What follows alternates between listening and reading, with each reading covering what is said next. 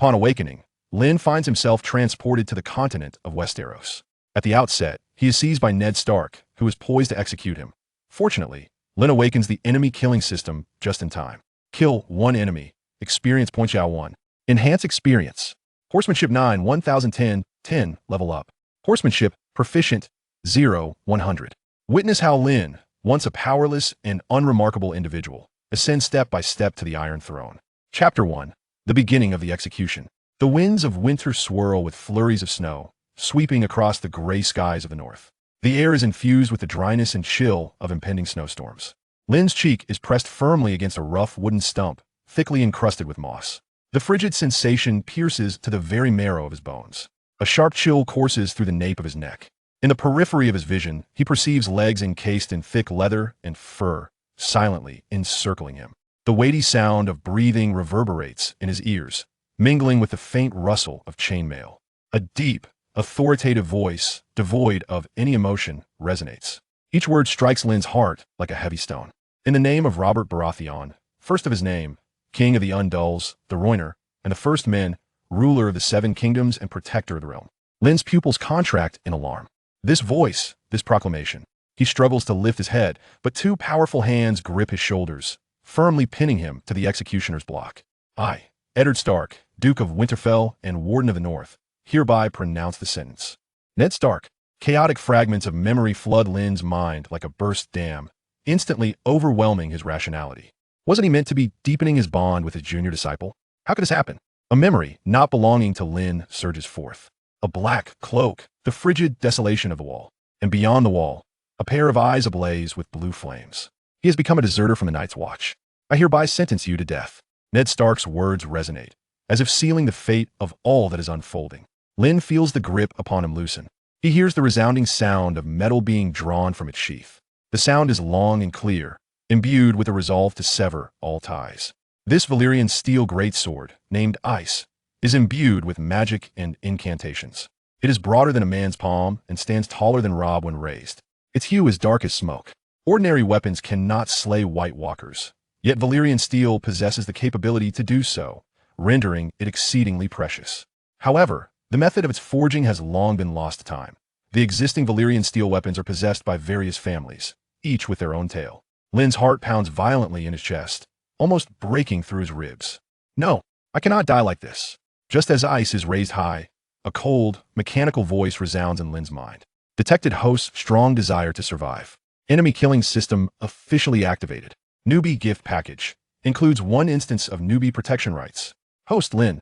Strength, 3 weak. Agility, 4 weak. Constitution, 2 weak. The reference standard is based on a healthy adult male, with an attribute score of 3. Skills, none. Experience points, 0. Experience points annotation. Killing enemies grants experience points, with the reward amount determined by the opponent's strength. Minimum of 1 experience for a common human.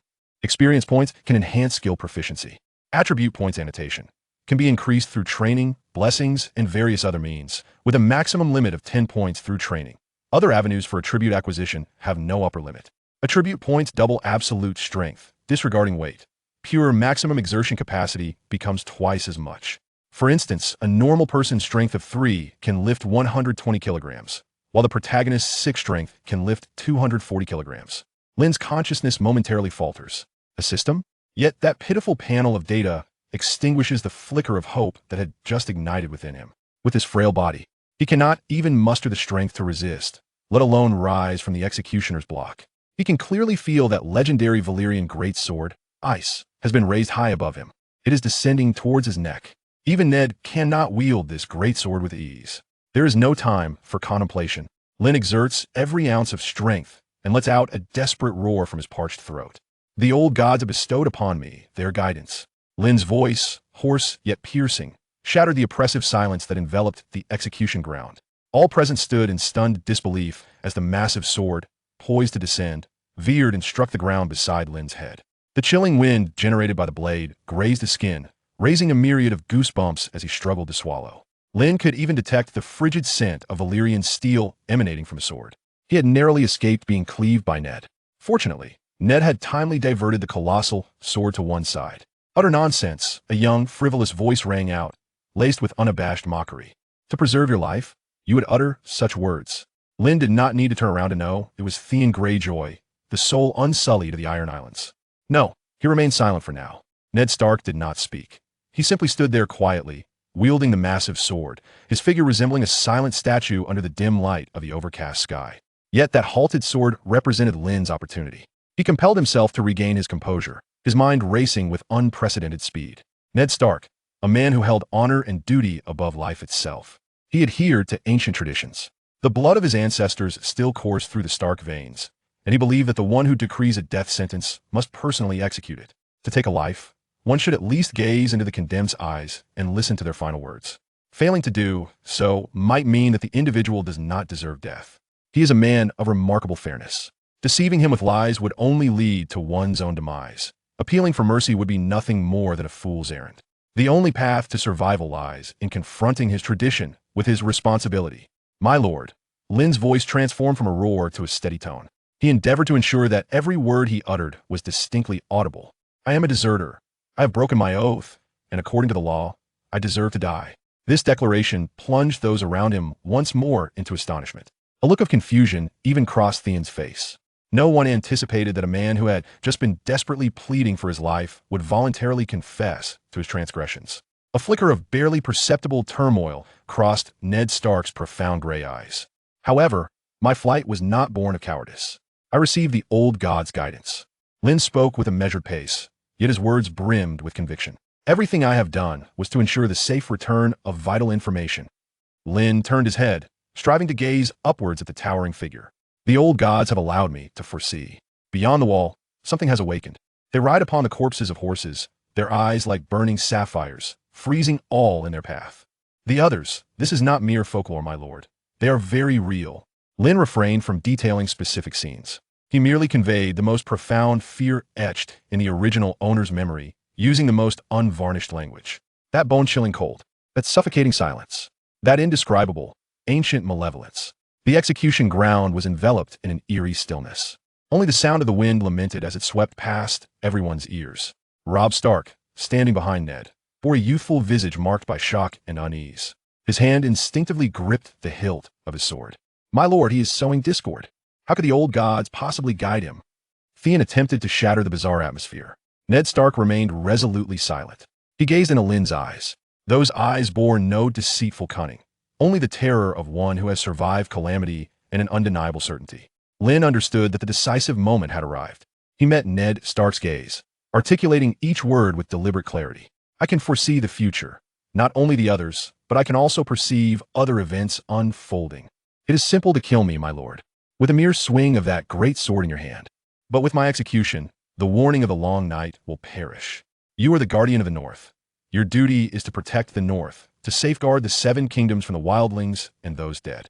What weighs more, the life of a deserter or the safety of the entire North? Please, my lord, make your own judgment. If you do not believe me, I can provide you with a prophecy right now. Upon finishing, Lynn fixed his gaze unwaveringly upon Ned Stark. Time seemed to elongate in that moment, each second a torment.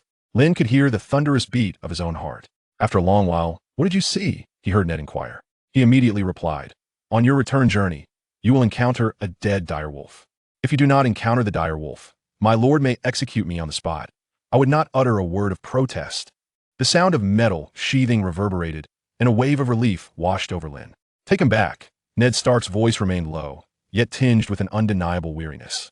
"Guard him closely." 2 guards immediately stepped forward, roughly hauling Lynn from the ground. The overwhelming sensation of exhaustion from having narrowly escaped engulfed him. His legs weakened, nearly failing to support him as he was dragged unsteadily through the crowd. Before departing, he cast a glance over his shoulder. Ned Stark was watching him, his gray eyes reflecting a tumultuous blend of emotions. There was scrutiny, there was doubt, yet Lynn understood that he was momentarily safe. He had snatched a fleeting chance at survival beneath the sword that guarded the North. Lynn knelt upon the ground, his body trembling incessantly, not solely from the biting cold, but also from the lingering terror. In his line of sight, the blue panel, visible only to him, continued to hover silently. Lynn's lips curled upwards uncontrollably. Chapter 2. The Ice Wolf, the Winter Wind, seemed to have no intention of relenting. Lynn was flanked by 2 guards, one on either side. As he trudged through the snow-laden ground, his steps a precarious dance between deep and shallow. The chilling touch of the chains coiled around his wrists seeped up his arms. spreading throughout his entire being. With each breath, he inhaled the razor-sharp cold air that pierced his lungs with excruciating pain. Lynn's physical condition was dire. As a deserter of the Night's Watch, he had fled south from the Wall, now reduced to a mere shadow of his former self. Hunger and cold had drained the last vestiges of his strength. The earlier outburst at the execution ground had nearly depleted all his energy. Now, he could only be passively dragged forward. At the head of the procession rode Lord Ned Stark of Winterfell, mounted upon a towering warhorse, his broad back exuding a steadiness akin to that of a mountain. The Valyrian greatsword, known as Ice, lay sheathed at his side. Yet the invisible aura of pressure still enveloped the entire party. His sons followed closely behind him, the elder Robb Stark riding in parallel with Jon Snow. Both engaged in a hushed conversation, their expressions grave. The youngest, Bran Stark, was urged by his father to ride alongside him, his youthful visage still bearing a trace of pallor. Lynn's gaze swept across the youthful figures before settling back on the monotonous expanse of snow beneath him. He was acutely aware that his survival was but temporary. Eddard Stark was no fool. A tale of the others could at most grant him a fleeting opportunity for interrogation. Should he fail to provide further valuable intelligence or be deemed a liar, the Valyrian sword would once again find itself poised at his throat, this time without any semblance of mercy. Bran, Eddard Stark's deep voice cut through the wind, reaching the boy's ears with clarity. Without turning his head, he slowed his steed to allow his son to keep pace more easily. Do you understand why I have brought you here today? Bran grasped the reins tightly with his small hands, lifting his gaze to his father's profile. Jon said, I have reached the age to witness an execution. It is more than that, Eddard Stark replied, his tone imbued with a pedagogical quality. Do you comprehend why I must execute him? Because he is a deserter of the Night's Watch, Bran answered promptly. Indeed. Lord Eddard nodded slightly. But he is also a man. Our laws are ancient. Deserters must be put to death. I derive no pleasure from this process, Bran. Yet, my duty does not permit me to falter. Eddard's gaze drifted towards the distant gray horizon. The executioner must wield his sword with purpose. If one is to take a life, he must at least look into the eyes of the condemned and hear their final words. If one cannot do that, perhaps their crime does not warrant death. This message was not solely for Bran, but intended for every Stark offspring trailing behind. Bran, remember this. One day, you will become a vassal to Robb. You will govern your own lands for your brother and the king, and upholding the law will be your responsibility. At that time, you must never kill for sport, nor can you evade your duties. Face them, and never turn away. Otherwise, you will soon lose your reverence for life. This is the law of House Stark. It is the law of the North. Lynn listened in silence, aware of the weight of this discourse. This was Eddard Stark's initiation into honor and responsibility for his children, a man of remarkable virtue, almost to the point of being antiquated. It was precisely this quality that allowed him to emerge victorious. Bran remained silent for a moment, seemingly digesting his father's words. Yet his juvenile heart clearly struggled to grasp the heavy implications. What occupied his mind more was another matter. Father. Bran's voice resonated with the unique curiosity of childhood, tinged with an undeniable hint of fear. Is what the deserter said true? Do the others truly exist? The instant the question escaped his lips, an air of discomfort enveloped the procession. Robb and Jon ceased their conversation, turning their attention toward Bran. Even Theon Greyjoy, usually brimming with levity, sobered slightly. All eyes, intentionally or otherwise, fell upon the prisoner being escorted at the rear of the party. Lynn lowered his head, seemingly oblivious to the gazes. Eddard Stark remained silent for an extended period, the wind and snow swirling around his cloak with a haunting sound. Finally, he spoke, his voice distant and profound. Long ago, in the Age of Heroes, the long night descended. The first men fought alongside the children of the forest to drive those creatures back to the eternal winter of the far north. Brandon Stark raised the wall, and the Night's Watch was established to guard against their return. These are the tales inscribed in history. Bran's eyes momentarily sparkled with excitement before dimming once again. So, they are merely stories, right? Eddard Stark fell silent, unable to provide a definitive answer. As the guardian of the North, he understood the significance of those ancient legends better than anyone. The North was unlike the warm South. Here, people revered the old gods and believed in the existence of magic. We have not seen the others for thousands of years, Eddard finally replied. This ambiguous answer offered neither affirmation nor denial. Yet the gravity contained within it stirred a sense of unease in Bran's innocent heart. At that moment, Jon Snow, riding at the forefront, suddenly reined in his horse. My lord, his voice carried a note of surprise. The entire party came to a halt. Lynn, pushed by the guards, also stopped in his tracks. He raised his head, following Jon's gaze ahead. Not far off in the snow lay a massive black shadow. It was the carcass of a beast, its size dwarfing that of an ordinary wolf, nearly the size of a pony. Its deep gray fur was matted with congealed black blood, and a broken antler had pierced its throat, a fatal wound. We have truly encountered an ice wolf. Robb Stark's voice was filled with astonishment. Eddard turned sharply to Lynn, hastily dismounting to inspect the wolf's remains. Chapter 3. Deer, Wolf, Lion, it was indeed an ice wolf. All present were rendered speechless by the sight before them. The ice wolf, emblem of House Stark, was a creature believed to exist solely beyond the wall. It had not been seen south of the wall for over 2 centuries. Its appearance here was hardly a harbinger of good tidings. Most crucially, the deserter had been right. Theon Greyjoy whistled, dismounting and cautiously approaching the beast. It's enormous. He kicked at the stiff corpse with his boot. This is a monster. It is not a monster, Jon Snow retorted, also dismounting to crouch beside the body for a closer examination. It is a mother. Look, he parted the tangled fur beneath the mother wolf, revealing several fluffy pups huddled together, seeking warmth from their mother's cold corpse, emitting faint whimpers. They are still alive. Bran's eyes lit up instantly. Look, father. He jumped off his horse and stumbled toward them. The pups had yet to open their eyes, their bodies no larger than that of puppies. Instinctively, they nudged toward warmth. Bran carefully picked one up, raising it to eye level. The little creature was entirely black, save for its damp nose. Kill them, Theon Greyjoy's voice rang out coldly. They cannot survive without their mother. Eddard Stark furrowed his brow, gazing at the frail little lives before him, his expression a tapestry of complex emotions.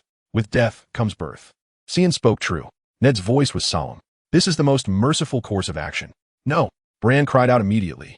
Robb hastily interjected. Father, I beseech you. One direwolf lies slain in the south. An abrupt voice interjected. The tone was soft, yet it halted all movements. The assembly turned towards the source of the voice. It was the captured deserter, Lynn. He stood there, shackles binding his wrists, his face drained of color. Yet Lynn's eyes shone with an unusual brightness at that moment. Eddard Stark turned, his gray gaze locking onto him, a palpable scrutiny and pressure emanating from his stare. Lynn did not flinch. He met Ned's gaze and continued calmly. My lord, the direwolf is the sigil of House Stark. A she-wolf lies dead upon the road, her throat pierced by a stag's antler. Yet her body bears the marks of a mountain lion's attack. Lynn's words flowed steadily. The smile on Theon Greyjoy's face faltered. He instinctively retorted. How could there be mountain lions in the north? They dwell solely in the warmer south. The stag, the sigil of House Baratheon, is a crowned beast. The lion symbolizes House Lannister. The wolf signifies House Stark. The wolf's jaw rests against the broken antler, alluding to the issues lingering after King Robert's demise. Robert's children are not his true heirs, and it hints at the dagger wielded by Peter Baelish that sowed chaos. And Ned, he is the wolf. Upon grasping the meaning of the phrase, noble blood, Ned's fate was sealed. Here lie 6 cubs. Lynn's gaze swept over the hungry little wolves, 4 males and 2 females, corresponding perfectly to the 6 Stark children. Observing the 5 direwolves on the ground, Theon initially intended to argue, insisting there were 5. Yet Ned's frigid visage silenced him, forcing the words back down his throat. The wind howled, swirling the loose snow, striking against their faces. This was no mere coincidence. It was an omen, a portent from the old gods. What do you wish to convey? Eddard Stark's voice was colder than the winds of the north.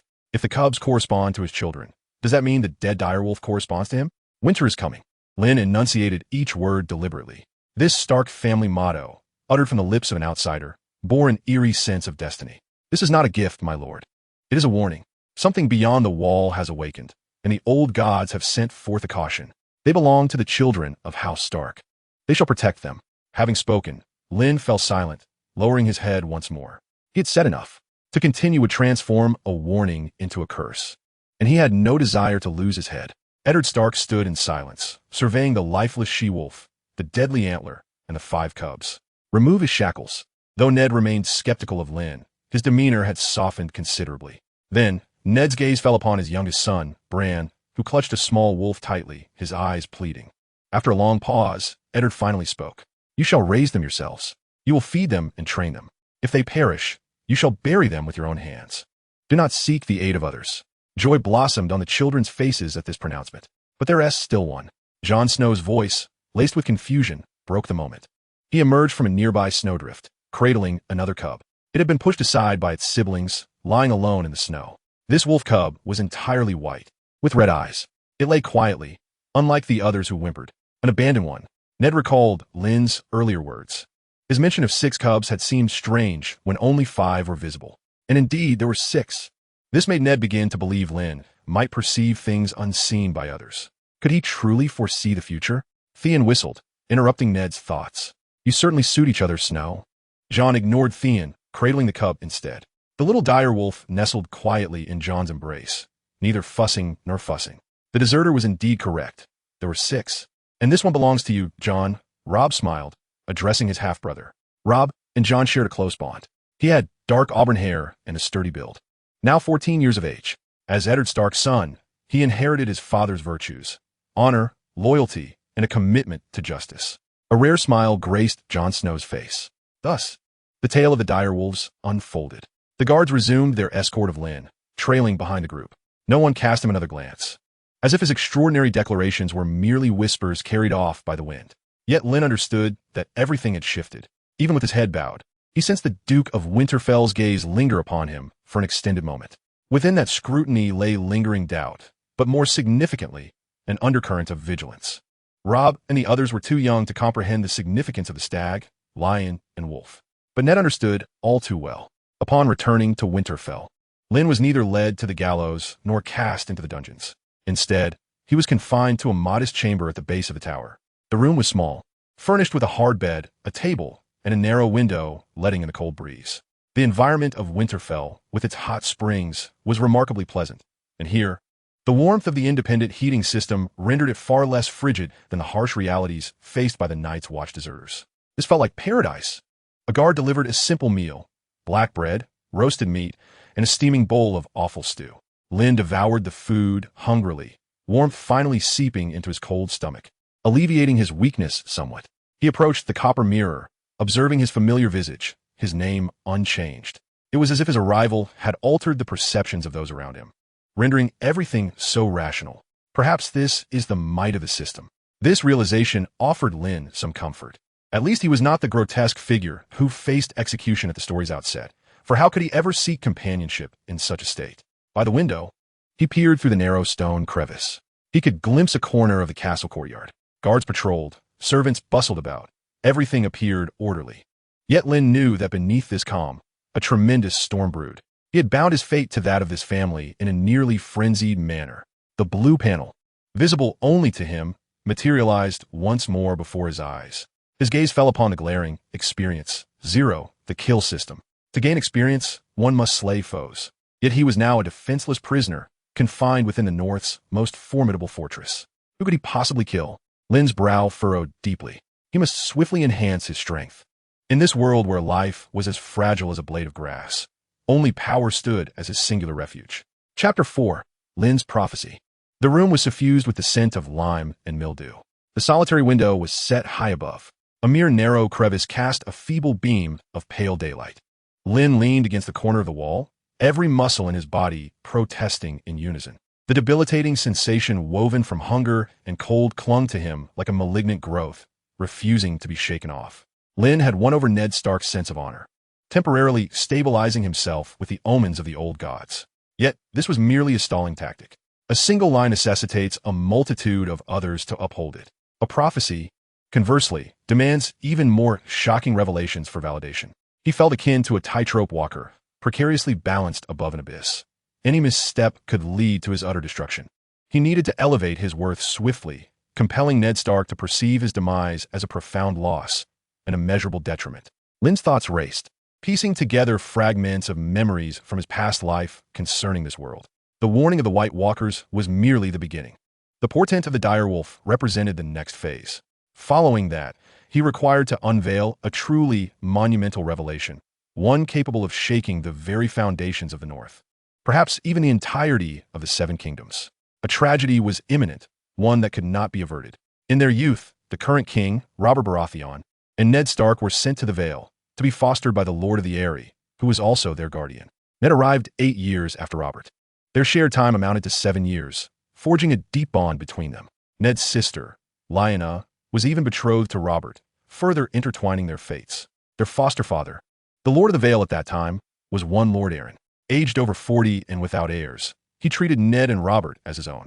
After the Mad King's son, Rhaegar, abducted Robert's betrothed, Lyanna, and subsequently murdered Ned's elder brother and father, he demanded the surrender of Robert and Ned to the Targaryens. These two young men posed a threat. Lord Arryn, naturally, refused and incited his two wards to instigate the war of the usurper. It could be said that Lord Arryn was a benefactor to both Robert and Ned. Lynn's hopes now rested entirely upon Lord Arryn. A heavy footfall echoed outside the door, interrupting Lynn's contemplation. With a creak, the stout wooden door swung open. Entering was not a guard, but an elderly man clad in a gray scholar's robe. Around his neck hung a necklace forged from an array of metals, each representing a field of knowledge he had mastered.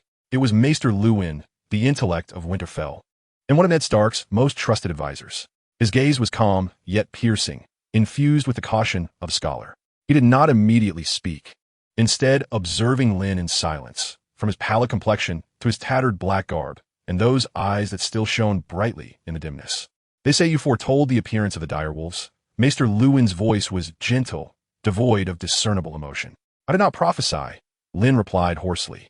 I merely interpreted the warning of the old gods. The old gods? Maester Luwin pondered the term, his gray brows arching slightly.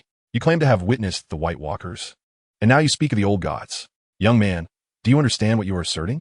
I do. Lynn met his gaze unwaveringly. I know that winter is coming. Maester Luwin fell silent. He approached the room's solitary table and placed down what he had brought. A piece of bread, a bowl of hot soup, and a small vial of potion. Lord Stark asked me to assess your condition, he stated flatly. I also wish to hear what further interpretations you can offer. Lynn remained still. He understood that Maester Luwin's true interrogation was only just beginning. Maester Luwin represented Ned Stark's reason and skepticism. Do you believe in the existence of the White Walkers, Maester? Lynn countered. I believe in the records of history, Maester Luwin replied, his words meticulously guarded. The histories state they were repelled thousands of years ago. Lynn shook his head. The histories also assert that direwolves have not been seen south of the wall for 2 centuries. His words caused Maester Luwin to momentarily falter. A she-wolf lay dead on the road, her throat pierced by a stag's antlers, her body marked with the scratches of a lion. The stag belongs to the Baratheons, the lion to the Lannisters, and the wolf to the Starks. This is no coincidence, Maester. It heralds an impending storm. Maester Luwin turned to face him, gazing intently. You appear rather knowledgeable about the heraldry of the South. A Night's Watch deserter ought not to possess such understanding. Lynn's heart raced. This was a trap. He had strayed too far from the persona of an ordinary Night's Watchman. I was not born a Night's Watchman. He lowered his eyelids, his tone growing somber.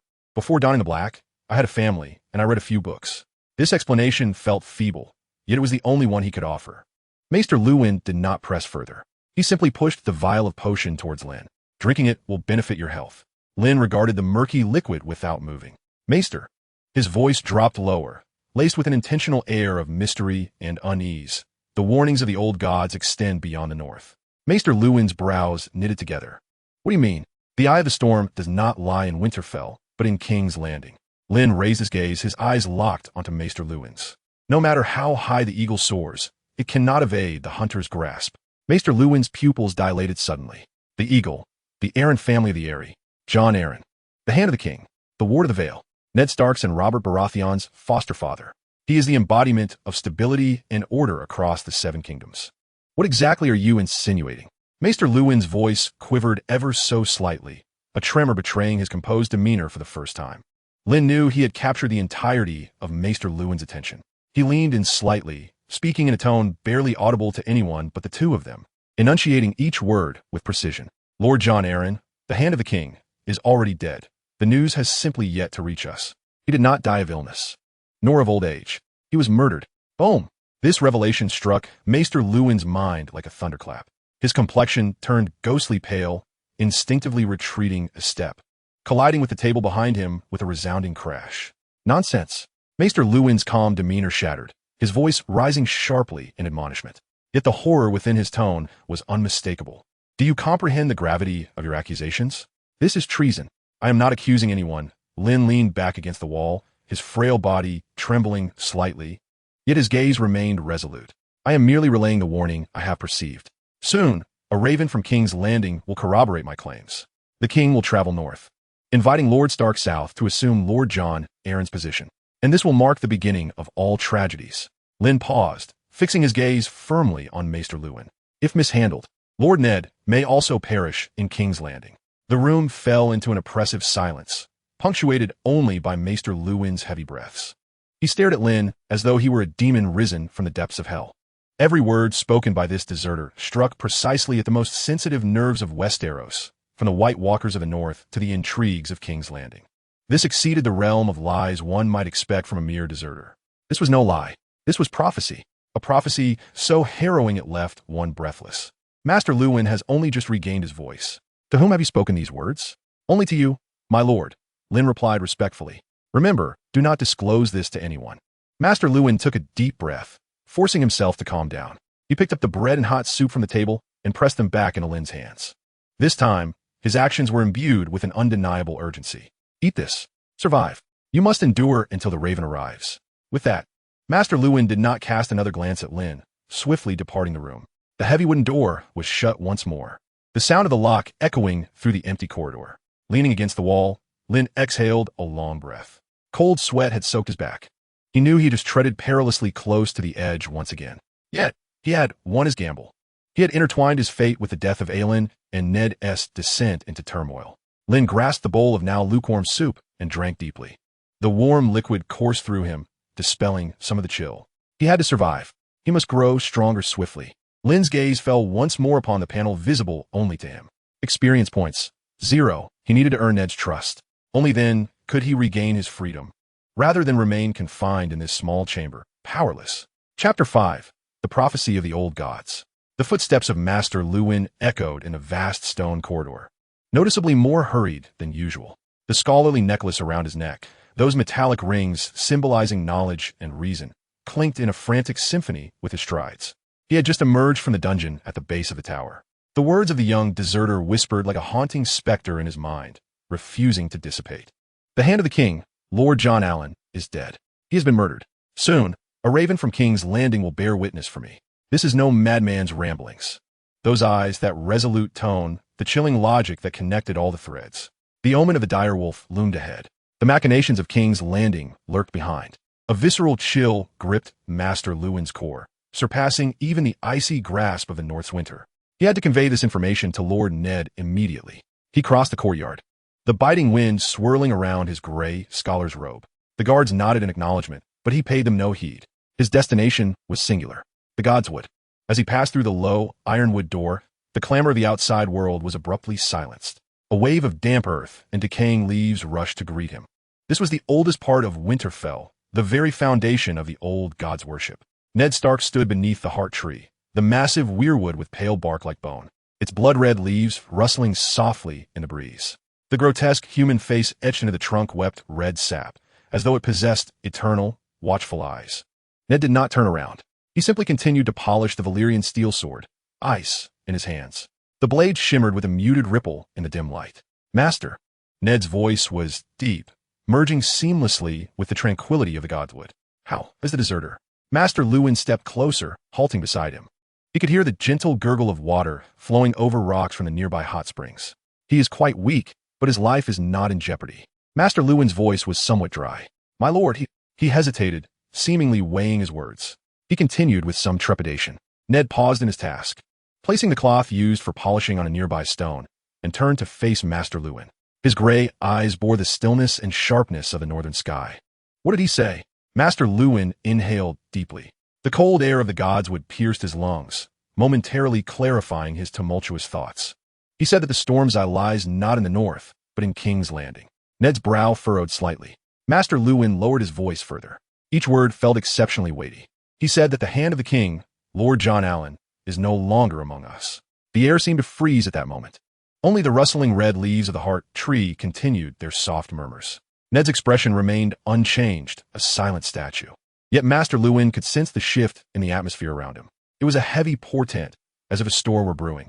He also said, Master Lewin struggled to continue. Lord Allen did not pass away from illness, nor did he die of old age. He was murdered. The word murder dropped like a stone into a tranquil pond. Ned's pupils constricted sharply.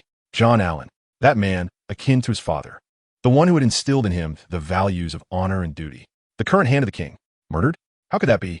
Robert, carefree and indulgent, neglecting governance, relied entirely on Allen the Hand. He also stated that the king will soon travel north. Master Lewin spoke this final, crucial line as if holding his breath. inviting you south to take the place of the hand of the king. Moreover, should you exercise the slightest caution, you too may meet a similar fate. Silence. The godswood fell into a profound stillness. Ned Stark remained silent, turning back to gaze at the weirwood with its sorrowful visage. His hand instinctively rested on the hilt of his sword. A deserter from a night's watch. After a long pause, Ned's voice broke the silence again, raspy and strained. How does he know all this? It is a warning from the old gods, Master Lewin replied. The old gods, Ned pondered the term. As a man of the North, he understood better than most the weight of the old gods. They were not the statues of the seven in the southern churches. They were the whispers on the wind, the rustling of leaves, the flowing streams. They were the ancient faith imprinted in the bloodlines of every Northman. The beliefs of the children of the forest and the first men. The first men had arrived on the continent of Westeros 12,000 years ago. The children of the forest, in a bid to resist them, created the uncontrollable Night King through ice magic. Thus, the first men initially fought and later allied with the children of the forest to fend off the White Walkers and subsequently embraced the worship of the old gods. 6,000 years later, the Undulls arrived in Westeros, defeating both the first men and the children of the forest, driving them to the north. While they claimed the south for themselves, they worshipped the seven gods, a single deity with 7 different aspects, hence the name Seven Gods or the New Gods. While all Southerners believed in the seven, the North remained steadfast in its devotion to the old gods. Concerning matters of faith, even if Ned harbored doubts, he had to momentarily reserve his judgment. The direwolves, too. Master Lewin added, a stag pierced the mother wolf's throat, and there were lion's claw marks on its body. Baratheon. Lannister. Stark. It is all too coincidental, my lord. Ned closed his eyes. The image of that young man's defiant gaze on the execution ground surfaced in his mind. That young man had bound his life to the safety of the North and the fate of House Stark. He was not begging for mercy. He was issuing a warning. He wished to live. Ned's voice remained icy. To fabricate such a sensational tale, to barter for one's life. Perhaps. Master Lewin did not dispute him. If this tale bears truth, we cannot bear the consequences. Slowly, Ned opened his eyes. He gazed at the sorrowful face of the heart tree. Are the old gods truly issuing a warning through the lips of a deserter? Or is this merely the inception of a far grander conspiracy? Ensure he is closely monitored. Ned has finally given the order. Provide him with sustenance and hydration, ensuring his survival. After a moment's contemplation, Ned added, do not continue to confine him. Allow him some fresh air. Yes, my lord, replied Maester Lewin with a bow. We shall wait. A trace of unshakable weariness lingered in Ned's voice. Wait for the ravens of King's Landing. If I am mistaken, my eyes will rectify this error. If he is correct, Ned did not finish his thought. Yet the weight of those unspoken words caused Maester Lewin's heart to plummet. If he is indeed right, then winter is nigh, a winter that will engulf the 7 kingdoms. Maester Lewin departed, leaving Ned Stark alone amidst the weirwood grove. He extended his hand, gently caressing the pale bark of the heart tree. The cold sensation brought a measure of tranquility to his tumultuous thoughts. Father, he whispered. Brother, guide me. The wind rustled through the crimson leaves, as if silently responding. Within the tower room, Theon leaned against the frigid stone wall, listening to the steady rhythm of his heartbeat. He knew that Maester Lewin would relay his words verbatim to Ned Stark, and he was acutely aware of the choices Ned Stark would make. Waiting, that was the most precious thing he had managed to secure for himself. The warmth brought by the hot soup and bread was slowly mending his battered body. Strength was gradually returning to his limbs. In his vision, the blue panel still hovered ominously. Boast Theon. Strength 4 malnourished. Agility 5 normal. Constitution 4 malnourished. Skills none. Experience 0. After some rest, Theon's condition had improved considerably. He estimated he would be fully restored by the following day. Theon's gaze drifted through the narrow window, fixating on the overcast sky. By this time, Jon Arryn had long since passed. Now he awaited the ravens from King's Landing. Hurry, he implored silently. Chapter 6. The Purge of Bandits.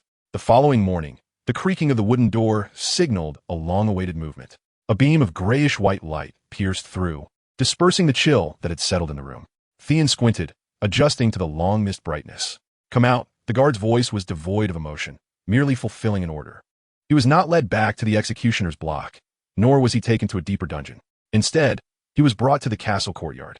The crisp air filled his lungs, mingling with the echoes of iron striking iron and the tantalizing aroma of roasted meat wafting from the distant kitchen. This vibrant essence granted him the illusion of having returned to life. Theon's body was healing. The energy from the hot soup and bread was gradually restoring his emaciated frame. Two guards stood like sentinels behind him, maintaining a watchful yet silent vigilance. His range of movement was confined to this small section of the courtyard. His eyes scanned the surroundings. Not far off, Robb Stark, the heir to Winterfell, was practicing with Ser Roderick Castle. The wooden swords clashed, producing a dull thud. Robb's movements were steady and forceful, exuding a seriousness that belied his age. Meanwhile, Theon Greyjoy was honing his archery skills, each shot drawing murmurs of admiration from nearby servants. Though his gaze frequently darted toward Robb, revealing an unmistakable rivalry. Sansa Stark was engaged in embroidery, while Arya Stark's work was a chaotic mess. Life brimmed everywhere, a robust and unrefined vitality belonging to the North. Theon strolled over to observe Ser Roderick's training session. The seasoned knight's instructive prowess shone through as he adeptly pointed out Robb's flaws. It was no wonder he had produced such skilled young men as Robb and Jon. Noticing Theon watching intently, Ser Roderick did not dismiss him. Instead, he paused and beckoned. "Boy, you've been lurking long enough. If you wish to learn, come over instead of skulking about." The North's characteristic bluntness was evident. Theon wasted no time and approached directly. "Ser, I wish to learn the two-handed sword. Can you teach me?" Ser Roderick was taken aback, sizing Theon up before advancing to pinch his arms and shoulders, ultimately shaking his head. "With your frame, a one-handed sword would suit you better. You lack the requisite strength for a two-handed sword. Even if you could wield one, you would struggle to unleash its true power. Do not reach beyond your grasp. Begin with the fundamentals." Having already mastered the one-handed sword, Theon had little interest in revisiting it. "Ainsi, Sir. I still wish to experience your great sword." Seeing Theon's determination, Ser Roderick scratched his thick white beard in contemplation. At that moment, Robb, leaning against his iron sword, interjected, "Ser Roderick, let him learn a few moves from you. He'll soon learn humility." With the young wolf's word, Ser Roderick relented. He retrieved a heavy training two-handed sword from the rack and tossed it to Theon. "Steady yourself." Clang. Theon reached out to catch it, but underestimated its weight, nearly dropping the sword, which sent a jolt through his wrist. Ser Roderick's expression shifted to one of surprise. "I didn't expect you had some foundation. Then I shall teach you. However, given your current state, it will be a struggle." The sword felt cold and rough in Theon's hands, its weight pressing down on his forearm, making him feel as though he were not wielding a sword but rather bearing a pillar of iron. Ser Roderick shook his head, effortlessly reclaiming the heavy sword from Theon. "Watch closely, boy. The essence of the great sword lies in brute strength and momentum. Of course, you cannot become too fanciful with it." As he spoke, Ser Roderick slightly crouched, twisting his waist and abdomen, allowing his arm to follow suit. The heavy blade sliced through the air, producing a deep, resonant whistle. With no flourish, merely a simple horizontal sweep, it exuded an unstoppable momentum, as though it could cleave everything in its path. Each swing required the full coordination of body movement, from the waist and abdomen to the shoulders, ultimately channeling through the arms and into the sword. "Your physique has some core strength, but the sword leads you rather than you leading the sword." Ser Roderick returned the sword to Theon. "Now, give it another try." Theon mimicked his stance, lowering his center of gravity and attempting to twist his waist and abdomen. Yet, the sword was unbearably heavy. As he attempted to replicate Ser Roderick's motion, his swing was feeble, lacking any force, and resembled nothing more than a flailing wooden post. Robb observed with a shake of his head, though his gaze held no mockery, only a hint of intrigue. He is actually managing to swing it. Goodness, the boy has some potential. He mused himself. If only Theon were a bit stronger, perhaps he could truly wield a great sword. At that moment, while Theon endeavored to grasp the essence of Ser Roderick's instruction, a chilling notification echoed in his mind. Ding! Detected the ability to learn the skill, two-handed sword. Learning conditions, strength 7. Your current strength attribute is insufficient to master this skill. Theon faltered in his movements. Insufficient strength? Skill acquisition requires prerequisites? Indeed, if one could disregard bodily limitations and directly apply learned skills in practical combat, this system would be overwhelmingly formidable. However, the time is not yet ripe. After all, Ser Roderick cannot escape. Lynn set down his greatsword and, with utmost sincerity, bowed deeply to Ser Roderick. "Thank you for your guidance, my lord." Although he did not master the skill, he gained a newfound understanding of the application of strength through this ordeal. More importantly, he discovered a clear short-term objective. Though this lad may be somewhat presumptuous, his attitude remains commendable. Meanwhile, Robb approached, shouldering his sword, a look of curiosity etched upon his face. "How do you feel? Do you wish to learn more?" He too had once aspired to learn, only to find himself in a similar predicament. Robb, being amiable, did not disdain Lynn for his status as a deserter. He was candid and genuine.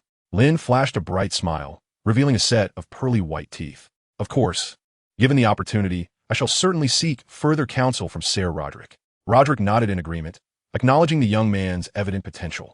He, not being one to hoard knowledge, declared, "Young man, should you wish to learn in the future, do not hesitate to seek me out. As long as I have the time, I will gladly teach you. Yet, you must first engage in some rigorous training to strengthen your physique." At that moment, a cacophony of galloping hooves shattered the tranquility of the courtyard. A messenger, encrusted with snow, burst through the castle gates. His dismount was unsteady, panic written across his face. "My lord the Duke," he called out, rushing towards Ned Stark, who was observing his son's training. The sparring between Robb and Ser Roderick ceased abruptly, and Theon Greyjoy lowered his longbow. All eyes converged upon the messenger. Another merchant caravan. The messenger's voice was hushed, yet in the stillness of the courtyard, a few words drifted into Lynn's ears. White knife, not a single survivor. The previously placid features of Ned Stark were instantly shrouded in frost. The air around him thickened ominously. This is a provocation against the North. Robb's youthful visage was etched with fury, his grip tightening around the hilt of his wooden sword. "Father, let me go. They are merely a pack of rats hiding in the gutters." Theon Greyjoy stepped forward, a glint of bloodthirsty excitement in his eyes. "Leave it to me, my lord. I promise to hang their heads upon the city walls." Ned, however, paid them no heed. He merely issued a terse command to the captain of the guards. "Gather the men. Cleanse them out." The captain bowed and promptly set off to execute the order. Ned then turned to Robb. "Come with me." This was a clear signal. The young wolf of Winterfell was about to officially partake in a military operation against the North's foes for the first time. The group hastened toward the keep, leaving Lynn behind, watched over by 2 guards. Lynn's heart began to beat powerfully, not from fear, but from an irrepressible yearning. The system of killing enemies demanded action. To gain experience, one must slay foes. And now, the enemies had emerged. They were not nobles, nor soldiers, but a band of lawless brigands. Slaying them would entail no repercussions, no familial retribution. They were the perfect source of experience. This was his chance, his sole opportunity to shed the shackles of his prisoner status and truly seize his destiny. As Ned, Robb, and the others emerged from the keep, their expression solemn, Lynn took a step forward. The guards immediately placed a hand on his shoulder. "Halt!" But Ned Stark's voice rang out, "Let him speak." Lynn halted, turning around to meet Ned's penetrating gray eyes, which resembled a deep well, observing him intently. The guard released his grip, facing the collective gaze of all present. Lynn adjusted his tattered black attire and bowed slightly. "My lord Duke," his voice was low, yet remarkably clear. "You have granted me life, and I am unable to repay such kindness." Theon Greyjoy scoffed. "A deserter understands gratitude?" Lynn ignored him, fixing his gaze on Ned. "Prophecies are but whispers in the wind. Time will ultimately unveil all truths. Yet now, loyalty must be demonstrated through action." Lynn's eyes shifted to the gathering guards, to the glint of sharpened blades and the chill of armor. "I have heard of marauders ravaging your lands, slaughtering your people. They threaten the safety of the North. They are enemies to all of us." He raised his chin, locking eyes with Ned Stark. "I am no knight, nor do I hold a title. Yet before donning this black garb, I too fought for my life. Allow me to join the cleansing force. Let me wash away my disgrace with the blood of those brigands and prove my worth. My life was given by you, and can be reclaimed at any moment. But permit me first to fight for the North." Silence enveloped the courtyard. All present gazed at Lynn in disbelief. A prisoner, who had recently pleaded for survival upon the executioner's block, now volunteered to confront brutal marauders. Robb's face was a portrait of astonishment, while Theon's lips curled in derision, as if observing a foolhardy madman. Maester Luwin, standing behind Ned, furrowed his gray brows deeply. Ned Stark remained silent for a long while, simply studying Lynn, his pale face, worn garments, and the flicker of fire still burning in his eyes against the cold winds of the North. This man was a riddle, and his request, under the chivalric code of the North, resonated with a certain nobility. To cleanse oneself of the shame of being a deserter with the blood of the enemy. To prove loyalty through deeds. This was quintessentially Northern. This was Stark. "What gives you the right?" Ned finally spoke, his tone frigid. Lynn responded swiftly. "If I perish at the hands of the brigands, you will have one less burden. If I survive and slay the enemy, I will have proven myself, not merely a worthless blabberer." Ned's gaze lingered on his face for what felt like an eternity. Long enough for Lynn to hear the thudding of his own heart echoing in his chest. "Horan," Ned called out the captain's name. Give him sword. The captain was momentarily taken aback, but quickly bowed. Yes, my lord. Ned's gaze returned to Lynn. You will join Robb's contingent. Do not disappoint me. With that, Ned Stark turned and strode away. In Lynn's vision, the blue panel seemed to brighten ever so slightly. Name, strength, 5, average adult 3. Agility, 5, average adult 3. Constitution, 5, average adult 3. After a night's rest, his body had fully recovered to its peak condition. Moreover, among the Night's Watch, these attributes were quite commendable, bordering on above average. Slaying some brigands, who were mere commoners, some of whom could barely wield a weapon, would be an easily attainable feat. Chapter 7. Merging with the memories of past battles. A plain longsword was presented before Lynn. Its hilt was wrapped in rough leather, and the crossguard was the simplest of designs, devoid of any superfluous embellishments. This was a standard longsword crafted for guards, heavy, sturdy, and imbued with practicality. Lynn extended his hand, his fingertips brushing against the cold hilt. In that instant, a peculiar warmth surged from his palm, coursing through his body as if something long dormant within his veins was awakening. Fragments of memories that did not belong to him began to resurface once more. This time, the fear of the others is no longer the concern. Instead, it is the countless days and nights spent on the wall, battling against the relentless wind and snow, wielding swords in defiance. It is the visceral sensation of a blade slicing through flesh while engaging in combat with the wildlings. It is the monotonous yet stern reprimand of Alice Karstark. Steady now. Useless wretch. Your sword is your life. These instincts, deeply ingrained within the original host, at this moment, meld seamlessly with Lynn's very soul, synchronizing original host combat memories. Synchronization complete. Congratulations, host. You have acquired a new skill. One-handed sword proficient, 18-100. Congratulations, host. You have acquired a new skill. Horsemanship beginner, 9-10. Congratulations, host. You have acquired a new skill. Unarmed combat, proficient, 84-100. Lynn's gaze transformed.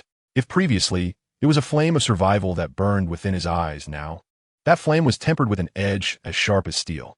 Lynn's fingers curled tightly around the hilt of the sword. The blade in his grasp no longer felt like a mere object. It became an extension of his very being. Let us proceed, came the voice of Robb Stark. The young Lord of Winterfell had already mounted his steed. He cast a glance at Lynn, his expression still one of scrutiny. Lynn spoke not a word, deftly mounting a spare pony. The party of over 20 swiftly departed through the gates of Winterfell. The frigid wind howled across the fields, leaving a trail of long hoof prints upon the snow-covered ground. Theon Greyjoy rode alongside Robb, glancing back at Lynn, a smirk of mockery gracing his lips. Robb, do you truly place your faith in this fellow? A deserter who could betray the Night's Watch oaths now claims he will fight for the North. Do you not find that amusing? Robb's gaze remained fixed ahead, his youthful visage betraying little emotion. Father instructed me to keep an eye on him. That suffices. Theon shrugged. Very well. Let us hope he does not become a liability. Otherwise, I would not hesitate to assist Lord Eddard in executing the law ahead of schedule. Their exchange was muted, yet the wind carried the fragments of their words to Lynn's ears. He paid them no heed, instead focusing on the weight of the sword in his hand, sensing the power within him gradually rejuvenating. He understood that while words held weight, it was the sword and blood that commanded true respect from others. The party journeyed eastward along a tributary of the Weeping Water. The metallic scent of blood thickened with each step they took. At last, they arrived at the charred remnants of an ambushed caravan on the edge of a devastated forest. Several overturned wagons lay scattered, their cargo strewn about, the ground stained a mottled black-red with snow and congealed blood. Stiff corpses lay in the snow, their faces frozen in expressions of terror from their final moments, as crows circled above, cawing hoarsely. They had not proceeded far when an experienced veteran examined the tracks and reported to Robb, no more than half a day's time. Robb's expression darkened, his grip on the sword hilt tightening. Pursue. The party surged forth once more, hooves thundering across the blood-soaked snow with a dull thud. After several miles, the faint crackling of a campfire and raucous laughter reached their ears from a sparse thicket ahead. Robb raised his hand, signaling the party to halt. Everyone dismounted silently, their movements fluid. Horan, take 5 men to flank from the left, Robb instructed in a low voice, calmly assigning roles. Theon, your archery is commendable. Find a vantage point to cover us. The rest, follow me. He then turned to Lynn. You, stay close to me and do not stray. This was both a command and a warning. Lynn nodded and drew his sword from its sheath. The blade sang as it emerged, the cold gleam reflecting in Lynn's composed gaze. He had long since come to terms with the reality. To live better, one must be prepared to kill. The group stealthily advanced into the forest, parting the last thicket that obstructed their view. Not far ahead, a clearing revealed several ragged bandits gathered around a campfire, ravenously tearing into roasted meat and guzzling stolen ale. Their weapons lay carelessly strewn about, their faces adorned with the indulgence and arrogance that followed plunder. A glint of intensity flashed in Rob's eyes as he raised his sword. For the north, the roar erupted like thunder on a clear day. Rob was the first to charge, the Stark guardsmen surging behind him with a resounding battle cry. The bandits were thrown into chaos, scrambling to seize their weapons, with some even choking on their ale in panic. Theon's arrow whistled through the air, precisely piercing the throat of one bandit. The battle ignited instantaneously. Lynn's breathing remained steady, his heart pounding robustly within his chest. Unlike the others, he did not roar. He concentrated entirely on the chaotic battleground before him. These bandits were merely ordinary men wielding weapons. One bandit caught sight of Lynn. He was tall and brutish, and upon noticing Lynn's tattered black garb and pallid complexion, a smirk of disdain crossed his face. A soft target, he sneered, raising his hand axe to deliver a vicious blow to Lynn's head. The wind howled. Lynn's body reacted faster than his mind. He sidestepped the axe blade. Now was the moment. Instead of retreating, Lynn stepped forward, lowering his center of gravity sharply. With a cunning angle, he thrust his sword upward. The proficient skill of one-handed sword manifested instinctively within him. There were no elaborate maneuvers, only the simplest yet deadliest of thrusts. With a soft sound, the blade pierced cleanly through the bandit's throat. The sneer on the bandit's face froze in an instant, his disdain transforming into sheer terror. He attempted to scream, but all that emerged from his throat was a rasping gasp. Blood flowed down the blade, the warm sensation saturating Lynn's hand. Bandit slain X1, experience points 1. Lynn felt no discomfort. Rather, an exhilarating thrill surged through him. Without a moment's hesitation, he yanked his sword free. The warm blood sprayed forth as the towering bandit collapsed like a severed tree trunk. This transpired in the blink of an eye, the surrounding clamor fading into the background. Wiping his bloodied hands on his garments, Lynn's focus narrowed to the stark dichotomy of life and death. Two more bandits, realizing their companion had fallen, charged at him from either side, one wielding a curved knife and the other a club, sealing off all avenues of retreat. Lynn inhaled deeply. His feet shifted, body twisting to evade the lethal arc of the knife. Simultaneously, he positioned his sword outward. Lynn deftly blocked the club aimed at his head. With a flick of his wrist, his sword slid along the club. The club found no resistance against the blade. A piercing scream erupted as Lynn severed the hand of the bandit wielding the club, causing it to clatter to the ground. Blood gushed forth. Before the other bandit could react, Lynn closed in. His movements were devoid of excess, executing a clean and swift horizontal slash, the sword slicing through the air. The bandit's eyes only caught a fleeting glimpse of the gleaming blade before his world spiraled into darkness. Bandit slain X1, experience points 1. Bandit slain X1, experience points 1. Lynn executed a swift backhand strike, piercing the heart of the disarmed bandit, thereby ending his suffering. In a mere span of moments, Lynn dispatched 3 foes. Standing resolutely with his sword, he was now splattered with warm blood. The surrounding bandits were left astounded by the efficiency of Lynn's combat, instinctively retreating a step, their gazes towards him rife with fear. Not far away, Robb Stark, who had just felled an enemy with a single stroke, witnessed this scene unfold. Shock etched across his youthful visage. This deserter, had he truly slain 3 adversaries so swiftly? Chapter 8. Earning Respect. That deserter, no, he was not a deserter. The thought flickered through Robb Stark's mind. A deserter would not possess such a gaze. He was a true warrior. Lynn's chest heaved with rapid breaths, yet his grip on the sword remained steadfast. A bearded bandit leader let out a primal roar, shattering the brief silence. What are we afraid of? They ride horses. We cannot escape. Let's fight back. First, take down one to pave the way. Fear was swiftly supplanted by a more primal ferocity, and the remaining bandits began to rally once more. Some discerned that this figure in black posed a greater threat, a formidable opponent. Yet the relentless onslaught had surely brought him to his limits. If they could encircle him with just 2, no man could withstand the onslaught of many. Robb, perceiving the bandits' intentions, bellowed, attempting to rally his men towards Lynn. Block their advance. Upon hearing Robb's command, another wave of bandits instantly recognized who led this contingent. They swiftly redirected, recklessly launching a flanking attack against Robb and his men, forcing Robb into combat. Lynn's gaze sharpened. To his surprise, he had drawn attention. Understandably so. It was difficult not to notice someone who had so decisively dispatched 3 foes. leaning against a sturdy pine tree. Lynn positioned himself to confront adversaries approaching from both the front and the sides, with Robb and his men drawing the majority of the bandits' focus. The pressure on Lynn diminished significantly. One bandit surged forward, swinging a long axe down upon him with a fierce whoosh. Lynn did not meet the strike head-on. Instead, he slid aside, pressing his body against the tree trunk, narrowly evading the axe's blade, which splintered as the axe embedded itself deep into the trunk. Seizing the opportunity, Lynn deftly reversed his wrist, thrusting his sword upward. The blade cleanly severed the bandit's unprotected throat. Blood gushed forth, staining the pale bark with a shocking crimson. Bandit killed X1, experience points 1. Before the corpse could collapse, another bandit swung a curved blade towards Lynn's midsection. Lynn twisted his waist, parrying the strike with his sword. Clang! The clash of metal resonated, sparks flying. In that instant, a suddenly emerging bandit lunged from the side, armed with nothing but a sharpened stick. He thrust it menacingly towards Lynn's ribs. With no retreat, in the nick of time, whoosh! A stray arrow soared through the air, striking true into the eye socket of the bandit with the stick. The agonized scream was abruptly silenced. The bandit's body stiffened momentarily before collapsing limply.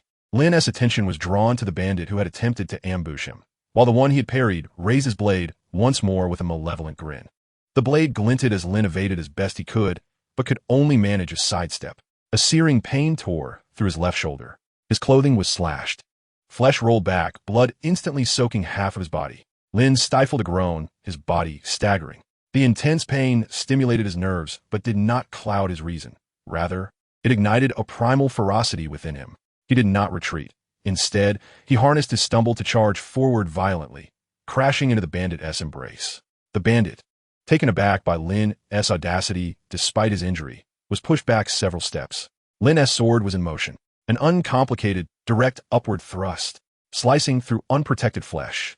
The blade cleaved through the bandit's abdomen, ascending until it burst through his chest. Innards mingled with blood, spilling onto the ground. The grin on the bandit's face froze as he looked down at his gaping belly, disbelief and despair filling his eyes. Bandit killed X1, experience points 1. Realizing he was injured, Lynn chose not to press his luck further, making his way toward the edge of the battlefield. A roar erupted from Robb Stark. The young Robb was now consumed by the heat of battle. His Stark blood surged within him, unleashing a ferocity unrestrained by the teachings of his mentors. Though still youthful, each of his strikes radiated power, wild and untamed as the North itself. One bandit had his arms severed by Robb's sword, collapsing to the ground in agony. Another was felled along with his shield, cleaved in two. The tide of battle began to shift rapidly due to the explosive efforts of Lynn and Robb. The bandit leader, witnessing the unfolding chaos, felt his rage rise, abandoning his skirmish with the Stark guards to make a break for it. However, he collided with Lynn, who was also seeking to escape the fray. Seeing Lynn wounded, the leader roared, brandishing a bloodied two-handed axe, charging towards him. Even before he arrived, a pungent stench of blood and sweat assailed Lynn's senses. The axe whirled through the air, crashing down with ferocity. Lynn did not evade. His strength was waning. An evasion from such a long weapon was futile. He slightly bent his knees, grounding himself, presenting his sword before him. Crash! A thunderous sound echoed as Lynn blocked with the thickest part of his blade, deflecting the deadly axe to the side. The tremendous force reverberated through his arms. The wound on his shoulder tore open anew, pain blurring his vision. A flicker of surprise flashed in the bandit leader's eyes, swiftly replaced by cruelty. He pressed down on the axe, intent on crushing this defiant foe. Yet Lynn's purpose was fulfilled. He had gained a moment to close the distance. Releasing his grip on the sword with his left hand, he pivoted sharply to the right. His right elbow struck the bandit leader's ribs with the force of a cannonball. Crack! The sound of shattering bone rang clear. The bandit leader let out a pained grunt, his massive form momentarily freezing in agony. At that instant, Robb, unwilling to let the leader escape, arrived, thrusting his sword forward. Thrust! The blade pierced through the bandit leader's chest with precision.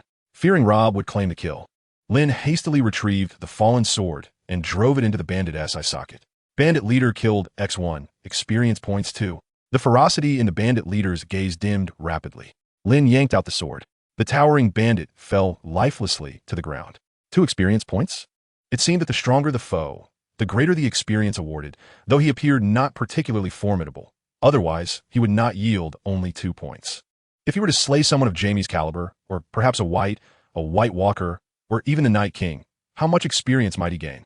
Of course, one could also choose to massacre civilians for experience. However, should he pursue such a path without a safety net, it was likely he would find no refuge throughout all of Westeros. With the death of their leader, the remaining bandits utterly crumbled. They cast aside their weapons, crying out as they fled in all directions. Awaiting them were the cold blades of the Stark guards and the death-dealing arrows of Theon. The battle had come to an end. Silence once more enveloped the forest. Only the crackling of the campfire and the groans of the wounded guards remained. Lynn leaned against the battle-scarred pine tree, slowly sliding down to the ground. The long sword in his grasp clattered to the snow. His entire body trembled, not from fear, but from sheer exhaustion. The wound on his shoulder continued to bleed, while his bruised ribs throbbed with sharp pain. Each breath sent waves of agony through him, nearly causing him to faint. His vision began to blur. A pair of boots, caked in mud and snow, halted before him. It was Robb Stark. The young Wolf Lord's face still bore the remnants of bloodlust, yet his blue eyes were filled with a complex array of emotions: shock, confusion, and a hint of admiration. "You." Robb opened his mouth, but words eluded him. He glanced at the several corpses surrounding Lynn, then back at the horrifying wound on his shoulder. In that moment, no words seemed adequate. "Horan!" Robb turned, shouting at a guard. "Come here. Tend to him." Theon Greyjoy approached as well, sheathing his longbow and crouching down. Observing the grievous wound on Lynn's shoulder, the mockery that had once colored his demeanor vanished. Lynn had earned the respect of Robb and Theon through his blood and injury. In his vision, there floated a blue panel that only he could perceive. Experience points, 7. Chapter 9. Return to Winterfell. The stench of blood in the forest was somewhat dissipated by the biting cold wind. The campfire continued to crackle, illuminating the faces of those who had survived. Guards were clearing the battlefield, piling the corpses of the bandits together while tending to their injured comrades. Horan rushed over with a medical kit. He tore away the blood-soaked fabric from Lynn's left shoulder. The wound was deep enough to expose bone, the flesh grotesquely rolled back. In the dim light of the fire, it appeared especially ghastly. Horan worked swiftly, first rinsing the wound with strong liquor. The searing pain made Lynn's body jerk violently, his teeth clenched, beads of cold sweat forming on his brow. Theon Greyjoy approached, his usual levity replaced by a more serious demeanor. He regarded Lynn's pale face, then glanced at the gruesome corpses of the bandits nearby. Didn't he expect a fleeing crow to have such sharp claws? His tone, once filled with mockery, now carried a mix of astonishment and scrutiny. Lynn lacked the strength to respond. His entire focus was on the blue panel that only he could see. Postland. Strength, 3, injured and weakened. Agility, 3, injured and weakened. Constitution, 3, injured and weakened. Skills, one-handed sword proficient, 18, 100. Horsemanship, novice, 9, 10. Unarmed combat proficient, 84, 100. Experience points, 7. The number 7 was the best reward for Lynn's recent life and death struggle. However, the 3 glaring indicators of his weakened state incessantly reminded him of his dire physical condition. The intense pain from his wound, coupled with his depleted stamina, caused Lynn's consciousness to waver. He needed to return to Winterfell as quickly as possible to receive treatment from Maester Luwin. Elevating his experience points would undoubtedly take precedence in boosting his attributes. A strength of 3 indicated merely the physical capabilities of an ordinary person. If he could directly enhance his attributes with experience points, he would become invincible in no time. All into Constitution.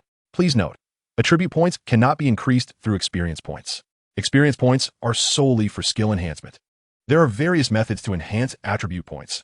Please explore them yourself. Indeed, if I could directly use experience points to boost attributes, I would become superhuman in just a few days. Lynn initially thought he had discovered a loophole. However, after a series of tests, it was confirmed to be futile. Given that, it would be prudent to focus on enhancing his skills. Lynn's gaze fell upon the horsemanship, novice 9, time. The journey back was still long.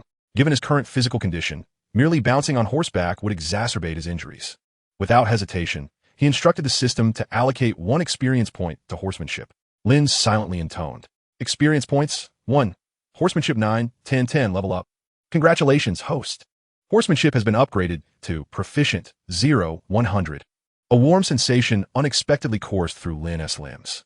It was not the warmth of stamina recovery, but a more profound sensation. Fragments of memories regarding horseback riding flooded his mind. How to maintain balance on a horse, how to subtly use leg pressure to guide the steed, how to sense the horse's emotions. This knowledge felt innate, as if he had practiced it countless times, etched into his very bones. All done. Horan tightened the bandage around Lynn's wound with a clean linen cloth, his voice steady. You're lucky. It didn't hit bone, or you'd be in real trouble. Lynn nodded, and with the assistance of a guard, he shakily rose to his feet. Robb brought over the pony that belonged to Lynn. Can you still walk? The young wolf lord looked at Lynn, his blue eyes now reflecting not only scrutiny, but also a hint of concern. Lynn nodded. He did not speak, merely inhaling deeply, enduring the pain as he mounted his horse. He executed the motion with far more agility than he had upon arrival. Once in the saddle, that peculiar sensation returned. He could distinctly feel every tremor of the muscles beneath him, sensing the unease in the pony caused by the surrounding scent of blood. Instinctively, Lynn gently squeezed the horse's belly with his legs, and the reins in his hands gave a slight tremor. Remarkably, the once agitated pony calmed down, obediently snorting. A fleeting look of surprise crossed Robb's face. He did not inquire further. Let us head back. The group regrouped and set off on the path to Winterfell. This time, Lynn's position was no longer at the rear of the party. He rode alongside Robb and Theon, a silent signal. Lynn had claimed the highest tally of slain foes, earning the right to ride at the forefront. In Westeros, strength was revered. Lynn had secured their respect with sword and blood. The northern night wind was piercingly cold. The hooves crunched on the snow, creating a rhythmic sound. Lynn's body swayed in time with the horse's movements, the improvement in his horsemanship allowing him to adapt to the jostling with minimal effort. This provided some relief to his taut muscles and dulled the pain in his shoulder. What did you do before? Robb suddenly broke the silence, his gaze resting on Lynn's blood-stained longsword. Lynn's swordplay lacked the elegance of a knight, nor did it follow the patterns of a teacher. Yet, each move was simple, direct, and lethal. It was a technique purely designed to eliminate enemies in the shortest time possible. Indeed, it resembles the Night Watch's methods, quite similar to my Uncle Benjen's style. Before donning the black, I was just an ordinary man trying to survive. I became a night watchman after committing a few misdeeds. Lynn stared ahead, his voice carried away by the wind. The Night Watch had long lost its former glory. Most members were criminals sent to the wall, which was almost akin to banishment. To survive, one must learn something. This answer was vague, yet reasonable. Robb did not press further. He merely urged his steed to quicken its pace. In the distance, the immense gray silhouette of Winterfell gradually emerged against the starlit horizon. As the procession passed through the castle gates, the courtyard was already illuminated by blazing torches. Ned Stark stood upon the steps of the great hall, with Maester Lewin bearing a lantern at his side. His countenance, as serene and imposing as the night sky of the north, surveyed the ranks before him, taking in the severed heads of brigands slung over the backs of horses and the wounded guards. Ultimately, his gaze landed upon Lynn, a fugitive stained crimson with blood, who now sat quietly astride his mount, riding alongside Eddard's eldest son. Robb dismounted swiftly, striding toward his father and kneeling on one knee. Father, the brigands have all been dealt with. Eddard nodded, lifting his son to his feet and patting him on the shoulder. Although young, Robb was already capable of sharing in his burdens, a fact that brought Eddard great comfort. You have done well. Eddard's eyes drifted past Robb, once again focusing on Lynn. He fought valiantly. Father, Robb interjected, his voice tinged with youthful fervor. He killed 6 brigands and defended our flanks on multiple occasions. He has demonstrated his loyalty through action. The courtyard fell silent, all the guards casting complex glances at the young man still mounted upon his horse. Ned Stark remained silent, his gaze fixed on Lynn, his gray eyes a tempest of emotions, doubt, scrutiny, and a subtle hint of acceptance. Clearly, a fleeing crow could not be utterly devoid of courage. He found himself believing, albeit slightly, in Lynn's claims of the others. After a lengthy pause, Eddard finally spoke. Maester Lewin, take him to be treated. Yes, my lord, Lewin replied, descending the steps and approaching Lynn's horse. Lynn dismounted, swaying slightly. After a prolonged period of tension, arriving at a place of safety, weakness and fatigue overwhelmed him in an instant. He handed his longsword back to a nearby guard, but Eddard halted his action. No need to return it. Keep this sword. It is yours by right. As he followed Maester Lewin through the courtyard, Lynn felt the weight of a protective gaze from the north lingering upon his back. He understood that from this night forth, he was no longer a prisoner at risk of execution. He had survived. Yet, the threat had not yet dissipated. Lynn, Eddard, and Maester Lewin awaited the arrival of the Raven. Chapter 10, Prophecy Fulfilled. In Maester Lewin's chamber, the mingled scents of herbs and ancient parchment filled the air. Lynn lay bare-chested upon a hard wooden bed, acutely aware of the cool balm being applied to his wounds, soothing the searing pain of torn flesh. You possess a robust constitution, Maester Lewin remarked, his tone devoid of emotion. Your injuries are less severe than I anticipated. He deftly rewrapped Lynn's bandages with clean linen. His movements as practiced as one handling fine leather. Who taught you your swordsmanship? The maester inquired casually. The Night's Watch instructor, Alistair Thorne, Lynn replied. His face buried in the pillow, his voice muffled. He only taught how to drive a sword into another's body quickly. Nothing more. This answer caused Maester Lewin to pause momentarily. His gray eyes traced the intricate web of scars crisscrossing Lynn's body. These were not the marks of a coward fleeing from battle. They were the medals earned through countless confrontations with wildlings along the wall, bought at the cost of life.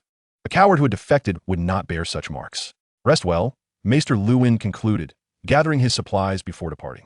The Lord has decreed that you may remain here until your recovery. The door closed gently, not locked. Lynn recognized this as a signal from Ned Stark. He was no longer a prisoner, but rather a subject worthy of observation. Lynn exhaled deeply, allowing himself a moment of respite. He needed only to heal. Then, he would wait for the raven descending from King's Landing to seal the fate of all his prophecies. The following day, Lynn was granted the freedom to roam the castle, albeit under the watchful eyes of two guards who trailed him closely. Rather than seek out the courtyard, where Robb and Theon were practicing swordplay, their clashing sounds irritating him, he opted for a quiet corner, leaning against the chilly stone wall, basking in the meager sunlight of the north. He closed his eyes, replaying the events of that fateful night against the brigands, the angles of each sword swing, the timing of every dodge, the visceral sensations of blood splattering. These hard-won experiences were the very foundation of his survival. A soft yet deliberate footfall interrupted his reverie. Lynn opened his eyes to find a small figure standing before him, blocking the precious sunlight. It was Arya Stark, the youngest daughter of the Lord of Winterfell. She stood with her hands behind her back, clad in a drab boy-esque shirt, hair tousled like a bird-esque nest and speckled with mud, yet her strikingly bright gray eyes, characteristic of House Stark, shone with remarkable intensity. They say you fight well, Arya declared, her voice clear and direct, embodying the forthrightness of the North. Lynn remained silent, merely observing her. Arya stepped closer, her small fists clenched tightly. The Night's Watch swordplay is entirely different from what Ser Roderick teaches. He says swordsmanship should be graceful, like a dance. She scrunched her nose in disapproval. But your swordplay is different. It's swift and straightforward. She seemed to search for a word to encapsulate her thoughts. Lynn couldn't help but smirk at her spirited nature. This little girl was a born she-wolf. Would you like to learn? Arya's eyes lit up instantaneously, akin to two flames igniting in the darkness. She nodded vigorously, her expression earnest. Teach me. The young girl's voice carried an almost imperceptible plea. Please. Lynn regarded her, captivated by the yearning in her gaze. An opportunity to forge a deeper connection with House Stark had presented itself, and it was with Eddard Stark's favored daughter, no less. Very well, I shall teach you. Lynn slowly rose, stretching his stiff shoulders. However, this will be a trade. You must teach me something in return. Arya paused, clearly taken aback by his proposition. She tilted her head in thought. But I don't know anything. You do, Lynn replied with a smile. For instance, what hidden passages exist in the castle that others are unaware of? Which kitchen steward secretly hoards ale? How can one sneak into the Godswood without being discovered? Arya's mouth formed a new surprise. She hadn't anticipated that her mischief could serve as currency for knowledge. I agree, she declared without hesitation. Deal. But not now. We will wait until I am healed. And this must remain a secret. Kulme. Arya extended her dirty little fist. Lynn hesitated for a moment before mirroring her gesture, their fists gently colliding, sealing a simple pact. Just then, a series of urgent bells rang out across the castle. Zong, zong, zong. The heavy, distant tolling from the maester's tower announced the arrival of a raven. Lynn's smile vanished in an instant. He lifted his head and gazed upon the towering gray spire. The inevitable had finally come to pass. Arya, too, heard the tolling of the bells. She cast a puzzled glance at the tower, but quickly redirected her attention back to Lynn. It's settled. I shall seek you out tonight, Arya exclaimed, bounding away like a joyful fawn. Lynn remained motionless, standing quietly in place, absorbing the palpable changes unfolding within the castle walls. The footsteps of the guards grew hurried, and the hushed whispers of the servants became markedly subdued. An invisible tension permeated the air, rapidly spreading like an ominous storm brewing on the horizon. In the study of the main keep, the fire in the hearth blazed fervently, crackling with life. Yet the atmosphere within the room felt colder than the icy depths outside. Ned Stark stood before the window, surveying the overcast sky. In his hands, he clutched a small piece of parchment, its edges marred by the remnants of a raven's wax seal. Behind him stood Catelyn Tully, his wife, her countenance betraying an undeniable worry and sorrow. Jon is dead. Catelyn's voice trembled. Her sister, Lisa Arryn, had become a widow. The relationship between their families was fraught with complications. Lisa was the wife of the late Lord Arryn, and Lisa herself was Catelyn's sister, while Ned was the adopted son of the Arryns. Ned did not turn around. He remained silent, as unyielding as a stone statue. The letter spoke of a sudden illness, a fever. Catelyn continued, her hands twisting nervously in her sleeves. Yet, another letter smuggled to her by Lisa revealed a far grimmer truth. Catelyn hesitated, as if reluctant to utter the dreadful word. Murder. The Lannisters did it. The study fell into a profound silence, broken only by the dying crackle of the firewood. Slowly, Ned turned to face her. His expression was inscrutable. Yet within his gray eyes, a tempest of emotions churned.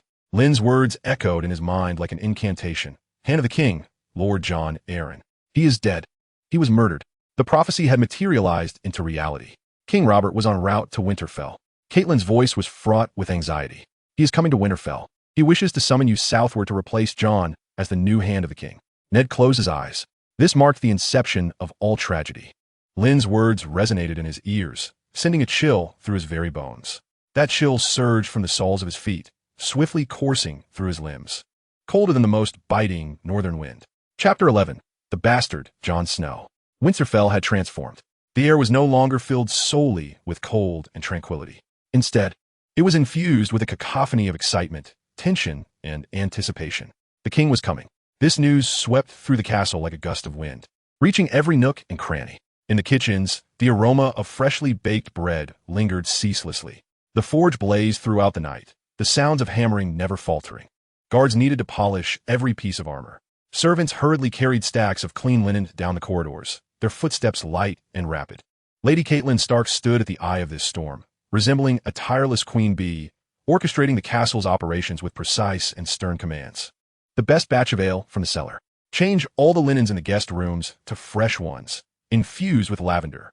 Inform the stable hands to ensure the horses for the king's retinue are spotless. Not a stray hair must remain. Her voice rang out clearly in the courtyard, her arrangements meticulous and orderly, exemplifying her competence. Yet, within the depths of her tully blue eyes, a lingering unease resided. Ned Stark, however, remained entirely detached. He did not appear in the courtyard, nor did he inquire about any preparations. He secluded himself in the study or ventured into the godswood, repeatedly polishing the Valyrian steel greatsword. Ice, as if only through this ritual could he find a moment's peace. Lynn sat on the steps leading to the armory, sensing the undercurrents of tension. Since the prophecy had been confirmed, he was no longer a prisoner. On the contrary, Catelyn and Ned treated him with newfound respect. Lynn was granted a warm chamber, and his meals transformed from stale bread and cold water to freshly baked soft bread and hearty meat broth. He even possessed a long sword of his own, a reward earned through bloody struggles and the enigmatic prophecy. Lynn's gaze traversed the bustling courtyard, resting upon Theon Greyjoy, who was practicing archery in the distance. The foster son of the Iron Islands bore an expression of excitement at the prospect of meeting the king.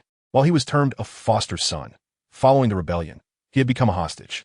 Yet the Starks treated him no differently.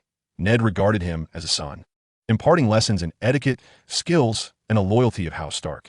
Theon's bow drawn with increasing finesse, each arrow finding its mark, eliciting cheers from the surrounding stable hands. He reveled in the attention, oblivious to the weight of the honor that lay beneath the surface. For Theon, this was merely a grand feast. Lynn withdrew his gaze, acutely aware that beneath this facade of harmony, fissures had long been established. At that moment, a figure entered the courtyard. It was Jon Snow, the one who knew not. Clad in humble leather armor, he bore a practiced sword, silently approaching the training dummy in the corner. He did not join Robb or Theon. He habitually chose a less conspicuous position. Just then, Lady Catelyn emerged from the keep, preparing to inspect the stables. Her eyes briefly met Jon S. in the air. A fleeting moment. Catelyn's previously gentle expression froze instantly. The warmth vanished from her blue eyes, leaving only a chilling disdain. She uttered not a word, merely inclined her body slightly and quickened her pace, as if a mere glance at Snow would taint her vision. Jon's body stiffened. The sword he had just raised halted midair. His expression dimmed, as if the winter's breath had swept over him, extinguishing all brightness. Silently, he lowered his arm and bowed his head, his dark hair concealing his eyes. Lynn observed it all. Catelyn's hatred was stark and unmasked. In Westeros, bastards were a public disgrace to noble families. Their surnames were uniformly designated as Snow in the north, while in other regions, they were referred to as Storm or Sand. Though the names varied, locals could discern the truth at a glance. Jon's very existence served as a constant reminder to Catelyn of her husband's past infidelity. It was commonplace for men to sire bastards in the throes of battle, a fact Catelyn understood. Yet, to raise one beneath her very roof, and to have Ned react with anger whenever she inquired about Jon's mother, was a burden she could scarcely bear. All her ire was redirected at Jon. Though he was not mistreated, it could be said that Jon Snow was raised in the shadow of Catelyn's disdain. In that moment, the bustling courtyard seemed to dissolve into irrelevance for Jon. He stood there alone, his silhouette appearing particularly desolate. Lynn observed the scene before him. Overall, he held a greater admiration for Jon Snow. The character, indeed, had his flaws. He disappointed Ygritte and, under Tyrion's suggestion, plunged a dagger into Daenerys to prevent her from becoming the next Mad Queen, thus betraying his leader. Yet, Jon was candid, loyal, and a character of mixed virtues and vices. Lynn would not forget how Jon faced an army alone, sword drawn, for the sake of Ned's youngest son, Rickon. Fear is an instinct of living beings, while courage is the anthem of humanity. Not everyone possesses the bravery to unsheathe the sword. However, at times, excessive righteousness can be a hindrance. But Jon is still young. He has ample time to grow beyond such rigid adherence to virtue. A thought of winning Jon over began to stir within Lynn. That night, Lynn sat in his chamber, meticulously honing the long sword upon a whetstone. The blade reflected his tranquil visage. The salve from Maester Luwin proved effective, significantly alleviating the pain from his wounds. A soft knock resonated through the air. "Come in." The door creaked open slightly, revealing a head peering inside. It was Jon Snow. "I hope I'm not disturbing you." Jon's voice was tinged with hesitation. "Not at all." Lynn set down the whetstone and gestured to the lone chair in the room. Jon stepped inside and closed the door behind him. He did not take a seat. Instead, standing awkwardly in the center of the room, his hands fidgeting together. "You are Night's Watchman." Jon finally spoke, his gaze falling upon the long sword in Lynn's hand. "Indeed," Lynn replied succinctly. "And what is it like beyond the wall?" Jon's eyes sparkled with youthful curiosity and yearning. "Very cold." Lynn's response was direct. "Colder than Winterfell. The wind cuts like a knife, biting to the bone." "What sort of people are the Night's Watchmen?" This was the question Jon truly wished to ask. "All kinds of people." Lynn leaned back against the chair's backrest, observing him. "Thieves, brigands, debt-ridden gamblers. Knights who have lost their lands, and others like me." He added, "Of course, there are also some noble youths seeking honor, though they are rare." Jon fell into silence. Lynn's words contrasted starkly with his preconceived notions. In his mind, the wall was a place of honor where lineage ceased to matter. All were brothers in black, united against the threats from beyond. Is a person's lineage truly insignificant at the wall? Jon's voice was low, laced with uncertainty. Can a bastard earn respect? Lynn regarded him, observing the confusion and vulnerability etched upon his youthful face, a face destined to become the commander of the Night's Watch. At the wall, people only care about your skill with a sword, about whether you dare to stand at the forefront when the wildlings charge. Lynn's tone remained calm. Whether your name is Snow or Stark, no one cares. They only care about your reliability. Jon's eyes gradually brightened, a glimmer of hope illuminating his features. However, Lynn shifted the tone of his discourse. "That place is not a haven for heroes, Jon. Once you don the black, you must relinquish your heritage, your lands, and forsake marriage and progeny. Your life will be devoted to that cold wall until your death." Silence enveloped the room, broken only by the wind's mournful wails outside. The light in Jon's eyes dimmed once more. He longed to escape Winterfell, to flee from Lady Catelyn's frigid gaze. Yet he never anticipated the steep price of such freedom. "I understand now," Jon finally murmured after a lengthy pause. "Thank you, Lynn." He turned to leave. "Jon," Lynn called after him. "Your father loves you." Jon halted in his tracks. But sometimes, love cannot resolve all issues. Lynn gazed at him, enunciating each word. "The kind of person you become ultimately rests in your own hands." Jon did not turn back. He stood at the threshold, his silhouette elongated in the dim light, before he pushed the door open and stepped out. Chapter 12. The light sword night had deepened. Most of Winterfell lay shrouded in silence, save for the echo of patrolling guards' footsteps across the empty courtyard and the occasional whinny from the stables. Lynn's chamber was situated near the kitchen on the side of the keep. The fire in the hearth had dwindled to a small cluster of dark red embers, barely warding off the chill within the room. Lynn sat cross-legged upon his bed, the long sword bestowed upon him by Ned Stark resting across his knees. He was not asleep. He was waiting. Tap, tap, tap. A barely audible knock reverberated against the door. Lynn opened his eyes, a faint smile gracing his lips. He descended from a bed and unlatched the door. A small figure slipped through the crack, moving as nimbly as a cat. Arya Stark entered, clutching a practiced wooden sword taller than herself. She swiftly shut the door behind her, exhaling a long sigh, her face alight with mischief. "I fooled the guards into thinking I was asleep," she whispered triumphantly, placing the wooden sword on the floor as she brushed the dust from her hands. Her eyes burned with a fervor more intense than the embers in the hearth. "Do you remember our agreement? Teach me." Without a moment's hesitation, Lynn grasped his long sword. Executing a flourish in the dimly lit room, the steel sliced through the air, resonating with a soft hum. The Night's Watch's swordsmanship bore no name. Lynn regarded Arya. Its sole purpose was to swiftly eliminate foes and ensure one's survival. It was not beautiful. It could even be deemed unsightly. Arya nodded vigorously. "I understand." Lynn moved to the center of the room, clearing a small space. "Watch closely." He assumed a standard sword-fighting stance, his center of gravity lowered. The blade angled towards the ground. This posture emphasized both stability and explosive potential. As if mimicking an incoming attack, Lynn demonstrated a blocking motion. He did not meet the strike with brute force. Instead, he angled the blade to deflect the imaginary opponent's assault. Then, with a flick of his wrist, he thrust the sword forward. The movement was succinct, fierce, aimed directly at the target's core. Defense was always a precursor to offense. Lynn sheathed his sword. "Many wildlings beyond the wall are taller and stronger than us. If you engage them in a test of strength, it will surely be your demise." Arya watched intently. She lifted her wooden sword, attempting to replicate Lynn's actions. Lynn interrupted her, offering his sword to Arya. "Use this." The wooden sword was merely a child's plaything. Excitement flickered in Arya's eyes. This was the first time she had touched a real sword. It was the very weapon that Catelyn had always forbidden her to touch. As she grasped the heavy one-handed sword, a gasp escaped her lips, and she thrust it forward.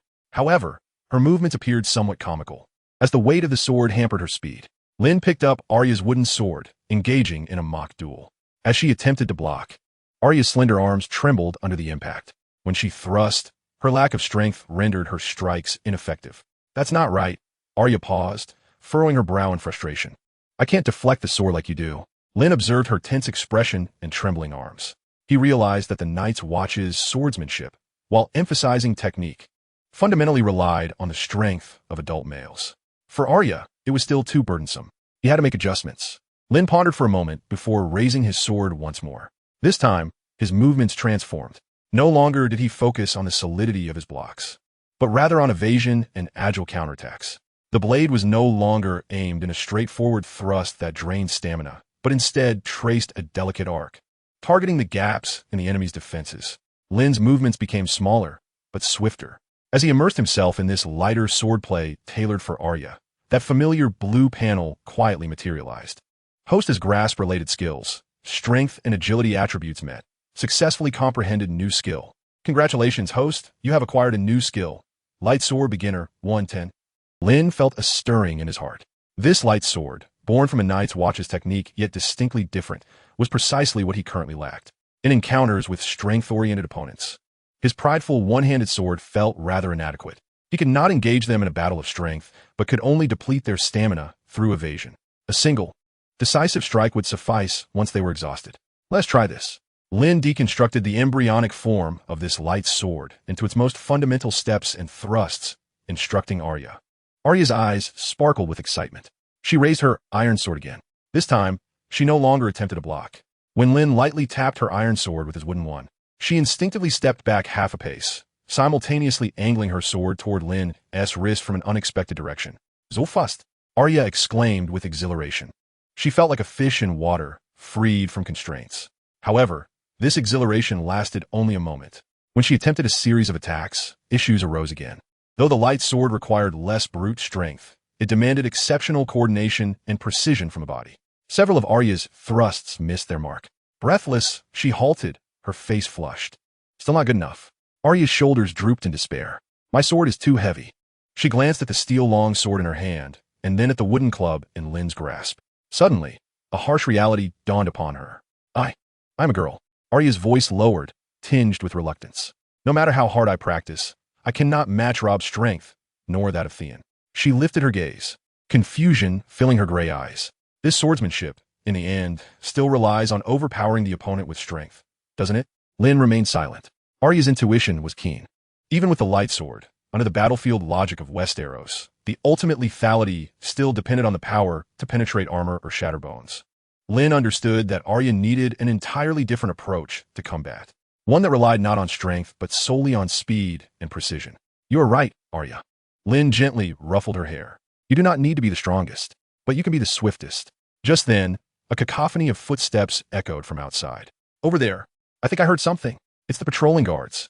Arya's face turned pale as she clutched Lynn's sleeve tightly. Lynn swiftly extinguished the oil lamp, plunging the room into darkness. He pulled Arya into the shadows behind the door. The footsteps grew ever closer, finally halting at the threshold. Lynn could distinctly hear the guards' breaths outside. Arya held her breath in anxiety, her small hands icy, clinging tightly to Lynn. At only 9 years old, 2 years younger than her sister Sansa, she understood the impropriety of being in a man's room at night. After a long while, perhaps I misheard. Let us go. One of the guards mumbled. This cursed weather, even the wind sounds haunted.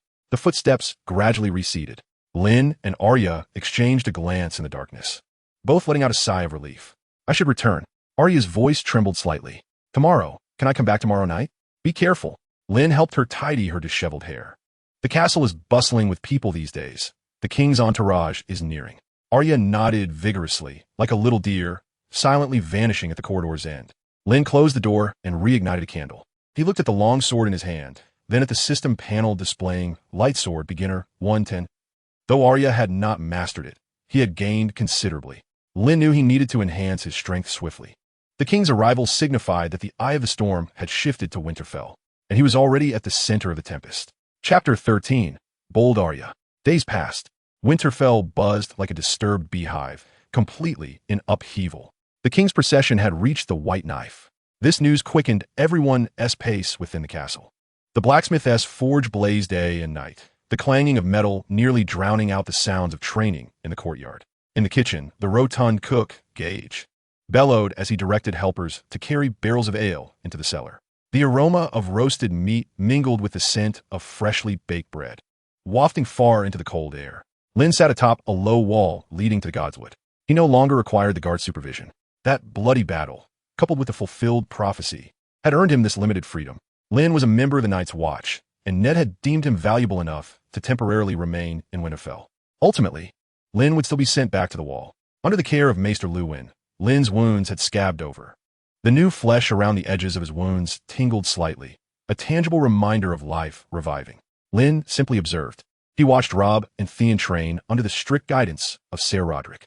The wooden swords clashed with a dull, powerful sound. He watched Sansa Stark, accompanied by their mother Catelyn, selecting fabrics for the upcoming feast. Sansa's face held the youthful dreams of southern opulence. He watched Jon Snow.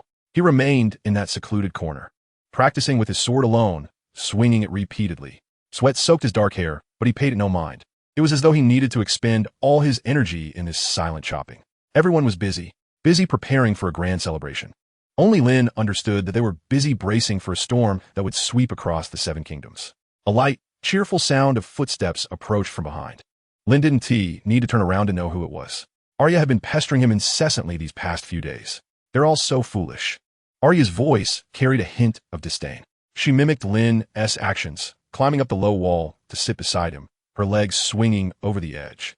Sansa only thinks of her prince, and Theon only wants to flaunt his prowess before the king. Mother wants me to learn embroidery. She says those southern ladies will be watching me. Arya imitated Lady Catelyn's tone, her voice high-pitched and somewhat comical. Yet, there was no trace of smile on Arya's face. I don't want them to see me embroider. I don't want to embroider. Lynn turned to look at her. The little girl's face was filled with a stubbornness that belied her age. Then practice your swordplay, Lynn replied. He held a favorable opinion of this Arya. Ser Roderick refuses to teach me. He says swords are for boys. Arya's voice dropped, filled with grievance. Father stated that once winter concluded, Bran and Rickon would commence their lessons, yet I would be absent. Lynn remained silent, merely extracting a slender twig from his pocket. With his fingers, he sketched a crooked figure upon the dust-laden wall. Allow me to recount a tale, he spoke softly. In a distant land, far beyond Essos, there existed a young girl.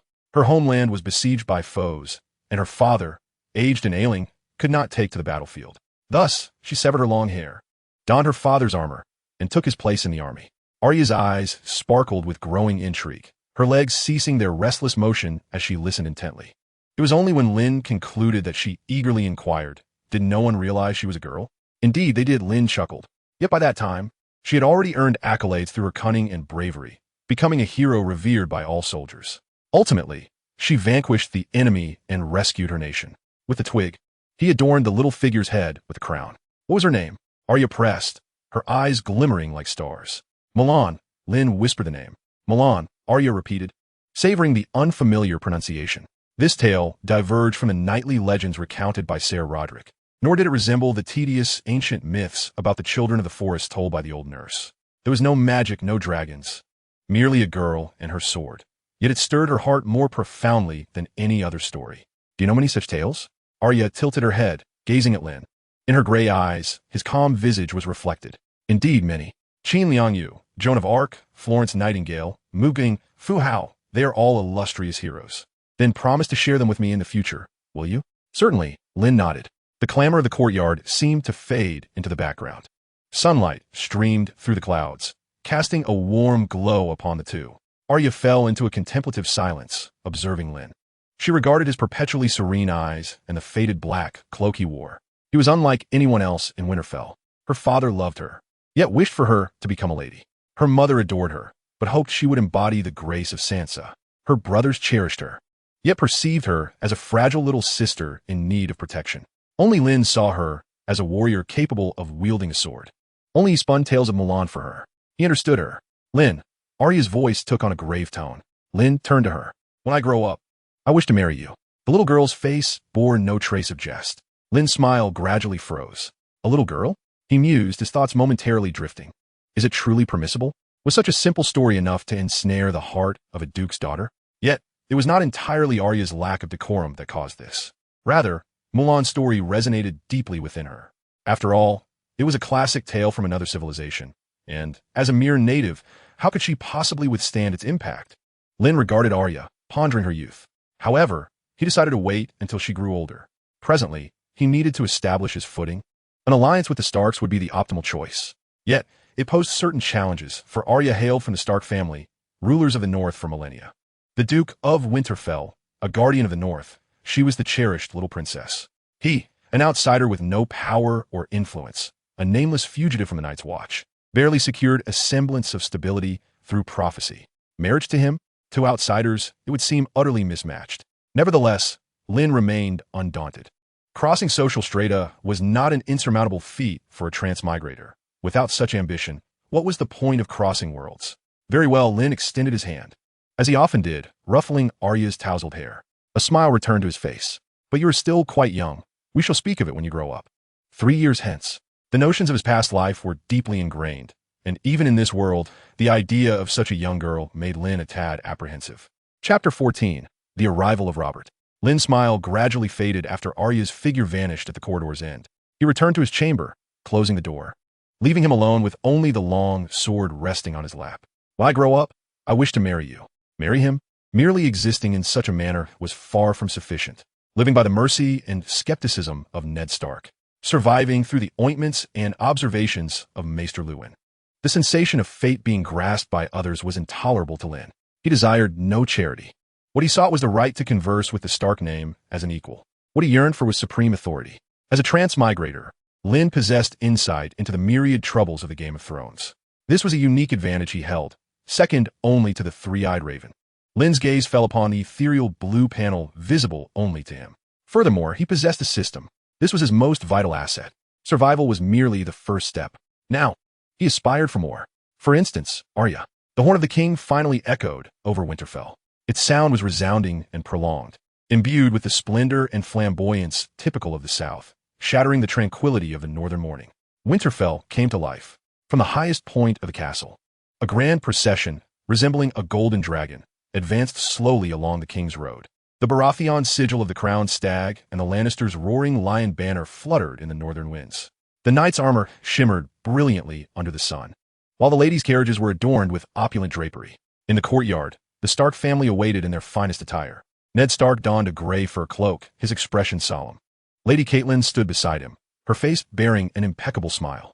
Robb, clad in newly tailored leather armor, stood tall like a young pine tree. Sansa wore a sky-blue gown, her cheeks flushed with excitement, her gaze frequently darting toward the golden-haired prince at the forefront of the procession. Arya, donning an iron helmet, appeared comical, her face etched with impatience.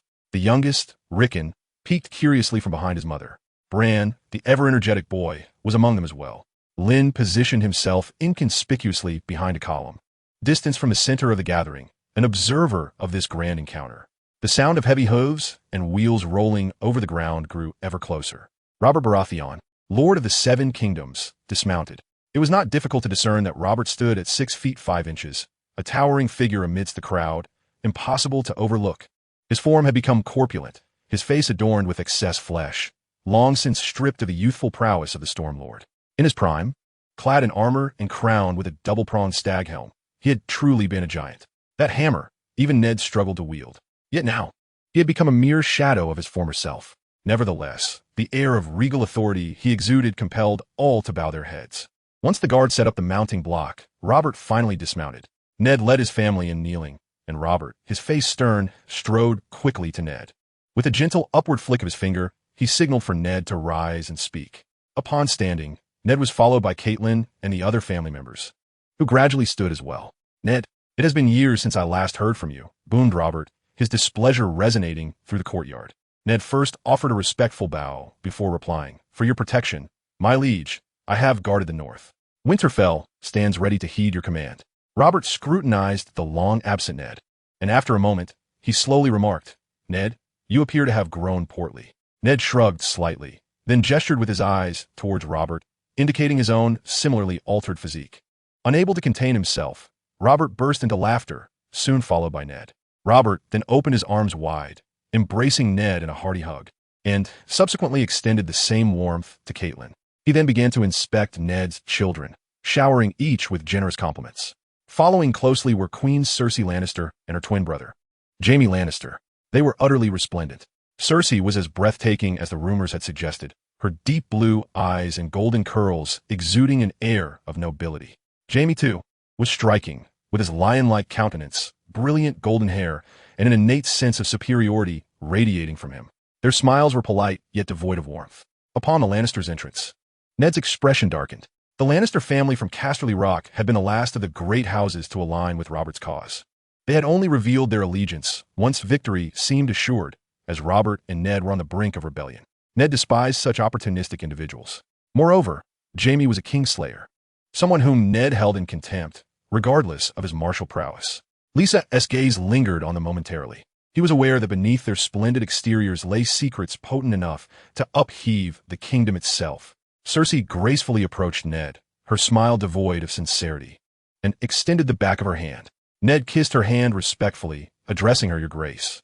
Catelyn echoed the gesture with a respectful curtsy, "Your Grace." Cersei nodded slightly, her smile perfunctory. Sensing the pleasantries had run their course, Robert directly steered the conversation to the matter at hand. "Ned, we must visit the crypts." Ned understood that Robert wished to view the statue of Lynn Stark.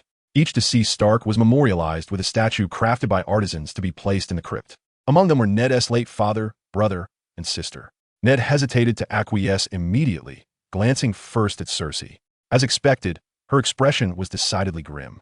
Lyanna was Robert's one true love. Even in her abduction and death by Rhaegar, she remained more significant to him than Cersei, his lawful wife. Cersei had once cherished Robert, but he had only perceived her as a means to unite the Baratheon and Lannister houses. Cersei would never forget the humiliation of their wedding night, when Robert, inebriated, had called out Lyanna's name while claiming her. This memory chilled her demeanor. "My dear, we have journeyed for a month. There is no need to rush to see a corpse." Robert shot a glare at his queen, disregarding her reaction. "Ned," he beckoned, tilting his head for Ned to follow. Ned cast one last glance at Cersei before trailing after Robert, the air thick with tension. Arya, puzzled, turned to Bran. "Where's Tyrion?" Tyrion was the younger brother of Cersei and Jaime, a born dwarf, known by the moniker the Imp. Cersei overheard Arya's quiet inquiry and, her expression darkening, approached Jaime. "Where's our brother? Go find that wretched creature." Chapter 15, The Alliance. As Ned and Robert departed, the courtyard fell into an eerie silence, the previous clamor dissipating. Lysa leaned against the shadow of a pillar, observing the two figures as they vanished into the entrance of the crypt. One was his nominal sovereign, the other, his temporary protector. Between them existed a bond of brotherhood and camaraderie, yet both were descending into a chasm of despair. Queen Cersei Lannister's smile had long since vanished. Her eyes ablaze with fury as she gazed towards the crypt, her look as if it could turn the dark entrance to ashes. Jaime Lannister stood beside her, a nonchalant smile adorning his face, gently patting his sister's tense shoulder in an affectionate yet ambiguous manner. "My dear sister, why let a corpse ruffle your feathers?" His voice was low, laced with mockery. Cersei remained silent, withdrawing her gaze to sweep across the courtyard, ultimately landing on the Stark children, particularly Sansa. The steps leading to the crypt were slick and treacherous from the melting snow. The crypts themselves were perpetually warm, as Winterfell rested upon hot springs. Ned and Robert walked among the deceased Starks, their footsteps echoing in the tomb. The flickering torchlight danced along the narrow corridor, elongating and distorting their shadows. The air was thick with a mingled sense of dust and cold. Robert Baratheon remained silent, panting heavily, his corpulent form awkward on the narrow stone steps. Ned followed suit in silence, sensing the oppressive emotion radiating from the king. It was not the majesty of a ruler, but rather a weighty, almost crushing sorrow. They passed rows of statues depicting Stark ancestors, the cold stone figures clutching iron swords, silently observing the living. Soon, they paused before 3 closely aligned stone sarcophagi. The statue before them was of Ned's father, Rickard Stark, seated solemnly, his stone fingers tightly gripping the sword laid across his lap. Beside him lay the sarcophagi of his children, Ned's elder brother, Brandon, and his sister, Lyanna, who had perished at the tender age of 16. Only Ned's brother, Benjen, remained alive. Robert knelt before Rickard's statue, bowing his head in reverence before rising. "Jon Arryn is dead." Robert's voice suddenly shattered the suffocating silence. "Ned Post. I know, Your Grace." Robert turned to him, the firelight illuminating half his face, revealing bloodshot eyes. "I respected him, though I am unclear how he met his end. I am acutely aware that I am surrounded by snakes, Ned. Liars, cowards, and sycophants. I can trust no one." Robert's gaze bore down on Ned. "I want you to be my hand of the king." This was not a request. It was an order. Ned's heart sank sharply. He recalled Catelyn's concerns, the tranquility of Winterfell, and his children. He wanted to refuse. Thus, he knelt, speaking delicately. "Your Grace, I am a man of the North. I do not belong in the South." "Listen, Ned." Robert stepped forward, his imposing figure nearly engulfing Ned. "I am not here to negotiate. I need someone I can trust at my back. In all the 7 kingdoms, I trust only you." "Damn it, Ned, stand up and speak." Robert urged as he helped Ned to his feet. "You helped me seize this damned iron chair. Surely, you ought to find a way to help me keep it, right? We are destined to rule this realm together, and we should have united our houses in marriage, had your sister Lyanna still been alive. Fortunately, it's not too late. I have a son, and you have a daughter. They shall carry forth our legacy." Yet, Ned averted his gaze from Robert. Jon, as his son Robert, quickly shook his head. He is but 6 years old. How could he inherit the title of Warden of the East? Ned was taken aback. The Arryn family had held that position for generations. It was meant to be hereditary. Robert explained, "A 6-year-old cannot be a guardian. He is incapable of commanding troops. If necessary, we can wait a couple of years until he matures, then return it to him." With Robert's words, Ned understood that the Arryns had already been dealt with by Robert. It was likely he too had been maneuvered. "The King's will is not to be defied. I submit to your will, your majesty." Ned's voice was barely above a whisper. Robert's anger flared. "Damn it, Ned, do not call me your majesty. If you do, I shall beat you to death." Ned managed a resigned smile. Following this exchange, the sorrow on Robert's face faded somewhat, replaced by a hint of fatigue. Robert turned to face another statue, Lyanna Stark. The craftsmanship was masterful, eternally capturing her youthful beauty in stone. Even the cold statue could not mask the wildness and beauty that belonged to the North.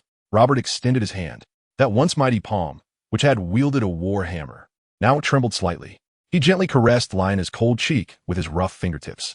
Why must she be interred in this wretched place? She ought to be accompanied by the blue sky and white clouds, Ned. I dream of her every night. Robert's voice was as light as a sigh. In my dreams, I kill him over and over. Rhaegar, I smash his gaudy armor with my war hammer, shattering each of his bones. Time and again, in the cellar, only the crackling of the burning torches filled the silence. "You have already slain him, your majesty," Ned softly reminded. "Have I?" Robert withdrew his hand, and the sorrow on his face was instantly replaced by a deep-seated hatred. "But I am not yet sated with vengeance.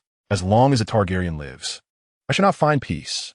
His voice rose sharply, echoing through the cellar. "That Viserys and his sister, Daenerys, they're still alive, Ned. They hide across the narrow sea, breeding like cockroaches, waiting for the day they can return to reclaim all that is mine. In Robert's eyes burned a mad flame. I want them dead. I wish to erase the name Targaryen from this world entirely. A chill coursed through Ned, rising from his feet and swiftly enveloping his entire being. Colder than the North's fiercest wind. To slay innocent children? That contradicted everything he held dear in terms of honor and principles. He opened his mouth to speak. Yet Robert glared at him. Have you forgotten? The Mad King roasted your father. He placed Brandon in the noose, right across from the pyre. Your father's screams drove your brother to charge forward.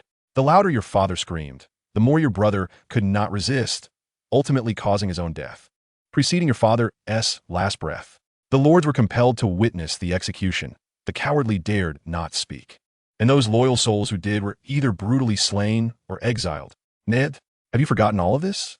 Faced with Robert's contorted visage of rage, all of Ned's rebuttals lodged in his throat. Chapter 16. The Infatuated Sansa. The great hall of Winterfell's castle was transformed into a bustling, heated furnace by hundreds of tallow candles and roaring hearths. The air was thick with the aroma of roasted boar, mingled with the sour scent of spilled ale. These scents combined to form a dizzying warmth. The minstrel's lute was torn asunder by Robert's raucous laughter and the lord's loud toasts. Brawny warriors flaunted their bare chests, embracing delicate courtesans. Meanwhile, Lynn stood in the least conspicuous corner of the hall, cradling a cup of ale. The cold stone column behind her shielded her from much of the heat. Lynn quietly observed the grand, yet hypocritical spectacle before her. Ned Stark occupied the high seat, pouring drink after drink with Robert. Yet, the smile on his face was as rigid as a mask. He clearly was unaccustomed to such revelry. Lady Catelyn flitted among the southern noblewomen. Her demeanor was impeccable, yet the flicker of worry deep within her eyes was barely discernible in the candlelight. Soon, Catelyn departed, intent on preparing Sansa for the evening. Tonight, Sansa would be the center of attention, and she did not wish to become the subject of ridicule among the southern ladies. Lynn scanned the crowd. He spotted Jaime Lannister, the Kingslayer, speaking softly to his sister, Queen Cersei, who responded with a delicate, alluring laugh. Yet no one noticed. Their beauty, in this chaotic setting, appeared so jarringly out of place, yet so perilously enchanting. Lynn drained his cup of ale, turned, and left the clamor behind. As he traversed a corridor adorned with antler chandeliers, the cold air outside cleared his muddled mind. A muffled, oppressive conversation wafted from near a window ahead. It was Lady Catelyn and Sansa. Sansa's voice brimmed with urgency, tinged by the intoxication of wine and fantasy. Her sky-blue gown shimmered softly in the moonlight, her youthful face alight with dreams of the future. Prince Joffrey is so handsome, so brave. I shall be his queen. When shall we marry? Now, or shall we wait? Though Lynn could not see Lady Catelyn, he could envision her expression, weary, anxious, and somewhat helpless. Sansa, listen. Catelyn's voice was soft yet carried an undeniable seriousness. Do not be hasty. Your father has yet to give his consent. Sansa asked in confusion. Then why does he not agree? He shall soon become the second most powerful man in the realm. At this, Sansa's face lit up with excitement. Catelyn's countenance bore a hint of bitterness. Then he shall have to leave his home. He will leave me. Of course, you too shall leave home. Sansa's expression reflected a sliver of confusion. Were you not also uprooted from your home to come to Winterfell? And I, one day, shall become queen. Sansa suddenly turned. Please let father agree. Catelyn wished to say more, but was interrupted by Sansa's urgency. Please, marry a prince. This is my lifelong dream. Catelyn gazed at her daughter's hopeful expression, remaining silent for a long moment before slowly speaking. This is not the song sung by those bards of the North. Becoming a queen is not merely about donning beautiful gowns and attending dances. You understand. Sansa interjected, her voice rising, filled with the grievance of being misunderstood. I shall be a good queen, just like Queen Naerys of the legends. I will bear him golden-haired princes. Mother, I beseech you, urge father to acquiesce swiftly. I can no longer endure this frigid and dreary Winterfell. The maiden's imploring words pierced Lady Catelyn's heart like a delicate needle. Lysa's countenance bore no emotion. There was neither sympathy nor disdain in her gaze. She remained as composed as the most strategic of chess players, observing a pawn destined for sacrifice, frolic towards its impending doom. From this moment forth, Sansa's fate became irrevocably intertwined with the bloodied Iron Throne, and he felt powerless to intervene, nor did he desire to. Sansa had succumbed to the intoxicating allure of power. Eddard Stark must journey south.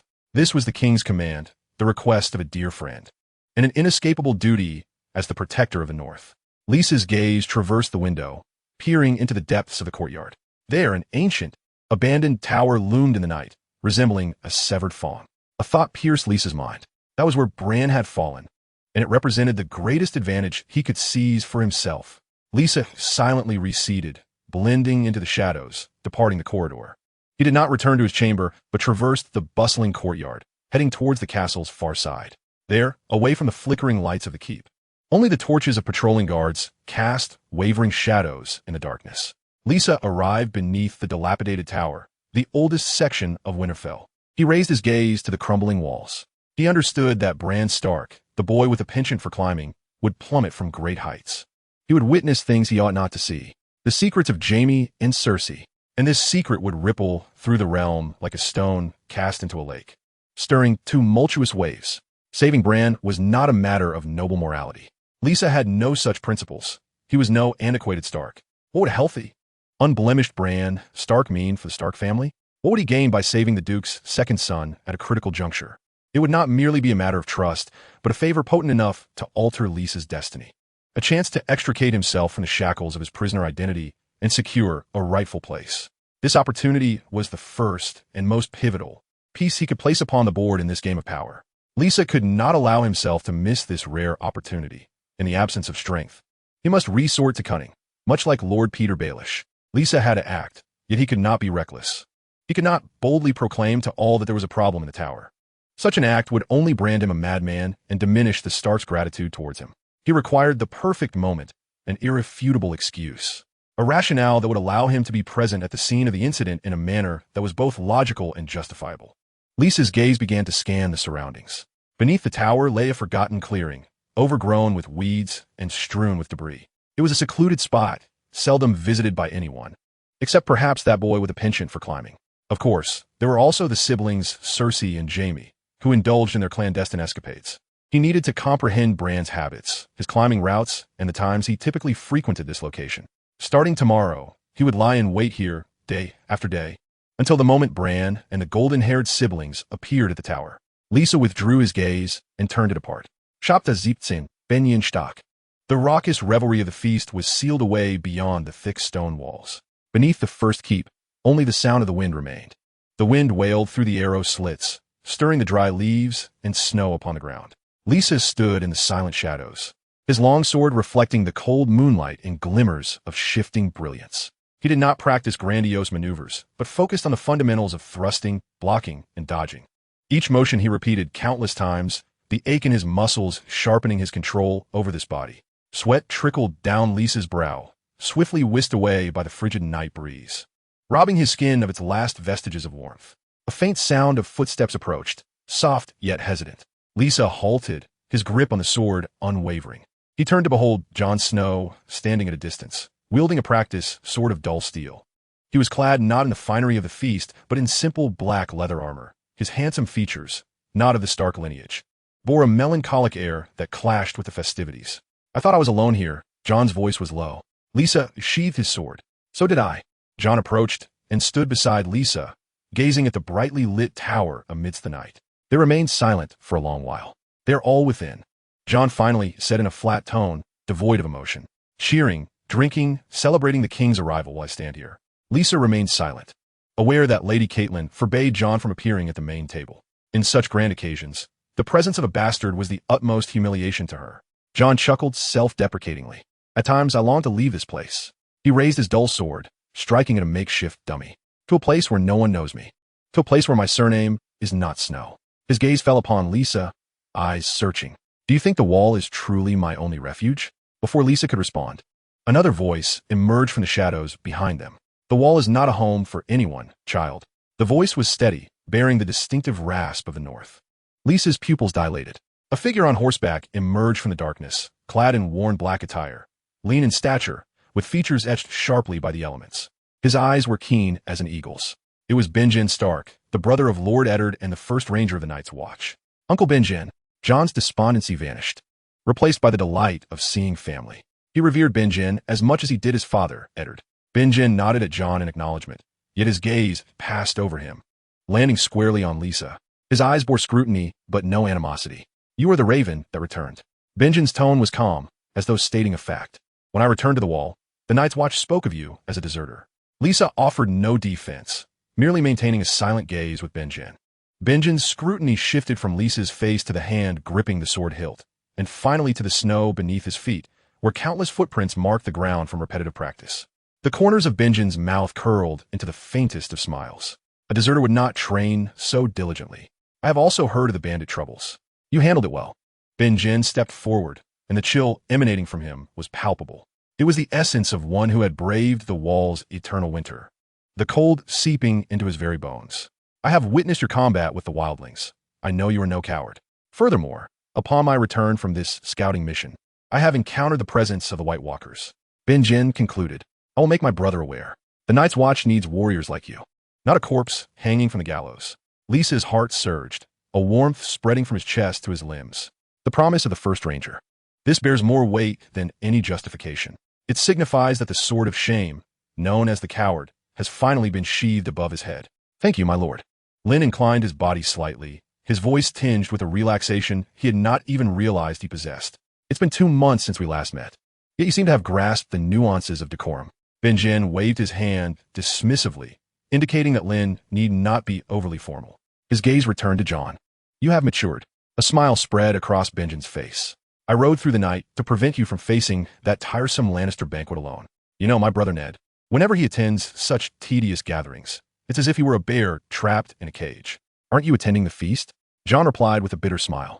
Lady Stark believes that a bastard sharing a table with royalty would be an affront to the royal family. Benjen nodded in understanding. No one comprehends Jon Snow's predicament better than he does. He genuinely cares for Jon.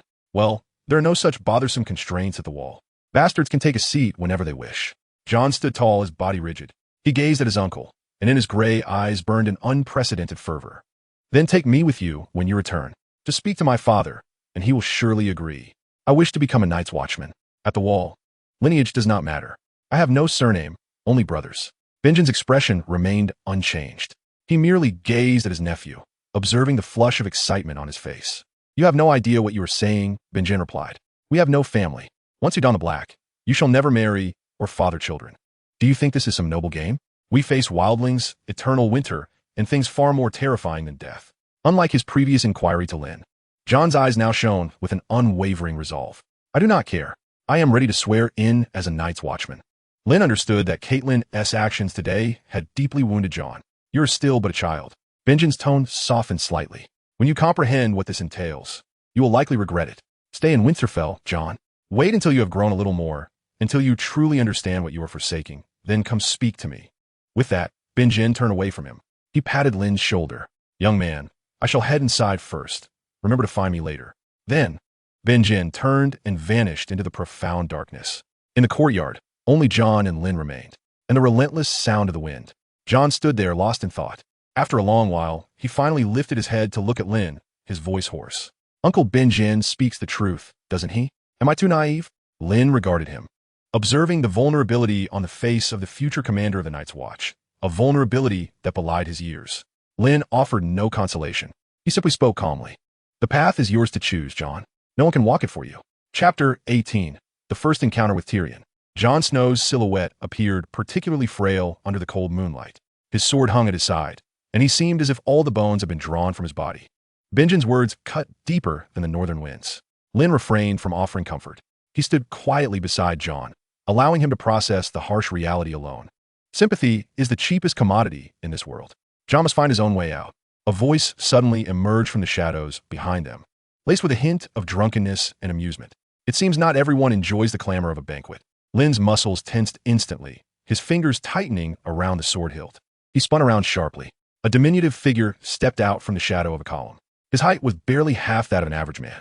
Yet, the finely tailored garments he wore and the silver cup filled with crimson liquid in his hand proclaimed his noble status. Tyrion Lannister, the brother of Queen Cersei, known as the Imp. A roguish smile adorned his face, and his eyes glinted with a cunning perception under the moonlight. Tyrion's gaze fell directly upon Jon. Let me guess. You must be the bastard son of Ned Stark. Jon's expression darkened instantly, his grip on the sword turning white. The surname Snow was an unhealable scar upon him, and Tyrion, with no mercy, jabbed at that wound. Tyrion appeared oblivious to the fury on Jon's face, taking a sip of his wine nonchalantly. Your uncle is a member of the Night's Watch? Jon faced the diminutive figure. What are you doing here? Tyrion shrugged. contemplating how to spend dinner with your family. I've always wanted to see the wall. Snow ignored him, simply asking, "Are you Tyrion Lannister? Cersei's brother?" Tyrion took a sip of wine, self-deprecatingly remarking, "Yes. Perhaps that is my greatest achievement. You carry the gloom of the Northmen, yet your face is far more handsome than your half-siblings. This is usually inherited from the mother-s side. Did I offend you just now? I apologize. I should not have mentioned the matter of being a bastard." Tyrion swirled his cup, the wine rippling within. "Do not look at me with such eyes, boy." Jon's lips moved, but no words emerged. "You are indeed a bastard. Your father is Ned Stark, yet your mother is not Lady Stark. Never forget who you are, for the world will not forget either. Your name will forever carry snow. Arm yourself with it, and no one can use it to harm you." Jon was momentarily stunned. Then, a surge of anger welled up within him. "What do you know? What do you know of being a bastard?"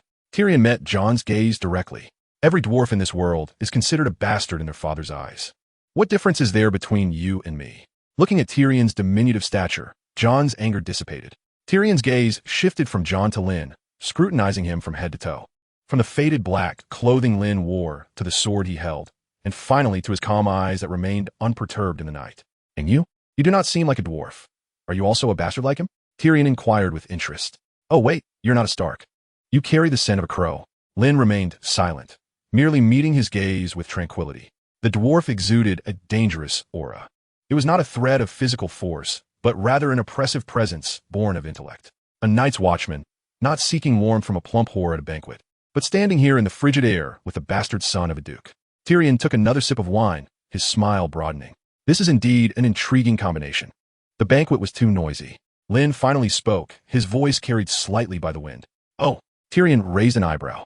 "Is that so? I rather believe that such a degree of clamor serves to mask certain less pleasant sounds. For instance, lies, conspiracies, and other voices."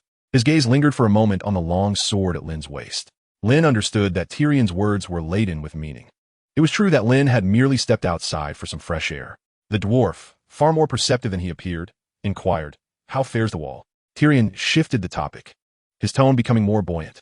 "I have always yearned to behold that edge of the world. They say there are wildlings, and worse yet, more fearsome creatures." A hint of mockery laced his voice, as if he were recounting an absurd fairy tale. "The wall is dreadfully cold," came Lonn's straightforward reply. "Colder than Winterfell." Tyrion chuckled. "It seems the Night's Watch possesses oratory skills as lackluster as the weather of the north." He downed a last sip of wine in his cup and casually tossed the expensive silver goblet onto the snow. "Well then, my two melancholy gentlemen, I shall seek out something warmer and softer to pass this night." He winked at Jon with his dark eye. "Take heed of my words, lad. Being a bastard is not so terrible. At least you were spared the tedium of those insufferable feasts." With that, Tyrion hummed a tuneless southern ditty, his short legs wobbling as he vanished into the courtyard. In the snow, only a solitary silver goblet remained, alongside a trail of varying footprints. Jon stood rooted in place, as if nailed to the ground. After a lengthy pause, he finally exhaled slowly, the breath forming a white mist in the frigid air. "He is right," Jon murmured, his voice low yet devoid of the earlier confusion. He lifted his gaze to Lonn, a flicker of light reigniting in his eyes. It was not the light of finding a home, but rather a resilience born from confronting reality. Lonn did not respond. His gaze traversed beyond Jon's shoulder, fixating on the distant tower aglow with light. After a considerable time, he remarked, "Lord Benjen awaits me." He patted Jon's shoulder and then strode towards the banquet hall. Chapter 19. Dismissal of Doubts. Lonn pushed open the heavy oak door to the banquet hall. A wave of warmth, mingled with the scents of roasted meats, spilled ale, and sweat, accompanied by the sounds of lutes and raucous laughter, assaulted him. The hall was as bright as day. Hundreds of tallow candles burned in antler chandeliers, casting flickering shadows. The flames in the hearth blazed fiercely, illuminating the lords' faces, reddened by drink, in a more grotesque light. King Robert was already thoroughly intoxicated, embracing a buxom serving maid and incoherently boasting of his exploits on the trident in his youth. Queen Cersei observed with a cold glance, a hint of derision curling her lips. Beside her sat a disinterested Catelyn. Lonn's gaze swiftly scanned the crowd. Soon, he located the individuals he sought by the fireplace on one side of the hall, Ned Stark and Benjen Stark. The brothers were not participating in the revelry, but instead stood in the shadows, engaged in quiet conversation. Ned's face bore an unmistakable fatigue and worry, while Benjen, the first ranger, exuded a chill that lingered despite the warmth of the hall. Lonn made his way through the clamor, approaching them. "My lord," Lonn said softly, Benjen turned, his hawk-like, keen eyes lingering on Lon for a moment. "I was just speaking with Ned about you," Benjen replied gently, turning to his brother. "Ned, this lad is no coward." Ned Stark remained silent, his gray eyes reflecting a myriad of emotions. He regarded Lon, seemingly awaiting an explanation. "Those at the wall say he fled in fear," Benjen continued, his voice gravelly, a hallmark of the North. "But I have seen him fight fiercely against the wildlings." He lay in the snow, surrounded by the corpses of 3 wildlings. "A coward could not accomplish such a feat," Ned nodded slightly. "Recently, he battled brigands, slaying 6 of them single-handedly. He is indeed a valiant one." Benjen's gaze shifted back to Ned. "Ned, upon my recent return from patrolling, I discovered something in the haunted forest, some things that should not exist." Even amidst the din of the banquet, Benjen's voice remained deliberately subdued. "Others," he uttered, the words hanging heavily in the air.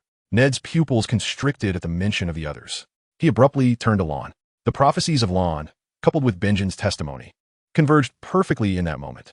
It was no longer mere ramblings from Lon, but a dire warning from beyond the wall. For an instant, Ned's breath caught. He recalled that fateful morning, when he had held the Valyrian steel sword named Ice to this young man's throat. The cold blade had pierced the flesh, and with a mere exertion of force, a head would roll in the snow. He could have executed this harbinger of ill tidings as he had done with other deserters. Yet he hesitated.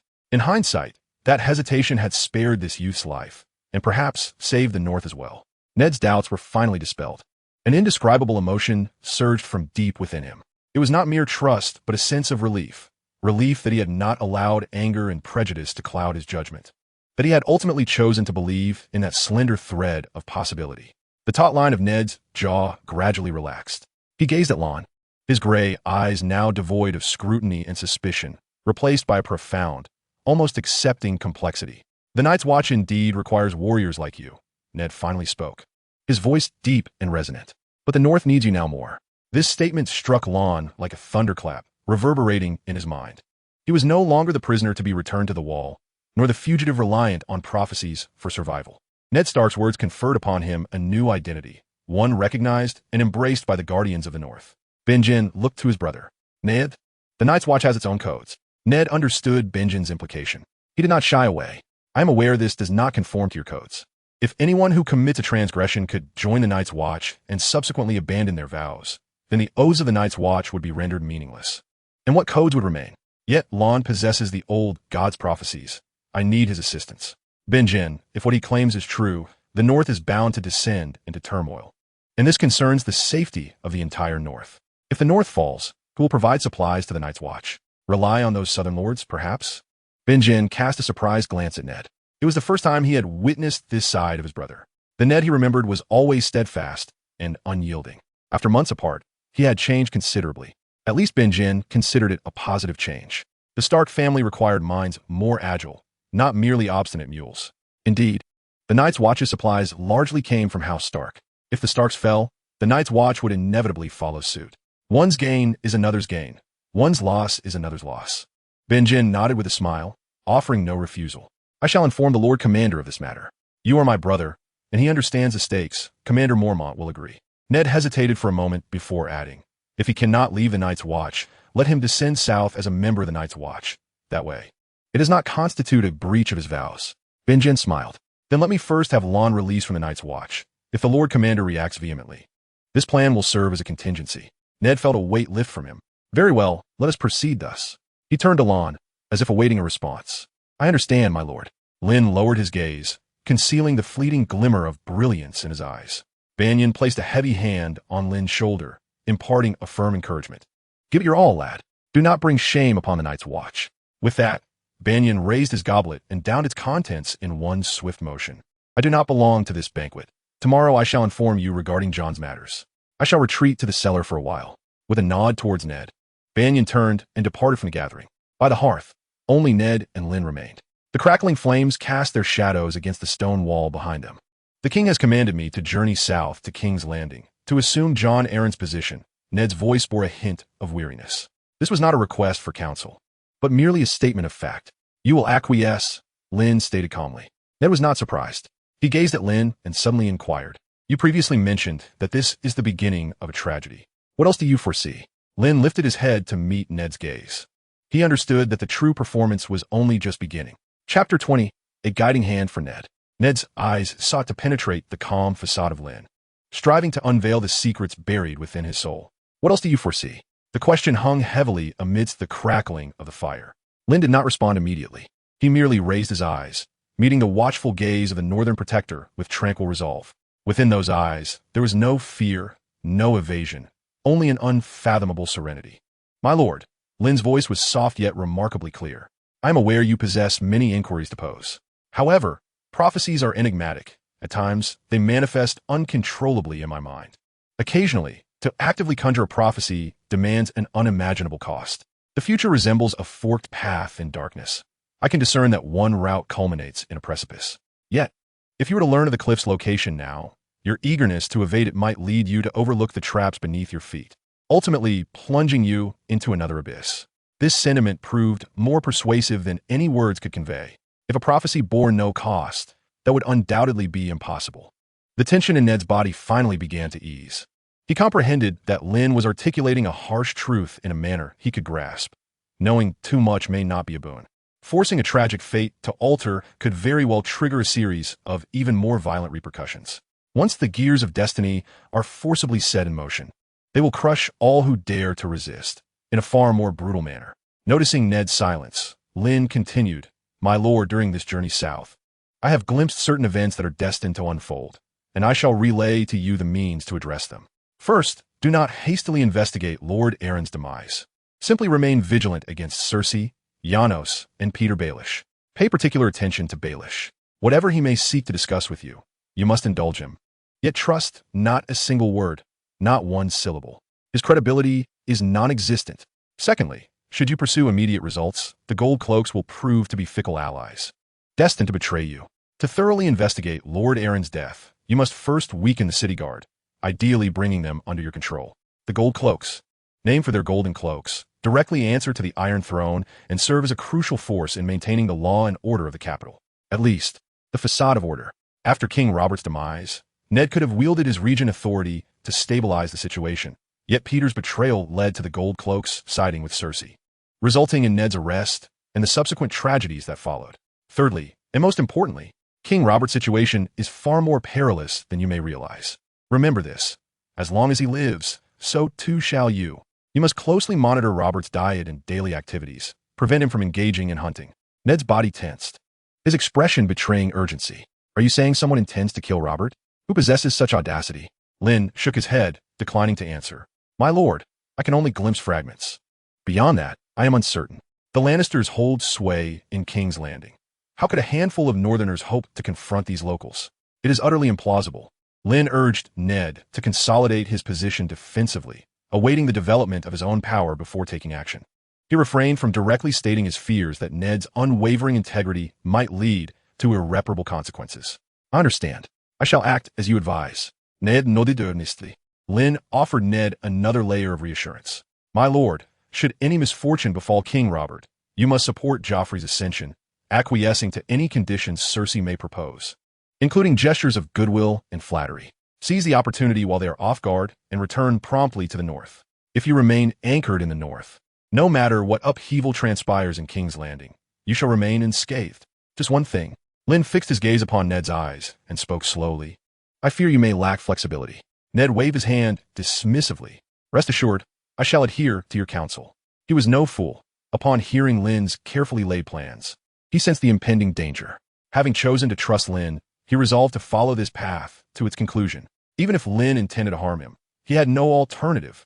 Ned scrutinized the young man before him, the crow who had fled from the wall, burdened with the weight of mysterious prophetic abilities, a variable.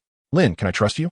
Lynn inclined his head slightly, his tone devoid of flattery, merely stating facts with calmness. It is you, my lord, who granted me clemency. All that I possess is tied to Winterfell and the North as a whole. With this understanding, Ned ceased to pursue those elusive futures. He made a decision. Once the king departs, you and Banyan shall return to the wall to explain your breach of oath to the commander. Upon your return, I shall grant you a new identity. Ned fixed his gaze upon him, enunciating each word deliberately. Become my sworn protector and accompany me south to King's Landing. This declaration bore more weight than any gold or fiefdom. It signified that Lynn would wholly shed the stigma of a prisoner and a deserter. finding a foothold from which to stabilize himself. Even if that foundation rested upon the precarious Stark family, it was sufficient for Lynn, who was in dire need of a stepping stone. Lynn lowered his eyelids, concealing the tumult that surged within. "As you command, my lord." At the opposite end of the banquet hall, the atmosphere was far less grave than in the study. Seated regally in her high chair, Cersei Lannister idly traced the rim of her goblet with her slender fingers, her demeanor one of ennui. Beside her, Catelyn bore a perfectly measured smile, engaging in light conversation with the queen. Yet within her tully blue eyes lay a shadow that lingered ominously. "This is your first visit to the north, is it not, your grace?" Catelyn initiated, attempting to shatter the awkward silence. Cersei's gaze drifted past her, landing on Sansa, who was gazing dreamily at her son, Joffrey. A barely perceptible smile graced Cersei's lips. "Indeed, this place is quite distinct." Catelyn's smile grew somewhat strained. "I can assure you, it is surely far harsher than King's Landing. When I first arrived in the capital, I too experienced trepidation." "Harsher?" Cersei's voice flowed like the most exquisite silk of King's Landing, smooth yet devoid of warmth. "It is more than mere harshness. The winds here can render a woman's skin as coarse as sandpaper." Catelyn's grip tightened around her goblet. Just then, a figure approached the table, infused with eagerness and anticipation. It was Sansa. She donned a brand new sky blue gown, her hair meticulously arranged, and her face radiated a charming blush from excitement. "Your Majesty," Sansa said, lifting her skirts and performing an impeccable curtsy. Cersei's gaze slowly swept over Sansa, her expression resembling that of a connoisseur appraising a prized mare about to enter the market, rather than a future daughter-in-law. "Hello, lovely little dove," Cersei commenced, her tone unusually laced with praise. "You are truly beautiful." Sansa's heart leaped at this compliment. Cersei set down her goblet, leaning slightly forward to draw nearer to Sansa, her emerald eyes sparkling with shrewd insight. "How old are you, child?" 13, Your Majesty," Sansa replied obediently. 13, Cersei mused, scrutinizing her developing figure. "Are you still growing?" Sansa, bewildered, merely smiled and nodded. "I suppose so, Your Majesty." Cersei's fingertip traced the rim of her goblet, producing a soft chime, before she posed a rather personal question. "Have you had your moon's blood yet?" The air seemed to freeze at that moment. Sansa's blush transformed from excitement to mortification in an instant. She parted her lips, yet no words emerged, and she turned to her mother for assistance. Catelyn's complexion darkened immediately, a surge of indignation rising from the depths of her heart, her blue eyes now reflecting undisguised hostility. In the north, in her domain, to so brazenly humiliate her daughter in her presence. Yet Cersei appeared oblivious to the ire in Catelyn's gaze. She simply raised her goblet, gently swirling the crimson liquid within, a sly smile playing on her lips. "And not yet, Your Majesty." Sansa's voice was barely a whisper. "Oh," Cersei seemed somewhat disappointed, then swiftly redirected the conversation. "The dire wolf embroidered on your dress is exquisite. Did you create it yourself?" Grasping at the lifeline, Sansa eagerly nodded. "Yes, Your Majesty." "You truly are a talented girl." Cersei smiled kindly. "Do embroider something for me in the future." Sansa, taken aback by the compliment, readily agreed. After a curtsy, she nearly fled back to her seat. Cersei's nonchalant gaze returned to Catelyn, her smile unwavering, yet her words were icy.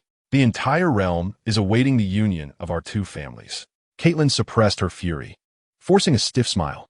"I have heard some whispers." Cersei's attention shifted back to Sansa. "Your daughter will become the jewel of the court," the queen proclaimed. "Such a radiant flower should not be buried in the icy wastes of the north." Catelyn's expression turned as frigid as the winter snow outside. Meanwhile, back at her seat, Sansa's embarrassment was soon overshadowed by another emotion. Prince Joffrey was gazing at her, a charming smile gracing his handsome face as he raised his goblet from afar. A surge of warmth washed over Sansa, her cheeks aflame. Flustered, she lowered her gaze, grasping her companion's arm and babbling incoherently, attempting to mask the sweet thrill bubbling within her. The queen's humiliating question had already been cast aside, forgotten among the clouds of her burgeoning delight. Chapter 21. Lynn's thoughts. The clamor of the banquet hall had dissipated, leaving only the faint sounds of servants clearing the remnants of the feast. The night breeze slipped through the window cracks, enveloping Lynn's chamber in silence. He refrained from lighting a lamp. Moonlight streamed through the narrow window, casting a cold patch of light upon the floor. Sitting cross-legged on his bed, a longsword lay across his lap. He was waiting. Knock, knock. A featherlight, almost cautious rap echoed at the door. Lynn's eyes fluttered open in the dark, devoid of surprise. As expected, Those who were meant to come would indeed arrive. He descended from the bed, his bare feet meeting the chill of the stone floor, and unlatched the door. Two figures stood outside. Maester Lewin held a lantern, its flickering light dancing with the wind. His usually placid face now bore a look of gravity. Behind him loomed a taller silhouette, Ned Stark. The arrival of the North Protector instantly cast a weighty atmosphere upon the small room. Lynn stepped aside to allow them entry. Ned bent to pass beneath the low doorframe, his gaze sweeping over the room's meager furnishings before settling on the sword resting on the bed. Maester Lewin closed the door, sealing the room from the biting cold outside. "I apologize for disturbing your rest at such an hour." Maester Lewin's voice was dry yet courteous. "My lord," Lynn respectfully gestured toward the only chair in the room. Though Ned declined to sit, he merely stood there, emanating an aura colder than the winter night beyond the window. Maester Lewin produced a small roll of parchment bound with fine twine from his voluminous robes. The scroll was diminutive, easily held within his palm. "A letter sent from the Eyrie," he announced, carefully untying the string with deliberate solemnity. "It was delivered through secret channels. The lady has already translated the coded message." He unfurled the parchment, bringing it into the lantern's glow. The dim light illuminated the unease in his eyes. "It is from Lady Lisa, widow of Lord John Arryn, and sister to Lady Catelyn." In the room, only Maester Lewin's hoarse voice echoed. "She states in the second coded letter that John Arryn did not die of illness, and she claims to possess concrete evidence." Maester Lewin lifted his gaze to meet Lynn's. "If what Lisa says is true, then Lord Arryn was indeed murdered." Ned's gray eyes blazed with fury. "Lisa claims it was the Lannisters." "The Lannisters? The very family of my revered foster father is responsible for his murder." Ned's voice emerged through clenched teeth, each word steeped in loathing. The suppressed rage, akin to a volcano on the brink of eruption, heated the air in the room. "I am surrounded by serpents." Ned recalled Robert's words spoken in the cellar. He remembered Cersei's beautiful yet frigid visage and the mocking glint in Jaime Lannister's eyes. Prophecies. Warnings. Now they had morphed into bloody reality. Ned turned sharply to Lynn. His gaze was devoid of doubt or scrutiny, now solely filled with the agony of confirming the truth and the desperation of grasping at straws. "The prophecies you spoke of have all come to fruition. What shall we do now? Should we still proceed to King's Landing?" Maester Lewin also looked toward Lynn, the learned elder's eyes betraying an unprecedented awe and fear of the unknown. Prophecies, the fabled power, and its bearer stood before them now. Lynn met their gazes resolutely. He cast the missive from Maester Lewin into the hearth. "My lord, you must go to King's Landing." "What?" Ned could scarcely believe his ears. "To King's Landing? To the den of wolves that killed my father? What difference is that for suicide? Shouldn't we reconsider our plans? Precisely because of that, you must head south." "My lord," Lynn insisted, enunciating each word carefully. "The king's hand, the most powerful man in the Seven Kingdoms, died in his own bed. The true perpetrator is likely none other than the king's confidant. You are acutely aware of the precarious position in which King Robert finds himself. He trusts you. He needs you. At this juncture, who among the Seven Kingdoms possesses the audacity to venture to King's Landing and rid him of the serpents that lurk beneath the throne? My lord, you have sworn allegiance to your king." Lynn's words precisely dissected Ned Stark's heart. Honor, duty, loyalty to a dear friend. These tenets had long been etched into his very bones, becoming inseparable from his existence. Ned's breath grew ragged as he clenched his fists. Yet, any Stark venturing south would inevitably face dire consequences. His father and brother had answered the call of the Mad King, only to be tortured to death by him. The previous hand of the king had also perished due to treachery. To become a new hand would surely make him a target. Lynn observed him quietly, watching the king of the north grapple with the agonizing dichotomy of loyalty and peril. Yet, within Lynn's heart, a far more reckless calculation was unfolding. Ned Stark's journey to King's Landing was inevitable. Even if Ned wished to abstain, Lynn would employ every means to ensure Ned's descent southward. This was not Lynn's deliberate attempt to send Ned to his demise. If only Ned could relinquish his absurd notions of honor. If he could confront the southern intrigues with the North's approach, then Lynn could guarantee that opportunities abound in King's Landing. Opportunities ample enough for a direwolf to ascend the Iron Throne, forged from blades and blood, in the guise of a regent. Though the path may be fraught with challenges, the prospect of wielding enhanced power through this journey did not deter Lynn from the risks involved. The Stark family would serve as his most crucial stepping stone, a sanctuary for stable growth in the early stages. Relying on others pales in comparison to seizing one's own destiny. His goal has always been the Iron Throne. A flicker of fervor, unbeknownst even to himself, ignited in Lynn's gaze. This game he would play, and he would emerge victorious. The Stark family represented the swiftest route to the highest echelons of power available to him. In the realm of duty, Ned was indeed a man of virtue, one who embraced action. On a personal note, with Arya Stark in the picture, Ned would eventually become his father-in-law. As long as House Stark was willing to support him, he would not hesitate to share the spoils. Moreover, armed with the system, if he could afford himself time to develop and strengthen, then aside from dragons and the Night King, Lynn would harbor no fear of any living beings. I understand. After a prolonged silence, Ned finally spoke, the struggle and fury in his eyes having ebbed, replaced by a resolute determination to confront danger. I shall go to King's Landing. I will uncover the truth and avenge my foster father. Maester Lewin parted his lips, wishing for Ned to journey south as well. Yet he could not shake the worry for Ned's safety as he was about to enter the lion's den. Ultimately, he could only emit a resigned sigh. Ned cast a deep glance at Lynn. You are commendable. Once you have visited the wall, come to King's Landing. I will await you there. With that, Ned made no further delay, turning to open the door, his towering figure swiftly vanishing into the night. Maester Lewin placed the lantern on the table and bowed solemnly to Lynn. House Stark owes you a debt of gratitude. With that, the old maester departed. Silence reclaimed the room. Lynn approached the window and flung it open. The frigid night air rushed in, dispelling the staleness within. He gazed at the distant waning moon, his hand unconsciously forming a fist before he exhaled a plume of white breath. The game has officially begun. Jon Arryn met his end through a conspiracy orchestrated by Cersei and Peter Baelish, while Lisa Tully, as Arryn's wife, remained entangled with Baelish, ultimately leading to Arryn's demise. To summarize, Catelyn's sister Lisa was not only Arryn's wife, but also Baelish's mistress.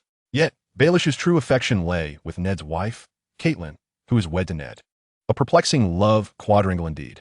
Lynn could not disclose to Ned that it was Baelish who schemed to poison Arryn. Ned already harbored disdain for Baelish upon learning this news. He would likely seek to eliminate Baelish immediately. However, as a concealed player outside the four major factions, Lynn did not wish for Baelish to exit the game so soon. Baelish, believing himself to have reached the zenith of his machinations, remained blissfully unaware that a hidden observer had already seen through all his schemes, rendering his every covert manipulation transparent to Lynn. Furthermore, Lynn did not intend to expose Baelish immediately. Baelish posed no threat to Lynn. Rather, he needed Baelish to continue stirring the waters, facilitating Lynn's opportunity to reap the benefits.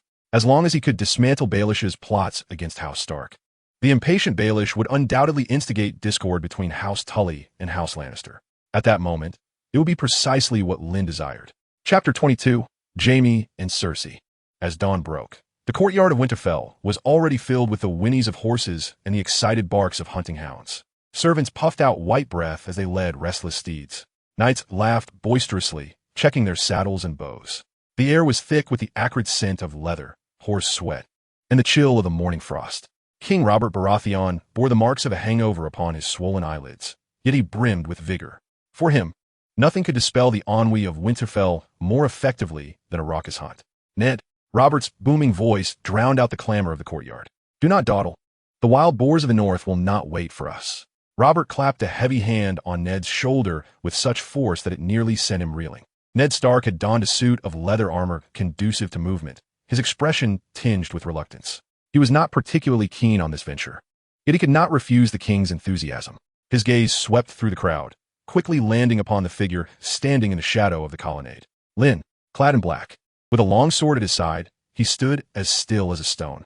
Ned approached him, following their clandestine conversation the previous night. His perception of the young man had undergone a profound transformation. No longer was Lynn merely a protector or a prisoner. Rather, a nuanced trust now intertwined with reliance had emerged. Lynn, Ned's voice was steady. Come with us. Spending a day on horseback is far preferable to languishing within the castle walls. Moreover, with you present, I can feel more at ease. The latter statement was his true intention. Lynn lifted his gaze, meeting Ned's sincere gray eyes, also catching the curious glance cast by King Robert from a distance. Lynn shook his head. I appreciate your kindness, my lord. However, the wounds I sustained while battling brigands still ache, and a long ride may prove too taxing. I wish to remain in the castle to engage in some recuperative exercises. This rationale was both reasonable and demonstrated a warrior's sense of duty.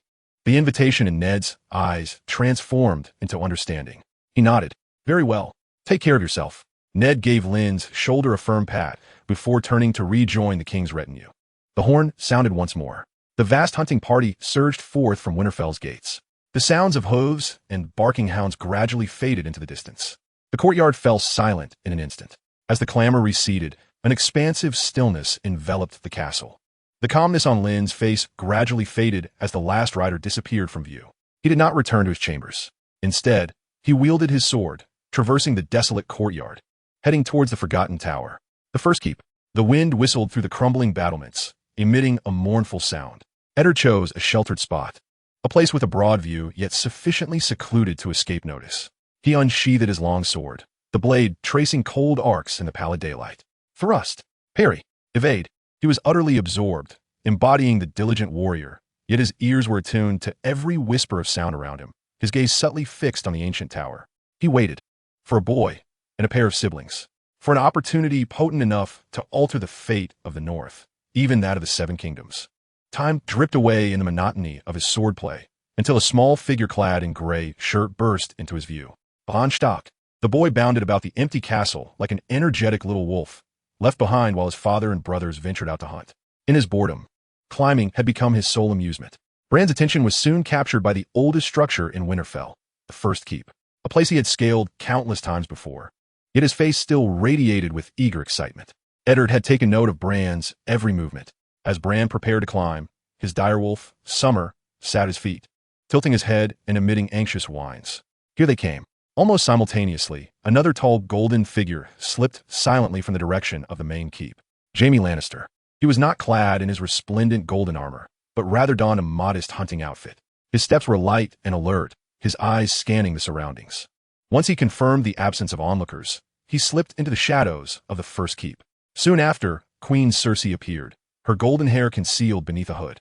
Hastening to keep pace with Jaime, their figures, one trailing the other, vanished into the dark entrance of the tower. Eddard smiled faintly. Everything was just as he remembered. Bran had commenced his climb. He moved like a nimble monkey, using both hands and feet to search for crevices in the weathered stone wall, ascending steadily. Eddard's breath grew shallow. His sword stilled. He began to move, seemingly aimlessly, closer to the base of the tower.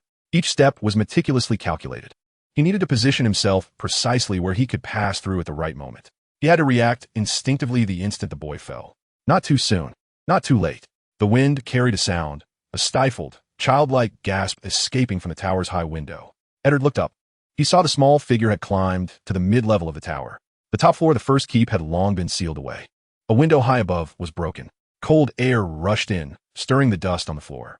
Sunlight pierced through the narrow, arrow slits, casting clear beams that illuminated the swirling motes of dust.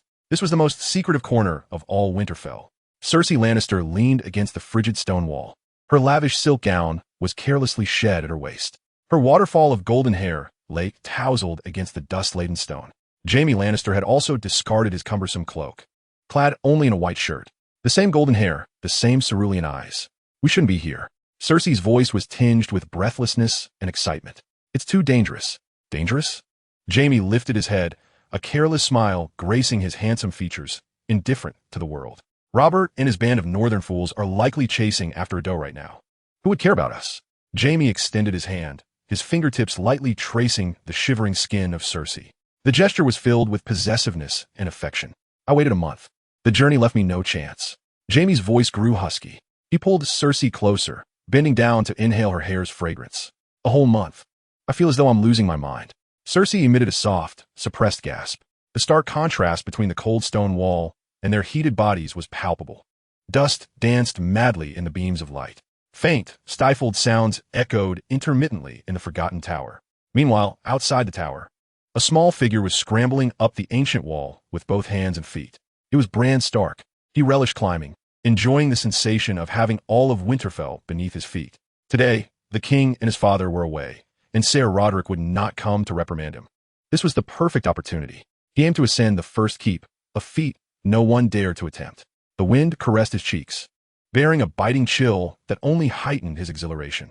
Familiar rocks and sturdy handholds presented themselves. He moved quickly, like a nimble monkey on the vertical wall. Higher and higher. The figures in the courtyard dwindled to mere black dots. At that moment, Bran heard a sound from the window at the tower's peak. Not the wind. It was peculiar, almost as if someone were weeping. Curiosity propelled him to hasten his ascent. He reached the windowsill. Then Bran saw. Chapter 23, Catelyn's Gratitude. The interior of the tower was dim and ambiguous. Cersei leaned against the cold stone wall. Her hood had long slipped off, her golden hair cascading disheveled over her shoulders. The lavish hem of her gown pooled at her waist.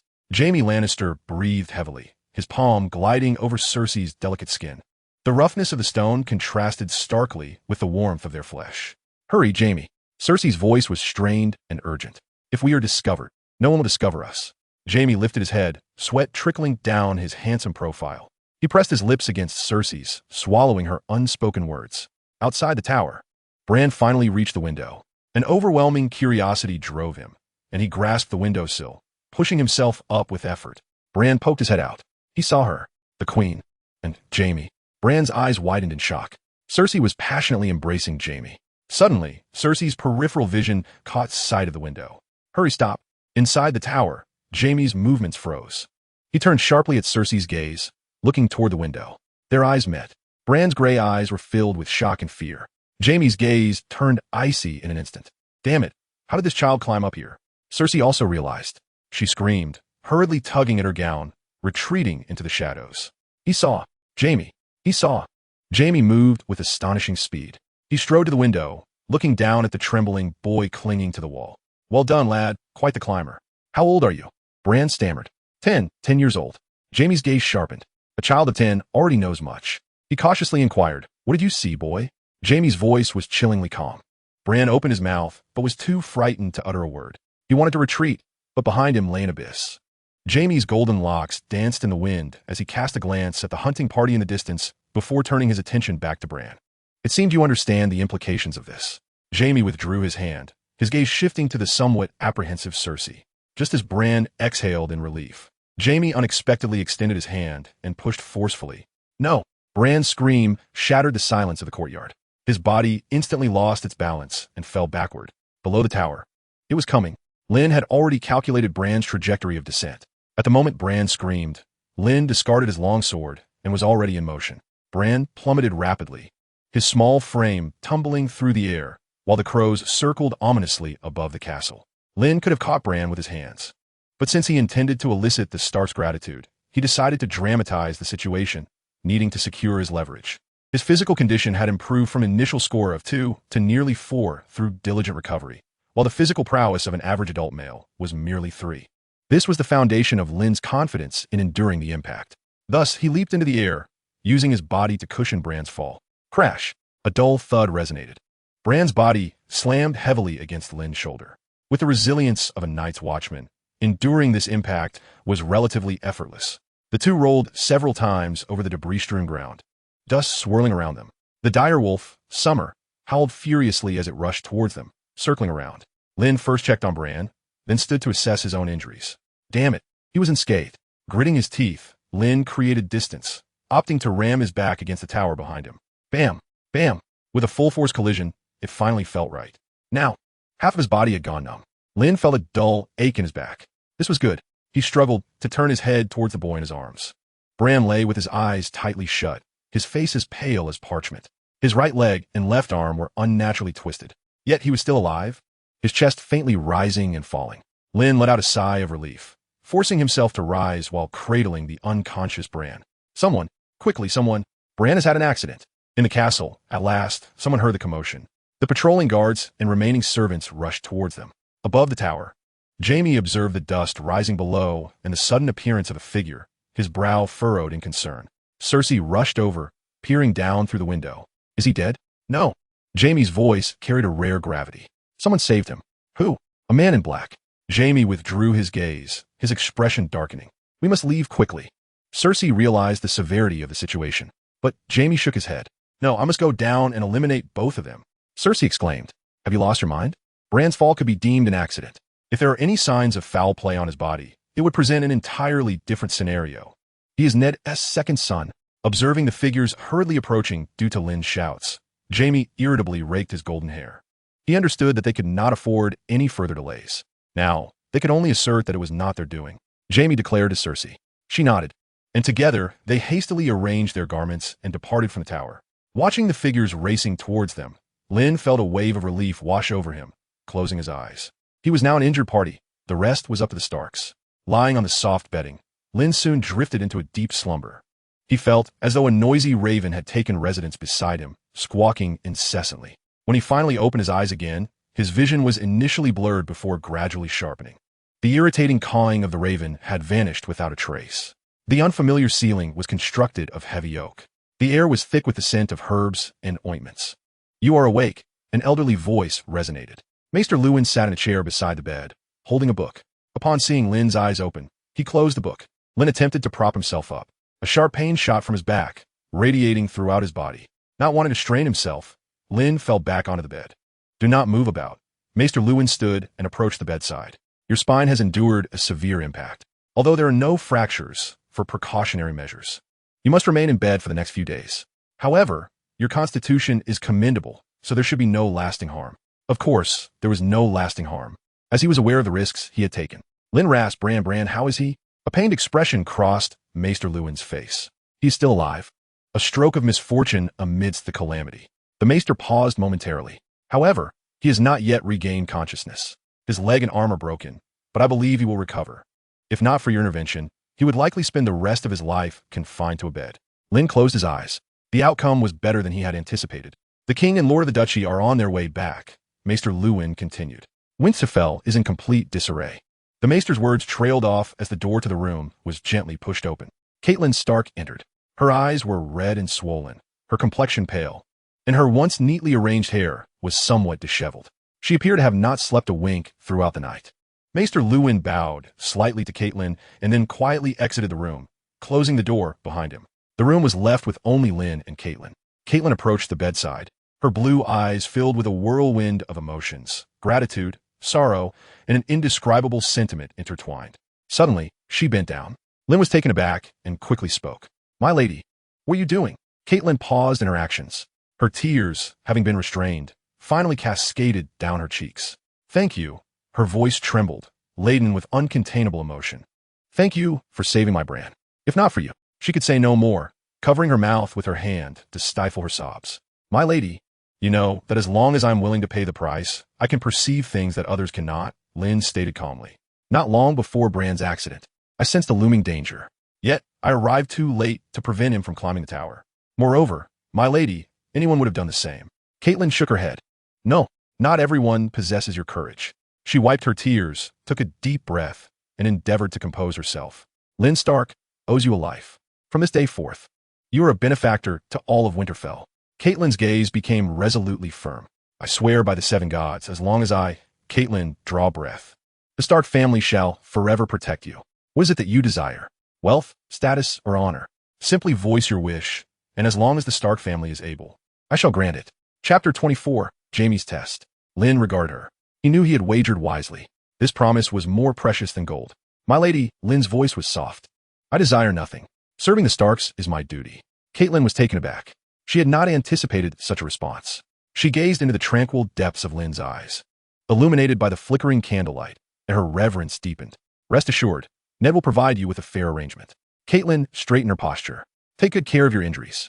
Should you require anything, do not hesitate to instruct the servants." With those words, she cast one final glance at Lynn before turning to exit the chamber. The moment the door clicked shut, Lynn's taut nerves finally relaxed. He had succeeded. He had earned the trust of House Stark, particularly that of Catelyn Stark. This was the most crucial step in his scheme, ensuring that the world would be aware of his benefaction towards the Starks. Should the Starks ever turn against him, they would have to weigh the consequences of public opinion, especially in the north. However, before Lynn could catch his breath, there came another knock at the door. This time, the rapping was steady and forceful. "Come in," Lynn commanded. The door swung open, revealing a golden figure, Jaime Lannister, clad in his resplendent armor. Unmarred by any marks of battle, he wore a playful smile on his handsome face. He shut the door behind him and strode directly to Lynn's bedside, peering down at him as if appraising an intriguing object. "I've heard of your exploits," Jaime began, his voice imbued with a casual magnetism. "To catch a child falling from the heavens with your bare hands. Truly a remarkable feat. You must be Jaime," Lynn replied calmly.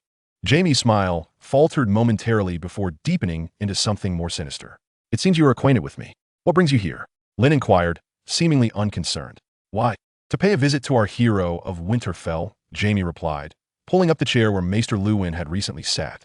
He crossed his legs and leaned forward slightly. I'm quite curious. What were you doing beneath that derelict tower? Jaime's gaze sought to penetrate Lynn's mind, eager to discern his thoughts and knowledge. Lynn remained still, requiring no further gestures. I enjoy solitude, he stated, his tone somewhat muffled by his recumbent position. It is sufficiently remote, free from disturbances. A fine place to practice swordsmanship. This explanation was simple, direct, and devoid of any flaws. Jaime's smile remained unchanged, yet his scrutinizing gaze intensified. Sword practice? Jaime echoed, elongating the final syllable with a hint of mockery. A man who forsakes the comforts of a brothel to brave the cold winds in a place like this to practice swordplay. How unexpectedly diligent. Lynn's gaze shifted from Jaime's face to the gleaming gold of his armor. In the north, the consequence of idleness is death. His tone was flat, as if stating an ordinary fact. Jaime's smile dimmed ever so slightly. He found no trace of fear in Lynn's eyes, only a stillness akin to stagnant water, which irritated him, like striking a punch into cotton. Jaime ceased his inquiries, recognizing that further questioning would yield no results. Lynn's responses were impeccable. His gaze wandered from Lynn's face to the longsword resting on the bedside. It was an ordinary, standard longsword, its hilt smoothed by use and marked with shallow scratches on its sheath. Jaime rose, extending his hand to grasp the sword. The weight of the metal felt negligible in his grasp. With a sharp sound, he unsheathed the sword. The blade reflected a cold gleam in the dim candlelight. He flicked his finger against the blade, producing a crisp hum. A decent sword, Jaime remarked. It seems the smiths of the north have not lost their touch.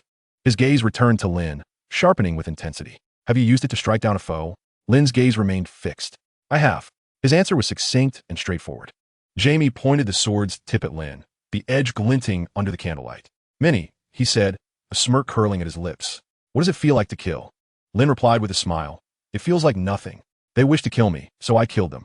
Jaime chuckled, sheathing the long sword and carelessly tossing it onto the bed. I killed my first man at the age of 15, he recounted in a flat tone. A fugitive on the King's Road. He attempted to steal my horse. I pierced his throat with my sword, and his foul blood splattered across my face. Jaime gazed at his hands of a knight, clean and strong. I vomited the entire night. I thought I would forever remember his face. He paused, then looked at Lynn. But now, I can scarcely recall it. I have taken far too many lives on the battlefield, in the lists and dark alleys. Killing has become as simple to me as breathing. Jaime stood once more, approaching the bedside, looming over Lynn. A person is like a tattered sack, merely a gentle poke, and they perish. Killing is not difficult. The challenge lies in making others believe that it is only natural for you to take their life. And the simplest way to achieve this is to ensure they draw their sword first. Lynn nearly laughed. He understood that Jaime Lannister was not merely engaging in idle chatter. He was delivering a warning. He was informing Lynn that he was a remorseless executioner, and anyone who opposed him would face the storm of his wrath. Though uncertain if Lynn was truly unaware of the implications, Jaime still cautioned him against seeking trouble. Internally, Lynn added a silent assurance. Rest easy, Jaime. As long as you refrain from drawing your sword against me, you need not fear for your life. Jaime departed swiftly. Shortly after his exit, an elegant figure appeared at the door. Chapter 25, Arya's Gratitude. The figure was tall and slender, adorned in a deep crimson silk gown that accentuated her mature and alluring curves. Her golden hair was intricately woven into elaborate braids, coiled atop her head, with a few rebellious strands cascading down her smooth neck. Cersei Lannister, the most beautiful woman in the Seven Kingdoms. She was entirely different from her portrayal in the play. And even though this was not Lynn's first encounter with her, he was still momentarily awestruck. This astonishment was even more pronounced at such close proximity. Cersei wore no queenly crown, yet her innate pride shone more brightly than any jewel. The room still carried the scent of leather and sweat from Jaime, while Cersei's presence brought with it a rich, sweet floral fragrance reminiscent of southern gardens. The aroma aggressively filled the cramped room, dispelling the ruggedness and chill of the north. Lynn's muscles tensed at the sight of her, more so than when Jaime had entered. If Jaime was a lion bearing its fangs, then Cersei was a serpent coiled in the shadows, poised to strike with lethal precision.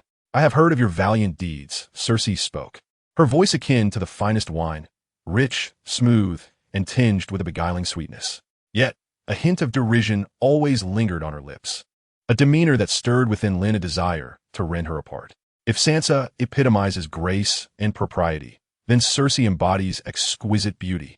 Cersei glided into the room, the crimson hem of her gown whispering softly against the floor.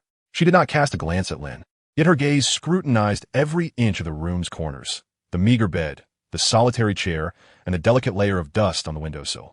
A hint of unmasked disdain flickered in her eyes, as if her very presence was a benediction upon this chamber. Cersei approached the bedside and paused. Her striking green eyes finally settled upon Lynn, who stood as a valiant night's watchman. A subtle smile graced Cersei's lips, yet the warmth never reached her eyes. "You have saved the Stark child, which is tantamount to preserving the king's honor. Pray tell, how might I express my gratitude?"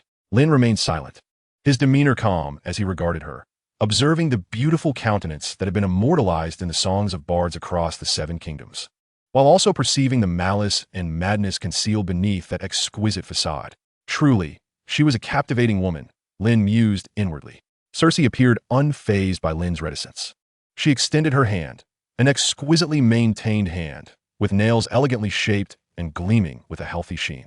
Her fingertips delicately brushed against the arm of Lynn, covered by coarse linen, and he could still feel the coolness and finesse of her touch. "Tell me, what is it that you desire?" Cersei inquired, her eagerness for information causing her to lean slightly forward, oblivious to the impropriety of her actions. In this era, there were no barriers. Everything lay bare before Lynn. Those two innocent creatures were simply too tempting. Lynn refrained from alerting her to the precariousness of the situation, treating it as Cersei's unsolicited boon. The sweet, cloying fragrance around her intensified. "Gold, or perhaps you wish to secure a favorable position in King's Landing." Cersei's voice dropped to a sultry whisper, imbued with the allure of temptation. "As long as you voice your desires, the Lannisters can fulfill all your wishes." On the surface, it appeared to be a simple act of consolation. Had it been another, they might have already accepted her offer. But Lynn possessed an omniscient awareness. He understood Cersei's nature all too well. This was a snare. Should he acquiesce, he would fall into Lannister's grasp, with only death awaiting him to silence him. Lynn knew that if there was even a chance he might reveal this matter, Cersei would take matters into her own hands. This woman would not tolerate any uncontrollable variables. Lynn lowered his eyelids, concealing the emotions within. "Serving House Stark is my duty, Your Grace. The survival of Bran is the greatest reward I could receive." Cersei's hand halted momentarily, a flicker of subtle disturbance passing through her beautiful eyes. She withdrew her hand, her smile unwavering. "What a loyal warrior you are. Ned Stark has found himself a worthy subordinate." Cersei's tone shifted, laced with just the right amount of concern. "That poor child, Bran. How unfortunate indeed. I have heard he was quite the climber in his youth, a mischievous lad." She spoke as if to herself, or perhaps seeking confirmation. Lynn's heart beat steadily within his chest. "Indeed, Your Grace. It was a most unfortunate accident." He echoed her words without adding a single unnecessary syllable. Cersei's gaze lingered upon his face for an extended moment, seemingly searching for even the slightest crack in his calm facade. Yet, she failed. Lynn's expression was as unyielding as the frozen earth of the north, devoid of any ripples. "You were practicing swordplay beneath the tower at that time?" Cersei inquired casually. "Yes, Your Grace. It was indeed quite peaceful. I heard the screams, and then I saw Bran fall." Lynn's response mirrored verbatim what he had previously told Catelyn. Cersei fell silent. The only sound in the room was the crackling of the firewood in the hearth. The once sweet floral scent began to feel stifling. After a lengthy pause, Cersei finally broke into a smile, one even more radiant than before. "Lynn, take good care of your injuries." She straightened, assuming her regal demeanor once more, and turned to leave. Lynn's gaze lingered upon Cersei's swaying figure as she departed. A queen indeed. One could only wonder what it would feel like to conquer her. To engage in passionate entanglement beneath one's grasp must be exhilarating, for she was a queen and the most beautiful woman in the Seven Kingdoms. To forego the opportunity would be a lamentable oversight. The world is quite permissive, after all. Even wives seem indifferent to their husbands' dalliances, which accounts for the plethora of bastards. While a wife may be singular, there are no restrictions on the number of lovers one may have.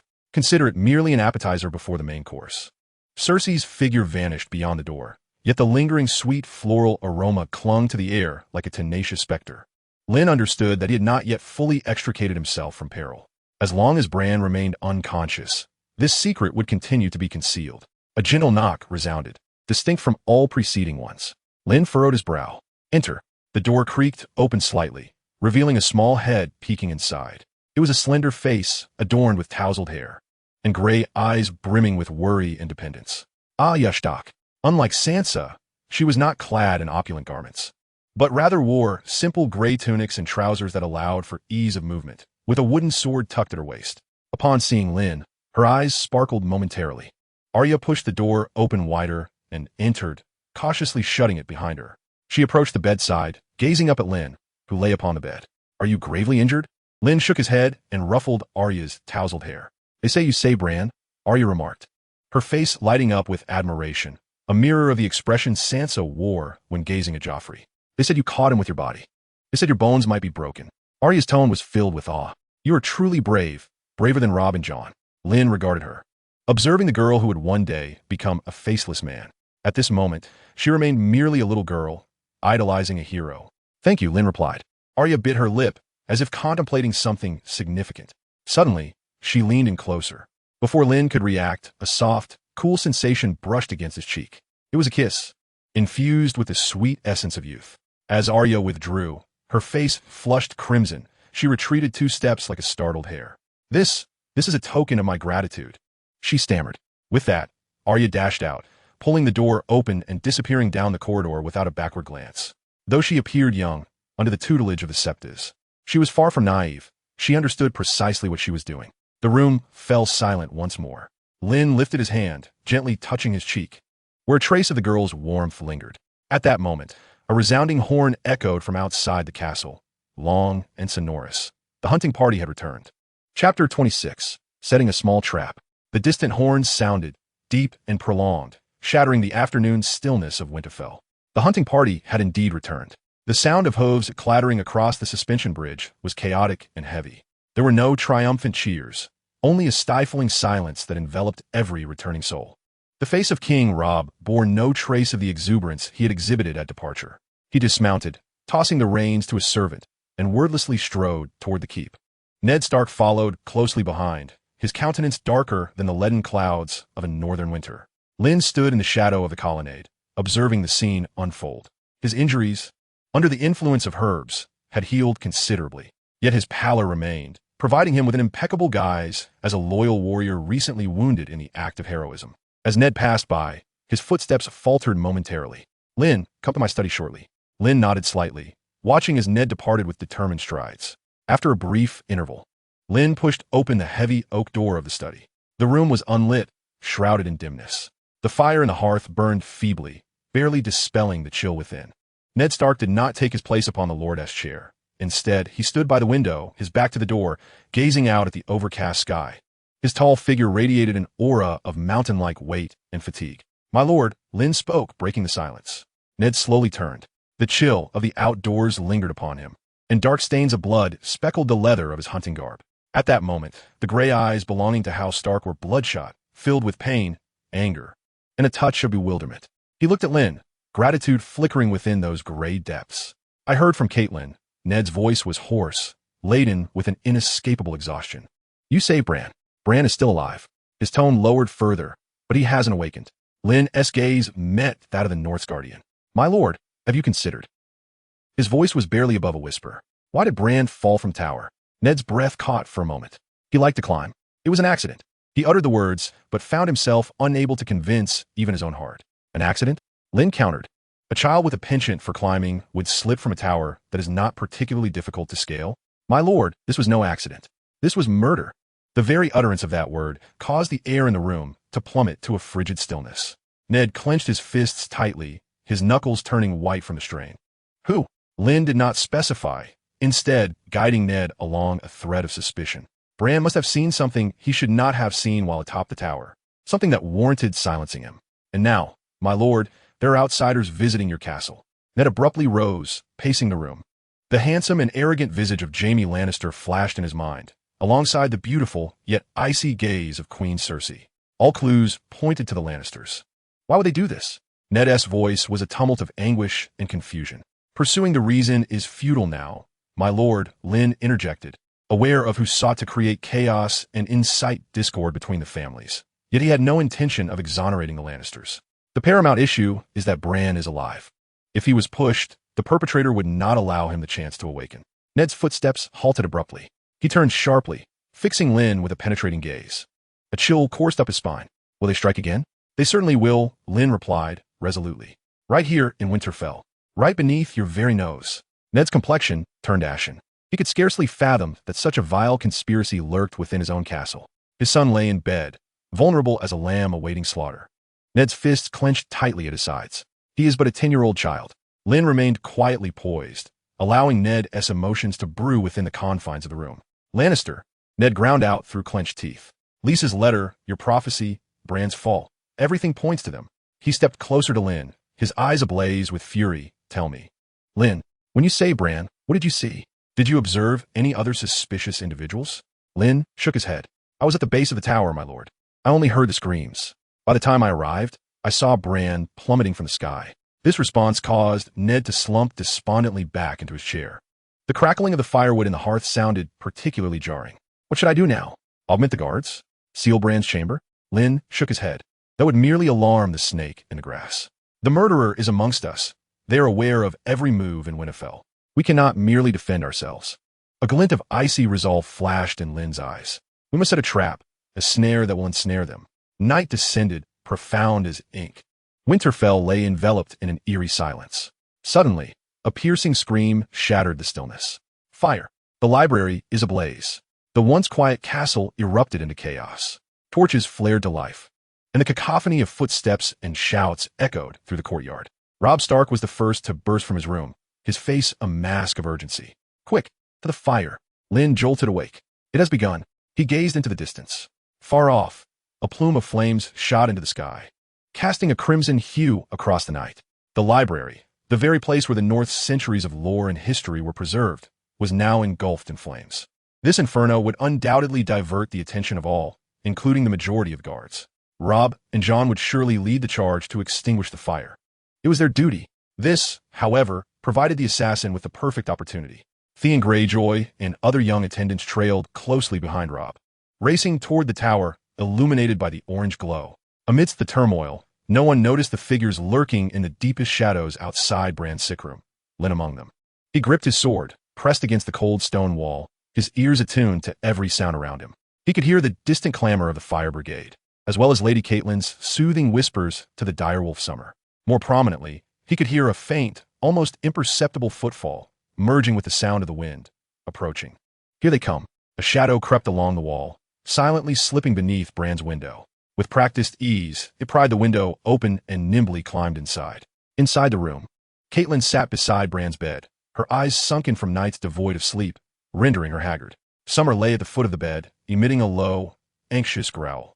Catelyn tenderly stroked its head. It's all right, Summer. It's just a fire. Robb will take care of it.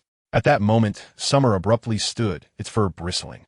It bared its sharp teeth, emitting a threatening snarl towards the door. A man stood there, clad in inconspicuous rough-spun garments, slight of build, with a sickly pallor to his face. In his hand, he grasped a dagger, exquisitely crafted, its hilt made of dragon glass, the blade shimmering with an otherworldly sheen. Valyrian steel. Chapter 27. The Dragon Glass Dagger. Catelyn's heart constricted in terror. Who are you? Her voice trembled with fear. Get out. The man remained silent, merely casting a cold glance at Bran upon the bed. Then he raised the dagger. No. Catelyn screamed as she lunged forward, summoning all her strength. She grasped the man's arm that wielded the knife. The man, evidently taken aback by the seemingly frail noblewoman's unexpected might, stumbled. Get away, you mad woman, he growled, his other hand tightening around Catelyn's throat. Catelyn struggled to breathe, her vision fading to black. Yet, her grip on his arm remained resolute. Summer, roaring, charged at the man, sinking his teeth into the assailant's calf. The man howled in pain, attempting to kick the direwolf away. His eyes gleamed with menace as he freed the dagger from Catelyn's hold, poised to plunge it into her chest. At that critical moment, a tremendous force burst through the door. Lynn was the first to rush in. What greeted him was the horrifying sight of the dagger poised to pierce Catelyn's heart. Without a moment's hesitation, Lynn raised his sword, thrusting it into the man's back. The man sensed the lethal threat behind him, abandoning Catelyn as he awkwardly rolled aside. The sharp tip of the blade grazed his ribs, leaving a wound deep enough to reveal bone. Before he could regain his footing, several Stark guards had already blocked his escape. Despair flickered in the man's eyes. He realized he had fallen into a trap. Resolutely, he bit down on the poison hidden in his mouth, ready to fight to the death. Kill! He roared like a beast, recklessly charging towards Bran on the bed, intent on completing his task. But Lynn was swifter. In an instant, Lynn closed the distance to the assassin. With a swift motion, the blade cleanly pierced the man's throat. The man's movements froze, his eyes wide with disbelief as he stared at Lynn. He opened his mouth, a rasping sound escaping his throat, blood spilling from the corners of his lips. Then, he fell to the ground lifeless. One enemy killed, experience gained. Current experience, 7.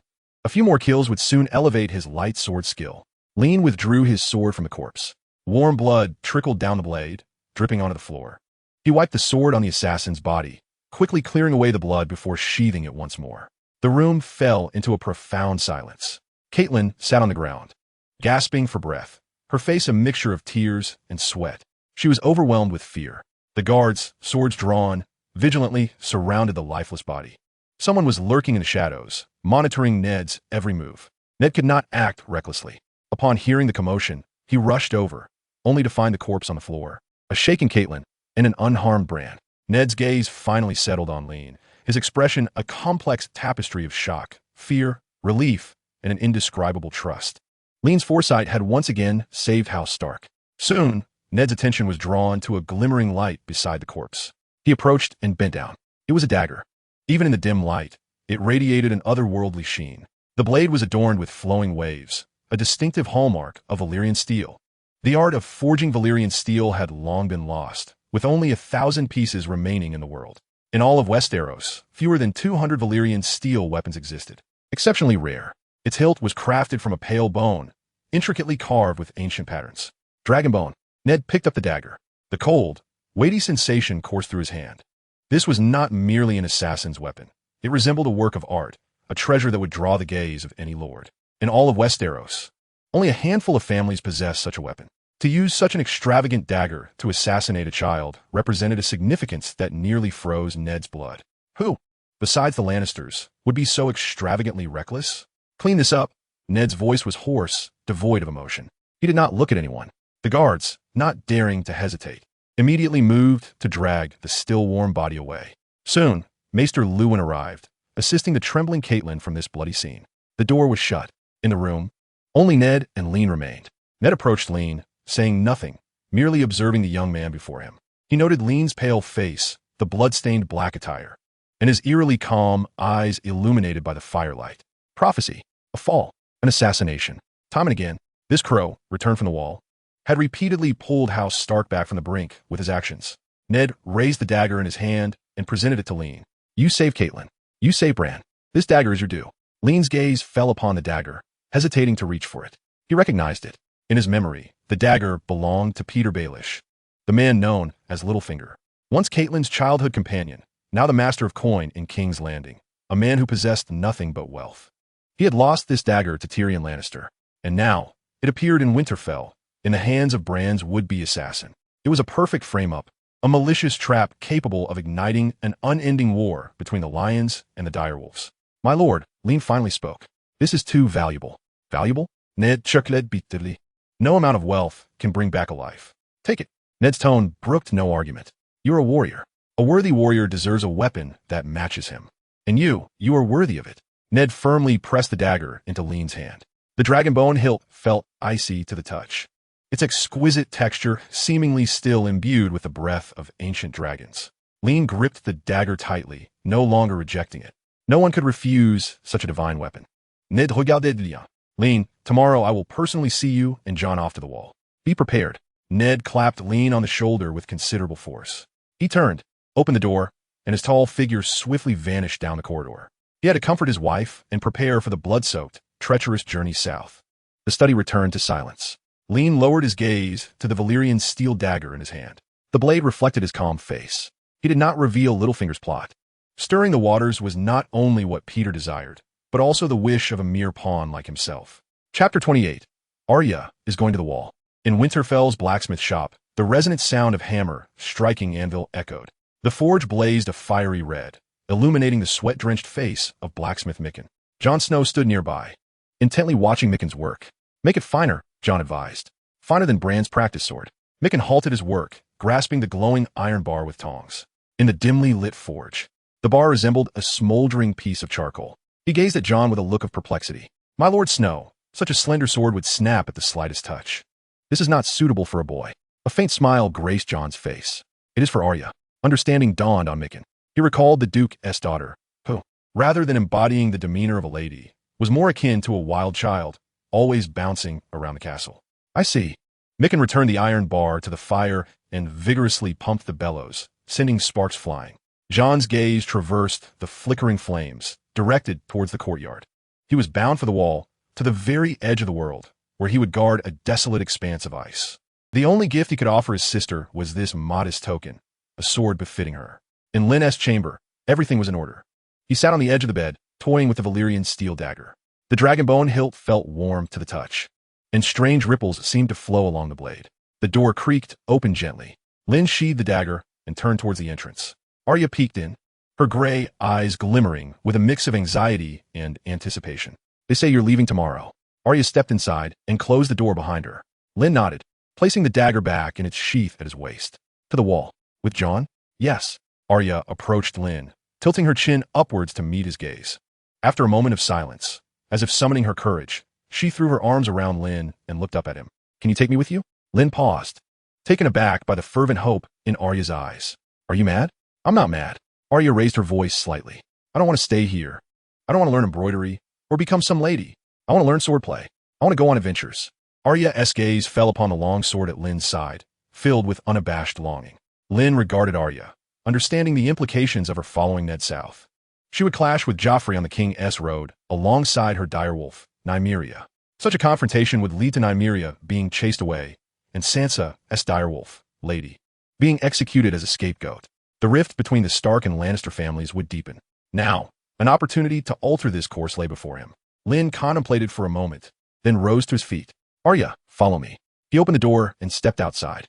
Arya hesitated for a moment before hastening to catch up with him. In Ned's study, the atmosphere was stifling. He was penning letters, organizing matters pertaining to the North. After his departure south, the weight of the North would rest squarely on Robb's shoulders as the eldest son. Father. Arya's voice prompted Ned to lift his gaze. Seeing her, his brow furrowed slightly. Arya, you ought to be with your septa at this hour. You've skipped lessons again. Father, I want to go to the wall with Lynn. Arya blurted out. Ned's expression darkened. Nonsense. This isn't nonsense. Arya met her father's gaze fearlessly. I don't want to stay in Winterfell. I hate this place. It's too dull. I want to go on adventures. Ned's breath caught in his throat. He looked at his youngest daughter, unable to articulate his reproach. Finally, he said, Arya, perhaps you should accompany me south instead. The warm south is far more suited for you than the harsh north. You wish to learn swordplay, don't you? Once we reach King's Landing, I will find you the finest sword instructor. Arya's eyes sparkled for a fleeting moment, but then she caught sight of Lynn nearby and shook her head resolutely. No, I want to go to the wall on an adventure. At that moment, Lynn interjected. My lord, why not reach a compromise? Miss Arya can travel with Jon and me to the wall first. Once we've settled affairs, I will escort her south to King's Landing. Ned fell silent, fully aware of his daughter's nature, reminiscent of her late aunt, Lyanna, wild and yearning for freedom. Winterfell and King's Landing would be prisons for such a spirited wolf. Let her accompany me, my lord, Lynn continued. I will ensure she arrives at the wall with Jon. While it may be harsh, it is at least safe. Once you have established yourself in King's Landing, I will personally deliver her back to you. Ned scrutinized Lynn, the young man who had repeatedly rescued his family. The trust he had in him had already taken root in his heart. Lynn's suggestion was not without merit. It would undoubtedly be an exhilarating adventure for Arya. After a long pause, Ned exhaled slowly. Lynn, he said, his gaze serious, I entrust her to you. Protect her as you would yourself. Bring her back to me safely. I heard from Catelyn that she wished to reward you, but you declined. I will grant you 100 men to command. 100 men? Lynn was momentarily taken aback. However, upon considering Arya, realization struck him. Surely, Arya was a significant factor in Ned's decision, and he understood the Night's Watch better than anyone. He was concerned for his daughter's safety. Heaven knows how long it had been since those men had seen a woman. This would resolve most of the challenges they would face, as House Stark never hesitated to reward loyal followers. Most of these men were elite, including cooks, and he wouldn't need to worry about their provisions. He would ensure they were supplied regularly, provided he treated them well. Arya's face blossomed into a radiant smile, nearly making her leap with joy. Lynn lowered his gaze to conceal the flicker of light in his eyes. In Westeros, the population peak reached merely 3 million, with King's Landing accounting for nearly a third of that figure. If calculated by capacity, sustaining such a populous city would necessitate at least 15 million peasants. Thus, regarding medieval war mobilization rates, to muster an army of 100,000 was already impressive. Typical small-scale skirmishes involved only a few thousand men. Moreover, assembling a large force predominantly relied on the support of feudal vassals. Take Bear Island, for example. It could only muster about 80 capable warriors. Although there were many vassals, Ned's ability to draw 100 loyal soldiers from House Stark was a testament to Lynn's significant cultivation. Of course, protecting Arya was also a consideration. As you command, my lord. Acting hastily would only breed contempt. For a family that valued honor, a strategic retreat was the wisest choice. Ned Stark nodded and stepped closer to Lynn. Lynn, I see that you are a man of honor. I have observed all that you have done for House Stark these past days. I have compelled you to forsake your oath to the Night's Watch. Please do not harbor resentment towards me. Lynn shook his head in denial. It is my honor to serve you, my lord. Ned found himself increasingly fond of this perceptive Lynn, loyal and competent in battle. He also possessed the wisdom to know when to advance and retreat, and his prophetic abilities only deepened Ned's resolve to cultivate Lynn further. House Stark never neglected loyal followers. Moreover, Lynn's prophetic ability was of utmost importance. Upon your return, I want you to assist me in uncovering the truth behind my foster father's death. In return, I shall endeavor to secure a lordship for you through Robb, and you will become my vassal, possessing your own fiefdom in the north alongside your own subjects. I hold great faith in you, Lynn. Do not let me down. A lord? Indeed. Lynn comprehended that receiving 100 men conveyed two significant messages. Firstly, he had become one of Ned's own. More importantly, Ned would undoubtedly invest his utmost efforts in nurturing him. This indicated that Ned's words were not mere rhetoric. He genuinely harbored such intentions. However, certain prerequisites must be met. He needed to demonstrate his worth to Ned, thereby justifying further investment. Once he became a vassal, even in absence of any real power, population, or financial resources, Lynn would transcend the realm of ordinary folk, ascending to a new echelon. The union between Stark and Baratheon was through Sansa. Should Ned currently have no thoughts of alliances with other factions, then Arya could certainly be a contender. Only by truly marrying Arya could he bind himself to the Starks in earnest. With this thought, Lynn knelt on one knee, pledging his loyalty. Thank you for your guidance. My lord, by the old gods, I shall not disappoint you. Upon hearing the mention of the old gods, Ned's expression softened. Very well, prepare your belongings and rest early. Chapter 29, Northward. The morning in Winterfell was frigid and biting. The courtyard was filled with commotion, the breath of men and horses mingling in the air. Two parties were making their final preparations for departure. One was headed south, banners unfurling magnificently as they surrounded the king and the newly appointed hand of the king. The other, significantly smaller, was bound for the north, consisting of merely 100 elite cavalrymen from the north, silent and grim. Ned Stark, clad in heavy pelts, approached Lynn. The din of the courtyard seemed to fade away. My lord, remember well what I previously imparted to you. You are the hand of the king, yet in King's Landing, you possess no power of your own. Whom does the Golden Cloak obey? To whom does the nobility in the court pledge their loyalty? Should you venture to investigate now, it would be akin to thrusting your head into the mouth of a lion, expecting it to refrain from closing its jaws. Though Lynn's words were harsh, they encapsulated reality. After much hesitation, Ned nodded slowly. For the time being, I can refrain from addressing Jon's situation. What must I do then? Simply wait idly? Do nothing at all. Lynn provided an answer that bewildered Ned. Trust me, play the part of a simpleton in their eyes, a brutish warrior who comprehends only honor. Allow them to underestimate you, to perceive you as no threat. The more inept you appear, the more absurd your behavior, the more they will lower their guard. This is the way to survive in King's Landing. Ned's breath grew heavy. This counsel entirely upended the principles he had adhered to throughout his life. To feign foolishness? That was a fate more unbearable than death. Your foremost task is not vengeance, but survival. With Lord Aaron freshly slain, all eyes are upon you. Should you display overt brilliance, you will undoubtedly become a target. Lynn gazed intently into Ned's eyes, reiterating stakes. Only by surviving can you protect the king and safeguard your family. You require time, my lord. Do not rush. Gradually unearth the hidden vipers within King's Landing. Then, employing the methods of the north, sever their heads one by one. Ned gripped the hilt of his sword, the veins on the back of his hand bulging. He cast a glance towards Sansa, who was gazing dreamily at Prince Joffrey, and then at Arya, who was bouncing beside Lynn, a sewing needle at her waist. For the sake of the children, Ned's gaze finally softened slightly. I understand. Ned spoke slowly, his voice hoarse. I will be cautious. He extended his hand, firmly patting Lynn on the shoulder. My daughter, I entrust your care. And John, his identity will attract many adversaries. I ask you to support him as well. Bring Arya back safely. Look after them. I beg of you, Lynn. Lynn solemnly nodded. As you command, my lord. The horn sounded. The southern party began to move slowly. Ned? The impatient call of King Robert echoed in the distance. Ned cast one last glance at Lynn and Arya before turning and striding towards that journey fraught with power and death. Lynn watched as the grand procession vanished into the horizon. He turned to face Jon Snow, Arya Stark, Bran Stark, and an unexpected guest, the imp Tyrion Lannister. It is time for us to depart as well. Jon led his white horse, his expression unreadable, merely nodding at Lynn. Arya, however, was flushed with excitement. She was finally leaving the suffocating confines of Winterfell. Lynn mounted his horse. The 100 northern cavalrymen followed suit, their movements synchronized. These were the most loyal warriors of House Stark. For the honor of the Starks, they would sacrifice everything, including their lives. For now, they obeyed only Lynn. Giddy up. Lynn cracked the reins, and the warhorse neighed, charging forth towards the north. The party set foot on the King's Road. Flanking the road lay vast stretches of wilderness, snow blanketing the earth.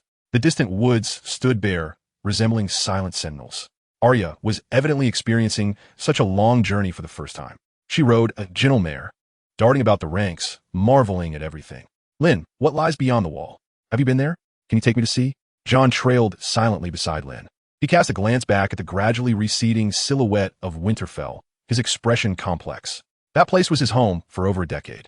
Yet, it was also a land that would never truly belong to him. What are you pondering? Lynn inquired. Jon snapped back to reality, shaking his head. Nothing. Lynn remarked to Jon. You must have visited Bran last night. Did Lady Stark give you any trouble? Jon's expression turned somewhat melancholic. She's always been like that. I have long since grown accustomed to it. Lynn chuckled, offering reassurance. The wall is a fine place. There, your lineage matters not. The Night's Watch are brothers, irrespective of whether you're a bastard or not. Jon's body stiffened momentarily. He lifted his gaze to Lynn. Yet Lynn's eyes were fixed on the northern horizon, where the world came to its end. Tyrion was right. Never forget who you are, for this world will not forget. Arm yourself with it, and no one can use it to harm you. Jon pondered this statement deep in thought. After being driven away by Catelyn at the feast, his spirits had been restless. Hearing these words again now, with a different mindset, brought new understanding. Tyrion, while riding, raised his cup towards Lynn. The party had journeyed for the better part of the day, and dusk began to descend. Lynn commanded a camp to be set up in the shelter of a hillside. The soldiers skillfully kindled fires and erected tents. Soon, dozens of campfires illuminated the wilderness. The warm glow chased away the cold and darkness. Lynn handed a piece of roasted venison to Arya, who was already ravenous. She seized the meat and devoured it heartily, showing none of the decorum expected of a lady. Lynn, I had no idea you were such a splendid cook. Just then, a scout galloped out of the darkness. He dismounted before Lynn. My lord. The scout's voice bore a weighty gravity. 5 miles ahead, a merchant caravan had been discovered, seemingly in distress. Lynn raised an eyebrow. Distress? Indeed, my lord, the scout replied. Their wagons are mired in a quagmire, surrounded by numerous bloodstains, as if they had just weathered a fierce battle. Chapter 30, Experience Delivered. The news brought by the scout abruptly froze the warmth that had just begun to permeate the camp. Such an occurrence on the lands of the north, beneath the Stark banner, was akin to delivering a resounding slap across the face of the direwolf itself. Lynn rose, brushing the snowflakes from his attire. Jon, take some men to safeguard Arya. The rest, follow me. Jon nodded in acknowledgement. Be cautious. Lynn, accompanied by 20 of the finest armored cavalry, followed the scout. Vanishing into the vastness of the night, the sound of hooves striking the snow produced a dull thud. The air was tinged with a faint yet unmistakable scent of blood, which grew more pungent as they approached. At last, they beheld the besieged merchant caravan. Several cumbersome wagons were skewed in the mire, one with a shattered axle, its entire body overturned. The draft horses lay in a pool of blood, their bodies already stiffened, one eye wide open, reflecting the pitch-black night sky. The cargo of the caravan had long vanished. Several corpses lay scattered around the convoy, the fallen guards.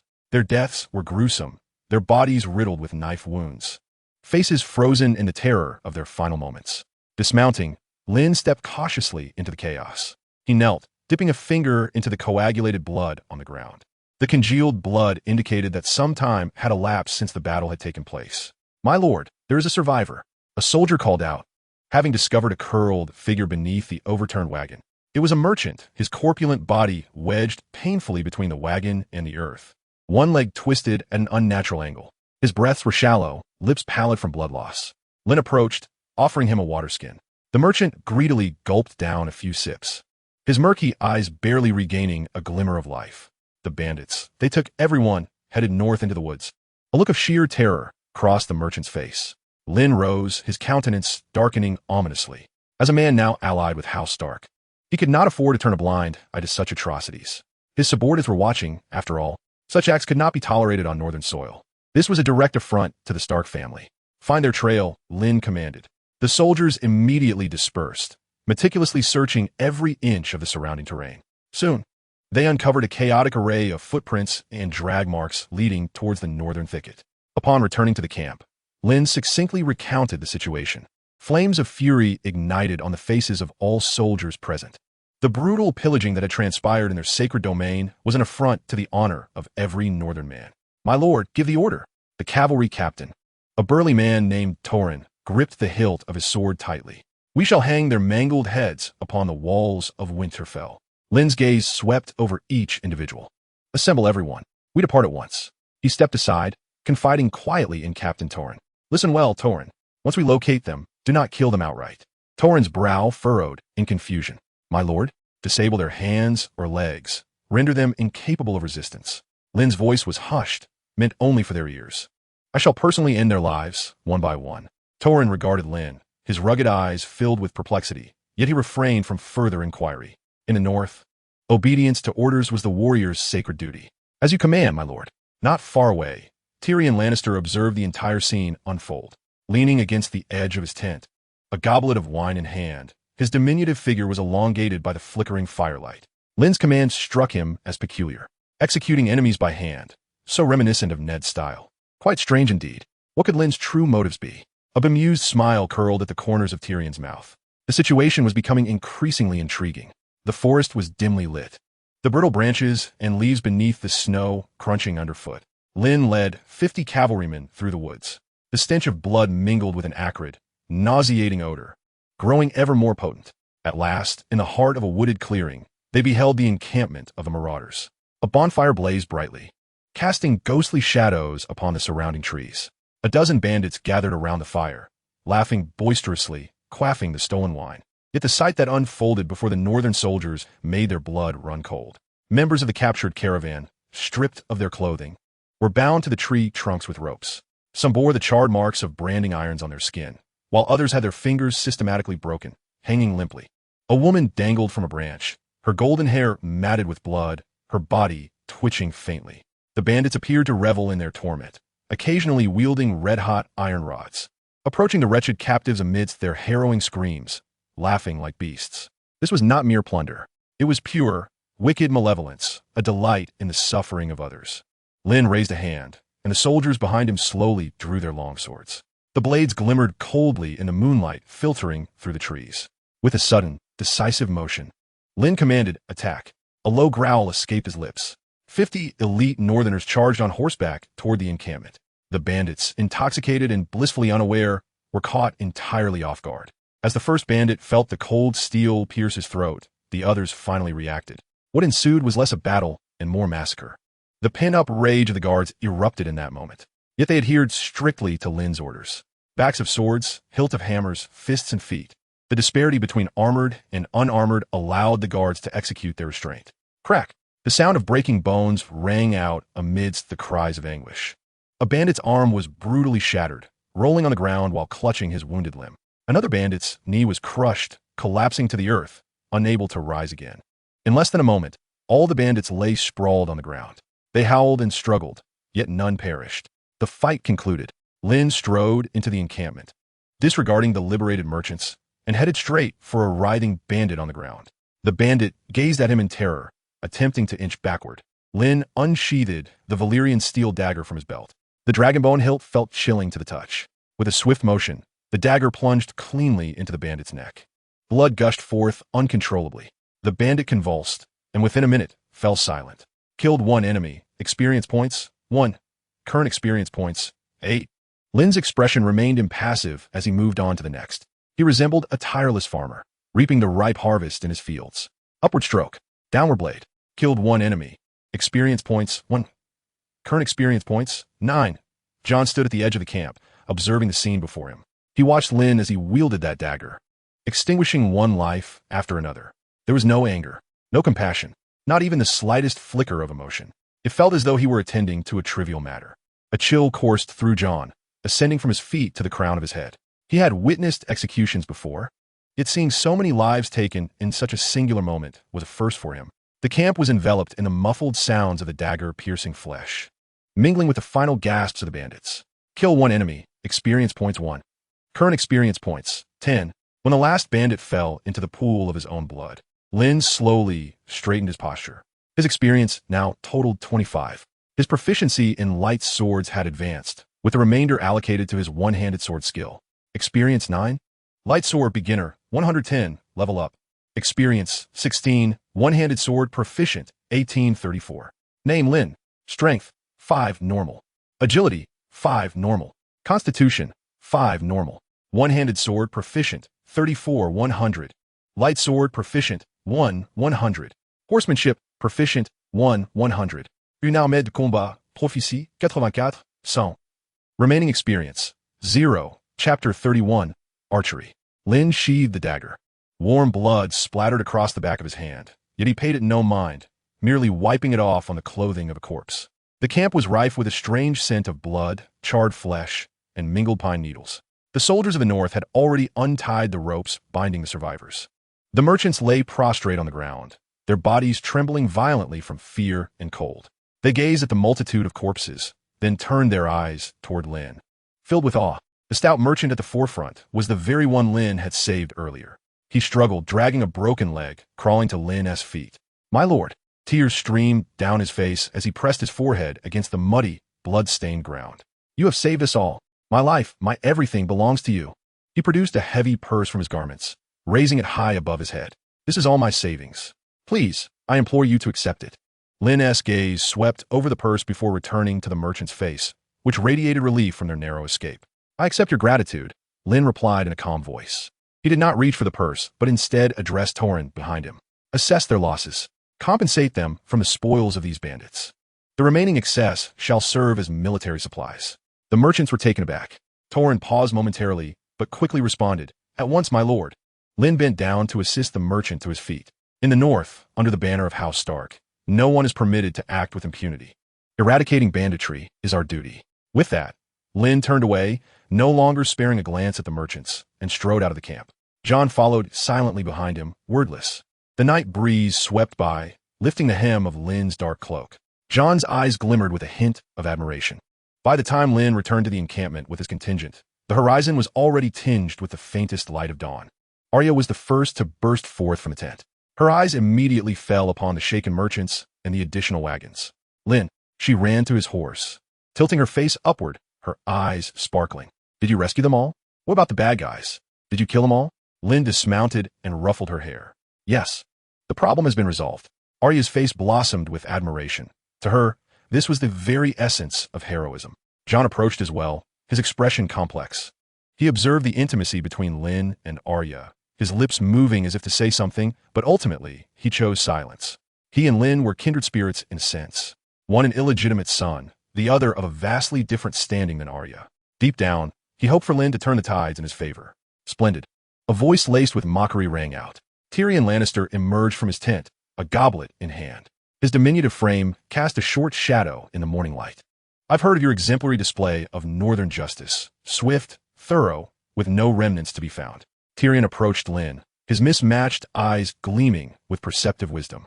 "Yet, I am curious. Why did you choose to take matters into your own hands, slaying them one by one? Would it not be more efficient to delegate such tasks to your subordinates?" Lynn met Tyrion's gaze. "In the north, a lord must administer justice personally. It is our tradition." Tyrion chuckled. "Ah, the traditions of Ned Stark I understand. But you're not a lord, Lynn. You are merely an unnamed warrior." Tyrion took a sip from his goblet, his smile widening. "Are you doing this to instill fear in your men? Or perhaps to savor the experience?" Lynn remained silent, calmly observing Tyrion. The two held each other's gaze for a moment. Tyrion shrugged, breaking the eye contact first. "Very well, I shall pretend I did not inquire." A captivating riddle is worth the effort to unravel. Tyrion turned and staggered back to his tent. After another day of travel, night fell once more. The campfire blazed brightly. Soldiers conversing in hushed tones while merchants gathered to pray for their fallen comrades. Lynn intended to escort these merchants to the nearest castle. This endeavor was not entirely thankless.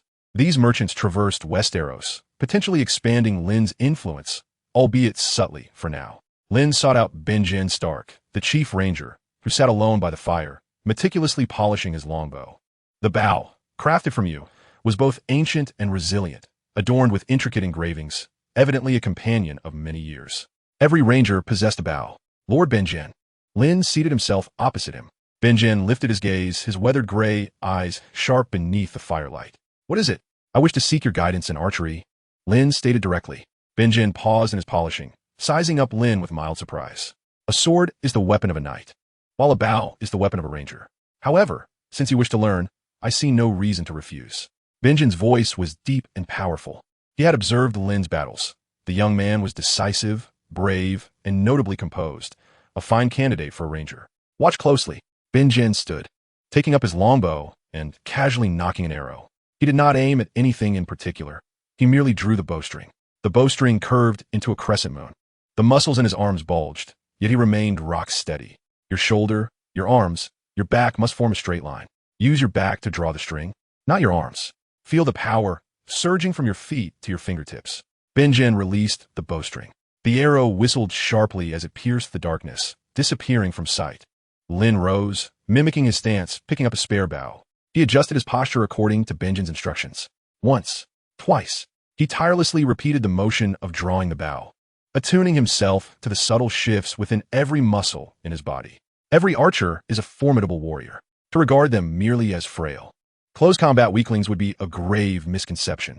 In fact, to a significant extent, the strength and endurance possessed by these archers far exceed those of ordinary soldiers. Sweat began to trickle down Lynn's forehead. His arms were starting to ache, yet he paid it no mind.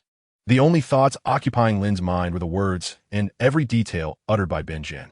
Through diligent practice and the guidance of a master, his strength attributes met the standard, successfully comprehending a new skill. Archery, beginner, 110. A subtle smile tugged at the corners of Lynn's mouth. Success.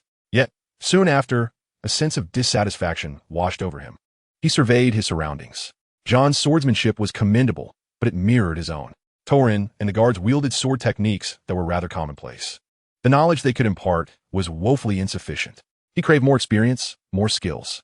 He needed to venture into broader horizons. The wall was merely a beginning. The following day, the expedition continued northward. The King's Road stretched across the boundless snowfield like a gray scar. By midday, the scouts tasked with reconnaissance galloped back. My lord, a party has been spotted ahead. They too bear the knight's watch banner. Benjen raised an eyebrow and spurred his horse forward, with Lynn following closely behind. Soon, a dark formation emerged on the horizon. They numbered around 30, weary from travel. At the forefront was a tall, resolute middle-aged man. Yoren. Benjen recognized him and called out loudly.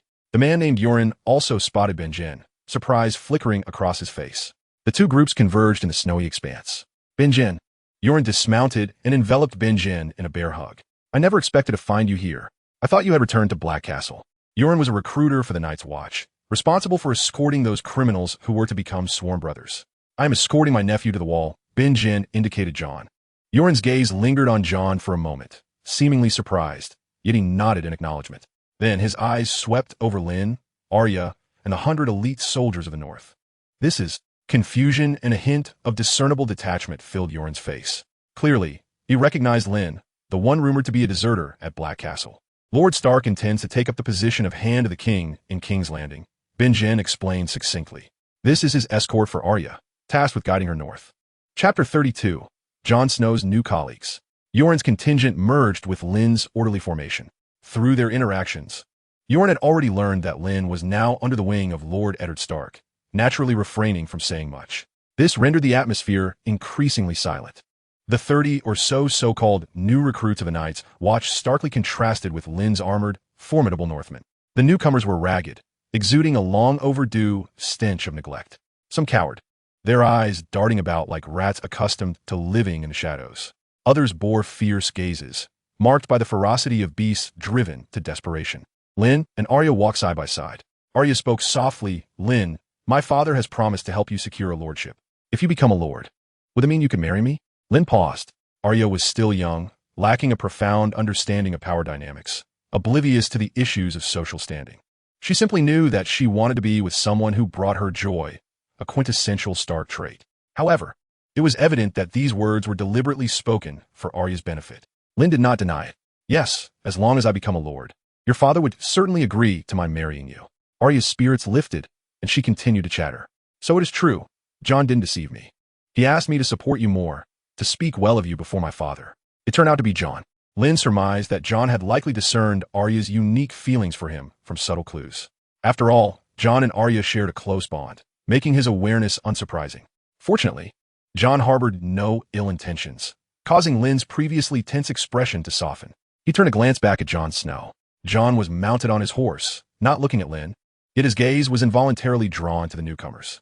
Jon noticed a man missing an ear, fixated on Arya with murky eyes brimming with blatant greed.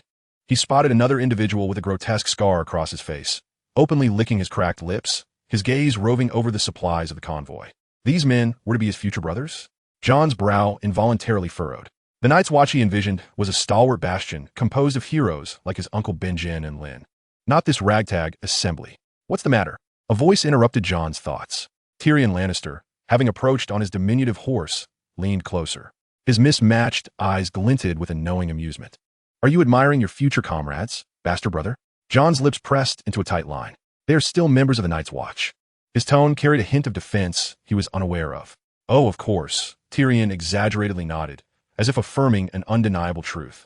He took a sip from his wine pouch. The sharp liquid prompted him to squint in pleasure. They are soon to don black and guard the realm. How noble. Tyrion pointed a short finger at a man with pointed ears and a simian visage. See him? I wager he is a thief. A habitual offender, unable to restrain his hands. Perhaps for a few morsels of bread, or maybe for a necklace belonging to a lord's lady. The judge offered him a choice. Lose his hand or go to the wall. Clearly, he values his hand. Jon's complexion paled slightly. Tyrion's gaze shifted to the scarred man. And that one. Observe his gait and those eyes. A murderer, without a doubt. Perhaps for a wench in a tavern. Or for a purse of coins in a dark alley. The gallows or heading north. The outcome would be the same for him. Tyrion's voice was not loud, yet it precisely stripped away the fragile veneer of honor that Jon had draped over the Night's Watch. And that one, the one who has been staring at Arya. A smirk curled at the corner of Tyrion's mouth. A rapist, the most loathsome sort. Had it not been for Yoren's chains, I suspect he would have lunged at her by now. Castration or a lifetime as a celibate at the wall, neither would pose a difficult choice for him. He cherishes his work. However, I imagine any man would make the same choice he has. Tyrion shrugged nonchalantly. Jon's breathing grew heavy, his grip on the reins turning white-knuckled. Enough. Huh. Tyrion let out a short laugh. Bastard brother, do you think the wall is a place of heroism? No, no, no. Tyrion exaggeratedly shook his head, as if correcting a wayward child. The Great Wall, the largest latrine of the Seven Kingdoms, serves as the final resting place for all filth, foul odors, and disgraceful refuse. Thieves, robbers, murderers, rapists, and more. As Tyrion spoke, his keen eyes fixated intently on Jon's face. Jon's body stiffened upon his horse, grappling with the urge to retort, yet found himself rendered utterly speechless. The truth of Tyrion's words was undeniable, a grim reality he had long sought to evade, yet one that loomed vividly before him. He lifted his gaze once more to his new brothers. This time, they were no longer idealized companions of the future, but rather embodiments of concrete, sordid crimes, theft, pillage, slaughter, debauchery. The lofty illusions he had harbored about the Night's Watch were shattered in that moment, cruelly dismantled by Tyrion's unvarnished candor. Up ahead, Lynn reined in his horse. Though he did not turn, he clearly overheard the conversation. Banyan maintained his gentle demeanor, seemingly unfazed by the topic at hand. When silence enveloped the group, Tyrion lost interest, seizing a book and engrossing himself in its pages. This piqued Jon's curiosity. I've noticed you seem to be perpetually reading. What purpose do you find in such a pursuit? Tyrion did not lift his eyes. Jon, I want you to look at me. Now, tell me, what do you see? Jon was at a loss for words. It was Tyrion who pressed on. I imagine you wish to say that you see a dwarf. Indeed, I am a dwarf. Had I been born to a common family, I would likely have been suffocated by my parents in a cesspit long ago. Tyrion continued to leaf through his book. Yet I was born in Casterly Rock, into House Lannister. I have been the center of attention. My sister is the queen, and my nephew is the future king, protector of the realm. And what of me? I merely occupy the title of a Lannister without bearing any responsibility. My brother wields his sword, King Robert his warhammer, and I possess my intellect. He tapped his temple with his diminutive fingers. A sharp mind requires extensive reading, much like a sword must be honed on a whetstone to achieve its edge. Thus, I immerse myself in literature. Jon fell into silence, observing the dwarf before him. For the first time, he perceived within Tyrion's diminutive frame a strength that could rival any knight. Jon contemplated his own worth. What then were his advantages? Tyrion glanced up at Jon. I relish engaging with others. In doing so, I can learn diverse modes of thought from different individuals. And you, my bastard brother, now is your turn. What is your story? Being addressed as a bastard once more, Jon rolled his eyes and retorted, Dwarf, beg me, and perhaps in a generous mood, I might share. Chapter 33, Tyrion's Probing. Jon turned away, choosing to disregard the incessant chatter of the dwarf. The only sounds that remained were the crackling of the firewood as it burned. Tyrion Lannister's smile showed no sign of waning. His inner strength rendered Jon's perceived lethal verbal blow incapable of affecting his current good spirits. Tyrion's gaze shifted from Jon's defiant young face to another, far more serene visage, Lynn.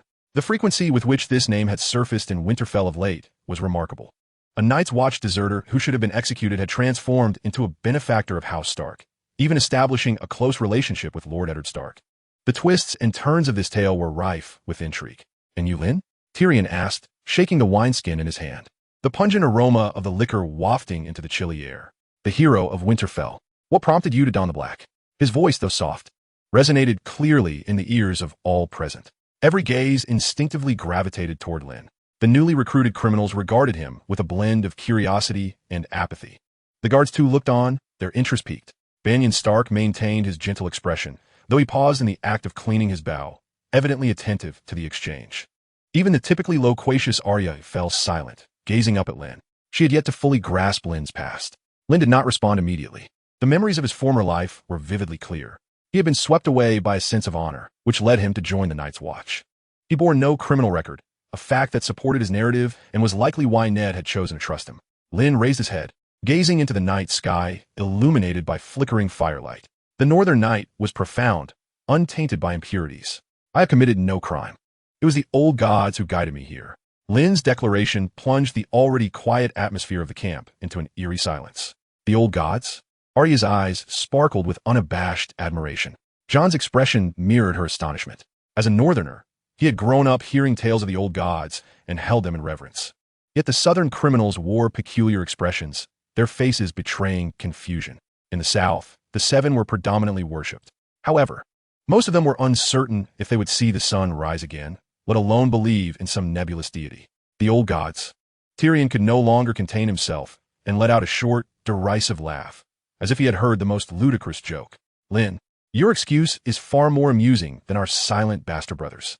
Tyrion took a hearty swig of his drink, wiping his mouth with his sleeve. Let me guess. Was it the weirwood tree in the forest that spoke to you? Or perhaps a raven from the heavens delivered you a message? Tyrion's tone dripped with mockery and skepticism. Yet beneath his nonchalant facade, his mismatched eyes remained fixed on Lynn. He was a Lannister, one who dwelled in the opulent castles of the south, believing solely in gold and power. The ancient faith of the old gods, belonging to the rugged north, seemed to him merely the bedtime tales meant to deceive simple farmers. Nevertheless, further probing was necessary. You. Arya suddenly sprang to her feet, her small face flushed with indignation as she glared at Tyrion. Lynn would never lie, and the old gods are real. Tyrion regarded the furious little wolf with keen interest, his smile widening. Lynn placed a gentle hand on Arya's shoulder. She turned to find him subtly shaking his head. Reluctantly, she pressed her lips together, but obediently returned to her seat. I verified Lynn's joining of the Night's Watch. A deep voice interrupted this somewhat comical standoff.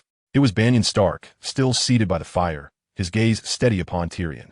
He bore no mark of a fugitive. His name was absent from the bounty lists of the Seven Kingdoms.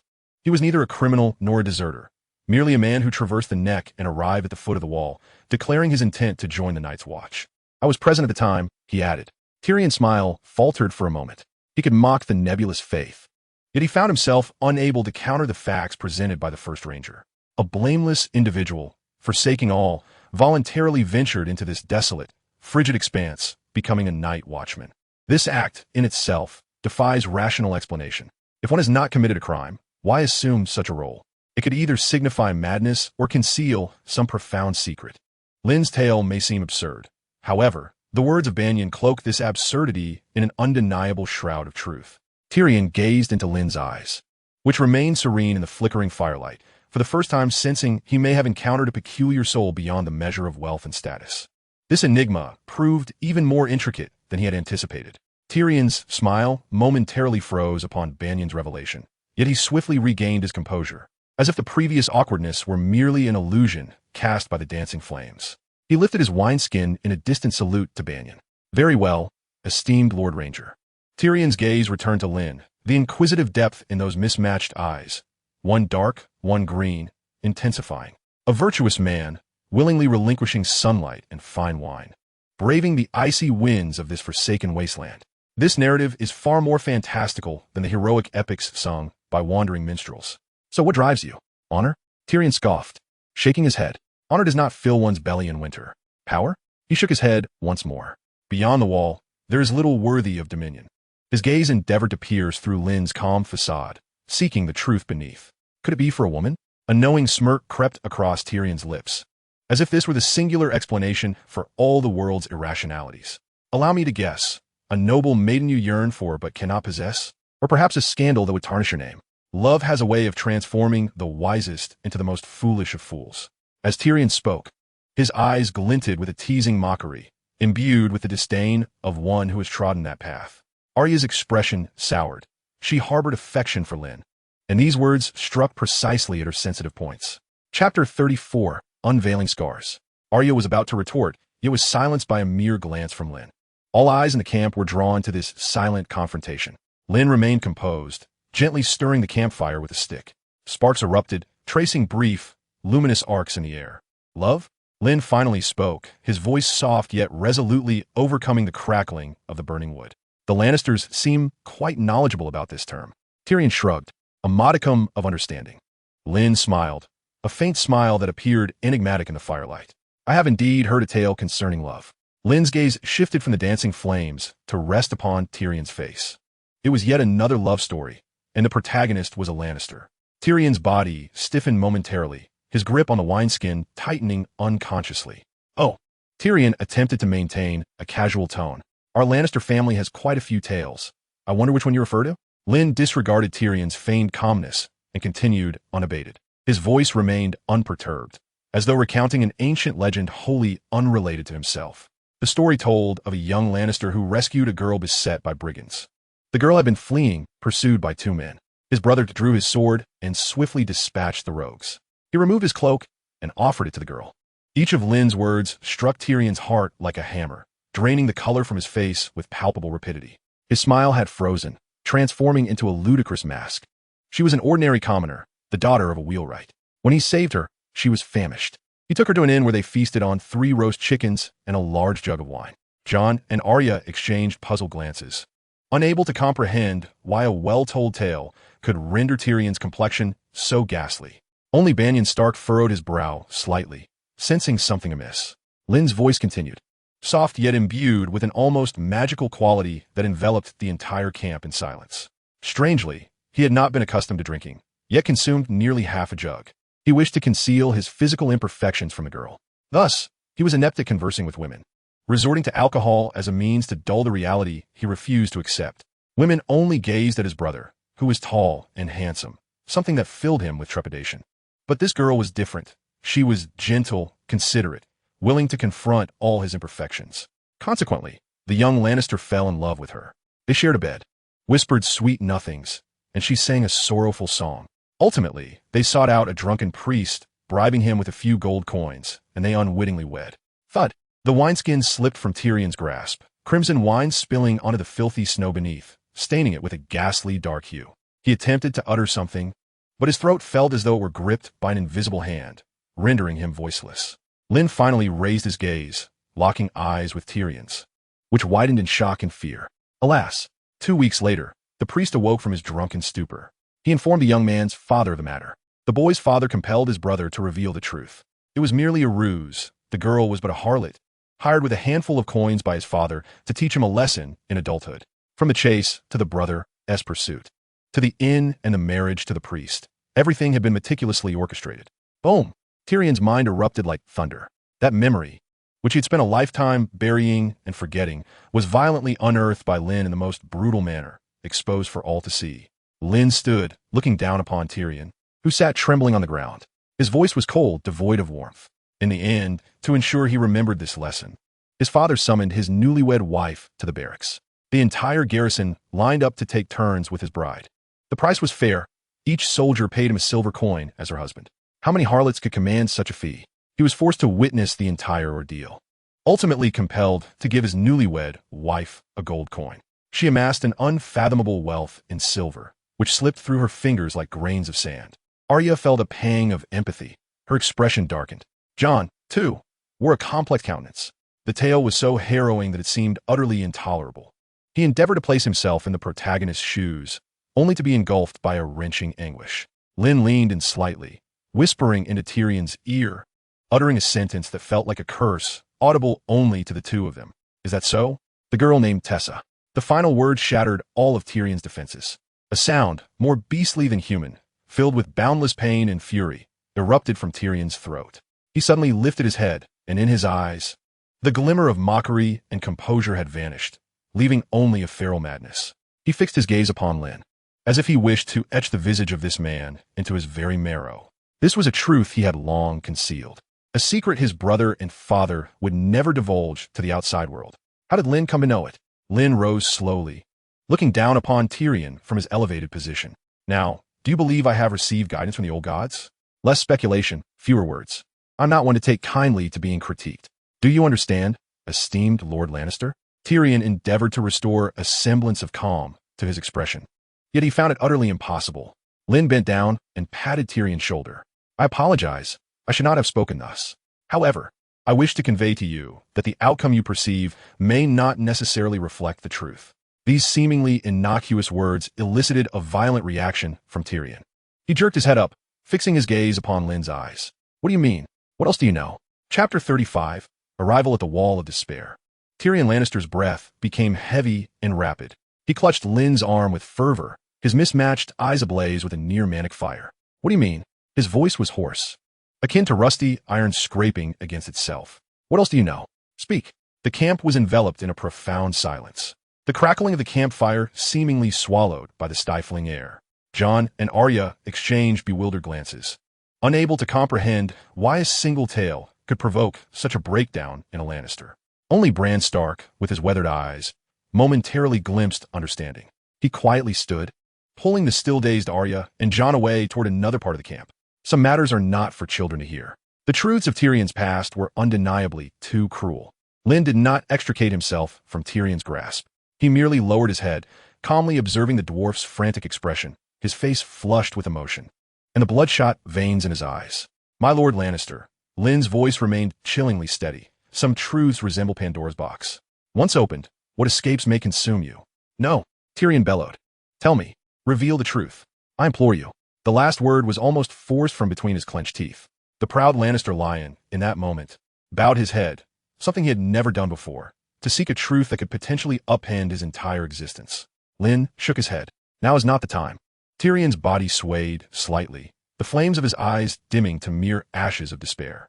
Why? What do you want? He abruptly lifted his head, his mind racing to find any leverage for negotiation. Is it gold? Casterly Rock is abundant in gold. A veritable mine. I can offer you a gold mine. Just tell me. Tyrion pleaded, desperation creeping into his voice. A Lannister, bartering a treasure trove for an answer. Lynn chuckled, methodically prying apart Tyrion's desperate grip. My lord, do you truly believe the old gods would require gold? This question rendered Tyrion utterly speechless. Is this also the guidance of the old gods? He gazed into Lynn's unfathomable eyes, realizing for the first time how pale and impotent his pride in wealth and wisdom appeared before this man. He could neither purchase Lynn's allegiance with riches nor persuade him with words. He felt like a fly ensnared in a web, while the other was the patient spider. What do you desire? Since you have chosen to speak to me, you must have something in mind. Just tell me what you wish for. Anything within my power to grant. Tyrion's voice trembled with urgency. Lynn leaned in, whispering into Tyrion's ear, what I seek, you cannot provide at present. However, one day, it will come to pass. Revealing the truth to Tyrion now would prove ineffective. He awaited the moment when the pressure from the Lannisters would reach its zenith, rendering the situation more favorable for him. Lynn straightened up, no longer looking at Tyrion. "Rest well, my lord. The road to the wall is still long." With that, Lynn turned and walked toward his tent, leaving the disheveled dwarf alone in the biting night. Tyrion sank down into the snow, his body trembling, not from the cold. If all of it were a fabrication, if Tessa were not a whore, but merely a pitiable ordinary girl, if it were not a ruse at all, what then could justify the suffering and humiliation he had endured over the years? What role had his father, Tywin Lannister, played in his life as a figure of such cruelty? Tyrion's fist struck the frozen, hard ground with brutal force. Blood seeped from his split knuckles, yet he felt no pain. In the shadows afar, Jon observed all this, profoundly shaken. He had never conceived that words could wield such terrifying power. Lynn had not even drawn his sword. He had utterly dismantled a once mighty Lannister with mere speech. Was he always this formidable while serving as a night's watchman? Unable to restrain himself, Jon turned to Bran. Bran's gaze shifted from Lynn's retreating figure, his expression complex. No. He shook his head. The Lynn of the past was merely an ordinary youth. The one before us now. Bran hesitated, seemingly searching for the right word. He resembles a sword drawn from its sheath. At this moment, he found himself somewhat convinced that the old gods had imparted some message to Lynn. And at such a crucial juncture, Arya tightened her grip on her sewing needle, her eyes shimmering with admiration. This was the person she aspired to become, not a lady like Sansa, adorned in beautiful gowns, waiting for a prince to rescue her, but a force capable of instilling fear in adversaries and providing solace to her family. I've always lived ensnared within a lie crafted for me. My father, my sister, my brother, each of them manipulating my life in ways unseen. The Lannister knelt in desolation upon the ground. The name Lannister no longer signified glory, especially not to one such as him. Lynn regarded Tyrion's silhouette, a faint smile gracing his lips. He bore no animosity toward Tyrion. This discourse was not solely to temper his sharp tongue, but also to pave the way for the future. Everyone is but a pawn, yet equally a player. Even the small can influence the course of events. The seed has been sown, a seed named hatred and betrayal. One day, it shall take root and burgeon into a towering tree capable of toppling the entire Lannister dynasty. And he, Lynn, shall be its sole nurturer. On the following morning, as the party set out once more, all sensed that something was amiss. Tyrion Lannister had changed. He no longer drank. The flask, which he almost never parted with, was cast into the extinguished embers of the campfire. He was solely absorbed in his reading, no longer uttering a word. The once loquacious dwarf, armed with wit and acerbic tongue, seemed to have transformed overnight into a mute. As they journeyed, he silently rode at the rear of the party. The visage that once bore the hallmarks of cynical irreverence was now shrouded in an unsettling gloom. Jon had contemplated approaching him several times, but each time he gazed into Tyrion's vacant eyes, he swallowed his words. Arya felt a tinge of fear. She quietly leaned towards Lynn, lowering her voice to inquire, "Lynn, what is wrong with that little dwarf? He seems as if he is on the brink of death." Lynn gently patted her head. "No, he is not dying." His gaze traversed the crowd, settling on that diminutive figure. "He has been reborn." Arya nodded, half comprehending. The company continued north in silence, the atmosphere oppressive to an alarming degree. Even the group of criminals brought by Yoren sensed this unusual aura, transforming into subdued shadows of their former selves. Only Lynn maintained his usual demeanor, largely preoccupied with honing his archery skills under the tutelage of Benjen. Drawing, aiming, shooting, repeating the monotonous motions. Archery, beginner, 5-10. Archery, beginner, 6-10. Lynn discovered that with guidance and relentless practice, he could also accrue experience. This revelation sent waves of exhilaration through him, intensifying his training. His rapid progress astonished Ned Stark. This young man seemed destined for combat. He grasped every technique imparted to him with remarkable swiftness. His focus was far from that of a restless youth. After 5 more days, when a colossal white shadow spanned the horizon, the entire party halted their horses. The wall, the impregnable wall, an unimaginable edifice of ice and magic, it lay sprawled like a white dragon at the world's end, towering into the clouds, stretching endlessly. Chapter 36, Commander. Jeor Mormont. That immense white shadow, as if a sigh from the creator deity, silently divided the world in two. On one side lay the 7 kingdoms, teeming with civilization and verdant lands. On the other, the realm of eternal winter, inhabited by wildlings and the fabled, long-forgotten others. Arya's mouth formed an O of wonder. her gray eyes reflecting the pale light bouncing off the ice wall. It was grander and more magnificent than any tale she had ever heard. Jon reined in his horse, gazing up in awe at the icy cliffs. This was the place he would dedicate his life to protect. The uncertainty wrought by Yoren's prisoners seemed to dissipate in the presence of this majestic wonder. Tyrion Lannister ceased his reading, squinting his mismatched eyes to scrutinize humanity's greatest creation. For the first time, his face bore an expression of pure, unadulterated astonishment. Only Lynn remained composed, observing the familiar outline. The shock from his first encounter with the wall lingered in his memory, yet now, it represented not the world's end, but a new beginning.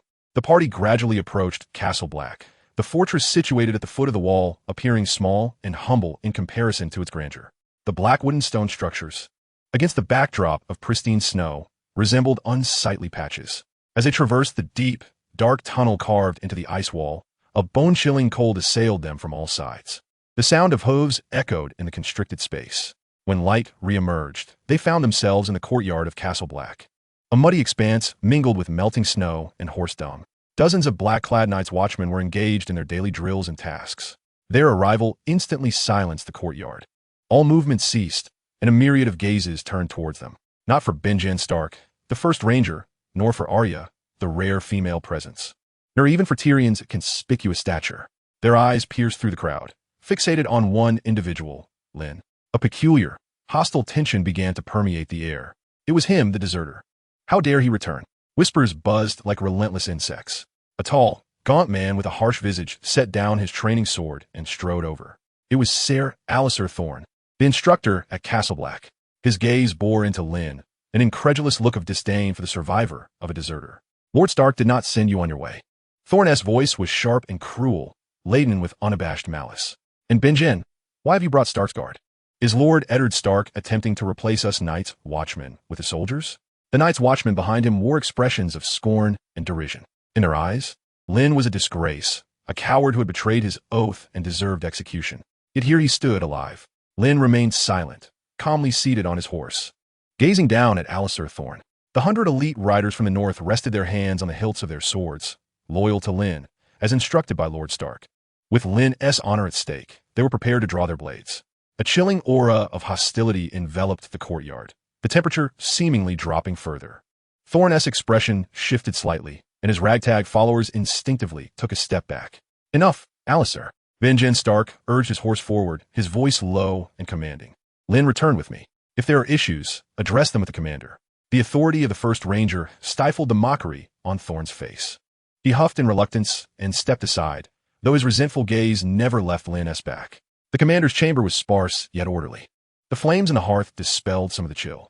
Old Bear Jorah Mormont sat behind the table, poring over parchment scrolls. His head was crowned with white hair, and a dense beard adorned his weathered face, etched with the marks of time.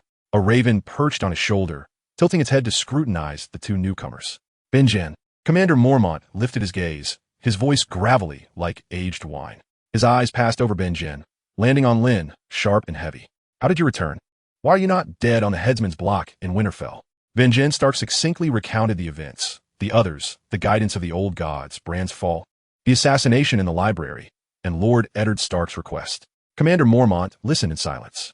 The only sound in the room was the crackling of the firewood in the hearth. After Benjen finished, Mormont stood in silence for a long moment, then slowly approached the window, gazing out at the endless ice wall. Eddard wishes to extricate him from the Night's Watch? Mormont's voice betrayed no discernible emotion. He rescued the children of House Stark. This is the reward that Ned deserves. Banyan added. Reward? Commander Mormont turned around. Banyan, you are also a Night's Watchman. Have you forgotten our oath? The long night approaches. From this moment on, I shall take my watch until death. I shall not wed, nor hold land, nor father children. I shall wear no crown, nor seek glory.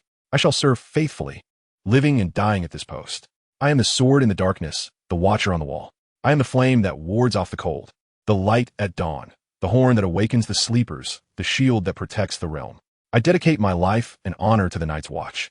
This night and every night henceforth. Each word he uttered was as if chiseled from ice and snow, cold yet resolute. Banyan's complexion darkened. He understood that the commander was not mistaken. The oath is the very foundation of the Night's Watch. Should it falter, the entire brotherhood would crumble. Granting Lynn a backdoor, it was evident, would not be so simple. However, my lord, no buts. Mormont interrupted him, returning to the table and resuming his seat. Lord Stark is Hand of the King, but he is not the commander of the Night's Watch. Though Lord Stark is the protector of the North, here, my word is law. The atmosphere in the room grew exceedingly tense. Lynn stood silently, aware that the old bear was making his stance clear. This was a necessity. Rules are rules, and none may trample upon them. Yet, Ned Stark is indeed the protector of the North. He could not disregard Ned's face entirely. Most of the supplies for the Black Castle come from the Seven Kingdoms, and Ned's generosity always exceeds that of other lords. Lynn understood this implicitly. Indeed, Mormont sighed, a hint of resignation and fatigue in his voice. However, he looked at Lynn, a complex expression flashing in his keen eyes.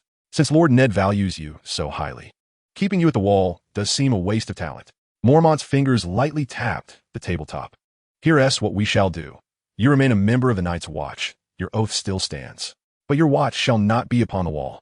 Is not Lord Ned to go to King's Landing? You shall accompany him.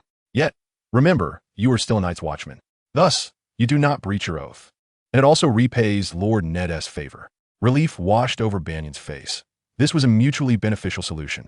Lynn lowered his gaze, concealing the flicker of insight in his eyes. He recognized that this old bear was far shrewder than he appeared. This was hardly a win-win situation. It was merely tossing the controversy back into Ned Stark's hands. In name, he remained a Night's Watchman, but in reality, he was free. At your command, my Lord Commander. Lynn inclined slightly. Mormont continued. However, I agree that the attitudes of the other Night's Watchmen are also of great importance. After all, this is not my sole decree. You will need to persuade them yourself. Chapter 37, One-on-One Duel. The air in the room grew heavy with Commander Mormont's words. Lynn stepped out into the courtyard, where Alazar Thorne and his band of Night's Watchmen had evidently been waiting. Upon seeing Lynn emerge, a mocking sneer immediately crossed Thorne's harsh features. He had always had a particular disdain for deserters and harbored significant grievances against Lynn. So, has the commander prepared a carriage for you to King's Landing, traitor? Laughter erupted from the Night's Watchman behind him, filled with scorn and derision.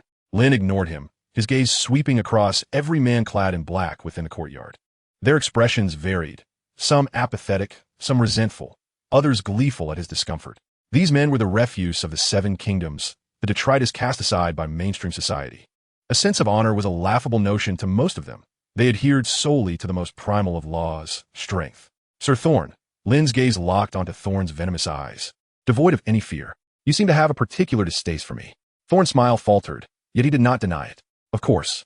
Lynn nodded, unfastening his cloak and tossing it casually to Thorne behind him. He then drew forth his long sword, a standard northern blade, its blade reflecting a cold glint in the pale daylight. Then let us abide by the customs of the North. Lynn pointed the sword's tip toward the ground, his voice steady yet resonant throughout the courtyard. One-on-one. Anyone who dares to challenge me, step forward. I will silence all of you. A sudden silence enveloped the courtyard. Even the distant clang of the blacksmith's work ceased. Tyrion leaned against the pillar on the second floor, holding a cup of warm wine, intrigued by the unfolding scene. It was far more thrilling than anything in his books. Everyone stood frozen, astonished that this so-called deserter dared to be so audacious. Alazar Thorne's face turned a shade of iron. This declaration was akin to a resounding slap across his face in front of all present. Arrogant. Thorne spat through clenched teeth. He turned to the crowd behind him, barking, "Who will teach this insufferably ignorant fool what rules truly are?" The crowd stirred, and a burly man clad in black, his face a mask of brutishness, stepped forward with a sinister grin. He seized a heavy two-handed sword from the weapon rack. "Boy, I will bury that pretty little face of yours into this frozen ground." Dragging the massive sword, he advanced toward Lynn, each step leaving a deep imprint in the earth. Jon's heart raced, and Arya gripped her sewing needle tightly, her small visage etched with concern. Lynn remained motionless, quietly observing the approaching giant, noting the savage grin on his face and the bloodlust gleaming in his eyes. The hulking man let out a furious roar, raising the enormous sword high above his head and bringing it down with all his might. The wind howled. The momentum seemed poised to cleave Lynn and earth asunder. Lynn moved. Just as the giant's sword was about to descend, he subtly shifted his body. The massive blade grazed his clothing, crashing heavily into the ground. Boom! Ice and earth flew asunder. The giant, overexerting himself, momentarily stiffened.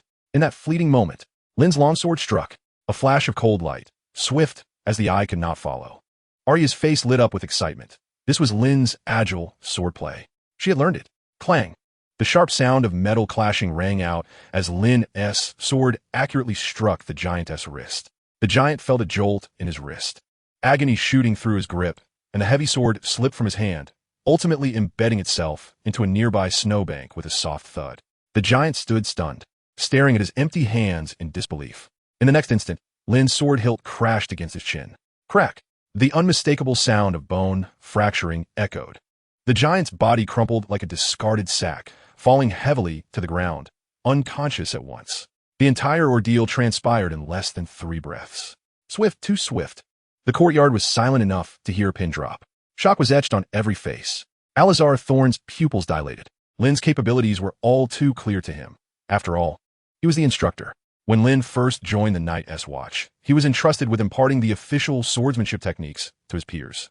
They often challenged him. Yet in a mere span of time, this young man has taken to wielding an extraordinarily elusive light sword. For those accustomed to the heft of broadswords, such an approach is utterly confounding.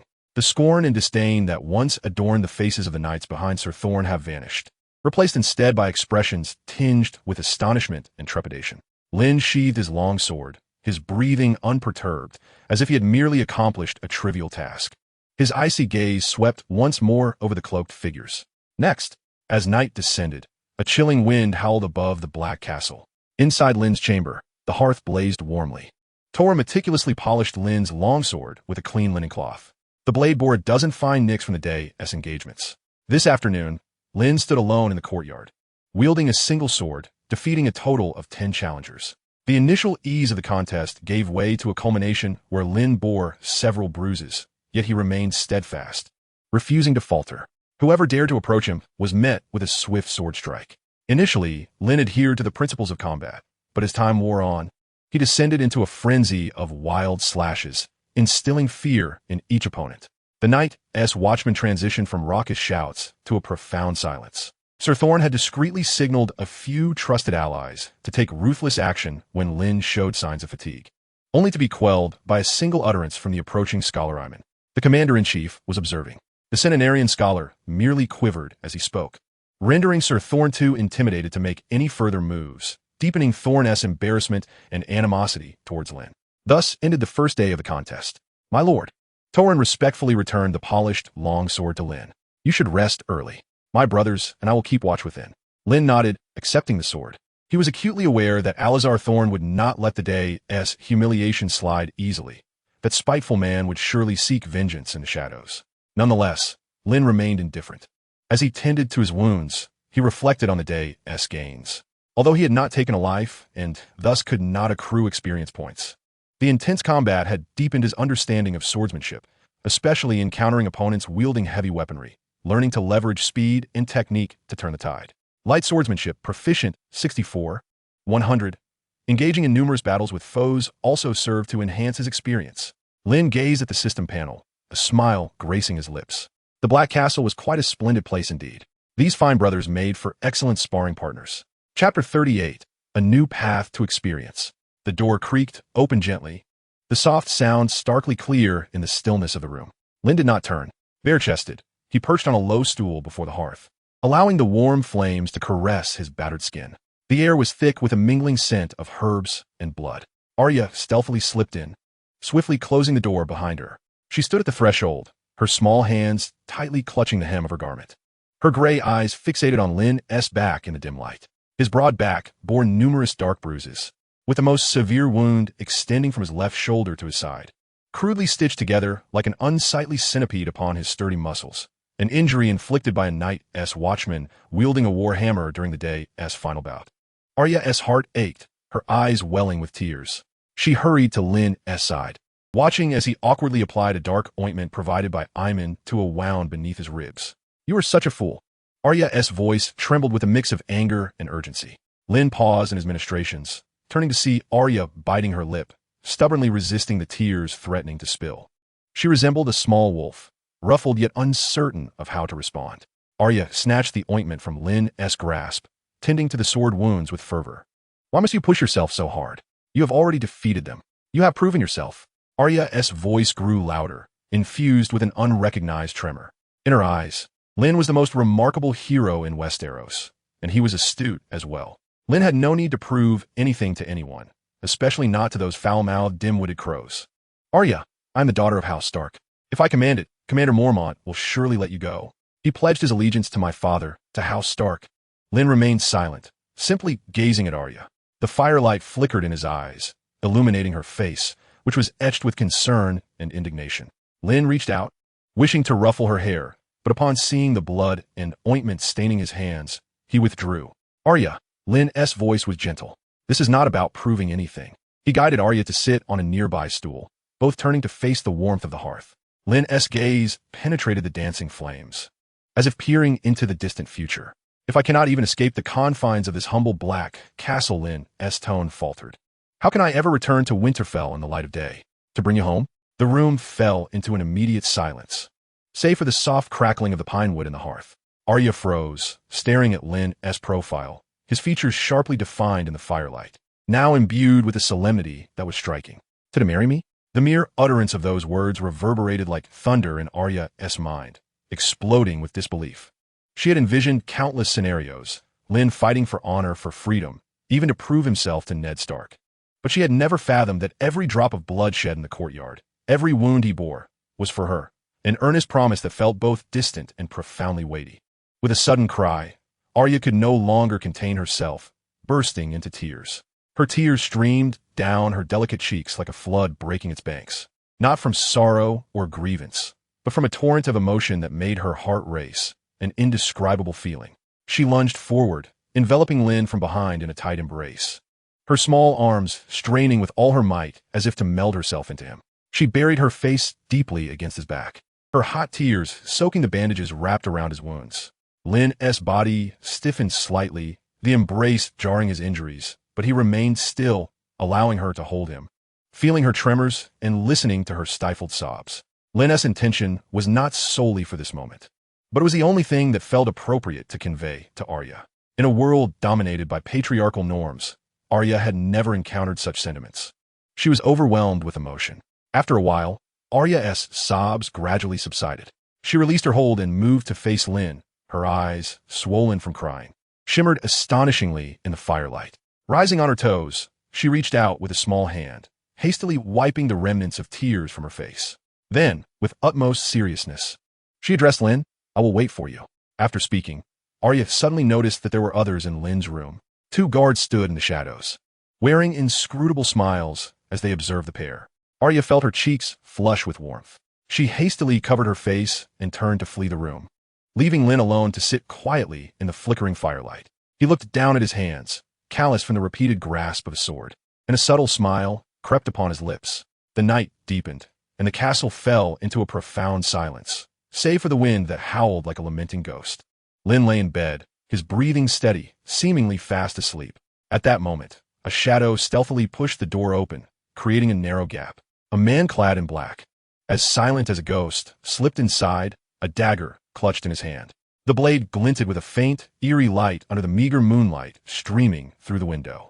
The shadow approached the bedside with deliberate steps, gazing at the sleeping figure, a flicker of malevolent intent flashing in his eyes.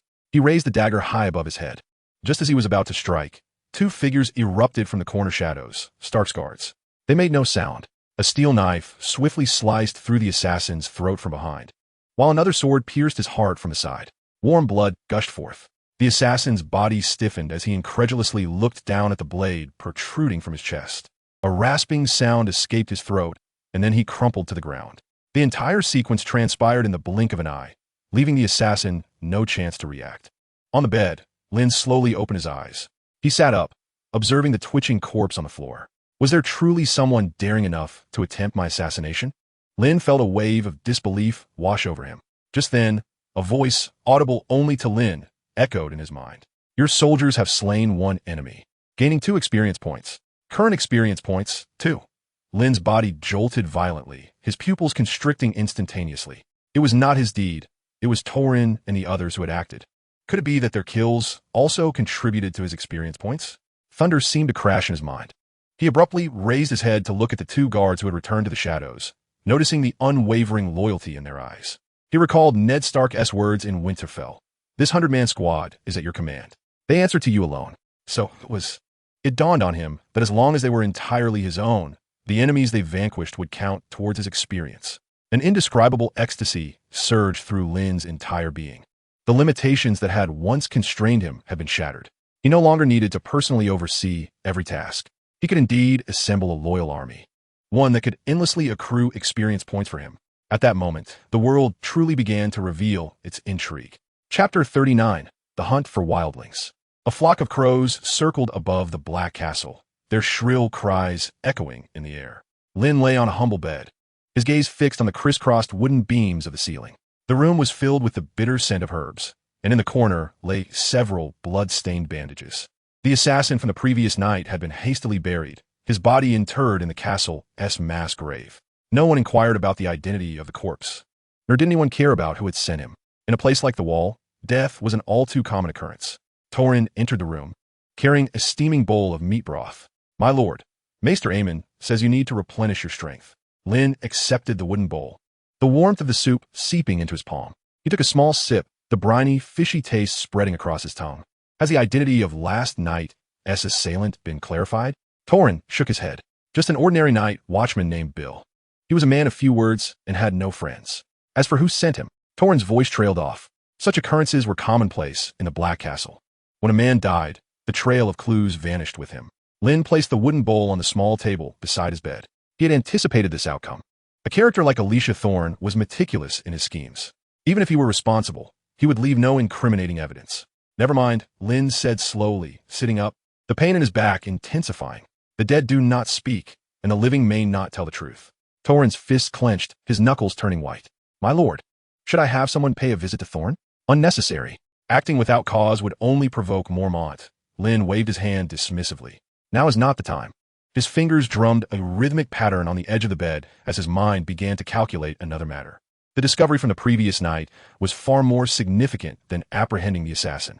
If his subordinates could kill and still grant him experience, he could dispatch teams to hunt while he focused on other aspects of his advancement. "Torrin," Lynn's voice suddenly turned serious. "Select 10 of the most reliable brothers. Equip them with sufficient supplies and send them to patrol the outskirts of the Wall." Torrin hesitated. "My lord, you mean wildlings?" A glimmer of excitement flashed in Lynn's eyes. Reports indicated that numerous small bands of wildlings had been active near the Wall. It would be the perfect opportunity for them to hone their skills. Torrin's face brightened with enthusiasm. These Northmen had long been itching for a real battle. The chance to engage in genuine combat was just what they craved. "As you command, my lord." Torrin turned to leave, but was halted by Lynn's voice. "Remember, do not linger in battle. Assess the situation and prioritize safety." Lynn's tone was earnest. In his previous life, even when his subordinates were mere virtual entities in a game, their deaths had caused him anguish. How much more so now? This 100 elite warriors were akin to his lifeblood. Their lives were more precious than experience points. Experience could be accrued over time, but loyal subordinates were not easily found. Torrin's eyes glistened with emotion, recognizing the sincerity behind Lynn's admonition. He nodded firmly and strode out of the room. Lynn reclined back onto the bed, closing his eyes. In the coming days, he needed to focus on recuperating. Simultaneously, there was another crucial task at hand. He recalled the training methods he had learned in his past life. With time on his hands, he decided to experiment with more scientific training approaches. 3 days later, Lynn's injuries had mostly healed. He stood in the training yard of the Black Castle. Several iron pots borrowed from the kitchen beside him. These pots were strung together with ropes, serving as makeshift weights. Jon Snow stood nearby, a puzzled expression on his face as he watched Lynn's actions. "What are you doing?" Jon approached, pointing at the peculiar collection of iron pots. "Training," Lynn replied, fastening the pots to his shoulders and beginning to perform squats. His movements were slow yet precise, each descent engaging his leg muscles. Jon's brow furrowed deeper. "I've never seen this training method before." In Winterfell, knights practiced directly with swords. Lynn continued without pausing, beads of sweat beginning to trickle down his forehead. "Everyone has their own methods. The essence of strength training lies in progressive overload. Only by continuously increasing the burden on the muscles can we promote their tearing and subsequent growth." The traditional training methods of Westeros evidently remain in a rather rudimentary phase. An hour later, Lynn set down the iron pot, his entire body drenched in perspiration, leaning against a wooden post at the edge of the training ground. He gasped for breath, the soreness in his muscles heralding the onset of strength development. Through scientific strength training, your power has seen a slight enhancement. Other attributes can be improved through your own exploration. Strength, 5, current progress 4. A glimmer of excitement flickered in Lynn's eyes. Indeed, it proves effective. Name Lynn. Strength, 5-4.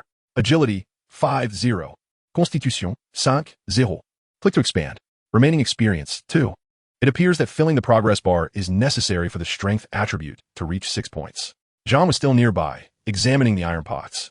Is this truly useful? He tentatively lifted one, gauging its weight. You might give it a try. Lynn rose again, patting John on the shoulder. However, take it step by step. Do not start with excessively heavy weights. John nodded, beginning to mimic Lynn's earlier movements. Although somewhat clumsy, his form was relatively sound. Observing John's earnest training, Lynn felt a surge of emotion. As the sun dipped below the horizon, only 2 figures drenched in sweat remained on the training ground. In the distance, Arya lay on the windowsill, intently watching Lynn's every move, her eyes brimming with admiration and concern. She did not comprehend why Lynn trained in such an unusual manner, yet she instinctively understood there must be a rationale behind it. After all, every endeavor Lynn undertook ultimately proved to be right. On the 7th day, Torrhen returned to the Black Castle with his squad. Their faces were illuminated by excited smiles, albeit stained with considerable blood. The spoils were secured in several burlap sacks. Dismounted from their horses, Lynn stood in the courtyard, awaiting Torrhen's report. My lord, Torrhen strode forth, barely able to contain his excitement. We encountered a small band of wildlings 20 miles from the wall, comprising a total of 12 individuals. Lynn nodded, encouraging him to continue. We launched a flanking attack, catching them unawares. The skirmish lasted less than half an hour, with all wildlings perishing. We only sustained 2 minor injuries. Torrhen spoke with pride. Lynn's attention, however, was drawn to another matter. Eliminated 12 enemies, experience points 15. Current experience points 17. The system's notification resonated in his mind, instantly uplifting his spirits. Indeed, the achievements of his subordinates would also contribute to his own experience. This indicated he could deploy multiple squads to hunt wildlings in different locales, provided he commanded effectively. The rate of experience acquisition would significantly accelerate. Well done. Lynn patted Torrhen on the shoulder. Ensure the brothers rest well. Prepare for the next operation in 3 days. Torrhen grinned broadly. My lord, the brothers are all quite thrilled. They claim this is true combat, far more engaging than standing guard in Winterfell. A smile crept onto Lynn's lips as well. It seems the combat fervor of these Northman soldiers has been thoroughly ignited. This bodes well for his plans. Chapter 40, New Skill, Herbalism. The room of Maester Aemon was suffused with the scent of herbs. Various odds and ends cluttered the corners. Glass jars filled with potions of myriad colors. The aged Maester sat hunched over at his desk, his hands deftly grinding a deep green leaf. Though his eyes had long succumbed to blindness, he could not behold the leaves. Instead, he relied on his sense of smell and touch. Are you interested in herbalism? Aemon's voice remained gentle, as if he could sense Lynn's presence. There have been several injured guards these past few days. I wish to learn some basic healing methods from you. Lynn pulled up a chair, his gaze falling upon the peculiar plants arrayed on the table. Aemon paused, tilting his head towards Lynn's direction with his empty eyes. This is merely the most rudimentary application of herbalism. The true field of herbalism encompasses a far broader scope. Lynn raised an eyebrow, discerning the deeper meaning in Aemon's words. For instance, Aemon chuckled softly, continuing to grind the leaves. For example, there are substances that induce slumber, potions that affect the mind and compel one to divulge the truth, herbs that enhance physical attributes upon consumption, even poisons that incapacitate one's enemies. The last few words were spoken with particular softness. A brief silence enveloped the room, punctuated by the faint crackle of the fire in the hearth. Herbs that enhance physical attributes? Would that not allow one to bypass the tedious process of training? Would you be willing to teach me? Lynn inquired directly. Aemon's lips curled into a barely perceptible smile. He poured the powder into a small porcelain bowl. Strength itself is neutral. The key lies in the mindset of the user. He rose, feeling his way towards several glass jars on the shelf. Use herbs to save lives. Employ poisons to take them. Although they are both herbs, their applications vary greatly, depending on the individual. Lynn listened intently, refraining from interruption. Which would you like to learn? All of them. Lynn's response was crisp and decisive. Aemon halted his actions, his blind eyes fixed on Lynn's direction. Intriguing. The old maester resumed his seat. Most individuals facing this question would choose the path of righteousness, or at least present the appearance of doing so. Yet you. Aemon's voice carried a note of approval. You are remarkably honest. Lynn remained silent, simply awaiting Aemon's further elaboration. In that case, we shall begin with the fundamentals. Eamon gestured towards the powdered substances on the table. This is nightshade, possessing mild paralyzing effects. When used alone, it merely induces slight dizziness. However, when combined with other herbs, he instructed Lynn to pour some white powder from another jar to mix with the green nightshade. Adding the extract of bitter vine would amplify the paralyzing effects several-fold. Lynn meticulously recorded the preparation process, committing each step to memory. What about applying it to weapons? Lynn inquired. Eamon paused momentarily, then resumed stirring the mixture. Poisons on weapons require a greater degree of permeability. Common poisons take considerable time to take effect when they contact skin or wounds. Yet in battle, one often has but a fleeting moment. He instructed Lynn to retrieve a small black bottle from the shelf. Inside was a dark green liquid, emitting a pungent odor. This is the juice of bloodchoke. A large dose can be fatal. However, even a minuscule amount can swiftly paralyze the muscles surrounding a wound. A glimmer of excitement flickered in Lynn's eyes. This was precisely what he required. But remember, Eamon's tone suddenly turned grave. Poison is a double-edged sword. A moment's carelessness on the part of the user can lead to self-harm. Over the next several hours, Eamon elaborated on the characteristics and preparation methods of various herbs. Lynn absorbed every detail with rapt attention. Through the guidance of Maester Eamon, you have acquired a new skill. Herbalism Beginner 110. The notification echoing in his mind invigorated Lynn. Indeed, learning under the tutelage of another greatly enhances efficiency. This foundational knowledge will suffice for a time. Eamon pushed several small vials towards Lynn. Remember the formula. You may concoct it yourself in the future. Lynn carefully tucked the bottles into his bosom, one containing a hemostatic agent, another with a ground nightshade herb, and a third filled with a bitter vine extract. Among them, a particularly striking bottle of dark green liquid caught his eye. It was a finished paralytic poison suitable for application on weapons. Thank you for your guidance, scholar, Lynn said, rising to depart, only to be called back by Eamon. Lynn, the old scholar's voice carried a weight of significance. Herbology is merely a means, not an end. True wisdom lies in knowing when to employ it and when to refrain. Lynn nodded, pushing the door open to leave the room. In the courtyard, Torrin was busy organizing equipment with a few guards. Upon seeing Lynn emerge, he approached promptly. My lord, the brothers are prepared. This time, we intend to delve deeper and seek out more tribes of wildlings. Lynn glanced at the setting sun. No need to rush. He retrieved the dark green poison from his cloak. Let us first treat our weapons. Torrin looked quizzically at the small vial. My lord, what is this? Poison. Lynn replied succinctly. Applied to the blade, it will swiftly incapacitate our foes. A glimmer of excitement flashed in Torrin's eyes. The warriors of the north were known for their pragmatism. As long as they could gain an advantage, they cared little for the means employed. Distribute a portion to each man. But remember, avoid contact with your own wounds. Lynn handed the vial to Torrin. Let's set out at dawn tomorrow. That night, Lynn lay in bed, struggling to find sleep as his mind replayed the bountiful experiences of the past 7 days. Beyond the knowledge of herbology, the accumulation of experience was of paramount importance. Over the span of 7 days, 3 squads had taken turns in battle, bringing back an impressive tally of wildling heads, an average of over a dozen each day. Current experience points, 170. This number filled Lynn with immense joy, enough to elevate both of his skills to the next level. Closing his eyes, he commenced the allocation of experience points. Do you wish to expend 36 points to elevate the light sword skill to mastery level? Confirm. Light sword, mastery, 0, 500. A warm sensation coursed through his body. As Lynn felt every technique he commanded become more intricate. Simultaneously, his comprehension of the light sword deepened. Leveling up not only refined his already mastered skills, but also enhanced his innate understanding of the weapon. Do you wish to expend 66 points to elevate the one-handed sword skill to mastery level? Confirm. One-handed sword, mastery, 0, 500. Another wave of warmth enveloped him, and Lynn sensed a profound deepening of his understanding of swordsmanship, how to wield power, the timing of attacks, and the angles of defense. All of these aspects were subtly enhanced. Furthermore, he discovered a latent synergy between the light sword and the one-handed sword, amplifying his understanding of lightweight weaponry. Do you wish to expend 16 points to elevate unarmed combat to mastery level?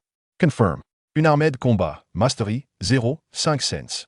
Do you wish to expend 4 points to elevate archery to proficient level? Confirm. Archery, proficient, 0, 100. Do you wish to expend 9 points to elevate herbology to proficient level? Confirm. Herbology, proficient, 0, 100. Name Lynn. Strength, 5, 4. Agility, 5, 0. Constitution, 5, 0. One-handed sword, mastery, 0, 500. Light sword, mastery, 0, 500. Horsemanship, proficient, 1, 100. Unarmed combat, mastery, 0, 500. Archery, proficient, 0, 100. Herbology, proficient, 0, 100. Remaining experience, 43. Having enhanced his overall strength, he turned his attention to the guards on watch outside, a smile of excitement gracing his face. Let the battle continue. One by one, let us bring these defiant souls to their knees. Chapter 41, Defeating Sorn. Lynn stood in the center of the training ground, the air thick with the scent of snow and horse dung, while several ravens cawed harshly atop the city walls. This winter was particularly frigid. Without the warmth of moleskin gloves, one might lose their fingers to the cold. Alicia Sorn had arrived early, flanked by over 20 guards whose faces were etched with resentment. Today, let this deserter learn the meaning of discipline. Sorn's voice rang out sharply. The guards behind him nodded, gripping various weapons tightly. Lynn slowly drew his longsword, its blade glinting coldly in the pale morning light. The sensation of his skills having upgraded was distinctly different. Each swing of the sword, every step he took, felt more precise and lethal. Who will be the first? Lynn extended his sword, pointing at the group. This act of disdain further ignited their fury. A burly man with a full beard stepped forward, wielding a two-handed battle axe and possessing a notably robust physique. Boy, I will chop off your head and kick it like a ball. He roared, charging at Lynn, the axe carving a vicious arc through the air. Lynn's body shifted slightly, the axe whisking past his shoulder and stirring a gust of wind. In the next instant, Lynn's sword was pressed against the man's throat. The entire sequence transpired with such swiftness that it was nearly imperceptible. The man's eyes widened in disbelief, beads of sweat trickling down his forehead. Next, Lynn retracted his longsword, his tone still calm. The man retreated, dejected and embarrassed. The second challenger was a lanky man wielding a spear, attempting to leverage the weapon's length to maintain distance from Lynn. However, Lynn deftly maneuvered within his range, evading each thrust with perfect timing, gradually closing the gap. As the spear lunged toward Lynn's chest, he sidestepped, allowing the tip to graze past him while simultaneously striking the shaft of the spear. The wooden pole splintered with a sharp crack. The lanky man stared blankly at what remained of his weapon. I concede. He dropped the broken spear and retreated, crestfallen. The third, fourth, and fifth challengers fell in quick succession, each defeated with remarkable ease. With his upgraded skills, Lynn's swordplay had become increasingly refined. He began to overwhelm his opponents with technique. What were ostensibly simple sword moves transformed into an unpredictable display in Lynn's hands. The expressions of the watching guards shifted from mockery to shock, then from shock to fear. Alicia Sorn's complexion darkened with each passing moment. Damn it, how has he suddenly grown so strong? He was not like this last time, Sorn muttered through gritted teeth. As yet another challenger fell, silence enveloped the courtyard. Lynn stood amidst a collection of vanquished foes, while the remaining guards clutched their weapons but hesitated to advance. Lynn's breathing remained only slightly quickened, as if he had merely completed a morning exercise. Who else? Lynn scanned the remaining guards. Each man he met with his gaze instinctively took a step back. Alicia Sorn inhaled deeply and finally stepped forward himself. It seems I must personally teach you a lesson. Sorn drew his longsword, a finely crafted weapon adorned with intricate engravings, clearly of superior quality. Sir Sorn, are you certain you wish to proceed? Tyrion's voice echoed from the entrance of the courtyard as he and Jon approached, their expressions tinged with concern. If Lynn were to be slain, the secrets he held would be buried alongside him. This was a matter internal to the Night's Watch. Thorne answered without turning his head. You have no right to interfere. Tyrion furrowed his brow, but ultimately chose not to intervene. The Night's Watch indeed had its own rules, and outsiders were not suited to meddle. Arya anxiously clutched Benjen's sleeve. Uncle, will Lon be in danger? Benjen shook his head. Thorne was somewhat stronger than an average Night's Watchman, and being older, he possessed more experience than Lon. Overall, Lon was at a disadvantage. However, I believe he will not be Thorne's match. Benjen recalled the moments when he taught Lon archery. Truly, he was an exceptionally gifted pupil. Meanwhile, Thorne raised his longsword, assuming a standard combat stance. After all, he was the instructor at the Black Castle, his prowess surpassing that of ordinary Night's Watchmen. Boy, let me show you what true swordsmanship looks like. Thorne charged at Lon, his strikes sharp and precise.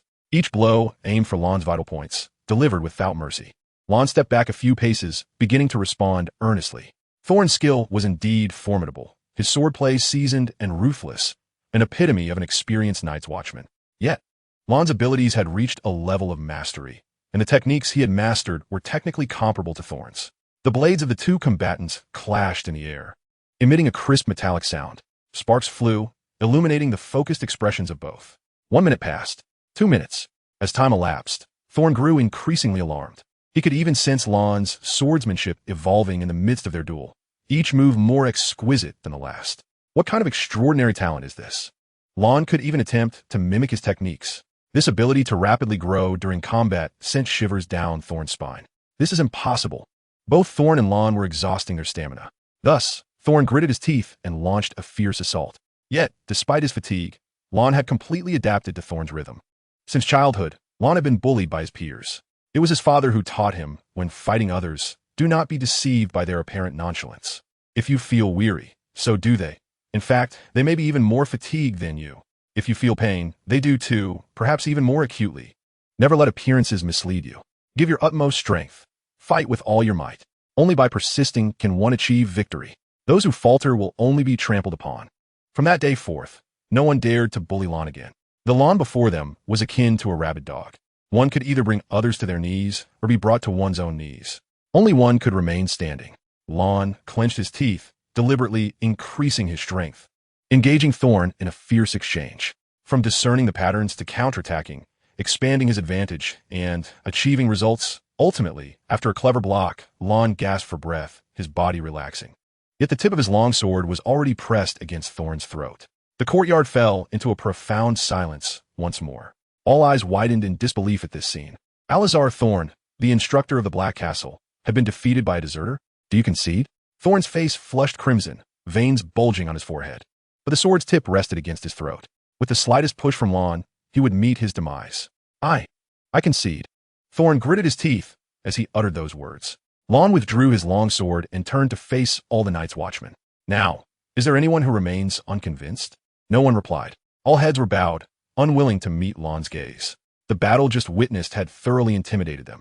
Very well, Lon nodded, sheathing his sword. For now on, anyone with objections may come to me. With that, Lon turned and left the training ground.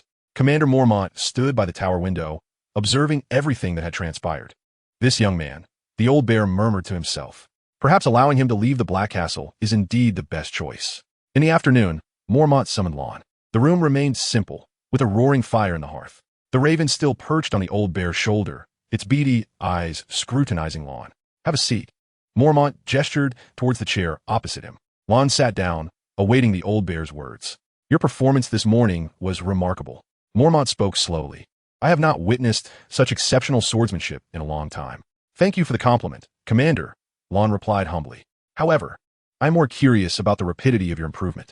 Mormont's gaze sharpened. Not long ago, you were an ordinary Night's Watchman, your swordsmanship merely average at best. Yet today, you defeated Thorn. This rate of advancement is rather unusual. Lon's heartbeat quickened, yet his demeanor remained steady. Perhaps it is a gift from the old gods. Mormont scrutinized Lon for a long while before finally nodding. Regardless of the reason, since you have managed to silence them, I shall fulfill my previous promise. Lon awaited the old bear's next words. Mormont rose and walked to the window. You may accompany Lord Stark to King's Landing. However, officially, you will still be a member of the Night's Watch. This is the best arrangement I can offer you. Lon felt a surge of joy within. As you command, Commander. However, Mormont turned back. Before you leave, I hope you can assist us with a task. What task? The activities of the wildlings beyond the wall have increased significantly. Mormont returned to the table, unfurling a map. I need you to lead a team to clear this area. He pointed out several locations on the map. Wildling traces have recently been discovered in these areas. With your current strength, you should be able to handle this task. Lon examined the marked locations on the map closely. Those areas were not too far from the wall, but the number of wildlings could be considerable. Mormont resumed his seat. However, I advise you to bring more people. Although the wildlings are poorly equipped, their combat capabilities should not be underestimated. Lon nodded. This was precisely the opportunity he needed. More wildlings meant more experience points. Simultaneously, the Valyrian steel sword passed down from Old Bear was exactly what he urgently required. The longer he could stay, the greater the likelihood of obtaining Longclaw. Longclaw, a Valyrian steel sword enhanced by spells and magic, was originally gifted by Old Bear to Jon Snow as a token of gratitude for saving his life. Apologies to Jon, but I need 3 days to prepare. That is acceptable. Mormont waved his hand. Go, and may you return safely. Chapter 42, Unfriendly Comrades. As Lon exited, The voice of Sir Alazar Thorne echoed across the training ground.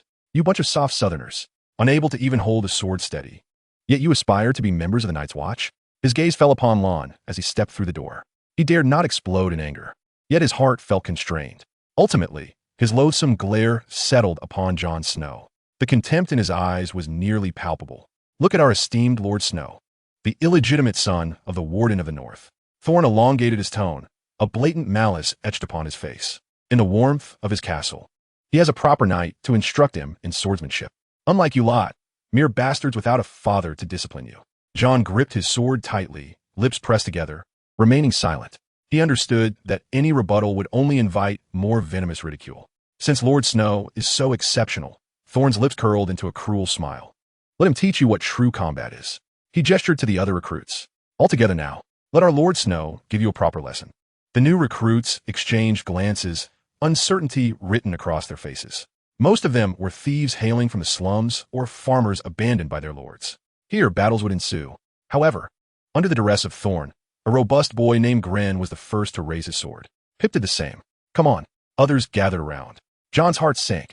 As he surveyed the scene, all he could see were faces filled with hostility. The words of Ser Roderick echoed in his ears when faced with multiple adversaries. Do not linger in battle. Seek out weaknesses and strike them down one by one. Jon took a deep breath, the insult from Thorne igniting a fire of anger within him. He lowered his center of gravity, assuming a standard defensive stance. The first recruit charged at him, swinging his sword wildly. Jon did not meet the blow head-on. Instead, he sidestepped gracefully, evading the strike. In a fluid motion, he thrust his sword, striking accurately at the opponent's wrist. Clang! The iron sword fell to the ground. The recruit clutched his wrist, grimacing in pain. The second. The third. Jon moved with agility amidst the assault. Utilizing the techniques taught by Ser Roderick, he disarmed them one by one, delivering powerful punches and elbows to his opponents. The training yard echoed with cries of distress. Numerous recruits were either clutching bleeding noses or nursing bruised stomachs from Jon's kicks. In a matter of moments, all the attacking recruits lay battered and bruised on the ground. Jon stood at the center of the field, his chest rising and falling slightly. He gazed down at the groaning recruits, devoid of any sense of victory, only harboring suppressed rage. Alisar Thorne's expression darkened ominously. He had intended to humiliate Jon thoroughly, but instead, he had inadvertently allowed the bastard to shine. Well done. Thorne spat the words through clenched teeth, his gaze taking on a twisted amusement. However, Lord Snow, you have made no friends today. With that, Thorne turned and swept away. Jon scoffed. Friends? These individuals were criminals. How could he possibly befriend such people? As the training concluded, Jon walked alone through the dim corridor leading to the armory. The events of the day left him feeling more isolated than ever. He had thought that at the wall, lineage would no longer matter. All were brothers of the Night's Watch. Yet reality had delivered a resounding slap to his face. A rustle of footsteps approached from behind. Jon halted and turned. It was Gren, Pip, and two other recruits he had previously defeated. They blocked the corridor's exit. You little bastard, you broke my nose. Gren flexed his wrist, producing a series of cracking sounds. Instinctively, Jon reached for his waist, but found it empty. After training, all weapons were to be surrendered. Jon turned back, looking at Gren's bloodied nose with disdain. Consider it a facelift. He felt confident that even unarmed, he could defeat him. However, to his astonishment, Gren let out a roar, and the other recruits seized Jon firmly. This sudden turn of events caught Jon off guard. It was evident they had come prepared. Gren pulled a dagger from his cloak. I think I need to give your throat a little wipe. The cold blade glimmered ominously. Guess how long it would take for you to hit the ground if I were to throw you off the wall? You were so tough just now, why the silence now? Gren gripped Jon's collar, the dagger pressed against Jon's throat. Jon locked his gaze onto Gren's eyes. He did not plead for mercy. A Stark bows to no one. Just then, the door creaked open. Gren's body stiffened. He and the other two recruits turned towards the sound. A figure emerged slowly from behind the door. It was Lynn. He had been waiting outside, seemingly aware of this moment from the very beginning. This is a matter between recruits, Gren barked, his bravado faltering. It has nothing to do with you. Lynn ignored him, his gaze traversing past Gren to rest upon Jon. Are you scared? Jon did not respond, but his rapid breathing betrayed his inner turmoil. Lynn smiled, taking a step forward. I'm not fond of others wielding weapons at my friends. Put down the dagger, or I won't mind if a few corpses accumulate here. The recruits instinctively stepped back. They had witnessed how Lynn had defeated Ser Thorne. The fear rendered their legs weak. Gren, sensing the shift, reluctantly retracted the dagger. Jon slumped against the wall, a tone of self-deprecation in his voice. Everyone knows what kind of place this is, yet no one told me. Except for you and Tyrion. My father must have known, yet he still allowed me to join the Night's Watch. Tyrion, having heard the commotion, approached, only to find Lynn leaning against the doorframe. He edged closer, eager to discern what had transpired. Soon, he pieced together the fragments of conversation. Previously, Jon Snow had been targeted by Lysar Thorne, and Tyrion had been present. Having witnessed Jon dispatch a group of recruits, the connection was evident. This was a premeditated act of retaliation. While he felt a kinship with Jon, it seemed unnecessary for him to intervene since Lynn was already handling the situation. Folding his arms, he stood by, ready to observe how Lynn would resolve the matter. Chapter 43. A Letter from Winterfell. Do you blame your father for casting you into such a place? Lynn pointed a grin. He was merely 3 years old when his father abandoned him to fend for himself on a farm. Lynn's gaze swept over the others. Pip stole a piece of cheese. As his sister had gone 3 days without food, if he wished to avoid losing a hand, he had to come to the wall as a night's watchman. Grin and Pip exchanged glances with Lynn, seemingly perplexed as to how he knew their backstories. Noticing Lynn appeared to be defending these two miscreants, Jon felt compelled to interject. They hate me because they cannot defeat me. They resort to this despicable ambush. Lynn nodded. Indeed, you are superior to them. Not everyone has the opportunity to receive swordsmanship training from Ser Roderick himself. I can assure you that before arriving here, neither of them had even touched a proper sword. Do you still consider yourself better than them? Jon was taken aback. If that were the case, what was there to be proud of in defeating mere commoners? Moreover, every man who came here bore his own burdens. They did not appear as unsightly as he had imagined. Observing Jon lost in thought, Lynn recognized that Jon was beginning to understand. Rather than clashing with his comrades, it would be more beneficial to set aside his biases and integrate with them. This way, Jon could genuinely bond with these individuals, which was far preferable to daily conflicts. Resolving Jon's interpersonal issues would also allow Lynn to accept the ancestral longsword from Old Bear without misgivings. Lynn patted Jon on the shoulder and gestured towards Grin and Pip, who were now exchanging glances. Teach them the sword techniques you learned from Roderick. Guide them, and I believe you will soon have a fine circle of friends. Tyrion, arms crossed, regarded Lynn with an almost admiring gleam in his mismatched eyes. You are quite the intriguing individual. Tyrion's voice shattered the stagnant air. Lynn, you ought to become the High Septon of the Seven rather than remain in this frigid, wretched place. Lynn disregarded his jest, his gaze steadfastly fixed upon Jon. Jon lowered his head, his face alternating between shades of crimson and pallor. He had always believed that his arrival at the wall signified a relinquishment of everything Stark. Yet now he realized he had never truly let go. Grin and PYP also averted their eyes, unable to meet Lynn S. The resentment that had festered within them had dissipated considerably after Lynn's words of understanding. Let us proceed. Lynn clapped Jon on the shoulder. Jon nodded silently. My lord. A raven from Winterfell. A night's watchman respectfully presented a small scroll of parchment to Commander Mormont. The old bear unfurled the parchment and held it to the flickering light of the hearth. A faint expression of solace crept across his weathered face. Good news. Commander Mormont lowered the parchment and glanced at the room's occupants, including Benjen and Maester Aemon. Bran Stark can now walk with the aid of a staff. Instantly, an expression of uncontainable joy blossomed on Benjen's face. Old gods bless us. Maester Aemon also smiled. Though he could not see, he could sense the palpable elation in the room. When Jon heard this news, his body jolted. Bran, his younger brother who had always trailed behind him, dreaming of becoming a knight. The brother who had fallen from the tower and lay in a deep slumber. He could walk again. An indescribable joy surged forth, obliterating the gloom that had accumulated within Jon's heart of late. He sprang to his feet, eager to share this elation. Yet, as he surveyed the room, he was met with a sea of apathetic or indifferent faces. His joy was incomprehensible to those present. Jon's heart sank once more. He thought of Bran, of Robb, of Arya and Rickon. He recalled the warmth of Winterfell's hearth and the smiling faces of his family. He lifted his cup and drained the remaining ale in one swift motion. The icy liquid coursed down his throat. Drinking alone was not a commendable habit. Unbeknownst to him, Tyrion had taken a seat opposite him. He poured himself a glass of wine and filled Jon's empty cup. To Bran Stark, Tyrion raised his glass.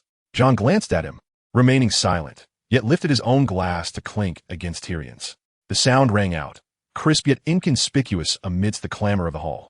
You appear rather despondent, Tyrion remarked, taking a sip of his wine. Isn't your brother's ability to walk a momentous occasion? Jon opened his mouth at a loss for words. He felt joy. It was engulfed by guilt. He had come to the world's end when his family needed him most. Tyrion seemed to perceive his turmoil. Do you blame your father? Jon shook his head.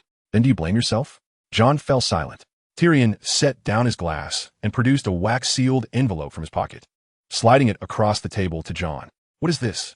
Some trivial suggestions, Tyrion shrugged, on how to survive here and live like a human being. Jon stared at the envelope, refraining from reaching for it. Tyrion chuckled and rose from his seat. Don't be so quick to dismiss it. Perhaps one day, you will find it useful.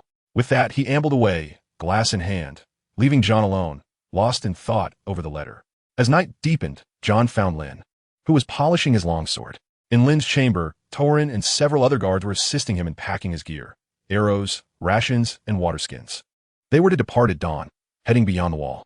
Lynn. Jon stood at the doorway, his voice wavering slightly. Lynn looked up. Something on your mind? You're going to King's Landing. Will you pass through Winterfell? Lynn paused in his task, observing the hope glimmering in Jon's eyes, and nodded. Of course. Then could you? Jon's lips moved, but the words caught in his throat. Could you send a message to Bran? His voice trembled, barely perceptible. Tell him I think of him every day. He must be strong. Lynn stood, approaching Jon. Without a word, he placed a firm hand on Jon's shoulder. I will. Those simple words brought a rush of emotion to Jon's eyes. He nodded vigorously, turning to leave hastily. Lynn watched his retreating figure until it vanished at the corridor's end. My lord. Torrhen's voice pulled Lynn from his reverie. All is ready. Lynn withdrew his gaze, reflecting on how the Northmen revered close combat. Charging forth recklessly as if it were a matter of life or death, a dull ache settled in Lynn's head. It seemed prudent to offer them a forewarning. Lynn approached the map, tracing a finger across its surface. Our target is this area. His finger halted at a marked location named the Shadowlands. Commander Mormont mentioned that numerous wildlings have been active here. Listen closely, always remember, do not charge in headlong. Lynn's gaze swept over each guard in the room. The wildlings possess greater strength than you, so you must employ your wits. Do not engage them head-on. Utilize our superior intellect to achieve the maximum outcome with minimal cost. Use poison, set traps, employ arrows, any means available. I do not wish to see any of you lose your lives to those wildlings. Though it may seem un-northern, who doesn't wish to survive? As you command, my lord. The room erupted in a unified, suppressed roar of excitement. Other lords often preached about honor, valor, and sacrifice. Yet Lynn appeared distinctly different from them. He nodded and moved to the window, throwing it open. The cold night air, laced with snowflakes, rushed in. In the distance, the formidable wall loomed, resembling a slumbering white dragon beneath the moonlight. And beyond the dragon, in endless darkness, countless experiences awaited him. Chapter 44, Frost-Hard Herb. The morning wind, biting and laden with ice, whipped through the battlements of Black Castle. The heavy iron gate creaked as it slowly ascended, revealing a deep, shadowy tunnel before the gathered crowd. At the other end of the tunnel lay an expanse of pallor. Ned Stark, clad in black, sat astride his battle steed. He turned his head, his gaze landing upon Jon, filled with both concern and expectation. Take care of yourself. Benjen's voice was fragmented by the wind. Jon nodded vigorously, his lips pressed tightly together. Benjen's attention then shifted to Lynn. Beyond the wall, there are not only wildlings, but also older, more sinister things. Do not be overly careless. Lynn met his gaze and nodded slightly. Understood. The two parties parted ways at the tunnel's mouth. Benjen led his raiding party northeast toward Frostfawn, intent on investigating rumors of Mance raiders' gathering of tribes. Meanwhile, Lynn directed his 100 elite northerners northward, their destination, the Shadowlands. Arya stood atop the castle walls, her small figure enveloped in a thick fur cloak. She watched as Lynn's company vanished into the swirling snow and wind, until even the last speck was no longer visible. The girl's eyes were slightly reddened. Tyrion stood not far away, his gaze fixed upon the vast, desolate expanse of snow. A flicker of complex emotions dancing in his mismatched eyes. The sound of hooves crunching through the thick snow echoed dully. Surrounding them was a deathly silence, only interrupted by the mournful wails of the wind as it swept through the bare tree trunks. The forest of shadows. Here, the trees were gnarled and ancient, their black trunks adorned with icicles that refracted a chilling light under the grayish sky. Lynn reined in his horse, and the company came to a halt. He dismounted and crouched down. A chaotic array of footprints marred the pristine snow. The impressions were deep, suggesting the hurried passage of their maker. They were wildlings. Torrhen approached, pinching a bit of snow between his fingers. The tracks indicated they were no more than half a day old. Lynn rose, his gaze sweeping into the depths of the forest. Shall we proceed directly? A guard whispered, his hand resting on the hilt of his sword. No, Lynn shook his head. He turned to the 20 archers in the company. We are hunters. Let us encircle quietly. Make no sound. Wait for my signal. Instantly, the company dispersed, melding silently into the black and white forest. Each soldier moved with a grace and swiftness. They utilized the trees and rocks as cover, inching closer to their target. Lynn led the way, his long sword still sheathed. Instead, he wielded a yew longbow, selected from the armory of the Black Castle. Each arrowhead in his quiver was coated with the paralyzing poison concocted by Scholar Iman. Before long, a small clearing emerged before them. 8 wildlings clad in animal skins were gathered around a flickering campfire, armed with crude stone axes and bone spears. One wildling, appearing to be the leader, was distributing dried meat to the others. Lynn felt no pity. He slowly raised his longbow, the string drawn taut like a crescent moon. The cold arrowhead was aimed at the wildling leader who was sharing food. Lynn's finger released. Whoosh! A faint sound sliced through the air. The feathered arrow shot forth like a bolt of black lightning, breaking the silence of the forest. The wildling leader's body jolted violently. He looked down in disbelief at the arrow piercing his chest. His mouth moved, but he found himself unable to summon strength. Despite his vitality, the arrow did not kill him instantly. He merely collapsed to the ground with a thud. The other wildlings sprang up in terror, caught off guard. Before they could react, a hail of arrows descended from all directions. Thud! Thud! The sound of arrows burying in a flesh filled the air, followed by sudden silence. The entire ordeal lasted less than 10 heartbeats. The battle was already over. The clearing was left with 8 corpses, each riddled with arrows, and the flickering campfire. Kill count, 8. Experience gained, 10. The system's notification echoed in Lynn's mind. Lynn lowered his longbow. Go check, he commanded. Finish them off, then gather the spoils. Torrin, accompanied by several guards, cautiously entered the clearing. They prodded each wildling's heart with their sword tips to ensure they were dead. The spoils were meager, a few ragged animal skins, some crudely made weapons, and a handful of moldy food, of little worth. My lord, this wildling has something, one guard said, pulling a small pouch sewn from unknown animal hide from the leader's embrace. The pouch was old, adorned with strange symbols dyed in red. Lynn approached, taking the pouch and opening it. A fragrant blend of earth and foliage wafted forth. Inside lay the root of a plant, its entire form a bizarre blood red, covered in silvery veins. Under the grayish light, it seemed to pulse gently, emanating a faint glow. Lynn's pupils constricted sharply. Memories of Scholar Iman's words flickered through his mind. There existed plants blessed by the old gods in the far north, drawing upon the purest strength of the earth and snow. One such plant, known as frost heartgrass, bore a blood-red root with silver veins, said to enhance one's strength when consumed. Lynn's fingers trembled slightly as he gazed at the crimson root, his heart racing uncontrollably. Frost heartgrass, a miraculous herb capable of augmenting physical prowess. Without hesitation, Lynn placed the root in his mouth. As it touched his tongue, a spicy juice erupted, akin to swallowing a mouthful of burning liquor. A searing warmth coursed down his throat and into his stomach. Instantly, his body began to tremble uncontrollably. He felt every muscle in his body rip apart, his skin aflame as if about to ignite. The intense pain nearly made him cry out, but he clenched his teeth tightly. Sweat drenched his garments in an instant. My lord, what is happening? Torrin sensed something amiss and rushed over. He saw Lynn's flushed face, his whole body shaking, veins bulging on his forehead. I am fine.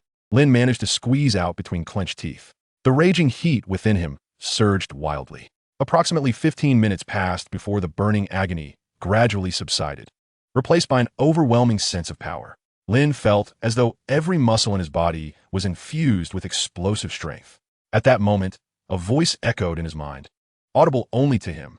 Consumption of the old god's blessed item, frost heartgrass, has resulted in a permanent enhancement of your physical attributes. Continued consumption of frost heartgrass will be ineffective. Please seek other blessed items. Strength 5, 4, 6, 28. Is this what the system referred to as a blessed item?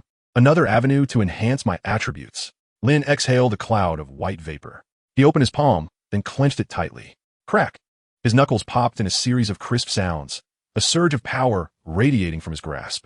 Indeed, this place is a treasure trove. Chapter 45, The Wildling Tribe. Torrin and the other guards nervously surrounded Lynn, at a loss for what to do. They watched in astonishment as Lynn's skin turned crimson, his veins bulging beneath the surface like worms, radiating a terrifying heat. My lord, are you all right? Should we fetch Scholar Iman? Torrin exclaimed, his forehead glistening with sweat. I am fine. Lynn slowly opened his eyes, a fierce glint flashing from their depths. My lord, you. Torrhen stared at Lynn, now returning to normal, his face etched with disbelief. Lynn offered no reply. He simply stood, walking towards a withered pine tree that would require two people to embrace. Taking a deep breath, Lynn clenched his fist and struck it with all his might. Bang!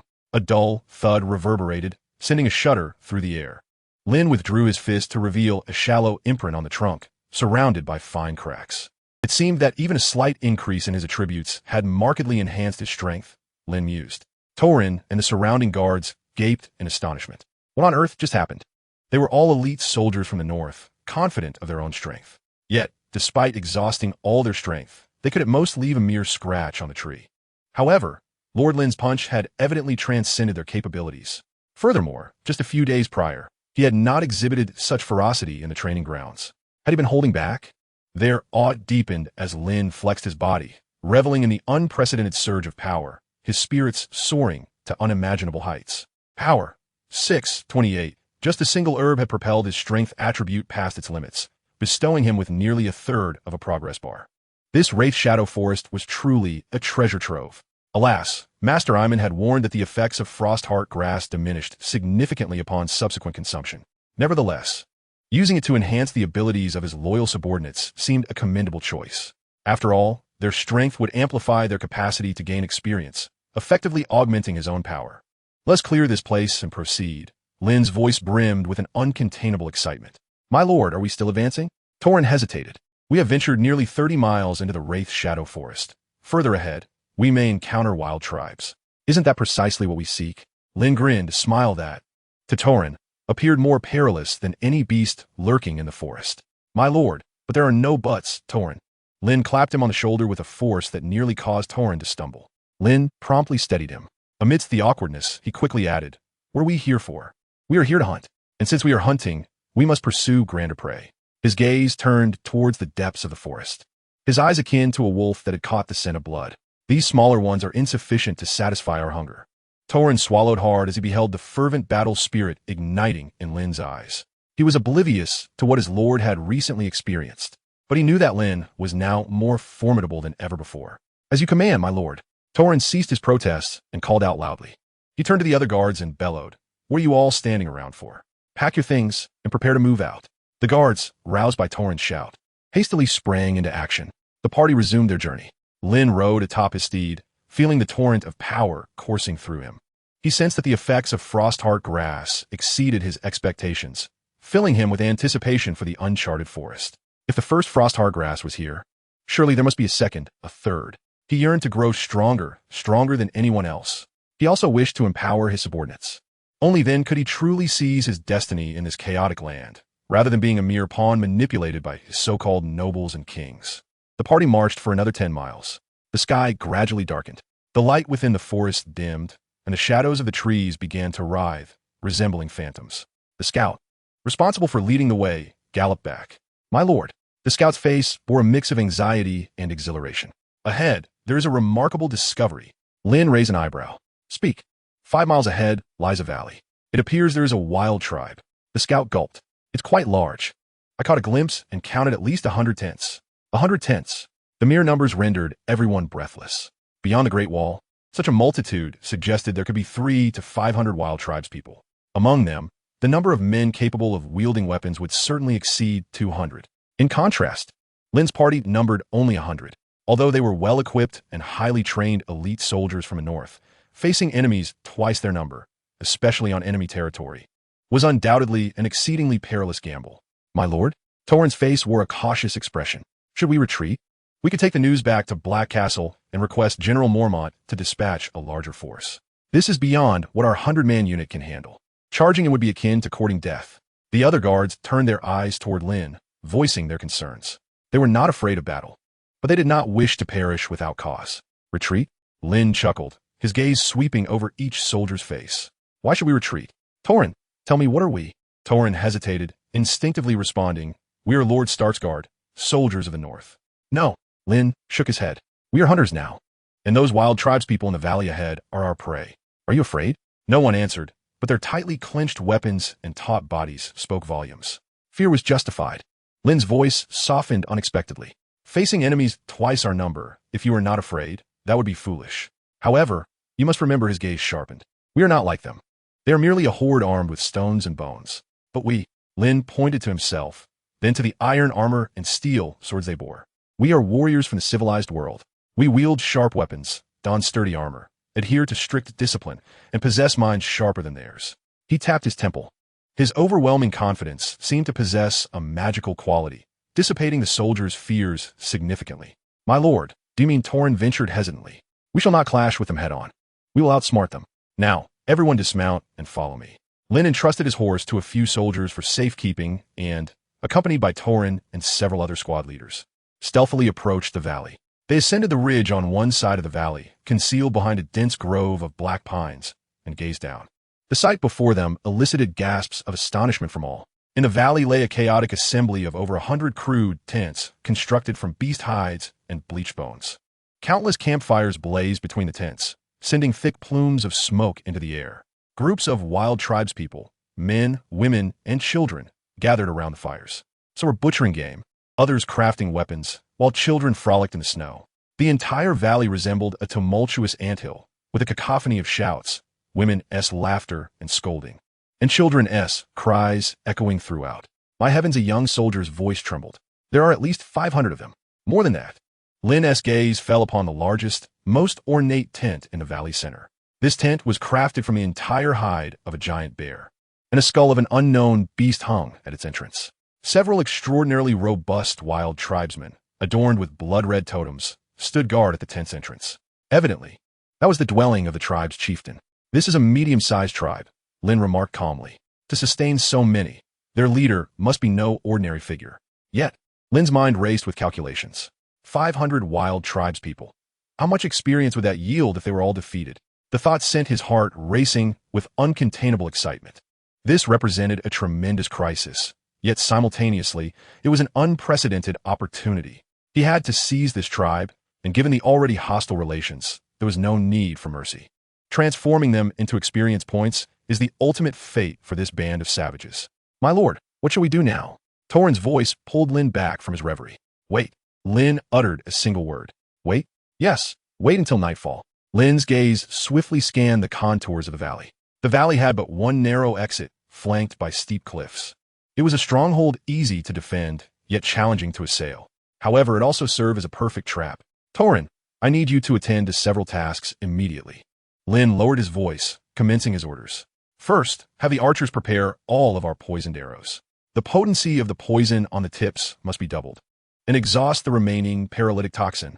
Second, dispatch a team to the valley's exit to set traps. The more, the better. The more concealed, the better. De pits, buru speakis. Set snares. Utilize every method you can conceive. Third, ensure everyone has a hearty meal and restores their energy. Lynn's eyes glimmered with an astonishing brightness in the encroaching darkness.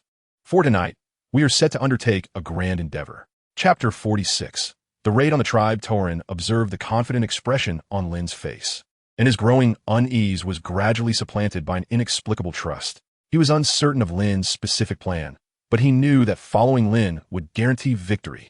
Loyalty and faithfulness to one's commander is the sacred duty of every soldier. At once, my lord. Torrin nodded vigorously before swiftly relaying the commands. Lynn turned his gaze back to the valley. Night was inching closer. The campfires within the valley grew increasingly bright, and the cacophony of the savages began to subside. A hunt was about to commence. This time, Lynn and his comrades were the hunters, while those seemingly formidable savages were but lambs awaiting slaughter. Lynn crouched in the snow, a bold and audacious plan slowly taking shape in his mind. The night was as deep as ink, in the ghostly shadow forest. Only the wind wept as it wove through the treetops. Within the valley, the tumult of the savage tribe had completely quieted. Most campfires had been extinguished, with only a few smoldering, casting dim, flickering light. The majority of the savages had returned to their shelters woven from animal hides and bones, sinking into slumber. Only a handful of sentinels, clutching crude stone spears and draped in heavy pelts, dozed at the tent's edge. Silence enveloped the scene. This was precisely the moment Lynn had awaited. On the ridge, Lynn and his 100 elite soldiers from the north had assembled, clad in agile leather armor. They melded seamlessly with the night. Each soldier's breath was deliberately hushed. Are we prepared? Lynn inquired softly. Ready, my lord. Torrin replied in a lowered voice. Behind him, 20 archers had knocked their venom-tipped arrows. The dark arrowheads glinted with a cold sheen under the faint starlight. What the traps? Lynn asked again. All have been set. Another squad leader responded. The valley's exit is now a death trap, ensuring they do not return. Lynn nodded in satisfaction, his gaze sweeping over the young and resolute faces before him. Listen, Lynn's voice, though soft, resonated with undeniable authority. Our objective is not to engage them in direct combat. Our mission is to sow chaos and instill fear. Lynn withdrew several small packages wrapped in oilcloth from his cloak, handing one to Torrin. What is this? Torrin inquired, feeling the powdery contents within. A little gift from Scholar Iman, Lynn replied, a chill smile gracing his lips. Toss them into the burning bonfires. Lynn's words trailed off, yet the implication was clear. These were herbal powders concocted by Scholar Iman, capable of producing a dense smoke with a mild paralytic effect. I understand, my lord. Torrin's eyes brightened. Archers, divide into 4 groups. Lynn continued his directives. From 4 different angles, set the arrows soaked in oil ablaze and launch them. Remember, do not aim at specific individuals. Your primary targets are the tents, the supplies, anything that can ignite and cause panic. After firing 3 rounds, retreat immediately. Do not linger. The remaining soldiers will split into 2 teams. Lynn turned to Torrin and another captain named Harvey. You will lead your teams to launch simultaneous assaults from both sides of the valley. Remember, do not delve too deep. Charge in, fell a few tents, slay a few unfortunate savages, and then retreat at once. Your task is to turn them into headless flies, scattering in disarray. Lynn meticulously etched every detail of the plan into the minds of all present. As for me, Lynn's gaze pierced the darkness. Landing on the enormous bearskin tent at the valley's center, I shall have an audience with their leader. My lord, that is far too perilous. Torrin immediately protested. You cannot go alone. I shall take a team to protect you. No need, Lynn shook his head. A greater number would only heighten our risk of exposure. You all simply need to execute my plan and throw their camp into utter turmoil. When they're in disarray, it will be the perfect moment for me to strike. Lynn clasped Torrin's shoulder. The strength conveyed through Lynn's hand alleviated some of Torrin's unease. Trust me. Torrin gazed into Lynn's astonishingly bright eyes amidst the darkness and nodded earnestly.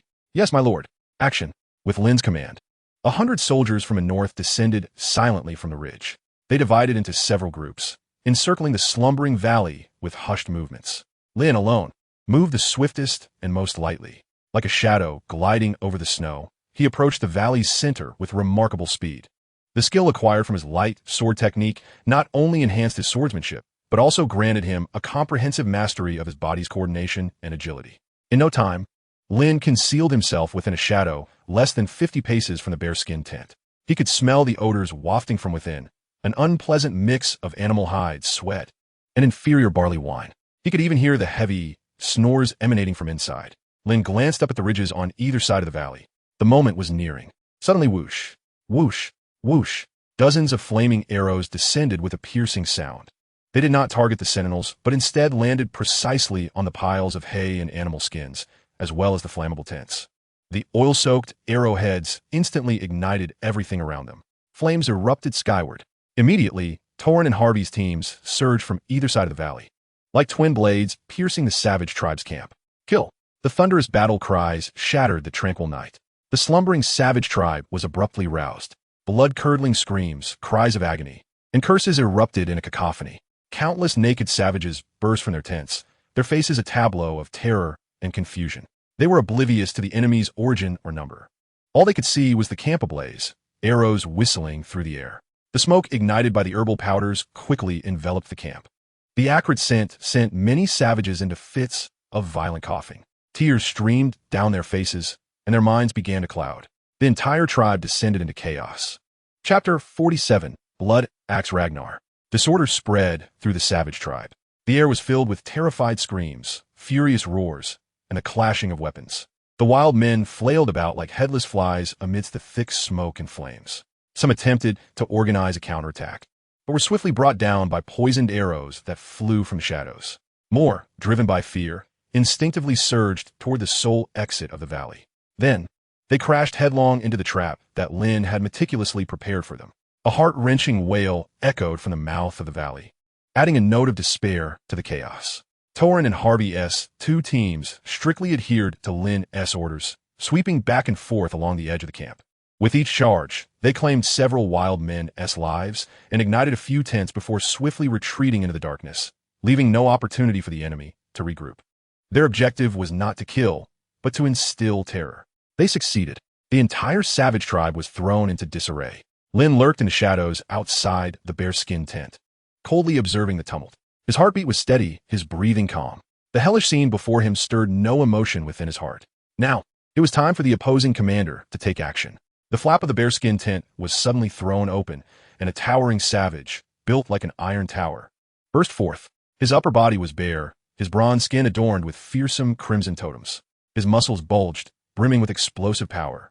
In his hand, he wielded a massive bone war axe, still stained with dark blood. With a roar that echoed like a great bear, he drowned out all the noise within the camp. Some wild men, still caught in the chaos, instinctively gathered around him upon hearing the roar, as if they had found their anchor. He was the leader of this tribe, Blood Axe Ragnar. Ragnar's crimson eyes scanned the chaotic camp and quickly assessed the situation. It's the crows from the south. He bellowed in the tongue of the wild men. They're few in number. Do not be afraid. Warriors, take up your weapons. Let us slay these damned crows. His roar did indeed have some effect. A number of wild warriors began to rally around him, attempting to mount an effective resistance. But it was too late. Just as Ragnar focused all his attention on the turmoil in the camp, a shadow silently leapt from the darkness behind him. It was Lynn. The purpose of his concealment was for this very moment. In the instant Ragnar turned, Lynn unleashed his full speed. The Valyrian steel dagger in his hand glimmered in the firelight as it aimed for Ragnar's vulnerable back. The strike was as swift as lightning, executed from an unexpected angle. However, Ragnar's reaction surpassed Lynn's expectations. It was as if he had eyes in the back of his head. His body twisted sharply to the side. The dagger's keen edge grazed Ragnar's ribcage, leaving a deep wound that instantly erupted with blood. Yet, it did not strike a fatal blow.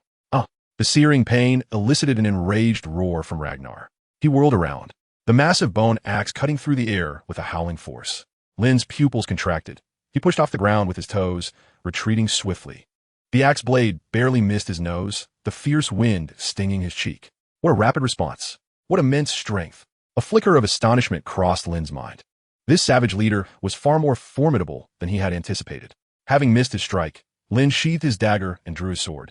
Gripping it with both hands and adopting a stance of confrontation, Ragnar steadied himself, his crimson eyes locking onto Lynn. A little mouse, he sneered, baring his white teeth in a cruel smile. Daring to approach me. He licked his lips. I will tear you to shreds. Ragnar charged forward once more, his bone axe swinging with devastating force. Each blow was powerful enough to summon gusts of wind. Lynn chose not to engage him head-on. Though the power boost from the Frostheart grass was immense, it still paled in comparison to the brute strength of this beast before him. I cannot afford to clash directly. He maximized his agility with the light sword, his figure darting like a leaf in the wind amidst Ragnar's tempestuous assault. Each time, he narrowly evaded the lethal axe blade. Clang, clang, clang. The long sword in Lynn's hand clashed against the bone axe, producing a series of sharp, ringing sounds. He did not use the sword's body to block. Instead, he utilized the sharpest part of the blade to deflect, redirect, and neutralize the opponent's force. Each collision left faint marks upon the bone axe. Ragnar grew increasingly alarmed. The crow before him appeared so frail that a mere gust could topple him. Yet he was as slippery as an eel. Every strike seemed to hit nothing but air. His strength was rendered ineffective. Meanwhile, the opponent's sword struck like a viper, always coming from the most unexpected angles at the most opportune moments. Though none of the strikes were fatal, the relentless pricks of pain steadily drained his stamina and patience. This was utterly infuriating. Damn crows. If you have the guts, don't dodge. Ragnar roared in exasperation. The response was another of Lynn's cunning thrusts. The long sword coiled like a serpent, wrapping around the axe handle to stab directly at Ragnar's wrist. Forced to block with his axe, Ragnar felt a jarring impact. Clang! Another thunderous sound erupted, sparks flying. Ragnar felt a violent shock in his grip, his arm going numb. To his horror, he realized that the opponent was subtly gaining the upper hand.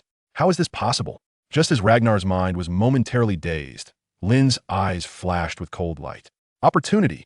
No longer retreating, he lunged forward, closing the distance into Ragnar's embrace. The long sword was retracted and then thrust out anew.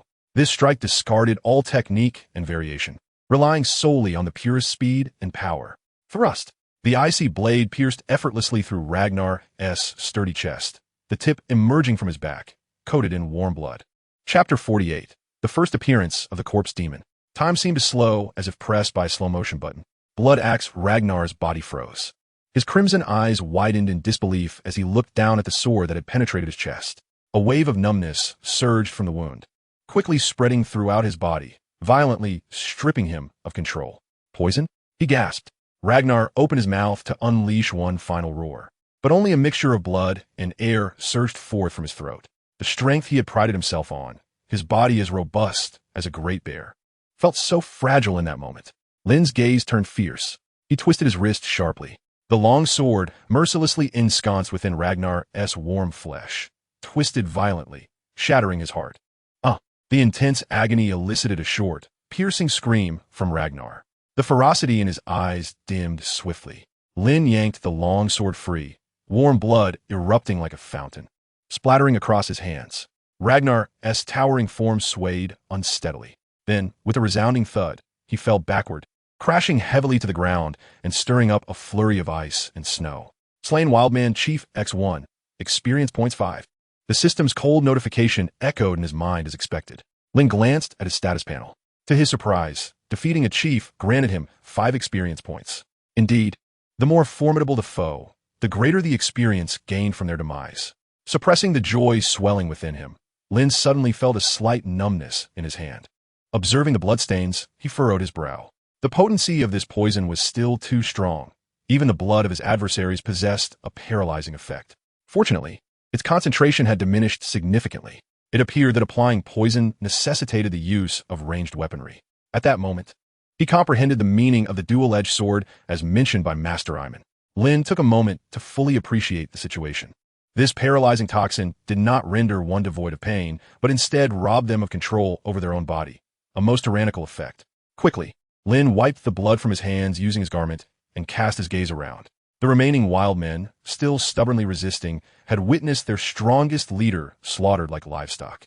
The last flicker of their fighting spirit was extinguished. The chief was dead. Ragnar was dead. A despairing scream erupted in the wild tongue from an unknown source. The morale of the entire tribe crumbled instantaneously.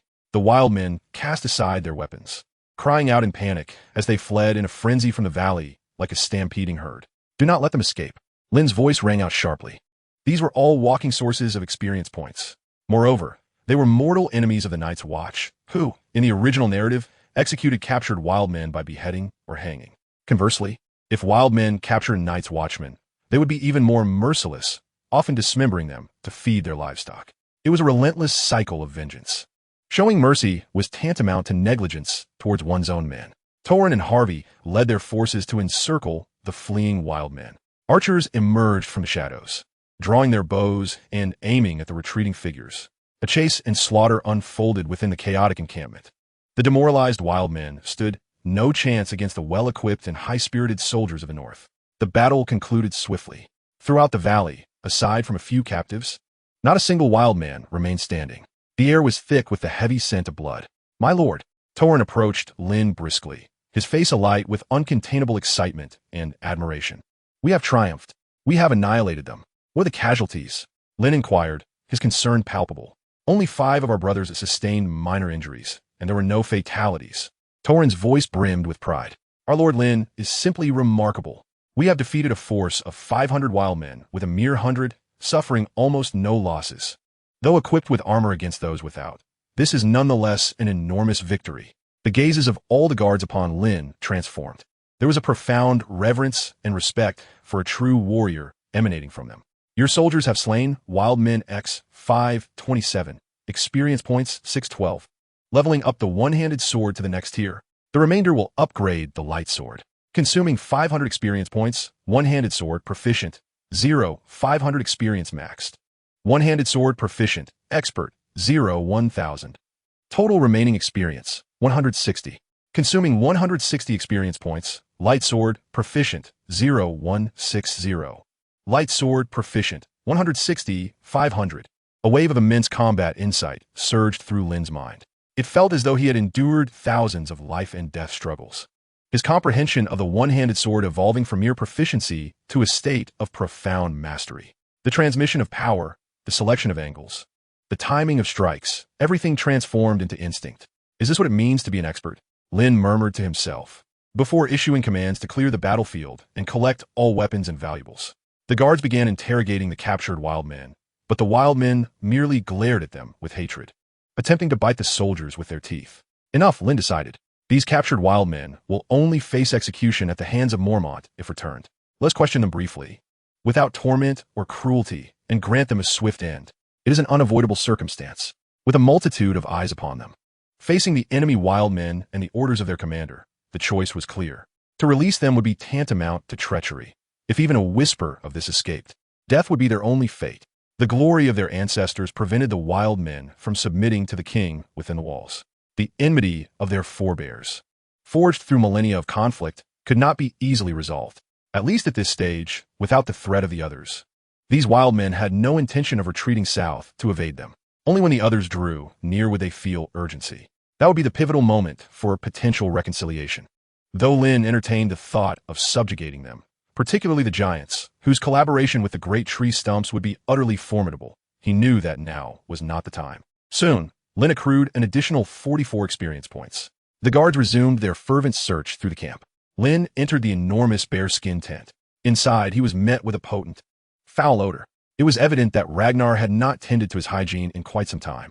The floor was strewn with disarrayed animal pelts, and a corner was piled with human skulls, evidently trophies of Ragnar, and perhaps those of Lynn's former raven companions. Lynn grimaced, commencing a thorough search. A chief's tent ought to harbor some valuable items. Before long, his gaze fell upon a wooden chest placed at the head of the animal skin bed.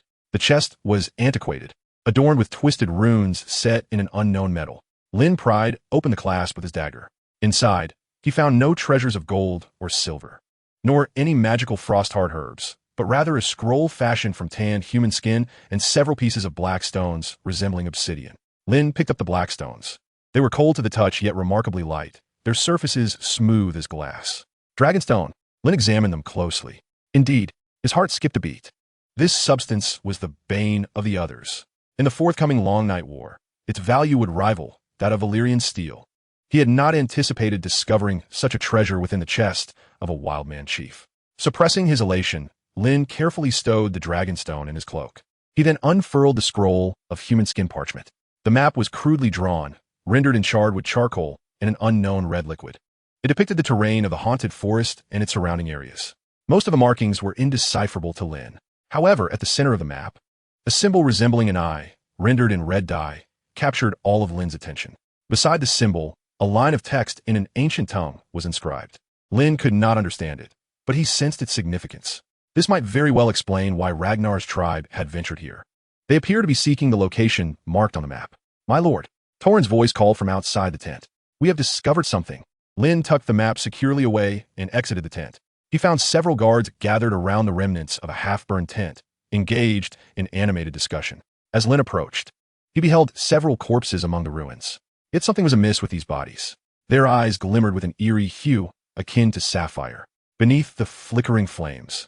Several pairs of eyes fixated hauntingly on the overcast sky. Chapter 49. The Burning of the Corpses. They stared unblinkingly at the heavens, as if silently narrating a primordial terror from ancient times. Lynn's heart plummeted. Within his mind, the long-buried memories of the original owner surged forth once more. An icy chill that penetrated to the marrow, a stifling silence that suffocated, an indescribable evil from ages past. It was the others. No, to be precise, it was the corpses of wildlings slain by the others, transformed into whites. The surrounding guards evidently sensed that something was amiss. My lord, these corpses are peculiar, a young soldier stammered, his voice trembling. Their eyes. I have never seen such terrifyingly blue eyes. Another soldier interjected, instinctively tightening his grip on his sword. Torrhen crouched down, attempting to prod one of the bodies with the hilt of his sword. Do not touch them. Lynn barked sharply, startling Torrhen into retracting his hand. Everyone looked at Lynn in confusion. His expression was more grave than ever before, his gaze fixed intently on the corpses. My lord, what is it? Torrhen asked cautiously. Lynn offered no reply. He merely drew his sword slowly from his waist. Everyone, step back. Keep your distance from the corpses. Although the guards were puzzled, they obeyed the command, retreating a few steps to encircle Lynn and the corpses with vigilance. Lynn inhaled deeply, forcing himself to regain his composure. He knew that these whites were still mere corpses. Yet, under the right conditions, they could awaken at any moment. The only way to deal with them was through fire. Torrin, Lynn's voice regained its steadiness. Fetch torches. Burn this place and the corpses to ashes. Leave not a trace of ash behind. Though filled with doubt, Torrin immediately set about executing the order. Soon, dozens of torches were ignited, their flames hurled into the ruins. The dry hides and would ignited instantly, the fire spreading with astonishing speed. The charred corpses crackled as the flames consumed them, billowing thick clouds of black smoke. An indescribable stench wafted through the air. The guards covered their mouths and noses, their faces contorted in disgust. Yet Lynn remained motionless, standing there, silently gazing at the inferno. The flickering flames reflected in his eyes. Only when the last of the corpses had been reduced to ash did he slowly avert his gaze. My lord, what exactly were those things? Torrin finally could contain his curiosity no longer. Lynn paused for a moment, realizing that some truths could no longer be concealed. Moreover, these were his most loyal subordinates. Sharing the truth with them would be appropriate. They are what I spoke with to Lord Stark in Winterfell. Lynn's voice was low. Whites.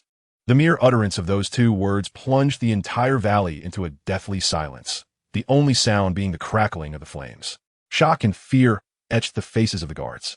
The others? Aren't they merely monsters from old wives' tales? Legends of heroes from millennia ago who drove them back to the lands of eternal winter? How could they have returned? My lord, are you serious? One guard's voice quivered uncontrollably. Do I appear to be jesting? Lynn retorted, his gaze sweeping across each face. Beyond the wall, something has awakened. Winter is coming. The phrase, uttered by Lynn, bore a chilling sense of inevitability. The guards exchanged anxious glances, their faces draining of color. They were Northmen, fully aware of the grave implications behind those 4 words. It was not merely a family motto. It was an ancient warning. What should we do now? Torrin's voice held a hint of confusion. We return. Lynn's response was simple yet resolute. Send a scout to report everything we have witnessed here to Commander Mormont. To Maester Aemon. Lynn's gaze shifted once more to the north, where, amidst the boundless darkness, it seemed countless ice-blue eyes were watching them. The following morning, the party set forth on their journey back to Castle Black, the atmosphere oppressively heavy. No one spoke. Each soldier bore a solemn expression, as if they had narrowly escaped a calamity. The shadow of the others loomed over them, suffocating their spirits. As they continued southward, halfway through their trek, the scout ahead galloped back, an unusual expression upon his face. My lord, the scout exclaimed. There is something ahead. What is it? Wildlings? Torrin's vigilance heightened immediately. No, not wildlings, the scout shook his head. It is a battlefield, a brutal one. However, it is quite strange. When Lynn and the others arrived, they soon grasped the nature of the scout's strangeness. It was a snow-covered expanse, stained red with blood. Several horse corpses lay scattered, entrails strewn about. Broken weapons and shattered armor littered the ground. The air was thick with the scent of blood. Clearly, a horrific battle had recently transpired. Yet curiously, there was not a single human corpse to be seen on the entire battlefield. Only long drag marks in the snow, leading deeper into the forest's icy shadows. Chapter 50. Only wildlings would burn their companions. The drag marks in the snow were remarkably distinct, as if something had been forcefully pulled away, vanishing into the snow-laden forest. What was happening? Torrin dismounted, furrowing his brow as he examined the marks. Cleaning up the battlefield? That doesn't seem likely. If it were the wildlings, they wouldn't leave these horses behind. Horse meat is a prized commodity, another soldier speculated. Moreover, they would have taken the weapons and armor with them. The swords and damaged chainmail on the ground indicated otherwise. Lynn's gaze fell upon the drag marks. He recalled the events from the original narrative, a missing patrol that never returned. Led by Sir Waymar Royce, they had encountered the others. Their entire unit was annihilated. Could this battlefield be? Lynn dared not continue the thought. My lord, what should we do? Should we pursue and investigate? Torrin inquired. No need, Lynn shook his head. This matter is beyond our control for now. We must return to Castle Black immediately. Not a moment should be wasted. Lynn's tone brooked no argument. Although Torrin was perplexed, he promptly issued the command. The party resumed their journey, racing toward the southern wall with all due haste. An invisible pressure enveloped each heart. Though they were unaware of the precise nature of the events, they sensed the gravity of the situation from Lynn's solemn expression. When a familiar dark outline of Castle Black re-emerged on the horizon, a collective sigh of relief escaped them. The feeling of returning home had never been more reassuring. Yet, as they approached the castle, an unsettling atmosphere hung in the air. A small gathering of people had congregated at the castle's entrance. They did not engage in their usual drills or labor. Instead, They huddled together, pointing and gesticulating at something with fervent discussion. Lynn halted his horse. In the center of the crowd, he discerned two figures swathed in black knight's watch cloaks, laid upon a crude sled. A few rangers, weary and bearing expressions of lingering shock, were conversing with Commander Mormont and Maester Aemon, who had arrived upon hearing the news. Jon Snow and Arya stood amidst the throng as well. Jon's face was a canvas of shock and unease. His direwolf, Ghost, paced restlessly at his feet, letting out low growls, baring its sharp fangs at the two figures on the sled. Arya's direwolf, Nymeria, mirrored this response, pressing closely against Arya's leg, its fur bristling, golden eyes filled with vigilance and hostility. The two corpses, Lynn dismounted and pushed through the crowd, advancing towards them. He recognized the two rangers at a glance. One was Othel, the other Jane. They were members of another patrol sent out by Lord Eddard Stark before his departure. Now, they had returned, but in such a manner. What had transpired? Lynn approached Commander Mormont, lowering his voice to inquire. The old bear's countenance was grim. They are dead. Our men found them, buried in the snow. Their bodies are frozen, yet there are no visible wounds. No wounds. The others typically leave no marks when they kill. They would drain the warmth and life from your body with their frigid touch. Their eyes. Mormont paused, seemingly searching for an appropriate word. They are blue. Like sapphires. Indeed. Lynn pulled back the cloak from the corpses. Commander, one ranger said to Mormont, we searched the surroundings and found no trace of Ser Waymar. No living man, no dead body. The old bear's face darkened further. He gazed at the two corpses, remaining silent for a long while. Take them inside. The old bear finally spoke, his voice laden with an exhaustion that could not be dispelled. Aemon, examine them. See if you can ascertain the cause of death. Maester Aemon nodded.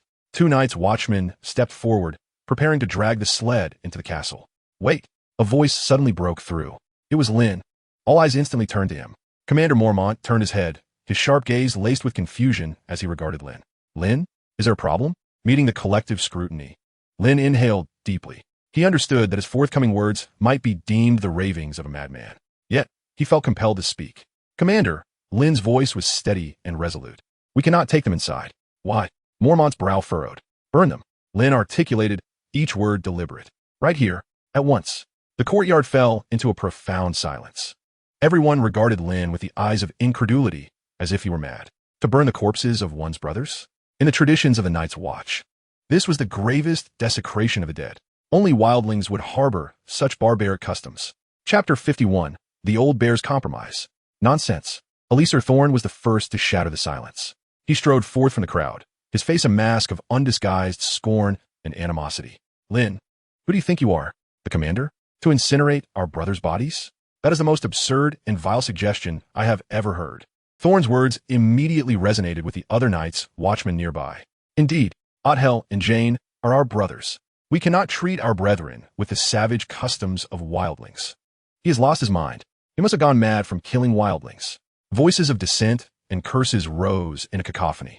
Those who had recently developed a sense of reverence for Lynn were now filled with hostility due to his sacrilegious pronouncement. Lynn ignored the clamor, his gaze steadfastly fixed on Commander Mormont. He knew that here, only the old bear's word held weight. Lynn, give me a reason. Commander Mormont's voice was deep and authoritative. Unlike the others who outright dismissed Lynn, he opted to grant him an opportunity for explanation. This eased Lynn's apprehension slightly. My lord, Lynn's gaze swept over the two corpses. Do you recall what I mentioned before? Beyond the wall, the others are awakening. Their eyes are like burning sapphires. They can make the dead rise. Lynn's declaration silenced the courtyard once more. Everyone stood in stunned disbelief. To make the dead rise? This sounded even more ludicrous than burning the bodies of brothers. What kind of nonsense are you spouting? Thorne scoffed. Do you think you are telling an ancient tale to a 3-year-old? I'm not lying. Lynn met Thorne's gaze and turned to Commander Mormont. My lord, I have encountered the same phenomena among the wildling tribes. Their eyes resemble those of Othel and Jane. Commander Mormont's pupils contracted sharply. He recalled the report from the scouts after Lynn had led a cleanup of the wildling camp, described as pristine white corpses with icy blue eyes. At the time, he had deemed it a rare phenomenon, not giving it much thought. But now, the same situation had arisen again. Coincidence? Once is coincidence. Twice can it still be coincidence? Ghost. Jon Snow's exclamation drew everyone's attention. His direwolf, Ghost, had suddenly broken free from his restraint, lunging towards the two sleds. It did not attack, but fixed its gaze intently on the two corpses, emitting a continuous low growl. Its white fur bristled like a porcupine. This was a display of utmost vigilance, exhibited only in the presence of a formidable foe. Arya's Nymeria mirrored this behavior, protectively positioning itself in front of Arya, baring its teeth and issuing warning growls toward the corpses. Animals possess instincts far sharper than those of humans. They can sense the malevolent aura emanating from the two corpses. The atmosphere in the courtyard grew eerie. All eyes were upon the restless dire wolves, casting a shadow over the hearts of those present. "My lord." Maester Aemon's aged voice rose slowly. Though he could not see, he could distinctly feel the shift in the ambience. "Perhaps we should exercise caution. At the very least, we ought to bind him first." Commander Mormont's brow furrowed deeply. He regarded Lynn, then glanced at the two direwolves, and finally his gaze settled on the two frigid corpses. Rationality dictated that Lynn's words were too far-fetched. Yet his intuition, an instinct honed through years as a veteran, was issuing a warning. After a lengthy pause, the old bear made his decision. "Take them inside." His voice bore an unmistakable weight of exhaustion. Lynn's heart sank. However, Commander Mormont shifted his tone. "Do not place them together." He pointed to one of the bodies. "Odd hell, take him to my chambers. I wish to examine him personally." He then pointed to the other. "Jane, take him to Aemon. Master Aemon, please conduct a thorough examination to ascertain if there are any anomalies." Meanwhile, Lord Mormont's gaze swept across the assembly, ultimately resting upon Jon Snow's countenance. "This evening, everyone must remain armed. Double the patrols shall be deployed. This is a compromise, neither fully embracing Lynn's audacious proposal nor neglecting the utmost precautions." A hint of skepticism flickered across Jon's face. Yet he dared not defy the command of the Lord Commander. "As you command, my Lord Commander." Two Night's Watchmen stepped forward, dragging the two sleds into the castle. As the corpses were pulled across the courtyard, a chilling wind surged forth, causing the cloaks of all present to flutter ominously. Lynn observed the two lifeless bodies vanish behind the door, his grip on the sword hilt instinctively tightening. He understood that Old Bear had made the best choice available to him. After all, he was the Lord Commander, tasked with considering the thoughts of all. Yet, this was insufficient. Tonight, the Black Castle was destined to be a sleepless night. Lynn approached Jon and Arya. "Stay close to your wolves," he murmured, his voice low. "Perhaps they could save your lives tonight." Jon looked at Lynn in confusion, but nodded nonetheless. Arya clutched Nymeria's neck tightly. Lynn chose not to elaborate further. He turned on his heel and strode swiftly towards the makeshift barracks of his 100 Northmen. Since the Lord Commander harbored doubts, he would have to rely on himself. He must prepare thoroughly. Chapter 52. A Night of Insomnia. Lynn did not return to his chambers. He traversed the courtyard, rife with anxiety due to the discovery of the corpses, heading towards the temporary quarters of his 100 Northmen. Inside, Torrin and several other squad leaders were distributing the evening's rations, dark bread and meager broth. The soldiers huddled around the fire pit, murmuring about the day's events, their faces marked by a wariness of the unknown. Sid, upon Lynn's entrance, everyone immediately rose in unison. At ease, Lynn waved his hand, moving directly to the center of the barracks. "Brothers," Lynn's gaze swept over each face, those bearing the marks of the wilderness and absolute loyalty towards him. "You witnessed the events of the day." Lynn wasted no time with pleasantries. "I can assure you, those two corpses are problematic." The expressions of the soldiers instantly turned grave. Silence enveloped the barracks, interrupted only by the crackling of wood in the fire. The soldiers exchanged glances, confusion evident in their eyes, yet more so a profound reverence rooted in their bloodline for ancient legends. They were Northmen, believers in the old gods and magic. "Tonight, we have work to do." Lynn approached a makeshift map depicting the layout of the Black Castle. Lord Mormont has placed one corpse in his chamber. The other is in Master Aemon's room. Lynn's finger indicated the two locations on the map. "Torrin, here, my lord. You will take 30 brothers to guard outside Master Aemon's door." Lynn's tone brooked no argument. "Remember, your task is to protect Master Aemon. He is elderly, his sight failing. We cannot allow him to come harm." "Yes, my lord." Torrin nodded vigorously. "Harvey." Lynn turned to another squad leader. "Present. You will take 30 brothers to stand guard outside the Lord Commander's chamber." "Understood. The remaining men shall be led by me." Lynn's demeanor sharpened. "Listen closely to my next words. They pertain to all your lives." All held their breath. If, and I stress if, you see those corpses move, do not attempt to pierce their hearts with swords or sever their heads. It will be futile. What then should we do? A young soldier could not contain himself. "Fire." Lynn uttered the word succinctly. "Burn them. Only fire can truly destroy them. Whether you use torches, charcoal from the hearth, or ignite their clothing directly, ensure they are aflame before they approach you. Is that clear?" "Understood." The barracks echoed with a unified low roar. Good. Lynn nodded. Now, everyone, check your weapons and prepare your oil and torches. The soldiers sprang into action. They polished their swords, retrieved flasks of oil, and fashioned makeshift torches from rags. A tense and grim atmosphere swiftly permeated the barracks. Lynn moved to a corner, grasping the Valyrian steel dagger gifted to him by Ned. The cold dragonbone grip felt oddly warm to his touch. He understood that ordinary flames might suffice against whites, but their effectiveness was limited. Valyrian steel, forged in dragon fire, had a natural affinity for vanquishing such dark entities. He securely strapped the dagger to the inside of his calf, the most accessible yet concealed position. Having arranged everything, Lynn exited the barracks. The night had fully enveloped the Black Castle. The cold wind howled against the walls, emitting a ghostly wail. Most of the castle had extinguished its lights, with only a few windows glowing with dim yellow light. Lynn's figure merged seamlessly into the darkness, like a specter. Instead of proceeding directly to Lord Mormont's tower, he first circled around Master Aemon's vicinity. Torrin and his men had already taken their positions. Resembling statues lurking in the shadows of the corridor, weapons and torches at the ready. Lynn gestured to Torrin and then turned away, needing to verify the situation on the other side. The Lord Commander's tower stood as the tallest and sturdiest structure of the Black Castle. Mormont's chamber was situated at the topmost level.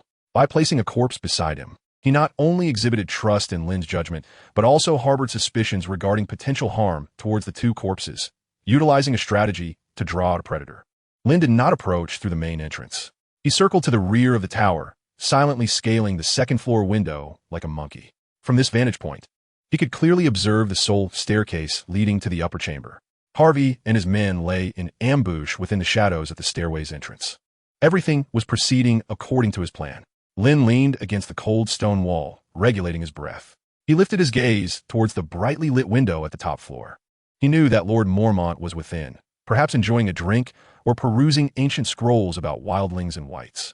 He might even be reflecting on the absurdity of his earlier reckless proposal. Yet the wariness that belonged to a seasoned veteran prevented him from finding peace in slumber. Lynn's mind raced with thoughts. He is neither a bloodthirsty madman nor a brash youth seeking mere validation. Every action he undertakes is imbued with a distinct purpose. Rescuing Mormont is not solely an act of gratitude for granting him his freedom. It is driven by a far greater ambition. Longclaw, that Valyrian steel sword.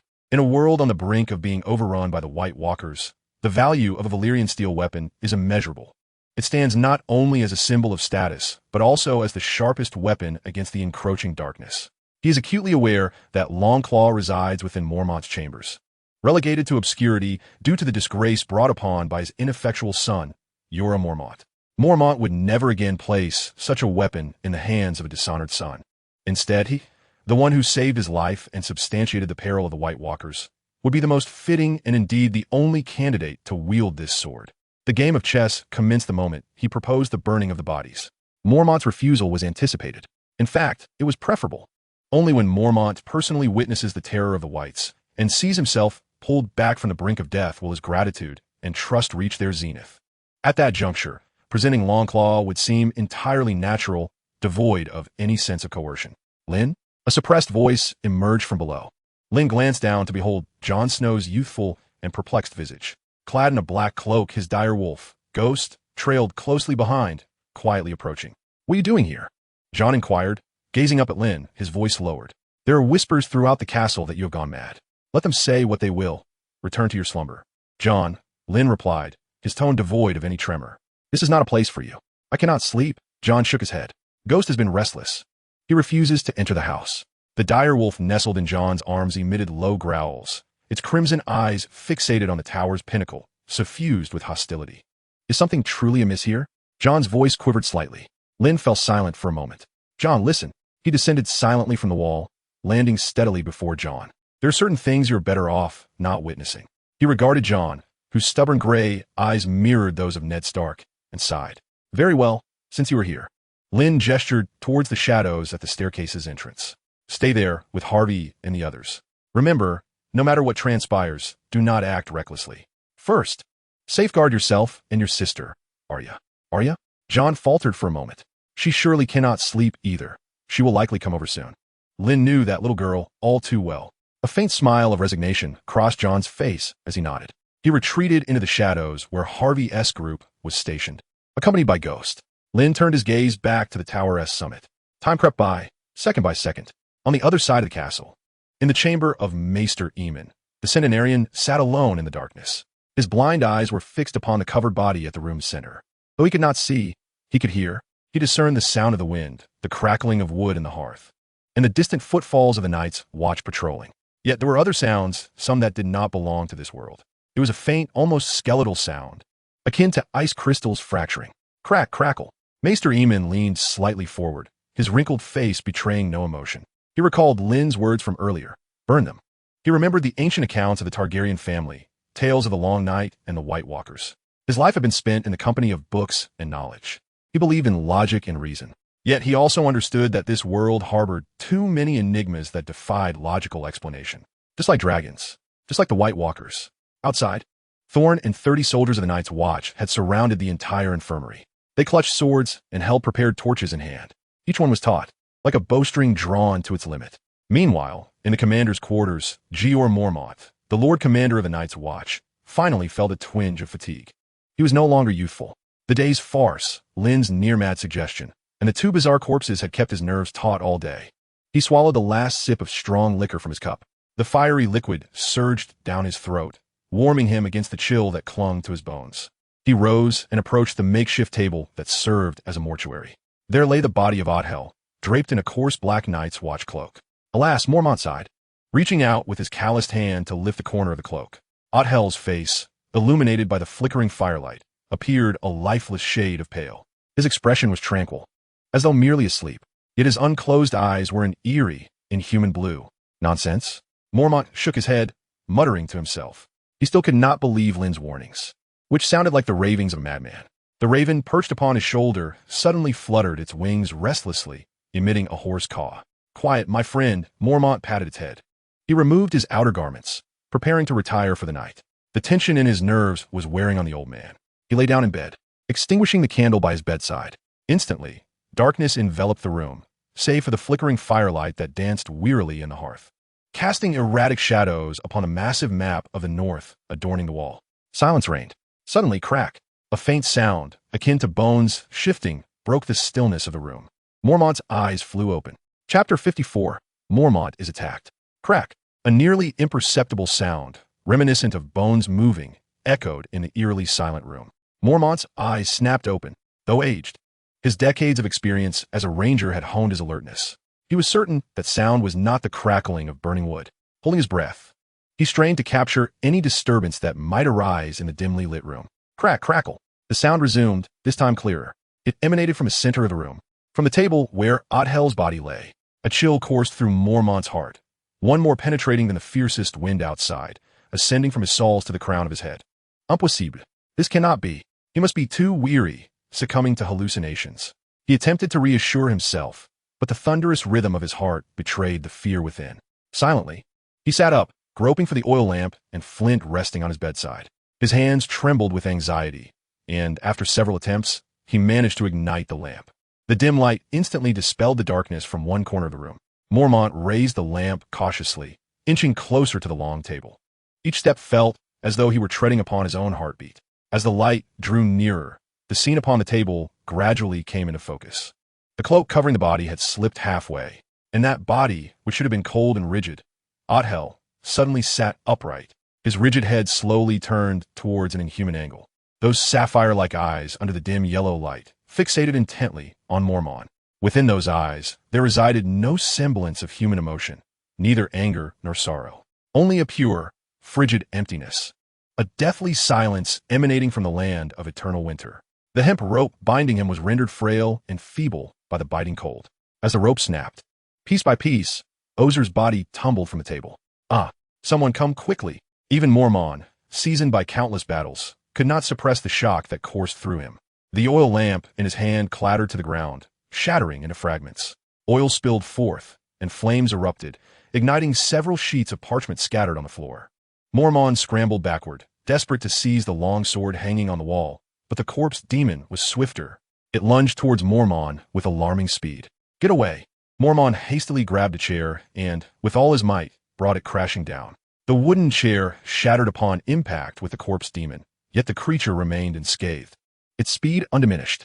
It pounced on a Mormon, its cold, stiff hands tightening around his throat. A suffocating chill instantly permeated Mormon's limbs. Gasping, his face flushed a deep shade of purple. He struggled desperately, pounding his fists against the corpse demon's body. Yet it felt as though he were striking a stone frozen for millennia. There was no response. It was over. Those two words echoed in Mormon's mind. Just as darkness enveloped his vision and he was on the brink of asphyxiation, a tremendous force battered against the door from the outside, bursting it open with a resounding crash. Amidst the flying wood splinters, a dark figure stormed into the room. My lord, it was Lynn.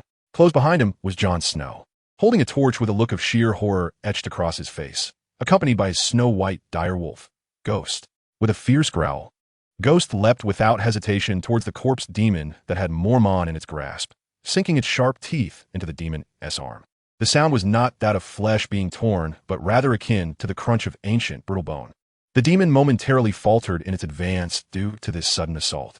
In that fleeting moment, cough, cough, Mormon's grip around his throat loosened, and he greedily inhaled fresh air. He rolled and crawled backward, his violent coughing turning his aged face crimson. Jon, fire!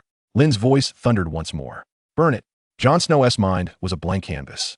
Everything unfolding before him shattered the perceptions he had held for years. The dead truly had risen. Those eyes ablaze with blue flames, that inhuman strength, the biting cold surrounding them. All the legends were true. At the sound of Lynn's shout, he snapped back to reality. Instinctively, he raised his torch. The corpse demon flung Ghost aside and turned, its icy blue eyes locking onto Lynn, as if discerning who posed the greatest threat. Come on. Lynn's right hand instinctively sought the inner side of his calf, where a dagger was strapped.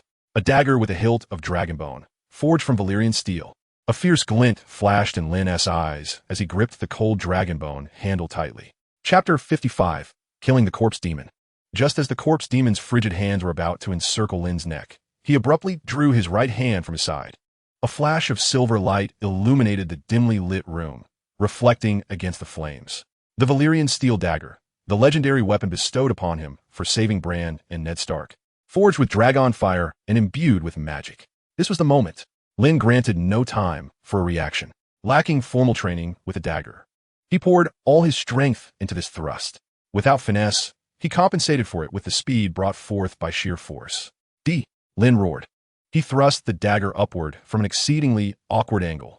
A soft yet distinct sound, akin to a hot knife slicing through butter, echoed. The corpse demon's hardened skin yielded effortlessly before the razor-sharp Valyrian blade, crumpling like thin parchment. The dagger pierced through the demon's jaw, traversing its entire skull. The demon's eyes, ablaze with ice-blue flames, rapidly extinguished before his very eyes. Silence. The room plunged into an oppressive stillness. The corpse demon collapsed on Lynn, becoming a true corpse in every sense. Lynn lay on the ground, his chest heaving violently, gasping for air. Having personally vanquished a corpse demon, a triumphant smile unconsciously crept across his lips. This was his first encounter with an animated corpse since his arrival in this world. At the very least, it proved to all the Night's Watch that these undead beings were not insurmountable. They too could perish. A chilling notification from the system finally broke through his thoughts. Corpse demon killed, experience points, 10. Quite a bounty, equivalent to that of 2 wildling leaders. Lynn, a trembling voice shattered the silence in the room. Lynn turned to see Jon Snow standing nearby, still clutching the burning curtain. He appeared almost petrified, staring blankly at Lynn. He gazed at the dagger still dripping with viscous liquid in Lynn's hand, then at the lifeless body at their feet, whose eyes had dulled to a lifeless gray. His face was etched with shock beyond words. He had witnessed it. He had seen Lynn decisively end the life of that corpse. On the other side of the room, Jeor Mormont struggled to rise from the floor, leaning against the wall. Distinct bruised finger marks marred his neck. He had been but a hair's breadth from death. He had experienced the terror of that monster's power firsthand and witnessed Lynn's incredible counterattack. It was this young man who had saved him. He looked at Lynn, his expression a complex tapestry of gratitude, astonishment, and lingering fear. Lynn leapt to his feet, his strength replenished. He approached the corpse, bent down, and extracted the Valyrian steel dagger from the demon's head. Then, he meticulously wiped the blood from the blade on the tattered black garments of the corpse. Just then, bang, bang, bang, a cacophony of hurried footsteps echoed from outside the door. Commander, are you all right? What happened in there? It was the Night's Watch, alerted by the commotion. Alistair Thorne's harsh visage appeared first in the shattered doorway. Upon surveying the scene within the room, he stood frozen in shock. A chaotic room. The commander slumped against the wall, Jon Snow, with a blank expression holding a torch, and Lynn standing in the center with a dagger in hand. Alongside the corpse of Ozer, whose eyes had turned to a ghostly gray. What is happening? The other members of the Night's Watch peered in, their faces reflecting confusion and disbelief. Lynn paid them no heed. He sheathed the meticulously clean dagger, then raised his gaze, peering beyond everyone towards the far end of the castle, towards the room of Maester Aemon. There, another surprise awaited them. Chapter 56, Acknowledging the Situation. Alicia Thorne beheld the bizarre scene within the room, his mind momentarily unable to comprehend the unfolding chaos. Commander Mormont leaned disheveled against the wall, clear fingerprints marking his neck, indicating he had endured a fierce struggle. Jon Snow, that foolish bastard, stood dazed, clutching a charred rag as if his soul had departed. Meanwhile, the deserter Lynn, whom he despised the most, brandished an oddly shaped dagger, his foot resting atop the corpse of Uth. Most unsettling of all, Uth's eyes had morphed into a ghastly shade of ashen white, and his neck bore a grotesque gash. Lynn, you traitor. Thorne's mind conjured an elaborate narrative of betrayal and assassination against the commander. Almost instinctively, he drew his sword, its tip aimed directly at Lynn. You have audacity indeed. How dare you conspire against the commander? His shout prompted the Night's Watchmen behind him, still bewildered by the situation, to draw their weapons as well. In an instant, a dozen swords were leveled at Lynn, and the atmosphere within the room grew unbearably tense. Enough. A voice, imbued with authority, halted all movements. It was Jeor Mormont. Struggling to stand upright, he leaned against the wall for support. Sheathe your swords. The fire of rage burned in the old bear's eyes, and the weight of the commander's presence quelled any further defiance from Thorne and the others. Commander, but Thorne attempted to protest. I command you to sheathe your sword. Do you not comprehend, Sir Thorne? Mormont's voice carried an undeniable order. Thorne's face flushed a deep shade of crimson. He shot Lynn a furious glare, but, with great reluctance, returned his sword to its sheath. The other Night's Watchmen followed suit, reluctantly lowering their weapons. Just now, he has returned. Mormont's voice was heavy, each word strained as if forced through gritted teeth. He sought to kill me. It was Lynn and Jon who saved me. This revelation fell like a boulder into the still waters of their minds, stirring tumultuous waves of disbelief among the Night's Watchmen. Returned? Uth's corpse has truly returned to life? All eyes instinctively turned towards the lifeless body on the ground. Their expressions shifted from skepticism to horror, ultimately morphing into unmistakable terror. How is this possible? A young Night's Watchman stammered. Corpses cannot. I witnessed it with my own eyes. Mormont interjected, his voice trembling with palpable fear. He fears no blade. Possesses immense strength. He is not human. He is a monster. Thorne's complexion oscillated between shades of green and white. He stared at the corpse, then back at Lynn, still unwilling to believe. This was absurd. It had to be some form of sorcery he could not comprehend. Commander, this must be the work of this deserter. Thorne accused, his voice sharp as he pointed at Lynn. He employed southern sorcery. He manipulated Uth's corpse to stage this performance, merely to gain your trust. Lynn, upon hearing this, remained unfazed, a smile of triumph blooming within. Thorne was truly a fool, even at such a moment, rather than contemplating how to navigate the crisis. He was fixated on casting blame. A veritable simpleton. Sorcery? Lynn scoffed, finally speaking. His gaze pierced Thorne. Sir Thorne, what sort of sorcery could conceal itself from the commander's keen eyes? What kind of sorcery could instill fear in the very direwolves? He gestured towards the white direwolf still guarding Jon, growling low in its throat. Or do you believe that I, a so-called deserter, possess such extraordinary power to orchestrate such deception before the commander of the Night's Watch? Every word from Lynn landed like a resounding slap across Thorne's face, leaving him speechless. He truly could not conjure a reasonable explanation. Yet, he remained unconvinced. He was resolute in his belief that Lynn was up to no good. The old bear slammed his hand on the table in frustration. Sir Thorne, I am aware of your disdain for Lynn. I have witnessed your conduct. This time, you have gone too far. Is now the time for infighting and slander? If I hear such words again, Thorne, you shall bear the consequences. The old bear had made up his mind. Given the gravity of the situation, he would certainly send someone to King's Landing. He intended for Thorne to escort the body to the capital, so he would cease his incessant presence at his side. At that moment, a blood-curdling scream echoed from the far end of the castle. The sound was rife with unrestrained terror. Everyone's hearts lurched. "It is Maester Aemon," a Night's Watchman shouted in panic. "Quick, we must see." Mormont was the first to react, bolting towards the exit. The other Night's Watchmen, disregarding their confrontation with Lynn, hurriedly followed suit. Thorne cast one last furious glare at Lynn before drawing his weapon and joining them. In the courtyard, chaos erupted. Countless torches ignited as the Night's Watchmen surged from their quarters, panic etched on their faces. "What is happening?" "Over there. Trouble at Maester Aemon's." As Mormont and his men reached the doorway of Maester Aemon's chamber, they were taken aback by the sight that met their eyes. Torin and his 30 northern soldiers encircled the room, torches and swords in hand, preventing anyone from entering. Inside, a corpse clad in black was being consumed by roaring flames. That corpse belonged to Joffrey. It writhed and struggled within the fire, emitting hissing sounds. Its ice-blue eyes glowed eerily in the flickering light, fixated on the crowd outside. Maester Aemon was shielded behind Torin and several soldiers. Despite the terror etched on his face, the elderly scholar appeared remarkably composed. "It has returned." Maester Aemon's voice was frail and hoarse. "Just moments ago, it attempted to attack me. Torin and the others prevented it with fire." Everyone stood frozen, gazing at the writhing creature engulfed in flames, inhaling the acrid stench of charred flesh. A chill of dread seeped into their bones. If they could previously rationalize the events in the commander's room as sorcery or illusion, what could they say now? Two corpses in two separate locations, resurrected simultaneously. This was no coincidence. All gazes were unwittingly drawn to the figure who was slowly approaching from the rear of the crowd. Lynn.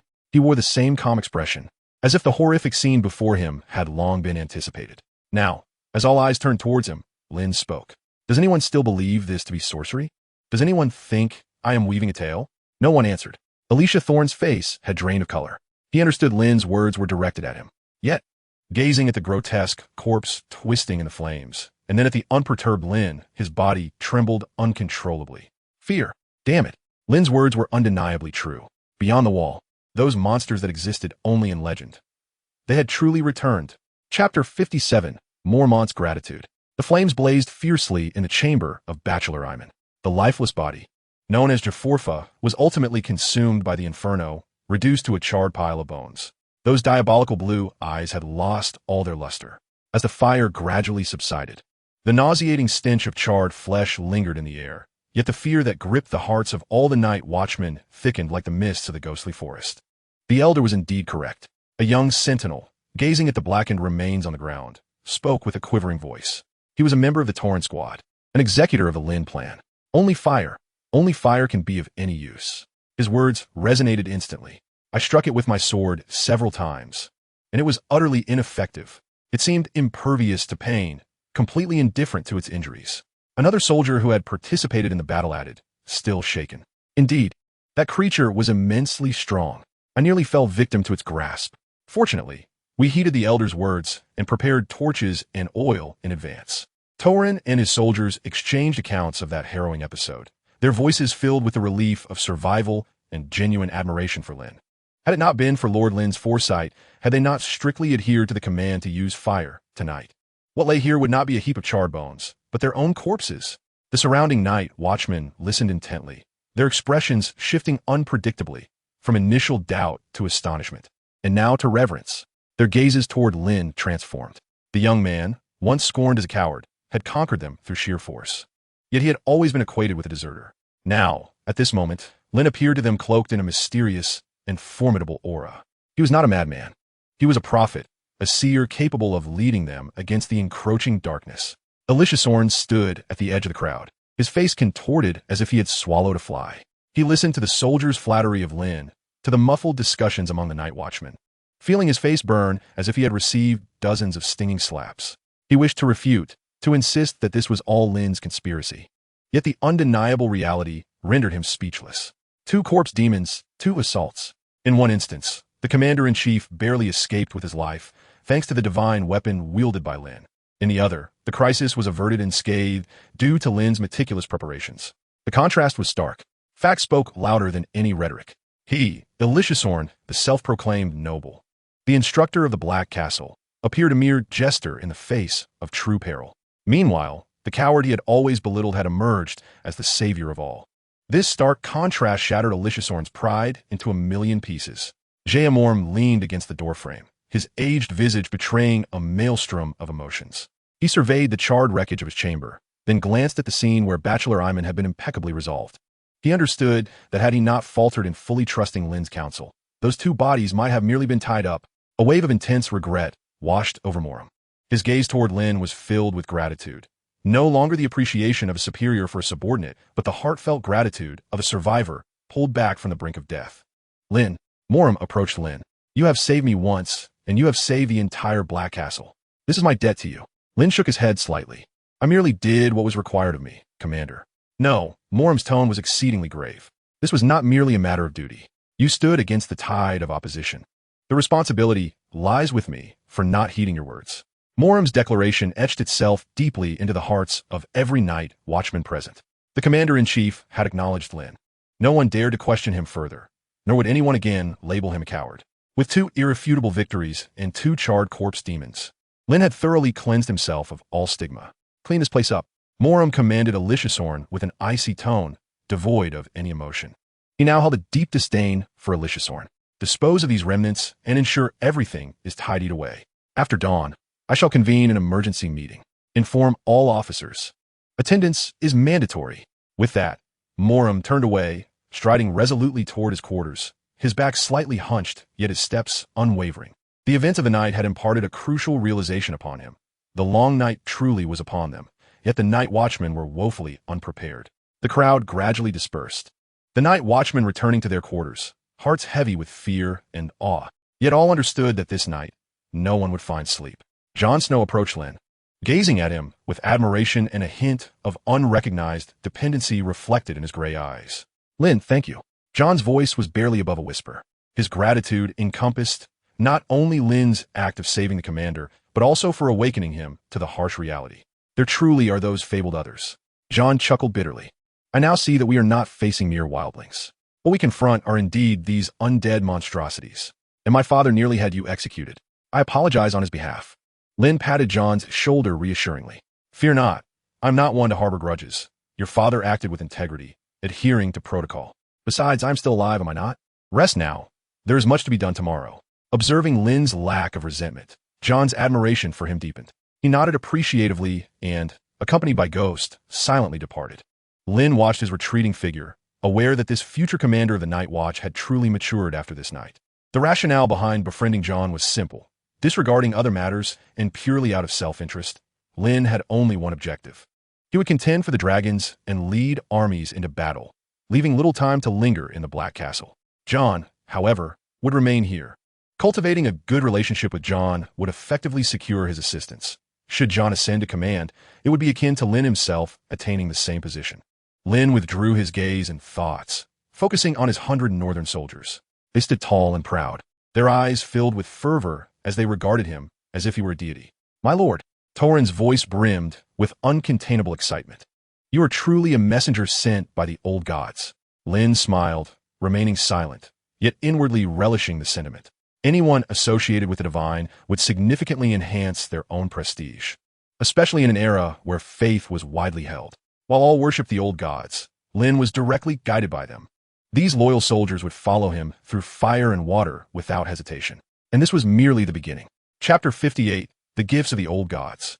The following day, before dawn, the council chamber of the Black Castle was already teeming with people. The hearth blazed brightly, yet it did little to dispel the heavy, oppressive atmosphere pervading the room. All available officers of the Night Watch had gathered here, with the exception of the Chief Ranger, Ned Stark, who was absent. The Master Architect, Bowen Marsh, Commander Ser Jorah Mormont, and several other officials responsible for logistics and defense were all present. Each one bore a grave expression, their sunken eyes betraying a night devoid of sleep. The events of the previous night had utterly shattered their veneer of comfort. Lynn found himself seated at the end of the long table, a notion that would have been unimaginable before. A so-called deserter had no place in such high-level discussions. Yet now, no one dared to voice any objections. Ser Jorah Mormont even refrained from meeting Lynn's gaze. His face darkened as he stared intently at the surface of the table before him. At the head of the table sat Mormont, dressed in fresh attire. Yet the vivid bruises encircling his neck remained a stark reminder of the peril faced the night before. His visage revealed no sign of fatigue. Instead, a fierce flame ignited within his sharp eyes. You are all aware of last night's occurrences, Mormont's voice resonated with an uncharacteristic calm. Othel and Joffrey. They transformed into monsters. They fear neither blade nor agony. They have become the legendary Whites. The mere mention of Whites caused a collective shudder among those present. Even those who had witnessed the horror firsthand felt a chill creep over them at the commander's utterance of the word. This was not mere folklore. It was an ancestral dread etched into their very bones, a terror that had endured for millennia. This is not a tale, nor a myth. Mormont's gaze swept across each face in the room. This is a stark reality. Beyond the wall, our adversaries are no longer the savage wildlings, but the others, leading their army of Whites. The room fell into a profound silence, punctuated only by the heavy breaths of the assembly. How many of us remain? Mormont inquired suddenly. The rotund Bowen Marsh flipped open a ledger. My Lord Commander, including the brothers from Eastwatch and Shadow Tower. We have scarcely 1,000 Night Watchmen able to wield arms. 1,000? Mormont scoffed bitterly. 1,000 to defend a 300-mile-long wall. It sounds like a jest. Marsh pondered for a moment before responding. We require more manpower, more weaponry, more supplies. We must immediately dispatch envoys southward to beseech the king, the guardians, and the various lords for aid. Seek aid? Ser Yura scoffed derisively, his sharp tongue resurfacing. Do you truly believe those gluttonous nobles in the south will heed our words? They will regard us as a band of lunatics, frozen in the head, peddling ancient ghost tales to procure resources. They dismiss even the threat of wildlings. Do you expect them to believe in the others? Though harsh, Ser Yura's words rang true. The glory of a Night's Watch had long faded. To the southern nobility, they were merely exiled criminals and scoundrels sent to the world's end. What then shall we do? Marsh implored anxiously. How can we withstand those beasts with but 1,000 souls? Once more, silence enveloped the room, an atmosphere of despair beginning to seep among them. At that moment, a calm voice pierced the stifling quiet. We can. It was Lynn. Instantly, all eyes turned toward him. He had performed miracles and was the first to validate the existence of Whites. He had earned the right to speak. We can, said Horalafti incredulously. Lynn, have you lost your wits? Do you even comprehend the gravity of your words? I do. Lynn rose, meeting the gazes of all assembled with a steady demeanor. I understand our numbers are few, our weapons and supplies sorely lacking. Yet we possess our own advantages. What advantages? Said Horacounterth. We understand our enemy. Lynn's eyes swept over the assembly. At the very least, from this point onward, we comprehend them better than anyone in the South. We know they cannot be killed, that they possess immense strength, and more importantly, Lynn paused for effect, we know how to slay them. He pointed toward the flickering flames in the hearth. Fire. Lynn then patted the Valyrian steel dagger at his waist. And dragonglass, along with Valyrian steel. The ancient voice of Maester Aemon rose slowly, indeed. The ancient tomes do document it. Dragonglass, as well as Valyrian steel forged in dragon fire, can inflict fatal harm upon them. Contemplation flickered across every face present. Thus, what we ought to do now is not to send envoys southward to plead for assistance that will never materialize. Lynn approached the map, his finger tracing the vast expanse of land north of the wall. Instead, we must take the initiative. Take the initiative? Mormont furrowed his brow. Lynn, do you mean we can no longer afford to be passive as we were before? Lynn's voice grew resolute. We shall dispatch the most elite ranging party deep beyond the wall to track the wildlings, to seek clues of the others, to unearth anything that may serve us, such as the miraculous artifacts bestowed by the old gods beyond the wall. Lynn continued, or forging alliances with wildling tribes willing to unite against the others. The mention of uniting with wildling tribes caused a pallor to wash over every face in the room. Yet, bolstered by Lynn's status as a prophetic figure of the old gods, none dared to contest the notion. Even Ser Yura, who often found himself at odds with Lynn, fell silent. Such words were exceedingly audacious, and a misstep could easily lead to accusations of treason. Mormont's brow knitted in concern, fearing Lynn might venture even further. Lynn, the grievances between our peoples have festered for millennia. Let us set that aside for the moment and refrain from broaching the subject. Lynn recognized that Mormont's intervention stemmed from a desire to protect him, and he felt no discouragement, nodding in acknowledgement. There would be time to unite when the Night King marched south. He merely sought to prepare his companions, not expecting to sway them all at once. Finally, Lynn's gaze settled upon the area marked as the Shadowlands. He weighed his words carefully, hesitating to speak. The others remained silent, patiently awaiting his next utterance. Contemplating his earlier acquisition of Frostheart grass and the human skin map from the wildling chieftain, he mused that the marked point on the map could very well be the site of the miraculous flora bestowed by the old gods. However, Maester Eamon had warned that the efficacy of Frostheart grass was only potent upon its first use. Otherwise, Lynn would have certainly kept it all for himself. Revealing this information would bolster his standing among the Night's Watch. Yet benefits cannot be given freely. He needed to secure his own advantages first. With this in mind, Lynn declared, "My lords, I know of a location of an artifact blessed by the old gods, and I can lead a party to seek it." The collective breath of the assembly quickened. Even Mormont felt a surge of anticipation. This was no secret. They were all well aware.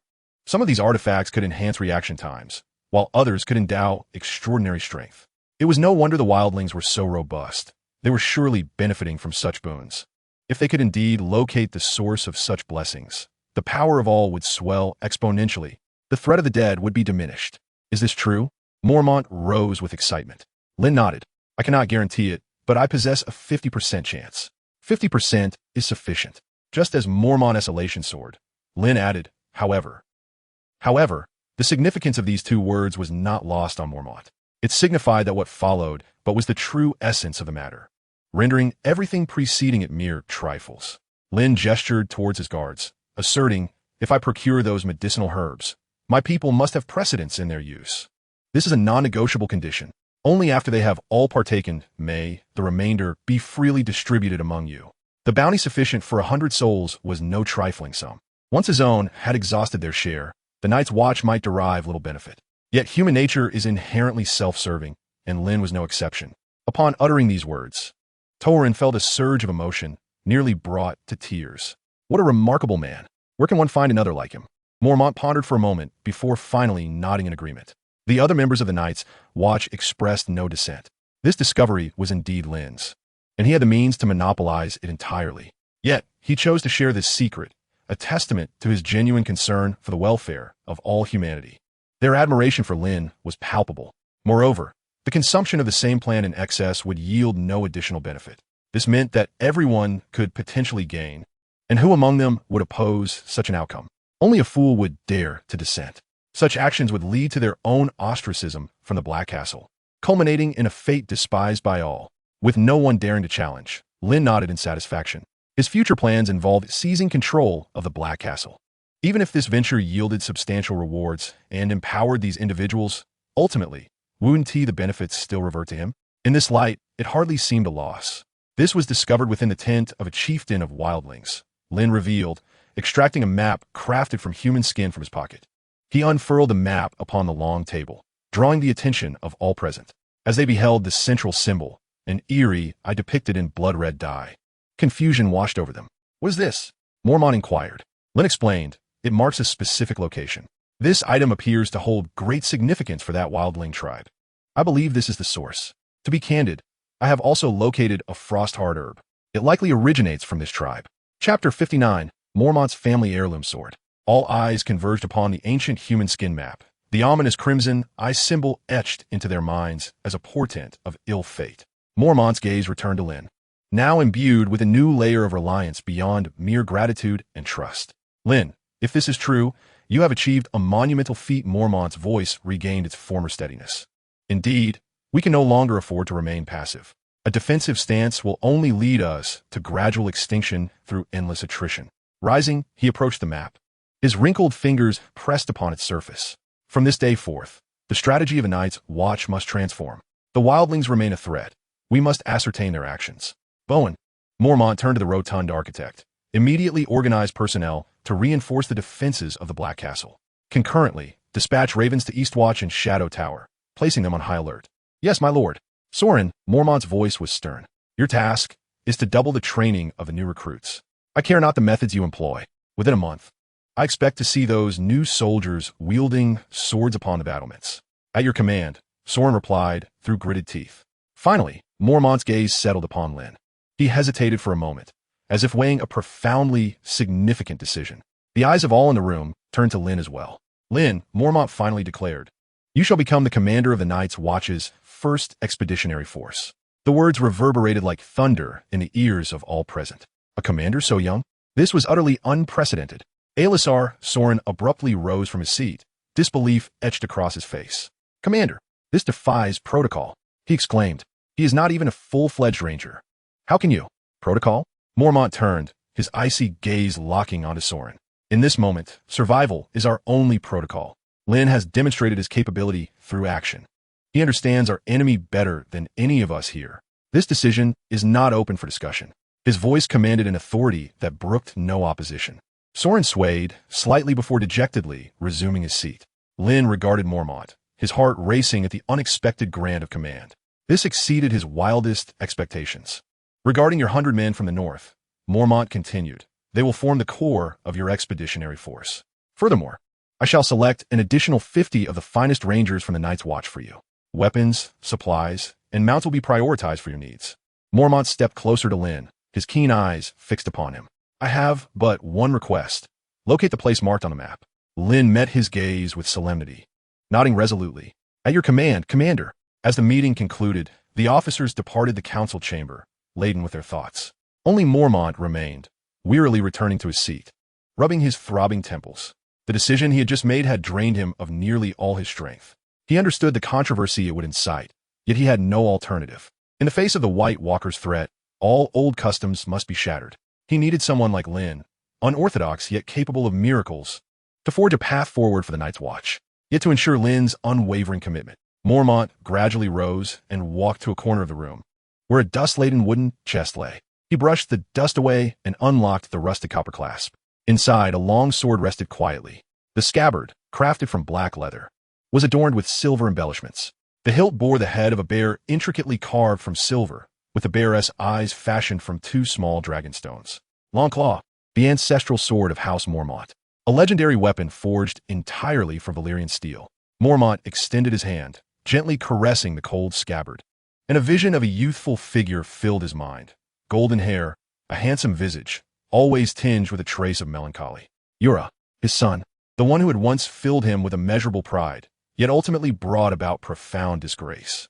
For a woman, to satisfy her insatiable desires, Yura had resorted to the slave trade. When the verdict was delivered, he chose to flee, escaping to the free cities across the narrow sea. He forsook his family, abandoned his honor, and became an exile. Mormont's heart ached as if pierced by a blade. He donned his black cloak and ventured to the wall, seeking to cleanse the shame brought upon his family by his son amid the desolate cold of the wilderness. At least Yura had retained some semblance of conscience. He had not sold the sword, leaving it behind instead. There were no letters, no words exchanged, only this Valyrian steel sword representing the glory of House Mormont, Longclaw. At least he retained a shred of conscience. Mormont whispered to himself, his voice tinged with a hint of bitterness.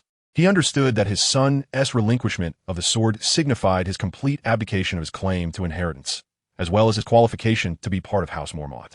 Since that moment, the sword had remained locked away in this chest, gathering dust that it did not deserve. A thought crystallized increasingly within Mormont's mind. It rightfully belonged to a true warrior, someone brave, undaunted, and who comprehended the essence of honor and responsibility. An individual capable of wielding it against the impending long night. In his mind's eye, another youthful visage emerged, calm, resolute, with eyes perpetually ablaze with an unquenchable fire. Lynn. Mormont's gaze hardened with unwavering determination. He closed the chest, cradling it as he exited the council chamber. Chapter 60. Mormont's aspirations. Lynn was in his chambers, poring over the peculiar map made of human skin. The material was unique, not sheepskin, nor paper, but an exceedingly thin tan hide. The lines drawn upon it were rough and expressive, evidently crafted by one lacking artistic skill. Yet, the crimson-eyed symbol was rendered with remarkable clarity, as if imbued with a mysterious power that ensnared the viewer's gaze. What could this place possibly be? Lynn gently traced the symbol with his fingertip. The sacred ground of the old gods? The remnants left by the children of the forest? Each possibility was rife with lethal allure. He realized that Commander Mormont had sent him to seek this place, not merely as a test, but as a gamble.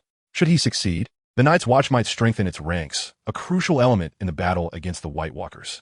Should he fail, the expedition would vanish forever into the ice beyond the wall.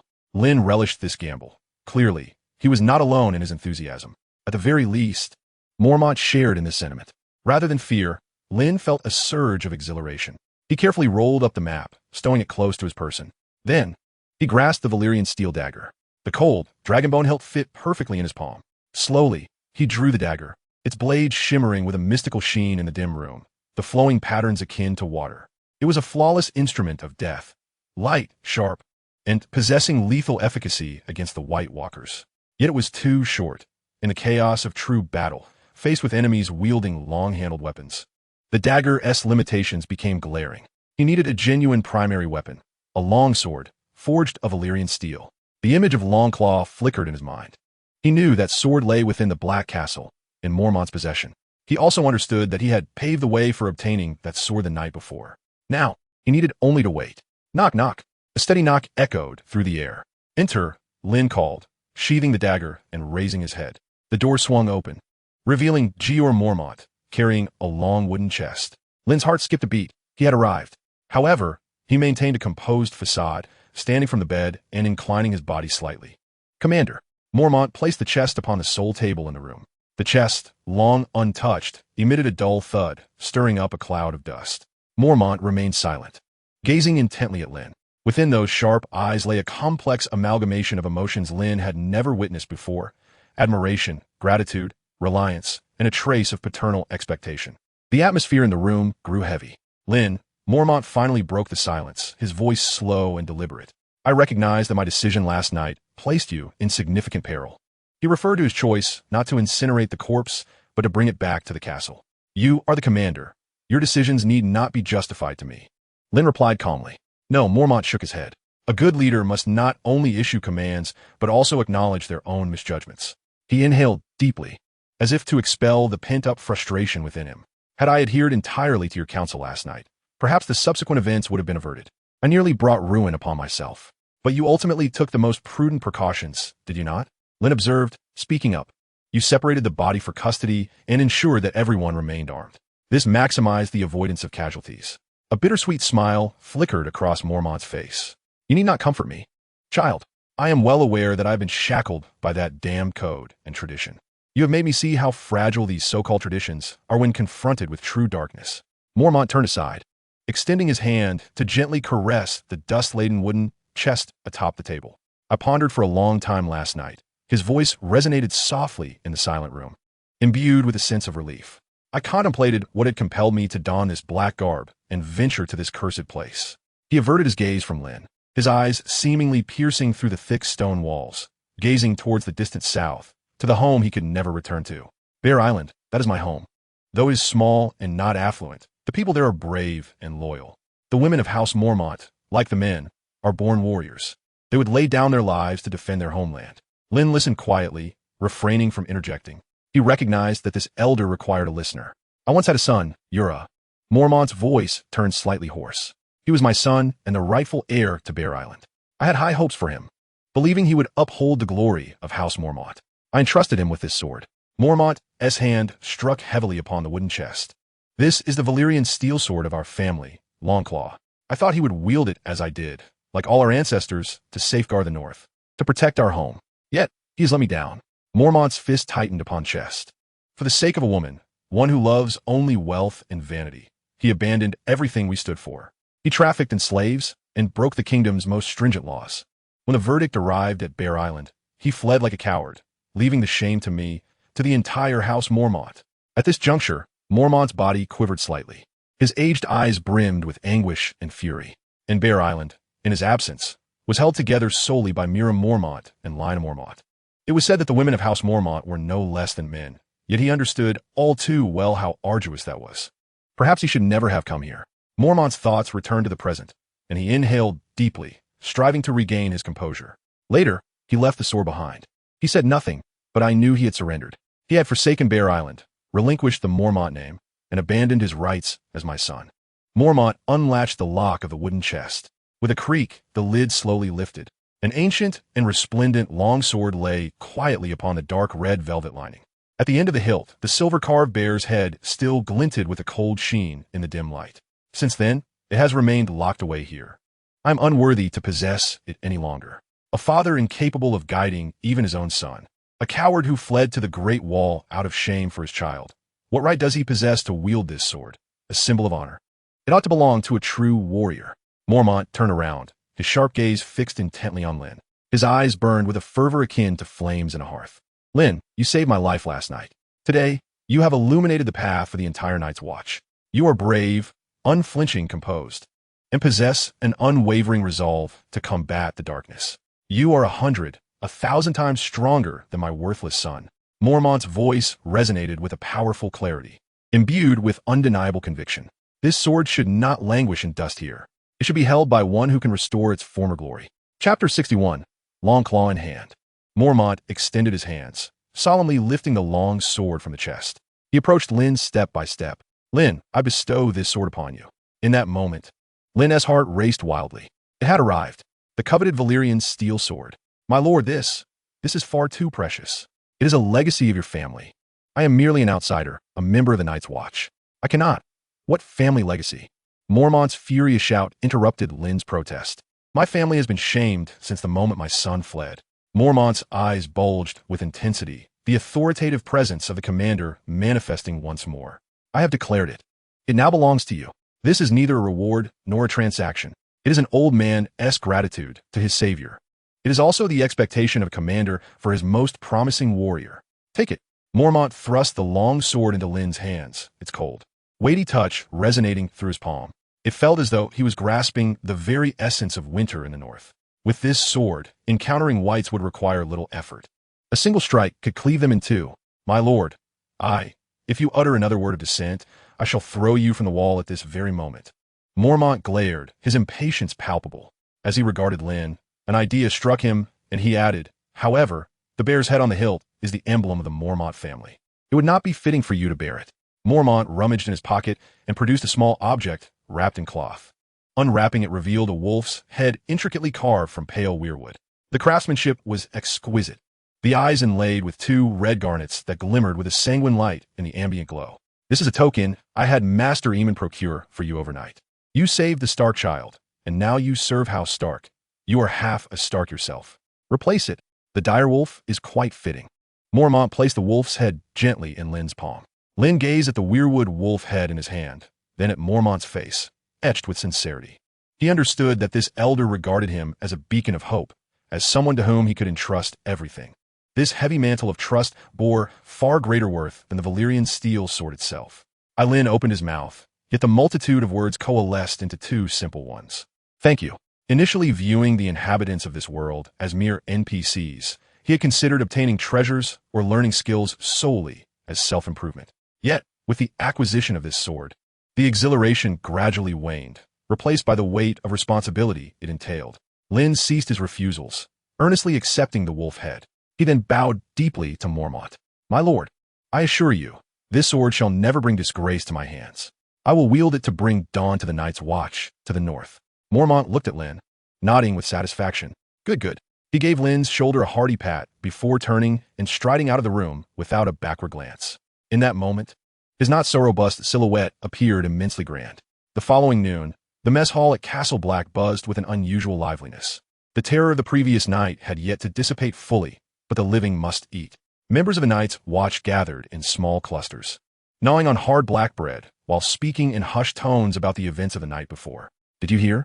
In the commander's chamber, Othel's corpse truly came to life. Of course I heard. I was right outside. The noise was like a house being torn down. And then? What happened next? It was Lynn. That Lynn charged in. And Jon Snow, the bastard.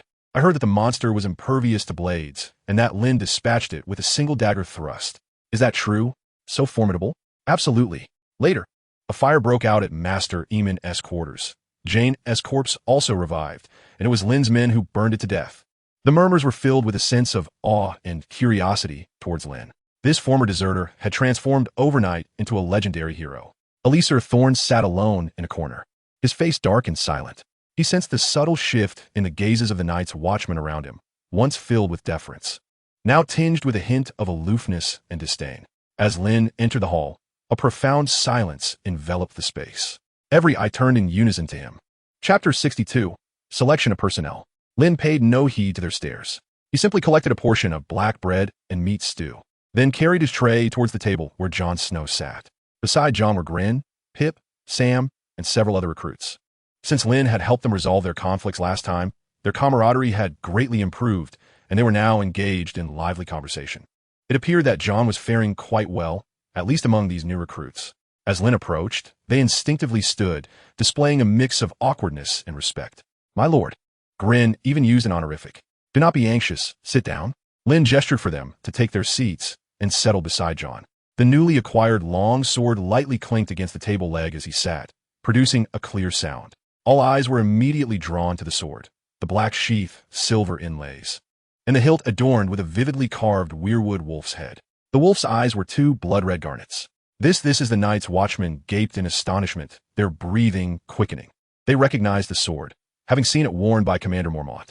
It was the ancestral sword of House Mormont, Longclaw. Why was it here? Why did it hang from Lynn's waist?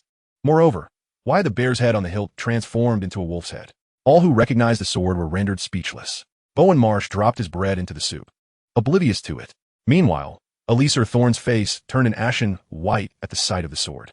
He abruptly stood, pointing at Lynn, his words tumbling out in a frenzy. Longclaw, the Valyrian steel sword of House Mormont. How did it come to be in your possession? You thief! You shameless scoundrel! You dare to steal the Commander's sword! Thorne's roar reverberated through the quiet hall, leaving everyone stunned by this sudden upheaval. Stealing a sword? Lynn, having pilfered the Commander's ancestral blade? How could this be? Lynn raised his gaze, calmly regarding the seemingly frenzied Thorne, a hint of mockery dancing upon his lips. He remained silent, for he understood that no explanation was necessary. Would a thief brazenly display their ill-gotten gains? Thorne immediately regretted uttering those words. The continuous frustrations inflicted upon him by Lynn had twisted his visage into one of rage. This Thorne truly seemed to despise his own existence, akin to a stubborn adhesive that one cannot shake off, no matter the effort. Lynn began to contemplate how he might rid himself of this troublesome instigator without attracting the attention of others. It was a challenging endeavor within the confines of the Black Castle. Suddenly, a spark of inspiration ignited in Lynn's mind as he recalled the earlier assassination attempt. That assassin presented an excellent opportunity. Just as Lynn was deep in thought, a resounding and authoritative voice echoed from the entrance of the hall. Lord Jeor Mormont, flanked by a multitude of supply officers, strode in. His cold gaze swept over Thorne's face. It was I who bestowed it upon him. What? Thorne gazed at Mormont in disbelief. Commander, what do you mean? I said, Longclaw was a gift from me to Lynn. Mormont approached Lynn, placing a firm hand on his shoulder. He then surveyed the room, declaring in an irrefutable tone, Lynn saved my life, and by extension, the lives of all within the Black Castle. He has demonstrated his loyalty and courage through his actions. From this day forth, he is not only a benefactor of the Night's Watch, but also a warrior recognized by me, Jeor Mormont. This sword is rightfully his. The hall fell into a stunned silence. Everyone was left reeling from Mormont's proclamation. To bestow a Valyrian steel sword, a family heirloom passed down for centuries, upon an outsider? This was utterly unprecedented. It must be understood that Valyrian steel swords are cherished treasures of every family, typically held by the current head of the household. This was not merely a reward. It signified recognition, a trust bestowed. It was tantamount to Mormont designating Lynn as his heir. All eyes converged once more upon Lynn, their expressions a tumultuous blend of shock, confusion, and envy. Jon Snow stared blankly at Lynn, then at the wolf-headed pommel of Longclaw hanging at his waist. There was admiration, yet more so a profound respect. Meanwhile, Alysar Thorne seemed to have been drained of all vigor, slumping back into his chair, realizing he had unwittingly shot himself in the foot. Lynn, who had done nothing to provoke him, had instead drawn ire upon himself. Ever since encountering Lynn, Thorne had not experienced a single stroke of good fortune. Yet, with each setback, his hatred for Lynn only deepened. Lunch concluded in a peculiar silence. The Night's Watch members occasionally stole glances at Lynn, who seemed utterly unfazed. After finishing his share of black bread and a bowl of meat stew, he departed the hall with an air of tranquility. From this day forth, his standing within the Black Castle was irrevocably solidified. Aside from the oblivious Jester Thorne, no one dared to confront him openly, nor did anyone dare to speak ill of him behind his back. In the afternoon, Lynn arrived at the training grounds of the Black Castle. As the newly appointed commander of the Expeditionary Force, he was tasked with selecting 50 of the most elite rangers from the Night's Watch. This was a privilege granted to him by Commander Mormont. Chapter 63, Old Customs. On the training grounds, the biting wind whipped through the flurries of snow, stinging cheeks. 150 rangers stood in a loose formation at the center of the training area, their faces adorned with expressions of curiosity. Recently, Lynn had garnered considerable attention. Even those rangers who had been summoned back from other locations had heard whispers of him. They were the most elite force of the Night's Watch, the sharp sword upon the wall. Each one was a seasoned veteran, having survived the brutal skirmishes against wildlings. Proud and arrogant, they only bowed to true strength. Yet now, this young man had become their commander. and they were to be selected as if they were mere commodities? Did he possess some extraordinary quality? Lynn stood before them, clad not in heavy armor, but in a practical black leather tunic. The hilt of Longclaw, now adorned with a wolf's head pommel, hung silently at his side. Behind him stood his 100 battle-hardened northern guards, resembling a pack of silent wolves, their gazes fixed upon the black-clad rangers. Jeor Mormont stood upon a raised platform at the edge of the training grounds, his aged visage betraying no emotion. However, his sharp eyes were fixed intently on Lynn. This marked Lynn's first day as commander, a pivotal moment in his assumption of control over the expeditionary force. I see, Lynn began, many of you look down upon me. You believe I am merely a brash young man who has ascended to this position through luck and the favor of the commander. You think I'm unworthy to command you. A profound silence enveloped the training ground. No one contradicted him. The very stillness was a tacit acknowledgement of his words. Alisar Thorne lingered at the rear of the crowd, a barely perceptible smirk gracing his lips. He could not fathom that this team, accustomed to venturing into the wilds to combat wildlings, would obediently heed Lynn's commands. He eagerly awaited the moment Lynn would falter, relishing the thought of this presumptuous youth being soundly reprimanded by the unruly rangers. Very well, Lynn nodded, seemingly unfazed by their reaction. I am not one for idle chatter. Slowly, he drew Longclaw from its sheath. The Valyrian steel blade shimmered with an otherworldly red sheen under the gray sky, a palpable aura of sharpness enveloping the air. The rangers' pupils involuntarily constricted. As seasoned veterans, they could feel the oppressive presence that a fine sword emanated. I understand the customs of the Night's Watch, Lynn declared, tilting the blade towards the ground. Those who dissent, step forward. Defeat me, and the position of commander shall be yours. If no one can best me. Lynn's gaze swept across each individual like a hawk. Then stow away your ridiculous pride and prejudice. From this day forth, my word shall be law. Mormont nodded. Not every ranger would be as amiable as the likes of Samwell Tarly. To gain the respect of these rangers, one must conquer them through sheer strength. Arrogant, utterly arrogant. A murmur of suppressed unrest rippled through the ranks of the rangers. They had witnessed hubris before, but never to this extent. They were elite rangers. My lord, forgive my candor, but you overestimate yourself. A towering ranger with a fearsome scar across his face stepped forward. His name was Caitlin, renowned for his strength and ferocity. He seized a two-handed axe from the weapon rack, perfectly suited to his imposing stature. I will show you what true power means. Caitlin bellowed, charging at Lynn without granting him a moment to prepare. With a mighty swing, he brought the axe crashing down. On the elevated platform, Commander Mormont instinctively tightened his grip around the railing. Jon and Arya held their breaths in anxious anticipation. Lynn remained motionless, quietly observing the battle axe as it drew perilously close. Just as the blade was about to make contact with his scalp, Lynn moved. His body shifted slightly to the left. It was but a minor adjustment. The axe struck down heavily, grazing the tip of his nose and crashing into the very spot where he had just stood. This was the singular flaw of heavy weaponry. If the adversary was not fully armored, it was nearly impossible to strike effectively. Boom! The frozen earth erupted. Carter, having swung with excessive force, momentarily stiffened. Yet, for the master swordsman Lynn, this lapse was more than sufficient. Longclaw surged forward. A flash of white lightning dashed through the air. Swift, exceedingly swift. Carter could scarcely register the movement before Longclaw was pressed against his throat. One more step from Lynn, and his life would be extinguished. With a wry smile, Carter relinquished his weapon. My lord, I concede. I apologize for my prior insolence. Lynn sheathed his sword and nodded at Carter. His gaze then shifted to the stunned rangers, now utterly bewildered. Next, these two calm words enveloped them in an invisible weight. An instantaneous demise. A clean, decisive kill. The strongest among them, Carter, had failed to withstand even a single strike from his opponent. What formidable strength this was. How could his sword be so fast? Who could possibly stand against him in a duel? Alyssa Thorne's cold smirk had frozen in place.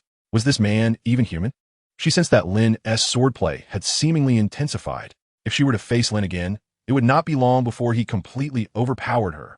Who could explain this? When the world was happening, the remaining rangers exchanged glances. Their earlier disdain and disbelief vanished. They were not fools. It was abundantly clear that Lynn's prowess far surpassed their own, and advancing would only lead to humiliation. No one dared to step forward. With no challengers remaining, Lynn slowly returned Longclaw to its sheath. From this moment forth, I am your commander. Any objections? A profound silence ensued. Excellent. Lynn nodded in satisfaction. Now, I declare the first order of the expedition. Everyone, prepare your gear immediately. We will assemble at the northern gate in 1 hour. Chapter 64. sky, and the divine. An hour later, at the northern gate of Castle Black, an expeditionary force of 150 had assembled. 100 somber-faced knights, watchmen, stood in formation, resembling a silent forest of steel. Accompanying them were 50 rangers clad in light leather armor, though their faces still bore traces of shock. The disdain in their eyes when looking at Lynn had dissipated. No one wished to entrust their lives to a mere youth. Yet, Lynn had demonstrated his strength, earning them a modicum of confidence. Among them was Arya. Lynn would take everyone with him. He would never leave Arya behind at Castle Black, fearing for her safety. Behind them lay sleds laden with weapons, provisions, and ample oil for the whites. Jeor Mormont stood at the gate, a hint of satisfaction gracing his features as he regarded the newly invigorated troop. Lynn had exerted his control over the group in the most direct and effective manner. It appeared that internal issues should not arise during this operation. "Commander," Lynn called out from atop his horse, addressing Mormont. "We are ready to depart." Mormont nodded. "Be safe." "Lynn," he replied, his gaze lingering. "Return alive." Lynn smiled, but said nothing. With a flick of the reins, his steed whinnied and charged into the dim tunnel leading beyond the wall. The rest of the company followed closely behind. When they once again beheld the light, an endless expanse of snowy plains lay before them. As before, the biting cold wind howled from the lands of eternal winter to the north. However, this time, the atmosphere among the troops was starkly different. Apart from the newly integrated rangers, the Stark soldiers were devoid of confusion and fear. Each soldier held a steadfast belief in their commander. "My lord," Torrin rode up beside Lynn, presenting a rolled parchment. A map. Lynn accepted the map and unfurled it. It was the most detailed representation of the terrain outside Castle Black. "We are currently here," Lynn indicated with his finger, marking the edge of the haunted forest on the map. Gradually, his finger moved towards the center, where a blank area was designated as unknown. Lynn retrieved his human skin map, contrasting it with the parchment. The latter clearly illustrated all within. The crimson-eyed symbol lay at the heart of this blank region. Reports from scouts indicated that the terrain in this area was exceedingly complex. A ranger named Jason, the most experienced among the 50 selected by Mormont for Lynn, spoke up. "There are steep cliffs and bottomless chasms everywhere. Our main force would struggle to navigate through. Thus, we previously abandoned reconnaissance there." Lynn examined the map thoughtfully. The more inaccessible a place, the more likely it concealed secrets. He placed the human skin map alongside the parchment, meticulously comparing both. The mountain ranges, the source of the glacial river, each seemingly unrelated detail began to coalesce into a coherent lead within his mind. "Here," Lynn's finger halted over an inconspicuous point on both maps. It was a narrow valley nestled between two mountain ranges. "Why here, my lord?" Torrin inquired, puzzled. "It appears no different from anywhere else." "No, it is distinct," Lynn replied, shaking his head. "You see, this frozen river is the only one flowing from north to south within the haunted forest. According to ancient northern lore, the direction of the water often signifies the flow of life force. Master Eamon once told me that the eye symbol in the ancestors' beliefs represents gaze and insight." Lynn gazed at the assembly, continuing to guide them. "What place is ideal for observation?" "A vantage point that overlooks the land. A place that can perceive the flow of life." Jason's eyes lit up. "The source of the river. The highest point of the valley." "Precisely," Lynn affirmed with a nod. "And look at the mountains flanking it." His finger traced the map. "Do they not resemble an outstretched pair of wings? This valley is akin to the shadow beneath them. In the faith of the old gods, winged beings are often associated with the sky and the divine." Lynn's analysis rendered all present speechless. They had never fathomed that such a wealth of information could be concealed within a rudimentary map. The admiration in their eyes for their commander was tinged with fervor. This commander, not only skilled in swordplay, but also possessing wisdom as unfathomable as the abyss. Lynn chuckled, shaking his head, unwilling to claim the credit for himself. "I cannot take such credit. It was Master Eamon who, through my words and his insights, gradually deciphered the map." "Jason," Lynn issued his command. "Yes, my lord. You will take 10 of the most agile rangers as the vanguard. Follow this route to explore the valley." Lynn meticulously traced an exceptionally discreet route on the map, avoiding all open spaces and predominantly traversing the shadows of the mountains. "Remember, do not engage with any wildlings. Your task is solely reconnaissance. Upon detecting any anomalies, return immediately to report." "Understood, my lord." Jason acknowledged the command, promptly assembling his team before vanishing into the snowstorm. The remaining members remained on site, resting and maintaining vigilance. Lynn dismounted. "We await their news." The group established a rudimentary camp at their location. Soldiers gathered around the campfire, toasting their rations while engaging in hushed conversations. Lynn refrained from joining their discussions, instead sitting alone on a rock, polishing the long claw in his hand. The Valyrian steel blade was razor-sharp and smooth, while the carved wolf's head of the fishbone seemed to silently observe him. Is this connected to the deities? The Green Prophet? Essentially, they're human too. There's nothing to fear. It likely relates to those blessed artifacts. Time passed slowly as they waited. The sky gradually darkened. The expedition had lingered at this makeshift camp for nearly half a day, just as everyone began to feel a sense of restlessness. A rapid cadence of hooves echoed from the distance. It was Jason. He returned with his scouting party. Each face reflected an unmistakable mix of excitement and tension. My lord. Jason dismounted in front of Lynn, his movements somewhat unsteady. We have found something. His voice trembled slightly. At the end of that river valley, we discovered peculiar stone carvings. The symbols match those on your human skin map. Chapter 65, An Unexpected Encounter with Ned Stark. Identical, Lynn sprang to his feet, a glimmer of intensity flashing in his eyes. Let us proceed. Without hesitation, Lynn issued the command to leave 50 men to guard the camp and supplies. He personally led the remaining 100 elite warriors, following Jason into the mysterious river valley under the cover of night. This way, should he fail to return, the rest could promptly retreat to Black Castle for reinforcements. The shadowy forest was even more ominous at night than during the day. Twisted tree shadows swayed in the wind and snow, resembling clawing phantoms.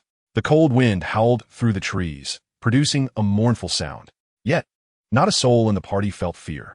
They trailed behind Lynn, emboldened by their weapons and torches, navigating through a dense black pine forest and circumventing treacherous cliffs.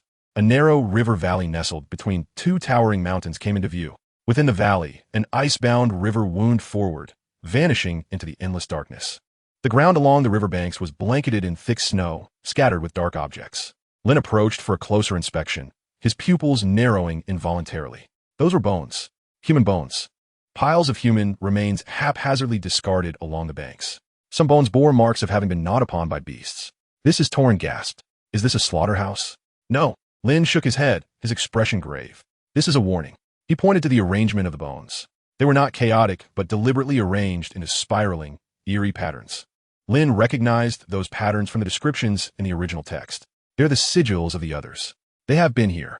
Jason's voice quivered. All soldiers instinctively tightened their grips on their weapons, scanning the surrounding darkness with heightened alertness, as if countless icy blue eyes might leap forth from the void. Move forward. Lynn's voice shattered the suffocating silence. His face bore no trace of fear. Instead, it radiated an almost fanatical excitement. The greater the danger, the more enigmatic it became, indicating he was closer to uncovering the secret. The party cautiously advanced along the frozen riverbed deeper into the valley, each step crunching upon those ancient bones, echoing in the stillness.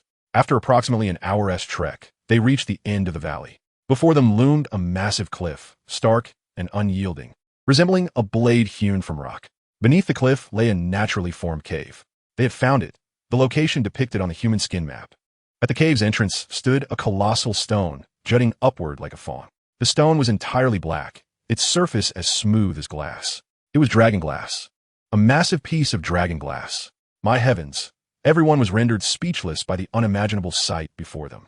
They had never encountered such a colossal piece of obsidian. In this icy expanse, the black monolith appeared strikingly out of place, eerily so.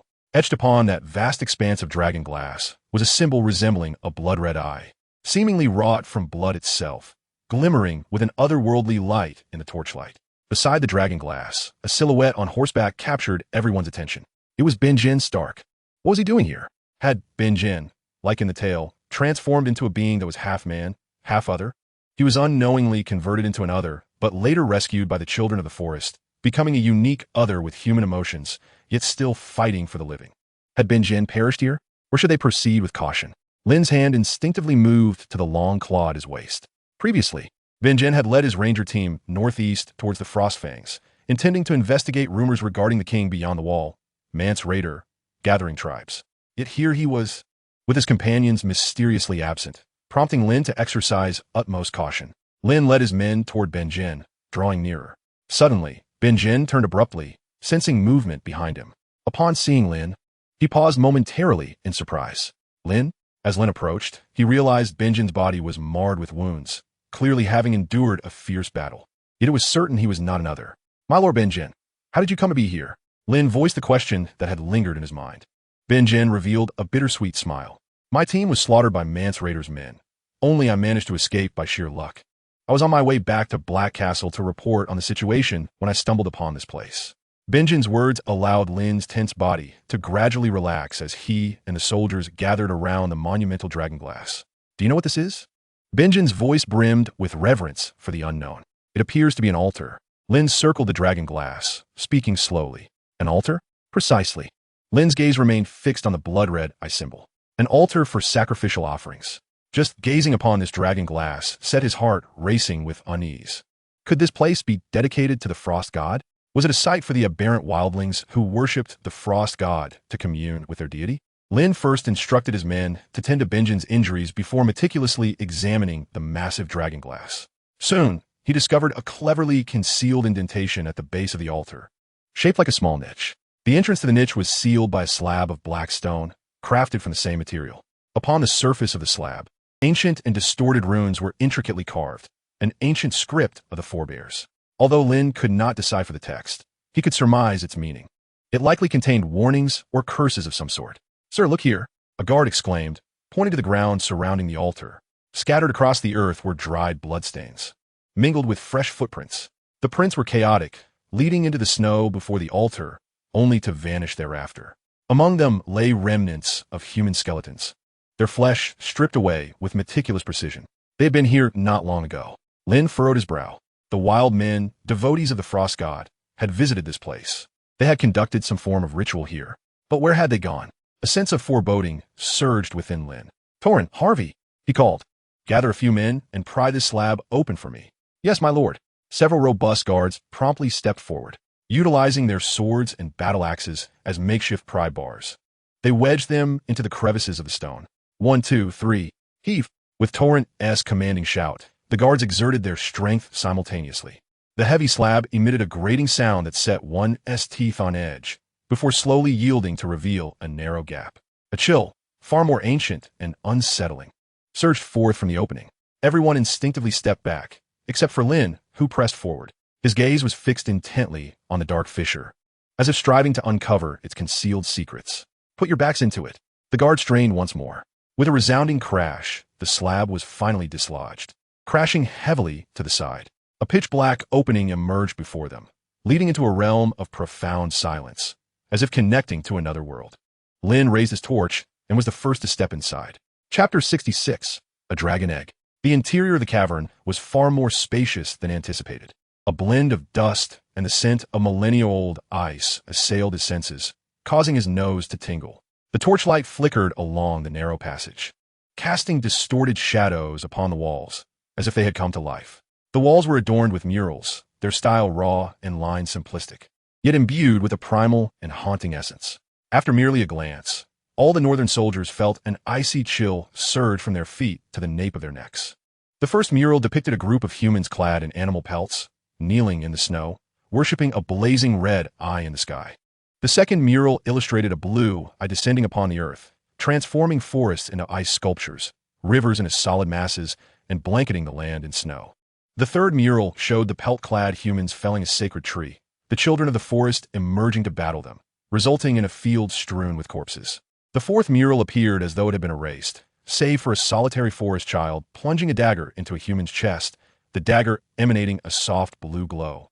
While the enormous blue eye loomed above, observing it all. The fifth mural depicted countless fallen bodies rising anew from the snow, their hollow eye sockets glimmering with the same blue light, coalescing into an endless army of the dead. The final mural portrayed the surviving ancestors fleeing south in a panic, pursued by a relentless tide of bones and despair. The long night, an aged ranger quivered, his voice trembling, his grip on his sword faltering. Legends are not mere stories. These murals stood as the most visceral and bloody testament to the cataclysm that nearly obliterated all living beings. Yet Lynn's gaze did not linger long on the murals. It traversed the narrow passage, fixating on the deepest recess of the cavern. There, a platform hewn from crystalline ice awaited, upon which something glimmered faintly in the torchlight. What could it be? Lynn's heart skipped a beat, then began to race furiously. He quickened his pace toward it. As he drew closer, the outline of the object became clearer. An egg. approximately the size of a melon. It was a stone egg of icy blue hue, its surface covered with intricate, scaly patterns. It lay there serenely upon the crystalline platform, as if it had been in slumber for eons, melding seamlessly with the surrounding ancient ice. Yet Lynn knew this was no ordinary stone. The perfect oval shape and the scaly texture spoke of a wild possibility. A dragon egg. A dragon egg? Torrin, following closely behind Lynn, finally discerned the object, his throat constricted as he managed to utter two dry words. His voice pierced the silence of the cavern, sounding remarkably jarring. Everyone gathered around, their gazes fixed intently on the stone egg, expressions mingling reverence, curiosity, and a tinge of instinctual fear. A dragon. A mythical creature that had existed solely within the sigil of House Targaryen, now extinct on this continent for over a century. Why would its egg appear here, beyond the wall, in this altar dedicated to unknown deities? Lynn had initially anticipated treasures or perhaps blessings hidden within. At worst, he thought, there might be some antiquities from the Forest Children or clues pertaining to the others. Who could have foreseen that a dragon egg lay concealed here? Though it appeared to be entirely petrified, it was still a dragon egg. As long as it was a dragon egg, there was a possibility of hatching. The young dragon Lady Daenerys Targaryen had birthed 3 real dragons from 3 fossilized eggs. If he could hatch even one dragon, what would it mean for Robb's claim to the throne? The Lannisters' gold? Or the so-called honor of the North? All would pale in comparison to the might of dragon fire. An indescribable heat rushed from his feet to the crown of his head, and Lynn felt as though his very blood was igniting. He had to summon every ounce of restraint to suppress the overwhelming urge to laugh maniacally at that moment. Forcing himself to regain composure, he inhaled deeply of the frigid air. Then he extended his hand, yearning to touch the stone egg. "Sir, be careful," Torrin exclaimed, suddenly alert and interjecting. "This place is too ominous. What if the egg is cursed?" "Yes, my lord," Jason added nervously. The guards and rangers cast worried glances at Lynn. They would rather face an entire horde of wild men than allow their commander to touch such a mysterious object of unknown origin. Lynn glanced back at them, forcing a reassuring smile. Rest assured, he understood their concerns, and he knew all too well that Ban Yang might have fallen prey to the dangers lurking here. This object was not to be trifled with. Yet he also recognized the significance of this dragon egg. It represented the most formidable and tangible trump card he could grasp in this game of power. To not take a gamble would be a disservice to his identity as a traveler from another world. Fortune favors the bold.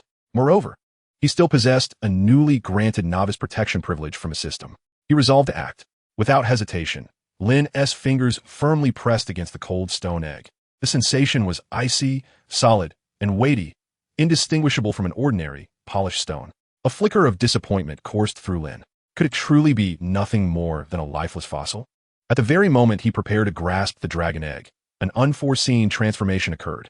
The icy blue stone egg seemed disturbed by the warmth emanating from his palm. Suddenly, the intricate, draconic patterns on the shell shimmered with an unanticipated luminescence. A series of delicate, spiderweb-like fissures rapidly spread from the point of contact with Lynn's fingers, enveloping the entire shell. A faint yet undeniably real pulse of life resonated from within the stone egg, distinctly transmitted to Lynn's palm. It was alive. Lynn's pupils constricted to pinpricks, and a surge of ecstasy ignited within him, more intense than ever before. However, before he could revel in his joy for more than 3 seconds, an unspeakable terror, as if descending from the heavens, surged up his arm and invaded his mind without resistance. Chapter 67, Assimilation. What was this?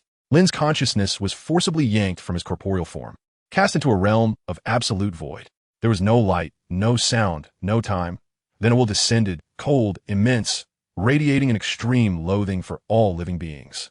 It bore down upon Lynn's minuscule consciousness like a mountain forged from millennia of glacial ice. The Night King? Or the so-called God of Winter? This singular thought consumed Lynn's mind. The altar, the dragon egg, was nothing but a trap. His touch had awakened this horror, dormant for countless years. Buzz! Lynn felt his very soul tremble violently, as if it would be torn asunder by that frigid will at any moment. Terrifying visions began to coalesce before his eyes. An endless army of the dead traversed the frozen sea, crossing the crumbling obsidian wall. Winterfell lay in ruins beneath the frost. The colossal heart tree he had once seen had become a pale statue, frozen in time. King's Landing was shrouded in eternal night. The spires of the Red Keep adorned with icicles. Upon the Iron Throne sat a figure crowned with ice crystals, eyes ablaze with blue flames. All of Westeros had transformed into a desolate wasteland of ice. Every shred of life, warmth, and hope had been utterly obliterated, leaving only the tranquility of eternal death. No! Lynn's consciousness fought desperately, yet he could utter no sound. He yearned to resist, but found his will laughably feeble against that divine force. The chilling will seeped into his soul, freezing his thoughts, erasing his memories. He felt himself being assimilated. His longing for warmth and affection, for life, evaporated rapidly, replaced by an allure towards death and an embrace of eternal silence. Perhaps this wasn't so bad. No worries, no pain, no conflict. Everything returned to nothingness. To die in such a cursed place would indeed be a disgrace for a traveler like him. Lynn's awareness began to blur, teetering on the brink of surrender. Just then, a stubborn little face flickered through his mind, those gray eyes filled with dependency and adoration. And Daenerys, Marjorie, the Red Priestess. No, I cannot surrender so easily. I aspire to dominate this world. I am a traveler. How can I perish so pathetically here? The primal instinct for survival erupted within him. Lynn's consciousness ignited like a spark thrown into the depths of the ocean, rekindling a fierce blaze in the moment before extinction. He began to frantically recall everything from his previous life. Towering skyscrapers, bustling streets, online games, delectable cuisine, and cinema. He recalled every moment since arriving in this world. The beheading platform in Winterfell, Ned Stark's complex gaze, the bloody brawls with bandits, the treachery of the Black Castle, and the Valyrian steel sword he had just acquired. These memories, these emotions, these unique imprints belonging to Lynn coalesced into a powerful torrent of spirit, fiercely resisting the encroaching icy will. Whoever you are, get out of my head. Lynn unleashed a silent roar within his mental realm. The cold will seemed incensed by Lynn's vehement defiance. It ceased its attempts at assimilation and turned to pure annihilation. An even more terrifying, colossal pressure descended like a tsunami. Lynn's consciousness felt like a fragile boat on the verge of capsizing. Was he to be defeated? In the moment just before Lynn's awareness was utterly crushed in the cave, everyone gazed in horror at the unfolding scene.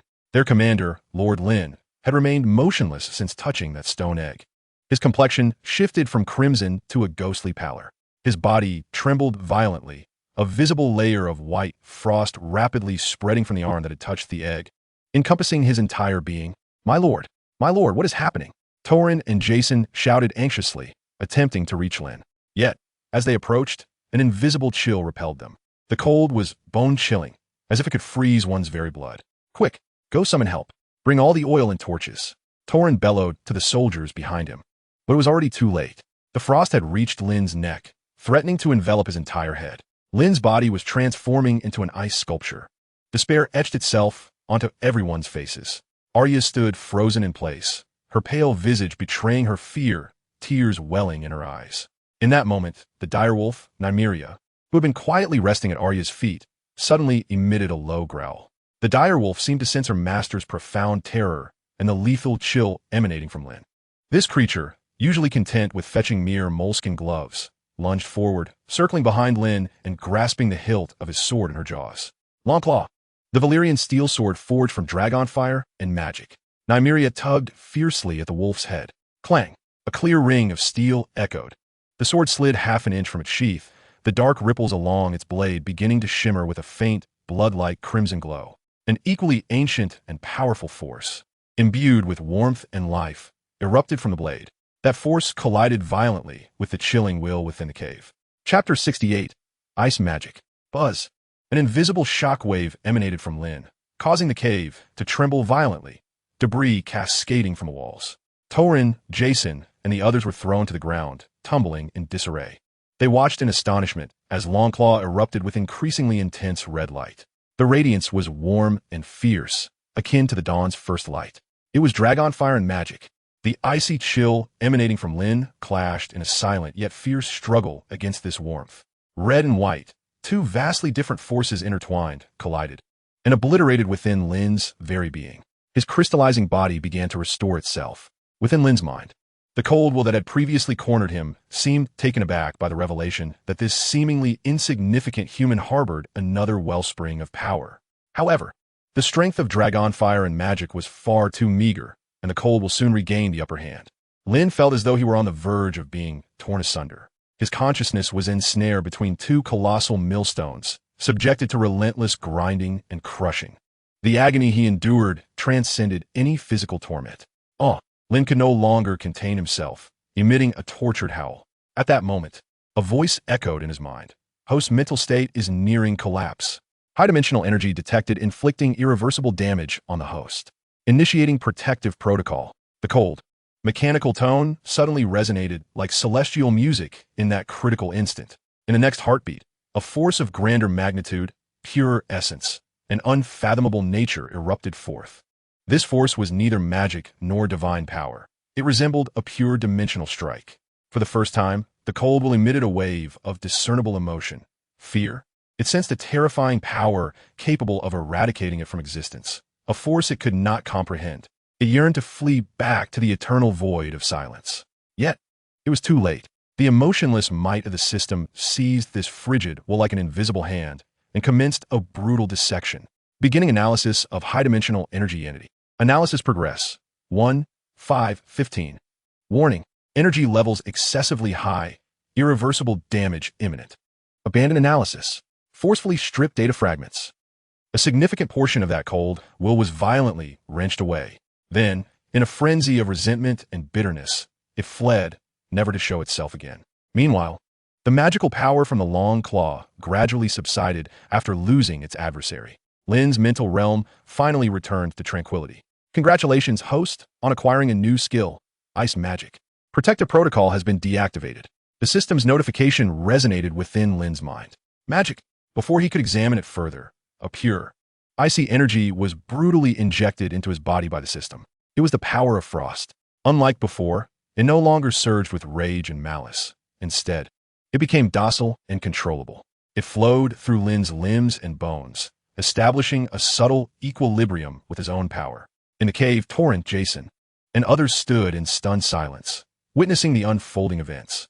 Just moments ago, the long claw had erupted with a blinding red light, and the terrifying frost enveloping Lynn swiftly dissipated as if it had met its nemesis.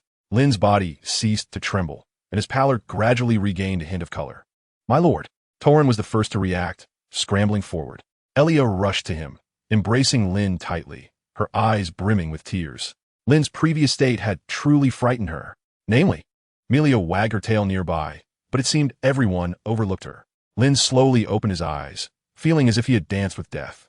Every part of him ached, and a profound mental fatigue weighed upon him.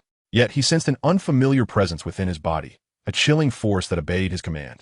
With a mere thought, a wisp of pale blue frost appeared in the palm of his hand, swirling gracefully. The temperature around him plummeted, causing Torrent and the others to shiver uncontrollably. This place was truly uncanny. Despite being heavily clothed, it remained frigid. As Lynn comforted Elia, his thoughts wandered. If he mastered ice magic, could he, like the Night King, transform corpses into whites, or even turn the living into more formidable White Walkers? The mere thought startled Lynn, yet exhilaration surged within him. This secret must remain concealed. Once he calmed Elia and his subordinates, Lynn's gaze returned to the dragon egg resting upon the crystalline platform. Chapter 69. Ice and Fire. The egg, radiating a profound ice-blue hue, lay quietly upon the crystalline platform. The surface bore more cracks than before, deeper than ever. Yet, the faint life pulse seemed to have vanished, as if the recent harrowing clash had drained its last vestige of vitality. Lynn's heart sank. Could it be? After all his struggles, it was finished? No. It must endure a little longer. Defiantly, Lynn reached out once more, cautiously touching the stone egg. It felt as cold and hard as before, yet this time, he sensed something different. Beneath that icy stillness, a flicker of warmth, exceedingly faint and nearly imperceptible, seemed to linger. It was akin to a resilient ember buried deep beneath millennia of ice. Lynn gradually infused the ice magic into his palm, hoping for a reaction. However, nothing transpired. The dragon egg remained as stubborn as a rock, unresponsive to his power. Damn it, Lynn muttered under his breath. Was it truly hopeless? Reflecting on his earlier experience, it seemed the essence of dragon fire within the Valyrian steel sword had saved his life. With this in mind, Lynn pressed the sword against the dragon egg. This time, he not only summoned the ice magic but also infused it with the essence of dragon fire. Ice and fire, two diametrically opposed forces, were simultaneously channeled into the petrified egg. At that moment, a transformation occurred once more. The ice-blue stone egg trembled violently. Subsequently, The dragon's scale patterns on its surface burst forth with blinding brilliance. No longer the faint glimmer of before, but a radiant, fiery, golden red light that seemed to illuminate the entire cave. A powerful pulse of life erupted from within the egg. That pulse emanated an unparalleled majesty. The temperature in the cave began to soar at an astonishing rate. The crystalline platform began to melt, and the frost on the walls transformed into droplets, pattering onto the ground. Torrin, Jason, and the others recoiled in shock at this sudden change, gazing in terror at the glowing egg, feeling as though they stood before an imminent volcanic eruption. Only Lynn remained steadfast, motionless, his face alight with ecstasy. He could feel it. The ancient life within the egg, dormant for eons, was awakening. He had succeeded. He had activated the petrified dragon egg. By serendipity, he had simulated the legendary conditions of ice and fire required to awaken the dragon egg. Though the egg had yet to truly hatch, it was no longer a lifeless stone. It was alive. As long as it lived, the day of its emergence would eventually arrive. However, Lynn now faced a dilemma. The conditions for hatching a true dragon were even more stringent, requiring blood, specifically various kinds of blood. Daenerys required the blood of the wise, the witch Miri. The blood of a king, called Drogo, and true dragon blood, hers or her offspring. Who could he seek for his own hatching? Perhaps he could hitch a ride with Daenerys? A brilliant idea. Yet, she was too distant. Who could provide the blood of the wise? Any random scholar from the Citadel should suffice. As for the blood of a king, Robert would certainly qualify, being the rightful king, though the challenge was considerable. However, his son Joffrey might also fit the bill. As for the blood of the true dragon, Lynn's first thought was Jon. Currently, those who still possess the Valyrian bloodline include Bachelor Aemon, Jon, Daenerys, and Viserys. What can be done? After all, Daenerys is a rare bloodline of the unburnt. It seemed a long-term plan is necessary. The radiant glow gradually dissipated. The dragon egg regained its icy blue hue, yet it was no longer cold. Lynn could distinctly feel from the palm of his hand that within it, a series of strong, powerful heartbeats were resonating, accompanied by an affectionate and dependent notion. It considered him its mother? Chickens and ducks do the same. There's indeed a possibility. Lynn's expression became somewhat peculiar. Without Targaryen blood, would he be unable to command the dragon once it hatched? Alas, for now, he could only take one step at a time. With this thought, Lynn's anxiety diminished considerably. After calming her emotions, Arya curiously examined the dragon egg as well. However, she did not notice that the tail of Nymeria, at her feet, was tucked between her legs. My lord, Torrin's trembling voice pulled Lynn back to reality. This, dragon egg? Lynn retracted his hand and carefully lifted the now warm dragon egg from the ice crystal platform. He gazed at Torrin and the other soldiers whose faces were etched with astonishment, taking a deep breath. He understood that this secret could no longer be concealed. Moreover, he needed these men to keep this secret, one capable of overturning the entire world. Indeed, it has come to life. Lynn raised the dragon egg in his hand. It is the ultimate weapon we shall use to combat the long night and incinerate all darkness. A collective gasp echoed through the crowd. The fossilized dragon egg could truly birth a dragon. Their faces displayed expressions filled with even more shock than when they encountered the whites. A dragon. That is the mythical creature exclusive to House Targaryen. The ancestors of House Targaryen were Valyrians. The Valyrians mastered fire magic and could command dragons, those powerful magical beings. And now, the last bloodline of Valyria, House Targaryen, could also wield dragons. And their commander has discovered a fossilized dragon egg? Moreover, it seems he can hatch it. This is utterly extraordinary. The way the soldiers looked at Lynn transformed completely. If previously they regarded him with awe and respect, now it was fervor. A person who could receive guidance from the old gods and even revive a legendary dragon egg. He is no mere mortal. He is a divine envoy sent by the old gods to save them, to rescue the entire North. My lord, Torrin was the first to kneel, laying his sword horizontally across his chest, speaking in an incredibly reverent tone. I, Torrin, swear to the old gods that I shall forever follow you, unwavering until death. We pledge our lives to follow you. The Northmen behind him also knelt in unison. The Night's Watch Rangers exchanged glances. We vow to the seven gods that we shall eternally follow you. Their voices were filled with fervent loyalty. Arya stared at this scene, a sudden, inexplicable pride swelling within her. Lynn gazed at the unfolding spectacle, his heart stirred. From this moment forth, this band of men belonged entirely to him. They were no longer merely his subordinates. They resembled his devoted followers. Rise, Lynn assisted Torrin to his feet and addressed the others. He then carefully wrapped the dragon egg in a piece of soft leather and held it close to his chest. We must depart. Lynn's gaze swept over the cave, adorned with murals chronicling the history of the Long Night. However, before we leave, there is one more task to undertake. He turned to Torrin. Burn this place to the ground. Burn it? Torrin paused momentarily. Indeed, a cold glint flashed in Lynn's eyes, clearly indicating his lingering anger over the previous ambush.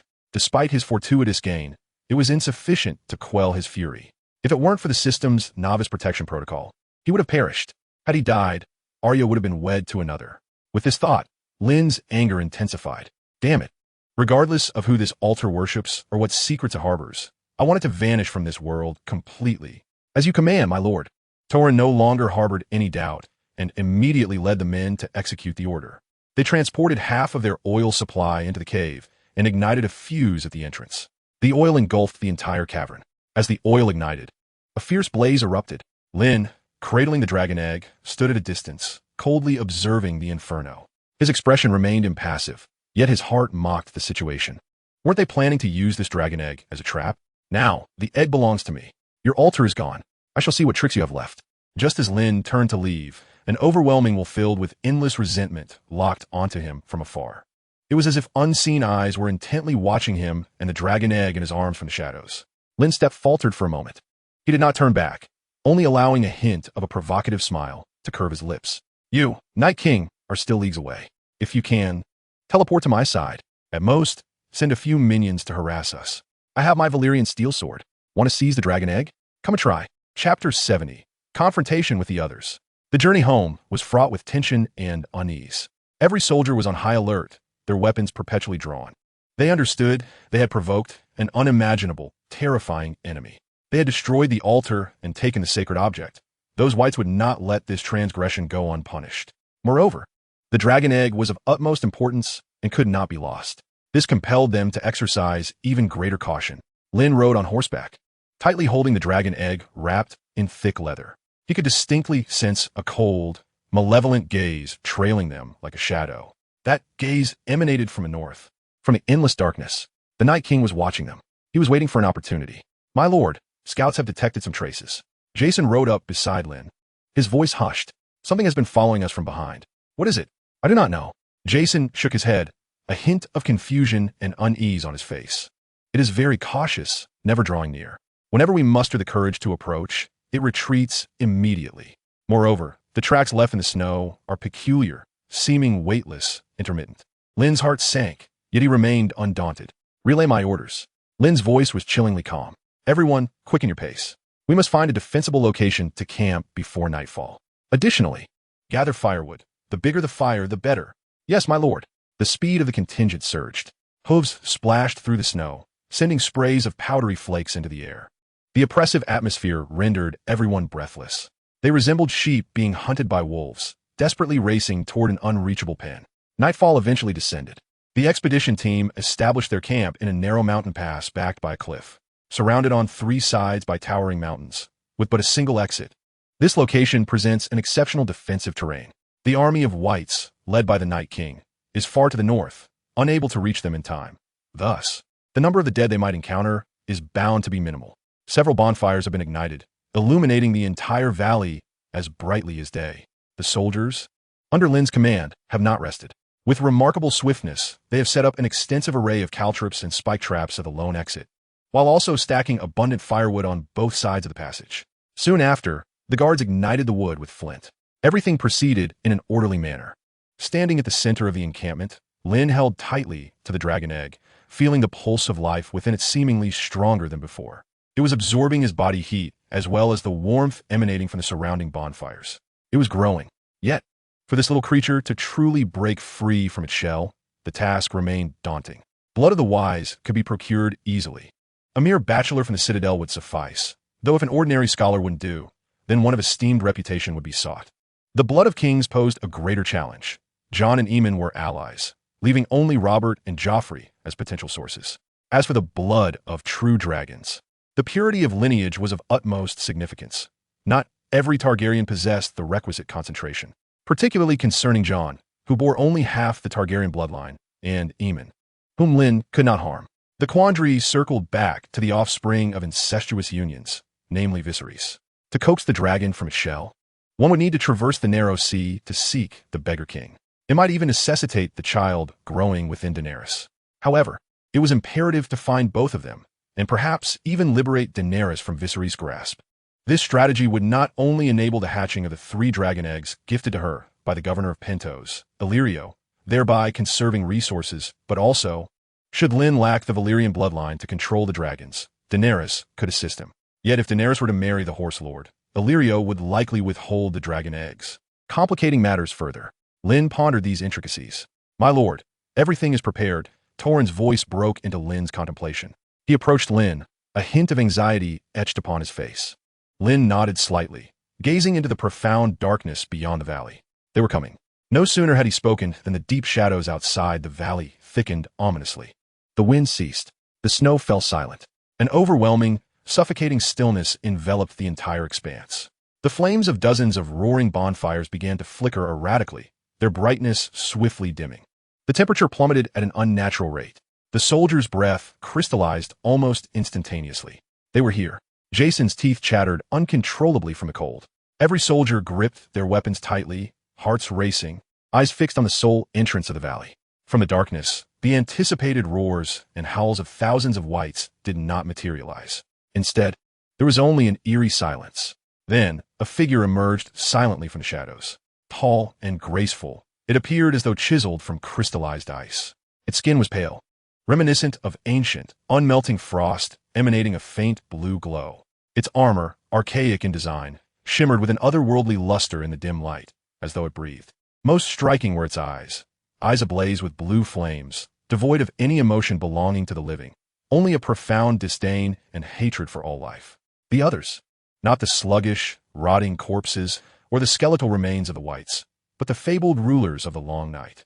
The Night King's own handcrafted wights from infants. By the gods, a young ranger uttered a desperate groan. Fear spread through the ranks like a plague. The sight before them transcended their comprehension. Despite their terror, every soldier tightened their grip on their weapons.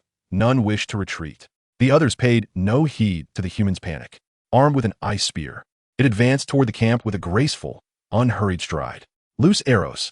Torrhen was the first to react, issuing a hoarse roar. Arrows streaked through the night sky, trailing fiery tails as they flew toward the uninvited guest. Yet, an uncanny scene unfolded. As the arrows neared the wight, just feet away, the flames extinguished instantaneously. The arrow struck it, leaving not a single mark. It completely disregarded ordinary weapons. Moreover, its magic could snuff out regular flames. The wight's march remained unimpeded. It reached the traps laid before it and casually raised its hands. A visible wave of cold swept across the scene. The barriers of thick logs and sharp iron spikes were instantly encased in a thick layer of solid ice. Then, with a series of sickening cracks, they shattered into countless icy shards. The defenses crumbled before it, as fragile as paper.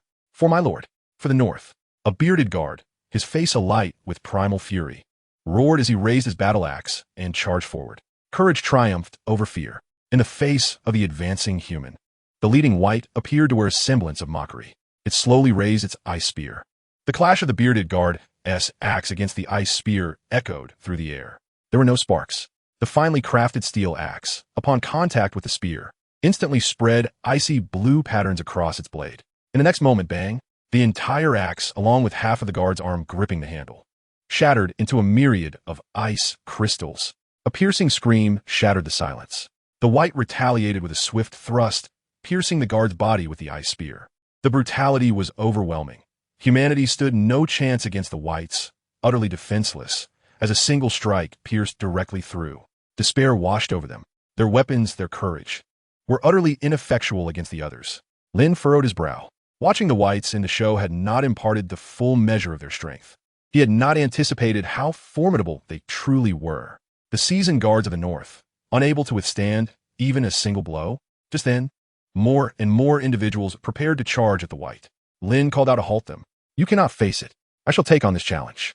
Lynn understood that while his men might have some fight against the wights, against the others, they were merely walking to their doom. He was the strongest among them. He had to act. Lynn stepped to the forefront of the ranks. The wight ceased its advance, silently observing Lynn as he approached step by step. Lynn handed the dragon egg, tightly wrapped in animal hide, to a trembling Arya beside him. "Guard it well. His voice was soft, yet imbued with an undeniable authority that miraculously quelled the fear within the young girl. Arya nodded vigorously, cradling the warm dragon egg as if it were the most precious treasure in the world.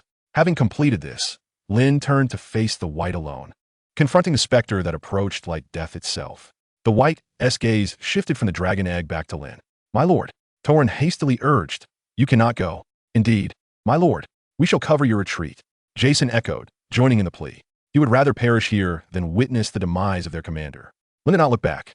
Alone, he confronted the otherworldly being that resembled the harbinger of death. His countenance bore no trace of fear or tension. With a metallic clang, the long claw was slowly drawn from its sheath. The blade forged from Valyrian steel shimmered with a dark crimson luster in the frigid air. An ancient and searing energy radiated outward. For the first time, the footsteps of the otherworldly creature came to a halt, its eyes ablaze with blue, ghostly flames. Fixated on the long claw in Lynn's grasp. In its gaze, a flicker of emotion emerged for the first time, disdain. Lynn pointed the long claw at the ground, beckoning the creature with a gesture of his fingers. Chapter 71. Slaying the Otherworldly Being. This blatant provocation utterly enraged the haughty creature. As a being far superior to the whites, it possessed independent thought and will. Faced with Lynn's defiance, it no longer maintained its composure. The icy spear was raised, and its pace quickened, lunging directly at Lynn. In a moment where life hung in the balance, Lynn's expert swordsmanship transformed into pure instinct. He twisted his waist, sidestepped, and with a deft upward arc of the long claw, it met the thrust of the crystalline spear. Clang! The sound resonated like shattering ice, echoing through the desolate valley. An unimaginable force surged through the blade, numbing Lynn's entire arm instantaneously. The skin at his palm ruptured, and warm blood streamed down along the handle. "Damn, what tremendous strength!" Lynn cursed inwardly. Utilizing the recoil, he swiftly retreated several paces. He cast a quick glance at his sword. The long claw, forged from Valyrian steel, remained unscathed, its dark rippling patterns still vibrant. Turning his gaze to the seemingly indestructible crystalline spear wielded by the creature, he noticed a fine crack had appeared at its tip. "It works. Valyrian steel truly is the bane of these wretched beings." A wave of elation surged within Lynn. The creature had evidently sensed this as well. It lowered its gaze to inspect the crack on its spear, disbelief washing over its features. No longer testing the waters, it unleashed a flurry of strikes with its ice spear, creating a dazzling array of spear shadows. The air was thick with an oppressive chill. Each thrust bore the sharpness to pierce through anything, sealing off all avenues of escape for Lynn, compelling him to retreat continuously. Lynn pushed his swordsmanship to its limits. His form darted through the impenetrable curtain of spear shadows, evading and maneuvering. Clang, clang, clang, clang. The sound of metal clashing against ice echoed like a torrential downpour against palm leaves. Sparks and ice shards erupted in the night. Lynn found himself at a distinct disadvantage, forced into a defensive stance, parrying and dodging. Each collision rendered his arm increasingly numb. Every evasion brought him closer to death. Damn, this creature's combat finesse is as if it has practiced for millennia, flawless and without any chink in its armor. As a creation of the Night King, it possessed superior combat skills. The strength enhancement from Frostheart Grass paled in comparison. If this continued, he would either be impaled or be crushed by the sheer force. He had to devise a strategy. He needed to find its weakness. Just as Lynn struggled to hold on, his mind racing to find a solution, the creature seemed to lose patience. Its ice spear shifted its attack pattern abruptly. No longer was it the grand and deadly technique. It transformed into the simplest, most direct horizontal sweep. The sheer magnitude of this strike was terrifying. There was no evading it. Lynn's pupils contracted to their utmost. Damn it, I'll risk it all. In that critical moment, a spark of madness flickered in Lynn's heart. A flash of blue light danced in his eyes as he silently channeled pure, concealed ice magic into the snow beneath his feet. Ice magic. As the new energy within him was depleted, the patch of snow before Lynn became slicker than its surroundings. This all transpired in the blink of an eye. No one, not even Lynn himself, noticed this subtle change. The creature remained unaware. To it, the defiant human before it was already a dead man. In its perception, aside from the great Night King and itself, no other being could wield such elusive ice magic. With elegant and swift strides, it heavily stepped onto the manipulated snow. Then, its foot suddenly slipped, although it quickly regained its balance. The lethal horizontal sweep deviated ever so slightly, creating a minute delay. Now's my chance. Lynn's eyes erupted with unprecedented brilliance. He He did not retreat, but boldly stepped forward to meet the sweeping ice spear, lunging ahead. His body, in an astonishing maneuver, almost brushed against the icy shaft, forcing him into the creature's embrace. The distance was too close, so close that Lynn could discern the ancient runes etched onto the creature's armor. Close enough to feel the absolute zero emanating from it, capable of freezing flesh. Shock filled the creature's eyes. It sought to retreat, to thrust its spear through this audacious human. But it was too late. Lynn's sword moved. With a swift stroke, the long claw sliced upward, gathering all his strength. Whoosh! It met no resistance. The blade of Valyrian steel cleaved through the creature's seemingly impervious crystalline armor as easily as a heated knife through butter, slicing through its abdomen all the way up, cleaving its chest open. The creature's body stiffened abruptly. It lowered its gaze to behold the gaping wound upon its chest. There was no blood, no entrails, only a rapidly disintegrating mass of ice-blue crystals. Crack, shatter. The sound was akin to breaking glass. That once mighty creature, composed of magic and ice, began to fracture from the wound, spreading rapidly. Ultimately, with a resounding blast, it shattered into a flurry of sparkling ice shards. Under the flickering firelight, those shards refracted a dreamlike radiance, then gradually dissipated into the cold air as if it had never existed. The valley was enveloped in an eerie silence. Lynn leaned on his sword, gasping for breath, his chest heaving violently. Chapter 72. Return to the Black Castle. In the valley, silence reigned supreme. Only the crackling of the burning fire and the heavy breaths of the onlookers broke the stillness. Everyone stood as if frozen, staring in bewilderment at the figure in the center of the clearing. Lynn. He grasped the long claw, adorned with glistening ice shards that sparkled in the firelight. What had just transpired? The invulnerable, sword-immune undead was gone, shattered by their commander in a single strike. We won, a young ranger exclaimed, his voice trembling with disbelief. The Lord has triumphed, someone shouted, and in the next moment, a chorus erupted. Oh, hail the Lord! Lynn, the Lord reigned supreme. The deafening cheers surged like a tidal wave, crashing through the stillness of the valley, igniting the emotions of all the soldiers in a fervor of relief and admiration for their champion. They cast aside their weapons and surged towards Lynn with unbridled fervor. The old gods above. It was simply astonishing.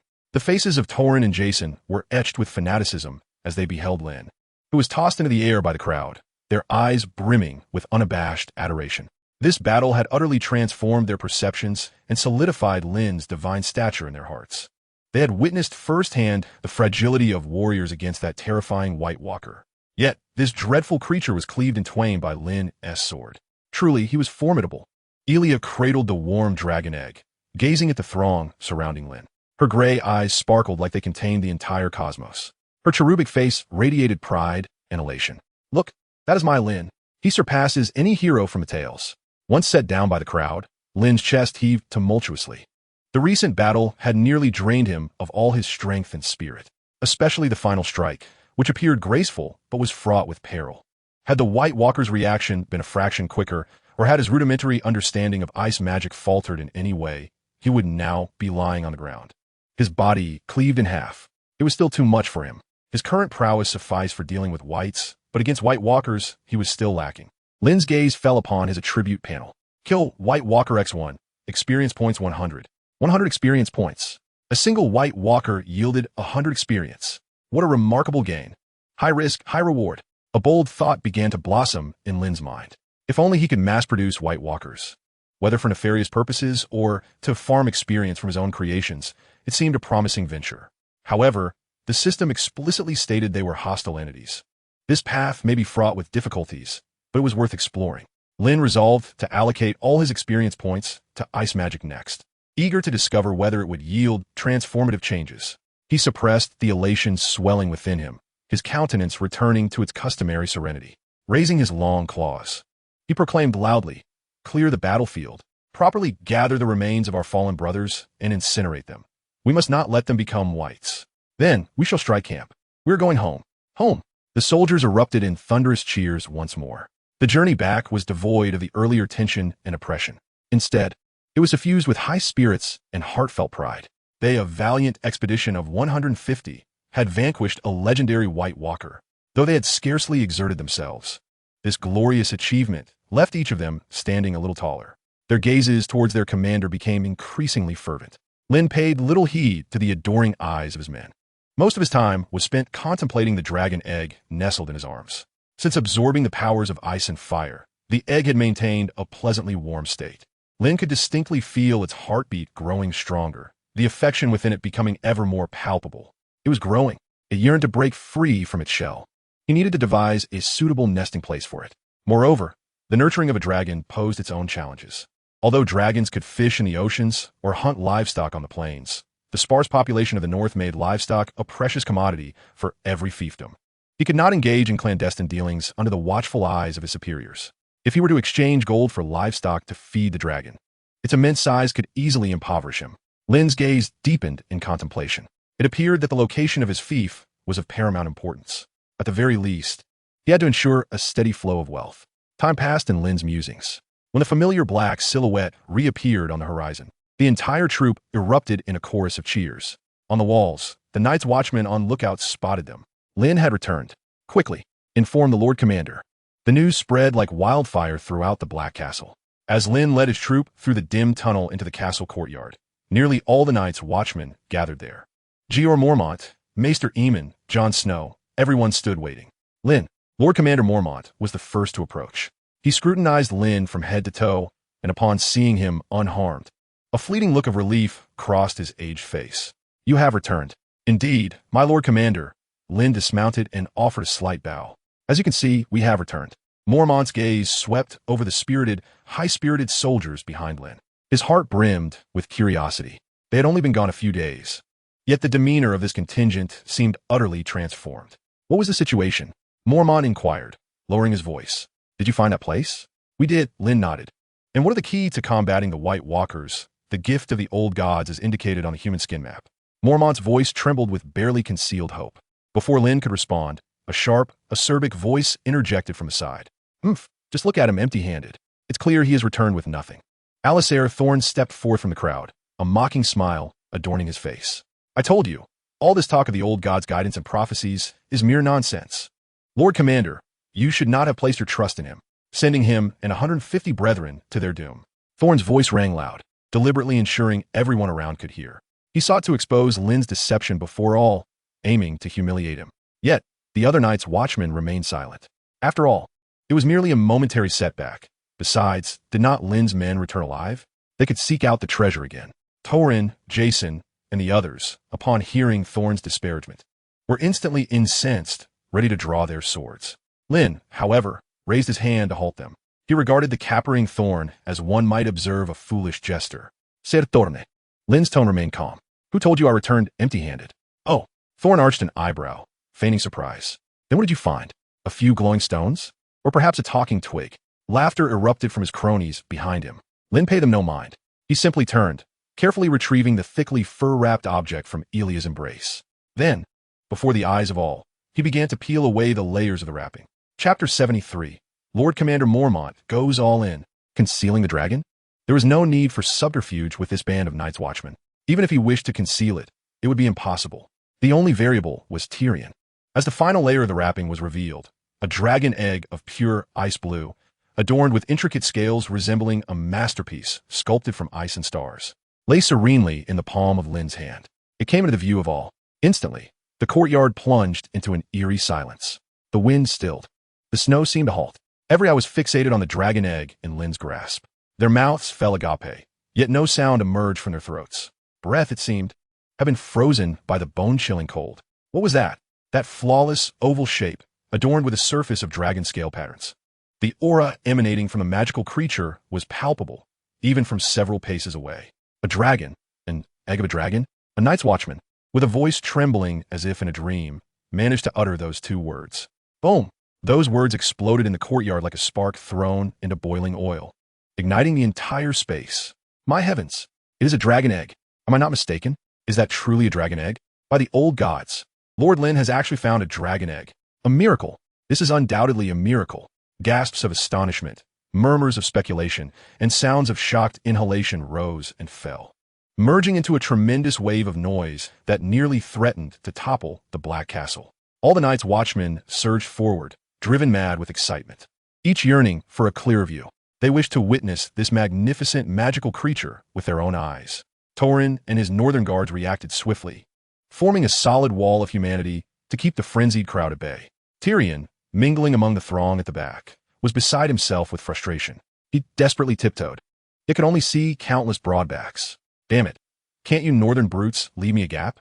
As he grumbled, he suddenly felt a lightness in his body, lifted into the air by strong arms. It was Jon Snow. Need a better view, my Lord Lannister? Jon's face bore a hint of mischievous delight. Be careful, Lord Snow, Tyrion retorted, though one mismatched I'd already pierced through the crowd, fixated intently on the dragon egg in Lynn's hands. If you drop me, my father will buy this crumbling wall and dismantle it inch by inch. Yet, the moment he beheld that egg, all his witty retorts choked in his throat. It truly was a dragon egg. Tyrion felt the blood in his veins reverse its flow. A dragon. Not the cold skull hanging on the walls of the Red Keep, nor the yellowed words in history books, but a living, breathing possibility. His father's gold mines, the Lannister armies, what were they worth in the face of true dragon fire? This game, from this day forth, seemed destined for a complete rewrite of its rules. He had intended to send a raven to inform his father immediately, but then recalled Lynn's words regarding his wife. He resolved not to divulge this news to the Lannisters until Lynn spoke the truth. Moreover, it was merely an egg. Even if it hatched, it would require time to grow. Fake. It must be fake. Alyssa Thorne's piercing scream cut through the fervent atmosphere. The cold smirk on his face had solidified, replaced by a twisted madness. He pointed at Lynn, hysterically roaring, "Dragons have been extinct for hundreds of years. How could there be a dragon egg? He is a fraud. You have all been deceived. That is merely a sculpted stone." Clinging to his last thread of authority, he attempted to salvage his pitiful standing with his voice. Yet this time, no one paid him any heed. All eyes were drawn to a trembling figure. Maester Aemon, the centenarian, erudite scholar of Targaryen blood, was assisted by 2 Night's Watchmen as he painstakingly approached Lynn. The crowd parted for him as if by instinct. His blind eyes gazed upon the dragon egg in Lynn's hands. He extended his gnarled, branch-like fingers, his voice trembling with a quaver unyielding to the passage of time. "May I touch it?" Lynn nodded, realizing Aemon could not see, and added, "All right," before carefully handing over the dragon egg. With utmost reverence and gentleness, Aemon's rough fingertips caressed the icy blue shell. From its perfect curvature to the intricate scale patterns, he felt a faint yet tangible warmth pulsating from the very essence of life itself. His fingertips sensed it. Beneath that frigid silence, a weak yet remarkably resilient heartbeat was thrumming. Buzz as if attuned to that shared bloodline, the ice-blue dragon egg emitted an incredibly faint hum. A visible pale blue aura flickered across the surface of the shell. Maester Aemon's body jolted as if struck by lightning. 2 streams of murky tears could no longer be held back, cascading down his wrinkled cheeks. He released his grip, his body seemingly drained of all strength, collapsing backward. Fortunately, he was caught by the Night's Watchman behind him. "It is real. It is real. It is still alive. This little creature is still alive." Maester Aemon sighed deeply, his voice brimming with indescribable excitement and sorrow. "The prophesied prince, the ender of the long night," he mumbled incoherently, his murky eyes sparkling with an almost frenzied light. "It is indeed Lynn?" Aemon fell into contemplation, as if pondering something. The reaction of Maester Aemon stood as the most irrefutable evidence. The courtyard fell into a profound silence once more. Everyone regarded Lynn with the reverence one might afford a deity. Alyssa Thorne's face had completely drained of color. He gazed at Lynn, at the dragon egg, at the now manic Maester Aemon, feeling as if the world were spinning. "It is over. Everything is over." Jim and Mormont, the commander of the Night's Watch, stood rooted in place, his mind equally blank. A dragon egg. Lynn had truly returned with a living dragon egg. He recalled Lynn's words before departing from his study. There lay the key to combating the White Walkers. So this is the key? To use dragon fire against ice? To use life against death? Old Bear's body trembled slightly with excitement. He looked at Lynn, his eyes, usually burdened with worry and fatigue, now ablaze with an unprecedented light. Hope. In this moment of despair, as the wall teetered on the brink of collapse and the long night loomed, he saw that solitary glimmer of hope. And it was brought forth by this young man before him. He believed he lacked the ability to end the long night. The future perhaps belonged solely to this young man. Mormont inhaled deeply, forcing himself to calm the tumult raging in his heart. He strode promptly to Lynn's side. He spoke not a word. Instead, before all present, he deeply bowed in a gesture of respect. A commander extending such a grand courtesy to his subordinate. This had never occurred in the millennia-long history of the Night's Watch. "Commander, what are you doing?" Lynn exclaimed in alarm, rushing forward to assist him. Yet Mormont stubbornly maintained his bowed position. Lynn Mormont's voice was tinged with a barely concealed quaver. "From this day forth, you are no longer my subordinate." He slowly straightened, his sharp yet wise eyes filled with an unparalleled seriousness and entrustment. "You are the future of the Night's Watch, the sole hope of the entire North, and indeed the Seven Kingdoms against the long night. I, Jemyn Mormont, hereby swear to the old gods and the new, as long as I draw breath. All resources and manpower of the Night's Watch shall be at your disposal. Your will is my will. Your commands are the highest decree of the Black Castle." Chapter 74, Dealing with the Buffoon. Mormont understood the weight of his words. Yet he understood far better what a colossal dragon signified. It was not merely an army, nor wealth, but an absolute power capable of rewriting the very rules of existence. With a dragon at their command, they would no longer tremble before the dead. The words of Commander Mormont struck like a boulder into the placid surface of a lake, stirring up tumultuous waves in the courtyard of the Black Castle, only to be followed by a profound silence. All the Night's Watchmen gazed at the scene before them with an almost dazed expression. The commander had openly uttered such words in front of everyone.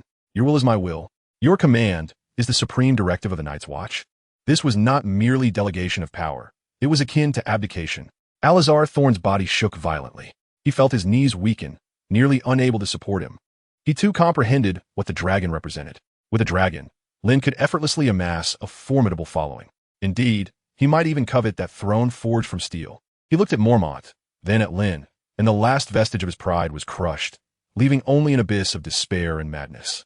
It was over. He knew he was utterly finished. Lynn, the very thorn in his side he had despised, had now become an entity he could never hope to reach.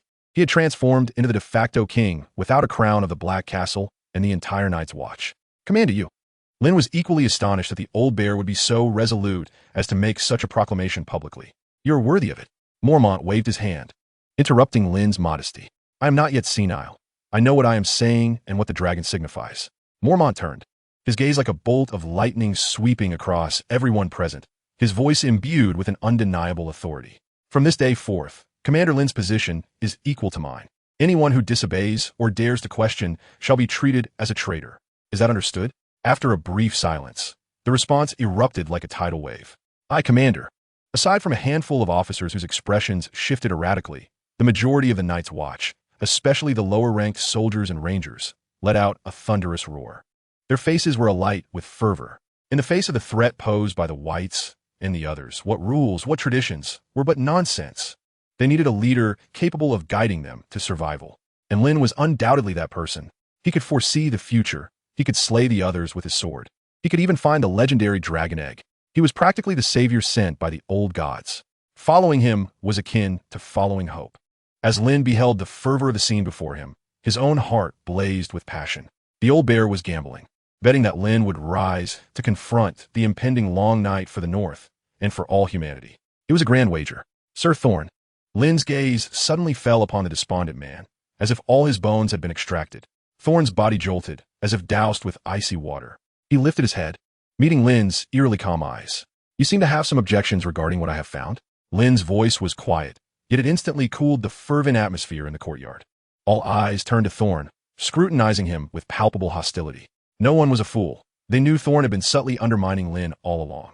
Thorne's face turned ashen. He recalled his earlier sharp-tongued jibes aimed at Lynn. He understood that Lynn was preparing to strike at him. He believed Lynn could do nothing about him. But who could have anticipated that Lynn would discover a dragon egg? Moreover, Commander Mormont's reaction had taken him by surprise. Mormont was determined to cultivate Lynn with all his strength, and he regarded Lynn as his successor. A ruse. It must be a deception. He is a charlatan. You have all been fooled by him.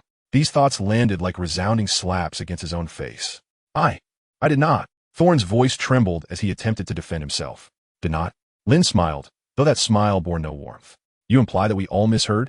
Thorne's lips quivered, unable to utter a single word. Lynn advanced towards him, each step akin to treading upon Thorne's heart, heavy and oppressive. "Sir Thorne, it seems you have always held a disdain for me since my return to the Black Castle. You have mocked my origins, questioned my abilities, labeled me a coward and a traitor, and even—" Lynn's footsteps halted before Thorne. As he reached this point, his voice turned frigid as ice. "Sent someone to assassinate me." Boom! This revelation sent shockwaves through the entire courtyard. Assassination? So, it was Sir Thorne who had sent someone to attempt Lynn's life? "You lie." Thorn leapt up as if a cat had stepped on its tail, exclaiming, "You slander me. When did I ever send someone to assassinate you? Is that so?" Lynn waved his hand, and Torrin immediately produced a dagger from his cloak. It was a rather ordinary dagger of the Night's Watch, stained with dried, dark blood. This dagger was found on the assassin who attempted to infiltrate my chamber in the dead of night. Lynn's gaze slowly swept towards several new recruits in the crowd. Those recruits were the very ones who had previously been reprimanded by Jon and had later sought trouble with him, Glenn and Pip. Their faces turned pale under Lynn's scrutiny. I believe they should be familiar with it. Lynn's mind was made up. Thorn was a persistent menace. Previously, he lacked the power and justification to act against him. But now, the circumstances were different.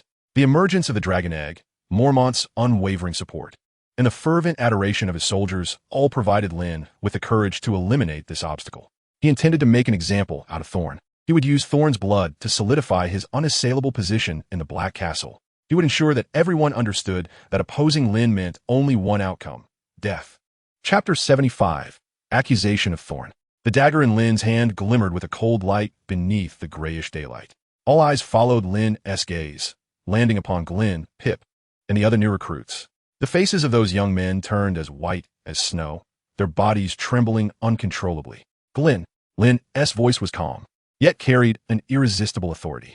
The stocky boy who had once attempted to teach Jon a lesson quivered visibly. He raised his head, locking eyes with Lynn's unfathomable gaze. "Do you recognize this dagger?" Glenn's lips trembled. He wished to shake his head, to deny any knowledge of it. But Lynn's gaze was like two sharp blades, piercing through all his lies. He knew that if he uttered a single negative word the next moment, that Valyrian steel sword named Longclaw would unrelentingly sever his head from his shoulders.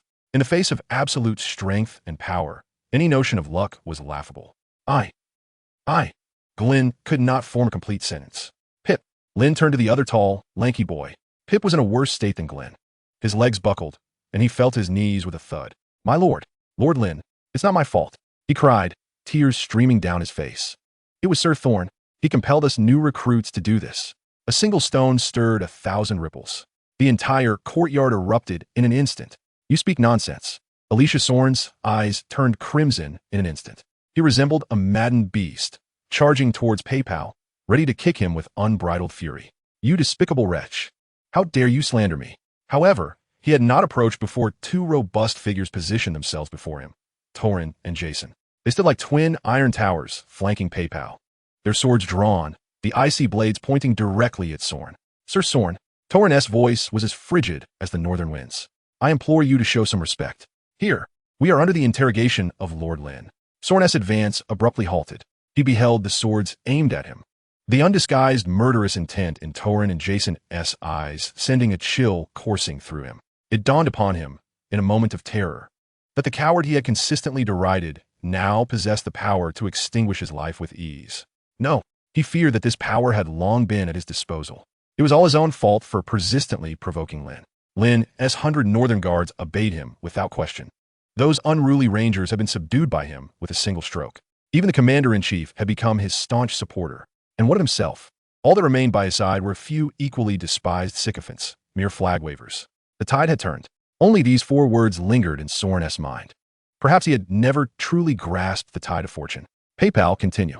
Lynn disregarded Sorn's outburst, his tone remaining calm. PayPal knelt, trembling violently. He cast a glance at the pallid Sorn, then at the composed Lynn, and finally mustered all his courage. "It was Sir Sorn. He is cruel, always humiliating us newcomers on the training grounds, and even resorting to violence. That night, he summoned us new recruits." His voice quavered with emotion as he recounted. "He said you were a dangerous individual, an unruly deserter, and that remaining in the Black Castle would inevitably spell disaster. He instructed us to go to your chamber at night. He claimed that if any of us managed to kill you, he would elevate us to full-fledged Night's Watchmen and even recommend us to become Rangers. The deceased individual, we did not know him. At the time, he was beguiled and agreed. Sorn, before our very eyes, rewarded him with silver stag coins. Graham also knelt, vehemently defending himself. It was Sorn. He forced us. He even said that once the deed was done, he would dispose of your corpse over the castle walls, allowing the beasts of the frozen plains to devour it, and then lay the blame on the wildlings. He assured us that it was foolproof. We intended to report this to the commander-in-chief. However, since Sorn had merely conveyed it verbally, without concrete evidence, he could easily turn the tables on us. Moreover, He was the chief instructor of the new recruits. Should our report fail, he would undoubtedly retaliate with greater severity. Mormont, standing among the crowd, turned pale upon hearing these words. This Soren was nothing short of a beast. How dare he attempt to assassinate a comrade under his very nose? It was utterly lawless. The truth was laid bare for all to see. All the Night's Watchmen regarded Alicia Soren with scorn and fury, manipulating recruits to turn against each other, hiring assassins to kill comrades, framing the innocent. Each infraction violated the most stringent codes of the Night's Watch. Was this what a training instructor, a so-called knight, ought to do? It was indeed more despicable than the criminals they held in contempt. Soren, Jeor Mormont's roar reverberated throughout the courtyard. The old bear trembled with rage as he strode towards Soren. His sharp gaze burned with an intensity capable of reducing a man to ashes. What more do you have to say? I have nothing. They have colluded to slander me. Soren continued to struggle in vain. Commander, you cannot believe these wretches. They are in league with Lynn. Is that so? Lynn scoffed, retrieving a small pouch from his garments. He poured its contents onto the snow, revealing a dozen gleaming silver stag coins that glimmered blindingly in the sunlight. These were confiscated from the assassin my guards killed on spot. Lynn's gaze shifted to Bowen Marsh in the crowd. Master Marsh, I recall that all financial expenditures at the Black Castle require your oversight, do they not? The plump architect, momentarily stunned, nodded. Indeed, my lord Lynn. Then I must inquire. Lynn pointed at the coins on the ground. Has any lord recently withdrawn such an extraordinary sum from you? Chapitre 76, Soulmates Exposition. Lynn had been thoroughly searched upon arrival. He possessed nothing but his garments and a standard northern longsword, devoid of any silver stag coins. This was known to the investigator. With no wealth and no outings. From whence did these silver stag coins originate? Were they seized from wildlings? But what use would wildlings have for such coins? Everything became clear. The silver coins indeed came from the assassin. A fine sheen of cold sweat broke upon Bowen Marsh's brow. His small eyes darted nervously, avoiding the gaze of anyone. As the chief officer of the Black Castle, he controlled the castle's treasury. Every purchase, every copper spent, was recorded in his thick ledger. He certainly remembered. Not long ago, Alicia Soren had withdrawn a small pouch of silver coins from him under the pretense of needing to purchase special grinding stone from the south for weapon repairs. At the time, he had not thought much of it. Though Soren was often acerbic and poorly regarded, he was nonetheless an instructor, a knight. Such a trivial request seemed reasonable to grant. But now, looking at the coins on the ground and recalling PayPal and Graham's accusations, alongside Soren's failure to procure the intended goods, Marsh's heart plummeted. He knew he was ensnared in a monumental predicament. Master Marsh? Lynn's voice pulled him from his tumultuous thoughts. Do you recall? Bowen Marsh's complexion flickered between red and white. He stole a glance at the livid Commander Mormont, then at the cold-eyed Lynn. Finally, his gaze fell upon Alicia Soren's contorted visage. He recognized that he had to make a choice. To shield a doomed Soren and offend the two most powerful figures in the castle, or to speak the truth.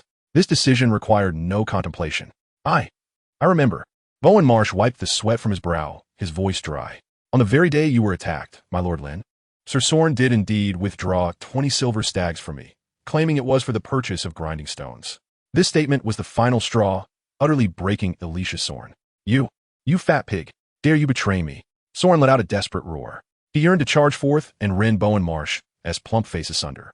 Yet Torrin and Jason's swords once more barred his path. Soren, Commander Mormont's voice had grown icily devoid of warmth. What more do you have to say? No, it was not me. It was them. It is they who conspired to ensnare me.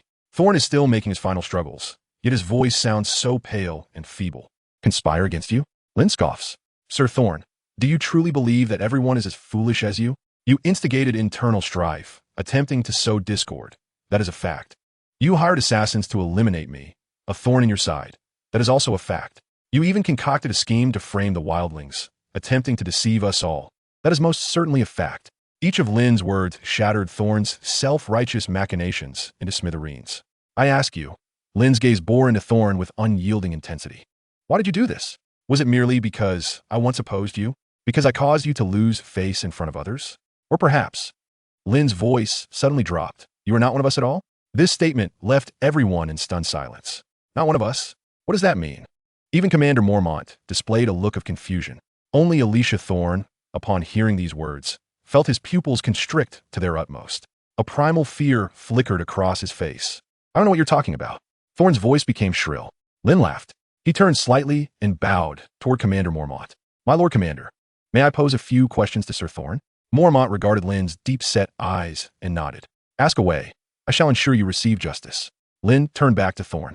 "Sir Thorn, I have heard that before donning the black, you were a loyal supporter of House Targaryen. Is that not so?" Thorn's complexion instantly darkened. This was the past he wished to keep buried. During the War of the Usurper, he had cast his lot with the losing side.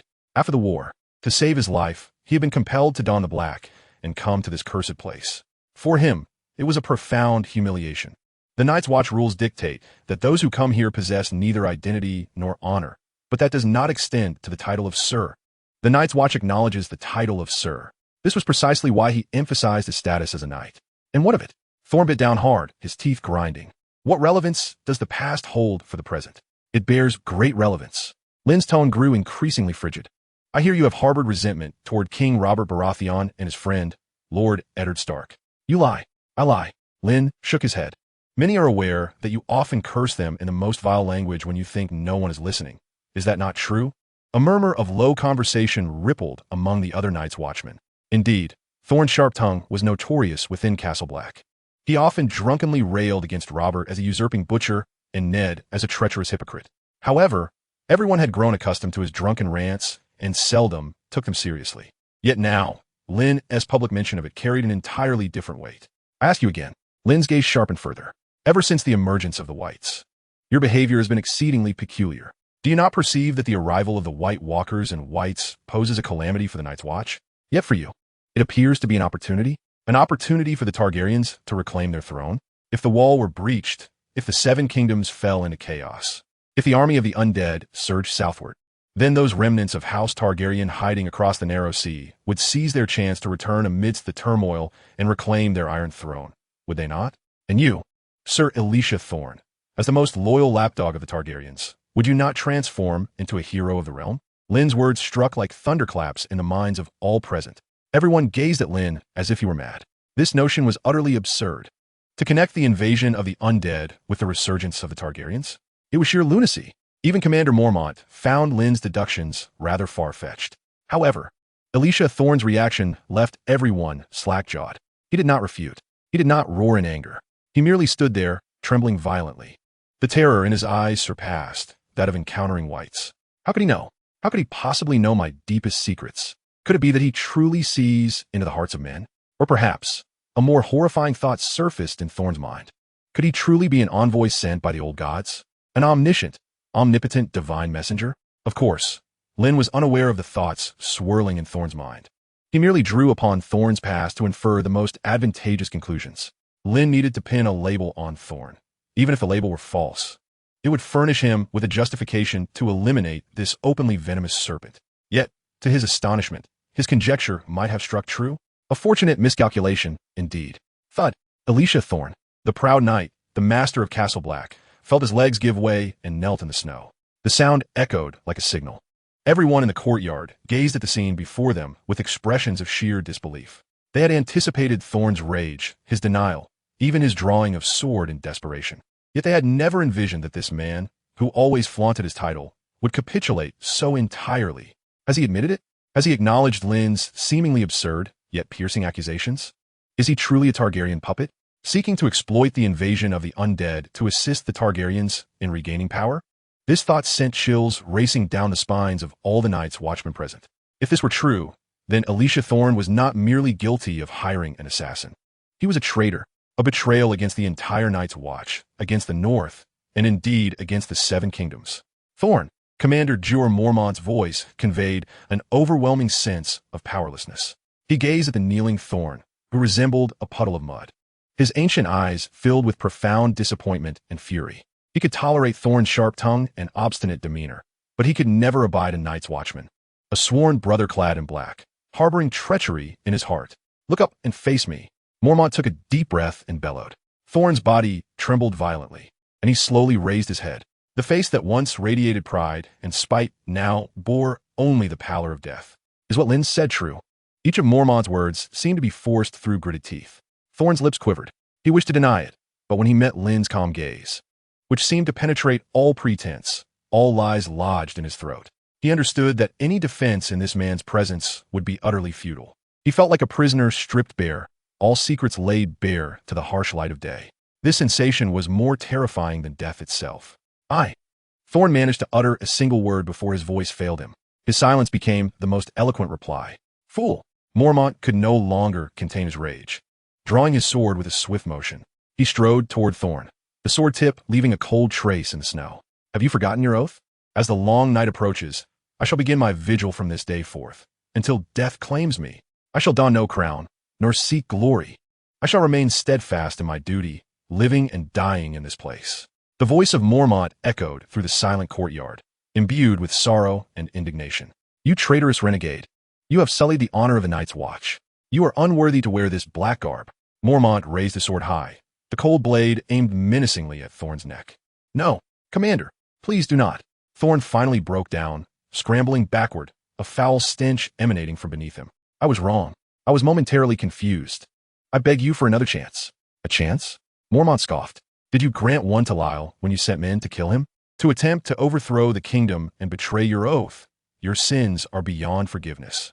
The sword, slicing through the air with a whoosh, descended. At that moment, wait, Commander! A calm voice interrupted Mormont's movement. It was Lyle. Mormont turned, regarding Lyle with confusion. Lyle, he is a traitor. Do not plead for him. My lord. Lyle approached Mormont and bowed slightly. According to the ancient laws of the North and the traditions of the Night's Watch, the adjudicator must wield the sword. Silence enveloped the courtyard once more. Everyone comprehended Lyle's meaning. He was not pleading for mercy. He was demanding the authority to carry out the execution himself. Mormont gazed into Lyle's serene eyes. Understanding dawned upon him. Lyle sought to declare, through Thorn's blood and severed head, who the undisputed authority of Castle Black truly was. This was quintessentially Northern. It epitomized Stark. Moreover, it aligned perfectly with Mormont's intention to support Lyle's ascendancy. This presented an excellent opportunity to establish authority. Acknowledging Lyle's resolve, Mormont nodded slowly, then gradually sheathed his sword. He looked at Thorn, who was terrified to the point of losing control of his bowels, his eyes filled only with disdain. Lyle, then it is your turn. In consideration of Thorn's prior diligence, grant him a swift end, sparing him further agony. Lyle nodded and approached Thorn. Sir Thorn. Lyle's voice rang out clearly, reaching every ear. You have betrayed your oath, conspired against your brethren, and plotted treason. I, Lyle, representing the 997th Commander of the Night's Watch, Georg Mormont, hereby pronounce your sentence. You're sentenced to death. Thorn's body went limp, falling unconscious. Lyle, however, disregarded him, slowly drawing his long sword from his side. The Valyrian steel blade shimmered with an eerie red glow under the pale sky. He did not glance at the fallen Thorn, his gaze sweeping over every member of the Night's Watch present. At this moment, they all lowered their heads, unwilling to meet Lyle's eyes, their expressions filled solely with reverence. Lyle raised his sword. He recalled the words of Ned Stark at the executioner's block in Winterfell. If one is to take a life, they should at least gaze into the eyes of the condemned and listen to their final words. Lyle approached the unconscious Thorn, prodding his face with the sword's hilt. Awaken, noble Ser Thorn, you are not yet dead. Thorn stirred awake, and upon seeing the raised sword in Lyle's hand, his pupils dilated in horror. Tell me, why do you wish to kill me? Lyle asked calmly. Thorn, aware of his impending doom, was filled with hatred. I despise you. I wish to see you torn asunder. He screamed. Damnable coward. You are the disgrace of the entire Night's Watch. Very well. Lyle nodded, foregoing further dialogue. The blade rose, then fell. A head was cleanly severed, rolling a few times in the snow before coming to rest. Those venomous eyes remained wide open, reflecting the gray northern sky and the figure standing with the sword. Chapter 78. The various uses of ice magic trials. The headless corpse twitched a few times upon the snow, then lay still. Warm blood gushed forth from the severed neck, staining the surrounding white snow a shocking crimson. The courtyard was enveloped in an eerie silence. Only the fallen head, rolling on the ground, silently recounted the events that had just transpired. All the Night's Watch held their breath, gazing at the figure standing with the sword, their eyes filled with an indescribable complexity of emotions. Sir Thorn, the once mighty instructor at Castle Black, the harsh lord who had instilled fear in countless recruits, lay dead. Dead at the hands of one he had most scorned. Moreover, he died with clarity, receiving his just deserts. Lyle slowly sheathed his sword. The blade of Longclaw remained unblemished by blood, as if Valyrian steel inherently loathed filth. He glanced at the unblinking head on the ground, his face devoid of expression. You have slain Sir Thorn experience gained 10. Damn it, only 10 points? This wretched creature remains as scathing in death as he was in life, while inwardly cursed. Yet he understood that the significance of killing Thorn lay not in that meager experience. Rather, it was his declaration of authority in the most direct, quintessentially northern manner. From this day forth, no dissenting voice would be heard in Castle Black. Clean this mess up. Lyle's voice shattered the oppressive silence. 2 members of the Night's Watch stepped forward, swiftly dragging away Thorn's corpse and head. Soon after, an officer arrived to cover the bloodstains with snow, as if nothing had ever occurred. Yet all understood that everything had changed. Jeor Mormont approached Lyle, observing him with a glimmer of satisfaction etched upon his aged face. Well done, Lyle. He patted Lyle on the shoulder with considerable force. You are more suited to leadership than I had imagined. Lyle bowed slightly. It is you who granted me this opportunity, Commander. No. Mormont shook his head. It is you who seized this opportunity. He gazed at Lyle's long claw, adorned with a wolf's head, his eyes drifting into the distance. I'm growing old. The Night's Watch requires a new leader, a younger leader. Mormont's gaze returned to Lyle, filled with trust and expectation. Lyle, I hope you can become that person. Lyle's heart raced. He understood the weight of Mormont's words. This was nearly a designation of him as the next commander's heir. My lord, I do not feel compelled to respond now. Mormont waved his hand. You have a long journey ahead. First, go to King's Landing and complete your expedition. This old man can still endure. Go assist Ned Stark in stabilizing the situation in the south. Then seek allies to combat the White Walkers. Lyle inhaled deeply, solemnly nodding in understanding, uniting all possible forces. He comprehended. As you command, my lord. Thorn's death swiftly spread to every corner of Castle Black. Those who once rallied behind Thorn now shrank back like turtles. They remained holed up in the barracks, scarcely daring to venture outside.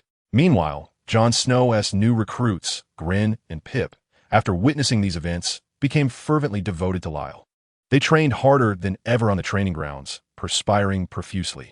Lyle had imparted to them, in the most direct manner, that in this place, only absolute strength earns respect.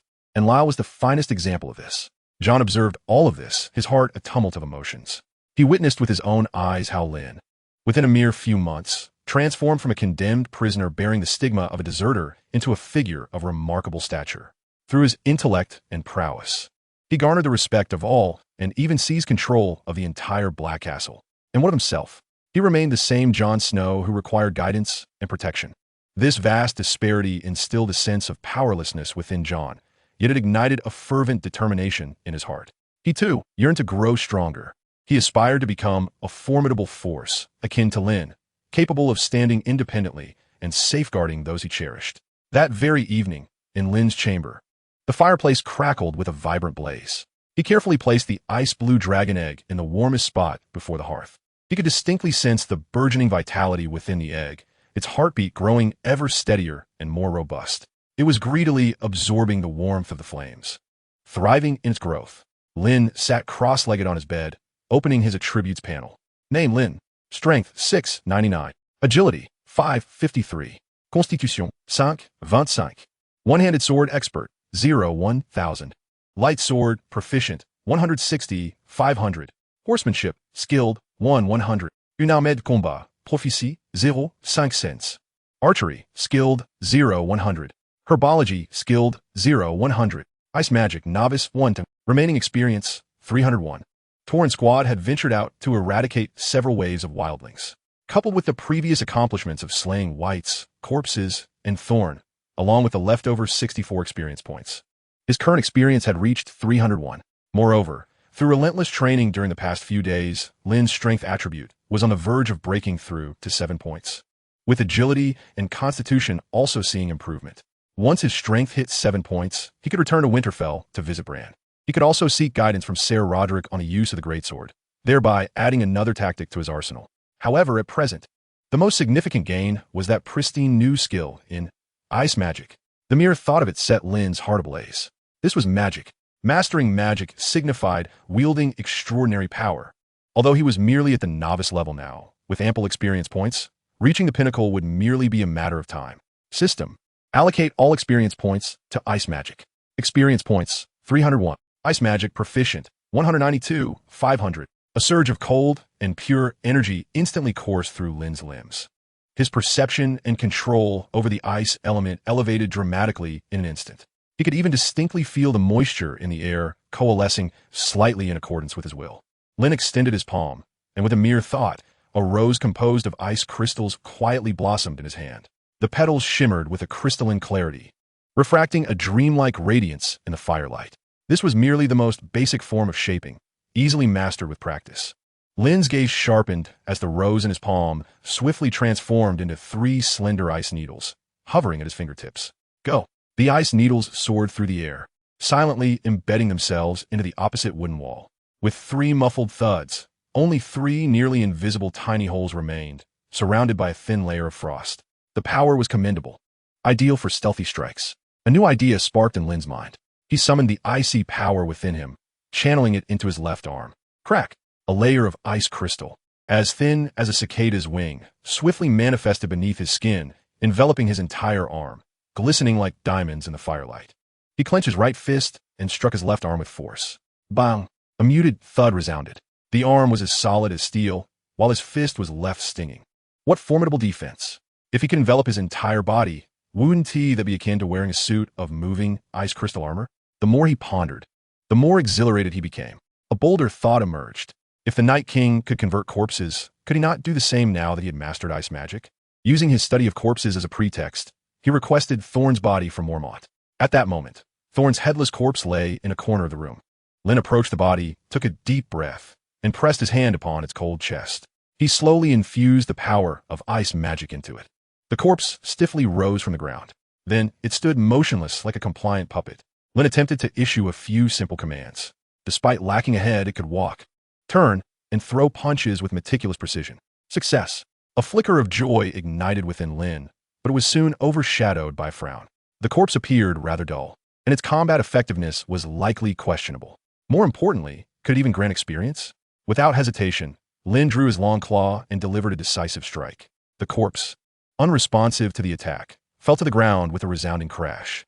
Lynn glanced at the system panel. Experience points, no change whatsoever. It seemed that corpses counted as allies, and killing them would not yield experience. Lynn couldn't help but mutter a curse under his breath. This avenue was closed off. The system would not allow him to exploit any glitches. However, utilizing such untraceable servants for clandestine activities was indeed an excellent option. After casting several spells in succession, an overwhelming fatigue washed over Lynn. It felt as if he had endured several sleepless nights. Clearly, while magic was potent, its consumption was immense. For now, it could only serve as a trump card. Lynn stood, pushing open the window. The cold night wind rushed in, revitalizing him. He gazed at the distant wall, glistening like a silver dragon under the moonlight, and then at the dragon egg radiating faint warmth before the fireplace. He possessed the most extreme and potent power in this world. Who could possibly stand in his way? A flame ignited in Lynn's eyes, burning with unprecedented fervor. The Lord Commander of the Night's Watch? The King in the North? No. What he desired was the Iron Throne, forged from 1,000 swords, the supreme seat of power. He aimed to become the sole sovereign of this continent. My lord, Torrhen's voice called from beyond the door, interrupting Lynn's thoughts. The provisions are ready. We can march south at any time. Lynn withdrew his gaze, crushing the ice crystal rose in his palm, letting the fragments dissipate into the air. Very well. Torrhen, please issue a notice. During my absence from the wall, have the Brothers of the Night's Watch collect blessings for me. I require only one of each type. The rest may be kept by them to enhance their own strength. Not long after Torrhen departed, the blind Maester Eamon gently knocked on Lynn's door. Lynn opened it, assisting Eamon into the room. He had come alone, without the aid of other Brothers of the Night's Watch. Lynn, Eamon began, I have come for that dragon egg. Chapter 79, Maester Eamon. With Lynn's assistance, Maester Eamon entered the room.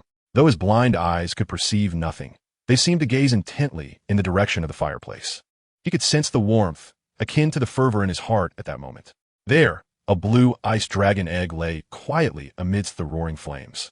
Lynn, Eamon's voice, gravelly with the weight of time, carried an unmistakable excitement. I can feel it. It is calling to me. Lynn's heart skipped a beat. Eamon was a Targaryen, possessing the blood of true dragons, so it was hardly surprising that he had a special affinity for dragon eggs. However, his late-night visit was far from a mere whim.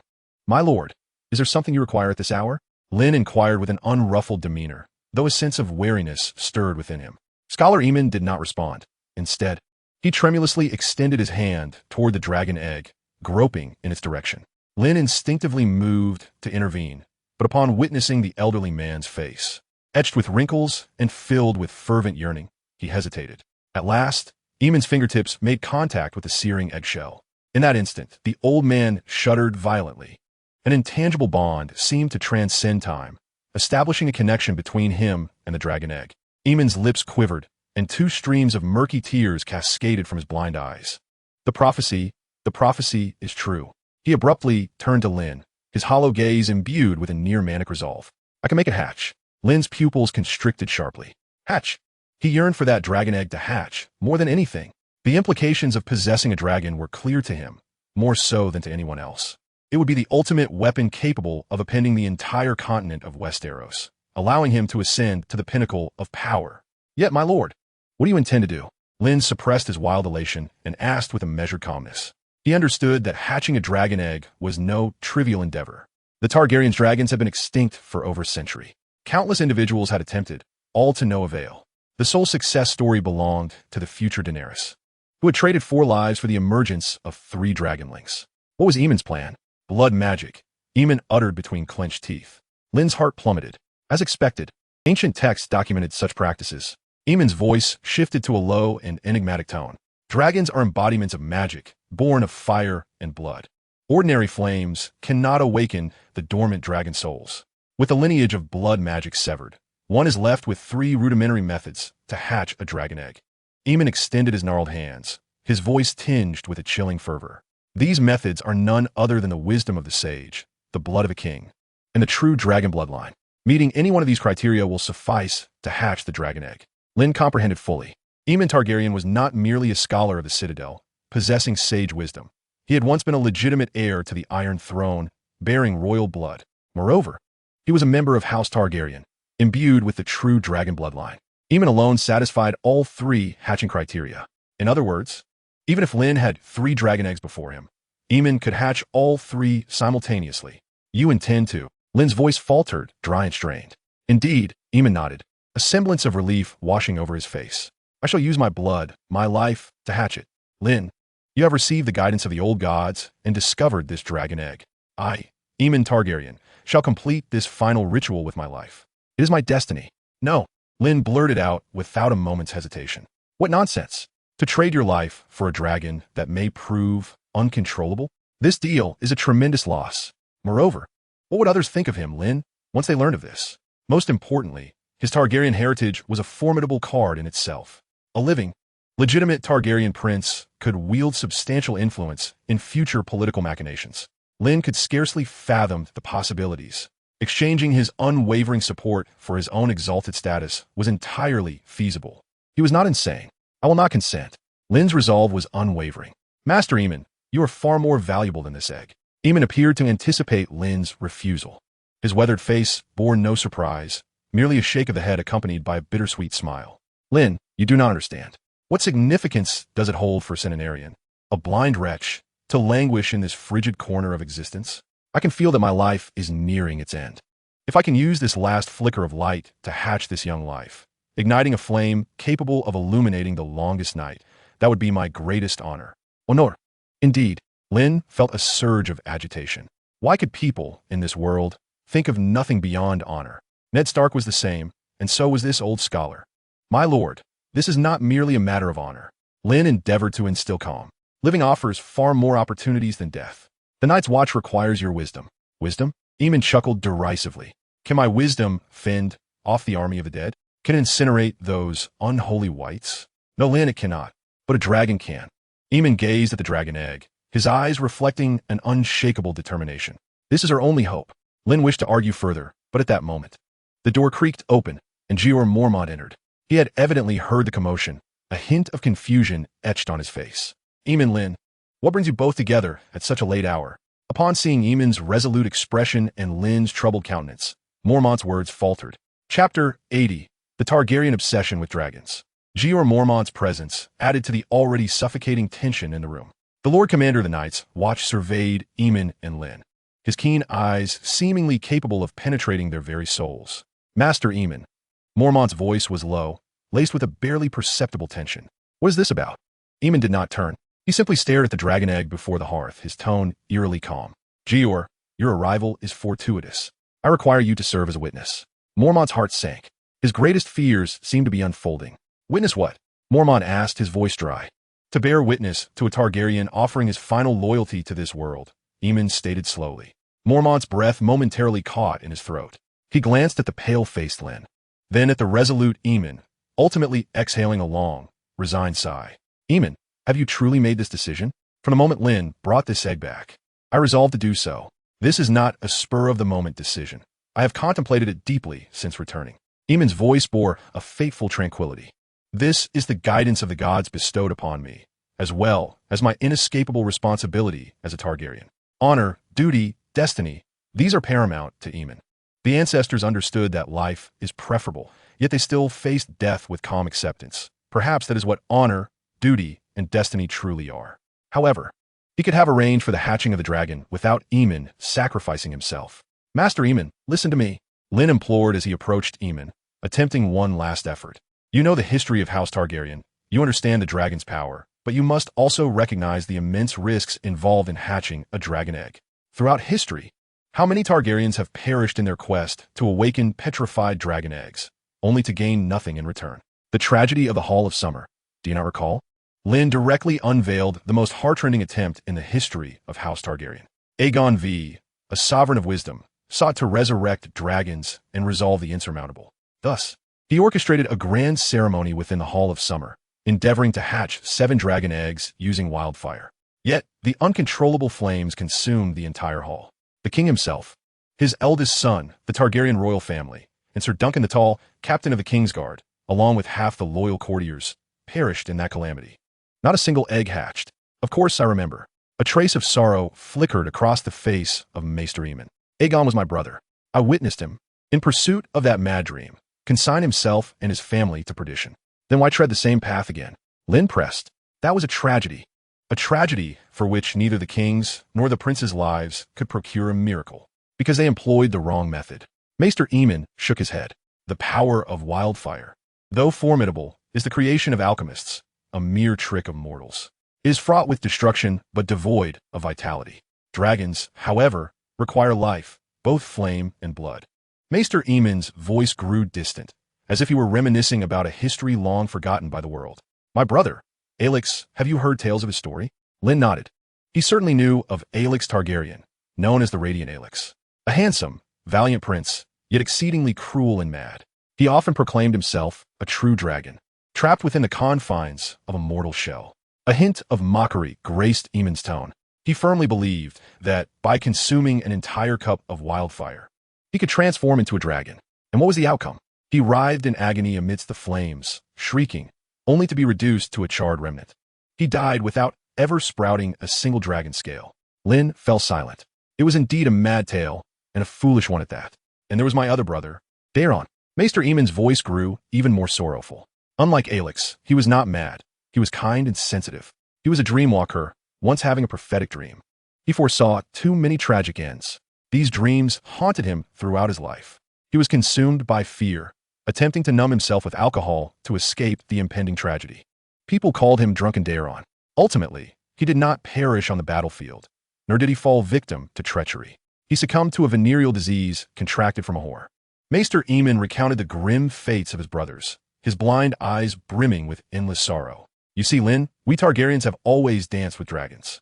We yearn for their power, striving to dominate them. Yet, in the end, we are often the ones who are destroyed. They were all mistaken. Maester Aemon turned back, gazing once more at the ice-blue dragon egg. They have all forgotten what the Targaryen motto is, fire and blood. To obtain the power of dragons, one must pay the price of blood, and my blood possesses the right to hatch it. At that moment, Maester Aemon's voice resonated with undeniable pride. For I am Aemon Targaryen, for the blood of kings flows within my veins. Mormont listened quietly from the side. He did not interject, yet his grip on the sword hilt tightened. Lynn's heart sank gradually. He realized he could no longer persuade this obstinate elder. Aemon Targaryen was not seeking death. He was fulfilling, in his own way, the final mission of a Targaryen. Just as the atmosphere in the room reached an unbearable intensity, a harsh, rasping caw suddenly pierced the silence from outside the window. A raven, having appeared unbeknownst to them, settled upon the windowsill. Its body was pitch black, yet its feathers shimmered with an eerie luster in the firelight. It bore 3 eyes. The third eye, situated in the center of its forehead, glowed crimson like a burning gem. It cocked its head, silently staring at Lynn with those 3 eyes. Chapter 81. The Three-Eyed Raven. The arrival of the three-eyed raven transformed the room's atmosphere into something uncanny. 2 eyes as dark as ink, and 1 as red as fire. It stood there, motionless on the windowsill, head tilted, unblinking as it gazed at Lynn. Its gaze was not that of a beast, but rather that of an entity imbued with higher intelligence, scrutinizing him through the guise of a bird. Maester Aemon trembled slightly. Though he could not see, he distinctly sensed that familiar presence. "Brynden, is that you?" Aemon's voice carried a hint of uncertainty, a touch of nostalgia. Brynden Rivers, known as Bloodraven, a bastard of House Targaryen, once the hand of the king and the Lord Commander of the Night's Watch. A legendary figure, a green seer, a shapeshifter. He was also, in fact, Maester Aemon's uncle. When Aemon journeyed north to join the Night's Watch, Brynden was among them. He had been exiled to the Night's Watch for violating guest rights, and after a fateful exploration, he never returned. His weapons were the Valyrian steel sword, Dark Sister, and the ancestral bow of the First Men. Lynn's heart contracted sharply. He certainly recognized the raven, the three-eyed raven. Every Brynden here was shrouded in mystery. Brynden Rivers, seemed to echo the pronunciations of American and English alike. The embodiment of the ancient will that the future Ned Stark would inherit. How could he appear here? Did he sense the presence of the dragon egg? Or had he been observing this unpredictable variable from the very beginning? A torrent of questions erupted in Lynn's mind. He recalled the irritating raven calls he had heard in Winterfell. Perhaps this Brynden Rivers had been watching over him all along.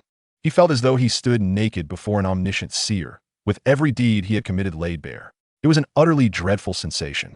Caw! The three-eyed raven cawed once more. This time, its voice was no longer raspy or jarring, but rather imbued with an unusual rhythm, as if uttering some ancient language.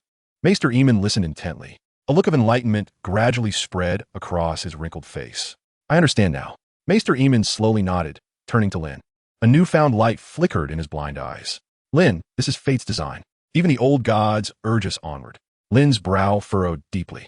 He gazed at the bizarre raven on the windowsill, then at the prophet-like expression on Maester Aemon's face, feeling a wave of agitation rise within him. "Maester is merely a bird." Lynn attempted to shatter the eerie atmosphere. "Just a rather peculiar bird." "No, I can hear it speaking to me." Maester Aemon shook his head, his tone resolute. "Brynden is a messenger, and I, a witness of the past and future. He has endorsed my actions.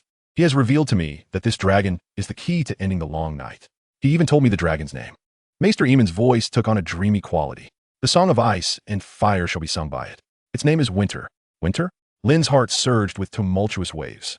How audacious that this damned old crow had already chosen a name for the dragon. This was utterly outrageous. This was no mere prophecy. It was clearly a preordained script. And he, along with this dragon egg, were nothing more than mere props in the narrative? A profound sense of manipulation ignited an overwhelming fury within Lynn. "Commander." Lynn abruptly turned towards the silent and stoic Jammermont. "Are you truly willing to stand idly by while Master Aemon walks to his demise? He is the scholar of the Night's Watch. He is your most sagacious advisor." Lynn endeavored to place his final glimmer of hope upon Mormont. However, Mormont merely gazed at him in silence, his sharp eyes filled with exhaustion and resignation. "Lynn," Mormont finally spoke after a prolonged pause, "I command the Night's Watch. I am acutely aware of the peril that confronts us. 1,000 Night's Watchmen against an endless horde of the dead. This is a war devoid of any chance of victory." There was a profound sense of helplessness in Mormont's voice. Appeals for aid and warnings were futile. The Lords of the South regarded us merely as a band of madmen. They are blind to the encroaching darkness, lost in their own ludicrous games of power. Mormont moved to the window, gazing out at the wall, which loomed under the moonlight like a colossal white dragon. This wall has stood guard over Westeros for 8,000 years. Yet now, it is on the brink of collapse. We require a miracle, Lynn. The wall possesses magic to repel the malevolent, but the power of that magic is waning with time. Suddenly, a spark of insight ignited within Lynn's mind. The silver-winged creature refused to fly over the wall, and Daenerys had ventured forth with 3 dragons. Only for the Night King to gain an ice dragon and obliterate the wall with icy flames, allowing countless whites to descend southward. If that is the case, Lynn's gaze abruptly fell upon the dragon egg. Could this egg be the Night King's trump card for dismantling the wall? Just as Lynn pondered this, Mormont turned, his eyes fixating on the ice-blue dragon egg. And now, the miracle lies before us, he said, looking at Lynn with a pleading gaze. I cannot prevent Master Eamon, for I lack the authority to dissuade a hero willing to sacrifice himself for the salvation of the world. Moreover, I selfishly yearn for this miracle to transpire. I am weary, Lynn. I do not wish to witness my brothers perish meaninglessly at the hands of those monsters. If the birth of a dragon necessitates the life of a centenarian, then I am willing to bear that sin. Mormont's words struck Lynn's heart like a heavy hammer. He was left speechless. Everyone had gone mad. For an elusive hope, they were prepared to sacrifice everything. Lynn looked at the resolute Eamon and then at the tragic Mormont. Very well, Lynn inhaled deeply. Since you have all made your decision, what must I do? A hint of relief finally graced Eamon's face. I need a place of sufficient heat, a place where the flames can burn most fervently. Lynn's gaze instinctively turned towards the depths of the castle. The smithy. There. The forge blazed ceaselessly. Chapter 82. The Deformed Wormling? The smithy in the Black Castle was presently surrounded by guards, leaving no room for escape. Torn and Jason, accompanied by Lynn's most trusted soldier from the north and the Night's Watch Rangers, had completely isolated the area from the outside world. No one was permitted to approach. While Tyrion might remain tight-lipped about an egg, the hatching of a dragon would be a different matter altogether. Tyrion would certainly report the situation to the Lannisters. Thus, prior to this, Tyrion had been deceived by Jon and lured outside, and all members of the Night's Watch had been instructed to conceal the dragon's birth from Tyrion, with death as the penalty for noncompliance. This was a matter of great import, necessitating earnest attention, which was Lynn's intention. Inside the smithy, waves of heat enveloped him.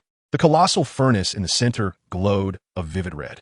Fiery flames erupted from within, illuminating the entire space as if it were daylight. The air was thick with the intense scent of molten metal and charred coal. Lynn cradled the ice-blue dragon egg, standing before the furnace. The egg pulsed with warmth in his arms, akin to an eager heart. It seemed to sense the immense heat around it, growing increasingly animated. Eamon stood beside Lynn, having shed his gray scholar-esque robe, clad only in a thin white shirt. His aged face bore an expression of solemn tranquility. Jammermint stood vigil at the door, gripping the hilt of his sword tightly, his weathered visage marked by tension and anticipation. Lynn, Eamon's voice resonated amidst the crackling flames. Place the egg into the fire. Lynn's arm stiffened momentarily. Master Eamon, are you certain? Dragons are born of fire. Eamon's tone brooked no argument. Only the hottest flames can awaken their dormant blood. Lynn ceased his inquiries. Taking a deep breath, he cautiously placed the ice-blue dragon egg into the roaring blaze of the furnace. An extraordinary scene unfolded. The dragon egg, instead of melting in the flames capable of liquefying steel, began to radiate an even more brilliant blue luminescence. The scale patterns on the surface of the egg seemed to come alive, shimmering with a mysterious glow under the caress of the flames. A clearer, more resonant hum emanated from within the egg. A powerful life force began to spread throughout the air. The time has come, Eamon whispered, withdrawing an exceptionally sharp silver dagger from his robe. This was the tool the scholar employed for dissection and bloodletting. Without a trace of hesitation, he drew the blade across his wrist, creating a deep incision. Eamon, Mormont exclaimed in alarm. Blood gushed forth from the wound, not the ordinary red, but a hue imbued with a faint silver sheen, nearly a purplish red. True dragon's blood. Eamon paid no heed to Mormont's alarm. He raised his bleeding wrist and stepped towards the crimson furnace, a look of serene liberation gracing his face. He began to chant an ancient incantation in Valyrian, his voice solemn and mournful. Drakari Pakairos Isa Se Osnioti Ldys. The dragon in the flames, born of blood. Persis Se Bezaldres Bazdari Ixos Daer. Without the fire, the dragon knows not. Then he offered his final vow to the dragon egg in the flames. Ernigon Bertzin Kurdrai. With the wisdom of the sage, guide the path. Dridge Sri Elar Gurney. With the blood of the king, decree the power. Drakari Sri Svegane. With the true dragon's blood, awaken thee. Nike Eamon Targaryen Brzt, Glaesot, Se Najadinit. I, Eamon Targaryen, here offer all that I am. He extended his wrist, bleeding with true dragon's blood, towards the egg engulfed in flames. The purplish-red blood dripped onto the searing shell. Sizzle. The blood did not evaporate upon contact with the egg's surface. Instead, it surged forth as if imbued with life, swiftly permeating the eggshell. In the next heartbeat, the ice-blue dragon egg erupted with an unprecedented radiance. No longer merely blue, it emanated a pure, all-consuming white light. The brilliance was blinding, compelling both Lynn and Mormont to instinctively shut their eyes. Standing at the forefront, Bachelor Iman's smile froze upon his face. In an instant, his white shirt was reduced to ashes, and the parched skin of his body began to fissure, revealing the stark whiteness of his bones beneath. Yet he uttered no sound. He merely stood there, enduring the primal baptism brought forth by the birth of the dragon with his waning life force. Master Iman, under Lynn's gaze, the body of Bachelor Iman gradually transformed into countless motes of light, leaving nothing behind. No corpse, no ashes. He simply dissipated into the air, as if he had never existed. Only a frail yet comforting voice echoed slowly in Lynn's mind. Lynn, go forth in this prolonged night. Lynn knelt in a daze, his mind blank. Bachelor Iman had exchanged his life for the awakening of this dragon egg. Just as Lynn was engulfed in sorrow and shock, a sharp crack resonated through the now calm forge. Lynn jerked his head up. He saw that the flames in the furnace had extinguished. The ice-blue dragon egg lay quietly in the now cooled hearth. A fissure appeared upon its surface, followed swiftly by a second and a third. The cracks intertwined and spread rapidly across the entire eggshell. Boom! With a muffled sound, the eggshell shattered completely. A peculiar creature emerged from within. It was not the lizard-like dragon from Daenerys' tales. This newly hatched being possessed 4 stout legs, standing firmly amidst the remnants of its shell. Most astonishing to Lynn and Mormont was that atop its long neck rested 3 heads. The central head was the largest, flanked by 2 slightly smaller ones. 3 pairs of differently colored eyes curiously surveyed this brand new world. Lynn was utterly bewildered. 3 heads for legs, a pair of wings. Was this a dragon? Surely, it must be a hybrid of a hellhound and a dragon. By the gods, Mormont approached the furnace, gazing at the bizarre creature before him, his voice wavering. What on earth is this? Having lived a lifetime, he had heard countless legends about dragons, but had never encountered one in such a form.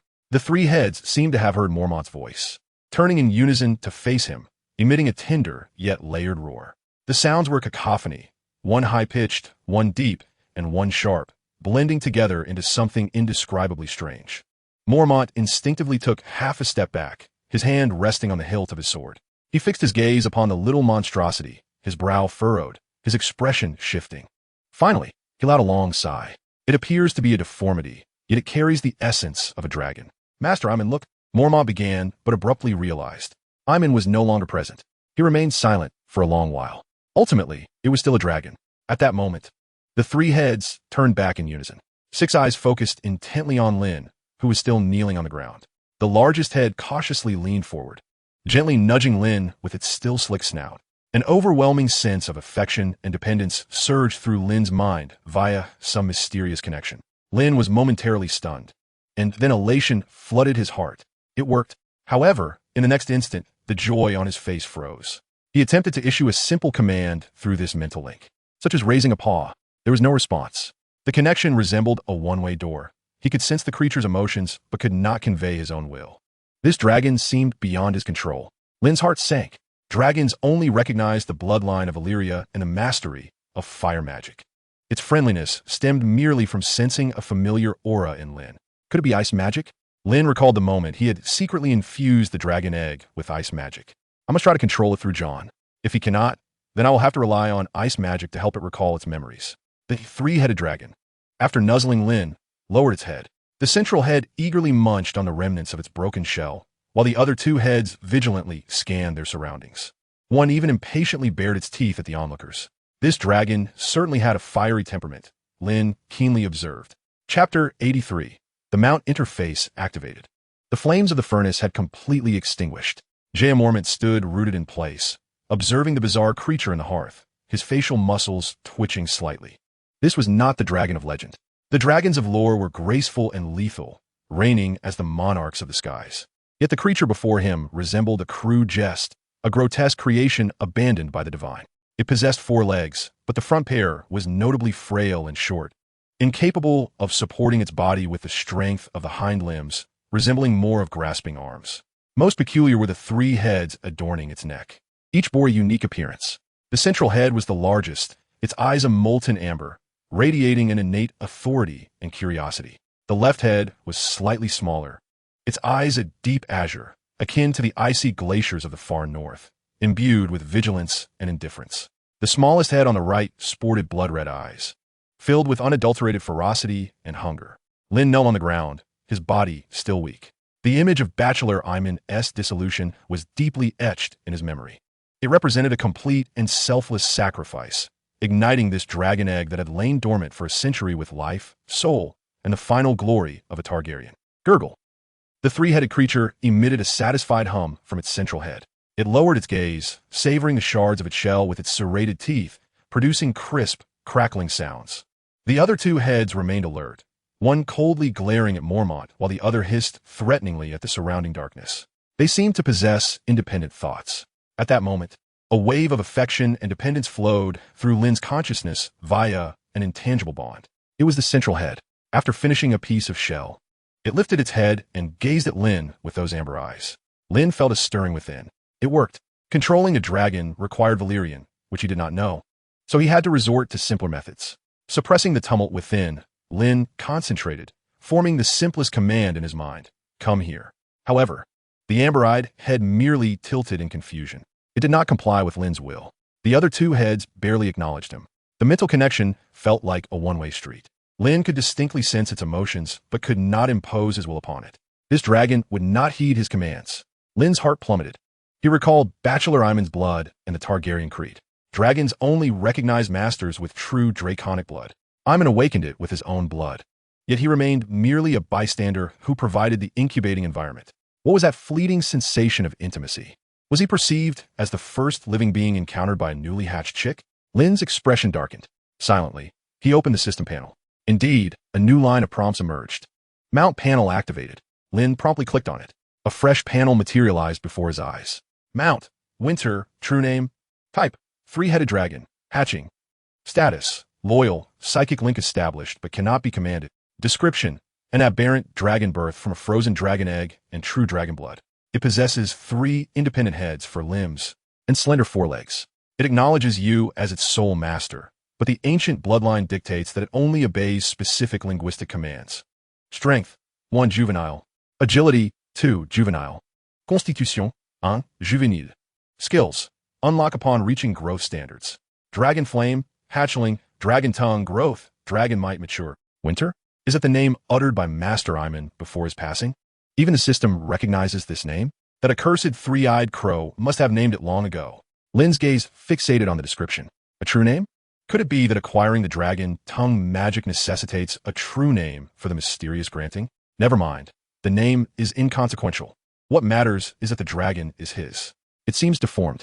The voice of Commander Mormont shattered the silence. He approached slowly, his tone laced with barely concealed disappointment. But it bears the essence of a dragon. After all, it is a dragon. Mormont's eyes fell upon Lynn, discerning his predicament. It does not heed your commands? Lynn nodded. I can feel it, but I cannot command it. The Targaryen's magical dragon only responds to the language of the Targaryens. Mormont's voice dropped to a whisper, as if disclosing an ancient secret. Master Iman, his collection should contain what you require. He is a Targaryen. He devoted his life to the study of dragons. I believe he has long prepared everything for you. Lynn's heart raced. He had not anticipated that Master Iman had already made all the necessary arrangements for him. He immediately rose and strode towards the smithy's exit. The 3-headed little dragon, named Winter, having finished the last morsel of its eggshell, stumbled along behind Lynn on its forelegs. Its slender forelimbs appeared somewhat clumsy while running, yet its speed was commendable. Mormont observed the duo from behind, a bittersweet smile gracing his aged face. Master Iman's chamber retained the semblance of his departure. The books on the desk were arranged meticulously, and the air was imbued with a lingering scent of parchment and herbs. Everything remained as it had been. However, the room's owner would never return. Lynn's gaze settled upon the modest writing desk. A thick stack of books was neatly piled in the corner, with a piece of parchment resting atop. Lynn approached and picked up the parchment. It bore the trembling handwriting of Master Iman. The script was uneven, with some letters overlapping. It was unimaginable how a blind elder could have inscribed it. To Lynn, when you see this letter, the little one has surely awakened. Do not mourn for me. This is the most glorious and Descendantarian could conceive. The bloodline of dragons requires a key to be unlocked, and Valyrian is that key. These books are the culmination of my life's work, the only thing I brought from the Red Keep in King's Landing to the Wall. They contain the Targaryen dragon tongue, the history of old Valyria, and some scattered records about dragons. Learn it, master it, then go fulfill your mission. The long night approaches. From this day forth, I shall watch over you until my last breath. Your friend, Iman. The letter bore no date at its conclusion. As if he had foreseen this day, Lynn clutched the thin parchment tightly, his fingers turning pale from the pressure. He turned to look at his feet. The three-headed little dragon was gently nuzzling his pant leg with its central head, its amber eyes filled with dependence. Lynn slowly crouched down. He extended his hand and, for the first time, reached out to touch the dragon's scales. Cold, hard, yet imbued with a hint of life's warmth. Winter, Lynn murmured its name softly. Iman had the right to bestow it a name. It would inherit Master Iman's legacy. From this day forth, you shall be my sword, my shield. The little dragon could not comprehend Lynn's words, but it understood the gesture of affection. All three heads emitted joyous screeches simultaneously. Lynn rose, cradling the thick stack of books in his arms. Their weight was substantial, a testament to Master Iman's life, as well as Mormont's trust. He had lingered here for far too long. He needed to return to Winterfell and continue southward to King's Landing. Chapter 84. The Horn of Winter. Jeor Mormont had departed, leaving only Lynn and the swaying three-headed little creature at his feet. Winter seemed filled with curiosity about the world around it. Cautiously, it sniffed the cooled ash from the forge with its central amber-eyed head, then tentatively took a bite, causing it to sneeze. The left head, with its hauntingly blue eye, vigilantly surveyed the surroundings, occasionally emitting low whines from its throat. Meanwhile, the smallest head, adorned with blood-red eyes, impatiently tugged at Lynn's pant leg, as if urging him for something. It was not until Nymeria nudged the door open with her wolf head that the little creature shifted its focus, chasing after Nymeria. They were now living quite comfortably. Lynn paid no heed to them. The trio would never suffer from loneliness, especially now that Nymeria and White had come to play with them. Lynn's mind continued to echo with Master Iman's final words. Go! Bring an end to this long night. That phrase lingered in his thoughts like a brand, preventing him from finding peace. Lynn held the heavy stack of books tightly against his chest. These were not merely books. They were keys, responsibilities, and the final bequest of a Targaryen. Torrhen, Jason. Lynn's voice resonated through the empty smithy. Two robust figures immediately entered through the doorway, their faces still marked by lingering shock. My lord, I'm about to head south, returning to Winterfell, and then proceeding to King's Landing. During my absence, you two shall temporarily oversee everything at the Night's Watch. You are also to heed Commander Mormont's directives. Should there be any news, dispatch a raven to me without delay. Torrhen and Jason exchanged a glance, then knelt on one knee. At your command, my lord. The first order. Lynn's gaze swept over them. Increase patrols beyond the wall, particularly in the gathering places of the free folk, as well as any locales where whites or white walkers have been sighted. Mobilize all rangers of the Night's Watch, including the Northern Watchmen I left behind. I do not care what methods you employ. I want you to relentlessly eradicate those undead. If you encounter whites, slay them. If faced with white walkers, flee. If escape is impossible, utilize dragonglass. Do you remember that large chunk of dragonglass? Bring it back and forge it into weapons. With dragonglass, you can resist the White Walkers. Jason seemed to recall something, a glimmer of understanding flashing in his eyes. This indicates that the others are not invincible. Lynn continued, as for those wildlings, if they encounter the unwise, they shall be eliminated as well. Although Lynn would be far away in the future, as long as the kills were executed by his forces, the system would return a portion of the experience points to him. This was his true objective. He intended to transform the entire Night's Watch into an unceasing harvesting machine for experience points. The second matter, Lynn continued, is to persist in the search for blessed artifacts. Any items that you deem peculiar and imbued with special powers will suffice. I require only one of each type. The remainder, whether weapons or otherwise, shall belong to the discoverer. This proclamation quickened the breaths of Torrhen and Jason. They had witnessed the miraculous nature of those blessed artifacts firsthand. The generosity of Lord Lynn would serve as the most potent motivation for all the Night's Watch. Understood, my lord. Off you go. Lynn waved his hand. Prepare the brethren. I shall depart tonight. Once the two had left, Lynn cradled his book and, accompanied by the little shadow trailing behind him, returned to the chamber of Maester Aemon. The three-eyed raven still perched upon the windowsill, remaining silent and motionless, its three differently colored eyes gazing at him as if it were a silent sentinel. Lynn's eyelids twitched. He forced himself to ignore the sensation of being scrutinized, placing the book upon the table before sitting at the edge of the bed. Winter nimbly leapt onto the bed, its three heads curiously leaning towards Lynn, extending forked tongues to lick his cheek. A warm, moist sensation washed over him, alleviating some of the agitation within. He reached out to stroke the smooth scales of the middle head. At that moment, with a flutter, the three-eyed raven suddenly took flight, circling the room before landing precisely on Lynn's shoulder. Lynn's body tensed instantaneously. He could feel the bird's talon gripping his garment tightly. Before he could react, the raven lowered its head and pecked lightly at Lynn's ear with its sharp beak. An unfamiliar will surged into Lynn's mind. "We need to converse." An ancient voice resonated deep within his consciousness. Lynn's pupils constricted abruptly. He sprang to his feet, flinging the raven off his shoulder. His hand grasped the hilt of his long claw sword. Every muscle in his body coiled tightly. The raven fell to the ground unscathed, leisurely preening its feathers before lifting its head once more, fixing its blood-red gaze upon Lynn. "I am your past and your future." The voice echoed again, laced with a hint of mocking. "I am the roots beneath the wall, the eyes of the weirwood." Lynn was well aware. "I know your Brynden Rivers." Upon hearing Lynn's words, the three-eyed raven seemed momentarily taken aback, as if it had not anticipated that its true identity would be uncovered by Lynn. It was an ancient creature, having lived for over a century, a Targaryen bastard, once hand of the king, supreme commander of the Night's Watch, and now the last Green Seer. It had always been the one to perceive others, never expecting Lynn to unveil its identity. "What do you desire?" Lynn's voice turned icy as he fixed his gaze upon the raven, trying to discern even the slightest flaw in its three eyes. "What I seek is the same as you." The voice of the blood raven was rife with temptation, power, and a means to end this eternal night. "I do not require your assistance," Lynn coldly rejected. He harbored no faith that this ancient creature, having lived for countless years, had any benevolent intentions. "Is that so?" The blood raven let out a strange chuckle. "Then, the sword at your waist, the dragon egg in your arms, and your sudden shift in demeanor. Do you believe they are sufficient?" The three-eyed raven was far more enigmatic than Lynn had initially perceived. "What do you intend to do?" Lynn inquired, curiosity piquing within him, though he felt no fear. Just an immobile old man. After all, he was not concerned about being harmed from a distance. "I want you to go to a certain place." The blood raven finally revealed its purpose. The fist of the first man. Lynn's brow furrowed deeper. He certainly recognized that location. It was an ancient ring fort beyond the wall, easily defensible yet difficult to assault. It was also the site where the Night's Watch would face a disastrous defeat in the future. "Why should I heed your words?"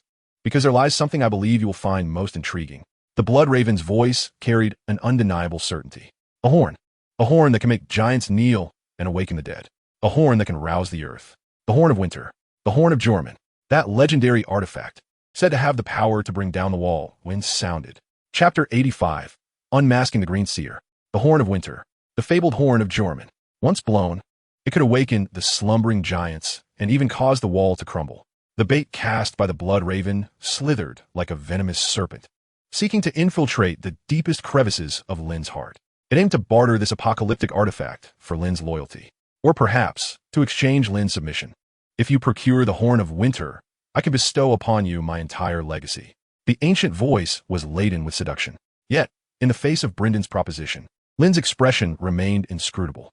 He merely observed the three-eyed raven on the floor with quiet contemplation. An intriguing proposal. Lynn's tone was flat, betraying no hint of emotion.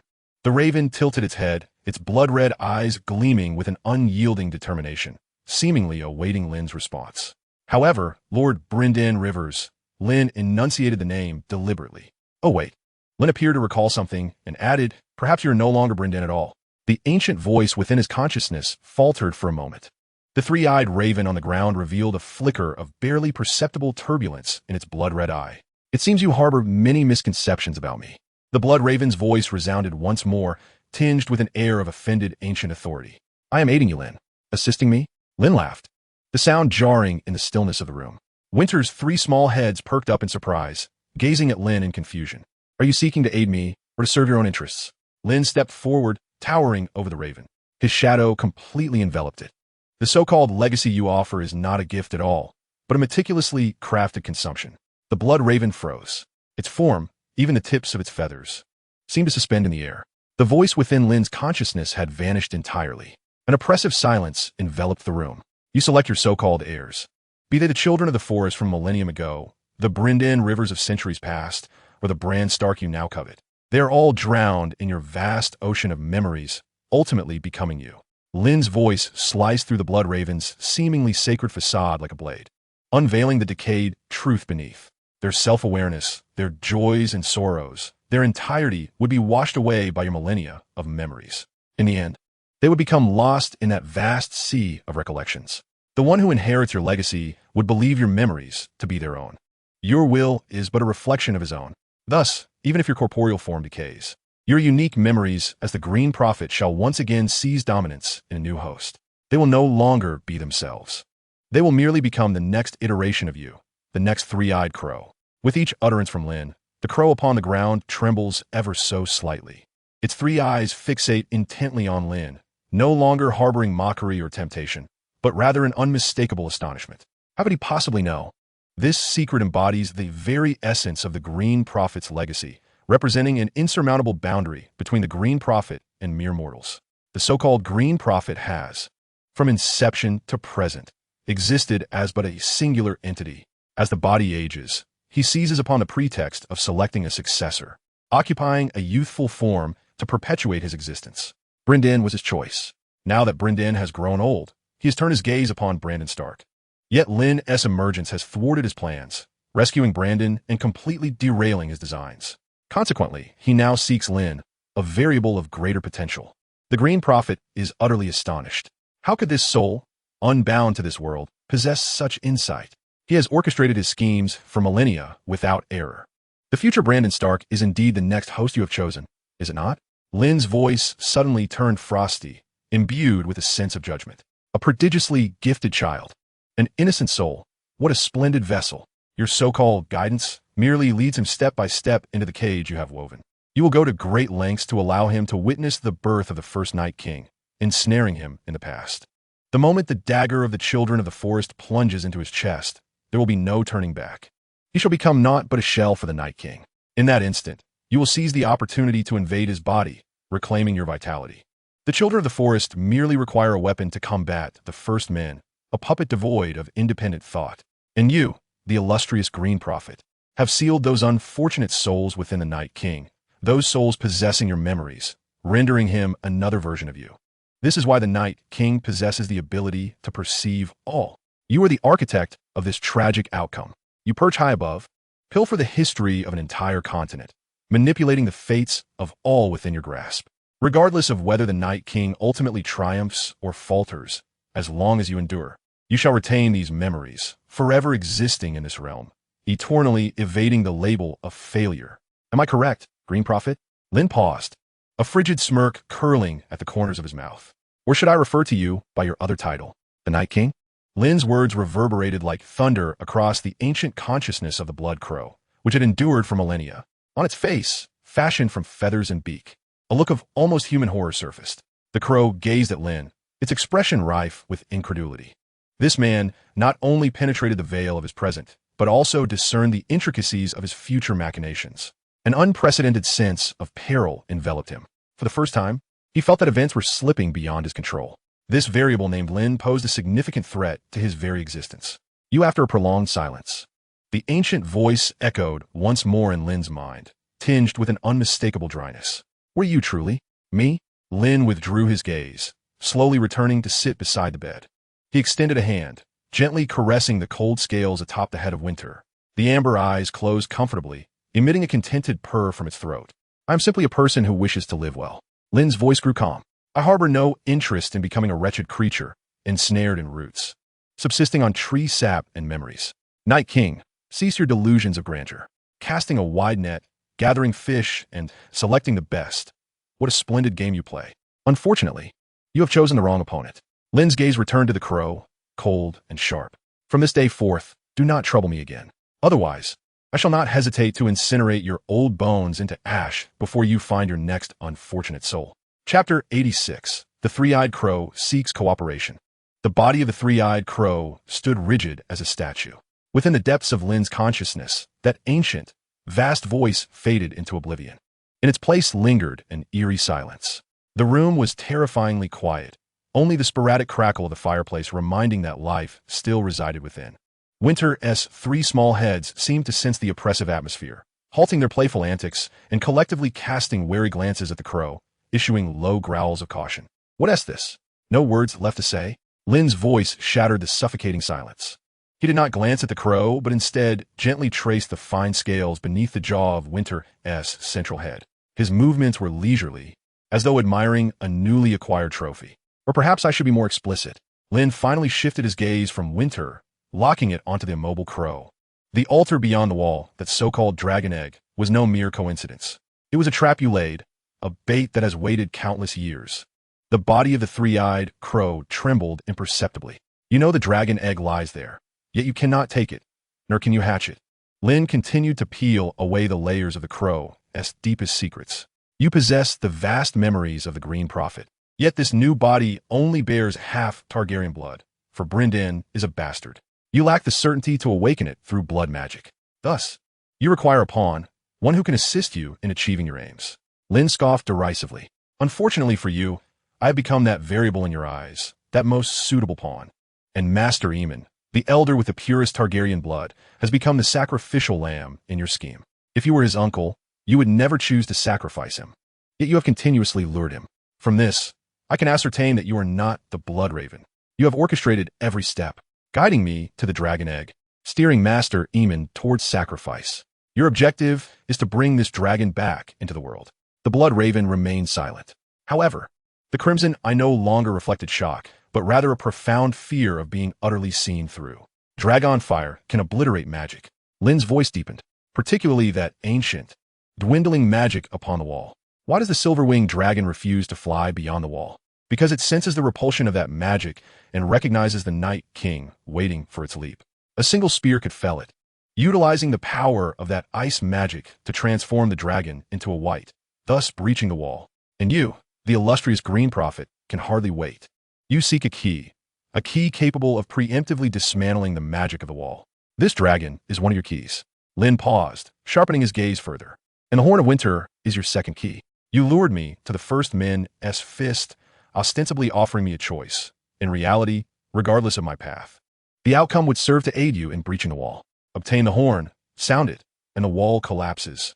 Acquire this dragon, and with its dragon fire, incinerate the very foundation of the wall's magic, and the result remains unchanged. You have placed all your treasures upon my shoulders. What a clever calculation. After Lynn spoke, an extended silence enveloped the room once more. Indeed, the Night King had contemplated this very scenario. In the future, as Daenerys soared through the skies upon her dragon, Viserion would fall victim to the Night King, transforming into the pivotal force that would breach the wall. Winter seemed to exhibit signs of impatience. The head with the crimson eye on the right suddenly expelled a puff of black smoke mingled with sparks towards the raven on the ground. The three-eyed raven flapped its wings in fright, clumsily leaping backward. It was at that moment that the ancient voice resonated once more within Lynn's mind. Yet this time, it bore no semblance of lofty authority, merely a near-weak, parched tone. We can collaborate. Lynn raised an eyebrow. Collaborate? Yes, collaborate. The voice of the three-eyed raven grew urgent. It had finally placed Lynn on an equal, if not superior, pedestal. You are correct. I confess, I have been attempting to guide you, to utilize you. But I harbor no malice. We share a common enemy. The Night King is merely a puppet, a soulless husk I have thrust into the limelight. The true horror lies in what created him.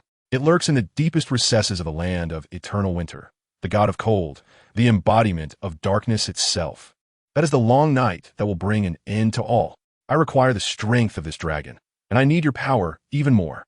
A force unbound by fate, capable of piercing through all mists. For the first time, a note of pleading crept into the three-eyed raven's voice. Help me, Lynn. No, help us. Together, we can confront the god of cold and finally bring an end to this eternal war. I can reveal to you everything I know, the secrets buried in the annals of time, the very essence of ancient magic. We can become the guardians of this world. Lynn listened in silence, refraining from an immediate response. The conditions presented by the three-eyed raven were tempting.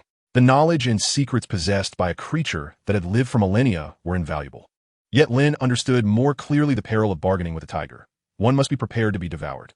He gazed at the humbled, three-eyed raven on the ground, and then at the three young dragons at his feet, utterly reliant on him. After a prolonged silence, he slowly spoke. I might consider it. However, I must first witness your sincerity. Chapter 87. Agreement to collaborate. Sincerity? The ancient voice echoed in Lynn's mind, tinged with cautious probing. Observing Lynn's body relax, the three-eyed raven finally retracted its humble demeanor, straightening itself to regain a semblance of the dignity befitting an ancient being. The atmosphere transformed, no longer dominated by unilateral judgment and oppression, but instead establishing a delicate equilibrium based on mutual wariness between man and raven. Indeed, sincerity. Lynn's voice remained calm as he reached out, soothingly scratching the chin of Winter's left, azure-scaled head. The cold, hard scales provided a tangible sensation. That head nuzzled against his palm, emitting a faint purring sound akin to a peculiar cat. Since this was a collaboration, tangible offerings were necessary. Lynn's gaze returned to the raven. My conditions are simple. 3 matters. He raised a single finger. First, I require weapons. The 2 artifacts wielded by Brynden Rivers. Lynn distinctly felt the raven's 3 eyes fixate intently upon him. Valyrian steel swords, the Dark Sisters, and that longbow crafted from the weirwood. Lynn enunciated each word deliberately. The raven's body stiffened. These 2 weapons represented Brynden Rivers' illustrious identity as a Targaryen prince and hand of the king. They were symbols of glory that accompanied him throughout his life and served as his sole connection to the past after his exile to the Wall. After a lengthy silence, very well, the ancient voice finally articulated, as if exhausting every ounce of strength. They lie buried beside my decayed bones, north of the Wall. I shall have the others deliver them to you beyond the castle's gates. Excellent. Lynn's expression remained inscrutable as he raised a second finger. The second matter, I require you to halt all actions of the Night King. This statement elicited a flicker of confusion in the raven's blood-red eyes. Lynn disregarded the hesitation and continued. Moreover, I demand that he continuously create whites for me at specified times and locations, facilitating my subordinates in their harvest. Lynn's consciousness fell into a profound silence. The raven appeared struck by lightning, its feathers ruffled momentarily, instinctively retreating a step. It could scarcely believe what it had just heard. Utilizing an army of the dead, capable of annihilating the world, as mere practice tools? What did he perceive the Night King to be? What thoughts brewed in this man's mind? Third, Lynn interjected, denying it any opportunity to retort, raising a third finger. I require the powers of green sight and the ability of the last green seer. Yet Lynn's tone suddenly grew grave. I only desire the ability to perceive the past. I do not wish for your memories, nor do I want your long-rotting consciousness, which has festered for millennia, to taint my thoughts. 3 conditions, each more demanding than the last, each more outlandish, especially the second and third. One called for the army of the dead to be utilized as a means to hone one's skills, while the other sought to excise the very core of the legacy of the green sight. Once again, the room succumbed to an extended silence. Winter seemed to sense the weight of the atmosphere. The 3 small heads quieted, observing Lynn and the peculiar raven with curious, multicolored eyes. The second condition I cannot fulfill. The voice of the blood raven finally resonated again, laden with unprecedented gravity. You underestimate the Night King. The ice magic within him is not inexhaustible. It is the culmination of nearly a millennium of power, intended for a singular southward assault to bring winter upon all of Westeros. Each transformation of a white, each invocation of large-scale magic, depletes his already scant reserves. For him to cease and continually generate targets for you would completely disrupt a plan he has meticulously built over a millennium, exposing him prematurely to all. In that event, neither of us would gain anything. The Blood Raven's voice paused, seemingly gathering its thoughts. Though he is a part of me, we are 2 distinct entities, merely sharing the same memories. He will not acquiesce, nor can I compel him. As for your third condition, the tone of the 3-eyed raven softened, losing some of its rigidity and adopting a more contemplative quality. To separate green sight and memory is an unprecedented endeavor. It is fraught with danger. Without those memories as landmarks, you may very well become lost in the torrent of time, unable to accurately return to a specific moment in the past. However, I can assist you. The 3-eyed raven adopted a lowly posture. I can agree to the first and third conditions. I believe this sufficiently demonstrates my sincerity. Lynn listened in silence, cognizant that the other was not lying. Such a thing as a perpetual motion machine did not exist anywhere. The Night King's power, too, had its limits. And what are your conditions? Lynn inquired. You have exerted such tremendous effort, delivering dragon eggs and horns alike. Surely, it cannot be mere charity? I demand of you, unite Westeros. At this moment, the voice of the 3-eyed raven regained the ancient grandeur and majesty it once possessed. I require you to ascend that iron throne. I seek a unified realm, a singular army, and a sovereign supreme. Only thus can we confront the true adversary when the long night descends. The 3-eyed raven, with its blood-red eye, fixed its gaze upon Lynn unwaveringly. The cold god, That is our shared enemy. Chapter 88, The Shapeshifter. The three-eyed raven flapped its wings and took flight, leaving no further words behind. Yet, from its movements, Lynn sensed a palpable joy. The room fell silent once more. Lynn exhaled slowly, his taut muscles finally relaxing. He should consider himself victorious. In this game, against an ancient will that had endured for millennia, he had gained the upper hand.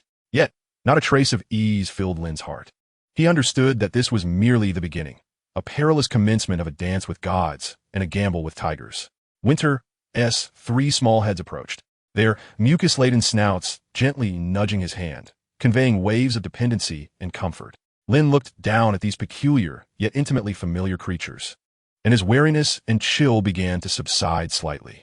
At that moment, a vast, primordial will surged into his mind without warning. Lynn's body stiffened suddenly. It has come. The legacy of the three-eyed raven. A chilling system notification echoed.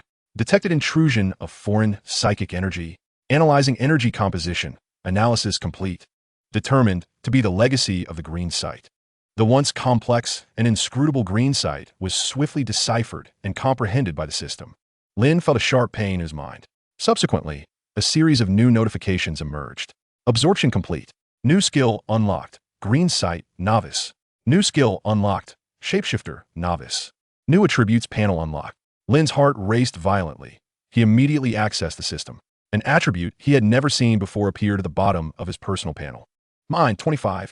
This figure was astonishingly high. He recalled that his other basic attributes were merely single digits before any enhancements. Initially, he had only a paltry 5 points, and even that was exceedingly difficult to augment. Description: mind represents the strength and resilience of the soul. As a visitor not of this realm, your soul's essence far surpasses that of mortals, granting you a significant resistance to all forms of mental encroachment and allure. So that was it. No wonder he had endured the Night King's encroachment for so long. This was his greatest trump card, a fundamental reliance of any traveler. Lynn quelled the tumult in his heart and focused his attention on the two new skills. He closed his eyes and attempted to activate the green sight. The entire world around him became a blur, countless lights and sounds intertwining into a chaotic tapestry. He concentrated, striving to trace back to the moment not long ago, when Maester Aemon made his sacrifice. This was his own memory, the anchor point clear. A humming resonated in his ears. Fragments of shattered images flashed before him. A crimson furnace, roaring flames, Maester Aemon's calm yet resolute face, and a mournful incantation recited in High Valyrian. Lastly, there was that all-consuming white light. Lynn abruptly opened his eyes, a fine sheen of cold sweat beading upon his forehead. Merely a few seconds of recollection had left him dizzy and disoriented. This ability evidently demanded immense energy. Lynn recalled how the three-eyed raven effortlessly transported Bran through time and space, a flicker of wariness rising within him. This three-eyed raven was far from the feeble creature he had imagined. Even as an ally now, he could not afford to be complacent. Its psychic strength was likely far superior to his own.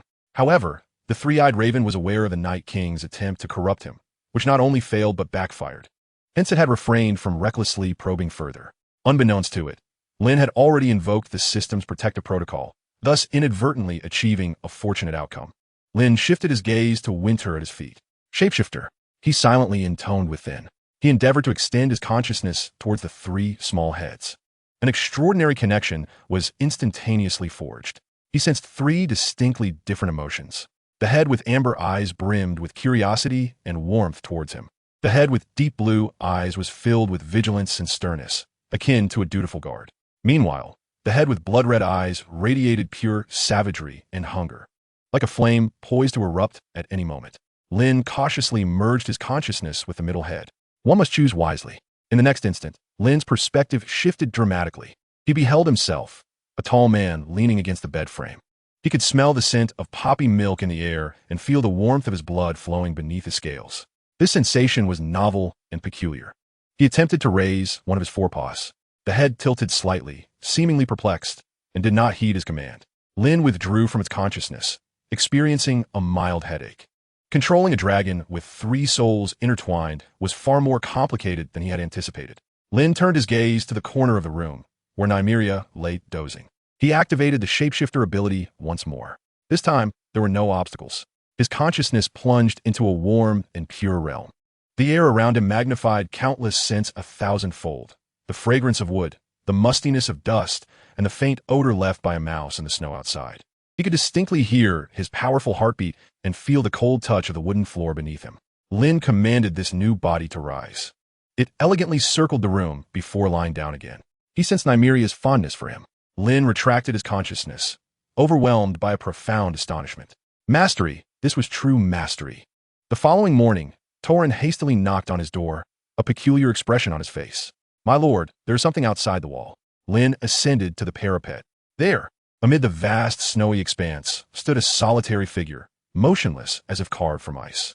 It was a white, clad in tattered black garments of the Night's Watch, resembling a frozen statue. At its feet lay a long object wrapped in black cloth, an offering from the Green Seer. The Rangers hoisted the package up with a winch. As the parcel crossed over the wall, the white S-body abruptly collapsed, disintegrating into a heap of cold bones. Lynn approached and personally unwrapped the package. A slender Valyrian steel sword and a snow-white longbow of fishbone lay quietly upon the black cloth.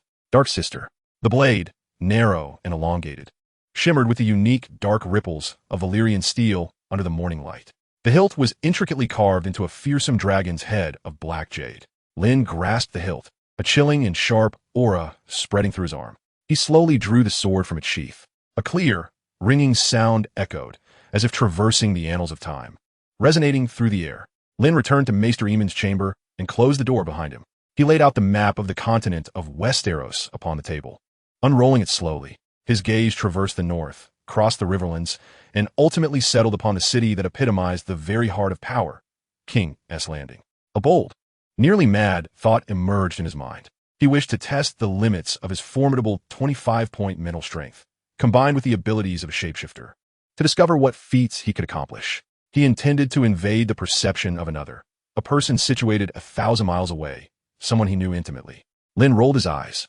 He concentrated his immense mental energy into an invisible needle and thrust it forcefully towards the direction of King's Landing on the map. Buzz! In an instant, the entire world transformed into a tumultuous river of light and sound within his perception. His consciousness seemed to detach from his physical form, traversing mountains and rivers at an incomprehensible speed. It felt as though his soul was violently wrenched from his body, racing through the chaotic currents of time and space. Time lost all meaning. Eventually, the dizzying sensation subsided. He opened his eyes abruptly to behold an opulent silk ceiling and a lavishly adorned bedroom radiating with golden splendor. The air was thick with a rich aroma, an intoxicating blend of spices and the scent of a woman's body. A languid and alluring voice drifted from beside him. "Jaime, my dear brother, what are you daydreaming about?" Chapter 89, An Unexpected Revelation. Lynn's consciousness sank into a golden halo, then surged suddenly upward. The air around him was no longer the brisk chill of the north, mingled with pine needles and snow, but a warm fragrance woven from rare spices, fine wine, and the warmth of a woman's skin. He beheld a pair of exquisitely manicured hands, cradling a gold goblet adorned with rubies. The crimson liquid within swayed gently. "Jaime? I'm speaking to you, don't zone out, all right?" The languid and beguiling voice returned, laced with a hint of playful complaint. Lynn's gaze gradually shifted, revealing a breathtaking visage, Cersei Lannister, the most radiant woman in the Seven Kingdoms. She wore a gossamer silk nightgown, her cascading golden hair spilling casually over her shoulders. A few rebellious strands playfully fell across her stunningly pale chest, gently rising and falling with her breath. This was King's Landing, the Red Keep, the bedroom of Jaime Lannister. And he, Lynn, was currently wielding control over Jaime's body, with a mental strength of 25 points. Even though his shape-shifting abilities were still rudimentary, they proved far more formidable than Lynn had anticipated. He could not only share sensory experiences, but could also briefly manipulate the other's body during moments of mental vulnerability, resulting in the current scenario. "Nothing, sister." Lynn attempted to mimic Jaime's tone, his voice laced with Jaime's characteristic nonchalance. He downed the wine in the goblet in one gulp. "I was merely pondering whether those fools in the north are still shivering in the icy wilderness." He set the goblet down and reached out to pull Cersei into his embrace. The sensation of her smooth, supple skin distinctly transmitted through their mental link to Lynn's consciousness. He felt no turmoil within his heart, nor a shred of guilt. After all, she was an enemy. He could merely consider a new acquaintance. His purpose here was not merely to indulge in forbidden pleasures, but rather to gather intelligence. Cersei nestled against Lynn, her alabaster arms encircling his neck, exhaling softly. Let's not speak of those barbarians. The thought of living under the same roof as that Stark makes me feel utterly uncomfortable. He is like a foul and unyielding stone, his mind festering with his ridiculous sense of honor. Cersei's tone dripped with disdain, though he has been rather subdued lately. Lynn's mental focus sharpened. Subdued? He raised an eyebrow, his hand beginning to wander provocatively beneath the hem of Cersei's nightgown. Hasn't he been investigating Jon Arryn? Investigating?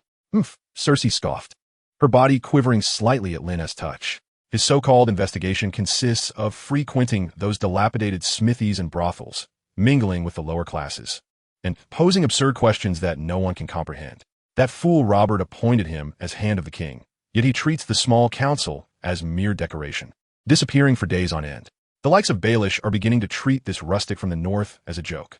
A triumphant smirk graced Cersei's face, as if her cunning had borne fruit. It seems he is no match for us, merely a northern simpleton who relies on brute strength, utterly incapable of adapting to the rules of King's Landing. We had overestimated him. Lynn chuckled at her words, his hand delving deeper, eliciting a series of suppressed gasps from Cersei. So, we can rest easy then? Of course. Cersei's breath quickened. Once he uncovers nothing and Robert is thoroughly disappointed in him, we can cast him out of King's Landing like refuse. The position of Hand will naturally return to the Lannisters. Father will be most pleased. Lynn's breath grew heavy. Excellent, Ned. You've done well. You've truly taken my advice to masquerade as the very person they wish to see, a foolish, incapable, and politically indifferent northern brute. This realization brought Lynn a sense of relief. As long as Cersei and her kin remained complacent, and Ned could buy enough time, the game in King's Landing would unfold precisely as planned upon Lynn's arrival. With intelligence secured, Lynn intended to withdraw his consciousness slowly. However, upon glimpsing the exquisite face of Cersei, contorted in pain, a flicker of hesitation crossed his mind. Cersei was recognized throughout the Seven Kingdoms as a paragon of beauty. To miss such an opportunity would be a lamentable loss. Perhaps he could indulge just this once, just as he resolved to seize the moment. An involuntary thought from Jaime flashed through Lynn's mind like lightning. It was a long-buried memory, a younger Jaime Lannister, not yet a member of the Kingsguard, standing in the training yard of Casterly Rock, two identical longswords in hand. Opposite him stood a man of iron-like stature, his visage stern, Ser Barristan Selmy, the fearless Barristan, one of the strongest knights in the Seven Kingdoms. Your right hand relies too heavily on strength, Jaime. Barristan's voice was as steady as a mountain. The essence of swordsmanship lies in balance and coordination. Try using your left hand. The young Jaime clumsily wielded the sword with his left hand, repeatedly thwarted by Barristan as effortless parries. Sweat soaked his golden hair, yet the fire of determination burned fiercely in his green eyes. Again, dual wielding? Lynn's awareness jolted awake from that memory. He realized he was able to glimpse the deeply buried combat techniques within Jaime's subconscious. What was happening? The green sight could only perceive past events, and a shapeshifter could merely share present sensations. Yet now, under the influence of his formidable 25-point mental strength, these two abilities seemed to produce a remarkable chemical reaction. He could not only enter another's present, but even trace back through their consciousness to their past. He could probe into their most profound memories, learning their most exquisite skills. A frenzied thought detonated in Lynn's mind. What if by employing this method, he could witness Arthur Dayne in his youth, to observe how the legendary sword of the morning honed his unparalleled swordsmanship? If only he could witness how Rhaegar Targaryen played the harp, bringing Lyanna Stark to tears. If only he could observe the ancient and long-lost magics being wielded. Lynn felt his very blood igniting with fervor. This was no mere act of voyeurism, nor simply the acquisition of intelligence. This was, in fact, an extraordinary advantage. It was akin to directly accessing the supreme repository of skills across the entirety of Westeros. The accumulated knowledge of any individual, the guarded secrets of any family, as long as Lynn desired it, and as long as his mental fortitude was sufficiently robust, he could claim it as his own. An indescribable euphoria engulfed Lynn's being, nearly prompting him to burst into laughter. He stifled his excitement and slowly withdrew from Jaime's consciousness. "What is it, my dear?" Cersei inquired, sensing Jaime's sudden stiffness, a hint of confusion in her voice. "Nothing," Jaime replied, regaining his composure, a trace of perplexity crossing his features. "I seem to lose my focus for a moment." He shook his head, casting aside the strange sensation, redirecting his attention to the alluring figure before him. In the Black Castle, in Eamon's chamber, Lynn suddenly opened his eyes wide. He gasped for breath, cold sweat beading his forehead. The mental journey, spanning thousands of miles, had drained him immensely. Yet, within his eyes burned an unprecedented brilliance. "My lord, are you well?" came the concerned voice of Torrin from outside the door. Lynn rose and approached the door, pulling it open. "I am fine," he assured, his voice resonant. "Relay my orders, pack our belongings. We shall depart immediately for Winterfell." He intended to meet Bran. This was his promise to Jon. The journey would not be idle. He could verify his newfound abilities in practice. He wished to behold the legendary Sword of the Dawn. Arthur Dayne. Chapter 90, Dual-Wielding Longswords. The returning party stretched like a long black line along the King's Road. Due to Lynn's presence, Jon had not commissioned Tyrion to visit Bran, so upon learning of Lynn's return to Winterfell, Tyrion had set out ahead. Lynn's dragon was well concealed, and Tyrion remained blissfully unaware. All he knew was that Lynn possessed a dragon egg. In the depths of winter, the roads of the north were more treacherous than ever. Snow blanketed the earth, and the biting wind sliced across every face like a blade. Yet, the atmosphere within the group was oddly buoyant. Lynn rode at the forefront, followed closely by his 100 loyal men. The Night's Watch, now considered allies, would likewise accrue experience from slaying hostile creatures. After careful consideration, Lynn decided to bring them along for any unforeseen circumstances. Each man exuded an aura of seasoned warriors, honed by countless battles. A commander capable of slaying White Walkers, locating dragon eggs, and earning the respect of the Lord Commander was worthy of their utmost loyalty. Arya rode alongside him on her gentle mare. No longer the chatterbox she once was, her youthful face bore an unexpected calm. With her bright gray eyes, she gazed intently at Lynn's profile, as if she could never get enough of the sight. The three heads of winter, nestled within the thick pelts in Lynn's arms, peeked out curiously at the icy world, occasionally emitting faint, inquisitive whines.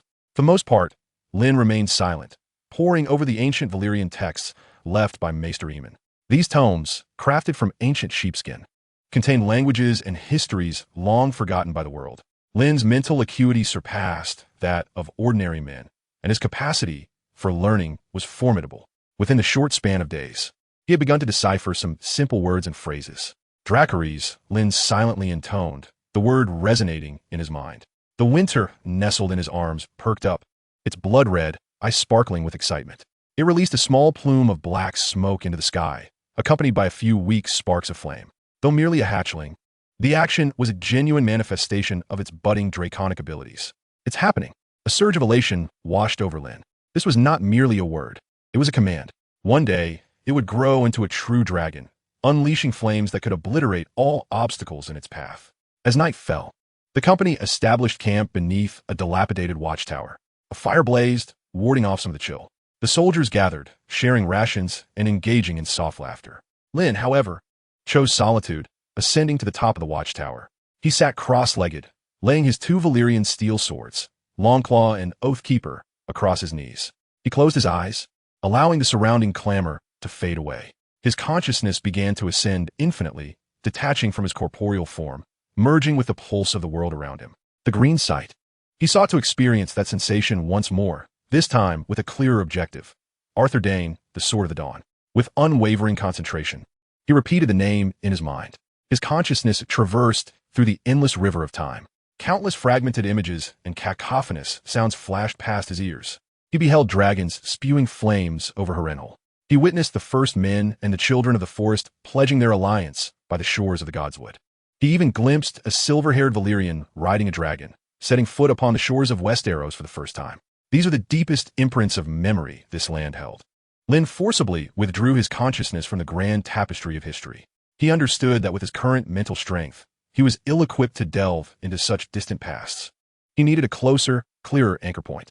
The Tower of Joy, the site of the final confrontation between Ned Stark and Arthur Dayne. As this thought emerged, Lynn's consciousness found its direction. The surrounding scenery sharpened into focus. The icy north gave way to the sun-scorched red earth of Dorne. A solitary round tower stood amidst the crimson mountains, the Tower of Joy. Lynn's consciousness, like an invisible specter, passed through the stone walls of the tower. He beheld a sunlit courtyard where a man clad in silver-white armor, adorned with white feathered wings upon his helmet, stood quietly. In his hands, he wielded two longswords. One was a legendary blade forged from meteorite steel, radiating a soft, milky glow, dawn. The other was a standard knight's sword. He wore no helmet. His long silver-gold hair, gently stirred by Dorne's dry winds. His handsome face bore an everlasting hint of melancholy, yet his gaze was as tranquil as a still pond. Arthur Dayne. He was not engaged in a duel. He was practicing his swordsmanship. One man, two swords. His movements were not hurried, even somewhat languid. Yet, each action was infused with rhythm and grace. The long sword in his left hand parried, while Dawn thrust forth from his right. His body spun, and the dual blades traced perfect arcs through the air. Pure swordsmanship, a sublime fusion of strength, speed, technique, and balance. Lynn's consciousness was utterly absorbed. His mind was solely fixated on the trajectories of those two swords. He greedily absorbed every movement of Arthur Dayne, each detail of his exertion, and every shift of his center of gravity. Detected that the host is observing legendary swordsmanship. Attributes met, analyzing the combat techniques of the Dawnbringer Arthur Dayne. Analysis complete. Congratulations to the host. You have comprehended a new skill. Dual-wielding one-handed swords, beginner. Congratulations to the host. Your skill in one-handed sword, expert, has gained substantial insights, significantly increasing proficiency. Congratulations to the host. Your skill in light sword, master, has gained substantial insights, significantly increasing proficiency. A series of system notifications exploded in Lynn's mind. A torrent of information surged into his consciousness. It was the essence of Arthur Dayne's swordsmanship. Lynn abruptly opened his eyes. He remained seated atop the watchtower, two Valyrian steel swords resting across his knees. The night air was frigid, and the stars sparkled brilliantly. It was as if nothing had transpired. Yet Lynn knew that everything had irrevocably changed. He gradually stood up. In his left hand, he grasped the Dark Sister. In his right hand, he held the Long Claw. He closed his eyes, and in his mind, the figure of Arthur Dayne re-emerged. Lynn's body moved. The twin swords in his hands traced two intersecting silver arcs under the cold moonlight. Parry, spin, thrust, sweep. Those movements, which he had never learned, felt as familiar as if he had practiced them 1,000 times. He was no longer Lynn. In that moment, he seemed to transform into the legendary Dawnbringer. The sequence concluded. Lynn stood, sheathing his swords, his chest rising and falling gently. An unprecedented feeling of power coursed through every fiber of his being. He gazed at the twin swords in his hands. A more audacious and reckless idea took root in his mind. What if he could employ this method to witness all the legendary figures who had left vivid imprints on the history of Westeros? To learn their techniques, to steal their knowledge, to fathom their secrets. What would he become? A monster embodying all legends? The corners of Lynn's mouth involuntarily curled upward, ultimately transforming into a suppressed chuckle. He opened his attribute panel. Name Lynn. Strength, 7/21. Agility, 6/24. Constitution, 6/2. Spirit, 25/0. One-handed sword, expert, 852/1000. Light sword, master, 483/500. Arthur S. dual-wielding one-handed sword, beginner, 1/10. Horsemanship, proficient, 1/100. Unarmed combat, master, 0/500. Archery, proficient, 0/100. Herbalism, proficient, 0/100. Ice magic, master, 192/500. Green sight, beginner, 1/10. Shapeshifter, beginner, 1/10. Remaining experience, 301. Earned from Night's Watch clearing out wildlings. Observing the newly acquired skills and the significant increase in proficiency, Lynn felt a surge of elation. He possessed ample experience. This world no longer harbored any secrets for him. He could mold himself into a well-rounded monster. However, the limitation of his mental capacity remained a drawback, necessitating time for self-recovery. If only he could regain his mental energy swiftly. Chapter 91. Arrival at Winterfell. Lynn and his companions rode back to Winterfell.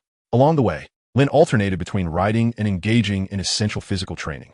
Attribute points could be enhanced through personal effort, and he would not squander any opportunity for improvement. Time passed quietly during the monotonous journey. Finally, the massive gray silhouette of Winterfell re-emerged on the horizon. The banners of the direwolf fluttered in the cold wind, seemingly welcoming their return. The appearance of the group caused a commotion at the city gate. Robb Stark and Ser Roderick hurried to meet them. However, upon recognizing the arrivals, their pace instinctively slowed. This contingent appeared as different from when they departed as night from day. Each soldier was silent, their movements synchronized. Leading the way, Lynn evoked an indescribable sense of strangeness. His countenance remained serene, yet his eyes held a depth that suggested something profound had settled within. Most striking were the two long swords at his waist. One was recognizable, the Valyrian steel longclaw, gifted by Old Bear, albeit with the bear's head pommel replaced by that of a direwolf. This had already been spoken of in the Ravens. As for the other, Rob's breath caught. The slender blade, with a hilt shaped like a black dragon's head, was one he had seen only in ancient illustrations. The ancestral sword of House Targaryen, Dark Sister. How did this come to be at Lynn's side? Lynn. Rob suppressed the tumult in his heart and approached swiftly. You're back. Lynn dismounted and nodded in greeting to Rob and Ser Roderick. How is Bran? Lynn immediately inquired about the matter that concerned him most. Yes, well. A hint of warmth crossed Rob's tense features when he mentioned his brother. Maester Luwin says he is recovering quickly and can already take a few steps while holding onto the wall. Lynn felt a sense of relief at those words. Just then, Arya sprang down from her horse like an agile kitten, diving straight into Rob's arms. Rob, Arya? Rob exclaimed, joyfully embracing his younger sister. Arya wriggled free from his grasp, her face brimming with uncontainable pride. We went to the wall. We even ventured beyond the wall. We killed so many wildlings, and Lynn killed one, a truly fearsome monster. The young girl animatedly recounted her adventures, her words imbued with admiration for Lynn. Rob and Ser Roderick exchanged glances, their expressions increasingly complex as they regarded Lynn. What other secrets did this man harbor? Lynn first went to see Bran. The once lively boy now sat quietly in a chair, the scenery outside no longer enticing him to climb. Clearly, the fall that had nearly claimed his life had left an indelible shadow in his heart. Lynn handed him Jon's letter, conveying Jon's sentiments of longing. Seeing the long-lost smile on Bran's face, Lynn felt a wave of relief wash over him. The Bran who had not become the three-eyed raven remained the charming Stark child. Yet, unbeknownst to Bran, his fate had been irrevocably rewritten by the man before him. He was no longer paralyzed, nor would he be targeted by the three-eyed raven.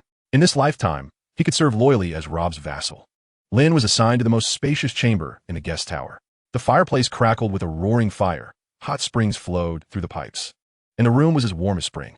Winter was fond of such temperatures, yet preferred to curl up in furs and rest on the bearskin rug before the hearth, three heads contentedly dozing. In just a few days, it had grown as round as if inflated, now the size of a half-grown hunting dog. Its scales shimmered with a dreamlike azure sheen in the firelight. The formerly slender forelimbs had become robust and powerful. Occasionally, its claws would unintentionally scratch the carpet, leaving deep grooves. The personalities of the three heads had become increasingly distinct. The head with amber eyes was the most composed. It spent most of its time sleeping, occasionally opening its eyes to regard Lynn with a scrutinizing gaze. This gave Lynn the impression that it was contemplating something. The head with azure blue eyes on the left is a diligent sentinel, perpetually vigilant, ready to raise its neck and issue a menacing growl at the slightest rustle. In contrast, the head with blood-red eyes on the right remains synonymous with rage and avarice. It is either gnawing at the carpet or attempting to chew on the table legs, as if its world revolved solely around two pursuits: destruction and consumption. Lynn sits at the table, cradling the ancient Valyrian text left by Aemon, softly reciting the archaic words. Like her, silence. As the last syllable escapes his lips, the blood-red head, poised to attack a chair, momentarily halts. It shakes its head in irritation, its crimson eyes brimming with reluctance. Yet, under Lynn's gentle gaze, it ultimately resigns and lies back down, emitting a discontented grumble from its throat. At last they're quiet. A subtle smile graces Lynn's lips. Despite its temperamental nature, this little creature is surprisingly obedient. Before long, a knock resounds at the door. Lynn, it is I, Rob. Lynn raises an eyebrow. I am here. Please enter. The door swings open, revealing Rob Stark and Maester Luwin, who enter one after the other. Their gaze immediately falls upon the two swords at Lynn's waist, particularly the Dark Sister with its black dragon-shaped hilt. The ancient sharpness it exudes makes the very air in the room feel denser. Lynn, I must say, your return has brought us quite the surprise. Rob's tone is laden with complexity as he steps closer, his eyes scrutinizing. I can understand why Commander Mormont bestowed Longclaw upon you, but this one. His gaze fixates on the Dark Sister. If I am not mistaken, this is the ancestral sword of House Targaryen. Maester Luwin approaches as well, his gray eyes filled with scholarly rigor and obsession. He leans in, examining the dragon carving on the hilt and the unique ripples along the blade, excitement causing his fingers beneath the gray robes to tremble slightly. By the gods, it truly is the Dark Sister, which has been missing for nearly a century. Luwin lifts his gaze. Where did you find it? Lynn merely smiles, offering no answer. He gestures to the tome in his possession. An old friend gifted it to me. His movement stirs the little creature on the carpet. Come, meet someone. The amber-eyed head groggily rises, yawning. What is this? Rob's attention is captured. He sees a peculiar creature's head emerging from beneath the pelt. Its molten gold eyes curiously studying him. What odd creature this is. Rob furrows his brow. It looks utterly bizarre, covered in scales. Until now, in order to remain inconspicuous, Winter had been kept in a cage draped with black cloth, and this is Rob's first encounter with it. However, in the next moment, the azure blue head suddenly bursts forth from another pelt, hissing menacingly at the unwelcome guests. Immediately after, the blood-red head follows suit, baring its jagged teeth. Wisps of black smoke curling from its mouth. With a resounding crash, the pelts are thrust aside, revealing a creature complete with 3 heads for legs and a pair of grotesque, folded wings. The monster stands fully exposed before Rob and Maester Lewin. The air in the room thickens instantaneously.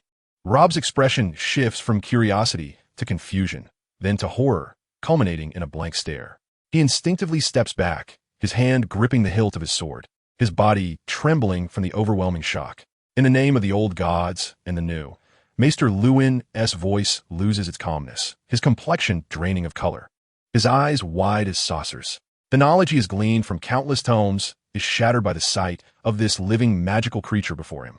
A dragon. Lewin's lips quiver as he utters the word. This is a dragon. No, it is something far more terrifying and bizarre. 3 heads. This is not a dragon. It is a monstrosity that has crawled out from the depths of the abyss. Lynn rises slowly, walking towards Winter, and soothingly strokes the smooth scales of its middle head. Akin to caressing a docile kitten, he gazes at the stunned Rob and speaks calmly. This is my greatest acquisition from this journey. Coincidentally, I also have a request for you. Chapter 92, Entrusting Rob. A dragon. A species that ended the conflicts among the 7 kingdoms before Aegon's conquest, and which vanished with the fall of the Targaryen dynasty. Now, a living, even stranger dragon appears before them. In the very heart of the north, Winterfell. They cannot fathom why there would be a dragon in the north. This is simply absurd. The blood-red head clearly relishes the fear emanating from the 2 strangers. It growls threateningly, taking a step forward to reveal its array of sharp, serrated teeth.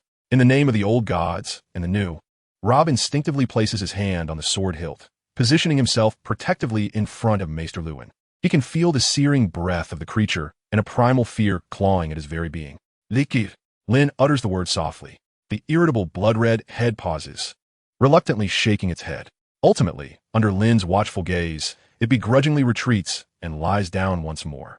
This spectacle astounds Rob even more than the dragon's mere presence. Lynn can command a dragon. Maester Lewin's lips tremble as he clings to the table for support. His eyes, once filled with wisdom, now reflect sheer terror. He points to the dark sister at Lynn's waist, and then to Winter on the ground, his voice wavering. The Targaryen sword, the Targaryen dragon. Lynn, you. He struggles to articulate his thoughts, unsure where to begin. Who is Lynn truly? What other secrets does he harbor that could upend their understanding? It is called Winter. Lynn refrains from elaborating on the sword's origins, merely reaching out to gently stroke Winter's smooth scales. I brought it back from beyond the wall. His gaze shifts to Rob, his tone becoming solemn. I am about to journey south to King's Landing, and Winter is still too young. I cannot take it there. I require a place, an absolutely safe and secretive sanctuary to foster it. Silence descends upon the room once more. Rob's expression shifts through a kaleidoscope of emotions. Foster a dragon? In Winterfell? His immediate reaction is one of absurdity and rejection. This is madness. Lynn, do you comprehend what you are saying? Rob's voice is somewhat hoarse. This is a dragon. If word were to leak out, the repercussions would be monumental. He takes a deep breath, forcing himself to regain composure. King Rob loathes everything Targaryen. What would he think if he discovered a dragon hidden in the north?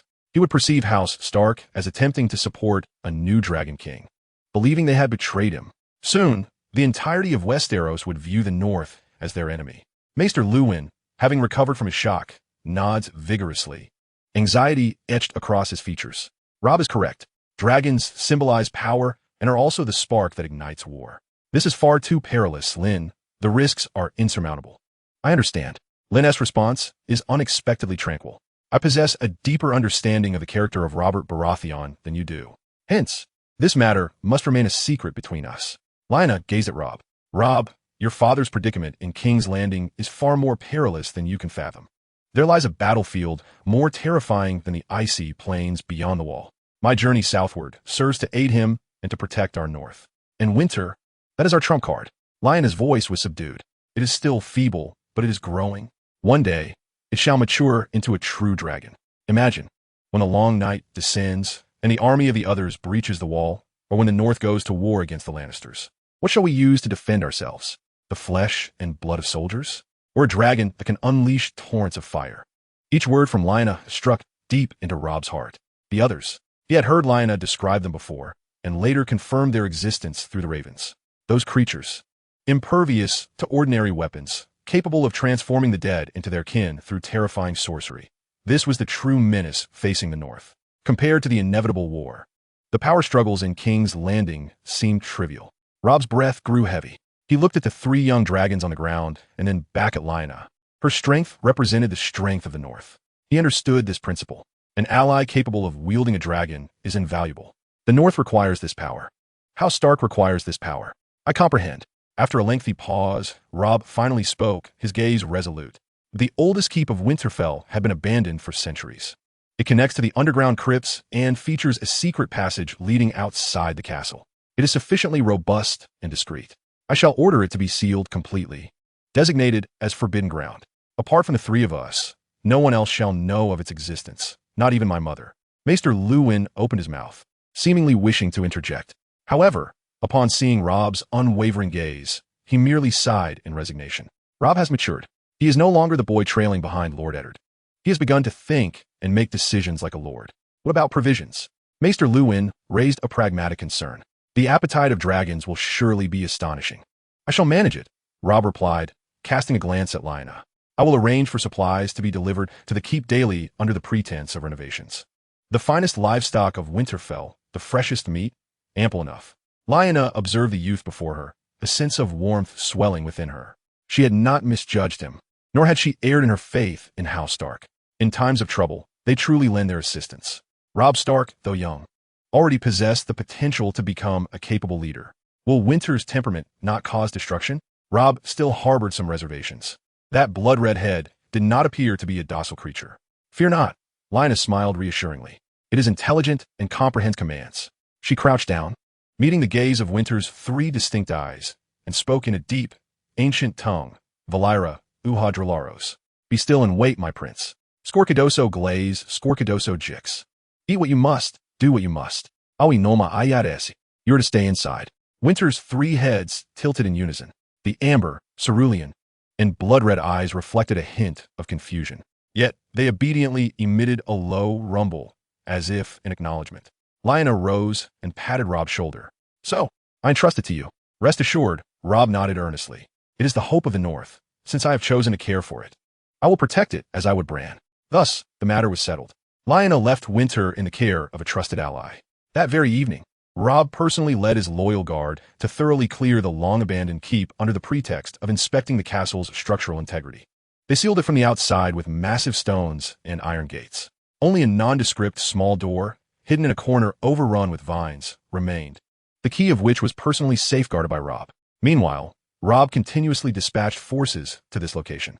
Henceforth, Winterfell harbored a profound secret, and Lynna could finally embark on her journey southward without trepidation. Standing at the window of the guest tower, Lynna gazed at the King's Road shrouded in night, her expression deepening. Unlike the straightforward communication style of the North, King's Landing truly epitomized a ruthless arena of ambition. This time, she was no longer an inconsequential Night's Watch deserter. She was an envoy entrusted with significant responsibilities by Commander Mormont, a formidable individual bearing the legendary swords Longclaw and Darksister. Furthermore, she was a wild card. She could even employ shape-shifting to subtly incite discord, using her green sight to discern the movements of her enemies. She was eager to witness whether the self-proclaimed clever individuals in King's Landing were prepared to face this genuine variable. Chapter 93, News of the Tournament. Outside Winterfell, the snow on the King's Road had just begun to melt, revealing a muddy mess. Robb Stark personally escorted Lynna a considerable distance. He spoke little, merely instructing his men to fill Lynna's cart with heavy coin pouches. Though the North's coffers were not overflowing, this was all they could offer. Robb's voice brooked no refusal. You will need funds for many expenses on your journey. Do not be frugal. The pouches felt weighty in her hands, filled with golden dragons. This was not merely currency. It was an investment from Robb and the entirety of the North, a manifestation of their goodwill. Very well, I shall accept it. Lyanna did not decline, instead gazing earnestly into Robb's eyes. I await your safe return. Robb nodded firmly, his eyes reflecting complete trust. With no further words exchanged, Lyanna turned her horse around and, accompanied by her 100 guards, embarked on her journey southward.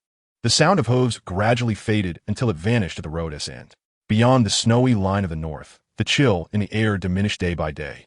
As the caravan entered the neck, a warm, humid vapor enveloped them. This was the domain of the Crannogmen, where swamps abounded and ancient trees towered. The path was obscured by thick mist. The native Northmen in the party, many of whom were witnessing such sights for the first time, appeared somewhat uneasy. Yet Lyanna remained composed. Through her keen perception, she could detect the diminutive figures lurking in the depths of the marsh, observing them with poisoned blow darts at the ready. The Crannogmen. Lyanna paid them no mind, merely instructing her men to pass through swiftly, eyes forward. These enigmatic vassals of House Stark would not trouble a party bearing the sigil of the direwolf. Upon crossing the neck, they entered the bountiful riverlands. The earth transformed from shades of gray to vibrant green. The frozen rivers now flowed with lively waters. Villages and towns began to appear more frequently along the road. The southern customs starkly contrasted with the ruggedness of the north. Here, the men were no longer burly, bearded giants, and the women donned more colorful attire. The air was no longer tinged with the scent of pine and snow, but rather a blend of earth, livestock, and the aroma of grain. Arya, like a bird released from its cage, found everything fascinating. She pointed excitedly at the fishing boats on the river, and then eagerly tugged at Lyanna's sleeve, urging her to buy honey cakes from the roadside vendors. Lynn seldom indulged himself. Most of the time, he was engrossed in his own world. During the daylight hours, as he rode, he meticulously rehearsed Arthur Dayne's dual-wielding sword techniques in his mind. Each movement, every nuance of force, was deconstructed and reassembled in his consciousness until it became second nature to his body. At night, while camping, he would light an oil lamp and delve into the ancient Valyrian texts left by Maester Aemon. This archaic and intricate language, under the influence of his formidable mental acuity of 25, ceased to be so obscure and difficult to comprehend. Detection of your Night's Watch team, completing the extermination task. Experience points, 21. Experience points, 15. The system's chime would occasionally resonate in his mind. The experience harvester on the wall was diligently providing him with the sustenance for his growth, in accordance with his plans. Lynn opened his attributes panel. Name Lynn. Strength, 989. Agility, 847. Constitution, 738. Spirit, 25-0. One-handed sword expert, 852 1000. Light sword proficient, 483 500. Arthur's dual-wielding one-handed sword proficient, 21 100. Horsemanship skilled, 57 100. Remaining experience, 588. A month of travel had afforded him a substantial accumulation of experience. He intended to assess how best to allocate his remaining experience. He could invest it in one-handed and light sword skills, making them equally effective against the green sight and the shapeshifter. The physical training had resulted in a slow yet steady increase in his strength, agility, and constitution. His dual-wielding swordsmanship and horsemanship were becoming increasingly refined through daily practice. Yet, these were not his greatest gains. The party took a respite at an inn by the Trident River. This location served as a vital thoroughfare in Westeros, bustling with merchants, mercenaries, and messengers. The inn's lobby was lively and cacophonous. The most fervent topic of discussion was the upcoming Hand-Ass tourney to be held in King's Landing. Have you heard? The king is hosting the grandest tournament in all the Seven Kingdoms to celebrate Lord Eddard Stark's appointment as Hand. The prize is a staggering 40,000 gold dragons. My heavens, I have never seen so much wealth in my lifetime. The Lannisters will undoubtedly participate. Lord Tywin's coffers are never lacking. And the Knight of Flowers from Highgarden, Loras Tyrell, his lance technique is unparalleled. Last year, he unseated Ser Jaime Lannister at the tourney of the Riverlands. There will be quite the spectacle. Lynn sat quietly in a corner, sipping his ale, absorbing the chatter around him. He was well aware of the Hand-Ass tourney. It was not merely a celebration. It was also a stage for the various factions in King's Landing to showcase their prowess. His journey south was not solely to protect Eddard, but also to subtly position himself, requiring an identity that would command the respect of the self-important nobles and grant him a rightful place in this grand game. Merely being a messenger for Commander Mormont was insufficient. After all, any messenger was ultimately just a member of the Night's Watch, a figure often scorned. He needed renown, and the tournament was undoubtedly the swiftest avenue to acquire such acclaim. Swordsmanship contests were not suitable for the Dark Sisters. Robert would be infuriated if he saw them. Yet, he had Longclaw and the foundation of Arthur Dayne's swordsmanship. Moreover, over the past month, he had consistently trained his strength, achieving scores of 9 and 8. He was confident he could match anyone. However, to make a name for himself and astonish the Seven Kingdoms, the best platform remained the jousting tournament. That was the knightly honor, the performance most fervently pursued by the nobility. Lynn's gaze flickered slightly. To participate, he must first attain the title of knight. Otherwise, he would be relegated to the chaos of a melee. Loras Tyrell, the Knight of Flowers, whose extraordinary lance technique had captivated countless maidens. A thought crystallized in his mind. If he could study Arthur Dayne's swordsmanship, why not Loras's horsemanship as well?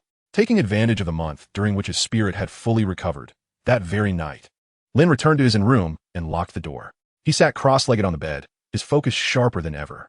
Green sight, his consciousness once again detached from his physical form, plunging into a river of time composed of light and memory. This time, his objective was crystal clear, Loras Tyrell.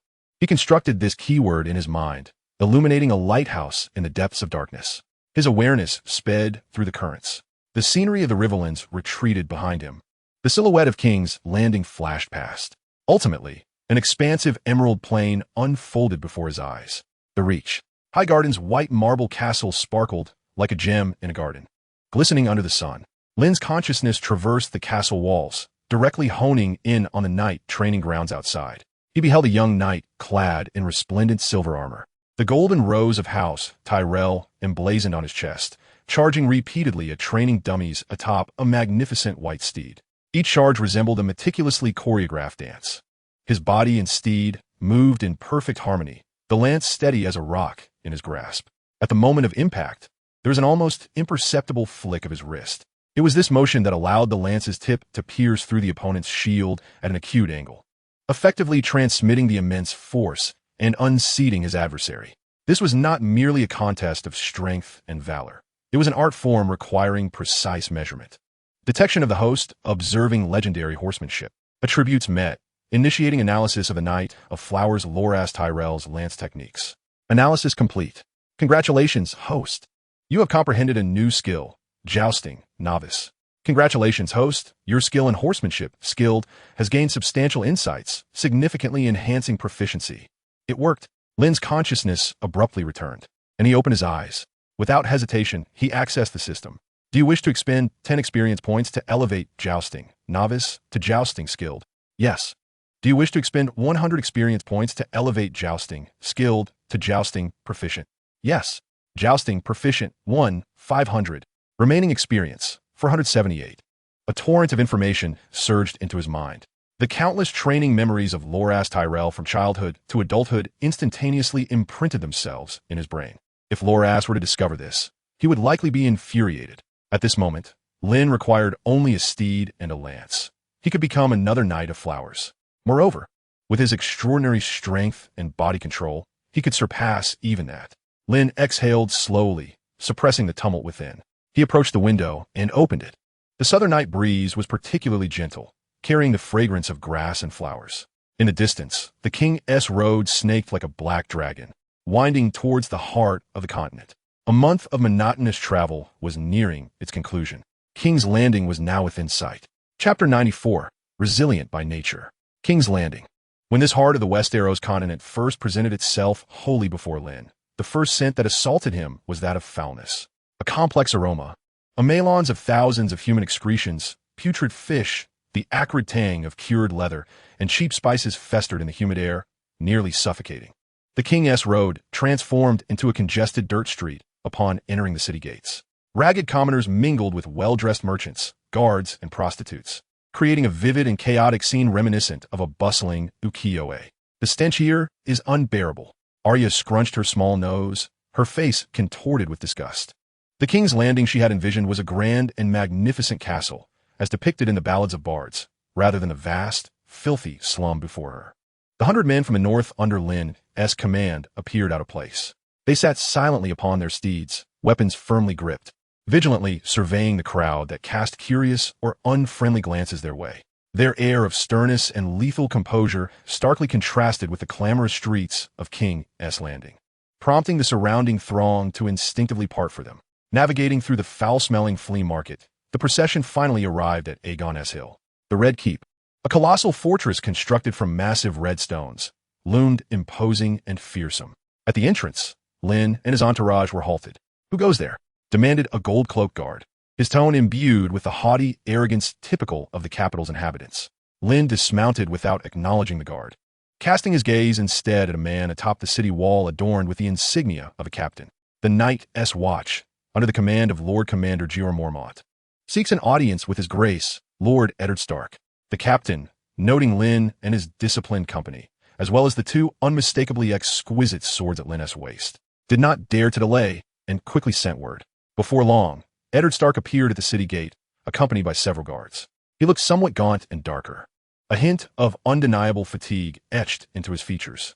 Upon spotting Lynn, a flicker of complex emotion passed through his gray eyes, quickly masked by the authoritative demeanor of a lord.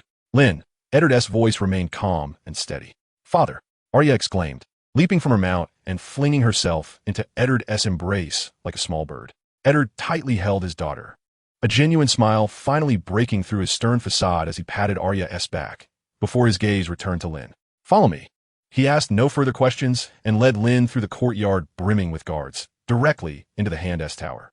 As the heavy oak door of the study swung shut, the air of authority that typically enveloped Eddard Stark, the protector of the North and Hand of the King, seemed to deflate like a punctured balloon.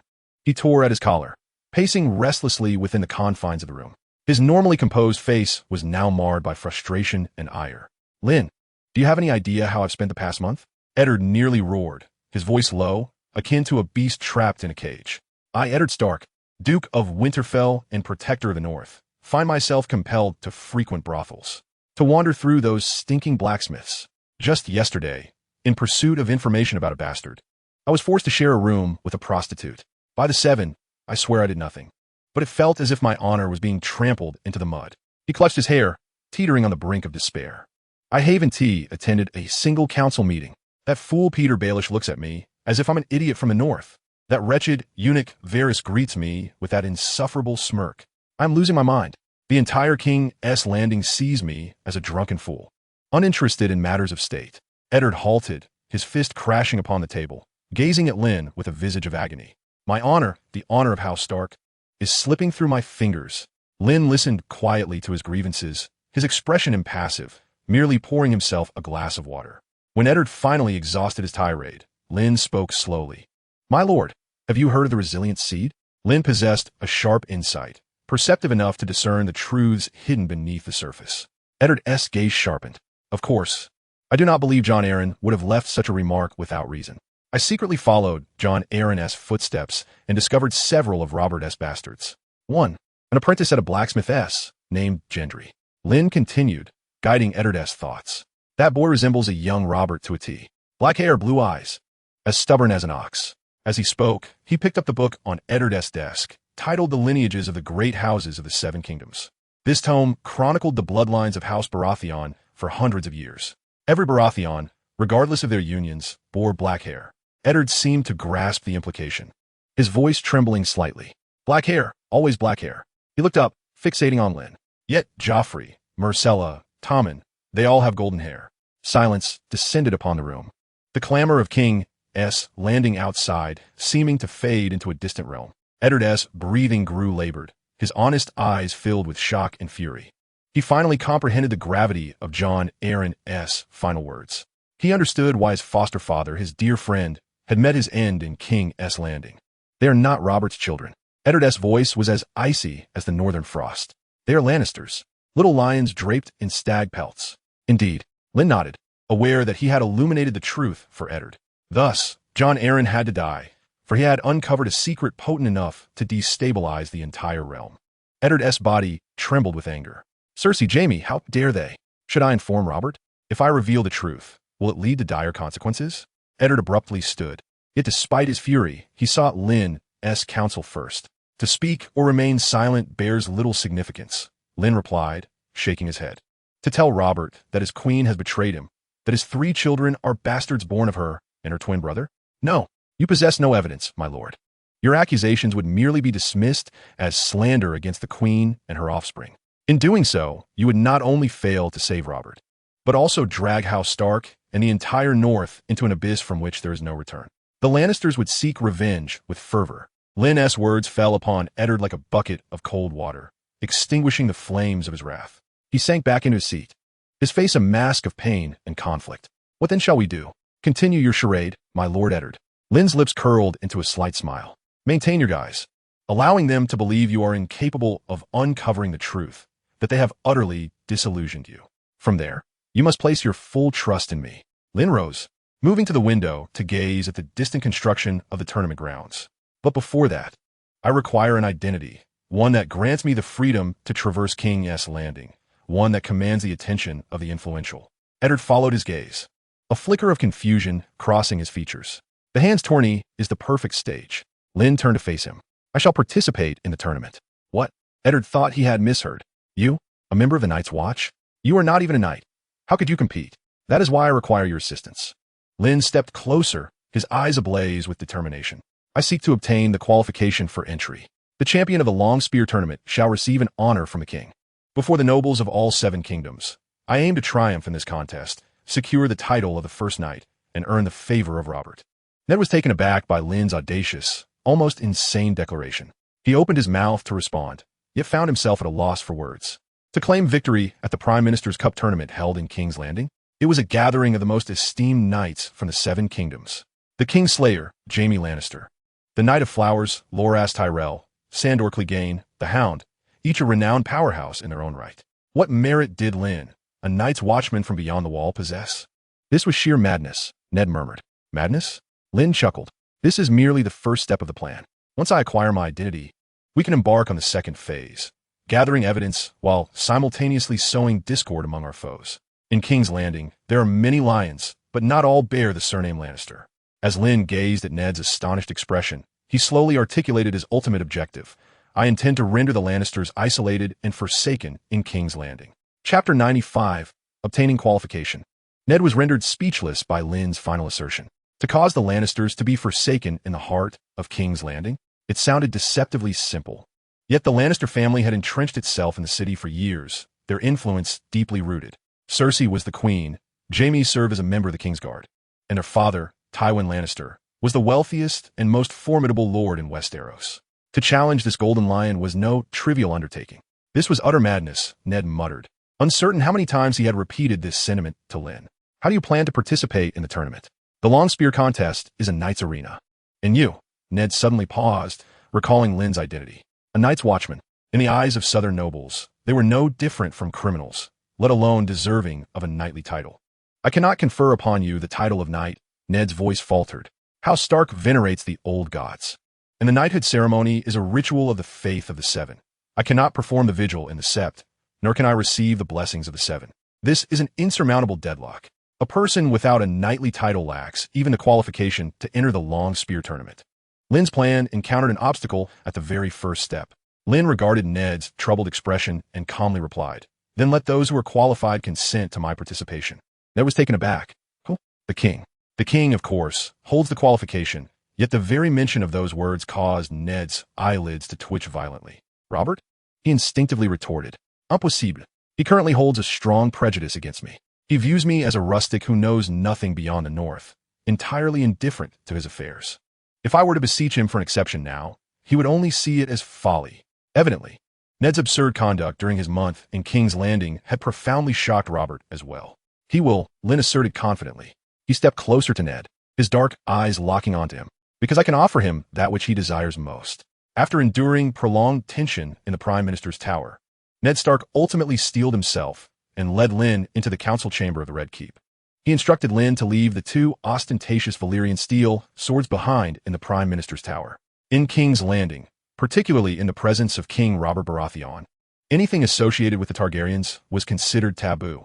King Robert slouched in an expansive chair, his once formidable physique, capable of crushing Rhaegar's breastplate with a single blow, now had succumbed to the vices of indulgence and lethargy, rendering him a mass of corpulence. He held a wine goblet, listening impatiently as Peter Baelish, the master of coin, reported on the budget for the Prime Minister's tournament. Just handle it as you see fit. Why all the unnecessary chatter? Robert glanced towards the door where Ned stood, visibly awkward, and immediately shifted his tone to one of derision. 50,000 gold dragons? Just to have a bunch of tin cans collide on horseback? Robert's voice echoed through the council chamber. Do you intend to empty my treasury? Your Grace, this is not merely a tournament. It is also to showcase the glory of the crown and to welcome the new Prime Minister's appointment, Peter explained with his signature smile, unhurriedly. Glory cannot be consumed as sustenance. Robert waved his hand, shattering the wine goblet on the floor. All I see is my money flowing away. His gaze swept over the assembled lords before finally landing on Ned at the door, his dissatisfaction threatening to overflow.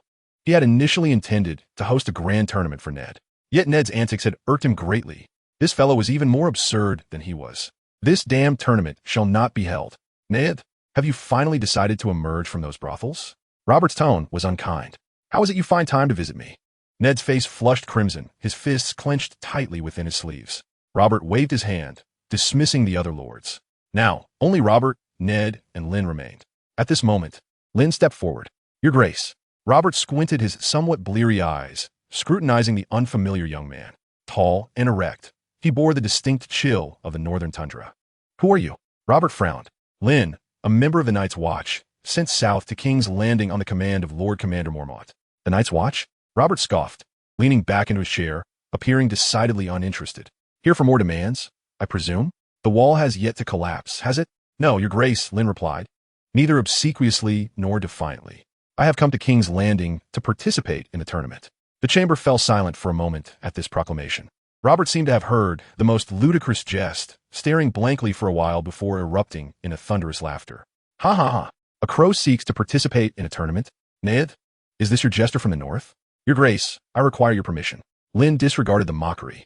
I wish to compete in the long spear tournament as a member of the Night's Watch. Furthermore, should I emerge victorious, I hope you will personally confer upon me the title of knight. The king is not merely a knight. He possesses the highest authority to bestow knighthood, unbound by conventional restrictions, and it carries unparalleled honor. The laughter ceased abruptly. The flesh on Robert's face quivered. He straightened in his seat, regarding Lynn with a scrutinizing gaze. A crow aspires to be a knight? His tone took on a serious note. In Westeros, any knight may bestow knighthood upon another, provided they adhere to the rites of the faith of the Seven. Among the members of the Night's Watch, knights do indeed exist. For instance, the renowned Samwell Tarly was already a knight upon joining the Night's Watch, despite his unworthiness. Moreover, the vows of the Night's Watch do not explicitly prohibit its members from receiving knighthood. The essence of the oath is no marriage, no lands, no children. Becoming a knight does not directly contravene these three tenets. Knighthood itself is an honor and a duty rather than a matter of land or marriage. Without a crown, one does not seek glory. This may be the only area of contention. The honor of knighthood carries a certain prestige, though this is subjective.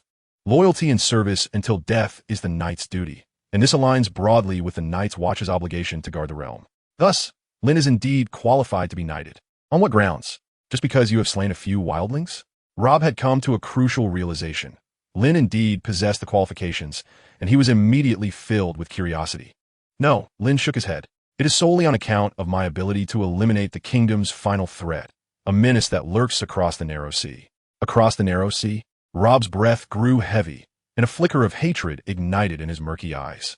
Targaryen? He nearly spat the words through clenched teeth. Indeed, Lynn nodded. Viserys Targaryen, the so-called beggar king. I shall venture across the narrow sea and return with his head. Lynn's voice was calm, yet it resonated like a boulder cast into a still lake, stirring tumultuous waves. Ned Stark gazed incredulously at Lynn's retreating figure, utterly unprepared for such a proposition. He had always deemed Daenerys and Viserys as inconsequential threats and had privately urged Robb to refrain from pursuing them. Must it truly come to this? This was no longer a request, but a transaction, a bargain for the lives of Targaryen remnants. A transaction made for his own gain. Ned's mind was a tempest of confusion. You? Robb fixated his gaze on Lynn, as if attempting to see through him. You alone? Just me. Very well. Robb slammed his hand against the armrest and rose abruptly from his chair, as if suddenly infused with the spirit of the warrior who had once slain Rhaegar by the trident. The intoxication and weariness that had clouded his features dissipated, replaced by a fierce exhilaration. Excellent. Splendid.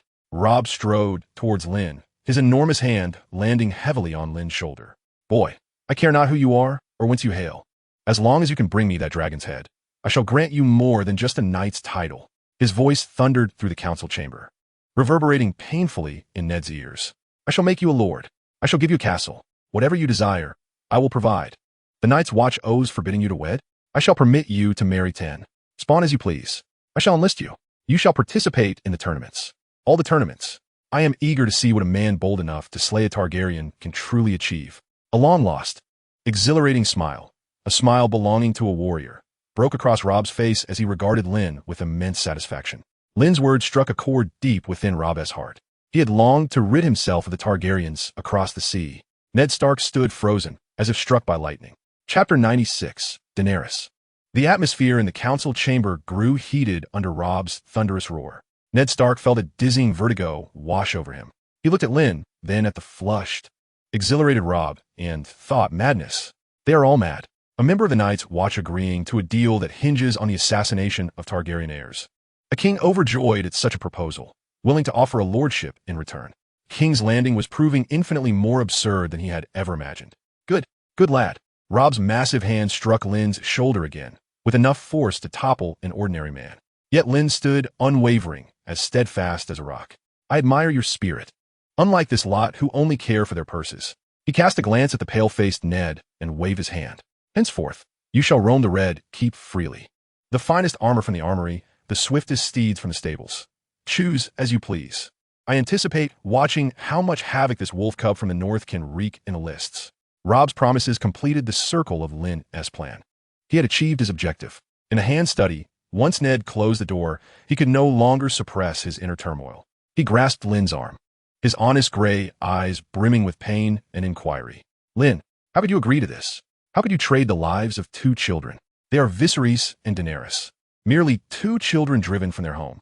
Ned's voice trembled with agitation, grappling with the realization that someone he trusted could make such a cold-blooded deal. Lynn regarded him calmly, allowing Ned to vent until his voice diminished to a whisper before he finally spoke. My lord, do you believe I care for a knight's title? Ned halted, taken aback.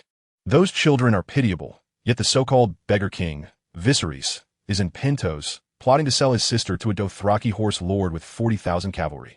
40,000 Dothraki horsemen. You know well what kind of savages they are. Should they cross the narrow sea, what do you think will become of Westeros? The villages of the Riverlands, the towns of the Westerlands, even the lands of the north will be engulfed in flames. At that moment, it will not merely be 2 children who perish, but thousands of innocent souls. Am I killing, or am I saving? Lynn's gaze bore into Ned's eyes. I am protecting you, safeguarding House Stark, defending the north, and indeed, protecting all of Westeros.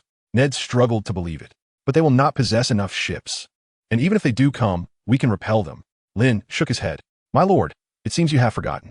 I possess prophetic abilities. I have witnessed the Targaryens riding dragons, turning all of King's Landing into a hellscape. Ned's expression turned to one of horror. What? Dragons? Lynn was pleased with Ned's reaction and nodded. Indeed, dragons. Not 1, but 3. They bear no honor, slaughtering the entire populace of King's Landing. Moreover, to assure you of my sincerity, I shall personally bring back 3 dragon eggs. If I fail to return with them, take my head. My lord may do with it as he wishes.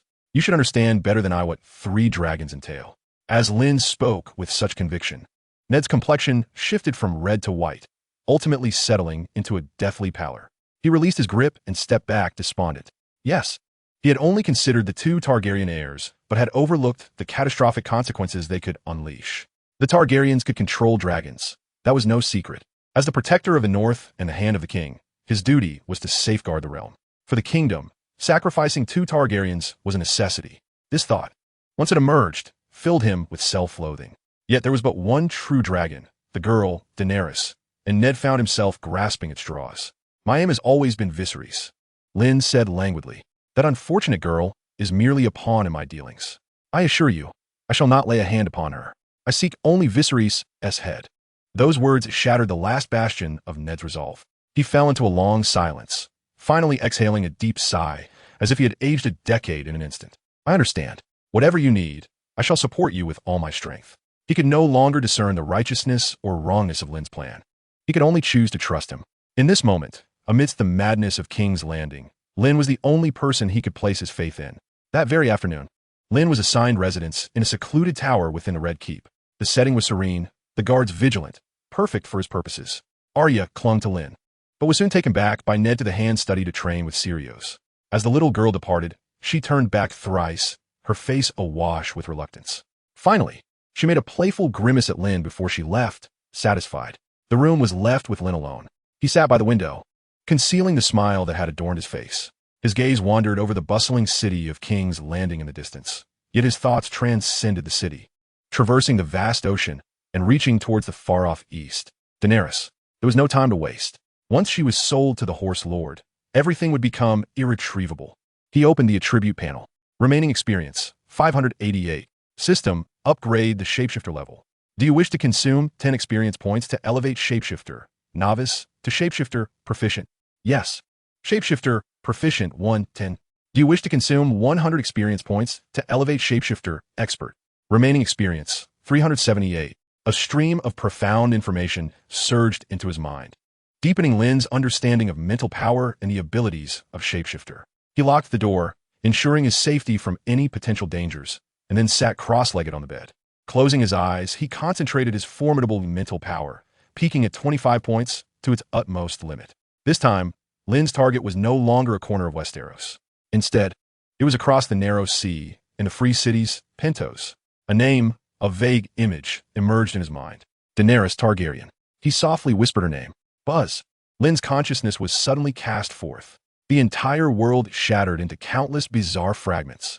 This was 100 times more challenging than the last intrusion into Jaime's mind. An endless ocean, a roaring storm. The vengeful spirits of countless shipwrecked souls transformed into the most violent currents in this sea of consciousness, attempting to tear apart his foreign essence. Lynn held his focus tightly, his mental power manifesting as a slender boat, struggling to navigate through the tumultuous waters. Time became indistinct. At last, the soul-rending agony subsided. He abruptly opened his eyes. The first sensation he felt was warmth. He was submerged in pleasantly warm water, infused with the fragrance of some exotic flower. He beheld a pair of delicate, snow-white arms gliding gently over the water's surface, adorned with floating petals. As his gaze lifted slightly, he found himself in an opulently decorated bathroom, its walls crafted from pink marble, the air thick with steam and sweet spices. He had succeeded. He had arrived in Pentos, inhabiting Daenerys' body. At that moment, a soft feminine voice came from outside the door. Your Highness, it is time to prepare for the evening's meeting. The evening's meeting? Lynn's heart plummeted. It was the encounter with Khal Drogo. Damn it. He forced himself to calm down, controlling the delicate body to rise from the bath. The exquisite, water-drenched form shimmered under the sunlight. The maid streamed in, using soft silk to dry Lynn's body and dressing him in a nearly transparent purple gown. He did not resist. He understood that this was not the moment for defiance. He needed an opportunity, a chance to be alone with this body.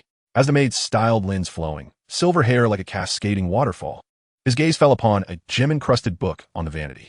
The cover was made of tanned purple leather, inscribed with the title in High Valyrian, A Song of Ice and Fire, a collection of ancient Valyrian legends.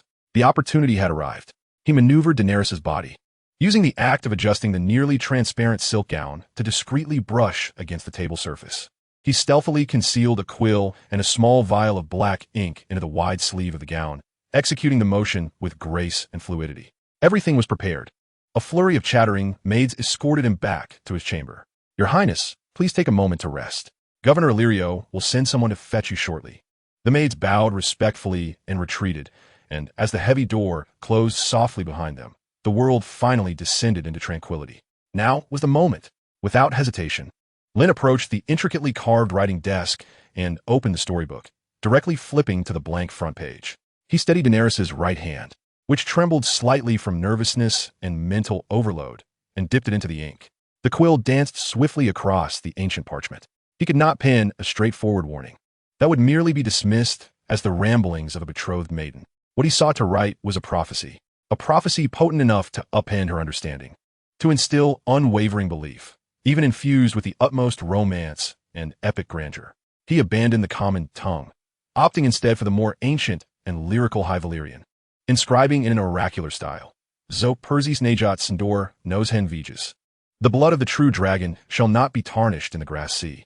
Uho bridauer eshite driot kilni hen dotraki.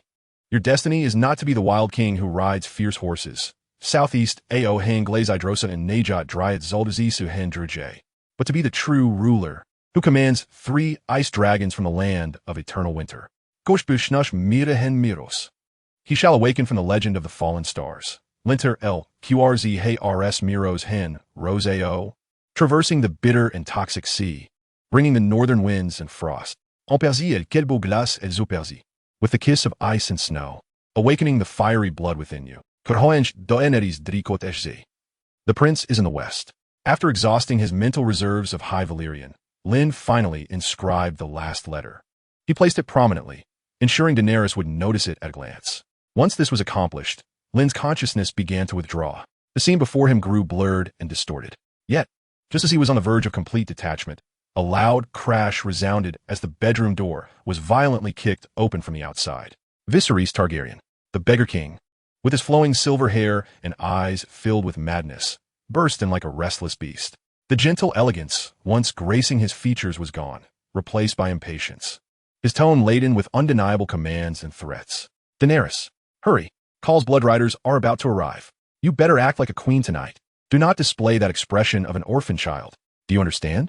You would not wish to awaken the wrath of the sleeping dragon, would you? Viserys' gaze scrutinized her as if appraising merchandise, greedily and critically sweeping over Daenerys' exquisite form. Through her eyes, Lynn could acutely sense the instinctual reactions of his body. The heart raced, limbs grew cold. It was a fear deeply embedded in her bloodline. Viserys had tormented her countless times. It was this wretch who intended to sell his own sister to reclaim the Targaryen throne. A beast indeed, Lynn exerted control over Daenerys, gradually lifting her head inch by inch. Those exquisite violet eyes met Viserys' gaze with a serene composure, devoid of the timidity that once characterized her. No longer was there the familiar submission. Instead, her expression was unsettlingly calm, sending chills through the depths of his being. The ferocious roar and threats etched on Viserys' face abruptly froze as he stared at his sister, bewildered. Something was amiss. That gaze was entirely inappropriate. Within those violet eyes lay no trace of the usual fear, nor any plea, merely an unfathomable indifference, as if she were observing a foolish jester. It was a condescending scrutiny, bordering on contempt. Viserys felt as though he had been targeted by a true dragon, a sudden chill racing up his spine. His oft-repeated mantra, the wrath of the sleeping dragon, now seemed utterly ludicrous and powerless. Seeing that Viserys had been sufficiently unsettled, and his mental strength had reached its limit, Lynn withdrew his consciousness. The sensation was akin to having one's soul forcibly extracted from its vessel, a profound agony. Lynn's awareness shot back like a stone propelled from a slingshot, retreating rapidly through an endless storm of thoughts. The contours of King's landing flickered in his fractured vision before he plummeted back into his own body. Gasping, Lynn opened his eyes, inhaling deeply, his forehead slick with a fine sheen of cold sweat. The furnishings within the Red Keep remained unchanged. The sound of patrolling guards' armor scraping against one another echoed from outside. Nothing had altered, yet the exhaustion of having traversed an entire continent, investing his spirit in another, threatened to engulf his consciousness entirely. This was 100 times more arduous than his previous intrusion into Jaime's mind. He felt utterly drained. A prolonged period of rest was imperative to fully restore his mental faculties. It was worth it. The seed had been planted within Daenerys. The rest would hinge upon the girl's own choices. Chapter 98, The Wrath of the Sleeping Dragon. In Pentos, within the Governor Illyrio's residence. At the precise moment Lynn's consciousness detached, the abyss-like indifference in Daenerys' eyes shattered with a resounding force. Her violet pupils refocused, reverting to their previous state of timidity and confusion. She gazed vacantly at her seemingly timid brother, her mind a blank slate. What had transpired? She could only recall being in the bathhouse, and how had she suddenly arrived in her chamber? That intervening memory felt as if it had been plucked away by an unseen hand. Viserys observed the renewed fear flickering in his sister's eyes, momentarily taken aback. Then, a wave of humiliation mixed with rage surged to his head. Had he truly been intimidated by this girl's gaze? By the sister whom he had mercilessly scolded and bullied since childhood? Who wouldn't he dare raise her voice? Absurd. This was an affront to his true dragon blood. How dare she regard him with such audacity? Viserys' face contorted with anger. His features, though still handsome, took on a grotesque aspect. He abruptly raised his hand. A sharp slap echoed throughout the room, the force sending Daenerys' head sharply to one side, 5 clear imprints appearing on her fair cheek. A dull ringing filled her ears, and a metallic taste bloomed in her mouth. Daenerys was momentarily stunned. She covered her face, incredulous as she gazed at her brother. She did not comprehend. She had done nothing to deserve this punishment. You have awakened the wrath of the sleeping dragon. Viserys stepped forward and seized Daenerys by the chin, compelling her to meet his gaze. His nails nearly pierced her skin, the madness and brutality in his eyes chilling her to the core. Look at me, Daenerys. You are but a wretched whore. It is I who have allowed you to live to this day. It is I who have provided you with silks to wear and warm broth to drink. Tonight, you must please that barbarian. Make him willingly hand over his armies to me. I would even allow you to be serviced by every man in his army, even the horses, if it meant achieving my goal. Do you understand? His venomous words cut into Daenerys' heart like the sharpest of razors. She dared not resist, nor could she weep. Under the scrutiny of his frenzied eyes, she could only nod in despair, like a marionette. Yes, she understood. Witnessing her transformation back into the obedient, compliant girl. The inferno of fury within Viserys subsided. He released her, disdainfully wiping his fingers on the luxurious silk of her gown, as if it were something filthy. Remember your place. Viserys elegantly adjusted his collar, reclaiming his haughty demeanor as he turned and strode out, leaving the room in disarray and despair behind him, forsaking the frail girl. The door slammed shut. Daenerys' body went limp, sliding down the wall to the cold marble floor. She curled up, burying her face in her knees, and the tears she had long suppressed finally fell silently. Her cheeks burned with pain, yet it paled in comparison to the anguish within. The wrath of the sleeping dragon.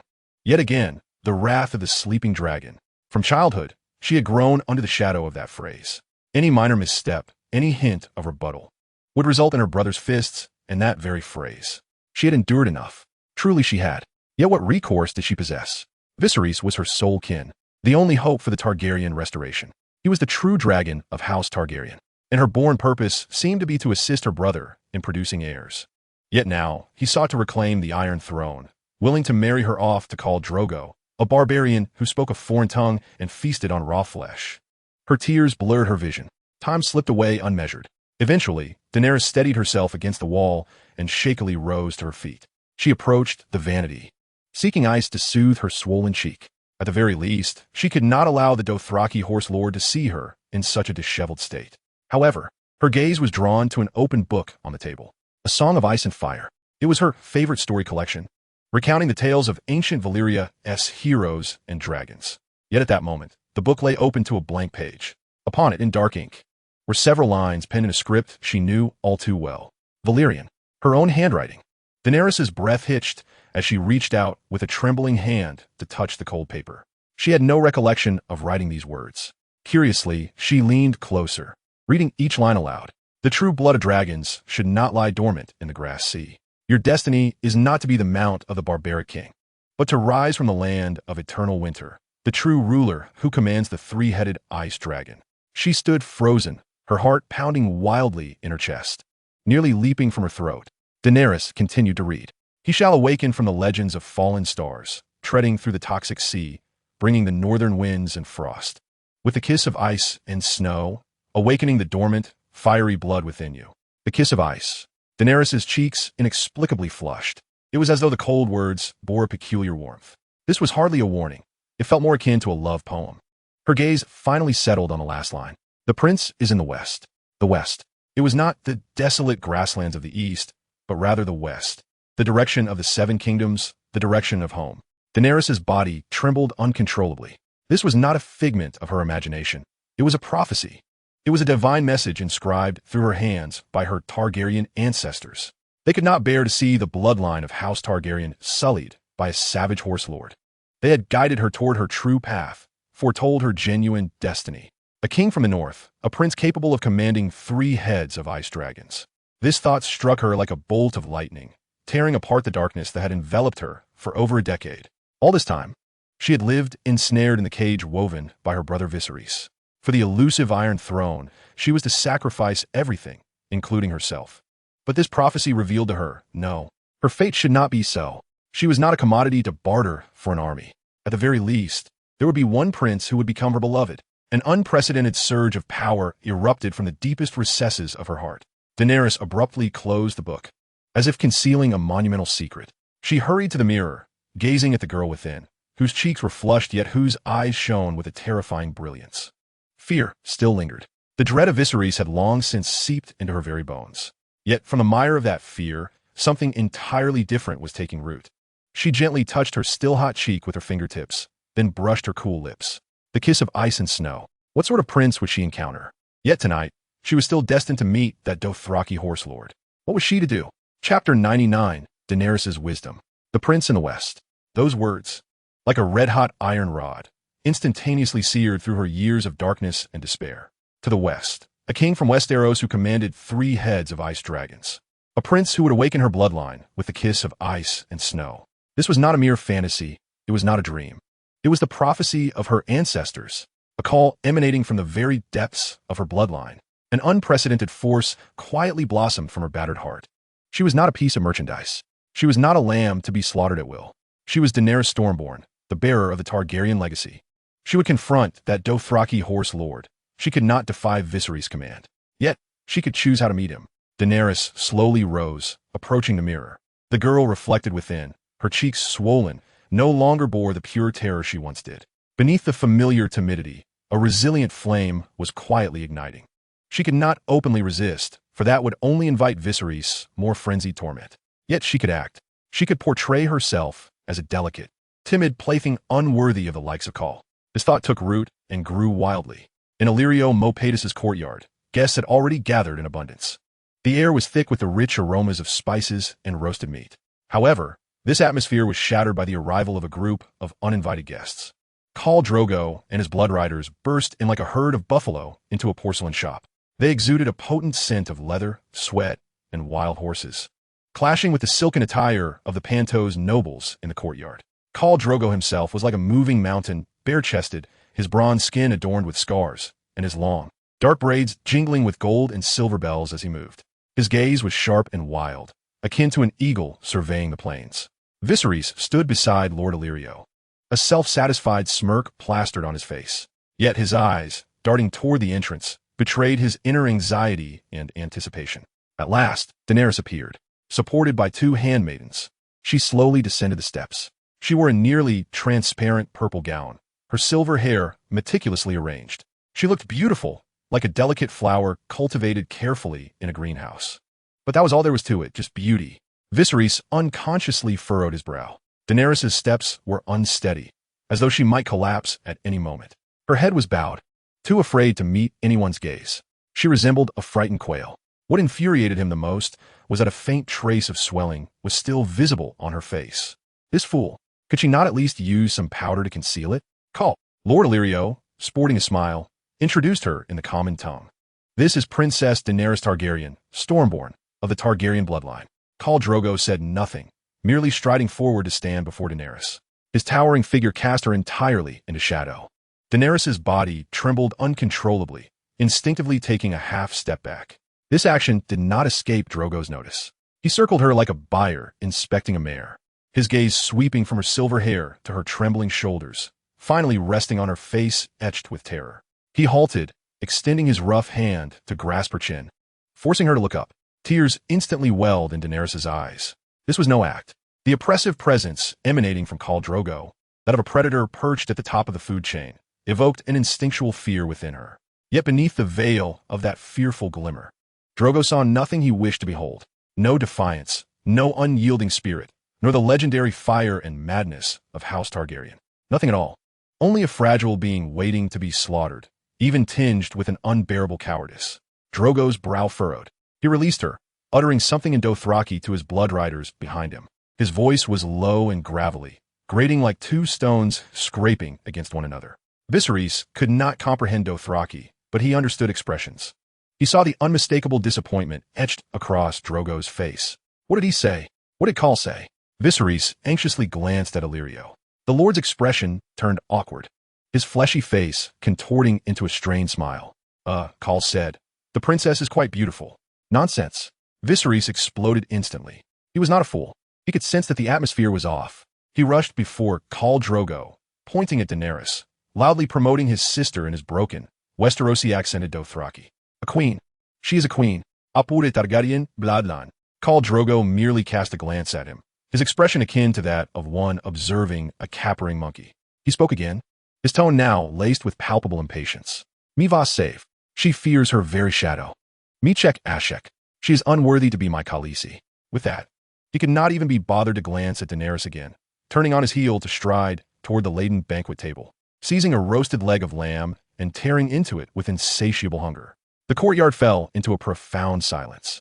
All eyes were fixed upon Viserys' face as it shifted from red to green, then to white. It was over. Everything was over.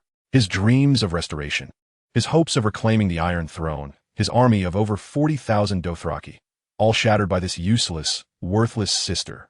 A searing anger surged from the soles of his feet, ascending towards the crown of his head. The wrath of the sleeping dragon was, in that moment, irrevocably awakened. "You!" Viserys abruptly turned, his violet eyes bloodshot with fury. He advanced toward Daenerys, each step akin to treading upon her heart. Daenerys recoiled in fear, retreating step by step. "You worthless wretch!" Viserys seized her arm with a grip so fierce it threatened to shatter her bones. He dragged her aside, lowering his voice to a venomous hiss that only they could hear. "I will kill you. Tonight, I shall slay you, you vile creature. You have ruined everything. You have obliterated the last hope of House Targaryen." Tears streamed down Daenerys' face from the pain, yet she dared not utter a sound. Her arm throbbed from his grasp, but within her heart, a cold thrill began to rise. She had succeeded. She had rejected the barbaric horse lord in her own way. The critical first step had been taken. But how would she confront the completely unhinged sleeping dragon before her? Chapter 100, The Mad Daenerys. The raucous clamor of the courtyard was muffled by the walls. Viserys dragged Daenerys through the dimly lit corridor, his handsome visage twisted by unbridled rage. His breath reeked of sour wine. "Wretch, you are utterly useless." His nails dug deep into Daenerys' arm. "My army, my throne, my everything, all destroyed by you. You wretched harlot." Malicious curses rained down upon her. Daenerys was shoved roughly, stumbling against the cold wall, the back of her head striking painfully. Throughout her life, every time the sleeping dragon's fury was roused, it heralded an unending torment. Yet this time, beneath the familiar shadows of despair, a flicker of flame stubbornly danced. "The prince is in the west." The prophecy echoed in her mind. She was no mere chattel. She had her own destiny. A ruler who would command 3 ice dragons awaited her. She could not perish here, could not succumb to the hands of this madman. Viserys thrust Daenerys into her chamber, slamming the door shut behind them with a resounding bang. He advanced step by step. His violet eyes, now filled with bloodshot fury, resembled a beast cornered. "I will kill you, Daenerys. I swear it. I shall end your life today." His voice was gritted through clenched teeth as he raised his hand, the sting of a slap still lingering on her cheek. Instinctively, Daenerys closed her eyes. No, she could not resign herself to fate so easily. In a flash, her gaze swept across the low table beside her. There lay a platter of fruit recently delivered by the maidens, accompanied by a silver knife meant for peeling. It was not long, but sharp enough. In the instant Viserys' hand was about to descend, a surge of unprecedented strength erupted within Daenerys.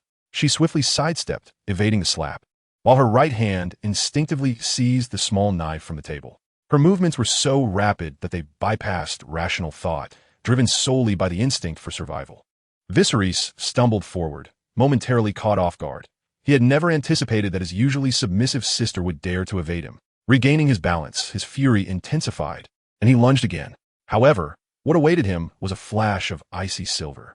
With both hands tightly gripping the knife, Daenerys summoned all her strength, pressing the sharp tip against Viserys' throat.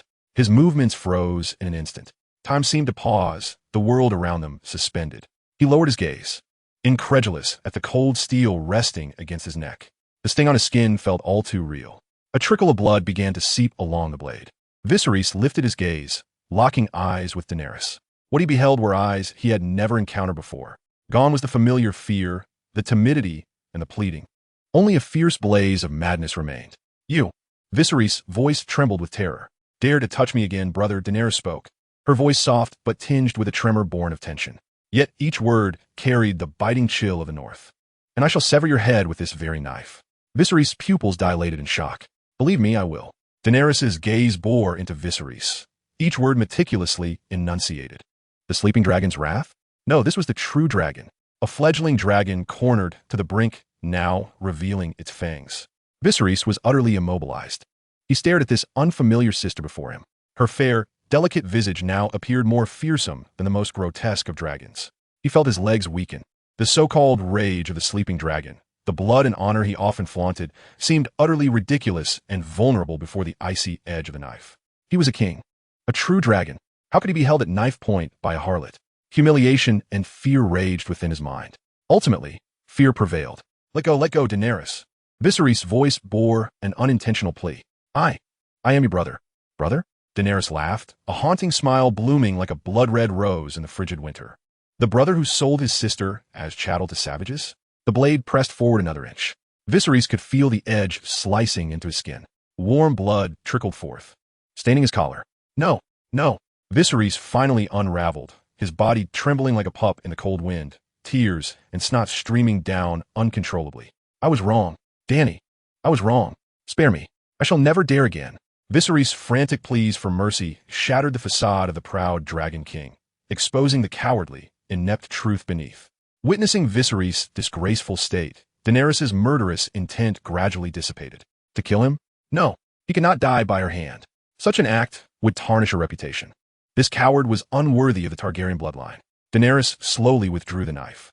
The moment the blade left his throat, Viserys felt as though he had been granted a reprieve. He crumpled to the ground, gasping for breath, panic-stricken as he gazed at Daenerys, scrambling backward until his back collided with the hard door. Daenerys did not spare him another glance. She merely lowered her gaze to the bloodied silver knife in her hand. That was her brother's blood. Targaryen blood. But what of it? She walked slowly to the window and pushed it open. The humid, warm night breeze of Pentos wafted in, stirring her silver hair. She concealed the knife within her sleeve, casting her gaze beyond the lights of the governor's mansion towards the dark, unfathomable narrow sea. Beyond the sea lay Westeros, her home, the place where her destiny awaited. She gently brushed her fingertips against her lips, as if savoring the kiss of ice and snow from the north. A stranger yet to be met. From this day forth, she would no longer live for Viserys. She would live for herself, for the prince far away in the west. She must persevere. Chapter 101, Upgrading Equipment. King Robert's promise spread rapidly within the Red Keep like a decree of the highest order. A Night's Watchman from the Wall received the king's blessing to participate in the upcoming melee tournament. He was even granted unrestricted access to the armory and stables of the Red Keep, allowing him to select the finest equipment. Upon hearing the news, the self-important knights and courtiers within the Red Keep scoffed in derision. A mere crow dares to covet a knight's glory? What a preposterous jest! Lynn remained unfazed by their scornful chatter. The armory of the Red Keep lay beneath the Maegor's holdfast. The air here was thick with the scent of whetstone and oil. Within these walls were housed the finest armaments since the Targaryen dynasty. The keeper of this treasure was a blacksmith named Donal, his face lined with wrinkles and his arms as thick as a man's thigh. It was said that he once forged armor for Prince Rhaegar in his youth. At the king's command, Lynn presented a letter of authorization personally signed by Ned Stark. Donal barely glanced at it, grunting dismissively, his murky eyes appraising Lynn from head to toe. "You're the crow?" He spat on the ground. The king's tastes have grown increasingly peculiar. Lynn did not take offense. Instead, she spoke calmly. "I require a full suit of plate armor for the Lance tournament, as well as a set of light armor for close combat. The plate armor must be sturdy and flexible at the joints, particularly the wrists and waist. I refuse to be encumbered by a mass of metal while charging. The light armor should be as lightweight as possible, comprising only a breastplate, shoulder guards, arm guards, and leg guards, lined with chainmail. I seek protection, not encumbrance." Donal's disdain diminished slightly, a flicker of surprise crossing his clouded gaze. This crow was no novice. Her demands were precise and exacting, seemingly articulated by one who had truly been on the battlefield, not by those who only understood how to flaunt ostentatious armor in the lists. "Follow me." Donal said no more, leading Lynn deeper into the armory. Rows of cold armor gleamed dully in the torchlight. Each piece was a rare gem, having once belonged to a renowned knight. Lynn's gaze swept over the intricately emblazoned armors until it finally settled upon a suit of entirely black plate armor. This armor bore no extraneous embellishments. Its lines were smooth and austere, as if crafted for the sole purpose of slaughter. "Excellent choice. For the first time," praise tinged Donal's voice. "This is forged from the finest steel of King's Landing, crafted in the manner of Valyrian steel. Alas, no one possesses the fabled fire magic or the dragon flame of the now extinct giants to enhance its protective qualities further. Even so, it is a remarkable piece." Lynn stepped forward, delicately tapping her finger against the breastplate. Thud! A heavy, solid sound echoed. "I'll take it." Just then, A furtive little head peeked out from behind a rack of weapons. It was Arya. She had just finished her dance lesson with Sirio and, upon hearing of Lynn's presence in the armory, had abandoned her sewing class to sneak over. Her eyes were wide with excitement. Lynn, are you really going to participate in the tournament? Yes. The Lance tournament? Indeed. Will you win? Will you defeat the Knight of Flowers? And the Kingslayer? Arya's voice brimmed with enthusiasm, as if she were the one stepping into the lists. Lynn smiled, not providing a direct answer. She knelt to meet Arya's gaze. What has your dance teacher taught you? Arya paused, instinctively straightening her back and mimicking Sirio's tone. You must watch with your eyes. Your heart like still water. Your steps like a deer. He didn't teach you the most crucial lesson. What? Lynn pointed to her own temple, then to Arya's. Here lies your most formidable weapon. Rising, Lynn unbuckled a small leather sheath from her belt and handed it to Arya. It contained a petite dagger crafted from dragon bone, smaller and thinner than a sewing needle.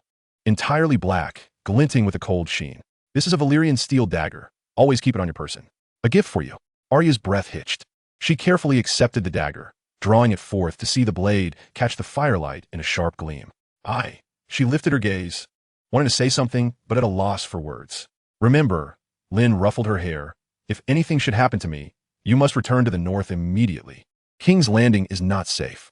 With that, Lynn turned away from the stunned Arya and, following Donal, made her way to the section housing the light armor. Arya stood frozen, clutching the cold dagger, her palms aflame. After selecting her armor, Lynn proceeded to the royal stables. The stable master had already received orders to bring forth the finest steeds from the stables, lined up in a row. There were snow-white Arabian horses, their forms graceful, and muscular Andalusians, known for their remarkable endurance. Additionally, there were swift sand steeds from Dorne, each a treasure beyond measure. Yet, Lynn's gaze remained fixated on a corner of the stable. There stood a massive black mare, isolated within her pen. She was a pure black Shire mare, the only mare in heat present, larger than a typical warhorse, with sturdy hooves and bulging muscles, resembling a black cow. At that moment, she impatiently pawed at the ground, exhaling hot breaths through her nostrils. Her dark eyes shimmered with wildness and defiance. Sir, Storm has an exceedingly fierce temperament.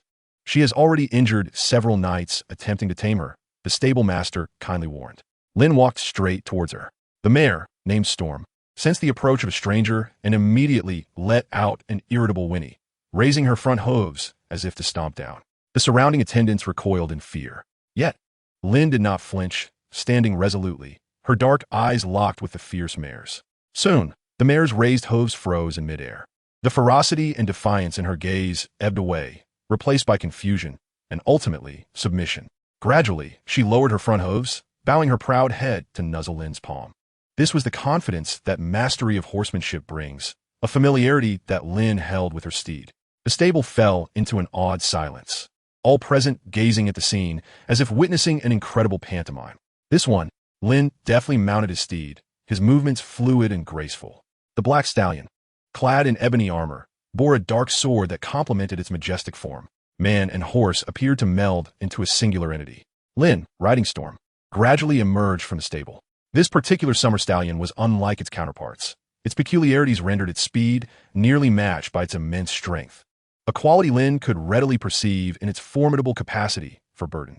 Even the weight of heavy armor posed no challenge for this beast. Before long, he encountered Jaime Lannister and Loras Tyrell, with the formidable Bronn trailing behind. The Kingslayer and the Knight of Flowers, two of the most illustrious knights in the Seven Kingdoms, were engaged in conversation, the nature of which remained unknown. Upon spotting Lynn, their smiles waned slightly. A flicker of curiosity and scrutiny danced in Loras's eyes, while Jaime's gaze was imbued with a more complex inquiry. It was clear that Jaime recalled their brief encounter in Winterfell. He had not anticipated that Lynn would attain the status to compete against him so soon. Bronn, however, hurried towards the tournament grounds, scarcely sparing Lynn a glance. As if preoccupied with pressing matters, Lynn paid them no heed, merely guiding his horse past them. In that fleeting moment of their paths crossing, he acutely felt the piercing intensity of their gazes upon him. Chapter 102. Bronn's schemes unraveled once more. As the martial tournament drew near, the populace of King's Landing visibly swelled. Knights, mercenaries, merchants, and curious commoners from all corners of the Seven Kingdoms converged upon this already congested city.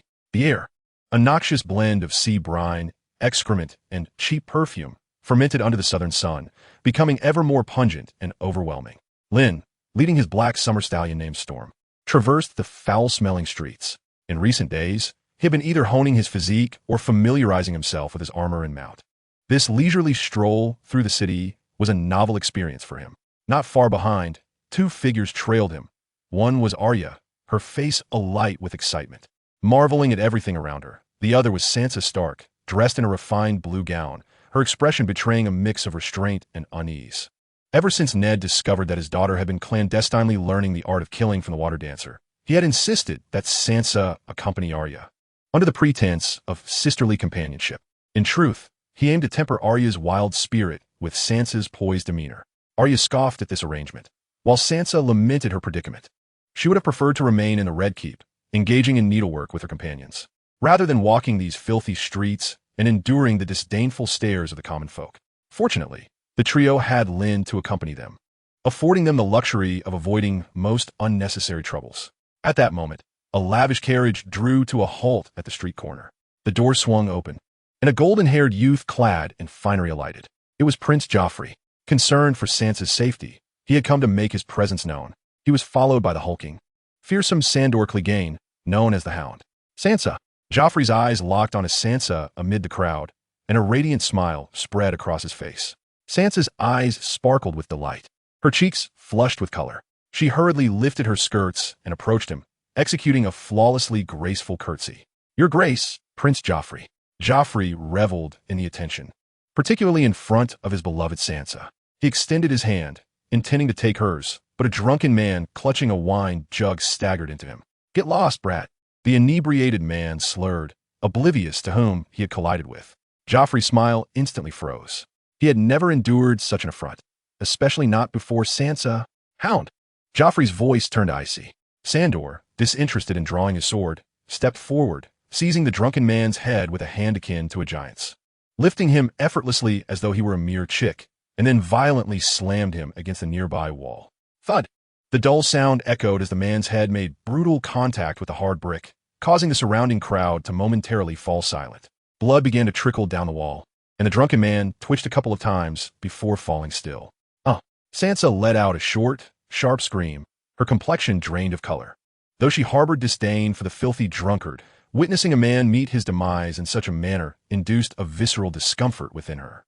Arya instinctively tightened her grip on the dagger Lynn had gifted her, her small face alight with fury. Was it truly necessary to take a life for such a minor offense? And he was drunk. Surely they should wait until he regained his senses before passing judgment. This was utterly unreasonable. Joffrey, however, was pleased with the outcome. He glanced at Sansa, whose face had gone pale, and instead of offering comfort, he seized the moment to showcase his authority and masculinity. Approaching the still twitching corpse, he raised his foot and ground it into the bloodied, disfigured face. This is the consequence of offending the prince. He turned, a hint of arrogance in his demeanor as he regarded Sansa. "Fear not, Sansa, while I am here. No one dares to bully or stir trouble." Sansa's gaze fell upon the red and white stains on Joffrey's boots, her stomach churning. She felt repulsed, horrified by the cruelty. Yet reason reminded her that Joffrey was a prince, her future husband. She had to support him unconditionally. Thus, she suppressed her discomfort and forced a pale smile. You are truly brave, Your Grace." Joffrey beamed at the praise, his pride swelling. However, just as he prepared to grasp Sansa's hand once more, relishing the adoration of the crowd, calamity struck. A cold gleam of light, without warning, shot from a window of a nearby two-story building across the street. It was a crossbow bolt. The target was aimed directly at Joffrey's back. The speed of the projectile left no time for reaction. Panic erupted among the crowd. Sansa's pupils dilated, her mind blank. Sandor reacted swiftly, turning to shield Joffrey with his body. But it was too late. The bolt had already traversed the distance between him and Joffrey. Blood was about to be spilled. A flash of cold light, surpassing human limits in speed, darted toward the bolt. It was Lynn. His physical prowess far exceeded that of ordinary men, and his mental acuity kept him acutely aware of his surroundings. The instant the arrow was loosed, he sprang into action, drawing his sword, intercepting. A seamless execution. Bang!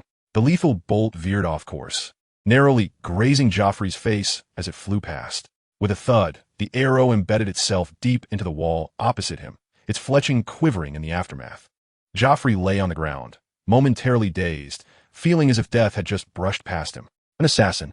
Protect the prince. The gold-cloaked guards erupted into chaos, drawing their swords and frantically encircling Joffrey and Sansa. The Hound charged toward the two-story building without hesitation. Lynn sprang to his feet.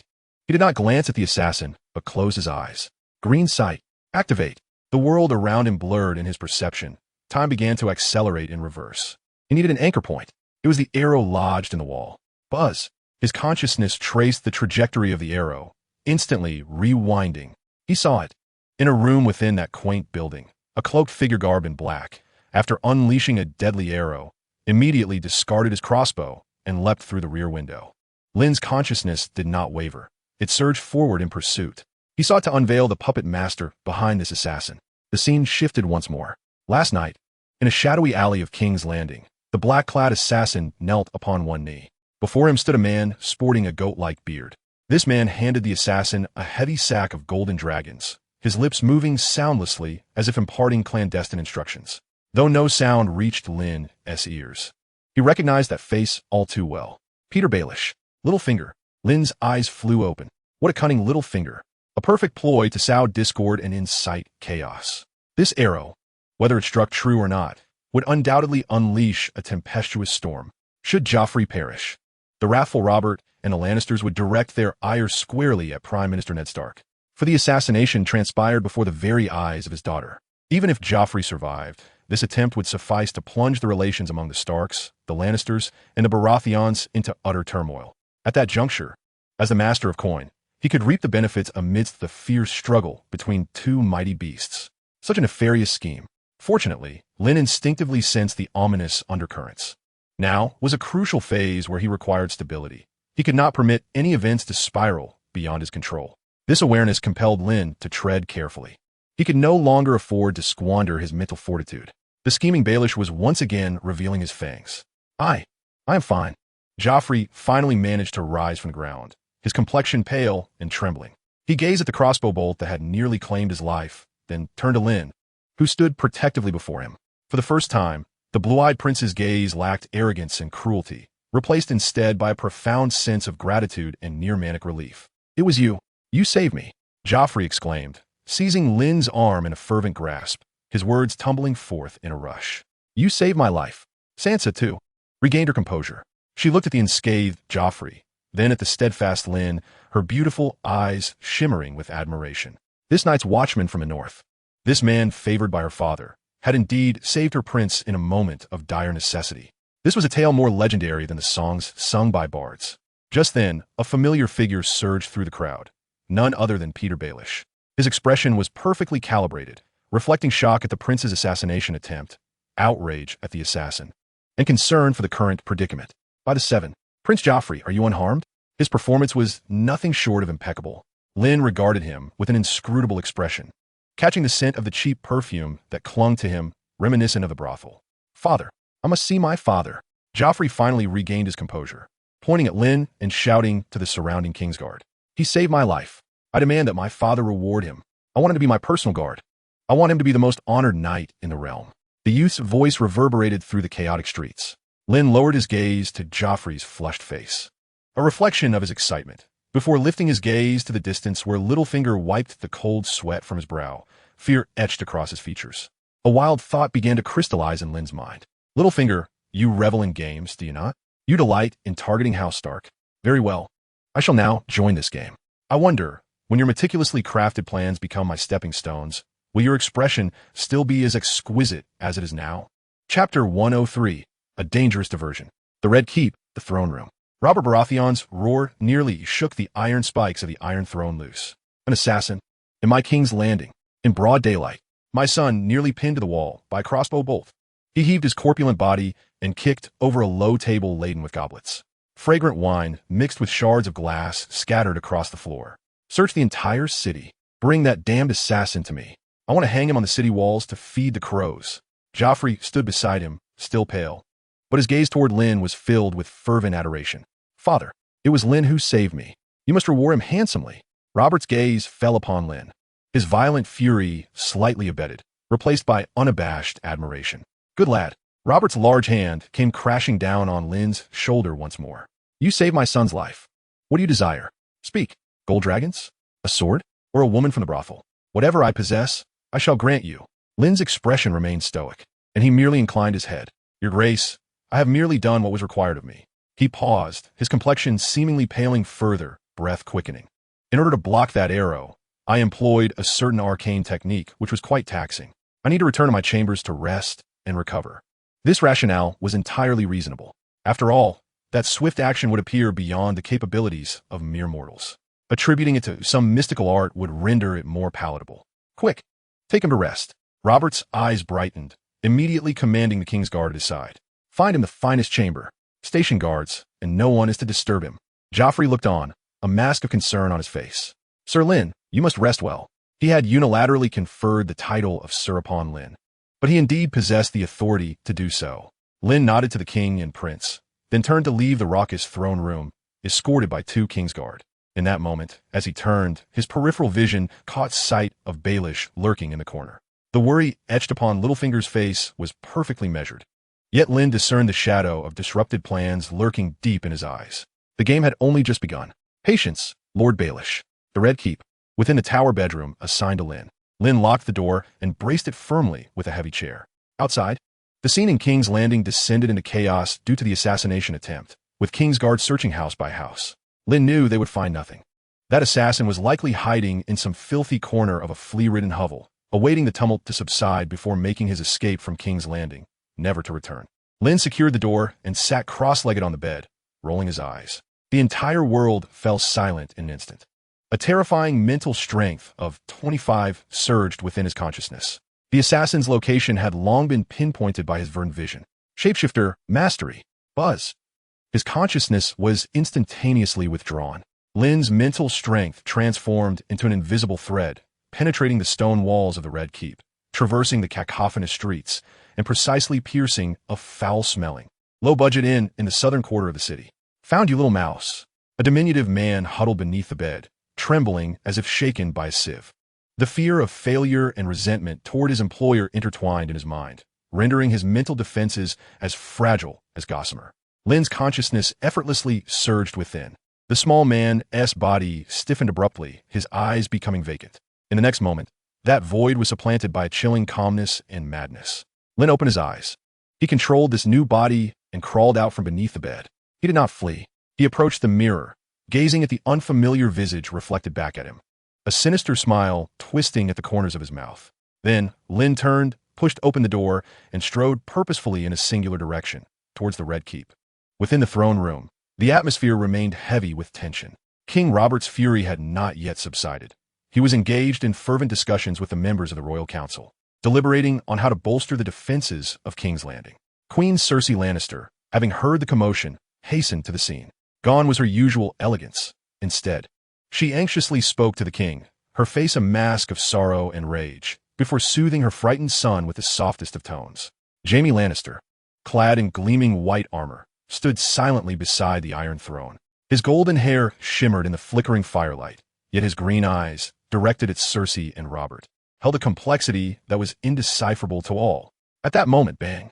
The heavy oak door of the throne room was forcefully flung open from the outside. A ragged, foul-smelling figure, akin to a maddened wild dog, burst in. An assassin. The 2 gold-cloaked guards closest to him barely had time to react before the intruder barreled through them with reckless abandon. Lynn, clutching a dagger, had a singular target, the king, Robert Baratheon, seated upon the Iron Throne. Instantly, chaos erupted within the chamber. The shrieks of noble women filled the air. Protect his majesty, Sir Barristan Selmy bellowed, drawing his sword. Yet, someone was swifter. Jaime Lannister. He sprang into action almost the instant Lynn entered. Like a bolt of lightning, his golden form interposed itself before Robert. Without even drawing his sword, he deftly sidestepped, using the plate of his arm to deflect Lynn's dagger with precision. Simultaneously, his right leg executed a rapid kick that struck Lynn squarely in the knee. Crack! The sickening sound of bone fracturing echoed through the hall. Lynn let out a pained scream, his body losing balance as he collapsed heavily onto the cold marble floor. Before he could muster any semblance of resistance, multiple swords were pressed firmly against his neck and back. The crisis was averted. The entire exchange transpired in the blink of an eye. King Robert remained in a forward-leaning posture, his murky eyes wide with shock and fear. He was inebriated, dulled by alcohol, barely comprehending the peril he had narrowly escaped. A mere insect from a flea-ridden den had almost taken his life. "Speak. Who sent you?" a gold-cloaked guard demanded. The tip of his sword at Lynn's throat, his voice sharp with authority. Lynn lay on the ground, racked with agony, blood pooling from his mouth. With great effort, he lifted his head, his gaze traversing the crowd until it fixed on the beautiful golden-haired woman in opulent attire beside the throne, Cersei Lannister. Summoning his last reserves of strength, he emitted a hoarse, piercing cry. "Yes, it was the Queen. Queen Cersei sent me. She commanded me to assassinate Joffrey. She promised me gold and land for the Lannisters." Before he could utter another word, Jaime's longsword descended without hesitation. Lyn's consciousness began to slip away as death approached. He wished to shield his mind from the impending trauma. The poor assassin had yet to grasp the gravity of the situation before he was executed. The blade pierced his heart with precision. Blood stained the golden lion cloak of House Lannister. The throne room fell into a profound silence, the kind that made the air feel thick. Every gaze converged on Cersei Lannister. The elegance and concern that once adorned her face were replaced by a mask of shock. She stared blankly at the body, growing cold upon the floor, then glanced around at the mixed expressions of disbelief, suspicion, and scrutiny directed at her. Confusion clouded her striking green eyes. Her mind was a blank slate. "Queen? Me? When did I send someone to kill Robert? How could I possibly have ordered the assassination of my own son?" In a corner of the crowd, Peter Baelish's face, usually adorned with a wry smile, drained of color. Cold sweat instantly drenched his back. He knew precisely who the assassin was. His carefully placed pawn, his cunning stratagem of setting wolves upon lions. How had it unraveled into this? Why had this assassin targeted Robert? And why had he implicated Cersei? This was inconceivable. It defied logic. It was as though an invisible specter was unsettling his carefully arranged game. A chill, originating from the depths of his soul, made his body tremble uncontrollably. The affair with Bran was similarly disastrous. The attempt to entice Ned to investigate Lord Aaron's death had also backfired. This was critical. He must act swiftly to obliterate all evidence. "Cersei!" A roar, akin to that of a wounded beast, shattered the heavy silence. Robert Baratheon's bloodshot eyes bore into his queen, his murderous intent palpable enough to be felt. Meanwhile, Lynn awoke with a start, his eyes flying open. He heard the furious roar reverberating through the Red Keep. Slowly exhaling a breath of frustration, a smile involuntarily crept upon his lips. He had intended to manipulate Jaime into attacking Robert. However, given his current level of mental prowess, controlling Jaime to confront Cersei proved too taxing. So he ultimately abandoned that notion. A failure might arouse their suspicions, and he had no desire to instigate an all-out war between the stag and the lion. Such a conflict would ensnare him, and with insufficient forces at his disposal, he would be deprived of the opportunity to gain experience. Moreover, Daenerys awaited him across the narrow sea. For the time being, he needed to journey to Essos, abduct Daenerys, and amass an army. This was the more prudent course of action. "Littlefinger, you have played your cards well. Now, it is my turn to make a move. You seek a war between the stags and the lions? I shall first sow discord between them." How delightful. Chapter 104, The Arrival of Varys. Inside the throne room, Robert Baratheon's roar, laced with betrayal, fury, and disbelief, echoed like the mournful cry of a wounded stag, causing pain to resonate within the ears of all present. The air was thick with the rich scent of blood and spilled wine. All eyes turned towards the golden-haired woman in fine attire, her complexion pale, Cersei Lannister, Queen of the Seven Kingdoms. Her beautiful blue eyes brimmed with confusion and absurdity. Her mind was a blank canvas, utterly unable to comprehend the astonishing scene unfolding before her. Assassinate Robert? Kill her own son, Joffrey? For the Lannisters? What a malicious and foolish slander. Cersei! Robert's flushed eyes bore down on her, his corpulent body trembling with rage. He advanced towards her, each step causing the tiles beneath him to groan under the weight of his fury. "You vile woman!" Spittle flew from Robert's lips, nearly striking Cersei in the face. "I should have known. I should have heeded Jon's warnings. You Lannisters are all venomous serpents at heart. You would dare to kill your own son. Do you possess no shred of humanity?" This accusation finally jolted Cersei from her stupor. The absurdity and shock faded, replaced by the innate pride of House Lannister, as well as indignation and rage at being publicly humiliated. "Me? Kill Joffrey?" Cersei let out a sharp, derisive laugh. "Robert, has the alcohol fried your brain? You would sooner believe a filthy insect crawling out of a flea-ridden den than trust your wife of over a decade. Joffrey is my son, my flesh and blood." Her defense, to the furious Robert, was akin to pouring gasoline on a fire. Silence. Robert raised his large hand, reminiscent of a fan. Before the slap could descend, a golden figure interposed itself between the two. It was Jaime Lannister. Without even glancing back at his sister, he held his bloodied sword with one hand, shielding the king from the queen with his pristine Kingsguard armor. Your Grace, I implore you to remain calm. Jaime's voice was steady. The matter is not yet clarified. The words of an assassin should not be taken at face value. Robert's gaze fell upon the handsome visage that bore a striking resemblance to Cersei, and his fury intensified. Were it not for your blade that felled that assassin, why have been so gullible as to believe his words? If you Lannisters are innocent, why did you strike him down before he could finish speaking? Begone. Regicide. You Lannisters are destined for hell. Someone, seize this poisoner and imprison her in the dungeons. Robert roared his commands. Hearing himself branded a regicide, Jaime's expression faltered. It was Robert who had once pardoned him, allowing him to continue in his role as a Kingsguard. Now, Robert uttered such words. Was it not for the sake of the city's populace that he bore this ignominy? Had he not slain the Mad King, the entire city, along with everything above it, would have been consumed by wildfire. The surrounding gold-cloaked guards exchanged glances. For a moment, none dared to advance. One was the king, the other the queen. What had begun as an assassination attempt now hinted at a rift within the royal family. Ned Stark stood rooted, his palms slick with cold sweat. His heart raced as he beheld the nearly chaotic scene before him. It was all happening too swiftly. The name Lisa flickered through his mind. This could very well be her doing. She had just departed under the pretense of being exhausted from her sorcery, and now an assassin had fallen straight into the trap, targeting Cersei with precision. Ned's thoughts raced. If that assassin had succeeded in his attempt on Joffrey's life, then Ned concealed his shock. If Joffrey and Sansa were ambushed, Cersei would undoubtedly turn against him. What was meant to be a battle between wolf and lion had now devolved into a clash of stag and lion, with him seemingly extricated from the equation. And Joffrey's 3 children were not Robert's. The stag and the lion would inevitably face off. The first step was to eliminate all unrelated parties from a scene.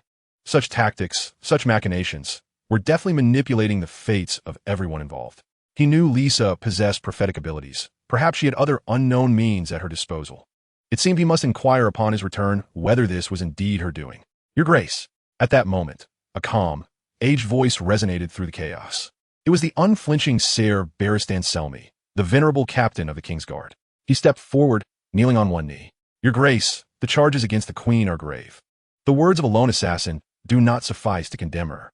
I beseech you to place the Queen under house arrest at Maegor's Holdfast, to be jointly guarded by the City Watch and the Kingsguard, awaiting a thorough investigation before any decisions are made. The old knight's words somewhat doused Robert's fury. He glanced at Barristan kneeling on the floor, then at Cersei, shielded by Jaime, his chest heaving violently. After a long pause, he finally managed to utter a single word through clenched teeth. Fine. With that, Robert seemed to be drained of all strength, slumping back onto the Iron Throne, wearily waving his hand. Everyone out. Get out of my sight. In the Tower-S chamber, Lisa sat quietly by the window. The uproar within the Red Keep, the roars echoing from the throne room, reached his ears clearly. He understood that the stone he had cast had stirred considerable ripples. Littlefinger's meticulously orchestrated struggle between wolf and lion had been forcibly transformed into a conflict between stag and lion. Though only temporary, this was sufficient to plunge the Lannister family's reputation in King's Landing to the depths, granting Ned precious time. More importantly, Joffrey now owed him a monumental favor. Joffrey was a spoiled child, the epitome of pettiness. If one offended him, he would go to great lengths to retaliate. Yet if one saved him, he would feel admiration instead. Such was the nature of children. Perhaps, in the future, Joffrey would prove to be of great use. Just as, inadvertently, he might stumble upon a clandestine meeting between his mother and Jaime. Knock, knock, knock. At that moment, a gentle knock echoed. Lisa collected her thoughts, adjusted her breathing, and allowed a hint of frailty to seep into her voice. Who is it? A soft voice, laced with concern, responded from outside. It is I, Sansa Stark. Father sent me to bring you dinner and some ointments. Sansa? Lisa's brow subtly arched. This was fortuitous. He approached and opened the door. Outside stood Sansa Stark, carrying a silver tray, her small face etched with worry. She regarded Lisa's somewhat pallid complexion, her blue eyes filled with guilt and gratitude. Sir Lisa, thank you for saving Prince Joffrey today. Please, come in, Lady Sansa. Lisa stepped aside to let her enter. Sansa stepped into the room and placed the tray on the table. The room was quiet, save for the crackling fire in the hearth. She stealthily observed Lisa. This man from the north was unlike any knight she had ever encountered. He lacked the romanticism of the flower knight and the flamboyance of a regicide. Instead, he exuded a calm and formidable presence akin to the frozen expanses of the north. I have heard that the queen has been placed under house arrest. Sansa ventured softly, her tone tinged with unease. The power games in King's Landing are far more sordid than you might imagine, Lady Sansa. Lisa poured himself a glass of water. Sometimes, what you see may not reflect the truth. Those words sent a jolt through Sansa's heart. She recalled Joffrey ruthlessly trampling the corpse of that drunken man, and the madness of the queen when publicly accused. All of this starkly contrasted the tales of heroes and princesses she had been told since childhood. Lisa observed the confusion in her eyes, recognizing that his words were having an impact. This naive girl needed a warning, lest she stray into perilous territory. Just then, knock. Knock, knock. A rhythmic knock echoed once more. Lisa's gaze sharpened. Lady Sansa. Oh, all right. Sansa quickly rose, curtsied, and exited with the empty tray. Lisa approached the door. Outside stood a man clad in a simple robe, slightly portly, with his hands clasped within his sleeves. He was bald, wearing a gentle yet enigmatic smile, exuding a subtle fragrance of powder. Varys, the spider. Sir Lisa. Varys' voice was smooth as silk. I hope my uninvited visit has not disturbed your rest. His eyes, always seemingly smiling, now resembled two unfathomable wells, as if they could see straight through one's soul. Some little birds have just sung me a rather intriguing song. A melody about dire wolves, golden lions, and how an invisible spider stirs the winds of change. Varys smiled as he slowly stepped into the room. I believe we may have much to discuss. Chapter 105, A Common Goal. Within the tower chamber, the air still held the lingering aroma of the dinner Sansa had brought, mingled with a faint, youthful fragrance. Lisa closed the door and turned to regard this unexpected visitor. Varys, the master of whisperers in King's Landing, is commonly referred to as the Spider. His smile is gentle and unassuming, reminiscent of a prosperous merchant from the neighborhood. Yet, the eyes concealed beneath his plump eyelids resemble two unfathomable ancient wells, reflecting not a trace of genuine emotion. Sir Lyle, Varys intoned, his voice as soft as silk, a stark contrast to his corpulent frame. You must be weary. He approached the table uninvited, pouring himself some water from the cup recently used by Sir Lyle, as if he were the rightful lord of this domain. After all, rescuing the prince in a flash was no ordinary feat of subterfuge. His words were laden with implication, each syllable a delicate needle pricking at Lyle, seeking to gauge his reaction. Sir Lyle remained silent, merely observing Varys' performance. He was acutely aware that from the moment he stepped into King's Landing, his every move was likely under the scrutiny of this arachnid. Yet, he felt no need to conceal his intentions from Varys. Any deliberate obfuscation would only further ignite Varys' insatiable curiosity. Varys gently swirled the water in his cup, watching the ripples dance upon the surface as he continued. My little birds have regaled me with a splendid tale today. A lone direwolf from the north has ventured into King's Landing. The young wolf, destined to be the first victim beneath the golden lion's claws, shattered the web meticulously woven by the lurking spider with ease. Not only that, but this wolf also saved a fawn. Varys lifted his gaze, his smile broadening as his eyes finally met Lyle's. I am most curious how this wolf managed such a feat. I do not comprehend your words, Lord Varys. Sir Lyle replied with a smile. All I know is that I saved the prince. The assassin failed to slay the king, and then bit the queen. That is all. Is it? Varys chuckled lightly, a sound that rolled oddly within his rotund throat. He set down the cup, his hands retreating back into his sleeves. My little birds also informed me of another matter. His Majesty made a promise to you in the council chamber. If you can deliver the head of that Targaryen child from across the narrow sea, he will crown you, granting you the title of true lord. Varys' intentions were now laid bare. He fixed his gaze intently upon Sir Lyle, as if seeking to discern any flicker of emotion from the depths of those dark eyes. This matter, aside from His Majesty and Lord Ned, is known only to me, a man who ought not to know. So, Sir Lyle, do you now understand why I have come? At that moment, the air seemed to thicken. Sir Lyle finally grasped the true purpose of the master of Whisper's late-night visit. He was not here to test how Lyle had thwarted Littlefinger's schemes, but rather to protect the life of the Targaryen heir. Are you here to stop me? Lyle's tone bore a hint of chilling precision. Stop? Varys shook his head, his smile widening. No. How could I dare to impede a champion of His Majesty? I am merely here to propose a transaction, a mutually beneficial arrangement. He leaned in closer, lowering his voice to a conspiratorial whisper.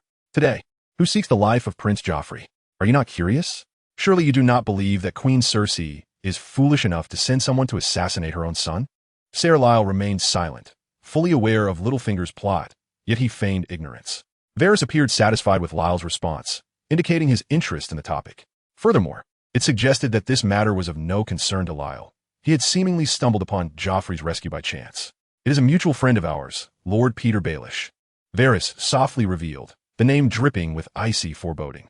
He desired Joffrey's death to incite a rift between the Lannisters and the Starks, plunging the entire kingdom into chaos.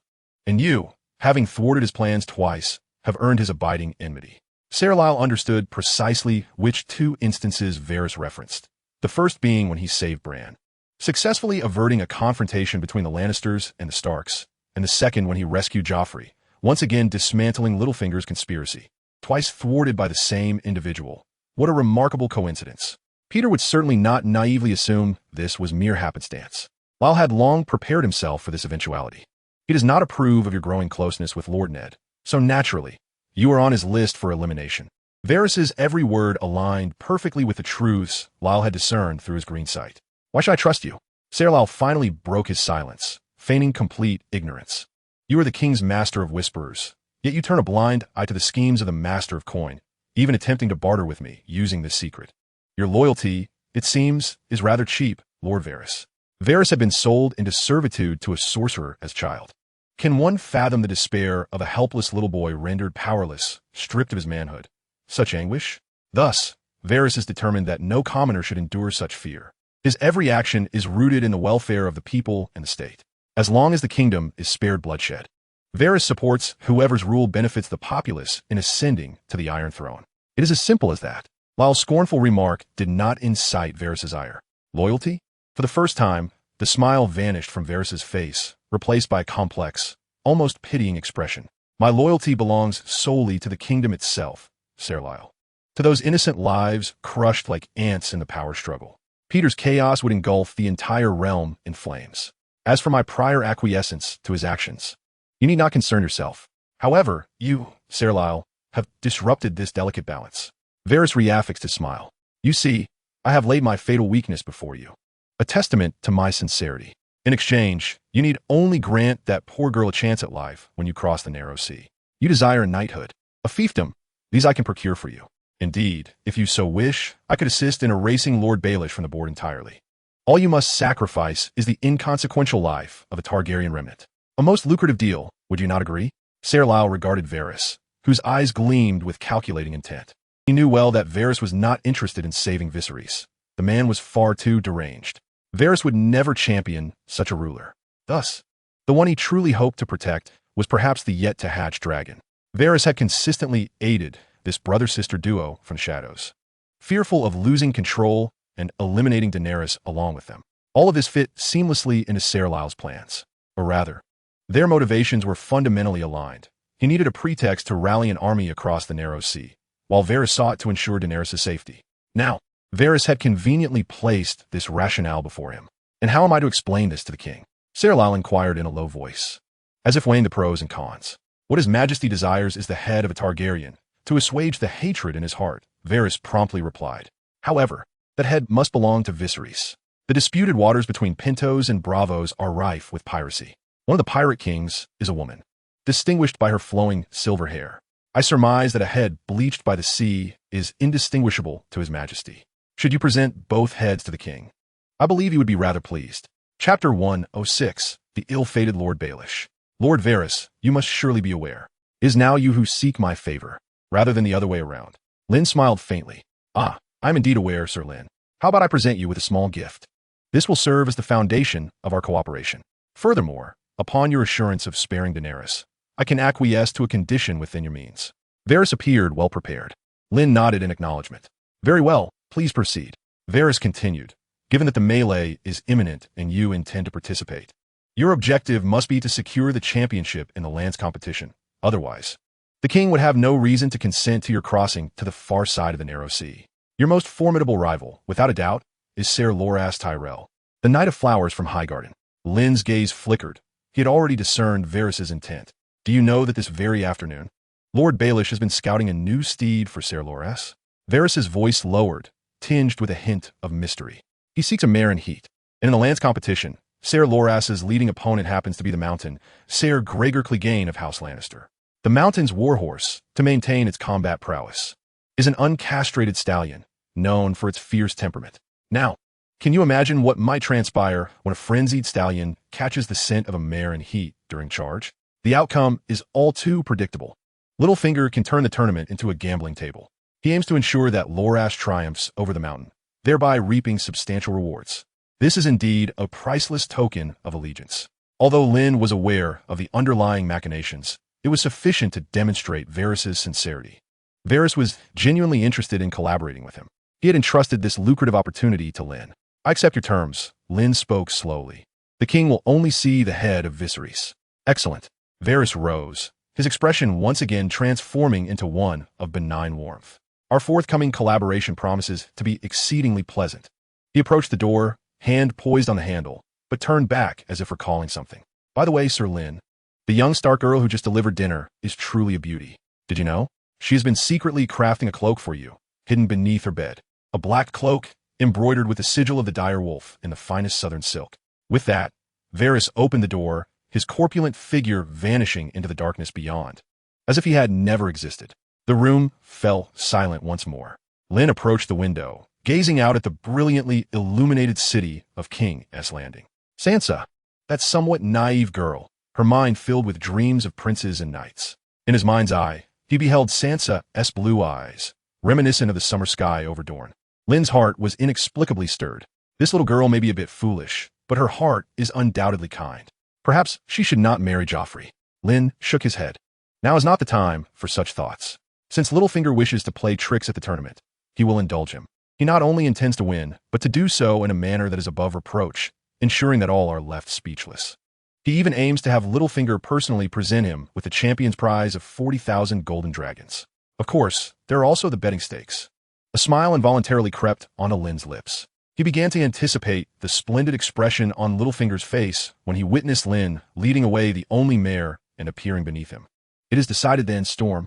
That day, he could have chosen a horse faster, stronger, and more robust. Yet he selected a less swift Shire mare, all for this moment. This mare is the only one in heat. Littlefinger would never suspect that as soon as this thought formed, his plans had already been thwarted. His horse selection had been preemptively intercepted. Acquiring another mare in heat would not prove so straightforward for Baelish. With this thought, a glimmer of mischievous excitement flashed in Lynn's eyes. Lynn approached the window. The night breeze was particularly refreshing. He had thoroughly grasped the undercurrents beneath the surface of King's Landing. Littlefinger desires his demise. Regardless of whether he is aware of his schemes, he seeks to eliminate the one who has repeatedly thwarted his plans. Varys aims to use him. He intends to protect Daenerys. The Lannisters currently harbor no animosity toward him. At least, neither side is presently adversaries. As for the Baratheons, they view him as a savior. This game of chess grows increasingly intriguing. Just then there came a knock. Knock, knock. This time, however, it carried a youthful urgency. Lynn furrowed his brow and approached the door. To his surprise, it was Joffrey. The young prince had discarded his finery, clad instead in a lightweight hunting outfit. His golden hair was somewhat disheveled, and his face was alight with excitement and admiration. "Sir Lynn," Joffrey exclaimed, his eyes shining upon seeing him. I came to check on your recovery." He was unaccompanied by the Hound, flanked instead by two Kingsguard whom Lynn did not recognize, evidently newly assigned by the king. "I am quite well now, your highness." "That is splendid. Splendid." Joffrey rubbed his hands together, like a child who has received a cherished toy. He lowered his voice, speaking to Lynn with an air of mystery. "I just begged my father. He has agreed. Once you win the championship at the tournament, he will not only personally knight you, but also make you my personal guard." Joffrey puffed out his chest, a look of pride upon his face. "From this day forth, you are my man. Even if you are a crow, no one in King's Landing, no, in the entire 7 kingdoms, shall dare to look down upon you again. Should anyone dare to belittle your lineage, I shall punish them severely." The youthful promise echoed down the quiet corridor.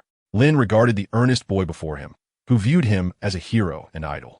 He was reminded of the boy's lack of true Baratheon blood and the tragic fate that awaited him.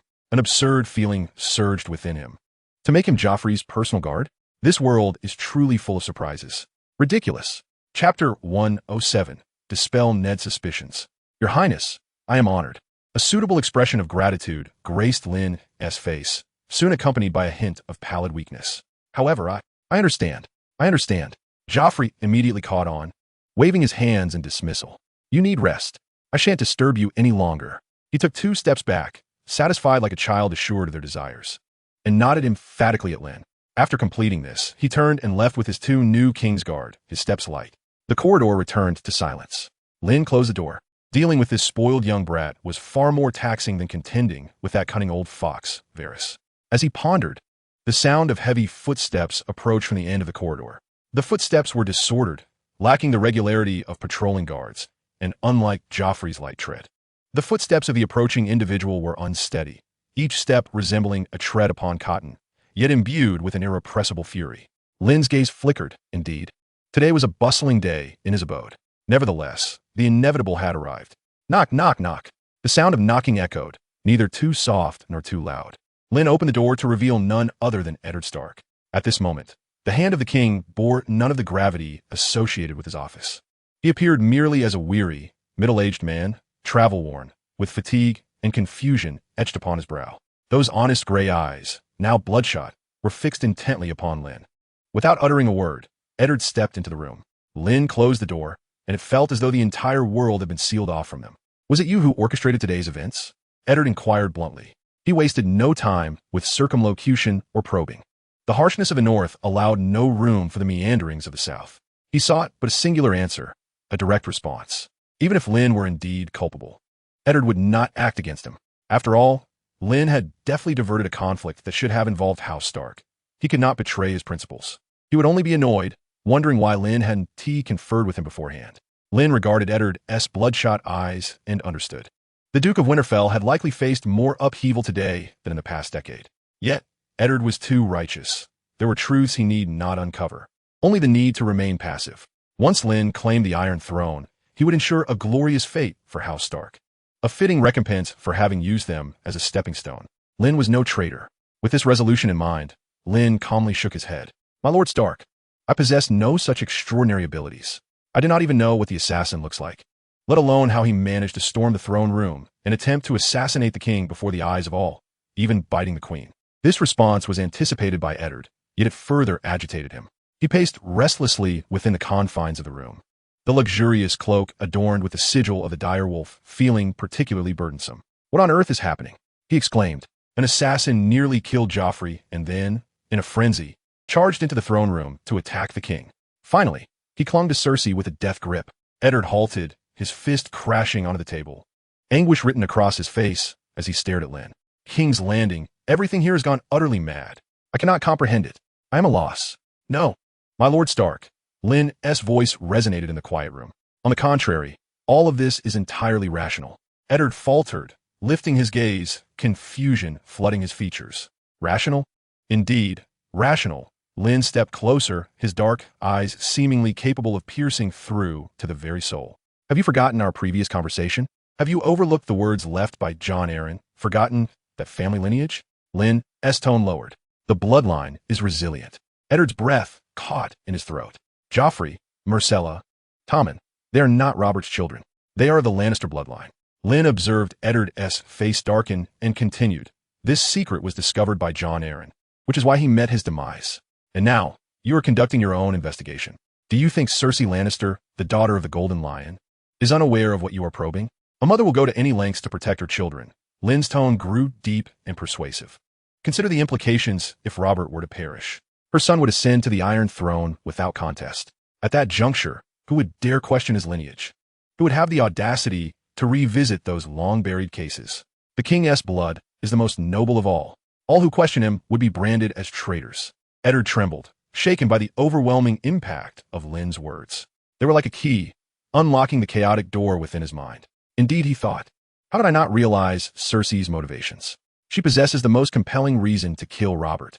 Once Robert is dead, her 3 illegitimate children would secure their claim to the throne. The assassination of Joffrey could easily be framed as a ploy to cast suspicion on someone else. Even if Joffrey were to die, she still has Tommen. This was merely an added layer of security, even if the attempt on Robert's life failed. Joffrey's death could eliminate any motive for the Lannisters. With Robert gone, she could easily pin the blame on you, my lord, or on Renly, Stannis. Anyone but herself.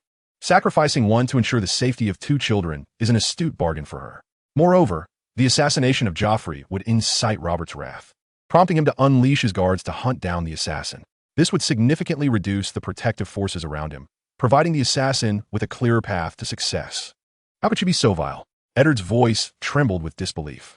What does she have to fear? Lynn retorted. She is the daughter of Tywin Lannister. To her, honor and loyalty, values we Northerners hold sacred, are nothing but trifles in the face of Lannister gold. Should her assassination of Robert fail, the assassin would naturally incriminate the mastermind. Is it not expected? As for the blade wielded by Jaime Lannister, Lynn paused, contemplating. He had anticipated that the assassin would directly implicate Cersei, or perhaps they had conspired together. Yet the assassin, clinging to a shred of chivalry, ultimately remembered his duty to the King's Guard and saved Robert.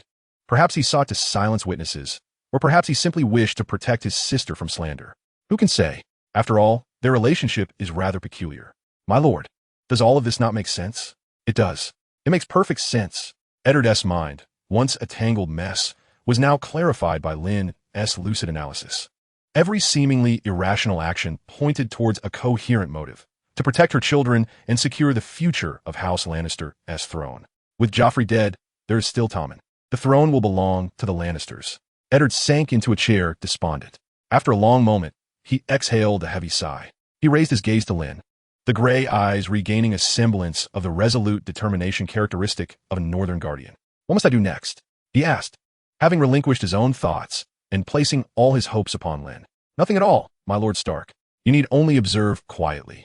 The king has developed a fatal distrust towards the queen, and the Lannisters' reputation in King's Landing has plummeted.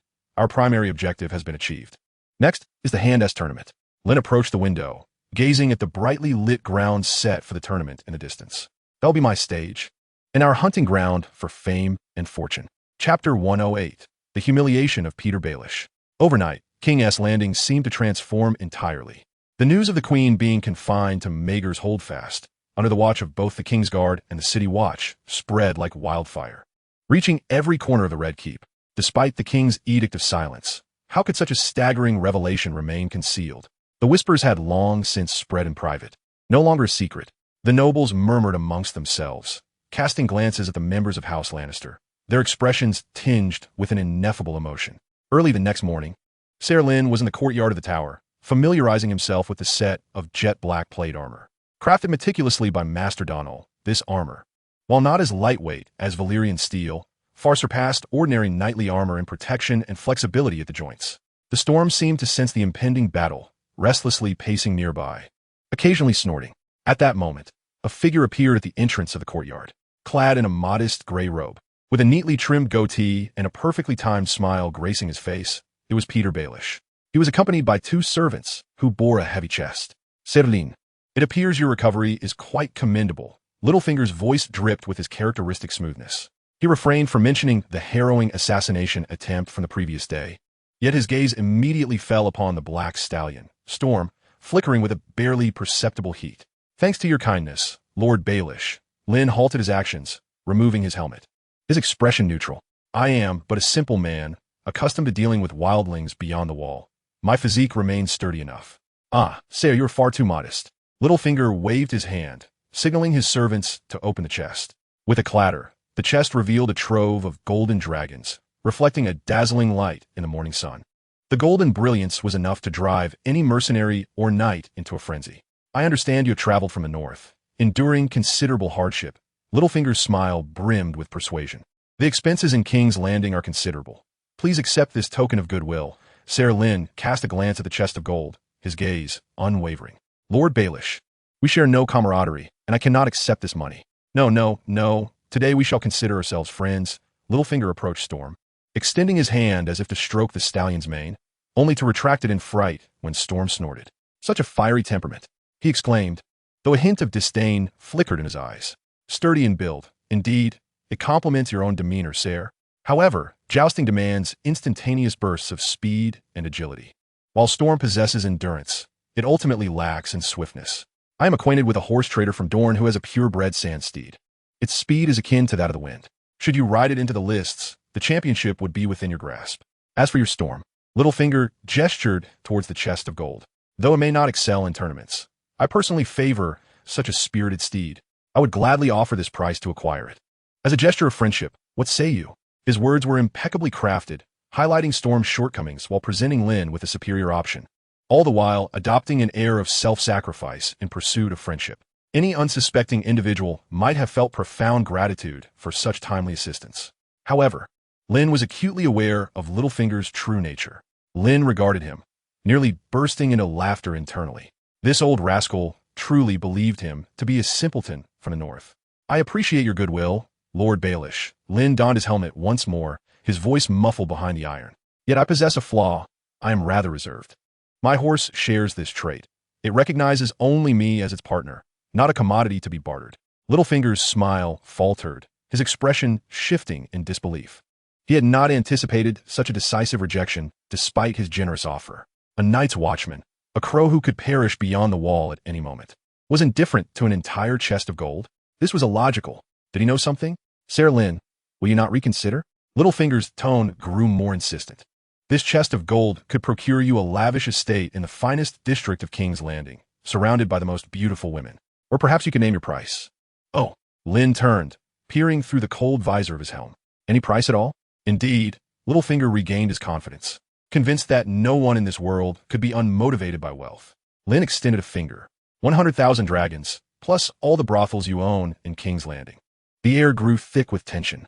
Littlefinger's smile vanished entirely.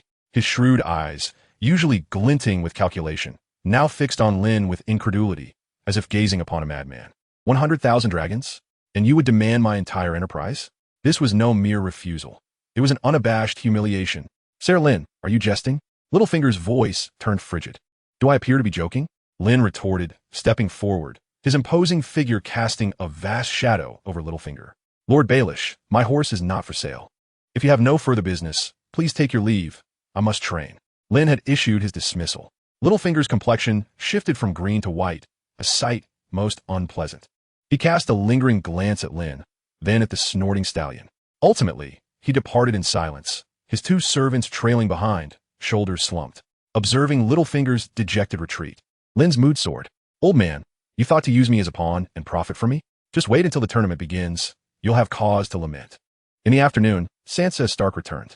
This time, she bore no tray but instead clutched a modestly wrapped object in plain linen. The young girl's cheeks flushed, as if she had summoned great courage to come here. Sir Lynn, her voice was barely a whisper. I heard that you lost your cloak beyond the wall. So I made you one myself. Having found no opportunity to express her gratitude, she continued. Thank you for saving Bran and for looking after Arya. Sansa extended her hands, revealing the contents. Her blue eyes shimmered with anticipation and anxiety. Lynn accepted the offering. As the wrapping fell away, it revealed a black cloak made from the finest silk of the South, cool and smooth to the touch. The hem was embroidered with silver thread, depicting a lifelike direwolf. The wolf's posture, with its proud gaze, mirrored the sigil of House Stark perfectly. The meticulous stitching revealed the creator's immense dedication. Indeed, Varys' little birds had not lied. I adore it, Lady Sansa. Lynn draped the cloak over his shoulders, the black silk melding seamlessly with his dark armor. Thank you. His voice, muffled by the helm, betrayed little emotion, yet Sansa's eyes brightened instantly. She gazed at the man clad in black armor and draped in the black cloak. He was neither the handsome prince of songs nor the romantic knight of tales. Yet, standing there, he resembled an immovable mountain, instilling an inexplicable sense of safety. This was the true essence of a hero. Sansa's heart raced. You will surely triumph in the tournament, won't you? She asked softly. Of course. Lynn's response was succinct and resolute. 2 days later, the grand tournament commenced in King's Landing, plunging the entire city into a sea of revelry. The arena, erected by the banks of the Blackwater River, was teeming with spectators, colorful banners fluttering in the breeze. King Robert sat atop the dais, flanked not by Queen Cersei, but by the hand of the king, Ned Stark. Prince Joffrey occupied a seat on the opposite side, his gaze fervently fixed on the entrance of the arena, eagerly anticipating a particular figure. Knights from across the Seven Kingdoms, clad in their resplendent armor and mounted on magnificent steeds, entered the arena in procession. Jaime Lannister, adorned in gleaming gold armor, shone so brightly in the sunlight that it was nearly blinding. Ser Loras Tyrell, the Knight of Flowers, whose silver armor was etched with golden roses, elicited gasps and cheers from numerous noblewomen. The Mountain, Gregor Clegane, with his massive physique, commanded attention simply by his presence, rendering the air around him almost palpable. When it was Lynn's turn, a ripple of unease swept through the crowd. Clad in pitch-black plate armor, riding a pure black stallion, he bore a flag devoid of any sigil, and a black cloak that billowed in the wind, embroidered with a silver direwolf. Who was this? An unnamed knight? Was he riding a plow horse?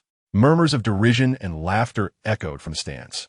Only Ned Stark, upon catching sight of the cloak, exhibited a flicker of surprise in his eyes, quickly transforming into a barely perceptible sigh. Meanwhile, Peter Baelish, seated nearby, held a glass of wine, a cold smirk playing at the corners of his mouth. A country bumpkin. He believed he could triumph in the joust while riding a farm horse. He awaited the spectacle of his downfall with great anticipation. Lynn paid no heed to the surrounding chatter. Calmly, he rode Storm to the center of the arena and raised his lance toward the king's dais, his gaze transcending the multitude to finally fixate upon Peter Baelish's face.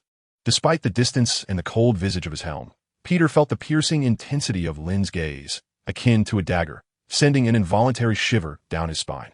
Chapter 109. The Oppressive Presence of the Mountain. The atmosphere of the tournament ignited the moment the knights made their entrance. The deafening cheers mingled with the aroma of roasted meats, the stench of sweat, and the cheap perfume wafting from the women. Under the blazing sun, these scents coalesced, creating a fervent ambience unique to King's Landing. The tournament adhered to the traditional progression format. Lynn sat quietly in the Stark family's viewing area, his dark armor contrasting sharply with the silks worn by the surrounding nobles. Arya sat beside him, her face flushed with excitement, her fists pumping in the air. Sansa appeared somewhat uneasy, frequently adjusting her blue gown and stealing glances toward one side of the stands. On the dais, Robert Baratheon impatiently urged his attendants to refill his goblet, his corpulent body sinking into the oversized chair. How long have I been sitting here? Hurry up. I can hardly wait to watch these tin cans collide. His booming voice resonated throughout the entire platform, provoking a ripple of good-natured laughter. Ned Stark, seated beside him, wore a solemn expression, his gray eyes reflecting his weariness of this extravagant revelry. Rising, Lynn approached Ned from behind and leaned close to whisper in his ear. "My lord Ned, I require your assistance." Ned turned, his eyes questioning. "Seek out the largest betting house in the city," Lynn murmured, his voice barely above a whisper. "Wager all the money you can muster on me." Ned's pupils dilated sharply. All of it. He understood Lynn harbored his own strategy. Yet such a gamble was far removed from the Stark family's usual conduct. Previous tournaments had always allowed free betting, locking in odds only during the finals. "Should we not wait and see?" he cautioned. "This is too reckless, Lynn." "The greater the risk, the higher the reward," Lynn replied, meeting his gaze with a depth of conviction. "This is part of our plan. We require not only renown, but also wealth." "Understood," Ned conceded, no longer hesitating. As he nodded gravely, he regarded Lynn intently before rising and discreetly departing the dais. Having secured Ned's cooperation, Lynn descended from the stands and made his way toward the most bustling tent at the edge of the tournament grounds, where the official betting house operated under Peter Baelish's supervision. The wealth of King's Landing flowed into this establishment like a river.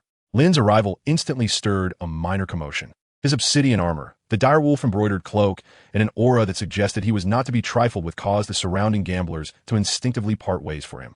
The clerk responsible for recording bets lifted his gaze, and a flicker of disdain crossed his features. "Ah, isn't this our Dark Knight? What brings you here? Looking to place a few bets?"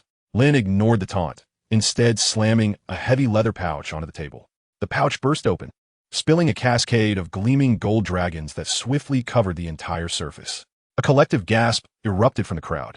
"This is 1,000 gold dragons. I will have another 2,600 delivered shortly." Lynn's tone remained calm and unperturbed. This sum represented the investments made by Robb and Mormont, with minimal expenses incurred on the journey. All of it on myself to win the championship. Silence enveloped the tent as all eyes turned to Lynn, regarding him with a mix of disbelief and astonishment. The clerk stammered, "Are you certain?" "Absolutely. The initial odds are 50 to 1. The odds may fluctuate, and the finals will lock the betting." "Are you sure, my lord? Would you like to reconsider?" The clerk licked his dry lips. Most were waiting to bet during the finals, watching and hesitating, as few dared to place wagers at this moment. This implied that if Lynn triumphed, and no one had bet on him throughout the tournament, the payout could reach as high as 180,000 gold dragons. This was no longer mere gambling. If Lynn succeeded, it would be tantamount to robbing the house. Lynn understood that Peter would lock in the odds for the finals, relying on that mare, unwilling to risk even a modicum of uncertainty. However, that was of no consequence, his confidence was unshakable. He merely needed to stabilize the odds. The more he exhibited his less-than-stellar side, the higher his odds would soar, ultimately resulting in fewer bets on him. While everyone else placed their wagers on the more formidable Jaime, the Mountain, or the Knight of Flowers. His moment of vulnerability would allow him to reap the wealth of all. Then would come the time to reveal his true prowess. Tyrell had certainly aided him immensely. Any issues? No issues. Of course, no issues. This colossal wager quickly made its way to the dais above. Peter Baelish paused slightly, his hand holding the wine glass faltering. He regarded the shadowy figure in the arena, his smile turning increasingly frigid. Fool. A fool from the north. Did he truly believe that saving the prince once rendered him invincible? The initial odds of 50-1 were set by Peter himself, not only to humiliate this presumptuous Night's Watchman, but also to intimidate those considering betting on Lynn. Although some gamblers saw potential returns and placed bets on Lynn, slightly lowering his odds, the majority remained too frightened to act. Now, the results were unexpectedly favorable. Peter signaled to a servant beside him, informed those below to accept the wager. He could hardly contain his anticipation to witness the expression of despair on Lynn's face when the Mountain's lance sent him soaring. Just then, the blaring of horns echoed across the arena. A royal herald rode forth on horseback to the center of the field, proclaiming loudly, "The Prime Minister's Cup Jousting Tournament, Spear Combat, First Match. From the Westlands, the Mountain, Ser Gregor Clegane, facing off against the valiant Ser Hugh of the Vale." The crowd erupted into thunderous applause. The colossal figure of Gregor Clegane, mounted upon a steed nearly as formidable as he, slowly made his entrance into the arena. His heavy steel armor glinted menacingly under the sunlight, exuding an aura of unyielding dominance, akin to an immovable mountain. In stark contrast, Ser Hugh appeared comparatively slight. Once a squire to Jon Arryn, he donned a brand new suit of armor, his face betraying a mix of anxiety and excitement, as if eager to prove himself in this highly scrutinized contest. In the stands, Ned Stark observed Ser Hugh with furrowed brows, recalling the young man who had always been reticent in Jon Arryn's shadow. Now, he was to confront one of Westeros' most brutal beasts. Begin. Robert could hardly wait. He raised his hand sharply, downing his cup of wine in one gulp. The two knights spurred their steeds, distancing themselves at either end of the arena. "For the king," Ser Hugh shouted, lowering his visor and raising his lance. The Mountain remained silent, merely urging his mount forward, initiating the charge. Boom, boom, boom. The thunderous sound of hooves resonated like war drums, beating in sync with every heart in attendance. The two figures, like meteors, swiftly converged on the track. Crash. A deafening clash. The lances struck their respective shields with pinpoint accuracy nearly simultaneously. Seus lance shatterat instantly. The force of the impact jolted him on his horse, nearly unseating him. Yet the Mountain merely staggered slightly. His lance, crafted from solid oak, withstood the horrific collision, albeit snapping in two. The jagged end, propelled by sheer inertia, pierced at an awkward angle towards Ser Hugh. Thud! A muffled sound of flesh meeting metal echoed through the arena. Ser Hugh's helmet and faceplate offered little defense against the fatal strike. The broken lance penetrated through the gap in his visor, emerging from the nape of his neck. Blood gushed forth instantaneously. Ser Hugh scarcely had time to emit a scream before his body stiffened momentarily atop his steed, only to collapse heavily to the ground like a discarded sack. Silence engulfed the arena. The raucous cheers that had filled the air moments before vanished without a trace. All present stood in stunned disbelief, gazing at the twitching corpse on the ground and the pooling blood. Sansa let out a terrified shriek, her face drained of color, her hands clasped tightly over her mouth. This was nothing like the jousting she had envisioned. It was not a romantic knightly duel. It was a gruesome slaughter. Robert's expression darkened. He cast a long, contemplative glance at Gregor. Remove the body. Next match. Servants rushed onto the field, hastily carrying away Ser Hugh's lifeless form and covering the glaring bloodstains with dirt. Ned Stark's face was a stormy shade, dripping with discontent. This was the so-called knightly virtue that the southern nobility prided themselves upon. Absurd, cruel, and devoid of honor. Lynn's countenance betrayed no emotion. He calmly observed the mountain of a man, watching as he indifferently discarded his shattered lance and replaced it with a new one. He was analyzing, calculating the Mountain's strength, speed, and that near-bestial instinct for slaughter. Just then, the royal herald's voice rang out once more, his tone betraying a barely perceptible tremor from the earlier bloodshed. The next duel. From River Run, the bellicose Ser Hosteen Fry. Opposing, from the wall, the nameless Black Knight. Chapter 110. A Touch of Cunning. A Fry Knight? Eddard's brow furrowed deeper. The offspring of Walder Fry inherited their father's avarice and cunning, with Hotine being particularly notorious for his reckless aggression. Lynn rose from the stands. Lynn, go for it, Arya shouted, waving her small fists enthusiastically. Sansa, however, nervously clutched the hem of her skirt, her blue eyes filled with concern. The recent bloody scene had instilled a profound fear within her regarding this tournament. Lynn merely nodded at them before turning to descend the stands. He donned a pitch-black helmet and mounted the back of Storm, riding slowly into the arena. He truly rode into battle on a plow horse. Laughter erupted from the audience, echoing through every corner. Hostine Fry clearly heard it as well. He regarded the Black Knight on the charmer with unabashed disdain. A crow from the wall dares to compete with a noble Fry family? Crow, return your wall. This is no place for you. Hostine raised his lance, pointing it menacingly at Lynn, hurling insults. Lynn did not respond. He merely awkwardly adjusted his stance. The heavy black plate armor seemed to weigh him down considerably, even causing his grip on the lance to falter. In the stands, Peter Baelish lifted his cup, a smirk playing upon his lips. Indeed, a country bumpkin from the north who has never seen the world, unable to even steady his lance. Yet he hopes to triumph in this joust? What a farce. Begin. Robert's roar resounded once more. The two knights spurred their steeds, distancing themselves on the track before charging simultaneously. Hostine's charge was both standard and powerful, brimming with confidence. Lynn, however, appeared somewhat flustered. He awkwardly clutched Storm's sides, his body bobbing with the horse's heavy gait, resembling a novice barely able to stay atop. The distance between the two steeds rapidly diminished. Crash! A dull thud resounded. Hostine's lance struck Lynn's shield with precision. The tremendous force jolted Lynn backward, causing him to sway violently on his horse, nearly unseating him. Yet his lance weakly slipped past the edge of Hostine's shield, leaving no discernible mark. Oh!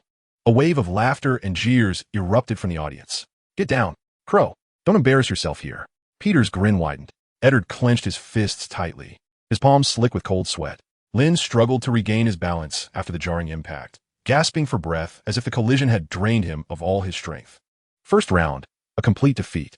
Hotine Fry, triumphant, turned his horse, replacing his shattered lance with a new one. He gazed at the disheveled Black Knight across from him, his contempt morphing into outright mockery. Once more, the horns sounded again, signaling the start of the second charge.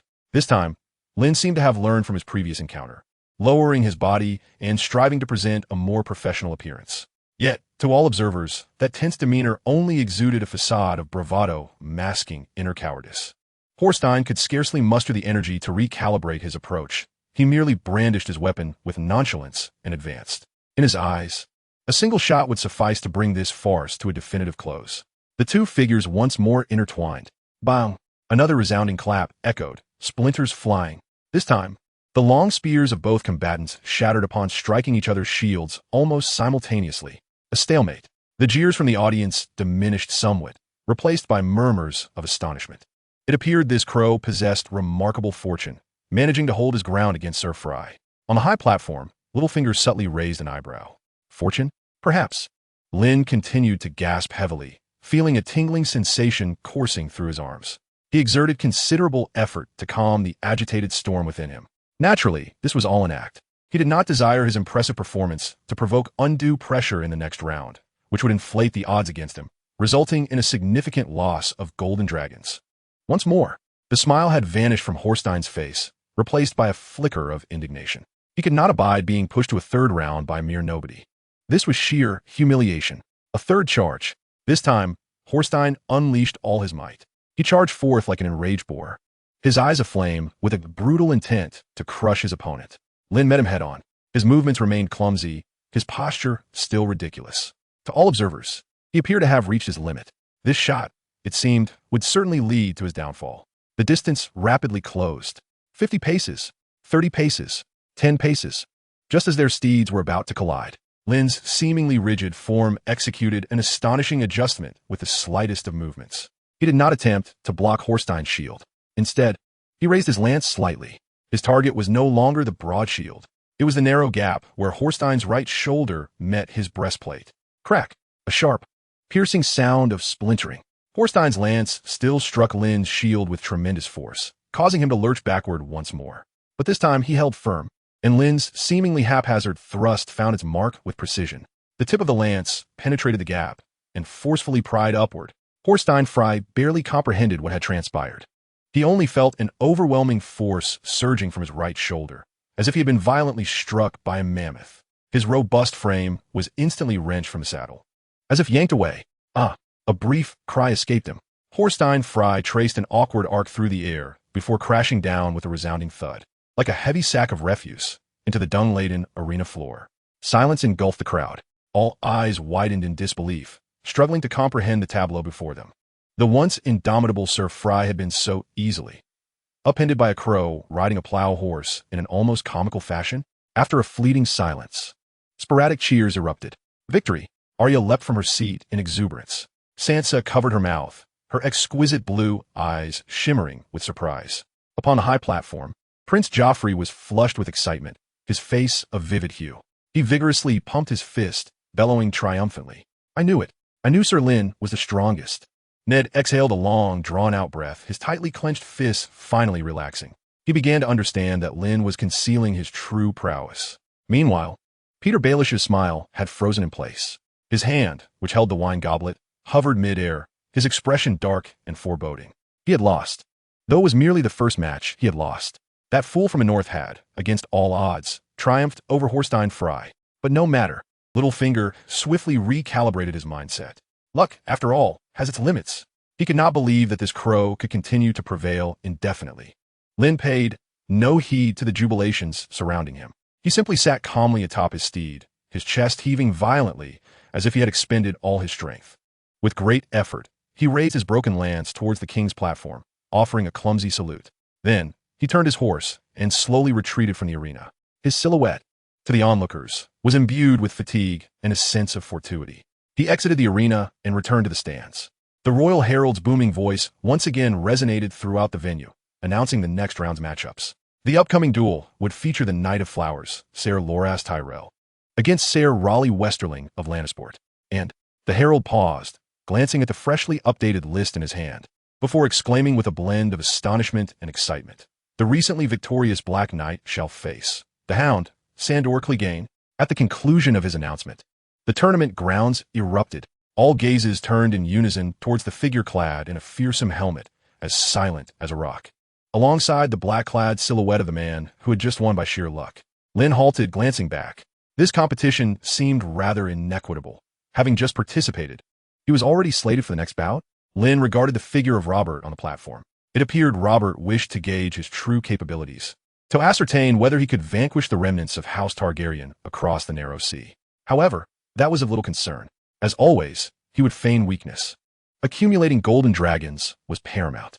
This was his capital for purchasing the unsullied army. Lynn cast his gaze from a distance towards the Hound beside Joffrey.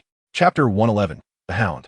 When the royal herald called out Sandor Clegane's name, the atmosphere in the tournament arena reached a fever pitch. If the mountain was a fearsome monster, then the Hound was a loathsome mad dog. Joffrey's personal guard was also a pitiable plaything. In the audience, curses and cheers mingled, forming a morbid fervor. Sandor Clegane paid no heed to the cacophony. He sat in silence. Beneath his grotesque helmet, no one could discern his expression. His gaze traversed the raucous crowd and settled upon the black figure preparing to exit the arena. A crow riding a plow horse? Winning against the Frey's foolish swine through sheer luck. Just then, a golden figure pushed its way into his view. The Hound.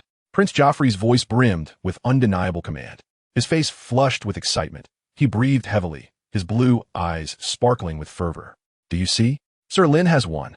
He pointed at Lynn in the arena, as if showcasing his most cherished toy.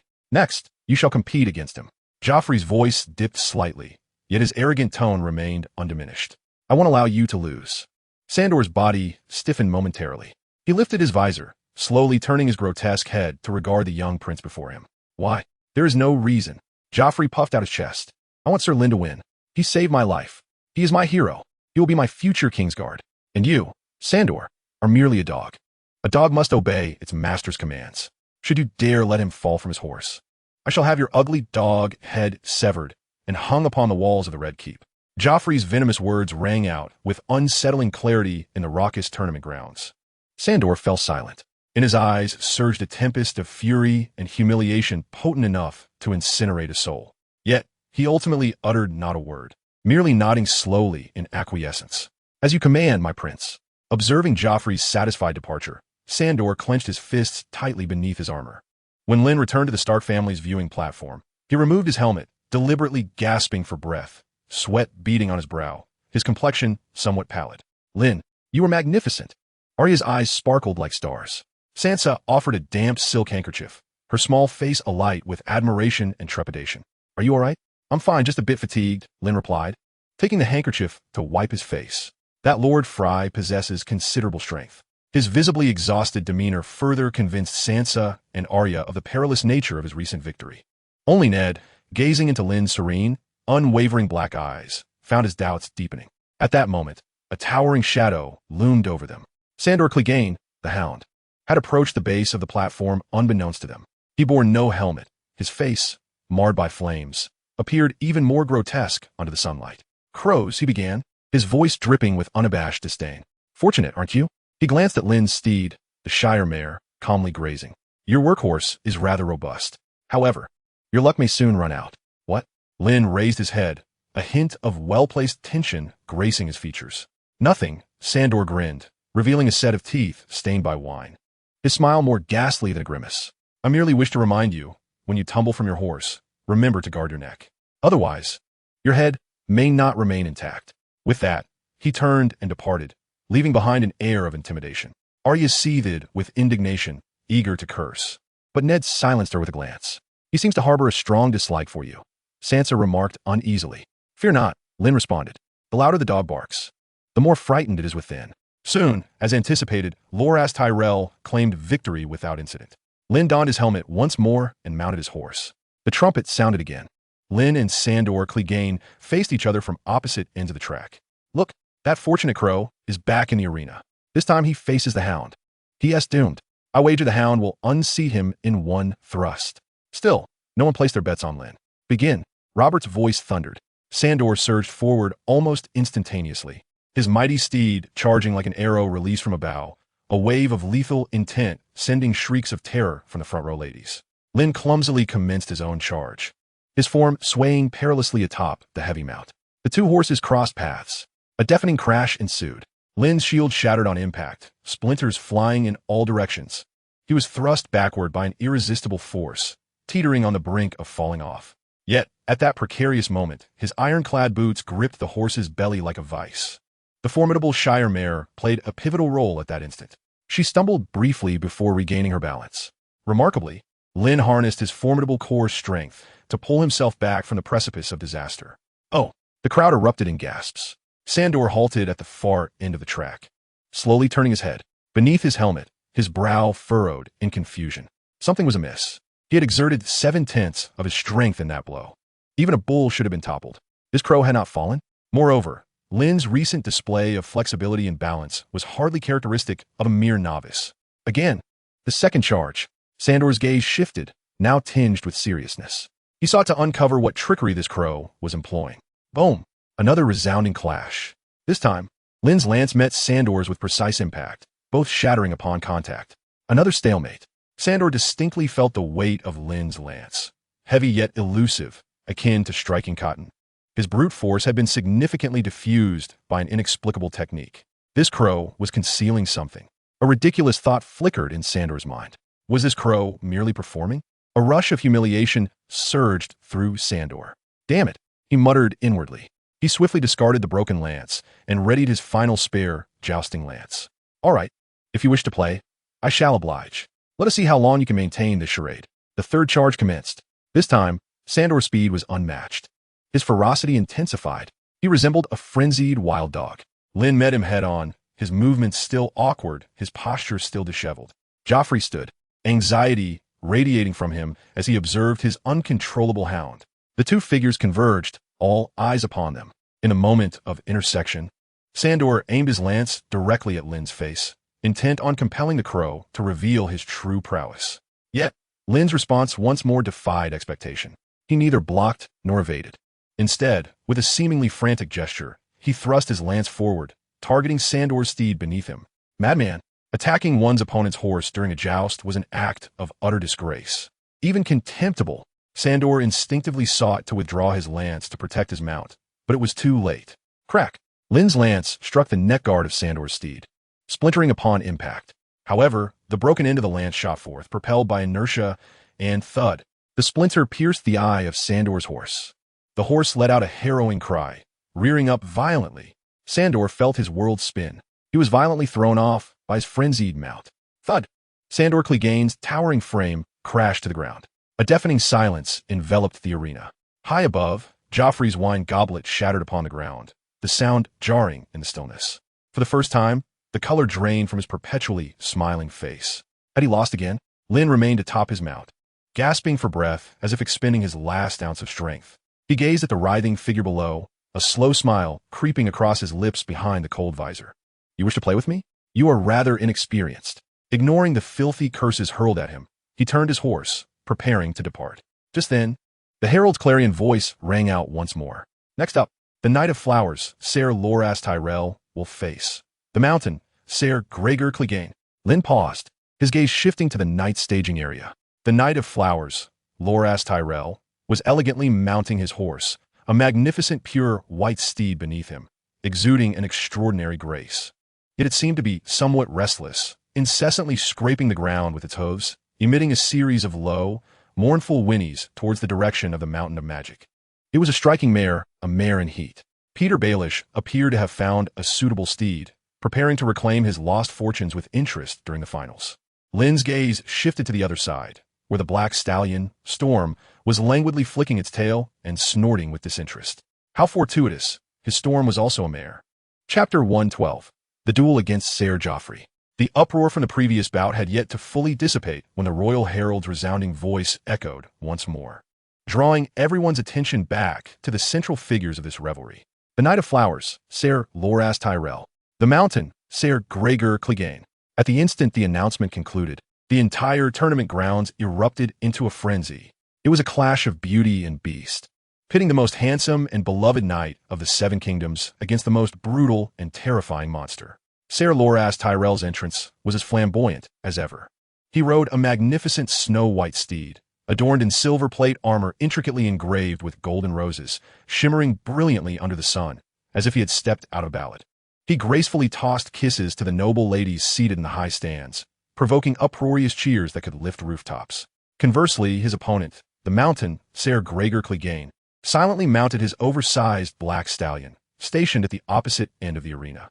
He had not even bothered to change out of the bloodied armor that bore the stains from his previous encounter with Ser Hugh. The cold steel emanated an unsettling stench of blood beneath the relentless sun. In the high stands, Peter's expression had regained its composure. He refreshed his drink, observing the agitated white mare in the arena, then glancing at the unruly stallion beneath the mountain. A confident smirk played upon his lips. Lynn's luck had evidently run its course. The opponents he was about to face would be the pinnacle of knights in the Seven Kingdoms. Any of them could easily overpower Lynn. Now, he was truly ready to begin reaping his rewards. At the shout to begin, from Robert's impatient roar, the horns sounded. The charge commenced. The Mountain's warhorse sprang into action. Each heavy hoof fall resonated like a war drum, pounding in rhythm with the hearts of all present. Yet, in that very moment of the charge, an unexpected turn of events unfolded. The black stallion beneath the Mountain suddenly emitted a frantic whinny. Its crimson eyes were fixated intently upon the white mare across the arena, nostrils flaring with heated breaths. The momentum of the charge faltered momentarily. For an uncastrated stallion, a mare in heat was an irresistible temptation. Go! Gregor roared, driving his spurs viciously into the horse's flank. The warhorse, in pain, surged forward once more. However, its charge had become entirely distorted. The horse's head veered uncontrollably to one side, unable to maintain a straight line. A trace of elegant disdain flickered across Loras's face. Everything was under his control. Thud! A sharp sound resounded. Loras's lance struck precisely against the Mountain's shield. The tremendous force caused the Mountain to sway violently upon his steed. Yet, the lethal lance that should have dealt a fatal blow veered past Loras at a comical angle due to the stallion's disarray. In the first round, the Knight of Flowers emerged victorious. The audience erupted into thunderous applause. Go, you wretched beast! Gregor's roar even drowned out the cheers. He furiously lashed at his mount, attempting to regain control, but all was in vain. The second charge proved even more farcical. The Mountain's warhorse charged at Loras sideways, continuously emitting mating whinnies. Thud! Loras didn't even require precise aim. He casually extended his lance. The tip merely brushed against the mountain's heavy chest plate. The impact was tremendous. Gregor Clegane's mountainous form was effortlessly unseated from his steed by what seemed to be a trivial force. Boom! The heavy steel thudded against the ground, silencing the tournament grounds momentarily. After a brief stillness, a tsunami of cheers erupted. Knight of Flowers! Knight of Flowers! Loras gracefully reined in his horse, reveling in the crowd's adulation. However, the mountain on the ground stirred. Gregor Clegane staggered to his feet, tearing off his twisted helmet to reveal a face flushed with rage and humiliation, as red as a beet. He had lost. He, Gregor Clegane, had been unseated by a pretty boy in this manner. This was a humiliation he could not bear. The still ardent stallion unwittingly approached, nudging its head against its master. Gregor's fury erupted at that moment. He violently drew forth a massive sword that required both hands to wield. A menacing glint flashed. Swoosh! He severed the stallion's head with a single stroke. Scalding blood erupted like a fountain, splattering Gregor from head to toe. The noble women in the stand screamed in sheer terror. Sansa, pale as a ghost, fainted directly into Ned's arms. This gruesome, barbaric scene transformed the tournament grounds into a veritable hell on earth. Peter Baelish's smile froze, the wine glass in his hand slipping and shattering into pieces. Gregor resembled a beast utterly incensed, charging towards the still celebrating Loras. Die, pretty boy. Loras's smile faltered. He had never anticipated that a tournament would devolve into a life-or-death struggle. In a panic, he unsheathed his sword. Yet, against the blood-soaked, wrathful mountain before him, his knightly skills appeared woefully inadequate. Just as the bloodshed seemed inevitable once more, a dark figure leapt from the stands. It was Sandor Clegane the Hound. Clang! Sandor deftly deflected Gregor's massive sword with his own. Get away, Sandor. The two brothers immediately clashed in a frenzied battle. In the name of your king, cease this madness. Enough. Robert's roar finally broke through the chaos. Pull these two madmen apart. Several King's Guard rushed forward, struggling mightily to separate the bloodthirsty brothers. The tournament grounds lay in utter disarray. The mountain, too, angrily cast aside his heavy sword, expressing his inner turmoil. Subsequently, disregarding Robert's darkened expression, he spat on the ground and exited the arena. Robert's face darkened, but the mountain belonged to the Lannisters, and he had no recourse. Let him go. Lannister scoundrel. On to the next match. Just as everyone remained absorbed in the aftermath of the bloody farce, the royal herald's trembling voice resonated once more. This round, the Knight of Flowers, Loras, emerges victorious. Upon hearing this, Lancel Lannister finally exhaled a sigh of relief. After several rounds of showcasing weakness, Lynn would be met with jeers upon entering the arena. Yet, through a series of fortunate events, Lynn would seize victory once more.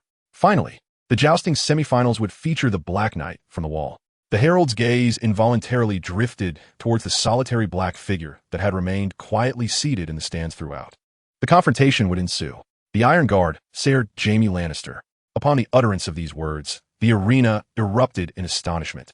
The Crow, who had stumbled through sheer luck into the semifinals, was to face none other than the most illustrious knight of the Seven Kingdoms, Ser Jaime Lannister.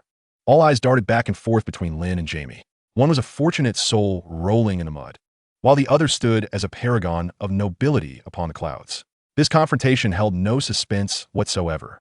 Ser Jaime Lannister rose with an air of composure. His armor, forged of gold, gleamed so brilliantly under the sun that it was nearly blinding. He couldn't even be bothered to cast a glance at Lynn. To him, this was merely a formality.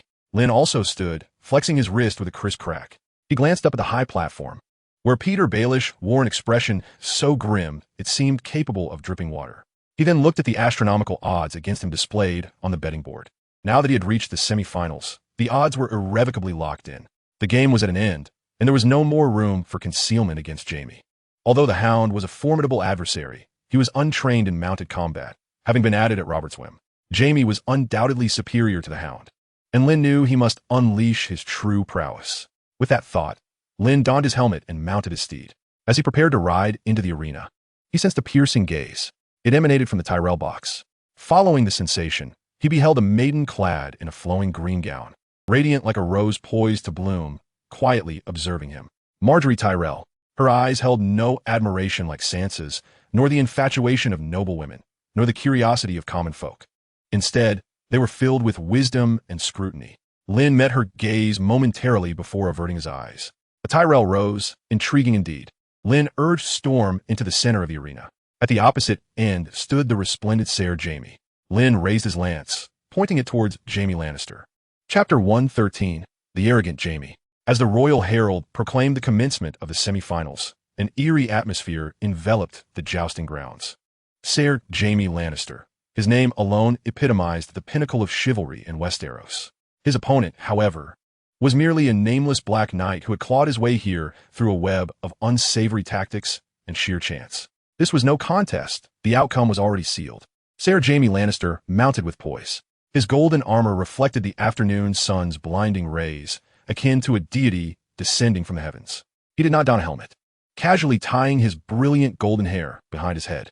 A trace of ennui lingered on his handsome visage as he regarded the figure cloaked in black iron at the opposite end, his gaze resembling that of a predator eyeing a lifeless quarry. Above, Peter Baelish's expression had returned to its usual calm.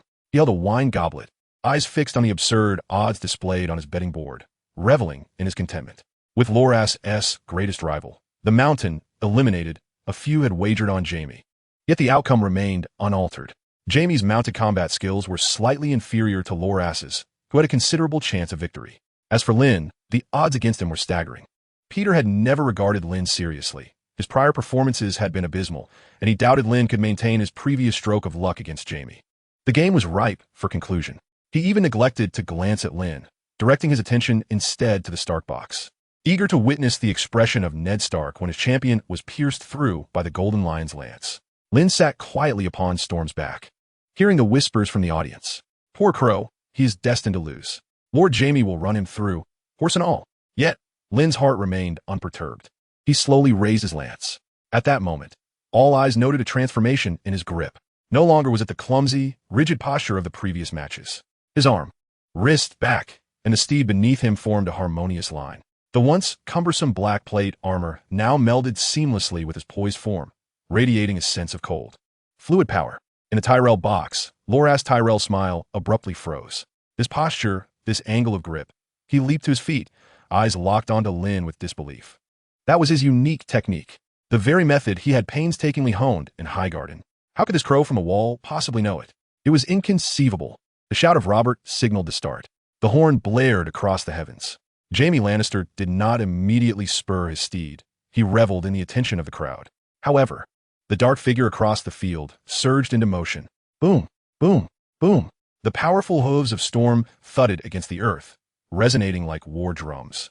This was no mere charge. It was akin to a minor earthquake. Jaime's expression finally shifted. He felt the overwhelming pressure bearing down upon him. Instantly, he tightened his grip around his horse's belly, urging his white stallion forward. Gold and black, two streaks of light, hastening towards one another under the watchful gaze of all. A fierce glint flashed in Jaime's eyes as he steadied his lance, aiming it with unerring precision at Lynn's chest. He intended to end this farce in one thrust. Yet, in the fleeting moment before their mounts would collide, Lynn secretly invoked his ice magic. Jaime felt a chill envelop him, as if his body had turned stiff. What was happening? In that critical instant, Lynn's body sank slightly, almost imperceptibly. A thunderous crack resonated in everyone's ears. Jaime's lance struck Lynn's shield. However, the anticipated devastation did not manifest. Jaime felt as though his lance had collided with an immovable fortress. A force of unfathomable ferocity surged back through the shaft of his weapon. Crack! His proud, knightly shield shattered in an instant under that brutal strength. Gasp!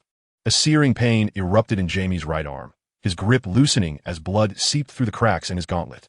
His hand trembled uncontrollably, and his steed let out a distressed whinny, forced back by the overwhelming impact, nearly collapsing to its knees. Meanwhile, Lynn remained unscathed. The force of 9 points, rivaled only by certain exceptional races or those endowed with unique gifts, stood at the pinnacle of ordinary humanity, coupled with the unpredictable nature of ice magic. Lynn was confident he could outmaneuver even the Mountain. The first round concluded. Lynn remained steady upon his mount, not a single tremor betraying his composure. In stark contrast, Jaime Lannister found himself in disarray. He had underestimated Lynn. The earlier performance had deceived him, and he had hastily paid the price. His current state was abysmal. The arena fell into a deathly silence, with all present rendered speechless their minds blank. What had they just witnessed? The Golden Lion, the mightiest knight of the Seven Kingdoms. In the inaugural charge, he was directly crushed by a crow from the wall. Upon the high platform, the goblet in Littlefinger's hand hung, suspended in mid-air. His smile utterly frozen, and his eyes brimmed with absurdity and shock. "Well done, Sir Lynn." Prince Joffrey leapt up in excitement, bellowing madly, his face flushed with rage. He felt no remorse for his uncle's failure. King Robert stood up from his chair, his murky eyes igniting with an unprecedented brilliance as he cursed incessantly. "Well done, damned Lannisters." The Lannisters present wore grim faces, discomfort by the king's words. Yet, as the assassination was tied to Cersei, they could only swallow their resentment, their dissatisfaction with Robert ever deepening. Ned Stark gripped the armrests of his chair tightly, his heart racing as he beheld the dark figure in the arena. He finally comprehended. Concealment. From the very beginning, Lynn had been concealing his strength. He had toyed with everyone. Even he himself had been duped initially. No, it couldn't be. How could he? Loras Tyrell, dazed, collapsed back on his chair. Beside him, Marjorie, with her beautiful eyes shining with an enigmatic light, felt an undeniable attraction towards the formidable knight. She was no exception. Yet, she quickly regained her composure. Affection was one thing. She was a woman aspiring to rise in status. Bringing benefits to her family was her true objective. Again came the suppressed roar of Jaime Lannister from the opposite end of the field. He discarded the shattered shield, donned his helm, and readied a new lance, determined not to underestimate his opponent. His handsome features twisted with humiliation and pain as his gaze towards Lynn brimmed with combat fervor. The second charge. This time, despite his injuries, Jaime summoned all his strength. His golden figure streaked like a bolt of lightning across the sky. Lynn met him head-on, maintaining his obstinate stance. His force attribute surged to its zenith at that moment. Boom! Another resounding clash. Wood splintered. This time, Lynn's lance struck first. Before Jaime's spear could make contact, it accurately slammed into Jaime's chest. No finesse, no embellishment. Just a sheer force that crushed everything. Jaime Lannister felt as though he had been struck head-on by a charging mammoth. The golden plate armor on him groaned under the strain, visibly caving inward. His once proud body could no longer maintain balance on horseback. He was hurled from his steed like a stone flung from a catapult. Thud! The golden figure traced a clumsy arc through the air before crashing heavily into the mud, replete with horse manure and blood. Silence. A deathly quiet enveloped the arena. Everyone's breath hung, suspended in that moment. They watched the golden figure struggle to rise from the muck, only to ultimately collapse in exhaustion. Then their eyes turned to the knight still perched upon the black stallion. Resembling a dark, demonic figure, the crowd erupted. Black Knight! Black Knight! He had triumphed. He had indeed vanquished Jaime. The cheers and screams coalesced into a tremendous roar. Yet, the mocking laughter had vanished. On the high platform, Peter Baelish slumped back into his chair with a thud. The playful smile that usually adorned his face drained of all color, leaving him paler than death itself. He was losing his mind. No, he was on the brink of madness. He was about to lose. If Lynn secured victory in the finals, he would suffer a catastrophic defeat, losing everything. The rules had been set by him, the master of coin. Moreover, all the gamblers in King's Landing had witnessed this astounding reversal. It was he who sought to profit through cunning. It was he who would ultimately be left to bear the consequences. If he dared to back out, his reputation as master of coin would be irrevocably tarnished. Peter felt a deep, unspoken anguish. Lynn slowly removed his helm, ignoring the deafening cheers around him and the fallen regicide in the dirt. His gaze traversed the tumultuous crowd, landing precisely on the high platform where a figure sat, ghostly pale and ashen-faced. Littlefinger, your time is running out. The next match, the Knight of Flowers, Loras Tyrell, against the nameless Black Knight from the Wall. Chapter 114, The Bewildered Loras. Loras Tyrell, the Knight of Flowers, now fixated on Lynn, exhibited none of his former elegance and confidence. Only palpable trepidation and disbelief remained on his handsome visage. Lynn's heart was unperturbed. He merely contemplated how Loras's lance techniques held no secrets for him. To defeat him would be a simple task. However, it was not enough. He sought not just a straightforward victory. He desired a triumph so profound that it would plunge everyone into despair, especially that self-satisfied Littlefinger. Lynn's gaze subtly shifted to Loras's side. There, seated, was a taller, more mature young knight, Garland Tyrell, the valiant Garland. Loras's elder brother, recognized as the Tyrell family's finest swordsman and horseman. A thought crystallized in Lynn's mind. The royal herald's voice rang out again, trembling with barely contained excitement. The Prime Minister's Cup Tournament, Lance Competition, Decisive Battle, will feature Sir Loras Tyrell of Highgarden against the Black Knight from the Wall. Lynn did not rush into the arena. He turned his steed around and leisurely returned to his preparation tent. "I need 10 minutes of rest." He uttered this phrase before stepping into the tent and dropping the curtain. Those outside assumed he was exhausted and in need of recuperation, finding nothing amiss.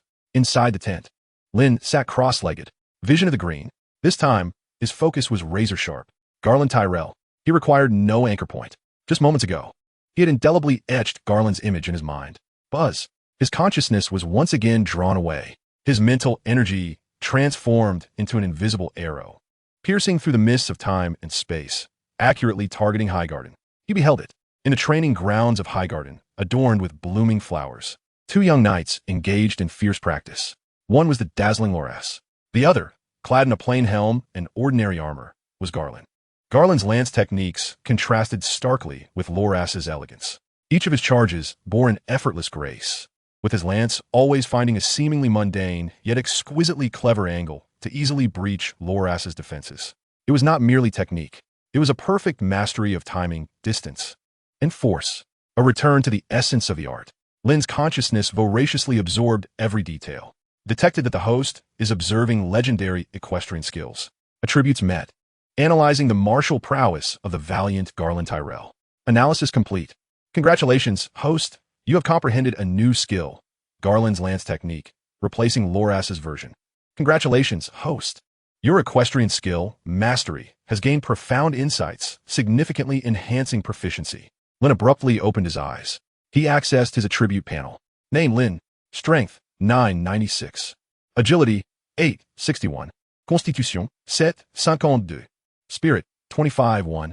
One-handed sword, master, 52, 2000, training enhancement. Rapier, expert, 3, 1000, training enhancement. Arthurès dual, wielding sword technique, prophétie, 41, 5 cents. Horsemanship, expert, 311. 1000, galant lance technique, expert, 31,000. Click to expand hidden, remaining experience, 78. The fusion of Loras and Gallant-S lance techniques propelled him from proficiency to expertise, subsequently elevating his horsemanship skill to the expert level as well. Even if the remaining experience could not be further enhanced, it was more than sufficient. Lynn rose to his feet, lifted the tent flap, and once again mounted the back of Storm. The finals had officially commenced. Loras Tyrell observed the re-emerging Black Knight with a heart brimming with vigilance. He was baffled by how the opponent had triumphed over James. Yet, he understood that this individual was far from the simplicity he appeared to embody. Begin. Charge. Loras adjusted his stance to its pinnacle. He surged forth like a resplendent golden rose, embodying unmatched elegance and sharpness as he advanced towards his foe. However, the dark figure before him transformed once more. No longer did it exude the brutish demeanor displayed against James. Lynn's body relaxed slightly, holding his lance in a seemingly casual horizontal position. It was a posture profoundly familiar to Loras. It was his elder brother Galland's opening stance. Loras's heart skipped a beat. Impossible. Merely a coincidence? He forcefully suppressed the peculiar feelings swelling within him, redirecting his focus entirely to the duel at hand. Bang! A muffled thud. Loras's lance tip struck precisely at Lynn's shield. Yet, in the very moment of impact, Lynn's shield dipped at an almost imperceptible angle. Loras's lance grazed the edge of the shield and slipped past. Meanwhile, Lynn's lance, having been launched with seemingly languid grace, struck Loras's breastplate with an astonishing swiftness. The force was measured, yet it caused Loras's body to jolt violently, nearly compromising his balance. The first round went to Lynn. Loras's expression transformed instantaneously. That was no mere coincidence. The finesse of the force displacement technique, the impeccable timing of the counterstrike. Apart from his elder brother Galland, he had never witnessed such mastery in another. Upon the platform, Lancelot Baratheon's smile faltered. He anxiously glanced at Galland Tyrell beside him, who was already on his feet, fixated on the Black Knight in the arena, his usually composed countenance etched with disbelief. How could this be? Once more, the second charge. Loras's heart was in disarray. He felt as though he were not facing an unknown Black Knight, but rather his elder brother, against whom he had never emerged victorious. That sensation of being utterly read and dominated enveloped him once again, casting a heavy psychological burden upon him. Even before the contest began, he felt as though he had already lost half the battle. Bang! This time, Loras's lance met with nothing but air. Conversely, Lynn's lance pinpointed Loras's old strength's endpoint just before his new strength could manifest. Loras nearly toppled from his mount, violently shaking as he struggled to maintain his grip. He had lost this round, and again. No. Loras uttered a begrudging murmur. He forced himself to rally. He could not afford defeat. He was the Knight of Flowers, the most celebrated knight across the 7 kingdoms. How could he possibly lose to an anonymous crow? The third and final charge. Loras charged forth, nearly with his eyes closed, placing every hope upon this desperate thrust. He saw the Black Knight advancing to meet him. That posture, that figure. Even the momentum of the charge mirrored his memories perfectly. Lynn's silhouette merged entirely with that of his elder brother. Was there even a hint of his shadow within? A primal fear, emanating from the depths of his soul, shattered all remnants of his pride and zeal in an instant. He found himself unable to comprehend this unfathomable scene. Loras's hand trembled uncontrollably. It was this very tremor that would determine the outcome. Bang! No earth-shattering roar accompanied the clash. Lynn's lance merely executed a subtle flick, a deft maneuver. Loras's body lost all equilibrium, tracing an elegant yet disheveled arc through the air before crashing heavily to the ground. The arena fell into a profound silence. Upon the platform, Peter Baelish felt the world darken before him, collapsing limply into his chair. Chapter 115, Champion of the Tournament. The silence of the arena persisted, but for a fleeting moment. When Loras Tyrell's splendid silver armor thudded against the blood-soaked, dung-ridden earth, it felt as though the entire world had been muted. Then, like a volcanic eruption, a tidal wave of fervor surged forth. Black Knight! Black Knight! Someone shouted the title first, and soon the thunderous ovation echoed from every corner of the arena, nearly tearing the sky asunder. This was no mere cheer. It was a near-manic adoration. An anonymous crow from the wall, a rustic bumpkin riding a plow horse, had carved his path through scorn and derision. He had bested the foolish swine of House Fry by the dirtiest of means. He had overturned the prince's hounds through the most unscrupulous of tactics. Then, just when all believed his fortune had run dry, he audaciously trampled the Golden Lion, James Lannister, with brute force and unfathomable audacity. Finally, he obliterated the Golden Rose, adored by countless maidens, employing a lance technique that bordered on artistry. Each opponent was a knight of esteemed renown, seasoned by countless battles. Yet he, a nameless pawn, emerged victorious in the end. This was, in itself, a miracle, a legend worthy of being sung by bards for centuries to come.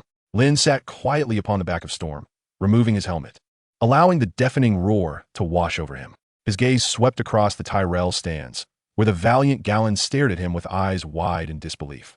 He then looked towards the platform. With a sharp crack, the crystal goblet in Peter Baelish's hand slipped, shattering upon the ground. He slumped in his chair, his countenance pale as a ghost. The wine soaked into his lavish robe, yet he remained oblivious, his gaze fixated on the black figure in the arena, his lips moving soundlessly, akin to a fish out of water. Lynn's gaze finally settled upon the Stark stands. He had triumphed. Lynn had won. Arya leaped from her seat, a whirlwind of excitement, her cheeks flushed, her voice hoarse from cheering. She abruptly turned, grasping Ned Stark's arm, her gray eyes shimmering with an unprecedented brilliance and undeniable determination. Father. She lowered her voice, yet it rang with clarity. I wish to marry Lynn. Ned Stark smide frose instantly. He glanced at his daughter, her gray eyes reflecting a stubbornness and wildness distinctly her own, in stark contrast to her mother, Catelyn. He opened his mouth to refuse. This was utterly absurd. Arya was still a child, and Lynn, he was a Knight's watchman. However, when his gaze once again fell upon the center of the arena, upon that black figure cheered by the multitude, all words of denial became lodged in his throat. A Night's Watchman?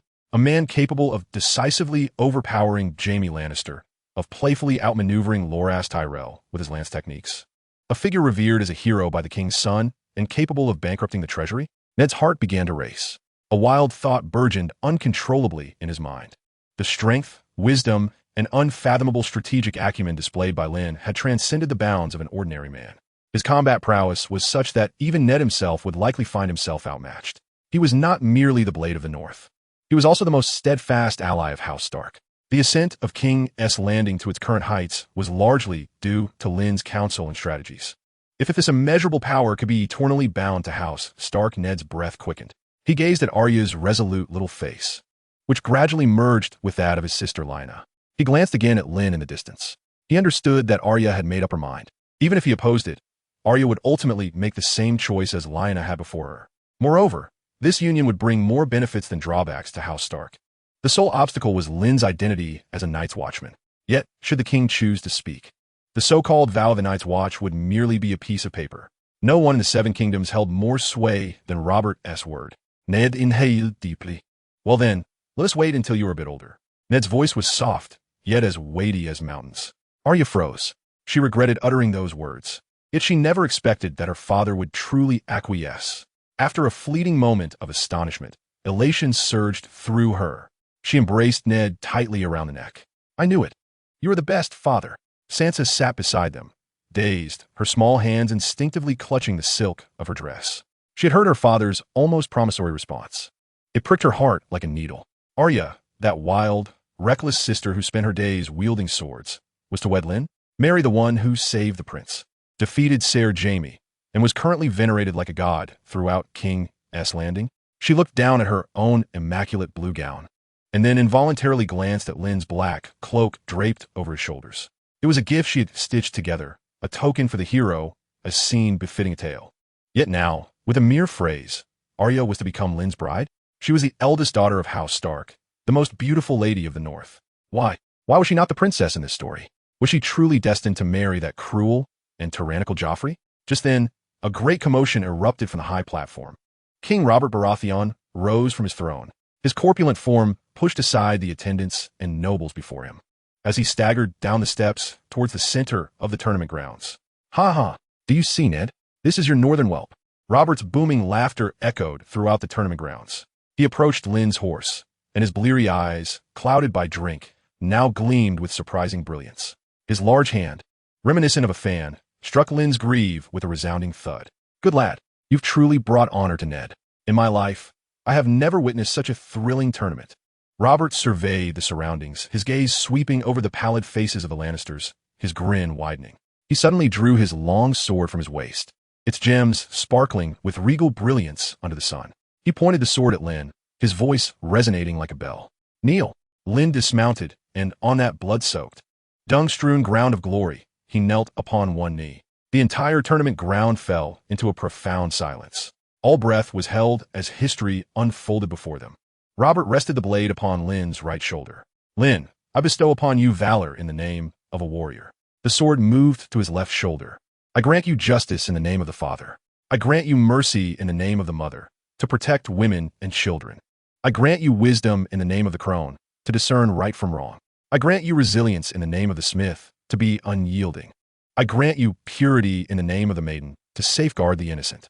I command you in the name of the stranger, to guide the dead, unafraid of death. Robert withdrew the sword, lightly tapping Lynn's shoulders 3 times with the blade. He stepped back, and his rotund face was imbued with the gravitas of kingship. Rise.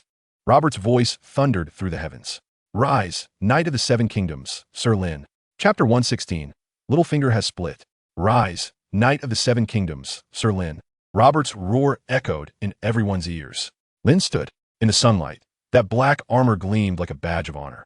The cloak embroidered with the dire wolf of Winterfell billowed in the wind, heralding the birth of a new legend. The entire tournament ground erupted in a frenzy. The crowd wildly chanted the name of the Black Knight, as if they wished to engrave it upon every stone of King's Landing. Ha ha! Robert reveled in the spectacle, pulling Lynn close with a force that nearly crumpled the steel armor. Tonight, a feast at the Red Keep, to celebrate our new hero. The opulence of the celebratory feast exceeded everyone's expectations. The long banquet table was laden with roasted pig, honey-glazed ham, eel pie, and sweet corn drenched in butter. Aged wine from the arbor flowed freely as if it were water. Lynn was seated at the head table, right beside King Robert and Ned Stark. After all, he was the star of the day. This position was even more prominent than that of many illustrious nobles. Almost everyone raised their goblets, forming a line to toast him. There were knights who genuinely admired him, nobles seeking to forge connections, and royals who plastered on smiles to ingratiate themselves. Lynn welcomed all, but merely sipped symbolically. His gaze calmly swept across the banquet hall. He noticed Loras and Garland Tyrell whispering to each other, their eyes occasionally darting in his direction, filled with scrutiny and apprehension. Marjorie Tyrell held her goblet elegantly, her beautiful eyes shimmering with an inscrutable light. He also spotted Jaime Lannister sulking alone in a corner, drowning his sorrows. He had changed into plain clothing, yet the lingering pain in his arm and the bandages on his chest silently narrated the disgrace he had suffered that day. Meanwhile, Peter Baelish, who should have been one of the stars of the feast, was conspicuously absent. Just then, several gold-cloaked guards led a group of plainly dressed merchants into the banquet hall. At their forefront was the portly merchant whom Lynn had rescued. Though his leg had healed, he still limped, clearly bearing the remnants of his ailment. His face was alight with excitement and reverence. Upon seeing Lynn, he felt his knees with a thud, followed by the others. "My lord," the fat merchant exclaimed, tears streaming down his face. "I never expected to see you in King's Landing again." This sudden display silenced the raucous banquet hall. King Robert watched them with keen interest, while Ned gestured for the guards to assist them. "My lord, you may have forgotten us." The corpulent merchant struggled, unwilling to rise. "But we shall forever remember your benevolence. In the wolf-infested woods of the north, we were besieged by a band of ruthless brigands. It was you, Sir Lynn, who vanquished them all and saved us." The merchant's voice resonated clearly throughout the grand banquet hall. He demanded not a single coin in return, even compensating our losses with the brigands' plunder. "You proclaimed that in the north, under the Stark banner, ridding the land of banditry is your duty." Upon hearing this, the assembly was astounded. If the victory at the tournament had established Lynn as an idol in the eyes of many, this moment catapulted him to a divine pedestal. The nobles exchanged incredulous glances, their eyes brimming with disbelief. In this city where wealth reigns supreme, there exists such a noble knight, selflessly seeking no reward? The atmosphere in the banquet hall shifted from fervent adoration to a profound sense of reverence. Ned Stark regarded Lynn, his gray eyes filled with complex emotions. He understood that Lynn was not merely acting for himself. He was championing the entire North, earning prestige for House Stark. "What a commendable duty!" roared Robert, slamming his palm upon the table, his voice booming with approval. "This is how Knights of the Seven Kingdoms ought to behave." He turned to Ned, eyes alight with admiration. "You have brought forth a true hero for the Seven Kingdoms." The festivities continued late into the night. The following day, the entire city of King's Landing buzzed with tales of the Black Knight's legend. Not only for his valor in the tournament, but also for his gallant acts of chivalry in the north, where he took nothing for himself. Lynn's renown soared to unprecedented heights within a single day. Meanwhile, another piece of news quietly circulated through the shadowy corners of King's Landing. The master of coin, Peter Baelish, had gone bankrupt. His wagers during the tournament had backfired spectacularly due to Lynn's astonishing turnaround, leaving him utterly ruined. He had sought to play a clever game, predicting the outcome of the finals between Loras and the Mountain, banking on the mare to reap a fortune. Yet, he had not anticipated Lynn's emergence. Lynn had feigned weakness to maintain high odds, biding his time until the final match was set and unchangeable before revealing his true prowess. This had sealed Baelish's doom. A staggering debt of nearly 200,000 gold dragons had completely overwhelmed the once mighty Lord Baelish of King's Landing. His reserves were insufficient to cover the full payout. Morning sunlight streamed through the window into the chamber that once symbolized power, now stripped of its former glory. Peter Baelish sat despondently in his chair, clad in the lavish robe soaked from yesterday's revelry, a stubbled visage, his bloodshot eyes betraying the toll of a sleepless night that had aged him a decade in mere hours. Scattered on the table before him lay a disarray of deeds and ledgers, his brothels, his shipping enterprises at the docks, his lands beyond the city. All the fruits of years of labor were now destined for new ownership. The door swung open. Lynn entered, flanked by two northern guards dispatched by Ned. He wore no heavy armor, merely a simple black garb, the dark cloak of a direwolf draped casually over his shoulder. He regarded the man before him, who resembled a lost dog, with an expression devoid of pity. "Lord Baelish, I am here to collect." Littlefinger trembled violently. He struggled to lift his gaze, those once shrewd eyes now filled with sheer terror. Who are you?" Lynn offered no reply. Instead, he approached the table, casually flipping through a ledger. "I do not possess that many gold dragons." Littlefinger stared at Lynn, as if expending the last remnants of his strength. "These are all my assets. They are yours. I have but one question. How did you know? How could you have known about Loras's horse? How could you possibly defeat Jaime?" He fixated upon Lynn's eyes, questions tormenting him through the night. He could not comprehend where the miscalculation had occurred. Lynn's feigned humility had led everyone to lose faith in him, only for him to astonishingly reveal his mastery in the final match. It was utterly absurd. Every move Lynn made seemed preordained, stepping precisely upon each of Littlefinger's schemes. It defied logic.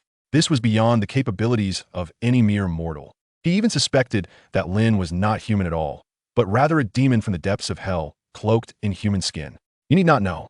Lynn closed the ledger and tossed it onto the table. I require you to remember but one thing. Lynn leaned closer, whispering into Littlefinger's ear in a tone meant for only the two of them. I am aware of your misdeeds. Brandon, Joffrey, Lord Aaron, and your conspirator, Lady Lisa. This will be my first and final warning. Keep your distance from House Stark. Otherwise, next time, what I take will not merely be your gold. Trust me, Lord Baelish. I possess 1,000 ways to make you regret it. Chaos is a ladder, is it not, Lord Baelish? His voice, though soft, bore the chill of the eternal winter of the north, penetrating to the very marrow of Littlefinger's bones. He gazed into Lynn's unfathomable black eyes, feeling as if his very soul had been laid bare. Fear engulfed him. All his once proud schemes appeared as childish pranks before Lynn. Having delivered his threat, Lynn softened his tone somewhat. Rest assured, Lord Baelish, as long as you refrain from plotting against the Starks, I shall not interfere with your affairs, nor will I disclose your past deeds to anyone. Lynn dismissed Baelish, turning away with his guards, the deeds and ledgers in hand, departing with purpose. At that moment, only Peter Baelish remained, alone. After a long silence, this once mighty lord let out a low roar akin to that of a wounded beast. He swept everything from the table to the floor in a fit of rage. He had lost, utterly and disgracefully. He dared not entertain any thoughts of House Stark, nor of that man who seemed like a devil incarnate. Yet, he would not concede defeat. Peter Baelish staggered to his feet, approaching the window to gaze upon the bustling city of King's Landing. A sickly, maniacal grin slowly spread across his face. Chaos is a ladder, he muttered to himself. Since the path with Stark is blocked, let the king and the lion fight it out to the death. He would make all of Westeros pay for his failure today. Chapter 117, 200,000 Gold Dragons. The air in King's Landing seemed to still echo with the fervor of the tournament day. In the streets and alleys, minstrels spun tales of the Black Knight's exploits with clumsy rhymes. Drunken patrons in taverns animatedly debated the merits of his lance. Among the noble gatherings, Lynn's name had become the most fashionable topic of conversation. As Lynn pushed open the door to Littlefinger's chamber, once a symbol of power and desire, he beheld such a scene. A few scholars were drenched in sweat, poring over ledgers stacked like mountains. The air was thick with the scent of aged parchment, ink, and money. Arya scurried about like a mouse in a granary, her gray eyes sparkling with curiosity. Sansa, however, seemed out of place. She stood at the door, clad in a flowing sky-blue gown, her demeanor restrained. She found it incomprehensible why Lynn would venture into such a place, particularly when she learned that a portion of this wealth stemmed from those sordid establishments. A wave of visceral discomfort surged within her. The adult man, sporting a goat-like beard and exuding an air of shrewd competence, was none other than Peter Baelish's former chief steward. At this moment, he was bowing humbly, presenting a hefty ledger to Lynn. All the property deeds and accounts were contained within.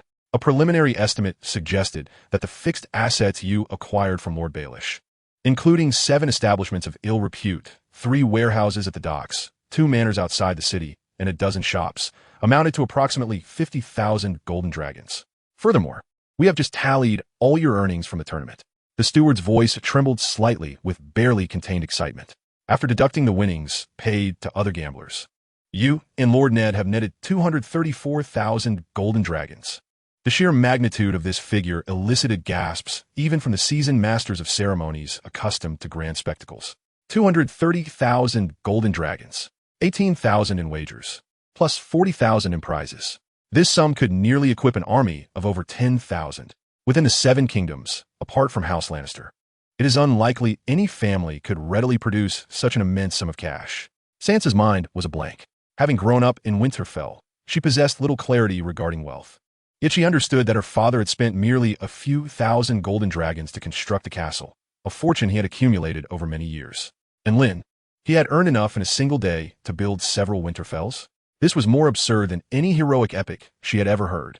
How much profit would these properties yield each month? Lynn remained unperturbed, as if those 200,000 golden dragons were merely a string of ordinary numbers in his eyes. My lord, after all expenses, we anticipate a monthly net profit of approximately 3,000 golden dragons, the steward promptly replied. Lynn nodded. Peter had just begun to expand his enterprise. Before it could truly flourish, he had been outmaneuvered, likely to his great chagrin. 3,000 a month translates to 36,000 golden dragons a year. This does not even account for the intrinsic informational value and influence these properties possess. Peter had toiled for over a decade, initially deceiving Lisa and aligning himself with Jon Arryn to ascend to the position of Master of Coin. He had profited from it for years, amassing this fortune. Now it all belonged to Lynn. Lynn approached the window, gazing down at the bustling streets below. These golden dragons were his foundation for venturing into Essos, his initial capital for establishing his own power. Arya immediately dashed to Lynn's side like a little soldier. From this day forth, you are to come here every afternoon, Lynn directed, gesturing toward the towering ledgers. Accompany the master of scholars, learn how to read accounts, manage people, and make money breed money. Really? Arya's eyes sparkled like two morning stars. Sir Lynn, Sansa could no longer contain herself. How can you let Arya handle these sordid things? Sordid? Lynn turned his head. He was well aware of what Sansa meant, merely those establishments. Arya absolutely has the right to engage with my assets. After all, we have an agreement. Upon hearing this, Arya's face lit up, and she made a cheeky face at Sansa. She was to marry Lynn, after all, and naturally needed to assist him in managing his affairs. Lynn regarded Sansa's innocent countenance, adorned with naivete. Lady Sansa, do you consider golden dragons to be sordid? Or is it power that is sordid? Sansa was rendered speechless. The dress you wear, the bread you eat, what are they not traded for these sordid things? The heroes in songs do not require sustenance, yet knights in reality do. Your future husband, Prince Joffrey, and his mother, Queen Cersei, did not ascend to their positions through beauty alone, but rather through the inexhaustible gold mines of House Lannister. There's no such thing as clean or dirty gold. It is primarily the user who determines whether it is clean or dirty. Lynn approached her, his deep black eyes unfathomable. I wish for Arya to see these things, not to admire them, but to understand them, to see through them. Thus, she will not be deceived by others using these things. Sansa gazed at Lynn, her beautiful blue eyes losing their ethereal innocence, revealing a flicker of confusion and contemplation. Just then, a hurried and heavy footfall echoed from the staircase. A member of the King's Guard clad in golden armor appeared at the door, his face bearing a hint of respect. Sir Lynn, His Majesty the King summons you. The Red Keep, the throne room. Robert Baratheon sat restlessly upon the menacing iron throne, clutching a nearly empty wine barrel. At his feet lay several inebriated attendants, sprawled in drunken slumber. The entire hall was suffused with a strong scent of alcohol. Upon seeing Lynn enter, a glimmer of light ignited in Robert's murky eyes. You have finally arrived. His booming voice echoed through the spacious hall, reverberating painfully in the ears. I've heard you stripped that little finger fellow of his trousers? Earned nearly 20,000 golden dragons? Thanks to your grace, your majesty, Lynn replied with a slight bow. Ha ha ha. Well done. Robert erupted into a raucous laugh. I've long found that odd fellow insufferable. You've avenged me. After his laughter subsided, Robert's expression darkened. He slammed the wine jug onto the ground, producing a resounding crash. Money, you've earned enough. Reputation, you've amassed enough. Robert descended from the throne, his corpulent figure exuding an overwhelming sense of pressure, advancing step by step toward Lynn. Now, it's time to work for your king. His bloodshot eyes bore into Lynn, his voice laced with an undeniable command. I have instructed Master Pycelle to prepare a ship, the finest in all of Westeros. I've also equipped you with 50 of the most elite royal sailors. When you set sail, I want the heads of those Targaryen bastards. Immediately. Right now. The king's fury burned like a volcano poised to erupt, scorching the air of the throne room. Lynn's heart sank. He realized he could no longer delay. Otherwise, once the king's patience waned, all his prestige and wealth would dissolve into nothingness. Rest assured, your majesty. Lynn knelt on one knee, his voice steady. Within a fortnight, I shall embark and return with the heads of the Targaryen remnants for you. Good, good, good, Robert exclaimed thrice, his enthusiasm palpable. He helped Lynn to his feet, his large hand once more thumping heavily on Lynn's shoulder. I shall await your good news right here. Upon your return, I intend to throw you an even grander celebration. Lynn departed the throne room. The heavy oak doors closed behind him, sealing off the rich scent of wine. In the long corridor, sunlight streamed through the stained glass windows, casting dappled shadows. At that moment, a familiar figure appeared at the corridor's end. Varys, the spider still bore that deceptively harmless demeanor, his hands clasped within his sleeves, a gentle smile gracing his face. Congratulations, valiant Sir Lynn. Varys's voice was as soft as silk. You are now the wealthiest man in all of King's Landing. Not for long, Lynn replied, his pace unwavering. Oh, Varys fell in his step beside him. Does Sir Lynn intend to burn all that money? Lynn smiled, but offered no response. The smile on Varys's face deepened. Do not forget the pact between us. Lynn's steps faltered. He turned to gaze into Varys's fathomless eyes. Of course, my lord. Chapter 118. A Blade Against the Golden Cloak. The night in King's Landing remained as tumultuous as ever. Lynn stood upon the terrace of his newly acquired estate, which once belonged to Peter Baelish. From this vantage point, he could overlook much of the brilliantly illuminated city and catch the mingled scents of cheap perfume and desire wafting up from the brothels below. Money was merely a tool. His true spoils were the intangible web that had been meticulously woven over the years in King's Landing, severed only by the loss of a little finger. The 7 brothels, the warehouses at the docks, the estates beyond the city. These were not merely assets, but nodes of information and hubs of influence. Peter, having lost all of this, was rendered utterly impotent. My lord, a respectful voice broke through his thoughts. It belonged to a middle-aged man named Robb, who was responsible for certain intelligence operations. Everything has been clarified. Robb presented a thin sheet of parchment. The commander of the city guard, Janos Slynt. This man is insatiably greedy and cowardly as a mouse. Every month, he extorts 300 golden dragons in protection fees from your 7 brothels. This does not account for the bribes he receives from other merchants, gaming houses, and smugglers. Lynn took the list, densely packed with Janos Slynt's illicit dealings, dates, locations, amounts, clear as day. Excellent. Lynn's fingers lightly drummed upon the name Janos Slynt. He commanded the mightiest armed force in King's Landing, consisting of 6,000 golden cloaks, yet their leader was a dog easily led by the lure of gold. Such a force, in the hands of Ned Stark, was a double-edged sword. If he remained inactive, the golden cloaks would hang over him like a sword of Damocles. Yet, should he choose to act, he would face fierce retaliation from the Queen and other factions within the court. Lynn understood well. The moment he departed from King's Landing, leaving Ned alone, this honorable Lord of the North would soon be devoured by the wolves. Thus, before his departure, he must extract this most perilous Fong from Ned and don him with robust armor. Within the Prime Minister's tower, the atmosphere was heavy with tension. Ned Stark gazed forlornly at a map of King's Landing. The fragile balance between the Queen and the King loomed over him like a mountain pressing upon his heart. My lord Ned. Lynn's voice resonated from the doorway. Ned lifted his gaze, and the fatigue etched upon his brow eased slightly upon recognizing Lynn. You have arrived. I am about to set forth across to the narrow sea. Lynn wasted no time. However, there's a matter that must be resolved before I depart. He placed a parchment, filled with evidence against Janos Slynt, before Ned. This is... Ned picked up the parchment. A mere glance darkened his countenance. The city guard has sunk to such depths? This is merely the tip of the iceberg. Lynn's voice was terrifyingly calm. You are the hand of the king, the prime minister of the 7 kingdoms. Yet in King's Landing, your authority barely extends beyond the Red Keep. The 6,000 golden cloaks do not heed the king's law. They follow Janos Slynt's commands. And Janos Slynt, he answers only to the call of gold. Consider, once I depart, if you uncover any evidence detrimental to House Lannister. What do you think Queen Cersei will do? With just a few thousand golden dragons, Janos Slynt will not hesitate to besiege the Red Keep, putting you and your family. Lynn ceased, but the bloody image was vividly etched in Ned's mind. What must I do? Ned inquired. His Majesty currently trusts you, as well as me. Lynn's gaze was as sharp as a blade. King Robert despises Peter Baelish, and Janos Slynt is but a puppet of Baelish's making. Our task now is to eradicate this dog that serves the tiger, along with the filth behind him. In the name of the king, cleanse the city guard. But who will take his place? Ned furrowed his brow. I have no one I can trust in King's Landing. You do. Lynn sought to jog Ned's memory.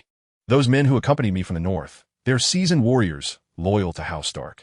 Enlist them among the Golden Cloaks as officers. Then summon a reliable contingent from the north to completely replace the blood of the Golden Cloaks. This army can be firmly grasped in your own hands. After all, Queen Cersei cannot afford to oversee such matters. She has her own precarious position to worry about. Ned's breath quickened. He looked at Lynn as if seeing this young man from the north for the first time. He boldly placed the slaughtering knife in Ned's hands. Will Robert agree? He will. Lynn's tone brooked no dissent. His Majesty values you far more than you realize. The throne room was once again filled with the sound of Robert's furious roar. That gluttonous bastard! How dare he conduct himself in my King's Landing? Robert slammed the parchment filled with incriminating evidence onto the ground, his corpulent body trembling with rage. I've never liked him. A bald man who cannot even hold a sword is fit to command my golden cloaks. His gaze turned to Ned, his bloodshot eyes filled with savagery. Ned, this matter falls to you. Capture that bastard Janos. I want to personally sever his head. No, your Majesty. Lynn stepped forward, his voice steady. Slaying one Janos will only invite another. The filth of King's Landing requires a thorough cleansing. All you need to do is issue a command. Temporarily transfer command of the city guard to the Prime Minister, with full authority to oversee the restructuring. You shall personally supervise until the Prime Minister believes this army is fit to defend the King's honor once more. Robert gazed at Lynn kneeling on the ground, then at the resolute Ned beside him, his chest heaving violently. After a long moment, he finally squeezed a single word through gritted teeth. Very well. The barracks of the city guard lay near the mud gate, perpetually suffused with an unpleasant odor of sweat, leather, and horse manure. Janos schlint loncht borechestet, relishing the ministrations of two maidens. A table before him was laden with chilled wine and melons freshly transported from Dorne. At that moment, the barracks door was kicked open. Who the hell? Janos's curse was cut short as a figure draped in a black direwolf cloak entered, flanked by a throng of golden-clad guards. It was Lynn, and behind him, the guards escorted a grim-faced Ned Stark. Janos's heart sank, and he scrambled to his feet, hastily donning his clothing. "Am I Lord Prime Minister? Sir Lynn, what brings you both here?" He forced a smile, more grotesque than tears. Lynn paid him no heed. He approached the table, taking a slice of melon and indulging himself. Ned Stark withdrew a parchment personally signed by the king, bearing the Prime Minister's seal, and coldly unfurled it. By the command of His Majesty King Robert Baratheon I. Effective immediately, Janos Slint is relieved of his duties as commander of the city guard and is to be detained for examination. The hand of the king, Ned Stark, shall serve as interim commander, fully responsible for the reformation of the guard. Ned's words thundered like a storm in Janos's ears. His smile on his face abruptly froze, and beads of cold sweat cascaded down his bald head. "No, this is impossible. My Lord Prime Minister, there must be some mistake." He fell to his knees, desperately attempting to clutch Ned's thigh. "I am unwaveringly loyal to the king." Loyalty? Lynn finally finished his slice of honeydew. He wiped his hands with a napkin and tossed a bill onto Janos's lap. "Lord Janos, you have embezzled military funds, trafficked weapons, and sold military ranks. Is this also your notion of loyalty?" Upon seeing the familiar bill, Janos's face turned ashen. "Take him away and imprison him in the black cell," Ned commanded with disdain, waving his hand. Two guards immediately stepped forward, dragging the limp Janos Flynn out. Lynn approached the barracks entrance. Gazing at the golden-robed men in the square who had arrived upon hearing the news, his voice resonating throughout the camp. "From this day forth, the city garrison shall be taken over by the king's hand." Lynn turned to the 50 elite officers from the north, who had already donned their golden robes, and issued his first command. "Arrest all officers of captain rank and above. Any who resist shall be dealt with ruthlessly." Chapter 119, Mastering the City Garrison. The barracks of the city garrison instantly transformed into a slaughterhouse. Lynn's command of ruthless extermination was not a mere threat, but an order. The elite northern guards, like wolves unleashed from their cages, pounced upon the complacent golden-robed sheep. "Do you wish to rebel?" A corpulent centurion drew his sword and bellowed with feigned ferocity. The only response was the simple strike of a guard's blade. Warm blood splattered upon the terrified faces of the golden-robed men. Rebellion? Before these northern men who had crawled out from mountains of corpses and seas of blood? The officers, who had ascended through sycophancy and oppression of the common folk, could not even muster a proper resistance. Blood spoke more persuasively than words. As the bodies of several officers lay strewn across the square, the remaining golden-robed men wisely discarded their weapons and knelt upon the ground. Ned Stark stood amidst a pool of blood, instinctively tightening his grip on the hilt of his sword. He loathed this carnage, yet he had to admit it was the most effective and expedient means. He watched Lynn's com profile. This young man handled everything with a skill that sent shivers down his spine. He fancied himself devoid of such decisiveness. Remove all the bodies and dispose of them with lime. Inform all golden-robed men to assemble in the square in 15 minutes. Latecomers shall be treated as rebels. Lynn turned to Ned. "My Lord Prime Minister, it is now your turn to address them." The Red Keep, the most formidable fortress of the Seven Kingdoms, had now become a lavish prison. Crash! A splendid crystal goblet from Lys was smashed violently against the ground, shattering into a multitude of pieces. Useless. A bunch of useless fools. Cersei Lannister's chest heaved violently. Her exquisite features twisted slightly in extreme anger. She could not comprehend. Ned Stark, that fool, whose mind was filled with honor and the frost of the north. How dare he? How dare he take action against the city garrison without convening the royal council or obtaining her consent? This was not in keeping with his foolish demeanor. The dog she had nurtured in the muck, Janos Flint, had been so effortlessly subdued.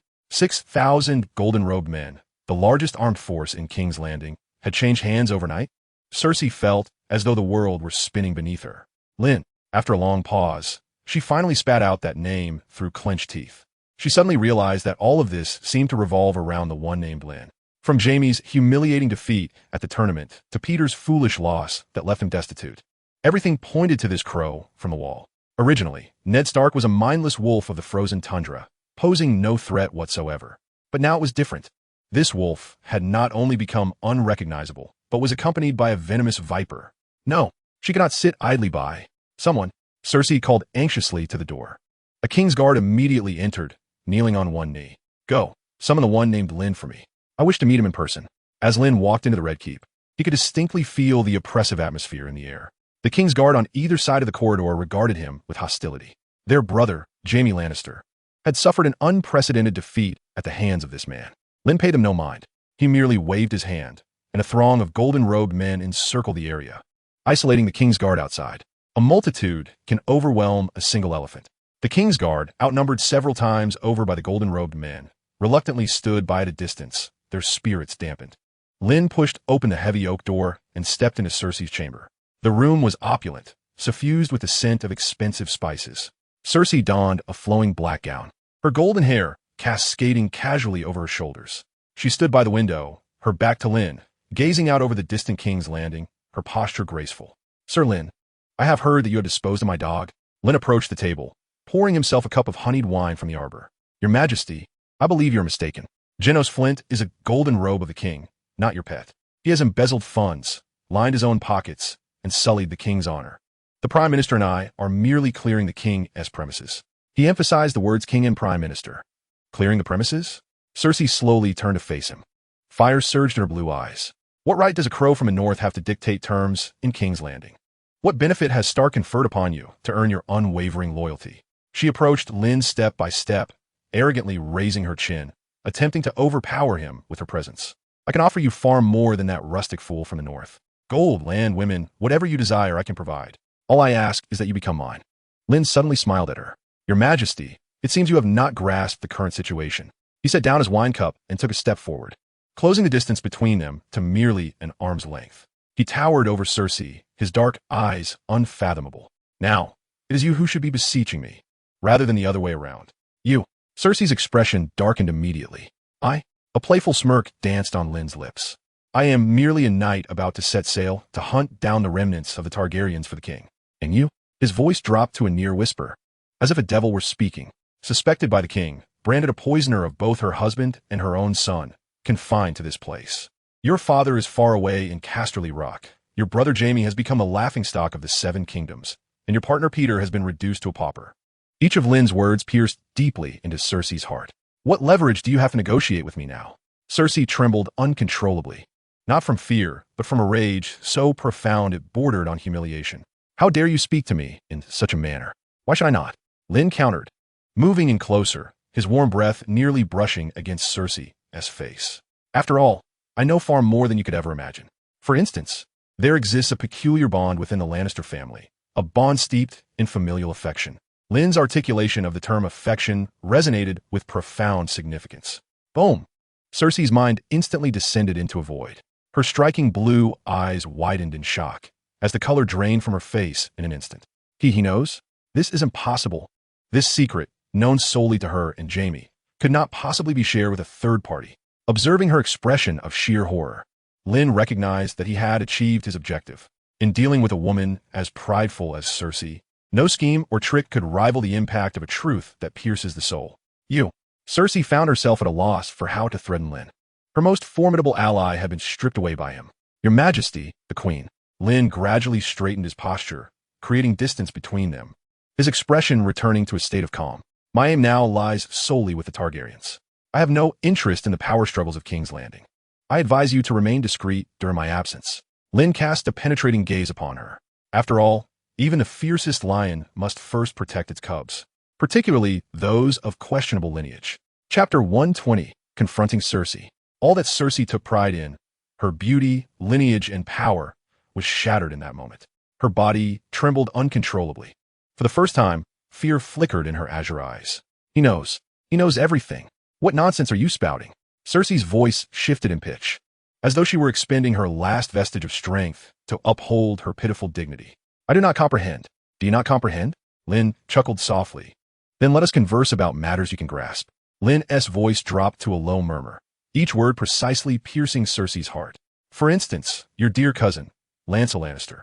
Such a considerate lad, preparing triple-strength wine for the king's boar hunt. After all, a drunken king tends to react a tad slower when confronted with tusks. Does he not? Cersei's pupils dilated in shock, her breath momentarily caught. Lancel. This was a matter she had only discussed with Lancel. Moreover, she had intended to proceed with this plan. However, Ned had persistently urged Robert against hunting, particularly advising against drinking, thus thwarting her scheme. It appears that Ned's intervention was influenced by Lynn. Lynn offered Cersei no respite. And poor Lord Jon Arryn. He merely sought a tome on the genealogies of noble families, only to succumb to a sudden illness. His widow, Lady Lisa of the Eyrie, must be utterly distraught, for why else would she write to her sister Catelyn, insisting that it was the Lannisters' foul play? Oh, and by the way, that very book that Lord Jon Arryn had perused is now in Lord Ned's possession. The reason we have yet to confront you is simply because we do not wish to instigate trouble. Should Lord Ned truly decide to approach Robert, you might find yourself facing more than mere house arrest. Boom! Cersei felt as though the world was spinning. She instinctively took a step back, her back colliding forcefully with the cold wall, barely preventing herself from collapsing. That wretched Lisa! How dare she accuse the Lannisters? We Lannisters have not laid a finger on Jon. Lynn shrugged. I am well aware of that. Otherwise, do you think I would be so courteous towards you after you orchestrated Lord Arryn's demise? Thus, your majesty, your adversary is not the Starks, but rather the serpent lurking in the shadows, seeking to incite a clash between wolves and lions. Cersei attempted to interject, but Lynn swiftly interrupted. Not yet, your majesty. Do not be hasty. Lynn maintained his serene smile, though to Cersei, it appeared more terrifying than a demon from the depths of hell. Your greatest reliance lies in your father, Lord Tywin, and the inexhaustible gold mines of House Lannister, does it not? But do you know that the veins west of Casterly Rock have yielded no substantial gold for nearly a decade? Your imperious father has nearly drained the Iron Bank of Bravos in a bid to maintain the Lannister family's facade. A hollow shell, indeed. How long do you believe it can continue to shield you? If Lynn's prior words were akin to daggers, this final statement served as a battering ram, shattering the last bastion of defense within Cersei's heart. She was finished. She was utterly undone. Before this man, she found herself devoid of any secrets. She felt like a prisoner stripped bare, standing naked before Lynn, awaiting his final judgment. No, no. Cersei shook her head in a daze, her golden hair disheveled against her pale face, her gaze unfocused. How do you know this? Who revealed it to you? Suddenly, she seemed to have grasped at a final lifeline, a glimmer of madness igniting in her eyes. The Tyrells. Yes, the Tyrell family. I will arrange for Joffrey to wed Margaery Tyrell. With the support of Highgarden, with the food and armies of the Reach, no one will dare to undermine the Lannisters. She screamed like a drowning person, desperately clinging to hope. A brilliant idea, your majesty. Lynn even applauded her. Alas, you have overlooked two crucial points. First, Joffrey is merely a prince. His marriage requires the king's approval. Do you believe King Robert would consent to a union that would significantly enhance your power and that of House Lannister? Second, Lynn's tone took on a teasing quality. Even if the king were to agree, do you think the ambitious Tyrell family would willingly allow their prized Rose of Highgarden to marry a base-born child of impure blood?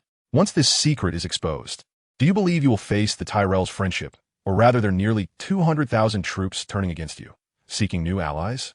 Or perhaps they would offer their loyalty to His Majesty the King? A deadlock, a perfect deadlock.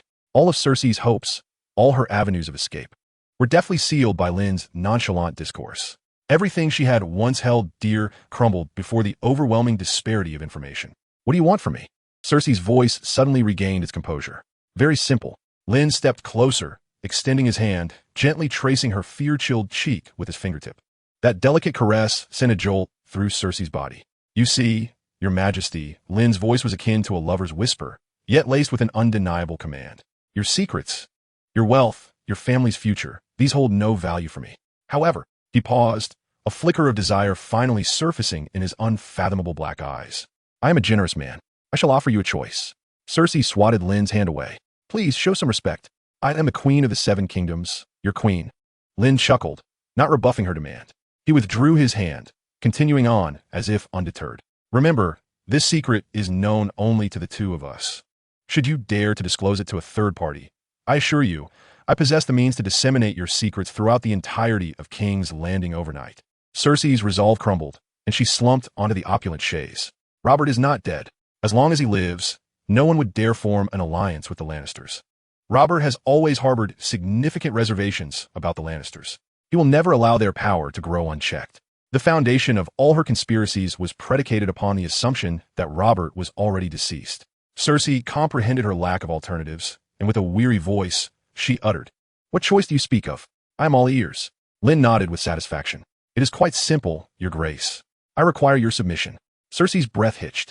Gazing into Lynn's aggressively penetrating eyes, she instantly grasped the profound humiliation veiled within those words, an affront more painful than death itself. "You shall not," Cersei screamed, raising her hand in an attempt to strike Lynn. Yet, he effortlessly seized her wrist, the force so intense that she felt as though her bones would shatter. "Your Majesty, it would be prudent to deliberate carefully." Lynn's tone turned icy. "You possess no bargaining power. The moment I step beyond this door and utter even a fragment of our conversation, you, your 3 children, including Jaime, and the entire Lannister lineage shall be reduced to mere ashes in an instant. Trust that Renly, Stannis, Ned, and all lords loyal to the crown would eagerly annihilate the Lannisters. I suspect that even the formidable Lannisters would struggle to endure their relentless onslaught." Lynn released her wrist and took a step back, adjusting his cloak as if nothing had transpired. "Of course, you are entirely free to refuse. The choice lies within your grasp." Lynn gazed down at the crumpled Cersei in the corner, as though admiring a coveted trophy nearing his possession. "As long as you comply, these secrets shall remain locked within me. During my absence from King's Landing, as long as you maintain a low profile and refrain from provoking the Stark family, I can assure the absolute safety of you and your 3 children. Furthermore, should you submit to me, I can guarantee that as long as I endure, no matter how tumultuous the tides of fate become, your Lannister legacy shall persist, rather than being obliterated by the annals of history. Ponder this, Your Grace. This arrangement is decidedly advantageous for you." With that, Lynn turned, no longer casting a glance in her direction, and strode toward the door, not to preserve the Lannisters, but merely to ensure they did not stir trouble in his absence.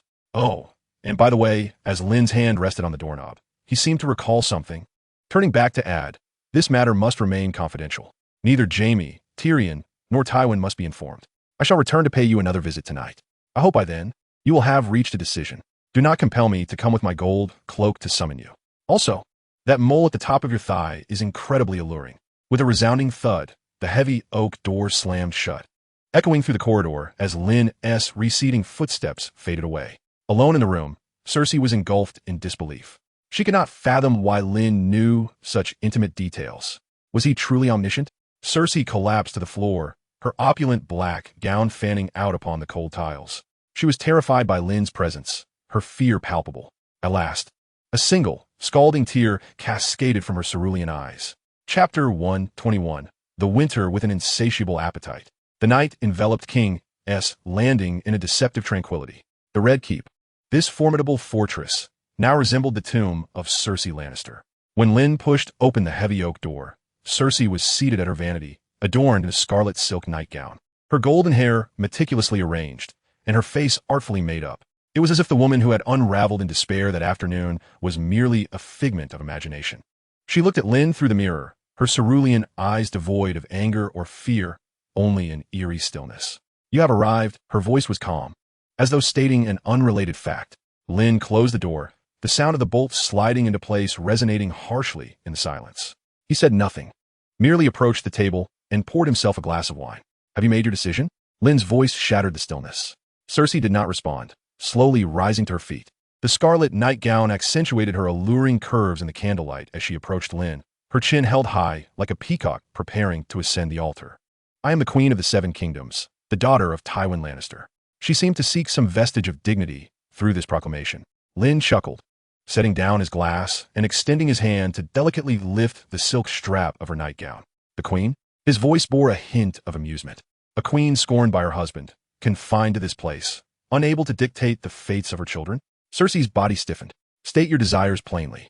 I require a promise." Lynn's gaze drifted past her, fixated on the pale moon outside. "I want Myrcella." Cersei's pupils dilated, and the mask of calm shattered, revealing cracks in her composure. You shall not. She instinctively shrieked. Myrcella, her delicate golden rose, she would not allow anyone to lay claim. I am not negotiating with you. Lynn turned his head, his dark eyes filled with unwavering resolve. You lack the right to refuse. He advanced step by step, while Cersei retreated until her back met the cold wall, leaving no room for escape. I know what you wish to say. She will grow. Lynn's voice remained calm and undisturbed. By the time I return from across the narrow sea, it will likely be 3 years later, and she will be of marrying age. I require a woman of Baratheon blood to solidify my position. Even if her lineage bears no connection to the Baratheons, a mere nominal association will suffice. Lynn cared not to cloak his intentions with notions of love or affection. It was a star transaction, an unabashed exploitation. Why not wed that wild girl from House Stark? Cersei roared. Are you not on good terms with him? Arya is my woman, but that is a matter separate from political marriages. Lynn's tone was as casual as discussing the weather. Marrying Arya makes me a Stark son-in-law. Yet, marrying Myrcella makes me the king's son-in-law. You Cersei pointed at Lynn, stunned by his audacious and unreasonable actions. Moreover, a mother's promise holds far more credibility than a queen's oath. Lynn reached out, gently caressing Cersei's trembling cheek, which quivered with fury. Promise me, Cersei. She shut her eyes, tears of molten anguish streaming down her cheeks uncontrollably. She realized she had no choice. Yet, she gritted her teeth and insisted, No, Myrcella is off limits, but I can yield to your will. The words escaped her lips like a struggle from the depths of her being. Given her concession, Lynn refrained from further comment. In the next instant, he swept Cersei into his arms, carrying her toward the lavish bed draped in velvet. Not now. Cersei finally began to resist, like a butterfly ensnared in a spider's web. I am not prepared. I am a queen. You northern whelp, release me. Lynn callously tossed Cersei onto the plush mattress, then loomed over her. His gaze was not that of a man regarding a woman, but rather an appraisal of a prized possession. I have stated, what I seek is your submission. Lynn's voice bore an icy chill that sent shivers through Cersei's very soul. Complete and utter submission from body to soul.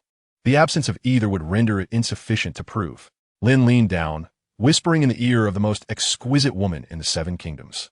From this day forth, your body belongs solely to me. Perhaps I shall never touch you again, nor even deign to cast a glance in your direction. However, without my express permission, no one is to lay a hand upon you. You remain the queen of the Seven Kingdoms, but first and foremost, you are my possession. Remember your identity. As Lynn emerged from the Mead Tower, the first light of dawn began to grace the horizon. The golden-clad guards remained steadfastly stationed outside. Upon seeing Lynn, they all knelt in unison. These golden-clad men were the trusted soldiers of the North. Lynn did not look back at the opulent cage, simply making his way toward his residence. Inside, Arya had already succumbed to sleep atop a mountain of ledgers, a trickle of drool at the corner of her mouth. Her naturally restless spirit had endured a considerable challenge to reach this state. Sansa, meanwhile, sat on a distant chair, staring vacantly at the sky, lost in her thoughts, evidently having spent the night awake. Upon noticing Lynn's return, she hastily rose, her blue eyes reflecting a tumult of emotions. Sir Lynn, it's all right. Go back to sleep. Lynn offered no further explanation, making a beeline for his study. Sansa watched his retreating figure, parting her lips as if to speak, yet ultimately saying nothing, tightening her embrace around the warm clothing in her arms. In the study, a raven from the north paced restlessly.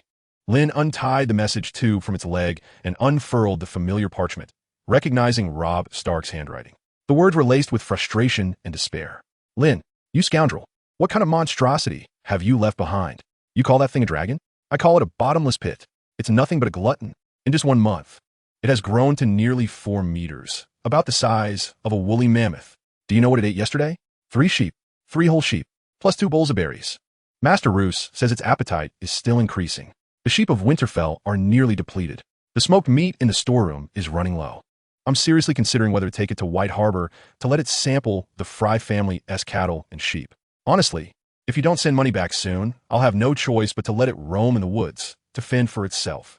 At the end of the letter, in a different, youthful handwriting, was a crude drawing of a miniature dragon, fire spewing from its mouth, accompanied by 2 crooked words, Rickon. A faint smile finally graced Lynn's face. 4 meters. Truly, it is a magical creature. Its growth rate far exceeds my expectations. In less than 2 months, it has grown this large, traveling from Black Castle to Winterfell, and then to King's Landing. By the time I return to Winterfell from King's Landing, it may very well have transformed into a true war beast. Just imagine the spectacle of soaring across the narrow sea atop a dragon. Lost in his thoughts, a soft knock at the door interrupted him. "My lord, a guest wishes to see you." "Decline." Lynn merely sought a moment of respite. "But it's Tyrion Lannister." Lynn's movements faltered. The imp? What would he possibly want? "Let him in." Moments later, a diminutive figure appeared at the door to the study. Tyrion Lannister, clad in a well-tailored dark red velvet coat, wore a smirk of irreverence upon his face. His mismatched eyes, one green and one black, curiously surveyed Lynn and the recently claimed study. Chapter 122, A Definitive Answer. The name Tyrion Lannister snapped Lynn's fatigued nerves back to attention. He folded the letter in his hands, watching as the small figure entered the study. "I apologize for the intrusion at such an early hour." Tyrion bowed with impeccable grace, his mismatched eyes still surveying the room with keen interest. "I have heard that Littlefinger's taste has always been rather questionable, and it seems the rumors hold true." He gestured towards a gaudy oil painting depicting a girl gathering flowers on the wall. "You would do well to burn that and replace it with a map of King's Landing or hang a few Valyrian steel swords. Anything would be an improvement over this." Lynn gestured for him to take a seat and poured him a glass of wine. "You've certainly earned Lord Baelish a considerable sum of gold dragons." Tyrion accepted the glass and drank it down in one gulp. "So, you've come to collect a debt on his behalf?" Lynn inquired. "Collect a debt?" Tyrion chuckled briefly. "I'd rather you strip him of his last pair of trousers." He placed the glass heavily back on the table, the smile vanishing from his face. "I'm not here to drink, Sir Lynn. I have come to purchase an answer." Tyrion's gaze sharpened. "I am certain you possess some prophetic ability and are aware of the events that have transpired. I care not how you know, but I seek to inquire about one matter."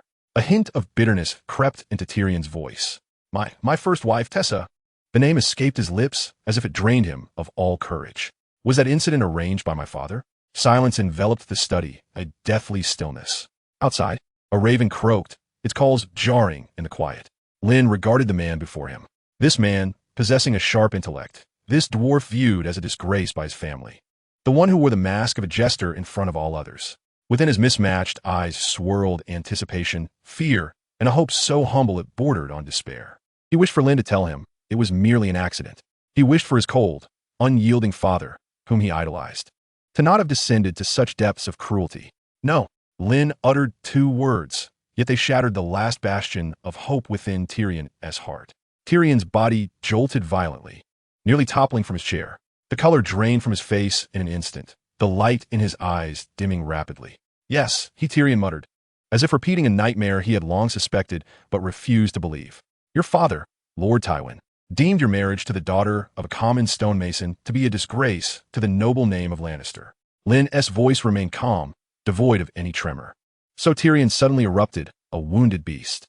He sprang to his feet, violently sweeping the wine glass from the table. The crystal glass fell to the ground but did not shatter. It merely rolled to the corner. Crimson liquid spilled forth, pooling on the floor in a vivid scarlet stain. "Ha ha, ha!" Tyrion suddenly laughed, his voice hoarse and piercing, more painful than weeping. "My father, my great father, and my valiant brother," his body trembled violently, tears mingling with mucus, streaming down his contorted face. "Jaime told me she was a whore, that I had paid for her services. He said it was all just a joke. I believed it. I actually believed it. I watched her. I watched those guards, one after another, and the last one was me. I gave her a gold dragon. For a Lannister always pays his debts." He crouched down, clutching his head in agony, his body curling into a ball. The entirety of Westeros perceived him as the dwarf demon of Casterly Rock. Yet who could fathom that within the heart of this demon resides a youth, slain by the treachery of his own father and elder brother, the offspring of Tywin Lannister. Cersei harbors hatred for Tywin, while Jaime fears him. Only Tyrion, the son whom Tywin despises most and desires to obliterate, harbors genuine admiration and affection for him. How absurd! How ironic! Lynn refrained from offering him support or uttering words of comfort. He merely observed in silence, allowing Tyrion to unleash the anguish and despair that had been pent up for over a decade. After a prolonged silence, Tyrion's sobs gradually subsided. He lifted his head, and the tear-stained visage bore no trace of cynicism or suffering, only a profound, vacant stillness. "Thank you," he said to Lynn. "Thank you for revealing the truth to me, even though it is far more grotesque than I had imagined." He swayed slightly as he bent down to retrieve the wine cup that had fallen to the ground, returning to the table to refill it. "To the ugly truth," he declared. He drained the cup of fiery liquor, the scorching liquid searing his throat. Yet it paled in comparison to the torment festering within his heart. "They do not love you, Tyrion." Lynn finally spoke. In your father's eyes, from the moment of your birth, you have been his lifelong blemish. In your sister's view, you are the slayer of your mother. In your brother's perspective, you are a cowardly sibling in need of protection. But what of it? Lynn stepped before Tyrion, looking down upon him. The worth of a person is never dictated by their lineage or surname. The name Lannister, for you, is both a mark of honor and a shackle. Since they do not love you, why should you live like a dog, groveling for the sake of this name? Tyrion raised his head, a flicker of weak light reigniting in his mismatched eyes. I intend to go to Essos, Lynn stated, to that vast eastern continent where there are no 7 kingdoms. No Iron Throne, and certainly no Lannisters. Their people recognize only gold and steel. Whether one's name is Tyrion or Lynn is of little consequence. What matters is the value one can create and the power one can wield. Come with me, Tyrion. Lynn extended his hand. Leave this loathsome cage behind. Venture into a new world, and use your intellect to forge the kingdom you desire. Tyrion gazed at Lynn's outstretched hand, then at his own short and misshapen fingers. Suddenly, he laughed, a genuine laugh. To Essos? That sounds delightful. Are the brothels there more entertaining than those in King's Landing? He did not take Lynn's hand, but instead downed the remaining wine in his cup. He approached the window, gazing at the rising dawn. The golden light bathed King's Landing in a veneer of deceptive splendor.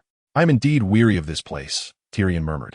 Weary of looking up to see my father's disappointed face. Weary of inhaling the hypocritical scent of my sister's perfume with every breath. I am tired of everything in this city. I suspect my family is eagerly anticipating my departure. He turned to Lynn, his eyes shimmering with a light named Rebirth.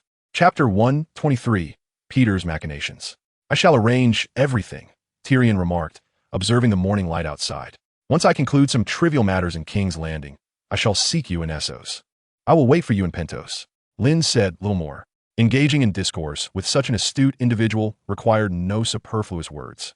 Tyrion raised his head and drained the last sip of wine from his cup before turning to depart. His diminutive figure elongated under the morning sun, no longer appearing so stooped. However, tranquil moments are always fleeting. Just as the citizens of King's Landing reveled in the legendary tales of the Black Knight, another undercurrent surged with fervor in the city's shadowy corners. Have you heard? Duke Jon Arryn's death has a lead. It was the Queen. By the 7, is that true? Absolutely. My cousin's wife's brother works in the Red Keep, and he heard it with his own ears. Rumors are the most lethal poison in King's Landing. They require no evidence, nor do they demand logic. They merely need a sufficiently sensational hook and can spread to every corner of the 7 kingdoms within a day. Through the green sight, Lynn discerned that it was Peter Baelish, the former master of coin, who had sown these seeds of discord. Though he had lost all his wealth, he had never relinquished his most adept weapon. Like a rat lurking in the sewers, he plunged the city into chaos using his favored methods. The steps may elevate him or lead him downward, yet he could afford to consider little else at this moment. The throne room was suffocatingly oppressive. Robert Baratheon sat upon the menacing Iron Throne, his face ashen and his corpulent form trembling with rage. Beneath him knelt a multitude of noble lords. Cersei Lannister, clad in a golden gown symbolizing the dignity of the queen, stood in the center of the hall. Her complexion was pale, yet her back was straight, resembling a proud swan. The woman who had crumbled in despair within Maegor's holdfast yesterday seemed as if she had never existed. She coldly regarded the furious man upon the Iron Throne, the king who was nominally her husband. I shall repeat myself. I did not poison Jon Arryn. Her voice resonated with an anger that stemmed from the depths of her being, directed at this unfounded accusation. She feared Jon Arryn might uncover her scandal. Yet she had indeed not taken his life. You did not? Robert's roar resounded like thunder. He rose from the throne, pointing an accusing finger at Cersei. All of King's Landing is saying so. Do you dare claim you did not silence him? That is slander. Cersei boldly met his gaze. Someone is scheming behind the scenes. They wish to sow discord between the Baratheons and the Lannisters. Enough. Robert impatiently interrupted her. I do not wish to hear your excuses. I advise you to confess, so that I might allow you a more dignified death. Cersei looked at Robert in disbelief, and after a moment, she suddenly laughed. Since you deny it, let's abide by the law. A frenzied fire ignited in her azure eyes. I demand trial by combat.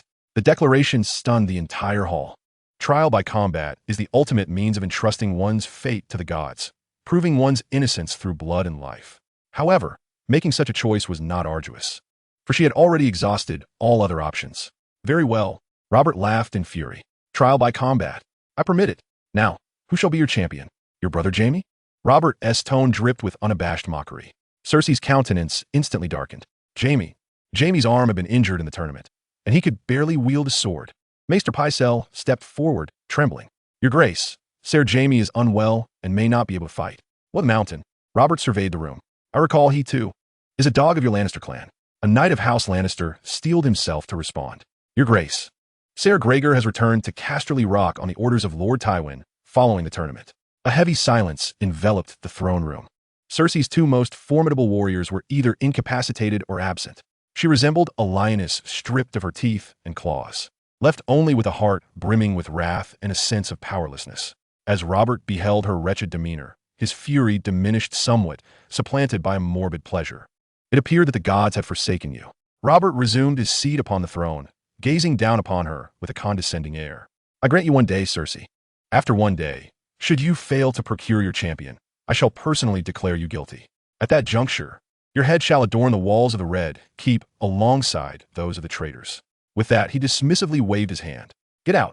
All of them fled the throne room as if escaping from plague. In the blink of an eye, the vast hall was left with only 3 figures. King Robert, Hand of the King Ned, and the permitted presence of Lysa. Robert seized a flagon of wine and took a deep swig, his chest still heaving with agitation. Ned, did you see it? That venomous woman. She has finally revealed her true nature. Yet, Ned Stark's brow furrowed tightly. He glanced at the composed Lysa beside him, hesitating to speak. What? Do you wish to defend her? Robert noticed his expression. Your Grace, Ned finally spoke, his voice heavy. This matter is likely not so straightforward. Not straightforward? What could possibly be complicated? The evidence is irrefutable. Your Grace, whether Queen Cersei is guilty, we possess no proof, Lysa interjected calmly. However, one thing is certain. Once you declare the Queen guilty and execute her, Ned continued, following Lysa's lead in analysis, it will signify a complete rupture between House Baratheon and House Lannister. You would not only forfeit the treasury that maintains the kingdom's expenditures, but Lord Tywin will never remain passive while his daughter faces execution. Consequently, the Lion of the West will undoubtedly raise the banner of rebellion against King's Landing. War will be inevitable. Ned's voice echoed throughout the empty hall. Va? Robert paused, then erupted into a fit of laughter. Let there be war. Who do I fear? That Tywin is merely a schemer, waiting for the tides of war to become clear before he offers his allegiance. Am I to fear him? Your Grace. Lysa's gaze pierced through Robert's bravado. In those days, you had the elite of Storm's End, the Knights of the Vale, the Wolves of the North, and the Trout of the Riverlands. Yet now, Lysa's voice fell like a bucket of cold water upon Robert's inebriated and enraged mind. You sit atop the 7 kingdoms, seemingly formidable. Yet your foundation has long been gnawed away by the Lannisters. The treasury is depleted, and your courtiers are divided. Once the Lannisters mobilize, what choice will House Tyrell and Highgarden make? Will House Martell of Dorne remain indifferent? Not to mention that elusive Lysa Arryn, hidden away in the Eyrie, who cannot discern her own direction. Robert may not be a competent king, but he is an innate warrior. He understands more than anyone what a war sweeping across the 7 kingdoms entails. Corpses strewn across the land, rivers flowing with blood. And the catalyst? Merely an unverified rumor. The fury on Robert's face gradually dissipated. He stared at the spot Cersei had just vacated. In his murky eyes, a flicker of complex emotion emerged, one he had not even recognized within himself. He despised Cersei. He loathed her for the death of Jon Arryn, the former Hand of the King, whom he regarded as a father figure. Yet, when the moment came to personally send this woman to the gallows, inciting a bloody civil war in the process, he hesitated. Could it be that she was truly wronged? Once this thought took root, it could not be quelled. But Robert was king. He had publicly sealed her fate before all. Now, to retract his decree would be more challenging than death itself. Damn it. Robert slammed the flagon against the floor, shattering it. This cursed iron throne. This accursed King's Landing. He paced the hall like a caged boar, agitated and restless. Ned watched the king caught in this dilemma, uncertain how to proceed. Meanwhile, Lysa quietly observed the unfolding scene. Littlefinger's gambit was both foolish and ruthless. He believed it would incite a battle between the lion and the stag. Yet it inadvertently provided Lysa with a splendid opportunity to fully subdue Cersei and even meddle in Lannister affairs. As long as Cersei was not foolish. Her only path to survival now lay in seeking his aid. Lysa gazed out at the darkening sky beyond the throne room. He felt anticipation. He looked forward to witnessing how the proud golden lioness would kneel at his feet that night. Chapter 124, The Prodigy Myrcella. Under the night sky, the Red Keep stood silent. The torches in the throne room crackled, casting flickering light upon Robert Baratheon's ever-changing visage. His corpulent form sank into the cold Iron Throne. Clutching a goblet of wine, his gaze now devoid of its usual focus. He had pondered here for an entire day, yet clarity eluded him. After all, the intricacies of political maneuvering proved to be quite the challenge for a man of his ilk. Bah! Robert murmured to himself. The very word seemed to weigh a ton, suffocating him with its gravity. He abhorred the Lannisters' despised Cersei. Yet, he feared even more that the hard-won peace would shatter into oblivion due to his fleeting fury. He had ignited the war of usurpation, and no one understood the brutality of war more than he. Damn it! Robert hurled the goblet to the ground, the golden vessel rolling far across the hard floor. Ned, what should I do? He cast a nearly pleading glance at his only trusted friend. Ned Stark's brow furrowed deeply, equally troubled by the question. Executing Cersei would ignite a civil war, plunging Westeros into flames. Yet, sparing Cersei would undermine the king's authority. What are the rules of trial by combat? Your Grace. The previously silent Lysa suddenly spoke. Since the queen demands a trial by combat, let us grant her one. Robert shot up his head, glaring at Lysa. She has no champion. How can we hold a trial? Do you expect me to enter the lists and assist that venomous woman in winning? Certainly not. Lysa's expression remained unperturbed. You are the king. It would be improper for you to serve as a champion, as it contravenes the rules. Then will you propose? Robert barked in frustration. Lysa's gaze met the king's fury with calm resolve. Your Grace, you require a champion. A champion who can assuredly win and is absolutely loyal to you. Robert's alcohol-clouded mind struggled to process the suggestion. After a moment of hesitation, he began to follow Lysa's line of thought. A champion who can win, a champion loyal to himself. In all of King's Landing, no. In all of the 7 kingdoms, who is more suitable than the man before him? He had bested the Hound, defeated Jaime, and crushed Loras Tyrell in a direct confrontation. His valor was beyond question. Moreover, he was a man brought by Ned, entirely trustworthy. Not only that, Lysa was a knight he had personally sworn in. His loyalty was equally unquestionable. Any betrayal would invite the wrath of the 7 kingdoms upon him. Robert's eyes suddenly sparkled with realization. Yes, he slapped his thigh and sprang to his feet from the Iron Throne, nearly staggering from excitement. Lysa, it is you. You shall be Cersei's champion. This decision left even Ned, standing nearby, taken aback. To have Lysa fight on Cersei's behalf? This was truly a convoluted situation. Your Grace, that is not in accordance with the rules, Ned instinctively countered. After all, Lysa is a knight sworn by you. What does it mean to fight for Cersei? Rules? I am the rule. Robert clasped his arm around Lancel's shoulder, turning to Ned with an astonishing gleam in his murky eyes. Consider it, Ned. Let Lancel fight. He is bound to triumph. Should he win, Cersei's name would be vindicated, and the gods would restore her honor. Old Tywin would have no cause to rebel. Moreover, everyone knows that Lancel is my man. If he secures victory for Cersei, others will merely perceive it as a grand gesture from me, the king, granting my foolish queen a chance. In this way, my honor is preserved, the Lannister name remains intact, and war shall not ensue. This is quite frankly a stroke of genius. The more Robert spoke, the more animated he became, as if he could already envision the flawless conclusion. Ned opened his mouth, yet found himself unable to counter. This was indeed the only viable and optimal solution at present. A mere formality, preserving the dignity of all involved, dissipating an impending storm into nothingness. Lancel, this is an order. Robert's expression turned serious. You must win, and win convincingly. As you command, Your Grace. Lancel understood. From that moment onward, Cersei's fate rested entirely in his hands. He must reward Lord Baelish handsomely, both with coin and favors. Truly, he was an exceptionally generous man. At the Red Keep, Cersei paced barefoot across the icy floor, aimlessly wandering. Waves of fear crashed upon her already fragile nerves. One day, Robert had granted her but a single day. Now, only one night remained. Tomorrow would bring the trial by combat. Jaime was unavailable, the mountain far away in the Westerlands. No knights of House Lannister in King's Landing dared to step forth. Who would fight for her? Who could guarantee victory? The tournament was no trifling matter. The vanquished could be slain on the spot without a murmur of dissent. Should she lose, her fate would be one of dismemberment. She was destined for death. That thought clung to her mind, relentless. She did not wish to die. She still had Joffrey, Myrcella, and Tommen. Suddenly, an unbidden shadow flickered into her mind. Lancel, the man who had stripped her of all pretenses, holding her secrets in his grasp. It was he. Only he possessed the ability to alter this course. He had defeated Jaime, proving his prowess. If only he would lend his hand. A frenzied notion burgeoned within Cersei's heart. To beseech him, to cast aside all pride, all dignity, and plead for his mercy like a dog. The thought filled her with waves of nausea and humiliation. Yet the desire to survive overwhelmed all else. She dashed to her maid's wardrobe, rummaging frantically. Ultimately, she discovered the simplest of maid-servant gowns. She bound her resplendent golden locks beneath a gray scarf. Gazing into the mirror, she beheld a stranger. Her azure eyes now reflected utter humiliation. In the dead of night, at Lancel's estate, the candlelight in his study still flickered.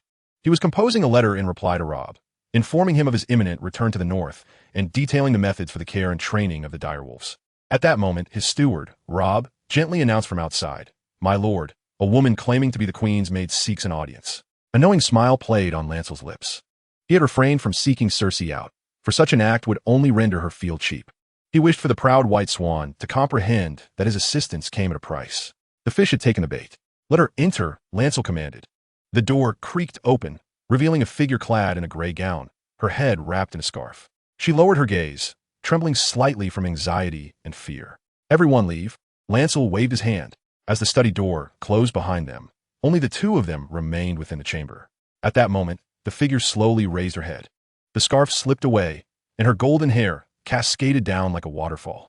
It was Cersei, the Queen of the Seven Kingdoms, to whom he ostensibly pledged his loyalty. Her face was stripped of the pride and madness she had displayed during the day, leaving only pallor and despair. She gazed at Lancel, her lips quivering. Yet no words emerged. She stood still, and Lancel made no move to speak. Finally, with a resounding thud, the Queen of the Seven Kingdoms, the most proud daughter of Lord Tywin, knelt before Lancel. "I beg you." Her voice trembled with desperation, akin to a nightingale caught by the throat. "Please, save me." Cersei crawled toward him, yearning to embrace Lancel's legs, but he effortlessly evaded her. "His Majesty has commanded me to act as your champion." Lancel regarded the woman kneeling at his feet with a gaze devoid of compassion. Presently, Cersei had yet to experience the zenith of power. She appeared as a bewildered young girl. However, upon reflection, it was evident that Cersei was indeed at her wit's end. Anyone else in her position would feel the same. As long as Robert drew breath, she would be subjugated, unable to stir any tempest. Cersei dared not slay Robert, for in doing so, she could secure 3 dragons in Essos, amass an army, and develop in peace. Should she dare to act, she could claim the moral high ground and benefit from the flames of war in the western lands of Westeros. Regardless of the outcome, it would ultimately serve her interests.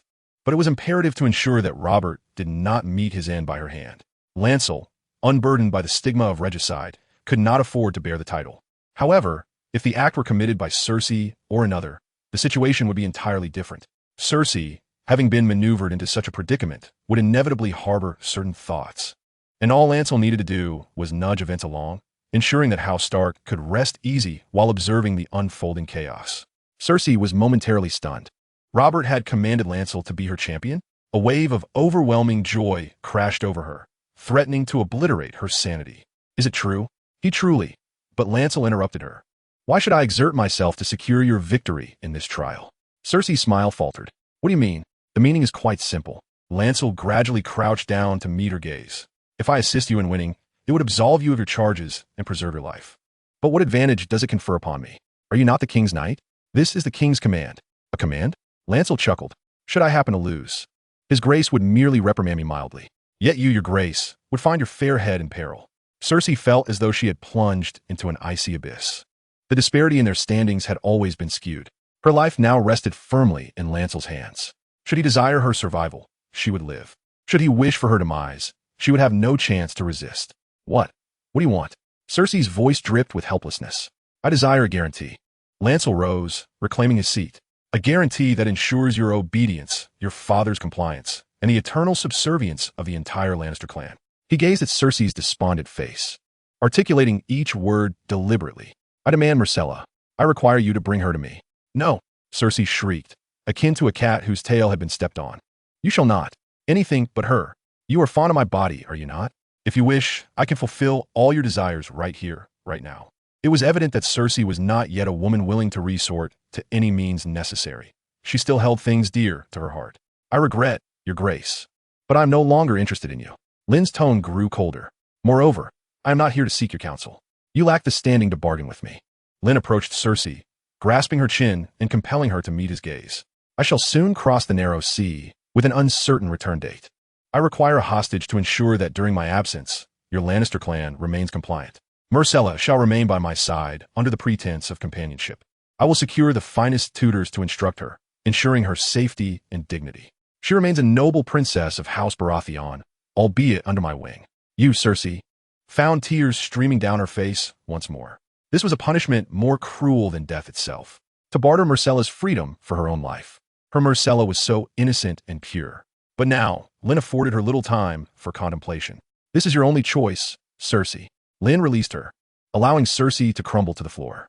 Either acquiesce to my terms, and you and your 3 children shall live, or refuse me. Tomorrow, I shall stand upon the walls of Maegor's Holdfast, watching your head be hoisted upon a pike. Then Joffrey, followed by Tommen, and finally Myrcella. None shall escape. I grant you but a single night to ponder this. With that, Lynn averted his gaze, turning to the desk to continue composing his letter to Robb. The room echoed only with Cersei's muffled sobs. After a while, the weeping began to subside. I agree to your terms. Cersei's voice was hollow and numb. She swayed as she rose, not daring to cast another glance at Lynn, and stumbled toward the door. As she reached the threshold, Lynn's voice called out from behind. Tomorrow, Arya and Sansa shall escort her away under the guise of companionship, and how she departs with Sansa is your concern. Do not attempt any tricks, Cersei. Her life is in my hands, and before you undertake any actions, consider whether you can bear the consequences. My patience is finite. Cersei's body stiffened momentarily. Ultimately, she did not turn back, pulling the door open and stepping outside. The night breeze lifted the hem of her gray gown. Her silhouette was as solitary as a wandering spirit among the living. Lynn set his quill down, moving to the window to watch her figure vanish into the darkness. The most powerful lioness of Westeros had been thoroughly collared by him. As long as he assisted her in winning the tournament, he could proceed to Essos with peace of mind. Chapter 125, Methods of Wealth. The following morning, what should have been a tournament of blood and glory was indefinitely postponed by a royal decree. The voice of the royal herald echoed in the halls of the Red Keep. The reason given was that His Majesty was unwell and required rest. The gathered nobles exchanged glances, whispering amongst themselves. Unwell. It was evident to all that Robert, the rotund stag, was in good health. Aside from the usual drunkenness that rendered him bloated and irritable, this was more akin to an excuse, a step down for a king in the wake of his fury. Lynn stood behind Ned Stark, observing the king on the Iron Throne, his complexion flushed and his eyes clouded, and felt a sense of clarity. It appeared Cersei could no longer remain still. Upon his return, he must consult the green sight to ascertain which powerful individual Cersei had summoned. Get out! Get out! Robert impatiently waved his arm, as if swatting away a swarm of bothersome flies. The ministers, as if granted a reprieve, hurriedly retreated. The throne room was left with only Robert's heavy breathing. Ned gazed at his friend's visage, hollowed by indulgence, and his own concern deepened.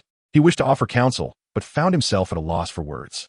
Lynn said nothing, merely inclined his head slightly before following Ned out of the stifling throne room. In the afternoon, Lynn's residence welcomed an unusual guest. Sir Lynn. Sansa stood at the door, stiff and formal, with a similarly anxious Arya behind her. Between them was a girl clad in a pale yellow gown, as delicate as a porcelain doll. Myrcella Baratheon. Her clear green eyes brimmed with fear and unease. She clutched her dress tightly, her small frame trembling slightly, like a fawn separated from its mother's protection, filled with trepidation toward her surroundings. She looked on the verge of tears. Arya whispered softly in Lynn's ear. Lynn disregarded her, instead approaching Myrcella, kneeling to align his gaze with hers. Welcome, Princess Myrcella. His voice was gentle and soft. Myrcella flinched at his unexpected gesture, instinctively retreating. Do not be afraid. Lynn's face bore a hint of a warm smile. This is not a prison. It shall be your second home. Will I still be able to see my mother? Myrcella asked timidly, her voice scarcely above a whisper. Of course, Lynn affirmed. As long as you wish, you may return to visit her at any time. Lynn extended his hand, gently tousling her radiant golden curls. From this day forth, you shall remain alongside Arya and Sansa. They will teach you things you could not learn in the Red Keep. Upon hearing this, Arya's eyes sparkled with excitement. Sansa observed the scene in silence, her lips pressed together. Lynn regarded the frightened little princess with indifference. Politics had never been a realm of tenderness. All he could do was show Myrcella a modicum of kindness, striving to shield her from the tumult of power struggles. Lynn said no more, merely gestured for them to follow him into a room prepared in advance. The chamber housed a large table laden with several clay pots and bags of unidentifiable materials. "You are all noble ladies," Lynn proclaimed, picking up a piece of parchment and scanning the three bewildered faces. "Tell me, how do you usually bathe? Especially you, your highness." Myrcella's cheeks flushed slightly. "With fine sand and lye, and sometimes we sprinkle flower petals." "It sounds like quite the ordeal," Lynn remarked, shaking his head. Days later, a large cauldron was set up in the courtyard of the residence. The steward, Rob, had procured large chunks of animal fat discarded by the butcher, along with a hefty sack of ash swept from the fireplace, as per Lynn's instructions. Arya and Myrcella curiously gathered around. They watched as Lynn directed the servants to toss the fat into the cauldron and ignite it. An unpleasant, fishy odor quickly filled the air. Sansa stood at a distance in the corridor, covering her nose with a handkerchief, her brow furrowed in disbelief. She could not fathom why Lynn, the revered Black Knight, would suddenly take an interest in such repugnant, lowly matters. Lynn, however, remained unconcerned. He poured the ash into another wooden tub, added clean water, and stirred continuously before filtering it. This process was repeated several times until a tub of clear lye was obtained. "My lord, what are you concocting?" The steward Rob inquired cautiously. He had never witnessed such a peculiar procedure. "I am performing alchemy," Lynn replied without raising his gaze. Under the scrutiny of all present, Lynn gradually poured the lye into the now melted, boiling fat. With a hiss, the cauldron erupted in a violent reaction, the fat churning vigorously and emitting plumes of white smoke. The servants recoiled in alarm. Only Lynn, holding a long stick, stirred the mixture with a steady hand. As time progressed, the unpleasant fishy odor gradually dissipated, replaced by a unique amalgamation of greasy and alkaline scents. The liquid within the pot transformed from a murky yellow to a viscous consistency, ultimately solidifying into clumps. Lynn used a wooden stick to lift the piece and placed it in cold water. Arya, ever the bold one, inquisitively dipped her finger into the foam and rubbed it on the back of her hand. "Wow, so slippery," she exclaimed in delight. "And my hand feels so much cleaner." Lynn chuckled, retrieving all the solidified masses from the pot and setting them aside on a wooden board to dry. "What is this called?" Arya inquired, tilting her small face upwards. "Soap," Lynn replied. "It's something that can cleanse a person from head to toe." He picked up a quill and swiftly inscribed the detailed steps and proportions for soap making on a piece of parchment. The first step, collect animal fats and render them down. The second step, gather ashes, add water, and filter to prepare an alkaline solution. The third step, slowly incorporate the alkaline solution into the fats while continuously stirring and heating until saponification occurs. The fourth step, add fragrances.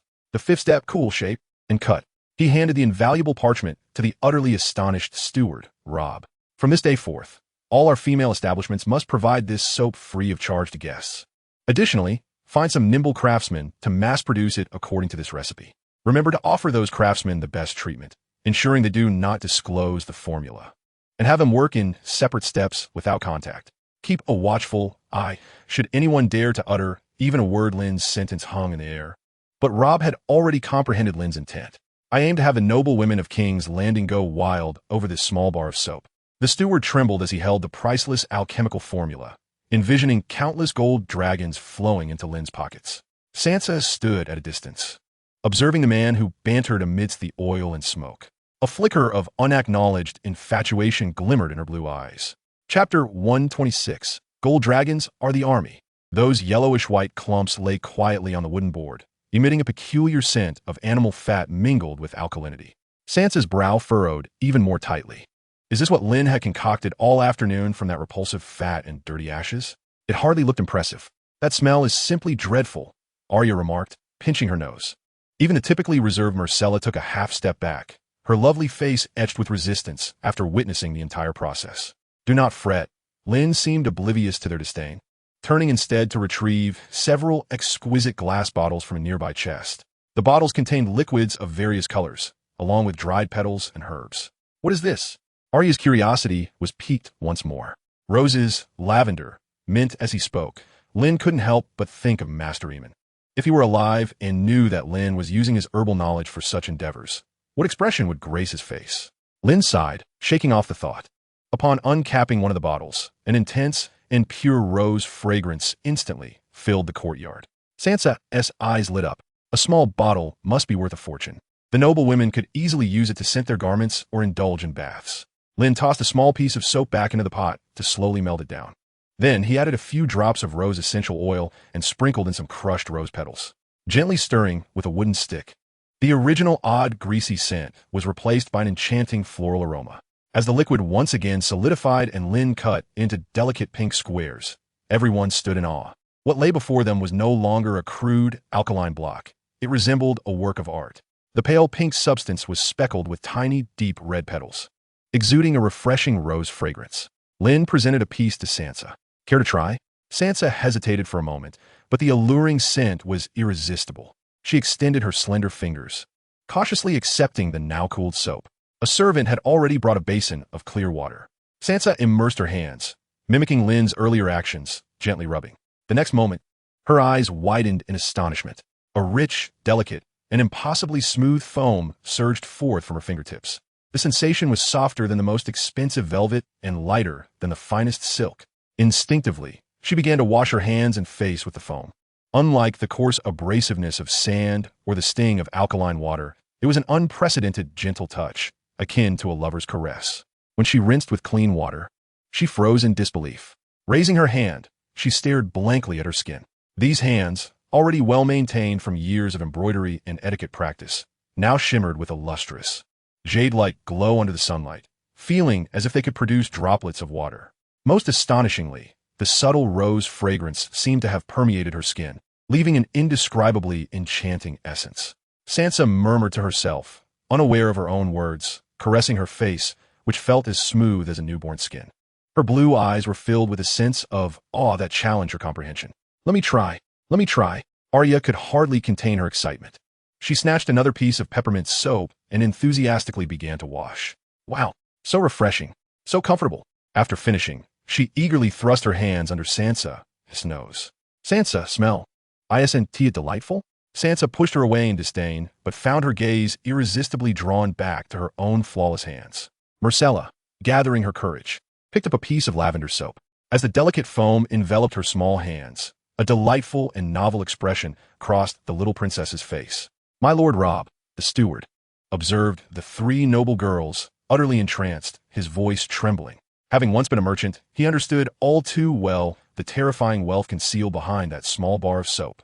Throughout the entirety of Westeros, noble women were still using the most primitive and harsh methods to cleanse themselves. If such a product were to hit the market in King's Landing, Robb felt dizzy, as if he could already see mountains of gold dragons. What Lynn desired was precisely this. While battles may be fought with men, men cannot be conjured from thin air. These gold dragons are the best passport to acquire an army. Without money, this time traveler would have achieved nothing. You will be responsible for the mass production of ordinary soap. Lynn handed him the parchment with the recipe. Remember, be swift. Do not betray my trust in you. Then, Lynn turned to face the three girls before him. And you are in charge of the more crucial part. He gestured towards the bottles filled with spices and essential oils. Sansa instinctively straightened. You know the preferences of those noble women best. I need you to concoct at least 10 different fragrances, each with its own name and story. Sansa's heart raced. For instance, this rose-scented one could be called the Love of Highgarden. This lavender one can be named Dorne's Dream. Lynn smiled. You are indeed the princess of the tale. Weaving these narratives comes as second nature to you. Sansa's cheeks tinged with a delicate blush, yet in her azure eyes, an unprecedented brilliance ignited. This was no mere craft of soap-making. It was an art that breathed soul into beauty. Arya, standing tall like a little soldier, puffed out her chest. Your task is to accompany Robb the steward, overseeing the artisan's production process, ensuring that every bar of soap is of impeccable quality. Excellent. Arya dashed off in excitement, preferring this outdoor endeavor to the tedium of ledgers. Finally, Lynn's gaze settled upon Myrcella, who nervously clutched the hem of her gown. And you, Princess Myrcella. Lynn crouched down to meet her verdant gaze. Your task is the simplest yet most vital. You need only to bathe daily with these exquisite soaps, ensuring you become the most fragrant and pristine princess in all of King's Landing. You are our finest advertisement. Myrcella nodded, her understanding ambiguous, her heart brimming with endless curiosity. Who was this man? How did he possess such incredible knowledge? He could transform the most crude of materials into wonders that even a princess would covet. He bore no resemblance to the terrifying devil her mother spoke of. Lynn rose, surveying his peculiar entrepreneurial team. A future queen of the north, a would-be faceless man, and a Targaryen princess. Our goal is to empty the coffers of every noble lord in King's Landing, persuading them to willingly pay for the beauty of their ladies. Do you comprehend? Understood. The three girls responded in unison. Even Marcella, typically so demure, was filled with anticipation. As night deepened, while the girls drifted into slumber, dreaming of future possibilities, Lynn's study remained aglow. Steward Robb respectfully placed a new account on the desk. My lord, as per your instructions, the first batch of 1,000 ordinary soaps has been produced. Excellent, Lynn nodded. Starting tomorrow, all rooms in the 7 women's wards must be provided with soap, and the girls taught how to use it. However, my lord, Robb hesitated. Such a precious commodity, to give it away freely, is it not a waste? Waste. Lynn chuckled. Robb, remember, the true value of the most expensive goods lies not in the items themselves, but in the habits they foster. First, let them grow accustomed to cleanliness, to this dignified sensation. When they can no longer bear to part with it, what do you think those men who pay will feel? Robb's body jolted as he comprehended the underlying truth, his eyes filled with reverence for Lynn. This was no mere business. It was a strategy to maximize influence at minimal cost. I understand, my lord. Go and see to it. Lynn waved his hand. I eagerly anticipate the reactions of those men, who typically think only with their desires, when they catch a whiff of the clean scent of soap on a woman. Chapter 127. Tywin could not remain still. The night in King's Landing was a breeding ground for desire. In Lynn's enterprise, an unfamiliar aroma began to emerge. A silk merchant, who had long frequented these quarters, found himself somewhat distracted this evening. The girl beneath him worked diligently, yet he found his nostrils involuntarily twitching. Gone was the typical stench of sweat and cheap perfume. Instead, a fresh, clean scent of soap wafted through the air. The fragrance was subtle, yet it clawed at his heart like an invisible cat's paw, igniting an inexplicable yearning.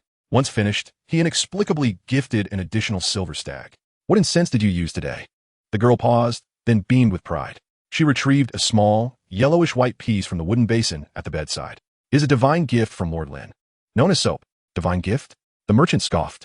Yet upon taking the soap and inhaling its unique scent, his expression shifted. He beheld the once rough skin of the girl's arms, now radiating an unusual smoothness. A sudden impulse surged within him. Is this for sale? In the study, Lynn closed the account book. The clamor of King's Landing outside faded into the distance. His mental faculties were sharply focused. The trial by combat had been indefinitely postponed. Robb seemed to have found an escape, but Lynn sensed an unusual aura. The king's condition was far worse than he portrayed. It was not merely a case of excessive indulgence. His flushed complexion, murky gaze, and the oscillation between explosive and morose emotions resembled the symptoms of chronic poisoning. It was time to discern the full scope of this chess game. Green sight. Lynn closed his eyes.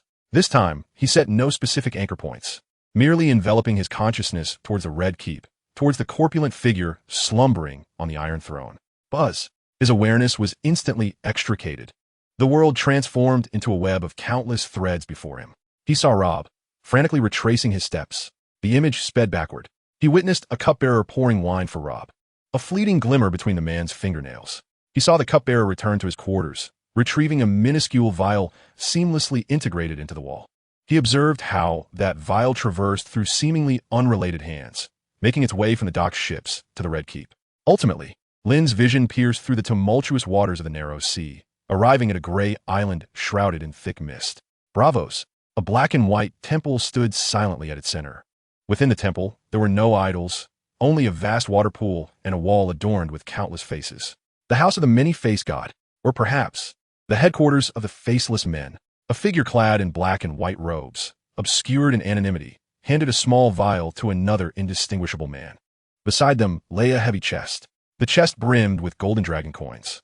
No, that was not gold dragons. Lynn discerned the unique square mark on the coins.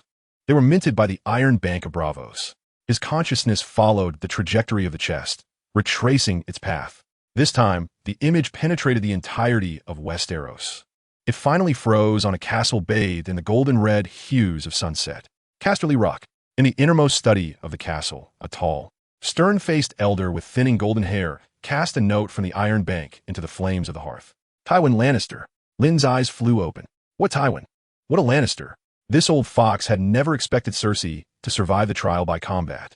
He had gone so far as to expend a fortune capable of bankrupting a noble house, borrowing from the Iron Bank solely to secure Robert's life. This poison, known as strangulation, is colorless and tasteless. Once it enters the bloodstream, it slowly dismantles bodily functions, creating an illusion of natural decline.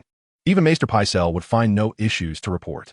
By the time Robert perishes, Joffrey will seamlessly ascend the Iron Throne, allowing Tywin to become the regent of the Seven Kingdoms in his capacity as the king's grandfather, indistinguishable from the true ruler. At that juncture, the astronomical debt owed to the Iron Bank, which could be settled with the taxes of the entire Seven Kingdoms, will be effortlessly resolved. A flawless closed loop. An exquisitely ruthless game. If Lynn had not possessed extraordinary insight, he would have remained oblivious to the underlying machinations. After all, the Faceless Men are renowned throughout the world. Their assassination techniques nearly impossible to evade. However, a subtle smile began to grace Lynn's lips. I have caught sight of the trump card that could determine the fate of the Seven Kingdoms. Old Lion, your strategy is commendable.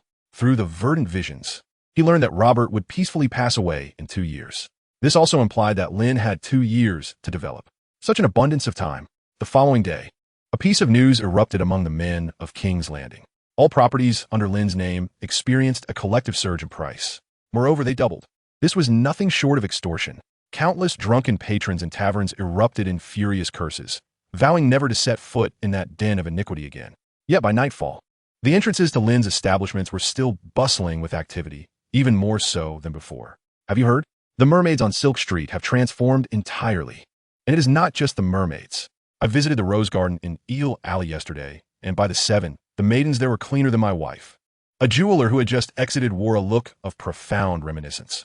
The aroma, not mere perfume, but an indescribable scent of purity that intoxicates the senses. I visited 3 times in one day. Habits are the most fearsome of all things. Once the men grew accustomed to that clean touch and refreshing fragrance, they could no longer tolerate the filth and stench elsewhere. The more vehemently they cursed, the more readily they parted with their coin. Meanwhile, Lynn commenced the second phase of his plan in the courtyard of his estate. He instructed his steward, Rob, to package the finely crafted soaps in the most opulent of silk boxes. Each soap bore its own exquisite tale, penned by Sansa herself. For instance, the pink rose soap came with a parchment stating, "The love of Highgarden." It is said that in the homeland of the Rose Knight, maidens would bathe with the morning's first dew mingled with rose petals, rendering their skin as smooth as silk and exuding a fragrance that would enthrall every night. Can this truly be sold? Sansa pondered her elegantly crafted narratives, her cheeks flushed with warmth and an inexplicable sense of embarrassment. "Your Highness," Lynn remarked, glancing at Myrcella, who had completely fallen in love with bathing. "Tomorrow, take Sansa and Arya to the Red Keep to visit those noble ladies with whom you share a rapport. Remember, ensure they catch a whiff of your fragrance. When they inquire," Lynn suddenly chuckled, "present this silk box as a gift to them." As night descended once more, Lynn sat in his study, perusing the astonishing accounts presented by Steward Rob. In just one day, the daily profits had nearly tripled. At that moment, a soft voice emerged from the doorway. "Sir Lynn, you are truly a born businessman. It is a pity you do not pursue commerce." It was Varys, the ever-present spider, who had seemingly materialized from nowhere. He maintained that harmless facade, hands clasped within his sleeves, a gentle smile adorning his face. "You have stirred the desires of all King's Landing." Lynn, undeterred, closed the ledger. "Lord Varys, your late-night visit is not merely for a discussion on business, I presume?" Varys's smile deepened as he approached Lynn, lowering his voice, yet with an undertone of gravity. "I have observed that His Majesty's health is deteriorating by the day. If I am not mistaken, his goblet conceals something more intoxicating than the finest wine." Varys's bottomless gaze bore into Lynn. "My delightful little birds have flitted through every corner of the Red Keep, yet they have not caught a whiff of that substance." He paused, his tone laden with significance. "Sir Lynn, you seem to possess an uncanny ability to perceive what eludes the rest of us. Might you share with me what you have discerned?" Chapter 128, Varys's Stance. Lynn regarded the renowned spider of the Seven Kingdoms with calm composure. The gentle smile on Varys's face appeared enigmatic in the flickering candlelight. "What you perceive, Lord Varys, is of paramount importance." Lynn refrained from answering his question, instead sliding a goblet toward him. "You have woven a web in King's Landing for over a decade. I trust it is not merely to ensnare a few flies." Varys's hands, hidden within his sleeves, hesitated slightly, a flicker of surprise crossing his deep-set eyes. He accepted the goblet, but did not drink. Instead, he brought it to his nose for a delicate sniff. "Excellent wine," he remarked appreciatively. "A fine vintage from Dragonstone. yet imbued with a fragrance not of Westeros. Much like yourself, sir, brimming with secrets. Lynn remained silent, absorbed in his own musings. The Lannisters, the Starks, the Baratheons.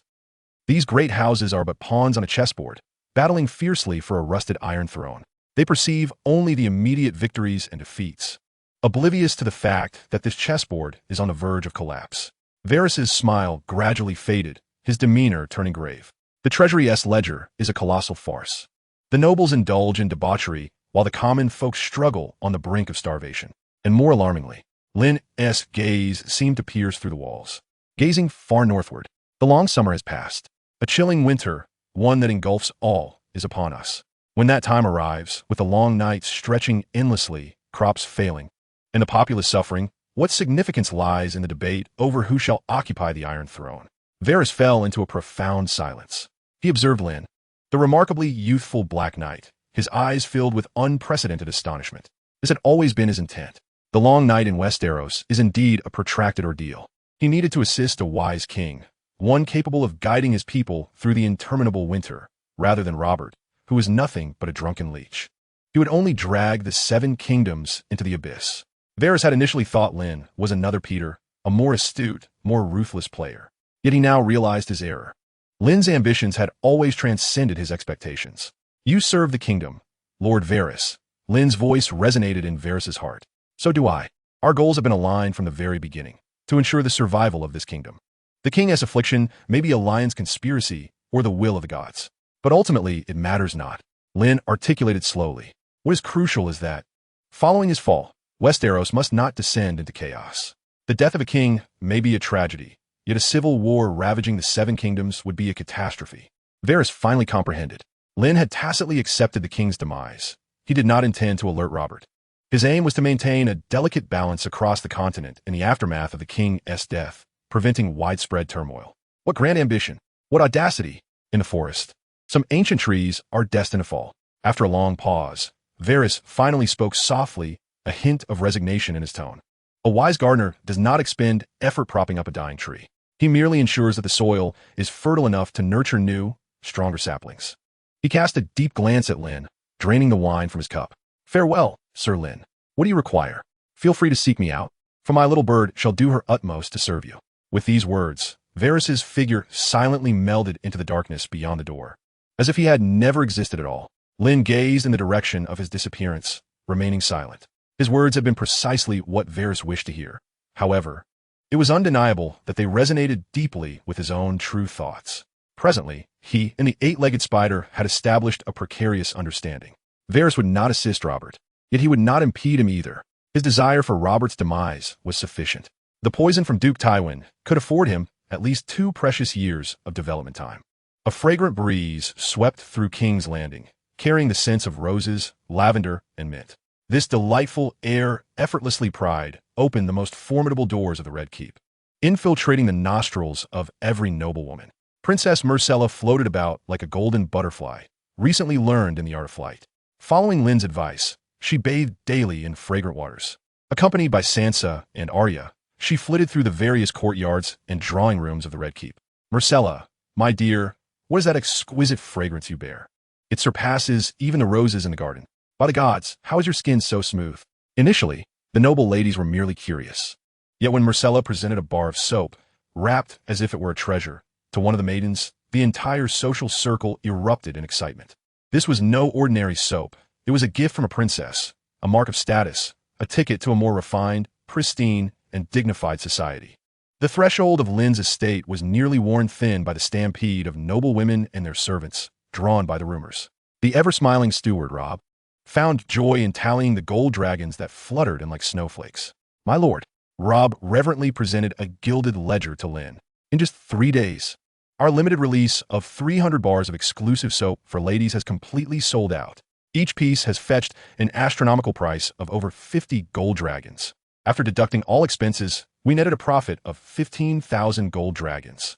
It must be said, Lynn had underestimated the purchasing power of these noble women. Initially, he would have been satisfied with a single gold dragon per bar.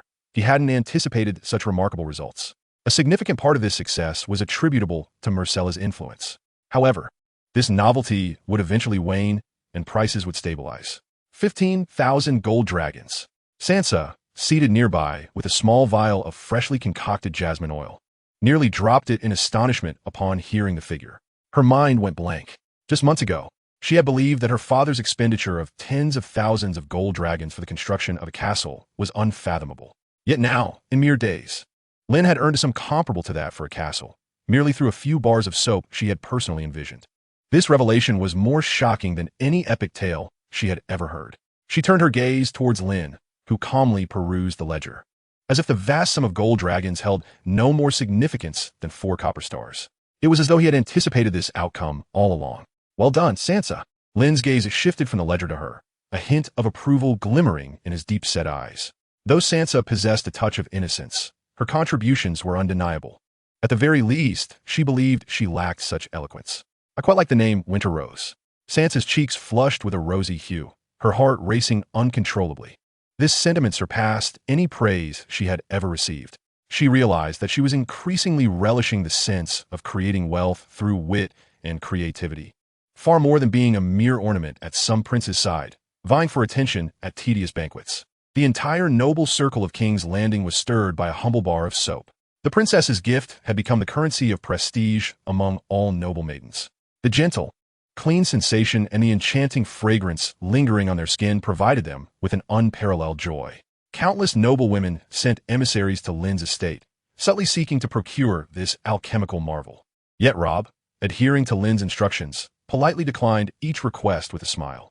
"I am sorry, my lady. This soap is a unique creation of Sir Lynn, produced in limited quantities and is bestowed only upon friends. It is not for sale." The more elusive it became, the more coveted it grew. After all, rare commodities hold immense value. In a fleeting moment, a humble bar of soap had transformed into a luxury more desired than jewels or silks. The entrance to Lynn's estate bustled with activity. Some lesser noble women were even willing to spend hundreds of gold dragons for a chance to purchase a limited edition of courtly romance. Sansa found herself thoroughly engaged in her new role. No longer merely a lady versed in poetry, she had evolved into a true perfumer and brand strategist. She imbued each soap with captivating stories and names: Winter Rose, Night of Falling Stars, and the Rhapsody of Storms. These imaginative titles drew noble women like moths to a flame, willingly emptying their husbands' purses while the men lamented, but ultimately succumbed to the financial drain. They could no longer endure the previous scents. Chapter 129, The Nameless Wandering Knight. The flow of gold dragons in King's Landing had never been so willingly extracted from the purses of noble lords to converge upon a single destination. Lynn's estate had become a sanctuary for the women of King's Landing. At this moment, Lynn, Sansa, and others gathered around a long table in the backyard. The Winter Rose series had sold 80 boxes last week, yielding a profit of 4,000 gold dragons. Sansa read aloud the figures from the ledger, her lovely face glowing with excitement. She had completely shed the shyness and anxiety of her arrival in King's Landing, replaced by a newfound confidence in her strategic prowess. Her voice rang clear and melodious, exuding the authority of a businesswoman. The formula for Night of Falling Stars needs adjustment. The jasmine oil scent is too faint to overpower the heaviness of the sandalwood. Additionally, we should launch a men's series. Sansa set aside the ledger and turned to Lynn, her blue eyes sparkling with intelligence. The men of King's Landing also deserve dignity. They might not pay for floral scents, but what if it were a fragrance symbolizing power and status? Lynn smiled at her, remaining silent, merely gesturing for her to continue. For instance, we could use northern pine, blended with leather and the scent of strong liquor, and call it wolf's blood. Or mix the sea salt from Storm's End with the aroma of rain-soaked earth and name it staghorn. We could even grind volcanic rock from dragonstone into powder and incorporate it into the soap, dubbing it Dragon's Breath. Arya and Myrcella exchanged bewildered glances. They could not fathom how these peculiar scents could be associated with perfume. Yet Lynn nodded in approval. Sansa had transformed. She was no longer the little princess who hid behind songs and fantasies. Power and wealth served as the most effective catalyst for growth. She was rapidly maturing into a competent, if not exceptional, businesswoman. She learned to perceive the desires of others, to create demand, and to package a simple product as a symbol of identity and longing. Excellent. Lynn finally spoke. You shall have full responsibility for the men's series. However, ensure that the soaps for the common folk retain a distinct scent, lest they be confused with those meant for the upper class. Affirmed by his approval, Sansa straightened her back, her face radiating an unprecedented brilliance. The sensation of creating value and controlling her own destiny captivated her far more than being a mere vassal to a prince. Arya and Myrcella busied themselves with their respective pursuits, while Sansa, solitary, made her way to the Hand's Tower. She intended to confront her father, to personally obliterate the fate that had long been ordained for Sansa Stark. Within the Hand's Tower, Eddard Stark sat before a mountain of documents, his brow furrowed with worry. He was immersed in matters concerning the city guard, appeasing the affected nobles, and grappling with the perennial disarray of the royal treasury, which left him utterly drained. "Father!" Sansa's voice resonated from a doorway. Eddard lifted his gaze, and the weariness etched on his face eased slightly upon seeing his eldest daughter. "Sansa, come here." Yet, she did not approach him as she normally would. Instead, she stood a few paces away, silently observing him. "Father, I no longer wish to marry Joffrey." Her words were soft, yet they instantly froze the smile on Eddard's face. "Sansa, do you comprehend what you are saying?" "I do," she replied, her gaze unwavering, resolute to the point of unsettling him. "I once believed that a prince should embody the valor, integrity, and compassion depicted in songs. But the Joffrey I have witnessed is nothing but cruel, cowardly, and foolish. He would send his hounds to kill a drunkard for a slight, and reveal his most venomous nature over the outcome of a tournament." Eddard listened intently to every word Sansa uttered. He was not oblivious to these truths. "Marrying him would confine my existence to the Red Keep, transforming me into a mere ornament, a vessel for breeding, condemned to witness his atrocities and endure his folly until I wither away or succumb to madness. Father, that is not the life I desire." A spark ignited in Sansa's eyes. "Ser Lisa taught me that a woman's worth should not be dictated solely by marriage. I can wield my intellect to create wealth and earn respect. I can carve out my own career and determine the course of my own life. This is the life I aspire to, not to become a mere appendage of Joffrey Baratheon." Eddard was rendered speechless. He gazed at this daughter, both familiar and foreign, his heart a tumult of conflicting emotions. He felt pride in her growth, yet fear at her audacious declarations. This was not merely a rejection of marriage. It was a challenge to the king's authority. Just as Eddard struggled to find the right words, the tense standoff was abruptly interrupted by the sound of hurried footsteps. A member of the King's Guard appeared at the threshold, his expression grave. "My Lord Hand, His Majesty summons you and Ser Lisa. You must proceed to the throne room at once." The atmosphere in the throne room was stifling, akin to the calm before a storm. Robert Baratheon sat upon the Iron Throne like a raging bull, his face flushed with anger and alcohol, surrounded by shattered goblets and disheveled attendants. "Scoundrels! A pack of scoundrels!" Robert had grown increasingly irritable and erratic in recent days, occasionally directing his wrath at Eddard. As he spotted Eddard and Lisa entering, his roar echoed through the vast hall. "Look, all of you look at me." He slammed a scroll of parchment onto the floor. "Rumors. Everywhere, damned rumors. The entire city of King's Landing whispers that I am a fool who cannot even control his own wife. They say Cersei poisoned Jon Arryn.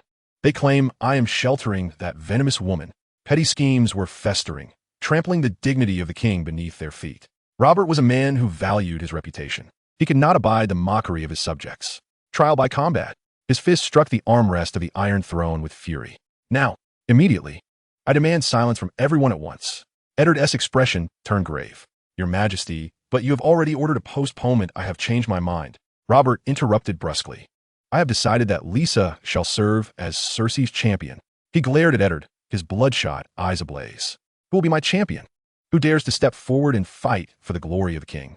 Robert's thunderous voice challenged everyone present, but the throne room fell into a profound silence. The nobles bowed their heads, fearful of catching the king's ire. To defy the queen was to declare war against the entire Lannister family, even if one triumphed. What would be gained? Offending Lord Tywin would spell disaster in the days to come. Losing could mean instant death. No one was foolish enough to step forward. Cowards. A bunch of pathetic sycophants. Robert cursed in disappointment. At that moment, a voice rang out. "I will fight for the king." Everyone turned in unison to the source of the voice.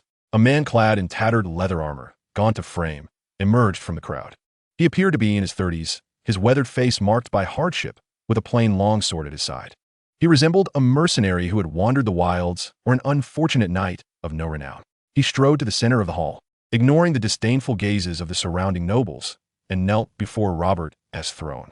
"Your Majesty, my name is Donner, an unnamed wandering knight. I possess neither a noble lineage nor celebrated ballads sung in my honor. I have only this sword and a heart loyal to the king. If you would have me, I am willing to defend your honor with my life." His words were unadorned, yet imbued with a desperate resolve. Robert was taken aback, staring at the man kneeling before him, his initial shock swiftly replaced by overwhelming joy. "Ha ha ha!" Robert's boisterous laughter reverberated throughout the throne room. "Excellent! Excellent!" He descended from the Iron Throne and grasped the knight named Donner, lifting him from the ground, his massive hand clapping heavily on Donner's shoulder. "Do you see this, you rotund cowards?" Robert shouted, directing his ire at the silenced nobles. "A nameless wandering knight possesses more courage than all of you. Donner, is it? I shall remember you." Robert's face radiated the thrill of having found a kindred spirit. "Tomorrow, yes, tomorrow, you and Lisa shall duel right here in the throne room. If you win, I will make you a member of the King's Guard. I will grant you lands. I will bestow upon you gold." The king's promises elicited hushed gasps from the surrounding nobles. The King's Guard. That was the highest honor for knights in the Seven Kingdoms. "This is absurd," Ned Stark thought. Watching the farce unfold, his brow furrowed in concern.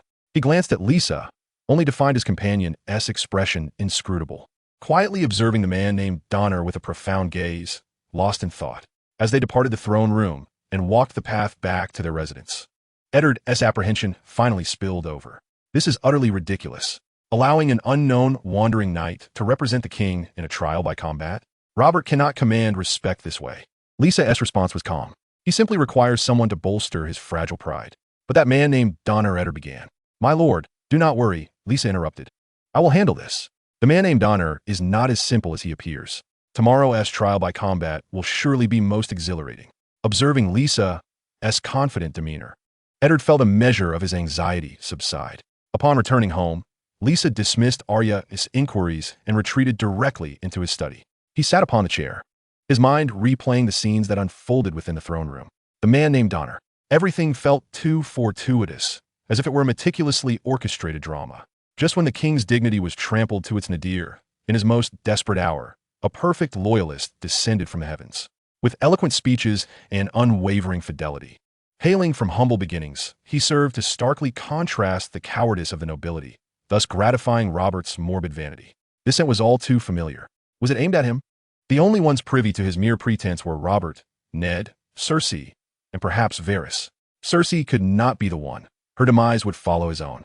That foolishly endearing Ned? He lacked sufficient motive. Varys? If he discerned his intentions, he would hardly act against him. Never mind. No more conjecture. Let us first unveil your true nature through the green sight, Donner. Lynn softly murmured the name in his heart. Chapter 130, The Faceless Ones. Green sight. The moment this thought flickered through Lynn's mind, the entire world drained of color. The flickering candlelight in the study, the piled ledgers upon the table, the bustling city of King's Landing outside the window, all transformed into countless interwoven strands of gray. Lynn's consciousness soared like an invisible eagle, liberated from the shackles of flesh, surveying the slumbering city from above. He pinpointed the location of the man named Donner. It was a temporary guest room within the Red Keep. His awareness pierced through the heavy stone walls. He beheld the man. Donner sat cross-legged upon the bed, eyes closed, breathing steadily, as if in meditation. Yet what Lynn perceived extended far beyond this. Rewind. The river of time began to flow backward at Lynn's command.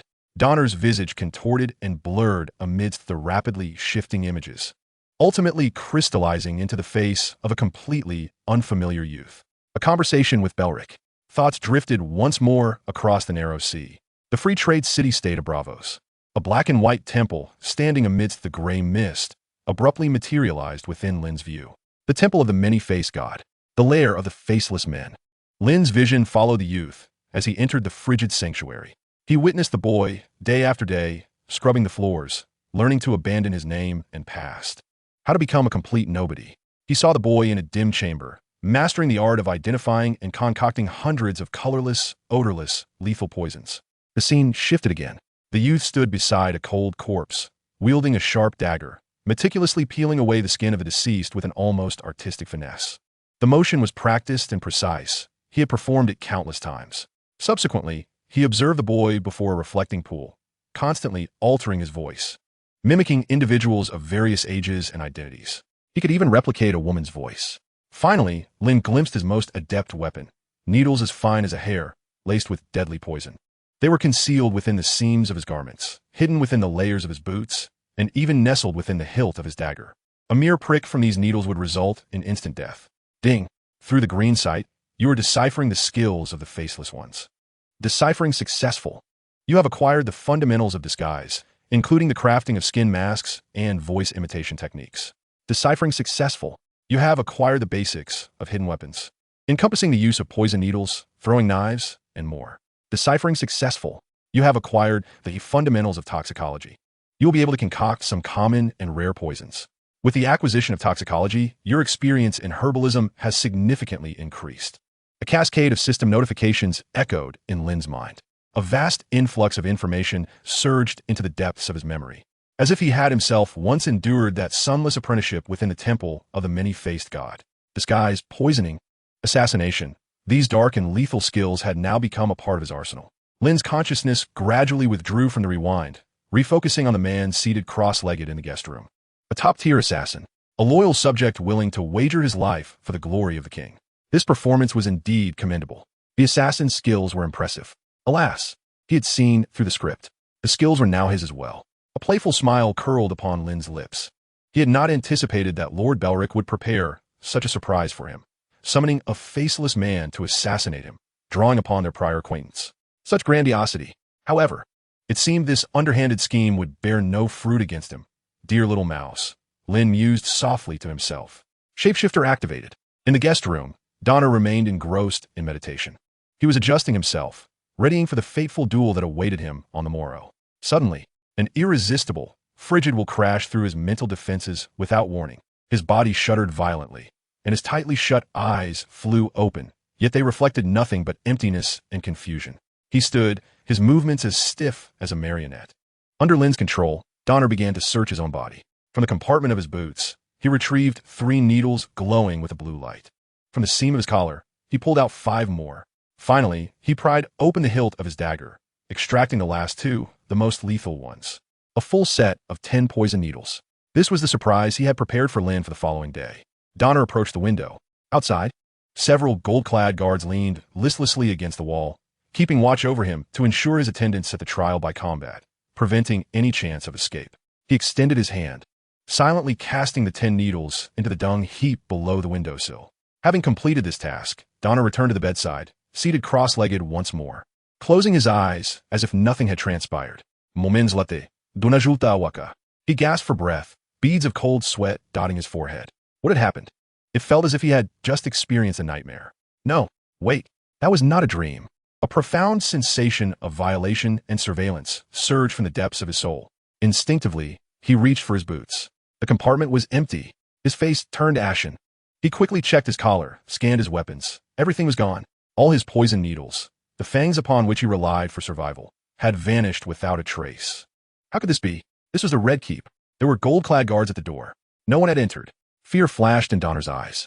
He rushed to the door, desperate to escape, only to be halted by the crossing blades of 2 long swords. Sir, the Prime Minister has commanded that you cannot leave this room a single step before the duel. The expressionless face of the gold-clad guard appeared to Donner like a demon from the 7th layer of hell. He was trapped, a snake stripped of its fangs. In the study of the estate, a pale-faced Lynn slowly opened his eyes. The consecutive use of green sight and shape-shifting had imposed a great burden on his mental faculties. However, the objective had been achieved. Donner's primary means lay in those unpredictable hidden weapons.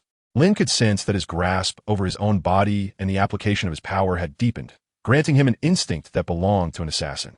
The faceless ones were indeed a formidable breed. Regrettably, he encountered an even more unreasonable external force.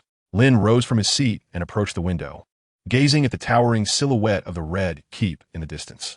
The duel scheduled for tomorrow had transformed from a mere contest into a full-fledged spectacle. A toothless assassin posed little threat. How could he perform this act to ensure the satisfaction of all spectators? Chapter 131, The Trial of Arms. Within the throne room, there was no frenzied crowd, no vast expanse. Only the cold stone pillars, the grotesque iron throne, and the variously gazing nobles surrounding them. The atmosphere of this trial felt particularly oppressive. Robert Baratheon, like a furious bull, heaved heavily, his murky eyes burning with a thirst for blood. Cersei Lannister stood nearby, her face as pale as parchment, her fists clenched tightly. Her only hope rested with Lynn, cloaked in black. Lynn and Donner approached the center of the hall, standing 10 paces apart, locked in a standoff. Donner's face bore a fervent resolve, as if he genuinely fought for the glory of the king. Yet the slight tremor in his tightly gripped sword betrayed his inner fear. The poison darts he once relied upon, his signature weapon, were all gone. He was now merely a swordsman of decent skill. Nothing more. Lynn, in stark contrast, remained remarkably composed. He slowly drew his weapon. In his left hand was the long claw he frequently wielded, the wolf's head on the hilt appearing vividly in the firelight. In his right hand, he grasped a sword, a sleek, pitch-black blade, slightly shorter and more slender than a typical longsword. The narrow blade, simple in design and devoid of unnecessary embellishments, exuded an indescribable sharpness. The Dark Sister. He had arranged for the craftsman to perfect its disguise. 2 swords? A murmur rippled through the ranks of nobles. Knights wielding dual longswords were not unheard of, but few could handle them adeptly. Jaime Lannister leaned against a stone pillar, seemingly indifferent, until he noticed Lynn draw the second sword, causing his brow to furrow involuntarily. He felt an unsettling familiarity with that slender black blade. What are you waiting for? Begin for your king at once. Robert's roar echoed throughout the hall.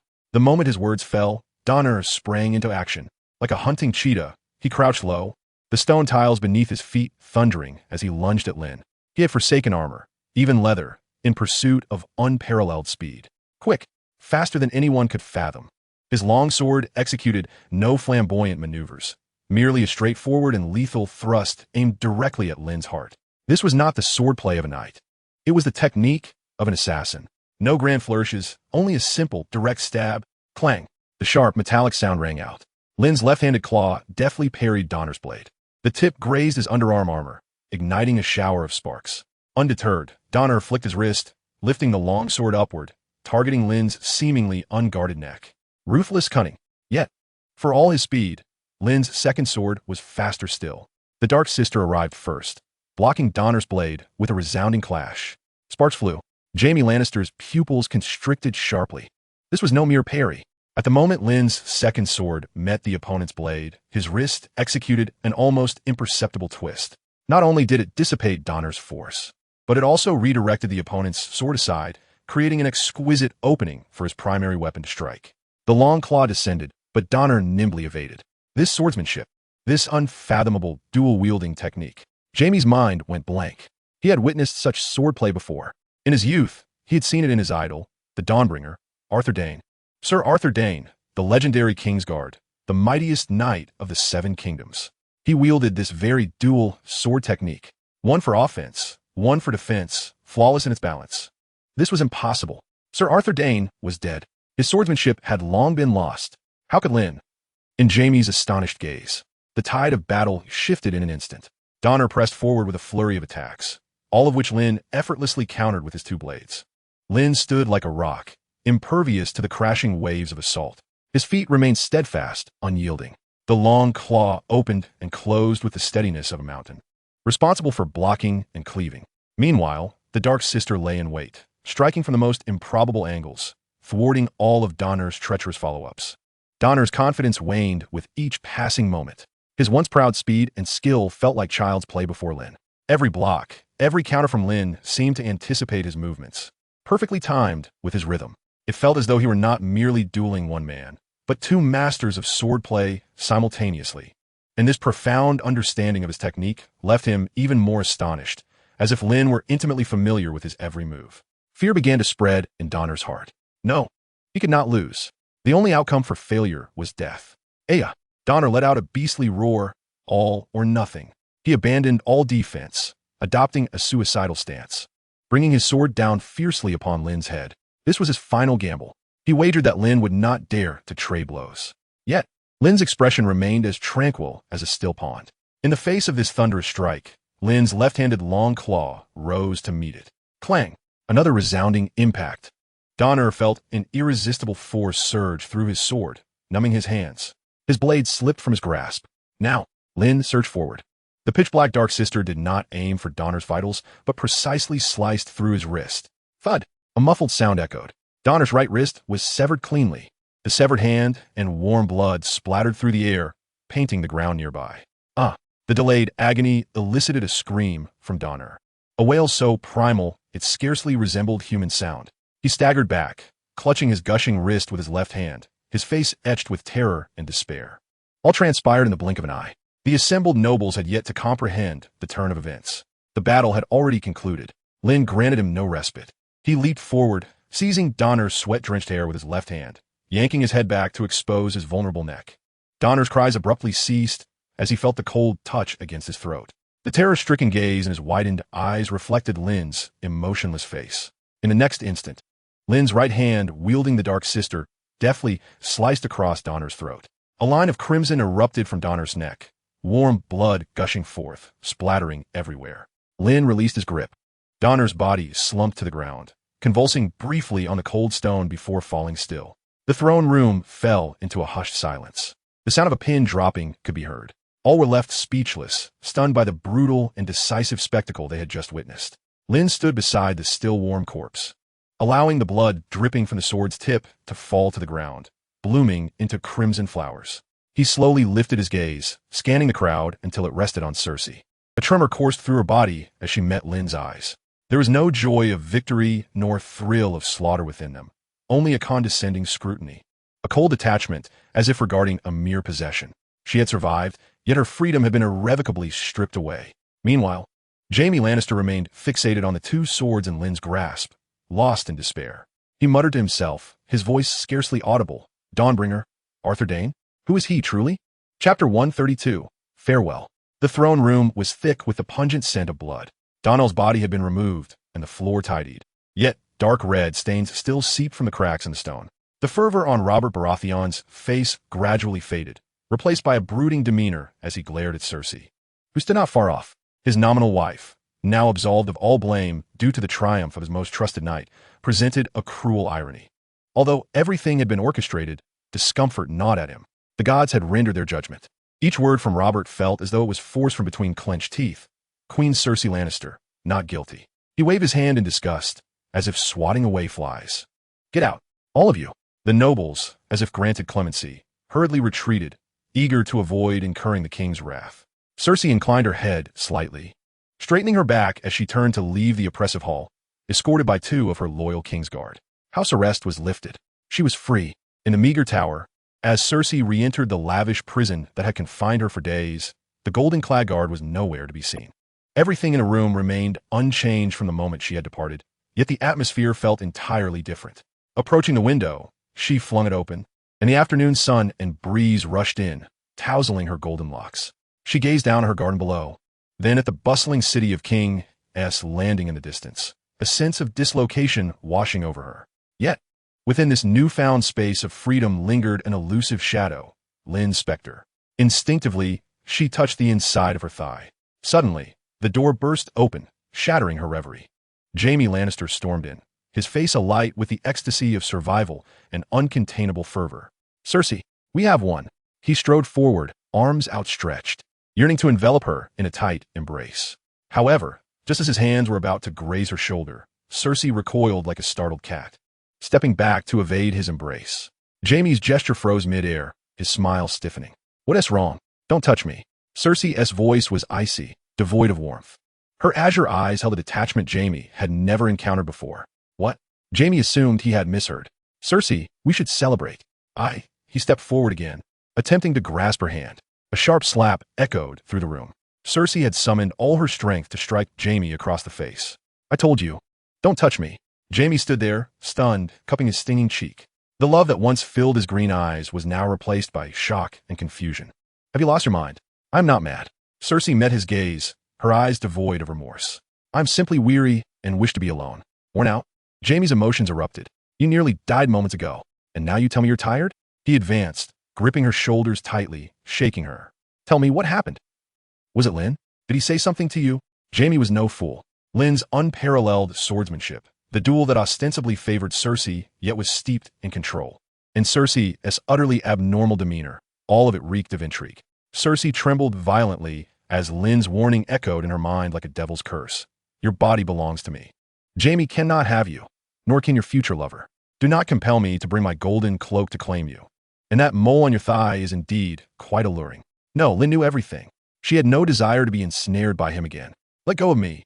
Cersei summoned her remaining strength to push Jaime away. "Get out. If not for your injury, would I have allowed Lynn to serve as my proxy knight?" She screamed in a frenzy. Grabbing a goblet from the bedside and a mirror, She hurled everything within reach at Jaime. I never wish to see you again. Leave.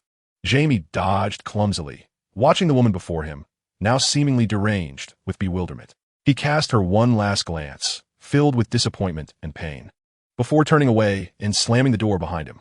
The room fell silent. Cersei felt as though all her strength had been siphoned away, sliding helplessly down the wall to the floor. She buried her face in her knees, stifling a choked sob. The following day, in the throne room, Lynn bid farewell to Robert. Your Grace, the turmoil in King's Landing has subsided, and I must fulfill my promise to cross the narrow sea and return with the head of the last Targaryen. However, I require a brief return to Winterfell to attend to personal matters first. Robert Baratheon, in a foul mood, drank heavily. He glanced at Lynn, then at Ned, who stood resolutely beside him, and his anger flared even more. These two northerners loomed over him like insurmountable mountains, suffocating him. Go. He waved dismissively. Get out. Take your people and return to your icy north. He wished to see neither Lynn nor Ned for another moment. Sir Lynn, a bright, childlike voice suddenly echoed from the entrance of the hall. Everyone turned to see Princess Myrcella running in, her pale yellow gown billowing behind her. After some time together, she no longer feared Lynn, but was instead filled with curiosity and affection for him. She tilted her porcelain doll-like face upwards, her emerald eyes glimmering with hope. Are you returning to Winterfell? Yes, your highness. Then, may I accompany you? Myrcella summoned her courage to speak loudly. I wish to see the wall in the north and have snowball fights. During her days at Lynn's estate, she had experienced unprecedented freedom and joy. The magical soap, the enchanting stories spun by Sansa, and the outrageous games Arya had introduced her to were 100 times more enjoyable than the dreary lessons in the Red Keep. She longed to avoid returning to that opulent cage. At her words, Ned Stark furrowed his brow, while Cersei, standing in the crowd, not far away, turned as pale as death. How could Myrcella? Had she not expressly cautioned her? Robert paused, then drunkenly gazed at his daughter. He beheld Myrcella's radiant Lannister golden hair and strikingly green eyes, reminiscent of Jaime's, and an inexplicable wave of aversion surged within him. You wish to go to the north? Robert's lips twisted into a peculiar smile. Excellent. Splendid. He suddenly slapped his thigh, as if he had made a momentous decision. Go. Let Lynn teach you what the customs of the north truly are. He pointed at Lynn, then at Myrcella, bursting into a boisterous laugh. Better than staying here in King's Landing, learning wickedness from your vile mother. Your Majesty, this is against the rules. Cersei could no longer contain her shrill scream. Sending a princess to the north is tantamount to sending a hostage. Silence. Robert's laughter abruptly ceased as he roared at Cersei.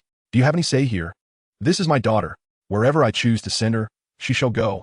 Cersei's body swayed slightly, almost toppling to the ground. She looked to her brother Jaime for assistance, only to find him coldly observing the scene, his eyes devoid of any emotion. It was over. Everything was finished. Lynn bowed slightly, his voice calm and unwavering. As you command, your Majesty. He approached Myrcella and extended his hand. Princess, if you would. Myrcella cheered and unhesitatingly placed her small hand into Lynn's large palm. As Lynn led Myrcella away, he did so under the desperate gaze of Cersei, step by step exiting the throne room. In a long corridor, sunlight streamed through the stained glass, casting dappled shadows. Jaime Lannister emerged from the shadows of a stone pillar.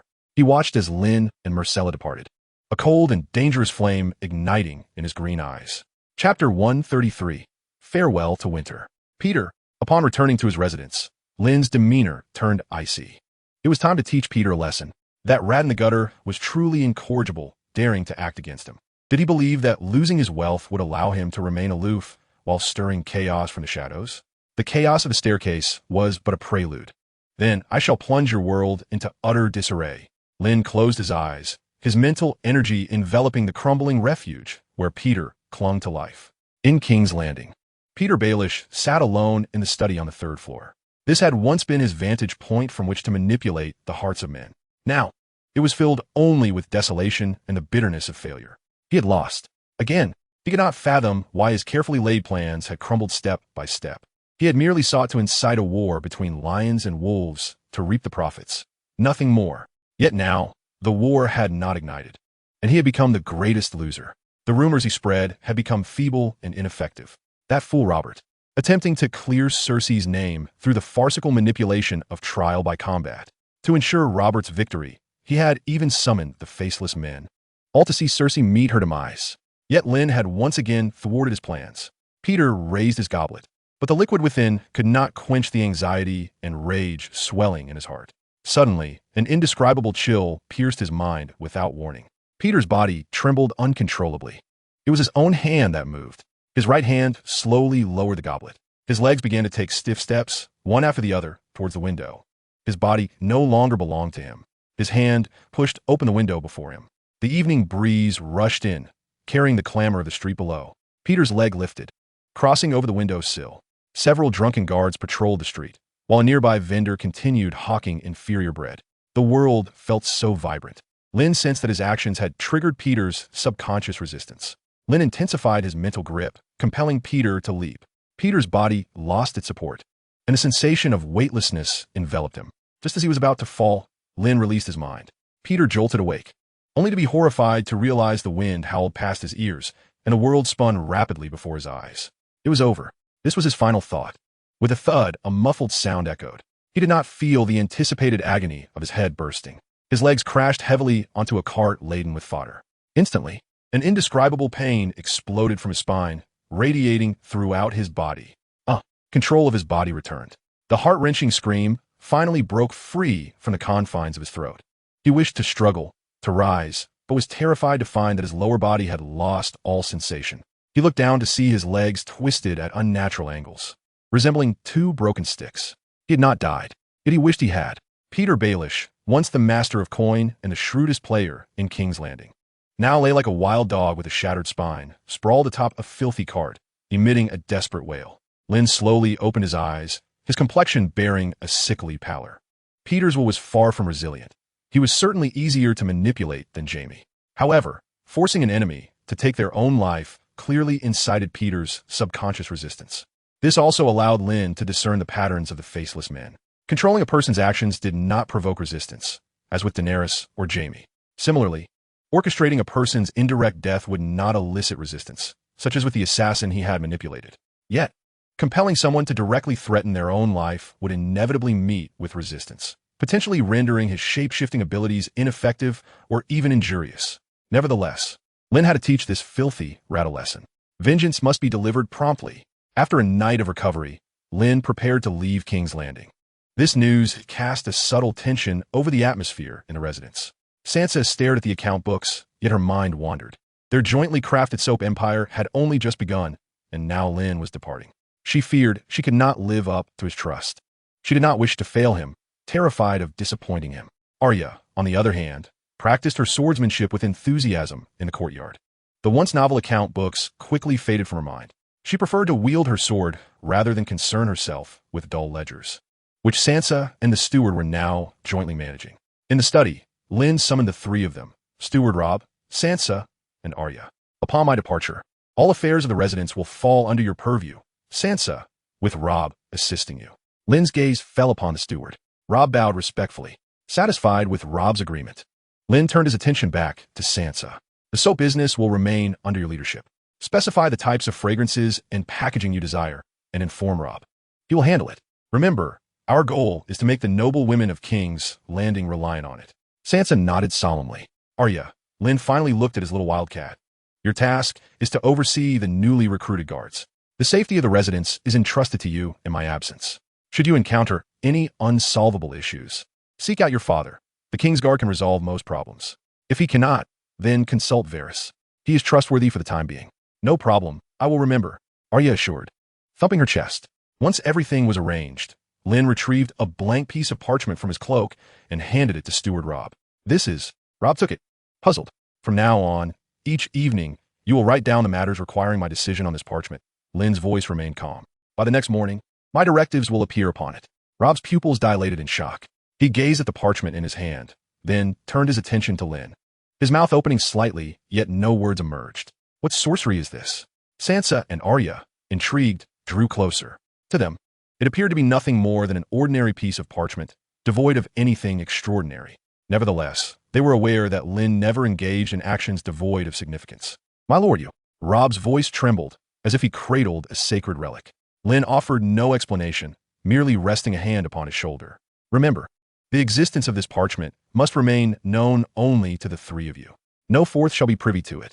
Yes, my lord. Robb felt a surge of fervent reverence rising from within. Such a method was truly unprecedented. The departing entourage was not particularly vast. Lynn, Myrcella, and a small contingent of guards.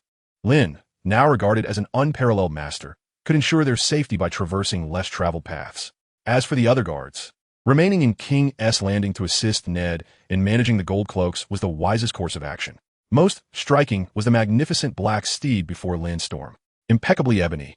Not a single stray hair marred its coat, its powerful hooves elevating it above ordinary warhorses. At that moment, a petite figure perched upon Storm's saddle, Princess Myrcella. She had shed her ornate gown, appearing no different from an ordinary young girl. Her hands clutched the saddle tightly, revealing a hint of discomfort. This was her first departure from King's Landing, her inaugural journey afar, and her first time being so close to a stranger, a man no less. Lynn gently tugged the reins from behind, prompting Storm to emit a whinny and slowly advance. Myrcella's body involuntarily leaned back, her entire back pressed against Lynn's broad and sturdy chest. The little princess's cheeks flushed a vibrant red, akin to a ripened apple. She could feel the intense warmth radiating from behind her, inhaling the clean scent infused with leather and a subtle hint of soap. Her heart raced uncontrollably, akin to a fawn ensnared within a cage. Lynn noticed the unusual demeanor of the small figure in his arms. Yet, his gaze transcended the front ranks, fixed upon the direction of the Red Keep. At the highest tower's window, a golden silhouette flitted by Cersei. Lynn understood she was watching. The company journeyed northward, bidding farewell to King's Landing's opulence and filth, entering the expansive riverlands. The wind began to chill. Initially, Myrcella was filled with excitement, her curiosity piqued by the sights along the roadside. However, the monotony of the long journey swiftly dulled her sense of wonder. Especially after jostling on horseback for an entire day, her small frame was beginning to tire. "Are you uncomfortable?" Lynn's voice came from above her. Myrcella shook her head, not wanting him to perceive her as delicate. Yet, Lynn halted the horse. He retrieved a thick fur blanket from his pack, laying it upon the saddle. Then, he removed his black cloak, enveloping Myrcella's petite form entirely from behind. After completing these gestures, he mounted his horse once more. Myrcella found herself cocooned in warmth, with only her little head peeking out. A sense of unprecedented safety enveloped her. She stole a glance back, catching only the defined contours of Lynn's chin. "Thank you, Sir Lynn," she murmured, her voice barely above a whisper. "If you're tired, feel free to sleep." Lynn's tone was calm and unassuming. Yet, Myrcella felt that his words brought more comfort than any lullaby she had ever heard. Leaning against Lynn's broad chest, inhaling the scent that soothed her heart, her eyelids grew heavy, and soon she drifted into slumber. In her dreams, the coldness of the Red Keep vanished. The despairing gaze of her mother faded away, replaced by a warm darkness and strong arms. A month sped by during the tedious journey, with Lynn also taking the opportunity to enhance his physical prowess. As the company traversed the neck and stepped onto the soil of the north, the air bore a familiar sharpness. Winter fell. Myrcella was the first to peek her head out, excitedly pointing at the gray outline on the distant horizon. Just then, a thunderous roar, echoing like a crack in the sky, resonated from above Winterfell. Instinctively, everyone looked up. A colossal shadow loomed, blotting out the afternoon sun as it circled over the castle. "What on earth is that?" Myrcella's voice quivered. It was a dragon exceeding 10 meters in length, with a wingspan that blotted out the sky. Its scales shimmered with a glacial blue hue under the sun. With each powerful beat of its wings, a tempest arose, causing the banners on the ground to flap violently. Myrcella's mouth formed an O, her emerald eyes reflecting sheer shock at the subversion of her understanding. She had grown up hearing tales of House Targaryen and their dragons. But how could legends materialize into reality? Moreover, this dragon, it possesses 3 heads. Indeed, 3. One at the center, flanked by 2 smaller heads on either side, like 3 enormous serpents entwined.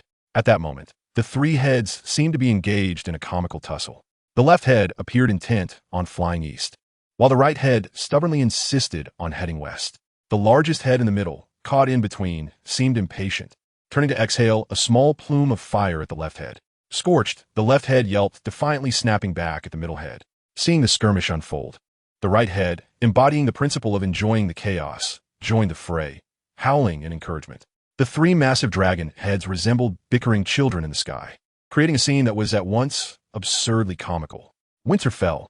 Lynn observed the lively spectacle above, an expression of paternal satisfaction adorning his visage.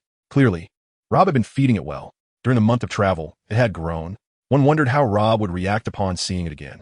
The expression of concern etched on his face. It was likely that keeping it at Winterfell was Robb's decision. After all, concealing a creature of such enormous stature was no simple feat. Lynn extended his hand, delivering a resounding whistle toward the sky. The three dragon heads, previously embroiled in their playful scuffle, suddenly froze. They turned in unison, their 6 molten gold eyes locking onto the diminutive figure below. In the next moment, a roar filled with longing, joy, and a hint of grievance echoed throughout the skies of the north. Chapter 134. Robb's Despair. The dragon's roar brimmed with the delight and grievance of a child reuniting with a father. The colossal dragon dove from the heights. The winds it stirred, sending the company tumbling. The guards raised their shields in terror, while the warhorses whinnied in distress. Yet Storm remained steadfast, as unyielding as a mountain beneath Lynn. Myrcella clung tightly to Lynn's waist, her small face buried in his embrace, too frightened to open her eyes. Boom! The dragon landed 100 meters ahead of the company, shaking the ground beneath. Its size was even more daunting than it appeared from the sky, exceeding 10 meters in length, akin to a moving hill. The ice-blue scales glimmered under the sunlight, each scale the size of a shield. Most fearsome of all were the 3 menacing heads. No longer playfully tussling, the largest head bowed down, while the 2 smaller heads flanked either side. 6 molten gold eyes surveyed Lynn and the golden-haired child in his arms, brimming with curiosity yet tinged with trepidation. Winterfell, Lynn spoke in Valyrian. The colossal dragon emitted a low, mournful whimper, its largest head cautiously leaning in closer. With a cranium as formidable as a battering ram, it halted a few meters away from Lynn. Slowly and gently, it pressed its snout against Lynn's chest, nuzzling softly. The gesture was reminiscent of an affectionate, oversized dog. The other 2 dragon heads, not to be outdone, eagerly jostled for attention. One rubbed against Lynn's arm, while the other attempted to lick his cheek. The warm, moist breath brushed against Myrcella's face, prompting her to instinctively retract her neck in response to the ticklish sensation. This scene left everyone in stunned silence. Was this the same majestic war beast that had been clashing with itself in the sky, emanating an overwhelming aura of power? Myrcella finally dared to open one eye, peering at the 3 dragon heads, now mere inches away. Their sharp teeth were longer than swords, and their golden slit pupils sparkled with a brilliance surpassing any gem she had ever encountered. Yet, before Lynn, they behaved as docile as 3 unweaned kittens. Lynn gently patted the largest dragon head. "Would you like to take a closer look?" he inquired, lowering his head with a hint of amusement in his voice, directed at Myrcella, who was cradled in his arms. Her heart raced at the prospect. Go up? To where? To the back of this dragon? A mixture of fear and an indescribable thrill swirled within her. Gazing into Lynn's unfathomable eyes, she found a comforting strength that calmed her. Almost unconsciously, she nodded. Lynn smiled. With a delicate tug on the reins, the storm beneath him understood and advanced a few steps, coming to the enormous forelimb of Winter. Holding Myrcella, Lynn ascended the robust limb of the dragon as though climbing a staircase, easily reaching its broad back. Contrary to her expectations, the dragon's back was not uncomfortable. A layer of soft fur grew between the scales, making it surprisingly pleasant to sit upon. Hold on tight, Lynn's voice whispered in her ear. Instinctively, Myrcella tightened her grip around his waist. Winter let out an excited roar, its massive wings suddenly unfurling with force. Whoosh! A sensation of weightlessness enveloped her. Myrcella felt herself lift, her entire being soaring into the air. She couldn't help but emit a short, startled scream, burying her face deeper into him. The ground rapidly receded, the outline of Winterfell shrinking swiftly from view. The biting cold wind howled past her ears, yet Lynn's broad back shielded her entirely. As Winter soared smoothly through the clouds, reaching a height of 10,000 meters, Myrcella finally dared to lift her head. What she beheld was an unforgettable spectacle for a lifetime. Below her lay a sea of clouds, white and fluffy, stretching endlessly. Above, the sky was a deep azure, with a golden sun suspended in its midst, radiating warmth. The world had never appeared so magnificent. Wow, she involuntarily exclaimed. In her emerald eyes, the vast expanse of the sky reflected, sparkling with a brilliance surpassing that of the stars. Winter, give our princess a show. Lynn's voice was laced with mirth. At this command, the dragon let out an exuberant roar. The right head suddenly opened its mouth wide. Whoosh! A massive pillar of crimson fire erupted forth, like the wrath of a deity, instantly scorching a vast hole in the sea of clouds below. The searing heat wave rushed towards her. Mycela's mouth fell agape. This was dragon fire, the legendary flame capable of melting steel and incinerating cities. Before she could fully comprehend the shock, the left head also opened its maw. However, this time, it unleashed a chilling torrent of azure frost. The air seemed to freeze in its wake. At the edges of the cloud hole, just scorched by the dragon fire, countless crystalline ice shards formed instantaneously, refracting the sunlight into a myriad of colors, creating a spectacle of ethereal beauty. Fire and ice, two diametrically opposed forces, were perfectly manifested in the form of this single dragon. At that moment, the largest head, unwilling to be overshadowed, raised its neck defiantly, taking a deep breath, its chest swelling. Then, with a soft puff, a small plume of black smoke accompanied by a few sparks feebly emerged from its mouth. Silence enveloped the air. The two side heads simultaneously turned to regard their central sibling with a look of incredulous bemusement. The middle head paused, seemingly embarrassed by its lackluster display. In a fit of indignation, they let out a low growl and lunged at the right head. The right head nimbly dodged, turning instead to taunt the left head. The three heads erupted into playful chaos in the sky. Giggling, Mycela couldn't help but laugh at the sight. This majestic dragon, once so imposing, now resembled a child refusing to grow up. Nestled in Lynn's warm embrace, watching the roiling sea of clouds below and the three heads bickering among themselves. Her initial fears had long since evaporated. In their stead blossomed an unprecedented sense of novelty, tranquility, and admiration. She stealthily lifted her gaze to study the chiseled profile of Lynn. Who was this man? He could craft wondrous soap that drove all the noble women mad from the most unsightly materials. He could effortlessly defeat her unmatched uncle, James. And he could make even a three-headed dragon, one that existed only in legends, submit to him like a beloved pet. He was the true prince. No, he was 1,000 times more enchanting than any prince depicted in tales. As winter gently descended into the courtyard of Winterfell, a throng of anxious faces awaited them. At the forefront stood a young man clad in leather armor, his expression resolute. Upstock. Upon witnessing Lynn leap down from the dragon's back and carefully set down Princess Mycela, he stood frozen in astonishment. He opened his mouth, seemingly at a loss for words, yet ultimately could only gaze at the dragon, which was nuzzling Lynn with all three heads, a picture of eager affection, and let out a heart-wrenching accusation. Lynn, you scoundrel! You finally returned. Robb dashed forward, disregarding the esteemed princess beside him, grabbing Lynn's shoulders and shaking him vigorously. Do you have any idea how I've spent these last few months? You call this thing a dragon? It's a bottomless pit. A demon. Robb pointed at Winter, his voice overflowing with despair. When it first arrived, it was only 4 meters long. And now it's nearly 15 meters. It's taller than the walls of Winterfell. Just its daily consumption could feed all the soldiers in Winterfell for 3 days. It has devoured every sheep in the castle.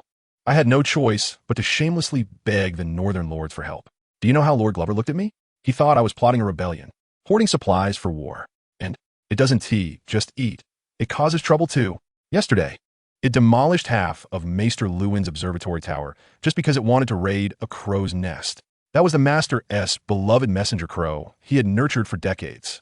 Robb's agitation escalated with each word. I tried to hit it, and it dared to breathe smoke at me. If it weren't for the fact that you're my brother, I would have skinned it alive and made dragon steaks long ago. It seemed Winter understood Robb's harsh words, as the central head turned with a disgruntled glare, baring its teeth threateningly while emitting a low growl. Lynn soothingly patted its neck, and immediately, Winter reverted to its docile state. This scene only served to further pierce Robb's already tormented heart. Why was it that he, who had painstakingly raised it like a parent, now found it favoring this carefree figure? Lynn gazed at his tearful companion, then glanced at the colossal Winter, who was pitifully nudging against him with its massive head, and could no longer suppress a chuckle. He approached Robb, patting him on the shoulder and lowering his voice. Do not fret, Robb. This time, I have brought a substantial amount of golden dragons, more than sufficient to cover Winter's provisions. Come, let's discuss this further inside. Upon noticing this, Winter immediately took large strides to follow. The three heads, curious, leaned in towards Myrcella, whom Lynn was guiding, sniffing gently at her. The little princess was too startled to move, though her emerald eyes sparkled with wonder. Just then, a woman clad in a gray gown emerged briskly from the castle's grand entrance, Caitlin Tully. A trace of undeniable exhaustion marred her features. Yet upon catching sight of Lynn and Rob, her blue eyes instantly ignited with recognition. Her gaze swept over Lynn, traversed the formidable dragon that could keep any lord awake at night, and ultimately settled upon the golden-haired girl beside him. Sir Lynn, Catelyn's voice bore a hint of urgency. She stepped closer, her eyes fixed intently on him. My daughters, Sansa and Arya, how fare they in King's Landing? As she posed this question, her voice trembled slightly. The tempest in King's Landing had long been disseminated through the ravens throughout the Seven Kingdoms. She was aware of Lynn's triumph in the tournament, of Queen Cersei Lannister's murder allegations, and knew that Lynn had orchestrated a bloody trial by combat to exonerate her. Each night, she had prayed for her husband and daughters. Lady Stark, rest assured, Lynn's voice resonated with a reassuring strength. They are both well. He cast a glance at Rob, whose ears perked up attentively, then back at Catelyn. Arya remains her spirited self, preoccupied with sword practice and plotting mischief against her instructor. A wry yet affectionate smile crept onto Catelyn's face. Such antics were indeed characteristic of her youngest daughter. And Sansa? She inquired, more concerned for her eldest. Sansa had always lived in a world of ballads and dreams, and King's Landing was far too perilous for her. Sansa, Lynn replied, a knowing smile gracing his features, has undergone considerable transformation. She is now my most significant business partner in King's Landing, and together we have forged a soap empire that has captivated the city's noble women. No longer is she merely the demure girl who sang sweetly. Observing Catelyn's astonished expression, he continued, she now dedicates her days to concocting new fragrances, composing enchanting tales for her wares, and enticing the nobility to willingly part with their riches. She has discovered pursuits more exhilarating than marrying a prince. Catelyn stood utterly speechless. A soap empire? Business partner? These terms bore no resemblance to the gentle, serene daughter she envisioned, one who dreamt of queenship. Yet, she could discern from Lynn's tone that it was a heartfelt endorsement. Her daughter appeared to be maturing at an astonishing rate in ways she could scarcely fathom. In Winterfell, within the Lord's study, after ensuring Myrcella was comfortably settled with a maid, Lynn and Rob finally enjoyed a moment of solitude. Rob plopped into a chair, seizing the wine jug from the table and gulping down a generous draught. And where are those golden dragons you mentioned? He asked, wiping his mouth and regarding Lynn with eager eyes. With a smile, Lynn produced a promissory note from his breast pocket and handed it to Rob. As Rob accepted the note and beheld the lengthy string of numbers inscribed upon it, his breath caught in his throat.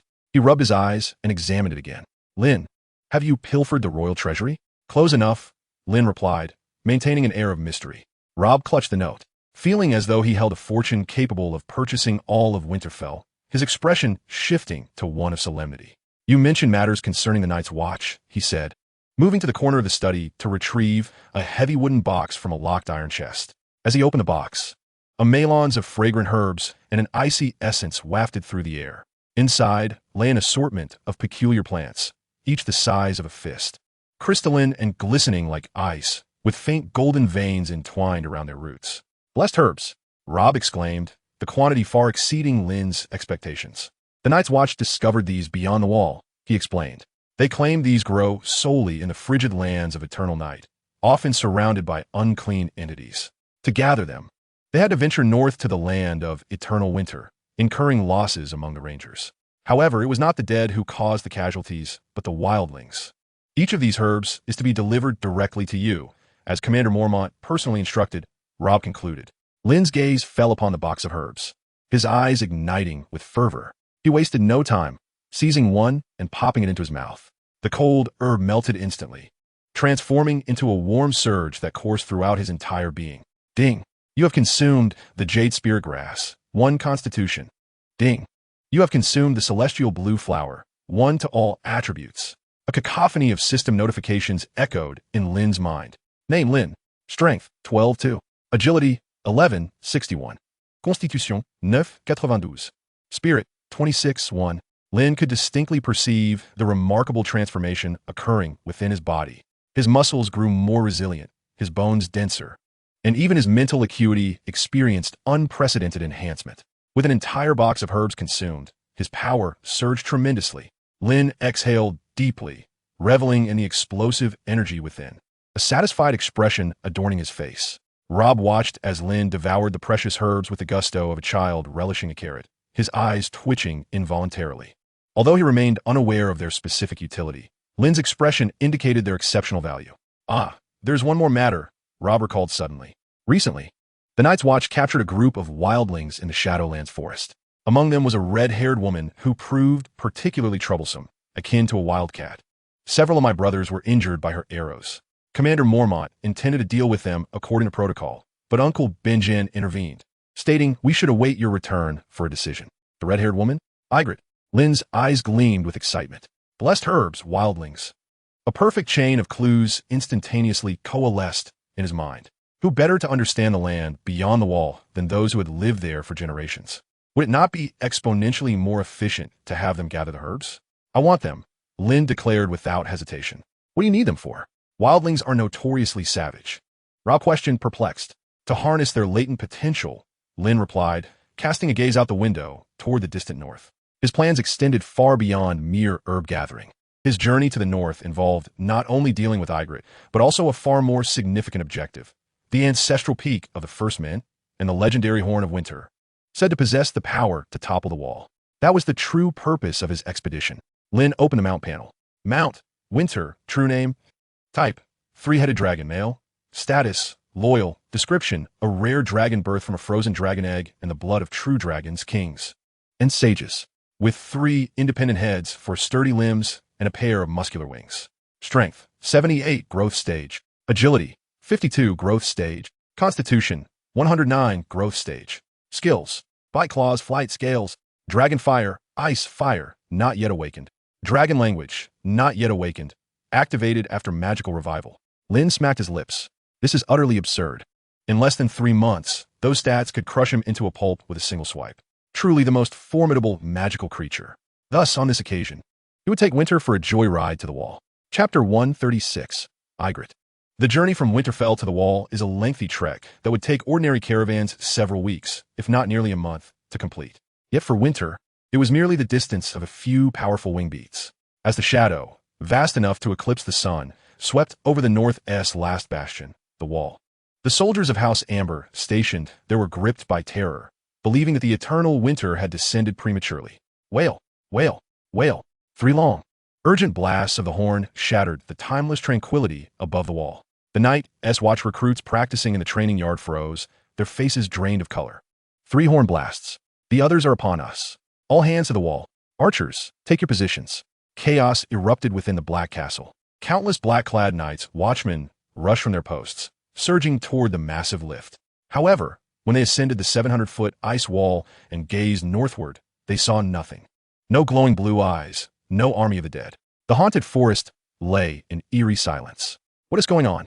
Did they blow the wrong horn? A newly arrived ranger asked, bewildered. Impossible, replied a seasoned veteran, his expression grave. The hornblower would not commit such a blunder. Just then, a sharp-eyed sentry pointed to the southern sky, his voice trembling with disbelief. Look to the south. Instinctively, everyone turned their gaze. On the southern horizon, a massive black that was rapidly enlarging at a visible pace. What is that? As the black spot drew nearer, revealing its menacingly colossal outline, the entire wall fell into a stunned silence. Everyone stood frozen. It was a dragon more imposing than the very ice wall beneath their feet. It had 3 heads. Its scales shimmered with the glacial blue of the farthest reaches of the eternal winter. My gods! A Night's Watchman's longbow slipped from his hands, and he sank to his knees on the frigid ground, his legs giving way beneath him. This was beyond their comprehension, shattering their worldview. At that moment, Jon Snow, emerging from the command tower, along with his companion, Bran Stark, also beheld the sight. Jon's weathered face revealed shock. Is this Winter? His ever-present raven frightened. Dove in his collar, trembling uncontrollably. Boom! Winter paid no heed to the diminutive crows on the wall, folding its wings and gracefully landing in the expansive courtyard of the Black Castle. The tremendous impact resonated throughout the castle, sending snow swirling into the air. Winter's 3 enormous heads curiously surveyed this unfamiliar, yet vaguely familiar environment. The left head caught a whiff of roasted meat wafting from the kitchen and instinctively craned its neck, eager to steal a bite. However, it was swiftly rebuffed by the middle head, which butted it back with a disgruntled growl, as if reprimanding it for its lack of restraint. Lynn, cradling Mycela, leapt down from the dragon's back. Lynn! Bran Stark was the first to react, his face alight with joy as he hurried forward. He enveloped Lynn in a hearty embrace before casting an inquisitive glance at the gargantuan dragon that had completely captivated everyone present. "You've certainly made quite the commotion," he remarked, his tone filled with wonder. Jon Snow approached as well, gazing at Lynn and then at Winter, which was nuzzling Lynn affectionately with its head, his eyes wide with astonishment. Having lived for so long, he believed he had seen it all, yet this scene felt surreal, as if he were dreaming. "How long has it been since Winter has grown so large? It's good to have you back." Jon's gaze finally settled on Mycela, who was being led by Lynn, and his brow furrowed slightly. "And this is?" "Princess Mycela," Lynn replied calmly. "She has come to the north to experience life at the behest of the king."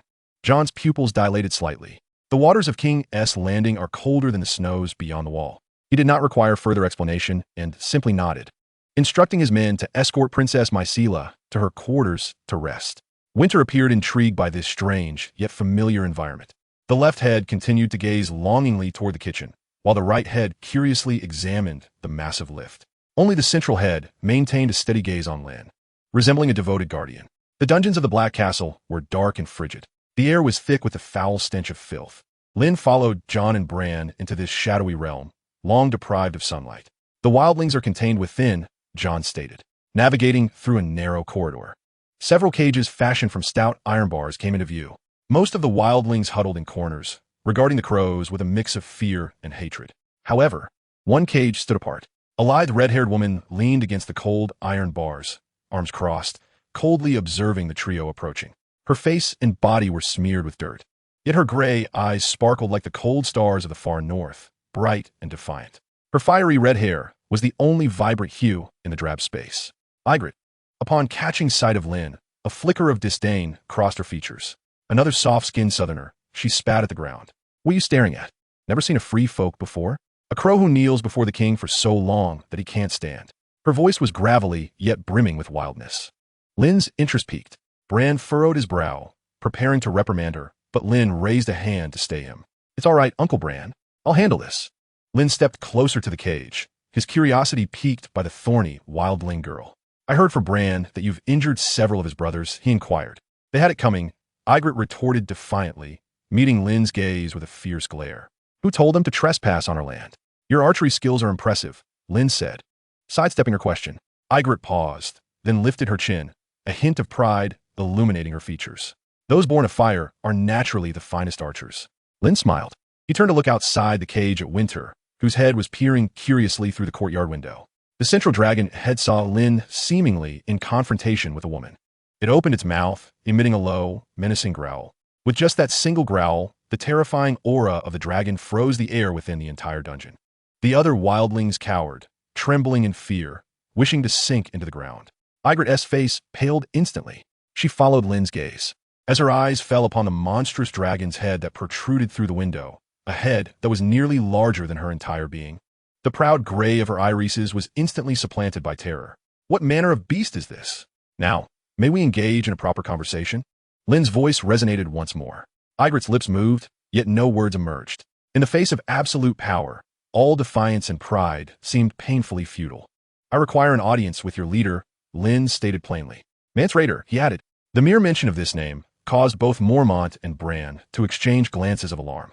Mance Rayder, once one of the Night's Watch's most exceptional rangers, had now become the unifying leader of all wildling tribes, a figure that caused considerable consternation throughout the north. "What business do you have with him? He's a traitor." Mormont's voice was rife with incredulity. "To broker a deal," Lynn replied, redirecting his gaze back to Ygritte. "Winter is coming, and the long night stretches ahead. The true enemy is awakening, and we can no longer afford to squabble among ourselves." Lynn looked intently at Ygritte, whose face was etched with shock, and articulated each word with gravity. "I require you to lead me to him. Inform him that I can offer all his free folk a path to survival, a path free from hunger and cold, and from the relentless pursuit of the others." Ygritte was utterly confounded. Her mind was a blank slate. What could this dragon-bearer possibly desire? Did he know of the others? Did he wish to negotiate with Mance? The notion was utterly preposterous. On what grounds? Ygritte instinctively retorted, though her voice faltered in the presence of the dragon. Lynn offered no reply. He merely extended his hand, and the iron lock of the cage responded with a soft click. "By my will, I can grant you freedom from this cage." Lynn's gaze remained calm. "Now, tell me your choice, daughter of fire. Would she remain in this frigid prison, awaiting execution?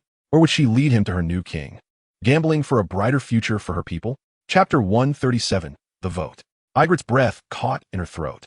Old Bear Mormont and Bran Stark were similarly rendered speechless by Lynn's audacious proclamation. They had suspected Lynn harbored such intentions, yet the explicit declaration sparked undeniable concern. To negotiate with the wildlings? To offer the free folk a chance at life? After millennia of bloodshed, their enmity with the wildlings was deeply entrenched. How could such hatred be so easily resolved? Had it not been for Bran's plea to spare Ygritte's life, she might have already met a gruesome end. Lynn, do you comprehend the gravity of your words? Jane Mormont ventured to inquire. The raven that had perched by his side seemed to echo its master's unease with a series of raucous caws. I am acutely aware, Commander, Lynn replied, shifting his focus from Ygritte to the astonished, perplexed countenance of Mormont. Our true adversary is not the wildlings who descend southward to survive, but those who can animate the dead and forge weapons of ice.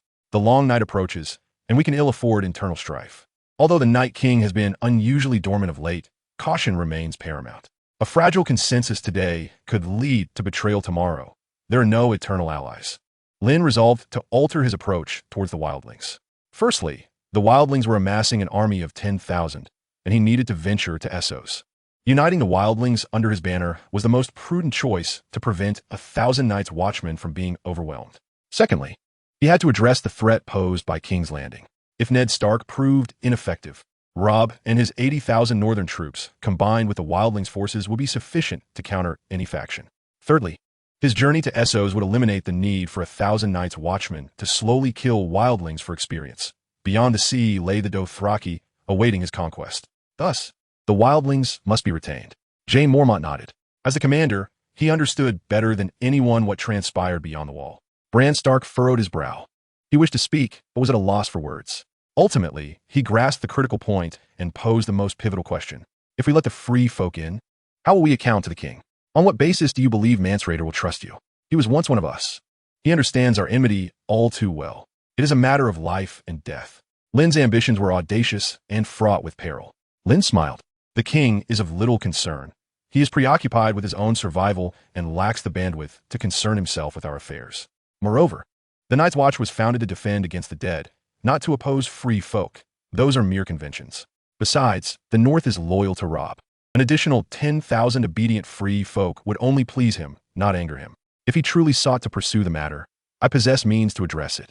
As for Mance, Lynn gestured toward the massive dragon head that was curiously surveying its surroundings in the courtyard.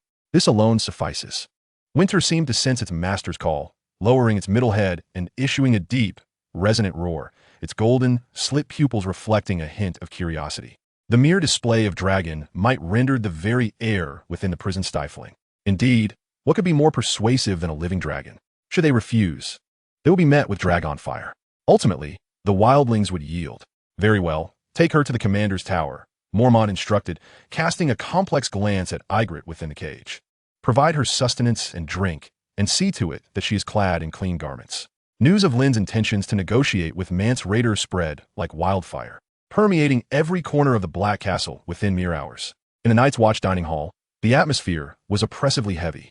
The usual coarse curses and boisterous laughter had vanished. All present silently consumed their black bread and stew, yet each pair of eyes brimmed with shock, confusion, and a sense of mockery. Negotiating with the wildlings? Is Lord Lynn mad? The wildlings have slain countless brothers, and now we are to sit at the same table with them? While acknowledging Lynn's strength, many believed he had grossly underestimated the situation. The wildlings were far from benign. Whispers echoed throughout the hall, coalescing into a surging tide of dissent. Within the commander's tower, the atmosphere was equally grave. The first ranger, the first steward, and the first builder, all the prominent figures of the Black Castle had gathered. Their gazes were fixed upon Lynn, who sat leisurely by the fire, polishing his sword. I oppose this. A tall, slender man abruptly stood, revealing himself as a traditionalist. Wildlings are wildlings. They are thieves, brigands, and murderers. Our duty as the Night's Watch is to keep them beyond the wall, not to treat them as brothers. His words garnered the approval of most present. They were survivors of the brutal conflicts with the wildlings, and the enmity was deeply ingrained. Lynn shook his head. Thieves, brigands, murderers. How does anyone here stand more noble than the wildlings? They too fight for survival. Just then, a long horn sounded from outside. One blast, a signal that a ranger brother had returned. Soon after, heavy footsteps echoed from beyond the door. The door swung open, revealing a young man cloaked in black, his face bearing the marks of hardship and time. Jon Snow. The youthful innocence that once graced his visage had long since faded, supplanted by the resolute strength and composure characteristic of men from the north. Upon spotting Lynn in the room, a spark ignited in his gray eyes. Lynn. He strode forward with purpose, enveloping Lynn in a vigorous embrace. At last, you have returned. How was your journey to King's Landing? Are father and the others well? Jon's arrival lightened the atmosphere within the room. Lynn patted Jon's shoulder, signaling him to defer personal matters for the moment and attend to pressing business. Jon, what is the situation outside? Commander Mormont inquired solemnly. Jon produced a wrapped object from within his cloak and placed it upon the table, a map. We discovered this outside Castle Black, he said, his voice tinged with a hint of trepidation. Man seems to be rallying all the wildlings. I suspect he may launch an assault on the wall. A profound silence enveloped the room. Lynn rose and approached the table, grasping the map. How many are there? He asked, turning to Jon. Countless, Jon replied, eliciting gasps from those present. Castle Black reports that nearly all the wildlings from Frostfangs to the Shivering Sea have gathered under his command. They're fleeing as well. Lynn articulated the truth. Fleeing from those creatures. I propose we put this matter to a vote. Seeing the wavering expressions of the assembly, Commander Mormont decided to seize the moment. He regarded Lynn as his successor. Right or wrong, he would stand by Lynn's side. Those in favor of negotiating with Mance Rayder, raise your hands. After a brief silence, the first to raise his hand was Ned Stark. As the first ranger, he understood better than anyone the dire situation beyond the wall. Though the dead now seemed indifferent to them, there was no guarantee they would not strike one day. Soon, a few others hesitantly raised their hands. These were seasoned rangers who had witnessed the unclean things firsthand, aware of the true threat they posed. The traditionalists crossed their arms, unmoved. Most of the stewards and craftsmen chose silence, having spent years within the Black Castle, their hatred for the wildlings far surpassing their fear of the unknown enemy. Ygritte was brought in, clad in a fresh black leather outfit, her fiery red hair simply tied back. Her gray eyes surveyed the scene with a mix of curiosity and vigilance. She had overheard their discussion. She had not anticipated that these crows faced the same adversary. 14 votes in favor, 36 against, announced Mormont. The opposition remained the overwhelming majority. Lynn, however, was not surprised. He understood all too well why most reformers in history met with a grim fate. He did not expect this matter to proceed smoothly. Lynn strode to the center of the hall, his gaze sweeping over each individual present. I know what you're thinking. You harbor hatred for the wildlings because they have slain your brothers and plundered your villages. But have you considered why they act thus? Because they too wish to survive. Beyond the wall, there are no warm hearths, no endless loaves of black bread, only biting winds and eternally empty bellies. And those monsters that may emerge from the snow at any moment. They descend south, not to invade, but to stay alive. Yet here we stand, slaughtering them time and again, believing we guard the realm and uphold our honor. But the true enemy is amassing its forces in the lands of eternal winter. They will not tire, they will not fear. They cannot be killed, nor can they be vanquished. When that army of the dead surges past the wall, do you truly believe we, a mere 1,000, can hold our ground? Lynn's words struck like daggers into the hearts of every night's watchman present. The disdain and anger etched on their faces gradually gave way to gravity and dread. I'm not seeking your agreement. Lynn's tone turned steely. I'm offering you a path to survival, and a chance for all the 7 kingdoms. Lynn turned to face the entrance. The enormous head of Ghost peeked in, its golden vertical pupils coldly surveying the assembly. I could ride him, soaring over the wall, setting all wildling tribes ablaze with dragon fire. Or I could fly to Mance Rayder and offer him and his kin a warm sanctuary, should they choose to take up arms alongside us against our shared enemy. The choice lies with you, to cling to that pitiful hatred and await death, or to cast aside your prejudices and join forces with the wildlings, fighting not just for yourselves, but for all of Westeros, to seize a glimmer of hope. Silence enveloped the hall. Lynn's esteemed reputation resonated deeply. Every word he uttered was absorbed by the audience. Ygritte gazed at the man in a daze. His imposing silhouette resembled an insurmountable mountain, each of his words imbued with undeniable authority. He spoke of providing her people with a warm home. He spoke of the dead as a common foe. This southern man. Ygritte's heart raced uncontrollably. A revote. Mormont's voice shattered the oppressive silence. This time, Benjen raised his hand. The few rangers followed suit without hesitation. Then came a few craftsmen and several stewards, An increasing number of hands lifted in support. Yet a significant contingent of Night's Watchmen remained uncertain. The silence of indecision was, in itself, a form of opposition. Ultimately, Mormont's gaze fell upon the last individual, the one who had remained silent throughout. Jon Snow. All eyes converged upon him. The tally now stood at 25 votes in favor, 25 against. A tie. Jon, Mormont's voice carried a note of weariness. What is your choice? All attention fixed upon Jon Snow. His chest rose and fell slightly as he felt the weight of complex gazes upon him. Anticipation, scrutiny, pleading, and confusion. He first glanced at Commander Mormont, whose wrinkled visage bore an indescribable fatigue.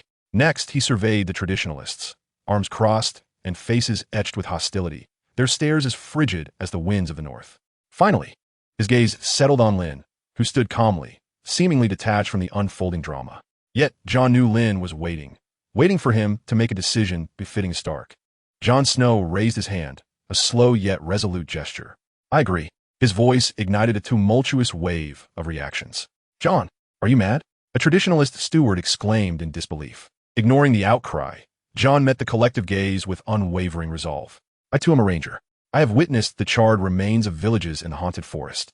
I have seen corpses frozen solid as ice. I have clashed with wildlings. They are fierce, yet they fight merely to survive. Jon's voice echoed throughout the silent hall. My father, Ned Stark, taught me that the Night's Watch's duty is to safeguard the peace of all Westeros, to be a steadfast shield against the encroaching darkness. Now, darkness has descended upon us. Our true adversaries are not those flesh-and-blood-free folk who laugh and weep like us, but rather the monstrous entities lurking in the lands of eternal winter, waiting to devour every living soul. His gaze swept across every individual present. Within those gray eyes burned a flame reminiscent of that which dwelled in Lyanna. Letting go of hatred is a formidable challenge. Yet if we cling to it, we shall all perish. I choose to fight for the living. I choose to place my faith in Lyanna. As his words resonated, a profound silence enveloped the room. Ygritte stared vacantly at this raven, who bore an uncanny resemblance to Lyanna in youth. He declared to fight for the living. This proclamation struck her heart like a ray of light, penetrating the layers of hatred and cold that had long shrouded it. In that moment, she felt a flicker of hope that goodness still existed within the walls. Upon hearing Jon's decision, Lord Mormont exhaled a long breath, as if shedding an immense burden. 26 votes in favor, 25 against. The resolution passed. Henceforth, negotiating with the King beyond the wall is the Night's Watch's highest command. Any dissenters shall be deemed traitors. The faces of those opposing Night's Watch turned ashen, yet they could utter no further words. The decision was irrevocable. As the meeting concluded and the assembly dispersed, only Lyanna, Jon, Mormont, and the ever-distant Ygritte remained in the command tower. Now that a decision had been made, how shall we proceed? Banyan was the first to shatter the silence. Shall we ride that behemoth? His gaze instinctively drifted to the window. Rhaegal lay napping in the courtyard, 3 colossal heads resting upon their forelimbs. With one head deprived of such luxury, forced to rest upon a pile of hay. The warmth of their breath melted the surrounding snow. No, Lyanna unhesitatingly dismissed the suggestion. Why not? Jon queried, puzzled. Riding Rhaegal would compel Mance Rayder to take us seriously, increasing the odds of a successful negotiation. That dragon is our trump card. But now is not the time to reveal it. Lyanna's expression deepened with intensity. Have you forgotten Beyond the Wall? There exists not only the King beyond the wall, but another king as well, the Night King. The mere utterance of this name seemed to chill the air in the room. I have a premonition, Lyanna said slowly. That creature has been watching us, waiting for an opportunity. A living dragon is an irresistible temptation for it. Once Rhaegal crosses the wall, it would be akin to presenting a delectable morsel directly to its jaws. I cannot take that risk. Her words cast a heavy silence upon all present. They had witnessed the horrors wrought by the White Walkers. Yet, they could scarcely fathom the apocalyptic visage that would ensue should a dragon be turned into the undead. Then we shall walk. Lyanna's tone bore an unwavering resolve. Jon and I, accompanied by a handful of the most elite rangers. Her gaze fell upon Ygritte. You shall lead the way. Huh? Ygritte was taken aback. You possess such a beast as your mount, yet choose to traverse on foot like us? Are you southern folk, all mad? She struggled to comprehend. To her, Lyanna, with a dragon, was akin to a deity. Why would a deity descend from its pedestal to walk among mortals? You know nothing. Simply follow the plan. Lyanna instructed without elaboration. She turned to Lord Mormont. My lord, I require your assistance in preparing certain supplies. the finest leather armor, and an ample quantity of dragonglass weapons. As night fell, the blacksmith's forge within the Black Castle blazed with a fierce glow. The smiths, bare-chested, placed a glowing ingot upon the anvil, swinging heavy hammers again and again. Clang, clang, clang. Sparks flew. Jon and Lynna stood nearby, silently observing. He watched the smith's fluid and powerful movements, witnessing the transformation of mundane iron into sharp swords beneath their relentless strikes. "You seem to have changed considerably," Jon remarked softly. "You too?" Lynna replied without lifting her gaze. No longer the brooding bastard who cowered in the shadows. Jon offered a wry smile. "I merely wish to do what is right." He paused, a hint of concern lacing his voice. "Lynna, are you truly certain of this? Mance Rayder is, after all, a traitor among the Night's Watch. He is not easily swayed." "I am not certain," Lynna admitted candidly. The smith finally ceased his work. He plunged the newly forged sword into water, emitting a hissing sound. "But someone must take action." Lynna turned to face Jon, whose face was etched with worry. "Remember, Jon, our purpose is not to plead for peace, but to bestow it. We are the strong, the givers. Stand tall, embody the spirit of House Stark. We do not negotiate with wildlings. We seek to bring them to heel. Should they refuse, then we shall meet them in battle. My dragon will obliterate all challengers." Lynna's words ignited a spark in Jon's eyes. Indeed, they possessed a dragon, a force powerful enough to crush all opposition. They were there to offer the wildlings a chance at survival. This shift in mindset alleviated much of Jon's unease. The following morning, a small contingent gathered at the entrance to the tunnel leading beyond the wall. Lynna, Jon, and 3 of Banyan's hand-picked elite rangers, alongside Ygritte, who had donned black leather armor, stood ready. Her back bore the familiar yew longbow she never parted with, and her quiver brimming with arrows. Though still treated as a captive, her movements were markedly freer, no longer bound by rope as before. "Here, take these." Lynna distributed several weapons forged overnight, their tips embedded with dragonglass. "These can slay the monsters. Safeguard them well. Do not lose them," she instructed succinctly. The group accepted the weapons with solemnity. "Lynna," a bright voice called from behind. Mira hurried towards them, accompanied by the conflicted expression of Lord Mormont. "Where are you going?" Mira asked, her green eyes filled with concern. Rhaegal sensed the impending farewell rising from the courtyard. Its massive form cast a shadow over the morning sun as all 3 dragon heads leaned in, emitting low, anxious growls. "I am stepping out to handle some matters. I shall return shortly," Lynna reassured, ruffling Mira's hair. She then patted Rhaegal's largest head, soothing it in Valyrian. "Look after Princess Mira, and listen to Lord Mormont. No more demolishing houses." Rhaegal emitted a mournful whine, nuzzling against Lynna's chest as if promising to obey. "Let us depart." Without further ado, Lynna turned and led the way into the deep, shadowy tunnel. This passage traversed the entire wall, each step echoing in the stillness. Ygritte walked in the center of the group, glancing back. In the sunlight, that ice-blue dragon gazed at them with an almost sorrowful expression. What manner of man is he? As the heavy iron door slowly closed behind them with a final, resounding clang, the world outside faded into an expanse of white and silence. The biting cold wind swept in, swirling snowflakes around them, leading into the vast, ghostly forest ahead. Chapter 139, The Night King. An endless expanse of white. The sky was a dull gray, and the earth lay cloaked in pristine white, with the sprawling woods draped in thick layers of snow.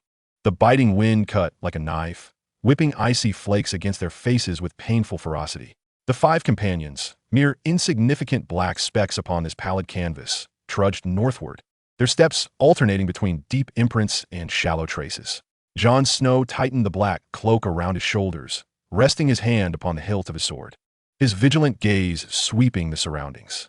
The other 3 rangers remained equally silent, having long since acclimated to the stifling stillness that enveloped the land beyond the wall. In the midst of the group, Ygritte appeared the most at ease, akin to a wildcat strolling leisurely through her domain. Her gray eyes sparkled with curiosity, often resting upon the figure of Jon. This other man was a curious enigma. Despite possessing a dragon capable of incinerating the heavens and the earth, he chose to traverse this cold, dreary land on foot, just like them. What was his true intention? Was his mind truly unhinged? After a day of travel, dusk fell swiftly upon them. The northern nights descended early and abruptly, the temperature plummeting so drastically that a ranger's snot froze into icicles. They discovered a modest cave sheltered from the wind beneath a mountain face, barely large enough to accommodate a few individuals. The rangers adeptly kindled a fire. the flickering orange flames dispelling a modicum of the chill and providing the sole illumination in the encroaching darkness.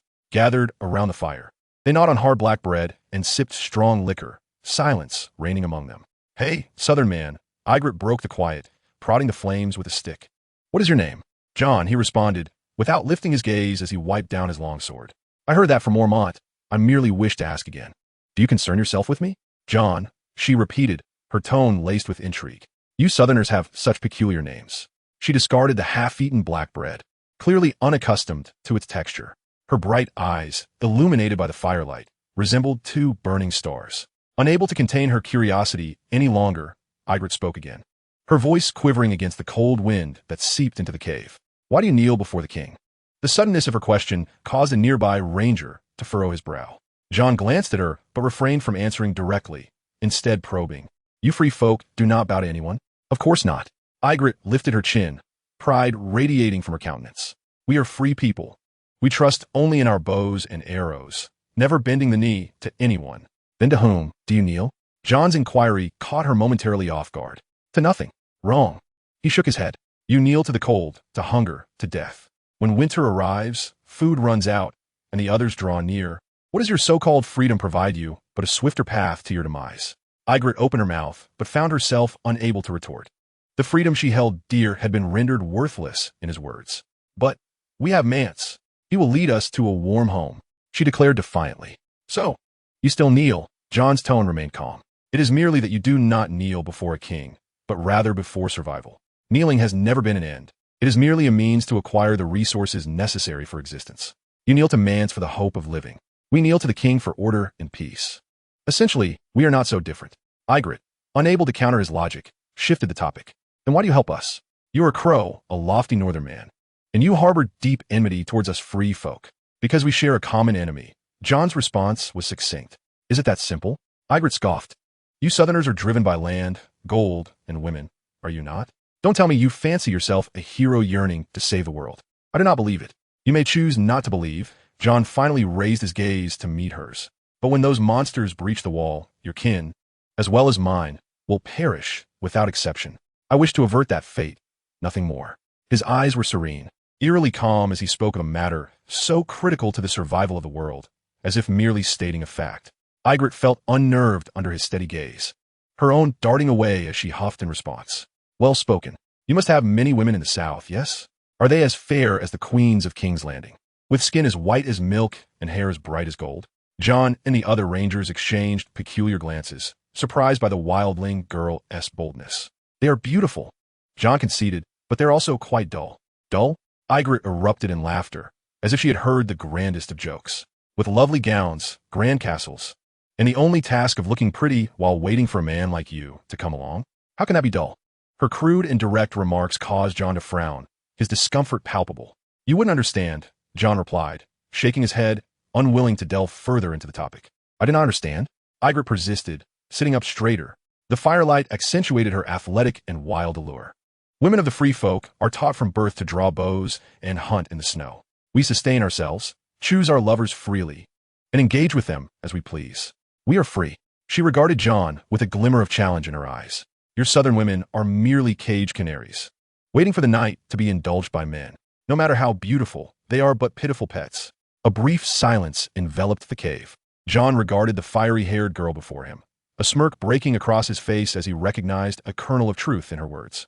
"Rest," he said, choosing to dismiss her further provocations. He spread the thick bear pelt that Robb had gifted him against the stone wall behind him and leaned back, closing his eyes. As the night deepened, the fire dwindled. Outside, the howling wind echoed like a wailing specter. The temperature within the cave dropped to a chilling degree, making even the robust rangers shiver. Suddenly, John felt the warmth of another body beside him. He opened his eyes to find Ygritte pressing close, having nestled against him. She had shed her heavy fur cloak and placed it beneath them, then unceremoniously tugged John's bear pelt to cover them both. "What are you staring at?" Ygritte murmured, her voice muffled in the darkness. "If we sleep apart, we'll turn to popsicles by morning." Her movements were as natural as breathing, survival instincts overriding any other emotions. In the dark, John could detect the unique scent of pine, fire, and a hint of sweat emanating from her. He felt the remarkable warmth radiating from her, akin to a small furnace. "You Southerners are quite troublesome," Ygritte grumbled softly, snuggling closer to him. She wrapped her arms around his waist, seemingly finding a comfortable position, and soon her breathing became steady and rhythmic. Jon's gaze lingered on the face so near his own. The fiery red hair cascaded over the bare pelt, and her defiant and provocative brows unfurled in slumber, exuding an unexpected tranquility. Lynn reached out, almost instinctively, to tuck a rebellious strand of crimson hair behind her ear. The following day, as the first glimmers of grayish-white dawn filtered into the cave, the group set forth once more. Yeagerite, as if nothing had transpired, led the way at the forefront. Yet, occasionally, her gaze flickered back to Lynn, revealing a subtle shift in her expression. After traversing 2 snow-capped mountains and navigating through the eerie woods known as the Weeping Forest, a solitary hill emerged at the horizon's edge. The Ancestors' Fist. It was a circular stone mountain, resembling a clenched fist thrusting upwards from the plain, reaching for the heavens. The summit was strewn with jagged rocks, devoid of any vegetation, emanating an ancient desolation. "This is the place," Yeagerite declared, pointing at the peak. "In our tribe's legends, this is where the ancestors forged a pact with the children of the forest, a cursed ground we dare not approach." Lynn tilted his head, squinting towards the summit.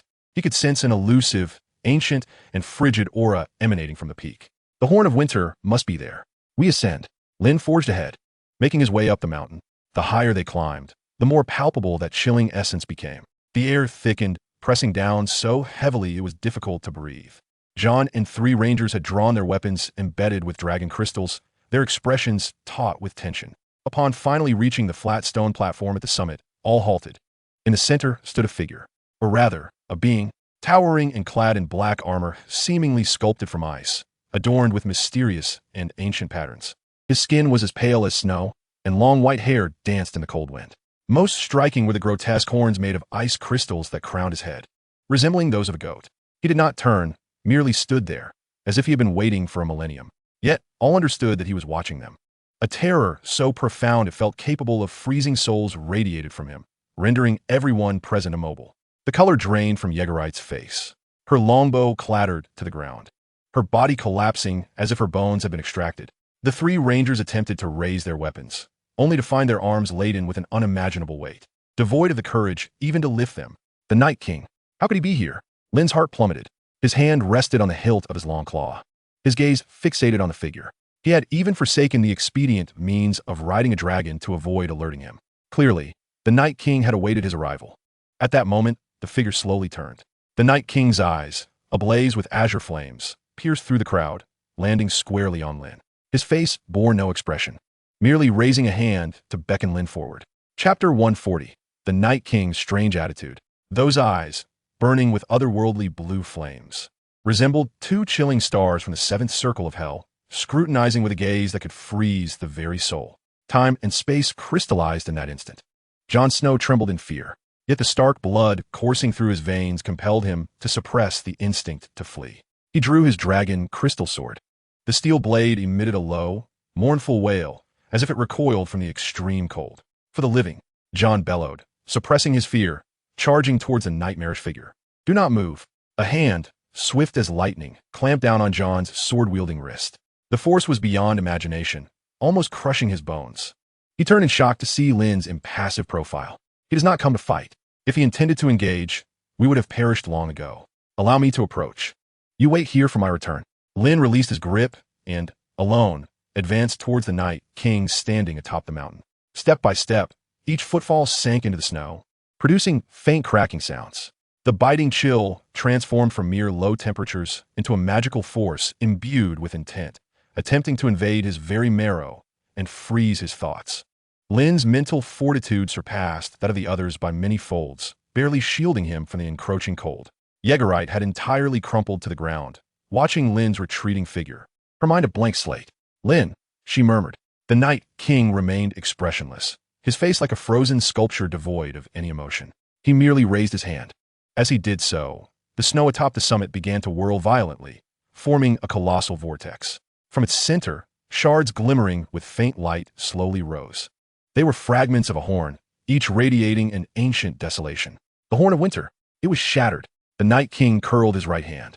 All the shards seemed to respond to an invisible summons, swiftly converging. Strands of azure ice crystals, alive with purpose, wove and stitched between the fragments. A blinding blue light erupted from the Night King's palm. When the brilliance faded, a brand new horn hovered before Lynn. It was crafted from the horn of some colossal beast, pitch black yet adorned with a layer of diamond-like ice crystals. Upon the ice, countless ancient and mysterious blue runes flowed, seemingly containing the primal power of winter itself. The Night King extended his hand, offering this reborn horn to Lynn. Lynn's heart skipped a beat. What did this signify? A trap? A test? Or perhaps some form of pact? After a moment's hesitation, he reached out to accept the horn. It was frigid to the touch, and an overwhelming force surged through his arm, threatening to freeze his very blood. Ding! You have acquired the legendary item. The Horn of Winter, restored. Horn of Winter, blow it, and the walls shall crumble. It may also summon an ice giant that obeys your every command. This item was more terrifying than the legends had foretold. Just as Lynn's thoughts spiraled in shock, the Night King raised his other hand. His pale, ice-like finger pointed toward Lynn's brow. There was no contact, yet Lynn felt an exquisitely condensed cold energy, like an invisible spear, piercing his consciousness. Buzz. Lynn's mind went blank in an instant. A torrent of unimaginable information surged into the depths of his memory. It was knowledge of the most primal essence of ice. How to condense the moisture in the air into indestructible blades. How to wield absolute zero to freeze an enemy's blood in an instant. How to draw power from the eternal winter and summon blizzards. Ding! You are receiving the ancient ice magic inheritance. Inheritance parsing successful. Ice magic has gained substantial experience. Current level, expert. Lynn's body involuntarily staggered back a step. He felt as if his brain were on the verge of bursting from the overwhelming influx of information. When he finally regained his senses, the Night King had lowered his hand. The eyes burning with azure flames cast one last glance at him, still hollow, yet seemingly imbued with an expectation Lynn could not comprehend. The Night King turned, striding toward the edge of the mountain cliff. A warhorse, composed entirely of bones, with blue flames flickering in its eye sockets, silently materialized in that place. The Night King mounted his steed without looking back, galloping straight northward towards the eternally snow-covered lands. His figure swiftly vanished amidst the swirling snowstorm, as though he had never existed. Only when he had completely disappeared did the chilling terror, capable of freezing one's very soul, that enveloped the mountaintop quietly dissipate. Everyone gasped for breath, panting heavily. Jon and the three rangers collapsed on the ground, their faces etched with the horror of survival. Lynn. Jon struggled to rise, rushing toward Lynn. What was that? What did he give you? Ygritte also managed to stand, her gaze fixed on the ominous horn in Lynn's hand, trembling as she inquired, What are you? Did you make a pact with that devil? Why did he not harm us? Lynn remained silent, staring at the foreboding horn he held, then lifting his gaze towards the direction in which the Night King had vanished. His mind a tumultuous whirl. He too was at a loss. The Night King, who ought to be the ultimate antagonist, had bestowed upon him a weapon capable of annihilating the wall. Why had he transmitted his power to him? This narrative seemed fundamentally flawed. Was he intending for me to be his second in command? To jointly overthrow the tyranny of mankind? What is this? He could not have meant any harm. After a prolonged silence, Lynn finally spoke, his voice laced with an uncertainty he himself had not recognized. At the very least, I have gained some advantages. He stowed the horn carefully, believing his strength sufficient even to challenge the Night King. Yet, upon encountering the Night King in reality, he realized he was far from the inept portrayal in the series. He clearly understood that his current prowess was woefully inadequate. Whether faced with the impending long night or the serpents lurking within the power vortex of King's Landing, he required far greater strength. As for the Night King and the deepest secrets of this world, it seemed even the so-called King Beyond the Wall, Mance Rayder, was oblivious to them. He needed to find someone who possessed the answers. Our plans must be amended. Lynn's gaze swept over the bewildered faces surrounding him. Mance Rayder can wait. We must seek another. Who? Jon instinctively inquired. Lynn's gaze turned towards the northwest, toward the snow-laden peaks known as the Frostfangs. A three-eyed crow. The Green Seer is there. Lynn's voice drifted amidst the frigid winds, yet it imparted a chill more penetrating than the icy gusts of the far north to everyone present. The Green Seer. That was a being found only in the most ancient of legends. He intended to seek out a myth? Jon gazed at Lynn's resolute visage, suddenly feeling as though he had never truly known this man. Meanwhile, Ygritte's complexion turned paler than the snow upon hearing the name of the three-eyed crow. A primal fear emanated from the depths of her gray eyes. You cannot go there, she cried out, her voice trembling. It is a forbidden place. a realm where no free folk dare tread. Legends say the last of the children of the forest dwell there, along with ancient gods who can see through all. Lynn turned to her, observing the terror contorting her features, and calmly asked, "You know of this place?" I have only heard the elders of the tribe speak of it." Ygritte's voice quaked. "They say anyone who approaches the Frostfangs will have their soul stolen by the ancient gods, becoming a wandering corpse forever trapped in the mountains." "Very well." A faint smile broke upon Lynn's face. "It seems we have chosen the right place." He patted Jon's shoulder and turned to lead the way down the mountain. "Keep up. We have no time to waste." Chapter 141, The Essence of the Green Seer.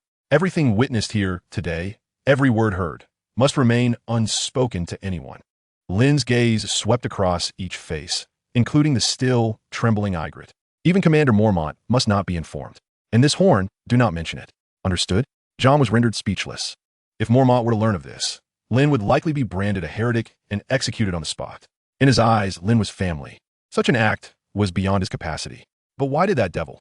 Ygritte's voice quivered with a hint of desperation, pointing at Lynn. Then at the direction the Night King had vanished. "Why did he give you that? What is your relationship? I believe you have been ensnared by him. Or perhaps you are already dead." Lynn chuckled softly, realizing the wild girl was genuinely distressed. "Rest assured, I am in good health." "What kind of answer is that?" Ygritte felt herself nearing madness. The mind of this southern man was even more elusive than the weather beyond the wall. "We must move," Lynn stated firmly, turning to descend the mountain. "Frostfangs, you lead the way." Ygritte shivered, her fear deepening. "I told you, that is a forbidden place. The ancient gods will devour our souls." "Then you can stay here and await your demise," Lynn called back without looking. Ygritte gritted her teeth, watching the tall figure before her. She furiously shook her fists as if it could somehow strike Lynn from afar. Yet ultimately, she resigned herself to follow. She would rather be consumed by the ancient gods than remain alone on this cursed mountaintop. The atmosphere among the group was heavier than before. In their eyes, Lynn had just completed a mysterious transaction with a legendary demon. Jon was burdened with unspoken thoughts. He attempted to voice his concerns several times, but was at a loss for what to ask. "Do not ponder it." Lynn's voice suddenly broke through his reverie. "What is incomprehensible now should be kept in your heart for later. But I can't shake the feeling that I have sold my soul to the devil." Lynn smiled. "If selling my soul could procure victory, I would not mind in the least." Jon gazed at the profile of Lynn, noting there was no hint of jest upon it.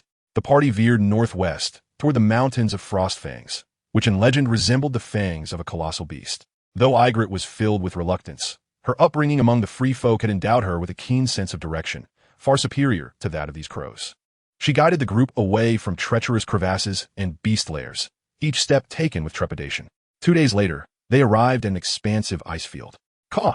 A cacophonous crow call echoed from above. The group looked up to see a crow perched upon a nearby dead fishbone tree. This crow was larger than the average raven, and most peculiarly, it possessed 3 eyes. The third eye was centrally located on its forehead, glimmering with an aura of wisdom. A 3-eyed crow. Ygritte's voice quivered, instinctively reaching for her bow to shoot it down. "Wait," Lynn swiftly intervened. The 3-eyed crow ceased its flight instinct. It tilted its head, regarding Lynn with an appraising glance, seemingly confirming something. Then it took to the skies, flying a short distance before landing and looking back at them, emitting another call. Lynn understood. It was leading them.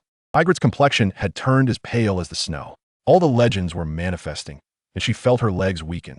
The sensation of helplessness was strikingly reminiscent of the time spent nestled in Lynn's embrace. It was over. We were doomed. The ancient gods had sent their emissary to claim us. "Be quiet." Lynn shot her a glare. He followed closely behind the raven, resolutely forging ahead.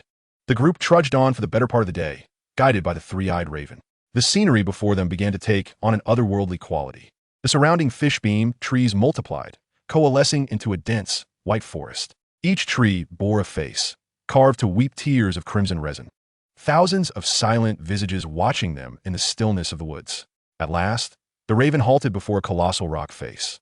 At its base lay a dark, cavernous opening, half concealed by ice and snow, an abyss of impenetrable blackness. The raven flitted into the cave, vanishing from sight. This was the place. Lynn stared at the entrance. "I won't go in." Ygritte retreated repeatedly. "You can't make me." Lynn ignored her, striding toward the cave's mouth. Jon gritted his teeth and followed suit. The remaining 3 rangers exchanged glances, but ultimately, the terror of the unknown prevailed, leaving them rooted in place. Lynn said nothing, merely leading Jon into the cavern.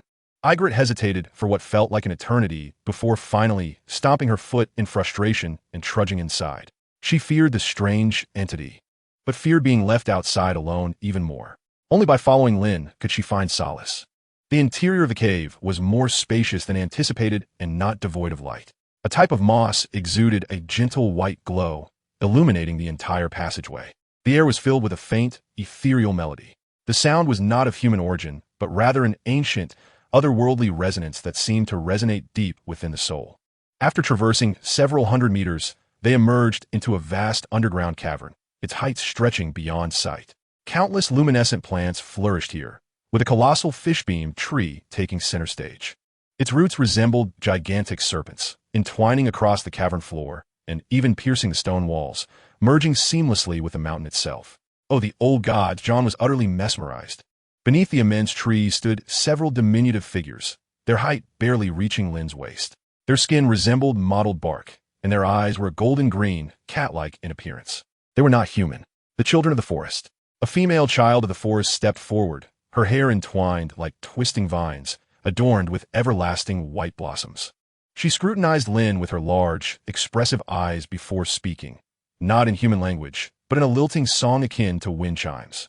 Lynn could not comprehend the words, yet he sensed no malice, only a gentle inquiry. "Who are you?" Jon asked warily. The female child tilted her head, seemingly attempting to understand his words. She spoke again, this time in the common tongue of Westeros, albeit with a certain awkwardness, yet her meaning was clear. "Leaf," she introduced herself. "We are the original singers of this land." Her gaze shifted past Jon, locking onto Lynn. "We have been waiting for you, the last shapeshifter." "Shapeshifter?"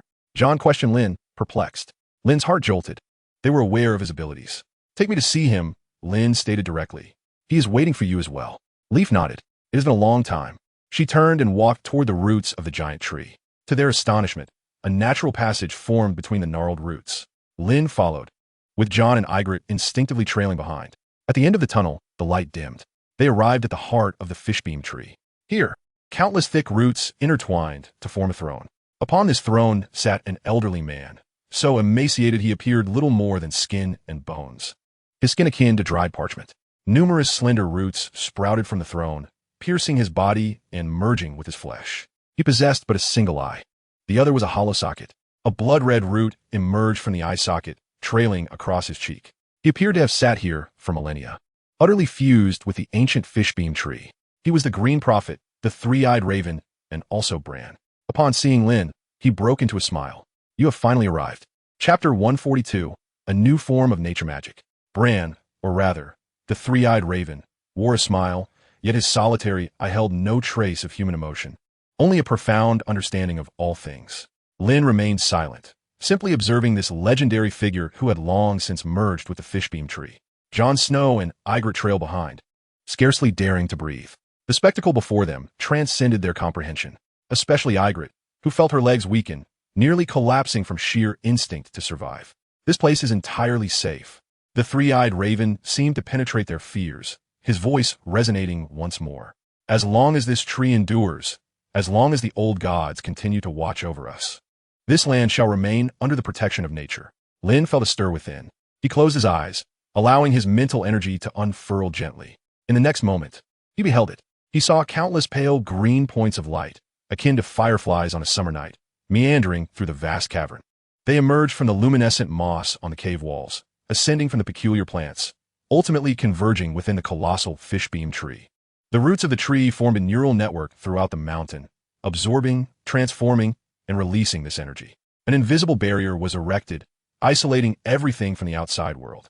Within this space, he felt no trace of the bone-chilling cold beyond the wall, only a warmth and tranquility akin to spring. What astonished him further was that when his mental energy brushed against those green points, an unprecedented sense of relief coursed through him. The fatigue of days of travel, the tension faced against the Night King, seemed to dissipate in that instant. Such a remarkable phenomenon.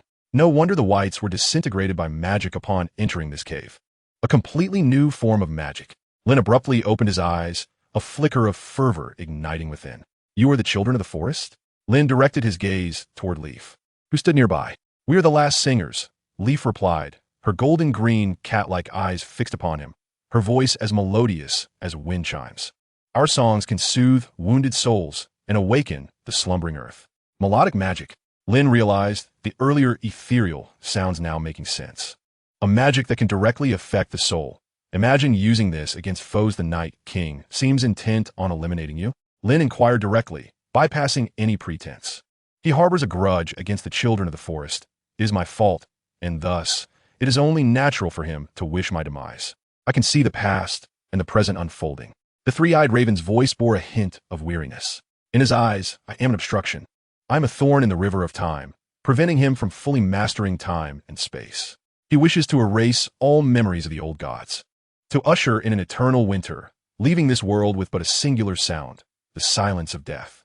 He seeks our annihilation, just as he seeks yours. Lynn did not wholly trust the three-eyed raven's words. He sensed these old foxes were withholding some truths from him. Each individual has their own interpretation. Even though the Night King remained silent, if they genuinely believed him, they would likely be oblivious to their own demise. None of them are virtuous. The Night King bestows gifts upon himself, resembling a strategic investment, an instrument to combat another adversary. At present, neither of the two ancient beings can be trusted. How may I assist you? Lynn inquired. I require your help in locating a new vessel. The three-eyed raven replied candidly. A vessel? Jon and Ygritte recoiled in horror. This sounded far from benevolent, more akin to a sinister, demonic ritual. This shell has decayed, the three-eyed raven observed, gazing at his limbs entwined with the roots of the trees. I've been confined here for far too long, and my power wanes with each passing day. I need a new container, one that possesses the gift of green sight, to harbor my knowledge and strength. In return, his gaze shifted to the silent, solemn children of the forest. They will teach you nature magic, and of course, their esteemed melody magic. Lynn's breath quickened at this prospect. This was precisely what he desired. Although ice magic is formidable, it leans too heavily toward destruction and death. In contrast, nature and melody magic possess boundless possibilities. Imagine if one could accelerate the growth of crops. The long winter would no longer be daunting. If one could manipulate hearts with song, it would become a weapon more terrifying than any conspiracy. What kind of vessel? Lynn suppressed his excitement. One with the blood of the first men, accompanied by a wolf spirit, and possessing the qualities of a warg, the three-eyed raven slowly articulated. Of course, a person with equally potent mental strength would suffice. Jon's heart sank. The notion of possessing the blood of the first men and a wolf spirit instinctively brought to mind his brother, Bran Stark. Jon's expression darkened in an instant. No, he blurted out instinctively. Lynn cast him a sidelong glance, and Jon realized he had overreacted. He opened his mouth, uncertain how to justify himself. He could not reveal to Lynn that the so-called vessel might very well be his brother. I merely think this is too malevolent, Jon stammered, struggling to formulate a feeble excuse. Lynn disregarded Jon's turmoil and turned his attention back to the three-eyed raven. I agree to your terms. However, the wolf spirit bearers are off limits. They're my friends. I can find you a person of robust mental fortitude. But I have one condition. State it, the raven replied. I want to learn magic first, Lynn stated bluntly. Once I am assured that you are not deceiving me, I will assist you in locating that vessel. He was not one to be easily manipulated. No deal. The three-eyed raven appeared to have anticipated this response, showing no sign of surprise. You possess anomalies within you. I distinctly taught you the fundamentals of green sight, yet you have managed to master it beyond the basics. Lynn felt a twinge of embarrassment. It seemed that deceiving him would be a laborious task. The old man wielded green sight and could easily see through his unreasonable oddities. However, he had yet to uncover the existence of the system, likely something of a higher order that eluded his perception. But I can allow you to experience it first. The three-eyed raven nodded toward the leaves. The leaves understood instinctively. She led several other children of the forest to stand before Lynn. They spoke not a word, simply forming a circle and closing their eyes simultaneously. In the next moment, an ethereal, distant song, indescribable by any language, emanated from their throats. The melody lacked structure and lyrics, yet seemed to embody the most exquisite rhythms of the universe. A gentle breeze caressed his cheeks, the essence of growing flora, the sound of melting snow, and the joy of awakening life. Lynn felt as though his soul had detached from his corporeal form, floating within this wondrous realm crafted by song. He then beheld a seed, propelled by the forces of nature, breaking through the frozen earth, sprouting tender shoots, blooming flowers, only to wither in an instant, returning to dust. He witnessed a mountain stream, guided by the song, merging into rivers and flowing into the sea. Beside him, Jon and Ygritte were entranced. Jon's inner turmoil and anguish were gradually soothed by the melody, leaving behind an unprecedented tranquility. Ygritte, with her ever-stubborn and vigilant demeanor, now wore a countenance of peace, seemingly transported back to her childhood, nestled in her mother's embrace, listening to the oldest of lullabies as all fear and unease dissipated. Unconsciously, she began to hum the ancient songs of the free folk, harmonizing with the children of the forest melody. Lynn inhaled deeply, etching this extraordinary sensation into his memory. His mental strength, under the baptism of song, was refining at an astonishing rate, becoming more concentrated and pure. This was infinitely more effective than consuming any rare elixirs. A viable means to replenish mental energy. Lynn rejoiced internally.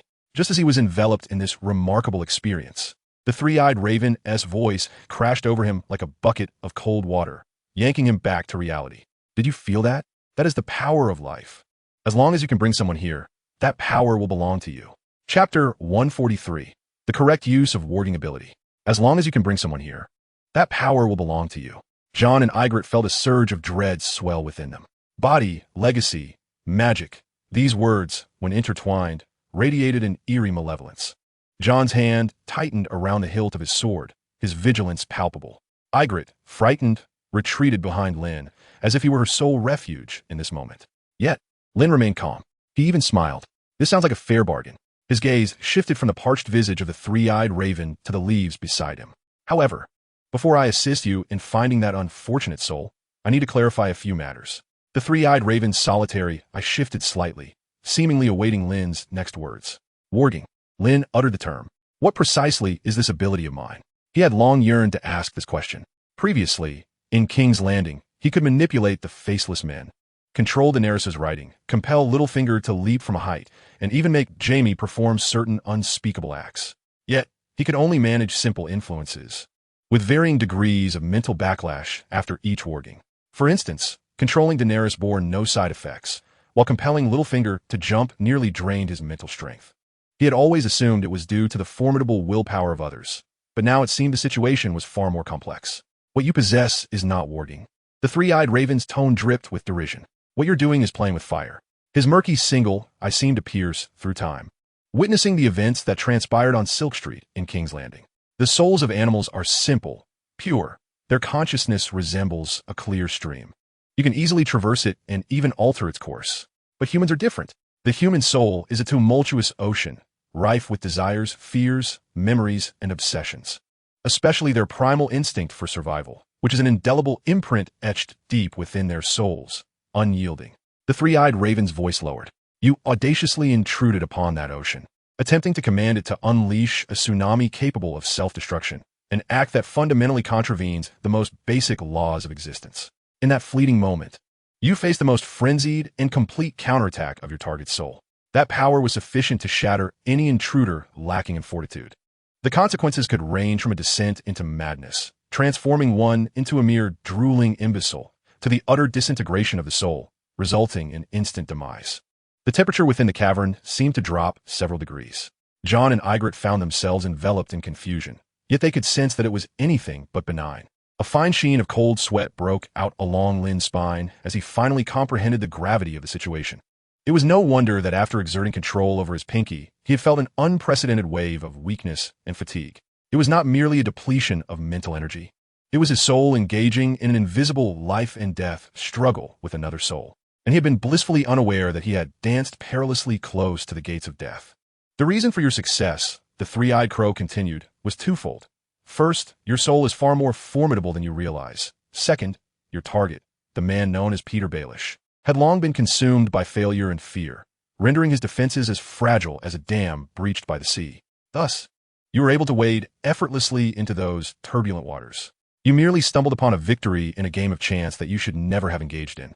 Were it any individual with unwavering will, complex thoughts, or devoid of fear of you, your attempt to manipulate them into self-destruction would likely have left you lifeless. Take, for instance, that Lannister knight. To compel him to take his own life would require a magnitude of mental strength many times over what he possesses. Lynn's heart sank. So that was it. It was not that Jaime's will was exceptionally strong. Rather, at that moment, Jaime simply did not believe he could be controlled by magic. His soul remained in a state of unyielding yet defenseless stability, impervious to the primal instinct for survival. He realized that he could not shake Jaime's innate will to live. Fortunately, he had merely compelled Jaime to engage in unspeakable acts, which did not provoke fierce resistance. Had he attempted to orchestrate Jaime's suicide, he would have likely faced an unprecedented backlash. Your approach, the three-eyed crow concluded, will inevitably lead to your own demise. Ygritte listened with her mouth agape. Through fragmented conversations, she finally grasped the situation. This Southern man had somehow employed his own methods to compel a living person to leap to their death. Insanity. This individual was an unequivocal lunatic. As she regarded Lynn's silhouette, her gaze became immensely complex, mingling fear, shock, and perhaps a hint of admiration that she herself was unaware of. Free folk revere strength, and Lynn was undeniably the most powerful and the most deranged individual she had ever encountered. Thus, I require your knowledge. Lynn exhaled deeply, suppressing the remnants of his trepidation. He regarded the three-eyed crow with unprecedented seriousness. Teach me how to wield this power correctly. Of course, the three-eyed crow seemed pleased with Lynn's demeanor. But you must also fulfill your promise. First, instruct me. Lynn turned to the three-eyed crow. How do I properly utilize the abilities of a shapeshifter? Once I am enlightened, I shall naturally seek out the appropriate candidates for you. Feel, do not control, the three-eyed crow succinctly articulated. Like this. As he spoke, that singular eye abruptly turned its attention to Ygritte behind Lynn. Ygritte felt an irresistible will envelop her soul like a warm spring, gently caressing her essence. The sensation was not unpleasant. On the contrary, it was comforting, akin to soaking in a heated spring on a frigid winter night. It led her to involuntarily lower her defenses. Then, she heard a voice resonating directly within her mind. Raise your left hand. Instinctively, Ygritte felt compelled to comply. However, just as her hand was about to lift, another thought emerged. Why should I obey you? A rebellious spirit, rooted deep within her free folk lineage, compelled her to halt her movement. That warm will did not coerce her. It merely receded like a tide. Do you see? The three-eyed crow turned to Lynn. This is what it means to feel. I can sense her resistance, perceive the pride deep within her soul. It is not your method of completely shutting down another's perception. Thus, I did not force her, for that would only incite stronger opposition, leading to mutual destruction. What you must do is discover the fissures within her soul, guiding her with your will, persuading her to willingly align with you. That is true shape-shifting, a communion and resonance at the soul level, not your form of plunder and control. Lynn pondered thoughtfully. In simpler terms, brute force is ineffective. A softer approach, winning hearts and minds, is the way forward. I wish to try, Lynn stated. Very well. If complications arise, I can extricate you in time. The three-eyed crow's gaze fell once more upon Ygritte. Ygritte shuddered, feeling as though she were being stripped bare. These two devils intended to make her an experiment. You stay away from me. She retreated in terror, her bow drawn menacingly toward Lynn. Fear not. I shall not harm you, Lynn reassured, donning what he deemed a benevolent smile. He closed his eyes, mimicking the three-eyed crow, cautiously extending a thread of his mental energy toward Ygritte. He did not force his way in. Rather, it was like a gentle breeze, softly brushing against her taut soul. Lynn beheld it. He witnessed the most authentic vision deep within Ygritte's soul. It was a desolate expanse blanketed in ice and snow, where frigid winds howled. A red-haired girl stood alone amidst the storm, clutching a longbow taller than herself, defiantly gazing into the distance. Beside her lay the cold corpses of her kin. In her eyes lingered an unyielding blend of hatred and sorrow. Yet, deeper within that barren landscape, beneath layers of ice and snow, Lynn sensed a flicker of something that did not belong to that frozen wasteland. It resembled a seed buried beneath the permafrost, yearning for sunlight, warmth, an embrace of a nurturing presence. A stirring arose within Lynn. He transformed his mental energy into a ray of the warmest sunlight, cautiously directing it toward that seed. Ygritte's body trembled violently. The bow she held had inexplicably lowered. The gray eyes, usually filled with vigilance and defiance, now reflected confusion and moisture. She seemed to return to that cave, to that frigid night, leaning against a warm and sturdy chest, inhaling the clean scent that brought her unparalleled comfort. It was the most peaceful slumber she had ever experienced. Put down the bow. Lynn's voice echoed again in her mind, this time imbued with extraordinary gentleness. Ygritte hesitated not at all, obediently setting her bow down upon the ground. Jon, observing from the side, was utterly astounded. Chapter 144, 100,000 Wildlings. Success. Lynn gazed at Ygritte's docile demeanor, and for the first time, he felt a flicker of genuine interest in the ability of shape-shifting beyond mere utility. The three-eyed crow had not deceived him.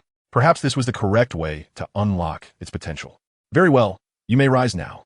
Lynn withdrew his mental energy. Ygritte's body quivered as though awakening from a beautiful dream. She looked at the bough on the ground, then at Lynn, a blush rising uncontrollably to her cheeks, while her gaze became increasingly intricate. That sensation, more gentle and more entwined than the last time, his will enveloped her heart, which had long been frozen in the icy wilderness, like the warmest spring water. It led her into a state of surrender, compelling her to willingly lay down all her defenses. Is this magic? Ygritte's voice trembled. She picked up her bow, yet dared not meet Jon's gaze. Coming back to her senses, Jon, with a hint of irritation, tapped her on the head. He looked at the three-eyed crow and the leaves, speaking calmly. I shall fulfill my promise, but not now. I must first see Mance Rayder. He possesses what I seek. The one-eyed, three-eyed crow gazed deeply at Jon, offering no objection. Go. You will need his assistance. Good luck. As they departed from the cave, sheltered by the old gods, and returned to the endless white wasteland, everyone felt as if they had stepped into another world. The three rangers trailing behind regarded Jon with newfound awe and fear. Jon Snow was heavy with thoughts. Glancing at Jon repeatedly, words caught in his throat. He yearned to inquire whether the so-called vessel was indeed his brother Bran. Yet he hesitated, fearing an answer he could not bear. However, Jon assured him that he would not seek a sacrifice from one who possessed a direwolf spirit. The atmosphere among the group grew even more peculiar than before.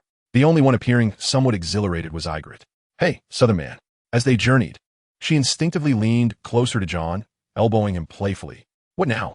Jon kept his gaze forward. That wondrous ability of yours from earlier, do it again. Ygritte lowered her voice. In her wild gray eyes, a strange light flickered. Jon halted, turning to her as if regarding a fool. Are you mad? You're the one who's mad. Ygritte shot him a glare, her cheeks flushing. I simply want to help you practice. Yes, to help you practice. Don't you need a sparring partner? She found a brilliant excuse, becoming emboldened. Jon, uninterested, quickened his pace. This woman must have awakened some peculiar obsession. Could mental contact truly be addictive? Yet, throughout the journey, Ygritte clung to him like a stubborn piece of taffy, impossible to shake off. Just once, I promise I won't resist. I feel like you haven't quite mastered it yet. You see, I can still talk to you, which means your control isn't deep enough. Are you incapable? Do all Southerners dawdle like this? Jon, lost in confusion, could not help but ask from behind. What are you two talking about? What control? What depth? You understand nothing, Jon Snow. Ygritte shouted back, without turning her head. Jon, rebuffed, fell silent. He sensed an incomprehensible atmosphere flowing between the two. Finally, under Ygritte's relentless teasing, Jon came to a halt. He turned to face her, staring intently. Are you certain? Absolutely. Ygritte lifted her chin defiantly, like a victorious rooster. Jon, now thoroughly annoyed, closed his eyes. This time, his mental power transformed from gentle sunlight into an invisible hand, with undeniable dominance, seizing her soul while she was still awake. Ah! Ygritte let out a muffled sound, her legs giving way as she uncontrollably fell backward. Jon reached out, catching her in his arms. How does it feel now? His deep voice resonated in her ear. Ygritte trembled all over. She could feel every inch of her thoughts, every fleeting idea, laid bare beneath his will. With but a single thought, he could make her weep, make her laugh, compel her to do anything. This sensation of being utterly controlled did not instill fear. Rather, it ignited a thrilling excitement deep within her soul. Kneel, Jon commanded. Ygritte's body betrayed her, her knees buckling as she prepared to kneel in the snow. But just as her knees were about to touch the ground, Jon's will swiftly receded. Just a taste. No need to make her truly kneel. Ygritte meant no harm, merely wishing to stop her incessant pursuit. Jon held Ygritte close. She gasped for breath, her forehead glistening with beads of sweat, which froze against the cold wind. Her cheeks flushed as if they could bleed. She lifted her head, gazing at Jon with dazed eyes. Can you lead quietly now? Jon regarded her from above. Ygritte lowered her head, her voice barely above a whisper.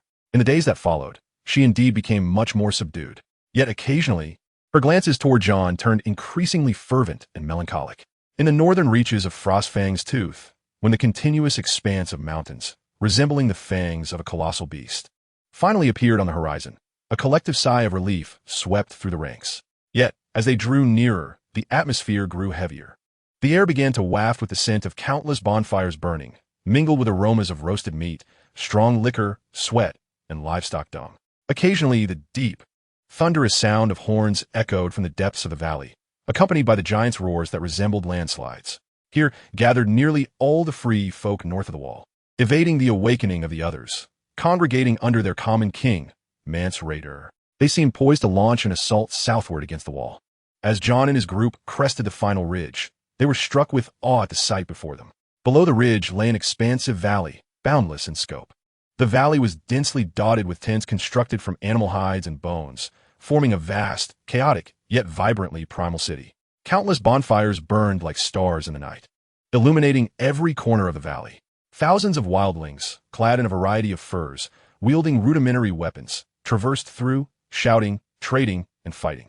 Jon even spotted a mammoth, as large as a hill, being used as a pack animal, trudging slowly between the encampments. There were also giants, towering over 4 meters, covered in long hair, wielding massive stone clubs, gathered around a colossal bonfire, tearing apart and devouring whole roasted sheep. There were at least 100,000 people here. 7 hells. A ranger's weapon slipped from his grasp and fell into the snow with a despairing clatter. Just then, a sharp whistle rang out from the valley below. A dozen wildling scouts riding stout warhorses burst forth from a pile of rubble, swiftly encircling the 5 of them. Their spears and bone bows were unreservedly aimed at the unexpected guests. "It's the crows. Kill them." Hatred-fueled shouts erupted. "Stop!" Ygritte stepped forward, shouting. "They're my guests. I intend to take them to Mance." A burly wildling, seemingly the leader of the scouts, urged his horse forward, scrutinizing Ygritte with a piercing gaze. He then glanced at Jon and the others behind her. "The fire-kissed girl? I recognize you." The scout leader sneered. "You bring crows to our land. Seeking to be a traitor?" "I do not." Ygritte insisted urgently. "Then kill them. Prove your loyalty." The scout leader threw a short axe at her feet. The atmosphere instantly turned tense. Jon and 3 rangers had their hands poised upon the hilt of their swords, braced for a final struggle against the inevitable. "Enough." A voice shattered the tense standoff. Lynn stepped forward, positioning himself before Ygritte, disregarding the array of spears and arrows aimed at him, fixated solely on the scout leader. "Do you wish for me to slay you to affirm my intentions?" The scout leader faltered, his countenance swiftly contorting into rage. "You little crow from the south. Your bravado is quite remarkable." He raised his spear, preparing to thrust. Yet in the next heartbeat, his movement froze. An indescribable chill surged from the soles of his feet, coursing through his entire being. He watched in horror as a thin layer of frost spread visibly from beneath Lynn's feet. The frost rapidly enveloped the hooves of his warhorse, binding it immovably in place. The steed emitted a terrified whinny, yet remained utterly still. The scene fell into an eerie silence. All the wildlings were paralyzed by this uncanny display. "Is this sorcery? Now, can you escort us to meet Mance?" Lynn's voice remained unperturbed. "Or do you prefer that I make the journey alone?" Under the influence of the ice magic, a colossal frost sword gradually materialized in Lynn's grasp. Witnessing this, the scout leader's face was a canvas of terror. He fervently nodded, rendered speechless. Lynn snapped his fingers, and the frost upon the horse's hooves evaporated instantaneously, as if it had never existed. Accompanied by the fearful yet awed gazes of a dozen wildlings, Lynn and his companions were ushered into the expansive wildling encampment. They traversed through countless hostile and curious stares, navigating the chaotic yet vibrant thoroughfare. Ultimately, they halted before the largest tent, fashioned from an array of enormous beast pelts. At the entrance stood 2 imposing thens, wielding massive battle axes. From within the tent, the faint strains of a lute and deep, resonant singing could be heard. After a brief announcement from the scout leader, he soon re-emerged. He bowed deeply to Lynn, his demeanor profoundly humble. "The king beyond the wall wishes to see you." The singing ceased. A voice emanated from within the tent. "Let them enter." Chapter 145, A Blow to Awaken Torment. The interior of the tent was significantly larger than it appeared from the outside. Thick animal hides insulated against the biting wind and snow. In the center, a massive brazier blazed fervently, dispelling all chill. The air was thick with a potent, peculiar aroma, a blend of charred meat, the sourness of inferior ale, and the primal scent of sweat. The ground was strewn with thick, unidentifiable beast pelts. A dozen wildlings, clad in various garments and appearing to be tribal leaders, sat around the brazier, laughing boisterously, the atmosphere both fervent and rugged. A man of remarkable girth, with a fiery red beard, clutched a massive horn cup, pouring its contents into his mouth. He was Torment. At the head of the gathering, a man even more imposing, clad in rudimentary armor made of bones and black iron, exuded an air of authority. He appeared to be the undisputed king among these wildlings. However, Lynn's gaze did not linger on him. Instead, he focused on a man seated in the corner, strumming a lute. Dressed in plain black leather armor, his appearance was unremarkable, seemingly inconspicuous. He lowered his head, fingers deftly plucking the strings. The melody he played carried a hint of southern melancholy, starkly contrasting with the surrounding atmosphere. The singing ceased. All eyes turned to Lynn, John, and Ygritte as they entered. The previously boisterous tent fell into a sudden hush. Numerous, scrutinizing, and hostile gazes bore down upon them. Ygritte, Tormund, the red-bearded giant, rose to his feet. His eyes swept over Lynn and John, and he grinned widely, revealing a set of yellowed teeth. You little ass, you truly brought back the crow? I thought you had been taken by the great crow to bear little crows. His words ignited a chorus of laughter. Ygritte's face flushed crimson as she tightened her grip on her bow. Tormund, show some respect. They're my guests. Guests? Tormund's laughter boomed, even louder. He pointed at Lynn and John. When did we wildlings become friends with crows? They are undeserving of our hospitality. They ought to be our targets. Silence, Tormund. A calm voice interjected, not from the imposing king at the head, but from a man in the corner who had been playing the lute. He set down his instrument, rose, and approached the brazier. He was not tall, nor particularly brawny. Yet as he stepped forward, all eyes in the tent naturally gravitated toward him. He was the true king among these wildlings, Mance Rayder. I have heard from the Capture Knight's watchmen that you are highly esteemed at Castle Black. Mance scrutinized Lynn, his eyes bright with a penetrating wisdom. Speak, why have you come? Lynn was succinct. Cooperation. Mance was taken aback, clearly unprepared for Lynn's response. You are willing to traverse the haunted forest on foot to meet me, a traitor. That alone is enough to attest to your sincerity. However, sincerity does not compel my 100,000 kin to lay down their arms. Lynn cut to the chase. We both know that our true enemy is not one another. Winter is upon us. The dead are stirring. We do not have time for infighting. Well said, Tormund bellowed, slapping his thigh. So you crows should open the gates and let us through. Tormund, Mance admonished sharply. He turned to Lynn, shaking his head. You see, therein lies the issue. We wish to survive, while you seek to keep us at bay. This is a contradiction that has persisted for millennia. He is different, Ygritte suddenly exclaimed. All eyes turned to her. He is not an ordinary crow. Ygritte's chest heaved as she looked into Mance's eyes, enunciating each word. I have heard from the Night's Watch that he can foresee the future. He knows the weaknesses of those wraiths. The old gods, yes. Even the old gods are guiding him. She dared not speak of the Night King or the three-eyed raven, opting instead for this vague expression. Most importantly, Ygritte's voice carried a fervor she herself was unaware of. He possesses a dragon that can breathe fire and ice, capable of toppling houses. He could have flown here on the dragon and reduced us all to ashes. But he did not. He chose to walk here just like us. I believe in him. He is a good man. A good man? Tormund sounded as if he had heard the most ludicrous joke in existence. Ygritte, have you been bewitched by this pretty boy? Are there good men among crows? I had thought you to be the wisest among the free folk, yet you are even more foolish than I imagined. Jon Snow's expression darkened, his hand already gripping the hilt of his sword. I have said it. He is different. Ygritte was near tears with desperation. Enough, let me speak. Lynn placed a hand on Ygritte's shoulder, pulling her behind him. He looked at Mance Rayder, his gaze steady. I am not here to beseech you. I am here to offer you a choice to survive. I can ensure that the North accepts you. Ned Stark has a strong relationship with me. This is Jon Snow, his bastard son, who can vouch for the truth of my words. I stand here to pledge my commitment. I can bestow upon you land, provide you sustenance, and ensure that your women and children shall no longer endure the pangs of hunger and the biting chill. You shall no longer engage in ceaseless skirmishes with the Night's Watch. All I require is this. I want you to be willing to take up arms and fight alongside us to contend for the living. Huh? Tommen's derisive laughter echoed. Your words are more melodious than Mance's song. Shall we lay down our weapons, walk into your cage, and await our slaughter like sheep? We free folk shall never kneel before the Southerners, not even before your wretched king. Never shall we bend the knee. The chieftains of the wildlings within the tent roared in unison, their voices nearly uprooting the very fabric of the tent. Who said anything about kneeling? Lynn countered, his voice overpowering the tumult. I said we fight side by side as allies. One side shall not be the other's slave. Of course, you may choose to refuse. Lynn's gaze swept over each person present. You can take your people and charge against that 700-foot-high ice wall, filling the chasm of hatred between us with the corpses of your kin. And then, even if, by some stroke of luck, you breach the wall, what will you gain? A desolate north? Or an army of the dead, transformed by the others? At that point, you will face an endless horde of whites and the Night King himself. Lynn's words gradually replaced the wildling's fury with a weighty gravity. Mance Rayder's expression shifted as well. He had always believed those things to be mindless monsters. A king? A more formidable dead man? The very one who snatched away infants? This night's watchman seemed to possess far more knowledge than he had imagined. You speak truthfully, Mance finally conceded, casting a deep gaze at Lynn. I believe you. I have witnessed those dead with my own eyes. I trust you genuinely wish to collaborate with us. However, he shifted his tone. My people will not trust you. They believe only what they see. They shall not accept the promise of a crow, even if he were truly mounted on a dragon. Unless Mance glanced at the chieftains of the surrounding tribes. You can prove that you and we are of the same kind. How would you prove that? Lynn inquired. Quite simply.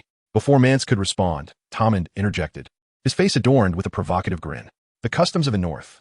We free folk of the Frostlands do not believe in flowery words. We only trust in the might of our fists.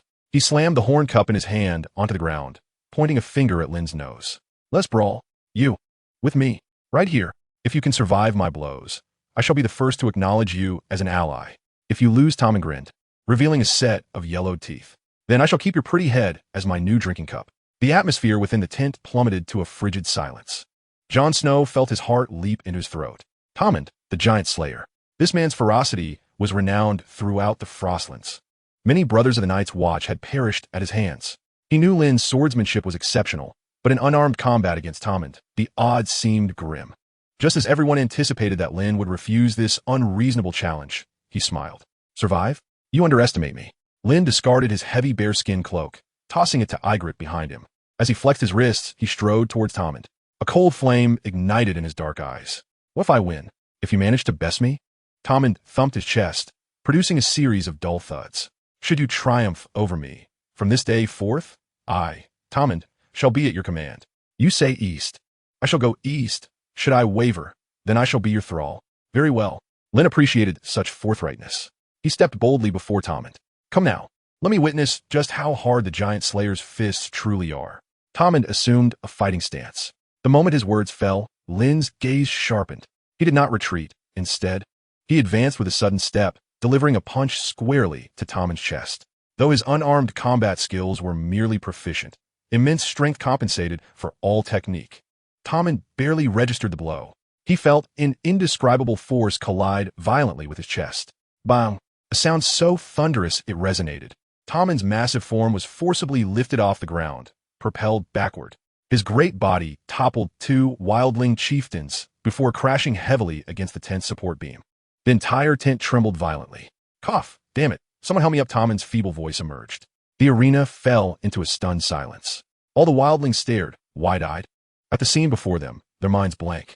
Even those who lay lifeless upon the ground paid no heed to Tommen. Tommen was felled in a single strike. Chapter 146.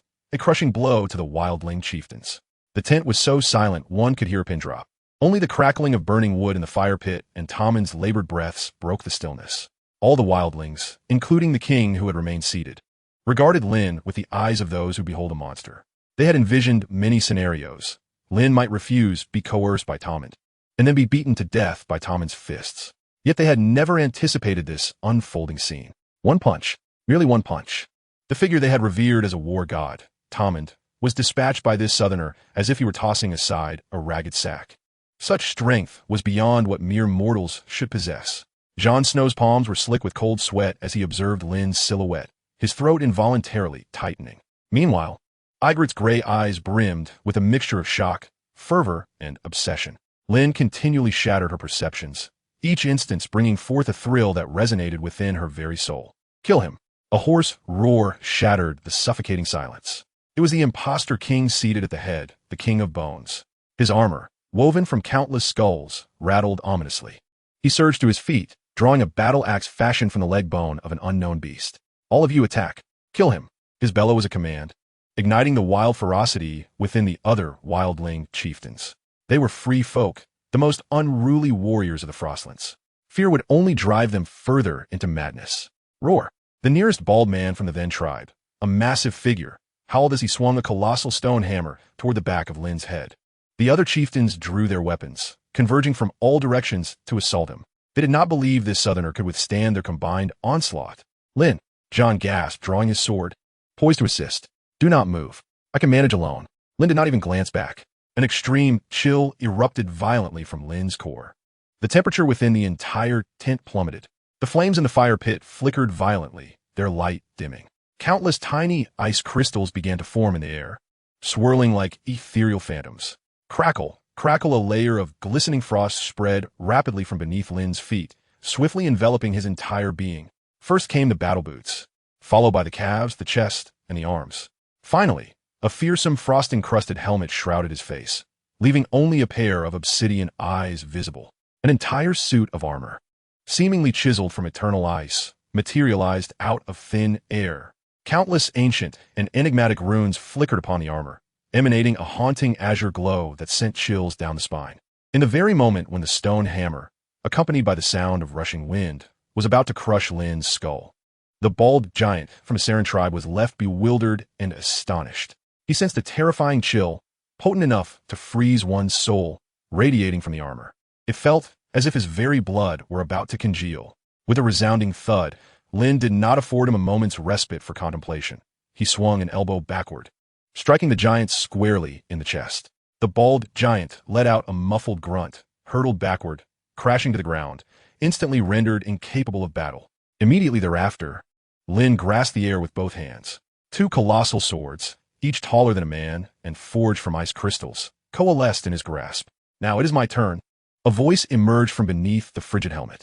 Lynn moved with purpose, brandishing his dual swords as he charged towards the stunned tribal leaders. With a resounding clash, one tribal leader instinctively raised his iron axe to defend himself. However, the axe that could cleave through shields shattered upon contact with the frost giant's sword. As fragile as glass, the crisp sound of shattering echoed painfully in the suffocating silence of the tent. The tribal leader stared in disbelief at the remaining half of his axe handle, his mind a void. How could his weapon, no matter how poor, disintegrate upon merely grazing another?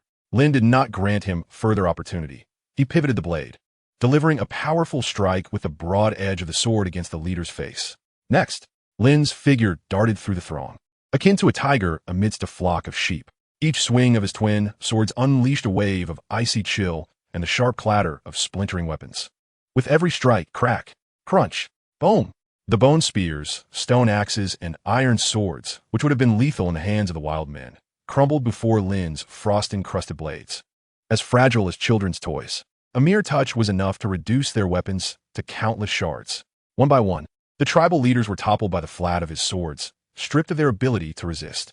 Lynn refrained from delivering fatal blows. He sought not corpses, but submission.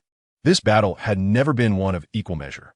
The Bone King observed the unfolding scene, his earlier madness supplanted by unending fear. Lynn slowly turned, his black eyes locking onto the final king. It is your turn. The Bone King let out a desperate howl. He raised his immense bone axe, pouring every ounce of strength into a strike aimed at Lynn. Yet Lynn did not flinch, nor did he block. He allowed the bone axe to crash down upon his chest plate. With a crisp snap, louder than any before, the axe, forged from the leg bones of colossal beasts, shattered into two. Meanwhile, Lynn's frost armor bore not even a scratch. The Bone King shattered into despair. He discarded the broken handle, stripped of all will to fight. How could he contend? They were not even on the same plane. The battle was over. In the tent, apart from Lynn, Jon, and Ygritte, not a soul remained standing. The frost giant's sword in Lynn's hands dissipated slowly, transforming into motes of blue light that blended into the air. The frost armor upon him melted like snow, flaking away until it vanished entirely, as if that overwhelming battle had merely been a figment of imagination. A groan of pain emanated from the corner of the tent. Tommen, clutching his agonizing chest, unsteadily sat upright. He gazed in bewilderment at the fallen comrades, writhing in agony with severed limbs, and then turned his eyes to Lynn, who stood unharmed at the center. Ultimately, his gaze landed on the Bone King, now slumped on the ground, utterly terrified. Damn it! The expression on Tommen's broad face was one of sheer astonishment. He finally comprehended the turn of events. This young man from the south had single-handedly subdued all the leaders of their tribe. He spat out a mouthful of bloodied saliva, swayed unsteadily, and approached Lynn. Tommen fixed his gaze upon Lynn, his chest heaving. The tension in the tent thickened once more. Everyone anticipated that this indomitable giant slayer would charge again. However, Tommen unexpectedly executed a gesture that took all by surprise. He bent down, retrieving the massive horn cup he had previously discarded, approached a barrel, and filled it to the brim with ale. He then stepped before Lynn, extending the horn cup toward him, a smile spreading across his face, revealing a set of yellowed teeth, albeit tinged with awkwardness. You have triumphed. Though defeated, he embodied the purest sense of honor as a free man. From this day forth, I, Tommen, stand by your side. Should you ask me to poke the giant in the rear, I shall do so without a hint of hesitation. This scene left the few tribal leaders who had barely managed to rise utterly dumbfounded. Finally, the silent observer, Mance Rayder, stood up, with an expression of astonishment. He walked slowly to Lynn and extended his hand. You have proven your strength. Free folk follow the strong. Now tell me, Lynn, Mance Rayder gazed into Lynn's eyes, articulating each word deliberately. How shall we deal with the Night's Watch upon the wall? Can you truly persuade them to open the gates for us? Chapter 147, The Pact. Open the gates. This question lay at the heart of all discord. Hatred had coursed through the veins of both sides along the wall for millennia, not easily resolved by a mere duel. At the very least, this group of wild men held no belief in such a resolution. Lynn did not respond immediately. His gaze swept across each wild man in the tent.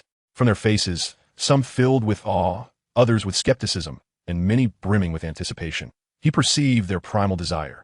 They all wished to survive. They did not wish to linger a moment longer in this desolate land. Rest assured, among the Night's Watch, apart from the commander, I hold the next most influential voice. Lynn reassured them, eliciting gasps of disbelief throughout the tent. Even Mance Rayder was momentarily taken aback. The Night's Watch, the oldest organization in the Seven Kingdoms, heeded only the commands of their commander and the laws of the realm. By what right could one who was not the commander command them? From this day forth, I hold sway over both sides of the wall. Lynn surveyed all present, his dark eyes devoid of jest. You seek land, food, warm hearths, and a future where your women and children no longer perish from hunger and cold. I can provide all of this. The vast expanse known as the Gift, south of the wall, shall become your new homeland. There you may graze, cultivate, and establish your own villages, living together as all northerners do. Lynn's words ignited a fervor in the hearts of the wild men leaders. The Gift, though deemed barren in the eyes of the southerners, this legendary land of plenty was the long-desired dream of these wild men for generations.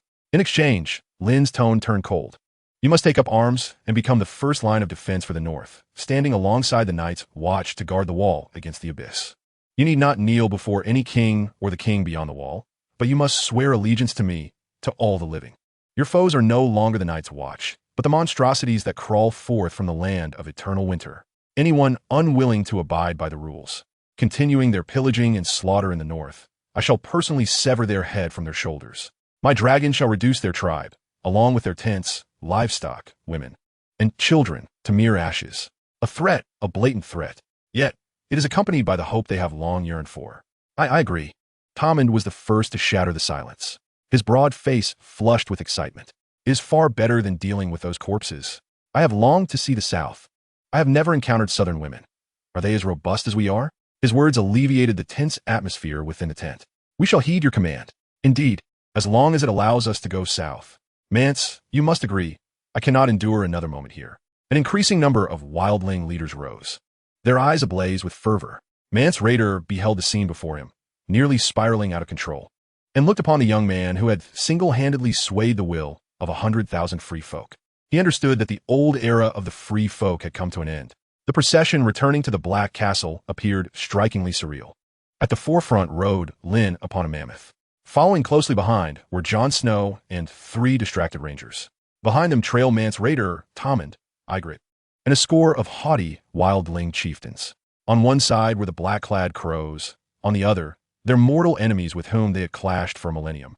Yet at this moment, they resembled a ragtag militia, silently traversing the vast snowy expanse. Hey, Snow, you there? Tommen's boisterous voice rang out, jarringly loud in the stillness of the snow. He clasped Jon S. shoulder and offered a skin filled with strong liquor. Care for a sip?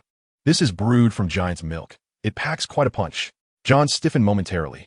The pungent aroma of the alcohol made him instinctively want to decline. Drink up. Are you not a man? Tommen glared at him. Let me tell you, Lynn is utterly unamusing, not a bit of fun, unlike you, who looks far more sincere. Jon glanced at Lynn ahead and then at Tommen's face, which seemed to demand he drink or risk offending him. He ultimately steeled himself, took the skin, and gulped a small mouthful. The fiery liquid instantly seared his throat, causing him to cough violently. Ha ha ha, useless southerner. Tommen laughed triumphantly. He snatched the skin back and drank deeply from it. On the other side, Ygritte trailed Lynn like a devoted shadow, not leaving his side. "Are you truly going to let us go south?" she whispered, her gray eyes gleaming with an unusual light. "Yes," Lynn replied, gazing ahead. "And where will you reside? The Black Castle? Winterfell? Or King's Landing?" "I do not know." Ygritte bit her lip. "Can I come find you?" Lynn paused, turning to glance at her. Her fiery red hair shone brilliantly against the white snow. Her face, usually marked by stubbornness, now bore a cautious hope. Lynn simply raised a hand to tuck a stray strand of her wind-tossed red hair behind her ear. "First, I must help your kin rebuild their homes. Once I return from Essos, I will seek you out." Ygritte's cheeks flushed like a ripe apple, as the immense silhouette of the Black Castle, resembling the world's end, re-emerged on the horizon. The procession came to a halt. Too long. Urgent blasts of a horn shattered the tranquility of the wall. The wildlings are approaching. The massive iron gates of the tunnel remained tightly shut. Upon the walls, countless dark figures surged, bows drawn, glinting with cold light. "It seems your brethren are not particularly welcoming," Tommen spat, shouldering a massive bone axe. The other wildling leaders similarly gripped their weapons, the atmosphere once more charged with tension. Lynn paid them no heed, striding forward alone. He lifted his gaze to the towering ice wall, calling out, "Lord Commander Mormont, open the gates." At last, accompanied by a grating sound of the winch, the icebound iron door began to rise slowly. At the tunnel's end lay the expansive courtyard of the Black Castle. Lord Commander Jorah Mormont stood at the forefront, flanked by Ned Stark and hundreds of Night's Watchmen, swords at the ready. The two factions, separated by several meters, faced each other in a tense standoff. The air hung thick with anticipation. Millennia of enmity seemed poised to erupt at any moment. "What is the meaning of this?" shouted an impassioned Night's Watch officer, pointing at Mance Rayder behind Lynn. "You dare bring this traitor into the Black Castle? To hell with you crows." "He is no traitor." Tommen exploded, brandishing his bone axe, ready to charge. "I've longed to twist your wretched head off and use it for a chamber pot." "Silence. Everyone, shut your mouths." Two angry voices rang out simultaneously, one from Mance Rayder and the other from Lynn. Lynn slowly advanced to the center of the standoff. He did not unleash his fearsome frost magic, merely standing there quietly. Yet everyone felt the anger he was suppressing. He fixed his gaze on the instigating Night's Watchmen. From this day forth, the war between the Night's Watch and the Free Folk ends. Lynn's gaze shifted from Mormont's face to Mance Rayder's. "You share but one common enemy, the Night King." He raised his hand, pointing toward the endless shadowy forest to the north. "You may continue to slaughter one another here, using your blood and corpses to provide fresh recruits for his impending army of the dead. Or you may lay down your hatred, take up arms, and stand together to fight for all who still draw breath." Lynn withdrew his hand, surveying all present. "I offer you a choice, but I shall not grant you ample time. And let it be known, should anyone provoke trouble again, I shall show no mercy." The courtyard fell silent. Lord Commander Mormont's weathered face displayed a myriad of shifting emotions. He looked at Lynn, then at the fierce-eyed wildlings, ultimately nodding heavily. "The Black Castle is willing to forge an alliance with the Free Folk."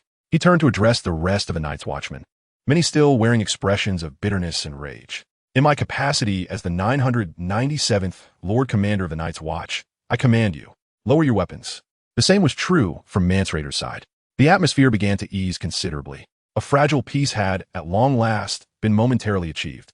The leaders from both sides resolved to convene in the Lord Commander's tower to discuss the details that lay ahead. Just as the crowd prepared to move toward the tower, a clear feminine voice shattered the oppressive atmosphere. Ser Lynn, Myrcella, clutching her skirts, hurried from the tower. Upon seeing the wildlings clad in furs, their faces twisted into menacing expressions, her emerald eyes filled with terror. She froze, her pale face drained of color. A low, rumbling dragon's roar echoed from above the courtyard. A shadow, vast enough to blot out the sun, enveloped the entire Black Castle. The enormous figure of Winterfell spiraled down, its 3 colossal heads and 6 molten gold eyes fixated intensely upon the unfamiliar throng below. A terror befitting a supreme predator descended with a thunderous presence. In the courtyard, all the wildlings, including the fearless Tommen, felt their legs weaken in this moment. It was a fear that emanated from the depths of their souls. They may have braved the swords of the Night's Watch, but before a living dragon, their meager courage was instantly crushed to dust. Chapter 148. The Commander of the Night's Watch. With a resounding thud, Winterfell's colossal form landed in the center of the courtyard. The gusts of air it stirred, sending countless snowflakes swirling into the sky. All the wildlings, whether the unruly tribal leaders or the audacious Tommen, instinctively recoiled several paces. Feeling overly conspicuous, they even crouched low to the ground, attempting to diminish their presence. What manner of beast is that? A dragon? One wildling leader inquired, trembling in the snow. Can it be eaten? Tommen remained the only one still standing, clutching his bone axe with a white-knuckled grip, veins bulging on his forehead, his throat convulsing as he posed a question that left everyone astonished. This scene caused the Vigilant Night's watch members nearby to flinch. They finally comprehended why Lynn had remarked that wildlings were surprisingly simple-minded. Their thought processes were indeed peculiar. Winterfell paid no heed to the insignificant insects before it. Its 3 massive heads, adorned with 6 molten gold vertical pupils, fixated upon Lynn. Then, it emitted a low growl filled with a playful demeanor and cautiously approached. One head nuzzled against Lynn's chest, another attempted to engulf his head, while the third head, noticing the frightened Ygritte beside Lynn, extended its neck curiously, gently sniffing her. Ygritte froze, forgetting to breathe. As it caught a familiar scent from her, it relaxed its vigilance. All right, enough of the frolic, Lynn said, patting the largest dragon head and uttering a few soothing words in Valyrian. Instantly, Winterfell became exceedingly docile, resembling 3 large dogs eager to please their master, obediently lying down. This extraordinary spectacle utterly captivated the wildlings. The individual who could send Tommen flying with a mere punch and conjure frost armor from thin air actually kept a legendary dragon as a pet? Was this something a mere mortal could achieve? Lynn, Tommen exclaimed, discarding his bone axe and rushing over, his face alight with fervent admiration. He pointed at the dragon, his eyes gleaming with excitement. Could I possibly ride this magnificent creature for a couple of days? I could take a spin around Frostfang and trample those tribes that dare defy you. Lynn thought to himself, this fool truly fears no death. The dining hall of the Black Castle had never been so lively. The space, typically accommodating only a few hundred members of the Night's Watch, was now overflowing with an almost suffocating density. The black-clad crows and the wildlings draped in a kaleidoscope of animal hides sat distinctly on either side of the hall. They refrained from hurling curses or drawing weapons, silently gnawing at their black bread and sipping from bowls of stew, all the while casting furtive, complex glances at one another. The atmosphere was thick with tension, palpable enough to slice through with a knife. Ugh, what is this abomination? Tommen spat out the bread, which was as hard as stone. His expression one of utter disdain. Is this fit for human consumption? The fodder we feed our mammoths is softer than this. His booming voice echoed in the hushed dining hall, prompting several wildling leaders to chime in agreement. Exactly, and this soup is as bland as melted snow. One wildling lamented. I crave roasted meat, the largest cut available. A hot-tempered officer of the Night's Watch slammed his hand on the table, rising to his feet. You should be grateful for what you have. You barbaric lot are still being picky. Who are you calling a barbarian? You're the real savage. Tommen retorted, standing up, his eyes wide as saucers. A brawl seemed imminent. Everyone sit down. A calm voice emanated from the head of the table, instantly silencing the commotion. All eyes subconsciously turned to the young man seated beside Commander Mormont. Lynn set down his utensils and surveyed the room. I understand that you do not see eye to eye. However, in the coming days, I expect you all to behave. Starting tomorrow, your tribes will begin crossing the wall to the Gifted Lands. I do not care what customs you adhere to beyond the wall. Upon entering the South, you shall abide by Southern laws. I will allocate land to you and provide seeds and tools. Should anyone dare to pillage or commit acts of violence on Northern soil, I will have them hang from the walls of Winterfell, and then take Winterfell to erase their entire tribe from existence. He then turned his gaze to the disgruntled members of the Night's Watch. You too, since you have chosen to ally with them. They are no longer enemies, but rather the people of the North, our allies against the Long Night. Anyone who provokes them or treats them as foes shall learn the true meaning of cruelty. Lynn's words sent a chill through everyone present. Ygritte, seated beside Lynn, gazed at him with sparkling gray eyes. She resembled a new bride, tirelessly pouring wine and serving food for Lynn. Her attentiveness left Tommen, watching from a distance, utterly astonished. When did this fire-kissed girl become so compliant? She certainly was not like this in her tribe, where she would shoot arrows at anyone who so much as disagreed with her. It was as if she had transformed entirely. In the commander's tower, in the study illuminated by dim light, only 3 individuals remained. Lynn, Commander Mormont, and Chief Ranger, Ned Stark. I am growing old, Lynn. Old Bear Mormont gazed out the window at the cold moon, his voice heavy with the weariness of relinquished burdens. I have served the Night's Watch my entire life. I have witnessed its disgrace and too many deaths. I once believed the duty of the Night's Watch was merely to keep the wildlings at bay. Now I realize that this war was never one we could handle. Ned Stark stood silently beside him, his serious demeanor speaking volumes. The times have changed, Mormont continued. The Night's Watch needs a new leader, one who can envision the future, unite all the living, and lead us to victory in this war. He approached the desk and picked up the symbol of the commander's authority, a chain crafted from obsidian and silver. He solemnly placed it before Lynn.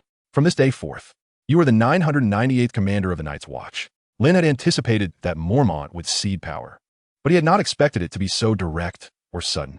Commander, this is against protocol. The Night's Watch requires a vote from all members. Mormont furrowed his brow. Protocol? Do not underestimate yourself. Your word is now the law here. The voting is merely a formality. Lynn, Benjen interjected, his tone grave. The commander speaks the truth. Only you can command the wildlings' respect. This burden is yours to bear, for no one else can shoulder it. Lynn fell silent, contemplating the cold chain on the table, feeling the weight of the responsibility it represented. He could not refuse.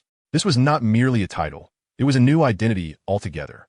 Would you be willing to become the blazing flame that defies the cold, the light of dawn that awakens the slumbering, the horn that rouses the dreamers, and the steadfast shield that safeguards the kingdom? Lynn gazed upon the venerable elder before him, who had devoted his entire life to the wall, and finally nodded slowly. I am willing. Mormont's face brightened with a smile of satisfaction. He took up the chain and personally adorned Lynn with it. As the cold metal pressed against his skin, Lynn felt an inferno igniting within his veins. My mission is complete. Mormont exhaled a long sigh of relief, his entire demeanor seemingly lightened. I wish to journey to the Giftlands, to behold the towering spires, to savor the aroma of honeyed wine, and to spend my final days beneath the warm embrace of the sun. The elder regarded Lynn with an expression filled with anticipation. Do not allow the long night to consume our last light. The following day, as the first rays of morning sunlight bathed the wall in its golden glow, Lynn, clad in the black cloak of the commander, stood solitary atop the 700-foot ice wall. The biting wind rustled his cloak, creating a haunting melody. Below him, countless free folk, guided by the Night's Watch, traversed the deep tunnel, stepping onto the soil of the gift. They cheered, embraced, and kissed the land they had long yearned for through generations. Joyful tears melted the snow beneath their feet. In the distance, the haunted woods remained eerily silent. Lynn clenched the long claw at his waist, his gaze resolute. He turned to Jon Snow and declared, My first command as commander. I shall personally fund the gathering of artisans across the north to construct stone houses for the wildlings. Furthermore, I will erect a city within the gift. Chapter 149, King Beyond the Wall. To the south of the wall, the vast expanse of land forgotten by the people of Westeros had never been as vibrant as it was today. 100,000 free folk surged forward like sediment swept away by a flood, flooding this land that had lain silent for a millennium. They brought their families, herding gaunt cattle and sheep, dragging their meager possessions on rudimentary sleds. Newly erected, crooked tents made of animal hides dotted every inch of the terrain, and numerous bonfires sent plumes of smoke spiraling into the air. Conflicts and curses erupted sporadically. Two tribes warriors drew swords over a sheltered campsite, while a ragtag group of ragged children clashed over a lost snow sheep. Chaos reigned, disorder prevailed. The weight of 100,000 hungry mouths bore down like a heavy mountain upon the already strained granaries of Black Castle. The gift, bereft of even the most basic sustenance, was a place no Northman dared to tread, and this news would not reach King's Landing anytime soon. Setting aside the fact that he possessed Mira, he had already informed Sansa of this matter through the Green Visions, instructing her to relay it to Ned. Meanwhile, he had also advised Robb to manage his vassals prudently, urging them to contemplate their own situation.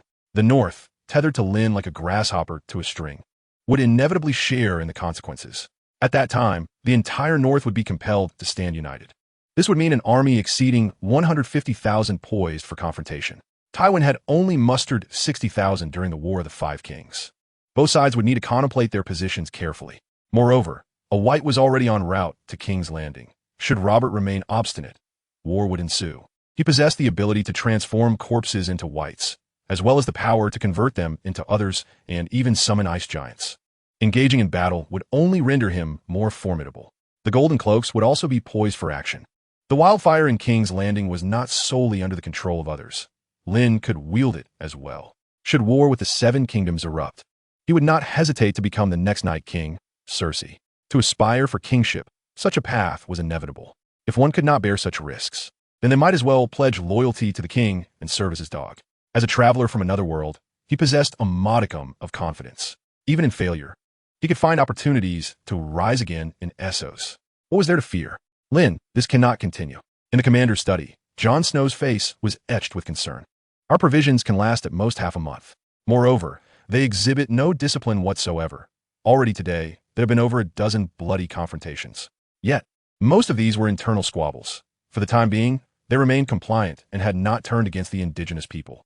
Lynn stood before the vast sand table, holding several wooden pieces representing different tribes, deep in contemplation. Without lifting his gaze, he replied to Jon, "Panic is but temporary, Jon. They are akin to a group of drowning souls adrift at sea for too long. Upon first touching land, it is natural for them to scramble amidst uncertainty about the future. Once the first stone houses are constructed and the initial rations distributed, they will settle down." Lynn placed a piece carved with a giant's visage at the northernmost edge of the gift, close to the foot of the wall. "Tormund's tribe is the most formidable and obedient. Let them establish their base here as the first line of defense. The free folk, who are the most unruly and resistant to authority, shall be stationed to the far south, distance from the wall." His fingers danced across the sand table, organizing the disparate wildling tribes with precision. What he envisioned was not merely temporary camps, but the nascent forms of entire new villages, even a city. Jon observed Lynn's strategic profile, and a remarkable calm washed over his previously agitated spirit. He suddenly realized that Lynn's thoughts extended far beyond merely resolving the immediate troubles. He was orchestrating a grand strategy for the future of the North. "Regarding those artisans, I have already instructed Mira, under the Lannister banner, to send ravens to White Harbor." Lynn set down the piece in his hand and turned to Jon. "The Manderley family is the wealthiest vassal in the North and the finest shipbuilders and craftsmen. Inform them that I will purchase their stone and labor at a premium. Money is not an issue. I have an abundance." Jon nodded, and just then a knock echoed at the door. "Enter." Mance Rayder stepped inside, having exchanged his battle-worn leather armor for a clean black robe. He now appeared more like a wandering bard than the king beyond the wall who commanded an army of 10,000. His gaze swept over the vast sand table, and a complex emotion flickered in his astute eyes. "Jon, please step outside for a moment," Mance said. "I have matters I wish to discuss privately with Commander Lynn." Jon nodded, and, understanding the unspoken request, exited and gently closed the door behind him. In the study, only Lynn and Mance remained. "You have done well," Mance stated, approaching the sand table and examining the orderly arrangement of tribes Lynn had crafted. "Better than I ever could. It took me years to barely unite these unruly tribes into a cohesive force, yet they still resemble a scattering of sand. Whereas you achieved this in a single day." Lynn replied calmly, "I relied upon fists and dragons." "No," Mance shook his head. "You rely on this." He gestured to Lynn's head. "The free folk are not foolish. They have simply become accustomed to resolving issues in the most direct manner. They follow the strong, but more importantly, they follow the leader who can offer them hope. That oaf Tormund may not comprehend the intricacies of your sand table, but he knows that by following you, he and his people can dwell in stone houses, freeing the women of his tribe from the burden of giving birth in the freezing cold. This is more persuasive than any sword or blade." Mance circled the sand table, ultimately stopping before Lynn and gazing deeply into his eyes. "I was once a member of the Night's Watch. I swore to become the steadfast shield that protects the kingdom. But I watched helplessly as the wildlings outside the wall endured hunger and were hunted by those monsters, while I could do nothing but stand guard upon this frigid barrier. Thus, I fled. I became a traitor. I believed that if I could lead them across the wall, I would save them. Now I realize I was mistaken." Mance's voice grew exceedingly solemn. He slowly knelt on one knee, bowing his head, which had never been lowered to anyone. "I, Mance Rayder, former ranger of the Night's Watch, erstwhile leader of the free folk, hereby entrust the power of the king beyond the wall to you, Commander Lynn. Henceforth, you shall be the sole king of the free folk." He gazed at the man kneeling before him.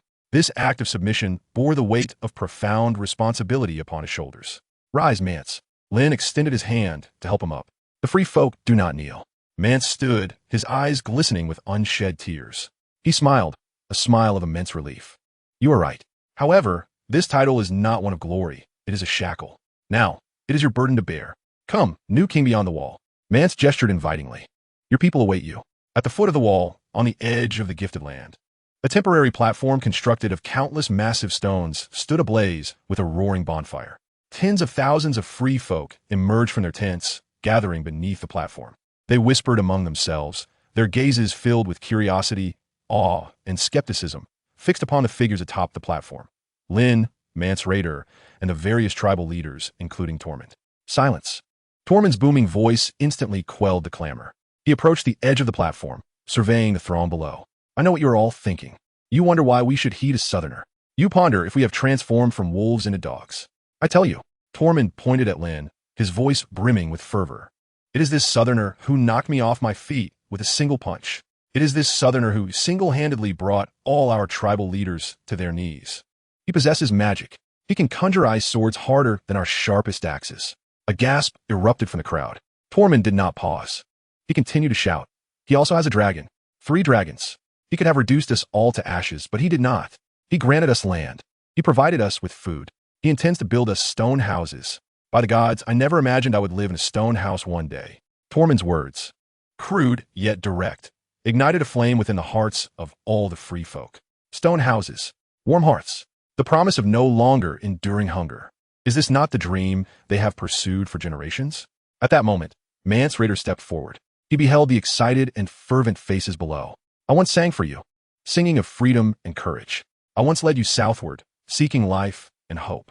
But today, I shall pledge my loyalty to another king. Mance's voice echoed in the biting wind. We free folk have no king. We follow only the strong who can lead us to survive. Now he has arrived. Mance suddenly turned, pointing at Lynn. He is our new king, king beyond the wall. After a brief silence, the roar erupted. Tormund was the first to raise his arm in a primal cheer, letting out a beastly roar. Immediately, tens of thousands of free folk below raised their weapons. Bone spears, stone axes, rusted swords. They struck their chests and shields with all their might, producing a thunderous uproar akin to a landslide or tsunami. King beyond the wall, king beyond the wall.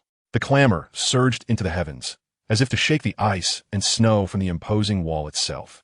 They embraced their new king in the most primitive and sincere manner. Lynn stood atop the platform, gazing down upon the fervent ocean below. He spoke not a word, merely withdrawing his long sword, raising its tip high. This silent proclamation spoke volumes beyond mere words. Chapter 150, Preparations Before Departure. The joyous flames illuminated the night sky above the wall, as the free folk celebrated the birth of their new king and the end of their suffering in the most primitive of ways. Tormund, clutching a massive barrel of ale, was engaged in a drinking contest with several leaders from the thence. His large face flushed from drink. He erupted into thunderous laughter intermittently. More wildlings encircled the bonfire, performing a robust and powerful war dance, their voices rising in ancient, melancholic yet joyful songs. Lynn did not partake in their revelry. He stood alone on the balcony of the command tower, surveying the boiling sea below. The cold wind stirred the black cloak that symbolized his command, yet he felt no chill whatsoever. An unprecedented sense of fulfillment surged within him. This is the taste of power. Are you not going to join them for a drink? Jon Snow had approached him unbidden, a faint scent of alcohol wafting from him. They need a king more than a drinking companion. Lynn's gaze remained fixed below. Jon fell silent for a moment, his earlier joy gradually replaced by concern. Lynn, our food supplies are dwindling. Jon's voice was low. The stores at the Night's Watch, combined with those from Molestown, would suffice for this 10,000 for at most half a month. And regarding the stone houses you mentioned, the Manderleys of White Harbor indeed sent a raven in response. They are willing to provide craftsmen and stone, but the price. Jon's face revealed a hint of pain. It would nearly exhaust an entire year's taxes from the north. Money and food are not the issue. Lynn's tone was calm. He turned and entered the study, gesturing for Jon to close the door. Under the dim glow of candlelight, Lynn sat in a chair, closing his eyes. Jon looked at him in confusion, uncertain of his intentions. At that moment, Lynn's mental energy spread like a tide. It traversed the cold stone walls, crossed vast snowfields, and traversed swamps, reaching as far as River Run. His consciousness extended southward with unprecedented speed. The entire continent of Westeros transformed into an endless expanse of starry sky. Every living soul became a glowing star, some bright, others dim.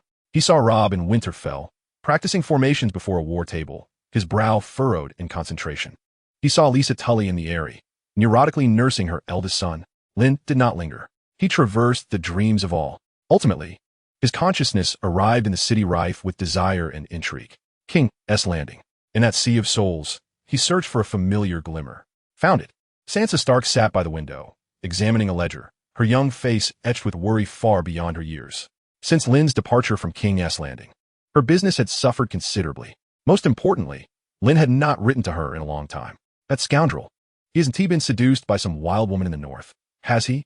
As she pondered, an unbidden thought surged from her heart. The gold dragons she had earned recently felt terribly unsafe in her hands. Should the powers of King S. Landing turn against her family, these funds would surely be lost. Perhaps it would be prudent to transport all these golden dragons to the Iron Bank of Bravos, converting them into the most reliable promissory notes. The Iron Bank is renowned for its impeccable reputation, and its notes are universally accepted across the globe. Moreover, it has come to my attention that the Iron Bank is currently financing developments in the north. By depositing our funds there, we would, in a sense, be supporting Lyanna as well. Yes, this shall be our course of action. The more Sansa contemplated this idea, the more she deemed it a stroke of genius. A small sense of pride welled up within her for having conceived such a comprehensive plan. She immediately rose, gathering her belongings in preparation to visit the Iron Bank's branch in King's Landing at dawn. Meanwhile, Lyanna encountered Arya once more. Since her departure, Arya had grown notably more silent, idly resting her small hands on her head, lost in thought. In the distant north, Lyanna slowly opened her eyes. The methods taught to him by the three-eyed crow proved effective indeed. It was about feeling, not controlling. Forcing commands would only provoke the soul's primal resistance. Silently implanting an idea, allowing the other to perceive it as their own brilliant thought, is the pinnacle of a shapeshifter's mastery. Gentle influence, subtle as a whisper. What is it? Jon inquired, observing Lyanna's expression with curiosity. Nothing. Our funds are already on their way, Lyanna replied, rising and patting Jon's shoulder. By the way, the matter of the blessed items must be entrusted to you. Please gather them diligently, with each type represented by one specimen. Jon, I leave this task to you. I trust you. Do not let me down. From tomorrow onward, push forward with the construction of the gifted land. Within a year, I want all the free folk to reside in stone houses. A brand new city shall rise at the foot of the wall. Jon was left utterly dumbfounded. Was the issue of money resolved so effortlessly? Before he could fully comprehend, Lyanna had already exited the study. As night deepened, the jubilant free folk gradually quieted. Ygritte did not return to her tribe as tent, but, like a silent kitten, stealthily slipped into the command tower. She navigated her way to Lyanna's chamber with ease. Upon opening the door, she found Lyanna packing her belongings. She folded the Black Commander's cloak neatly and set it aside, donning a set of lightweight leather armor. Are you leaving? Ygritte's heart sank heavily. Yes. I have matters to attend to in Essos, Lyanna replied without turning. Take me with you. Ygritte blurted out almost instinctively. Lyanna paused her actions, turning to face the red-haired girl. She gazed into Ygritte's stubborn gray eyes, which were now filled with anxiety and longing. You cannot go, Lyanna stated firmly. Why not? Ygritte's eyes glistened with unshed tears. Am I too much of a burden? Not at all.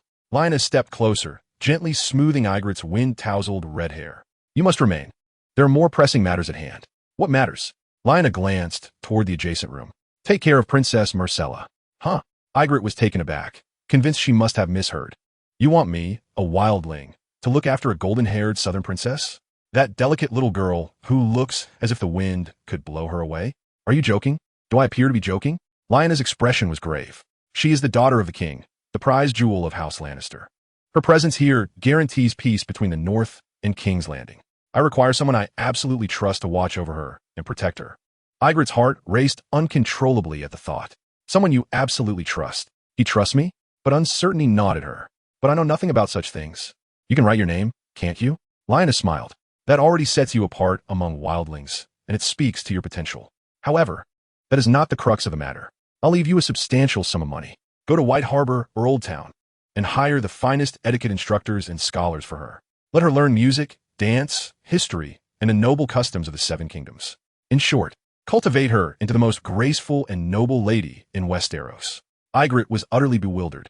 Her mind struggled to comprehend the enormity of this task. To expect a free folk who couldn't even wield a fork properly to oversee a princess, learning the ways of nobility? This was more ludicrous than asking her to single-handedly confront a giant. Ygritte stammered, at a loss for words. Lyanna chuckled at her adorably bewildered expression. She reached out, pulling Ygritte into an embrace, whispering softly in her ear, I believe in you, daughter of the flame-kissed. Ygritte felt her body melt as warmth enveloped her. She buried her face in Lyanna's broad chest, drawing comfort from the reassuring rhythm of her heartbeat, and nodded emphatically. I will listen to you. Lynn gently patted her back before releasing her. Wait for me, she said, locking eyes with Ygritte, solemnly making a promise. When I return from Essos, I will seek you out. The following dawn, as the first rays of sunlight pierced through the clouds, gilding the sprawling ice wall with a golden hue, Winterfell's colossal form soared from the courtyard of Black Castle. It emitted a thunderous roar, carrying its master eastward, toward the vast and uncharted lands beyond. On the balcony, Ygritte stood clad in an ill-fitting black cloak, staring vacantly at the vanishing dark silhouette in the sky. Only when Winter's form completely disappeared did she slowly avert her gaze. Taking a deep breath, an unprecedented flame ignited within her gray eyes. She turned and pushed open the door to the adjacent room. Princess Myrcella sat before her vanity, grooming her beautiful golden locks. From this day forth, I shall be responsible for your etiquette lessons, Ygritte declared, crossing her arms and leaning against the doorframe, her tone resolute. I will hire the finest teachers for you. If you do not excel, Ygritte paused, contemplating for a moment before concocting what she deemed a formidable threat. I shall shoot an arrow at your backside. Chapter 151, Arrival in Pentos. Myrcella's heart skipped a beat. She gazed at the red-haired woman leaning against the doorframe, arms crossed. Sunlight streamed in from behind her, outlining her fiery locks with a vivid halo. The wild expression on her face was imbued with a seriousness Myrcella had never encountered before. With an arrow, shoot my backside? Myrcella echoed, her bright green eyes reflecting incredulity and confusion. This was far too barbaric. In King's Landing, the most vicious threats exchanged among noble ladies merely involved spreading rumors over tea or vying for a knight's favorite ball. But to shoot arrows at one another's behinds? The seven help me. That sounded like something a drunken lout in a tavern would say. Yet, inexplicably, as she observed Ygritte's mock fierce demeanor, Myrcella felt her trepidation dissipate, replaced by a hint of amusement. If you perform well, I might teach you how to shoot arrows, Ygritte added, realizing her initial threat had failed to instill fear and awkwardly attempting to bolster her stance. Then you can shoot at those southern women you find displeasing. Myrcella was left utterly speechless. It seemed her mind was struggling to keep pace.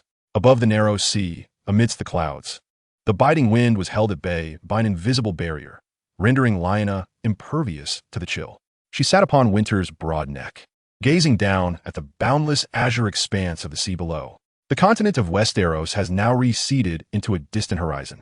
The three heads of the dragon each serve distinct purposes. The largest head, positioned centrally, vigilantly surveys the expanse ahead, its golden slit pupils scanning every facet of the sea. The left head appears somewhat drowsy, occasionally stifling a yawn and releasing a small plume of scorching dragon breath, which incinerates a passing cloud into a gaping hole. The right head is the most spirited. It twists its elongated neck and nudges Lynn's arm with its massive snout, emitting a whimper reminiscent of a beggar seeking food. Lynn, with a resigned nod, tightened his grip on Longclaw, which promptly dove into the depths of the ocean. In mere moments, it emerged with a large fish, leaving Lynn's attire drenched once more.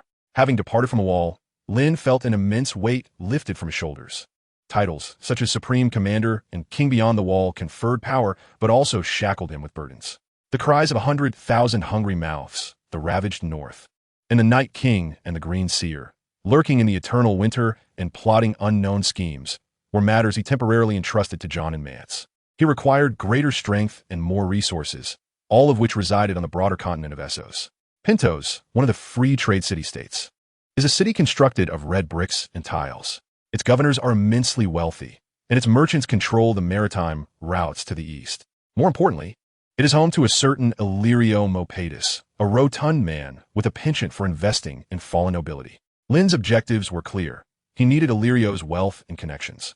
As for the Targaryen heir, raised under Illyrio's roof, Ygritte was on the verge of exasperation.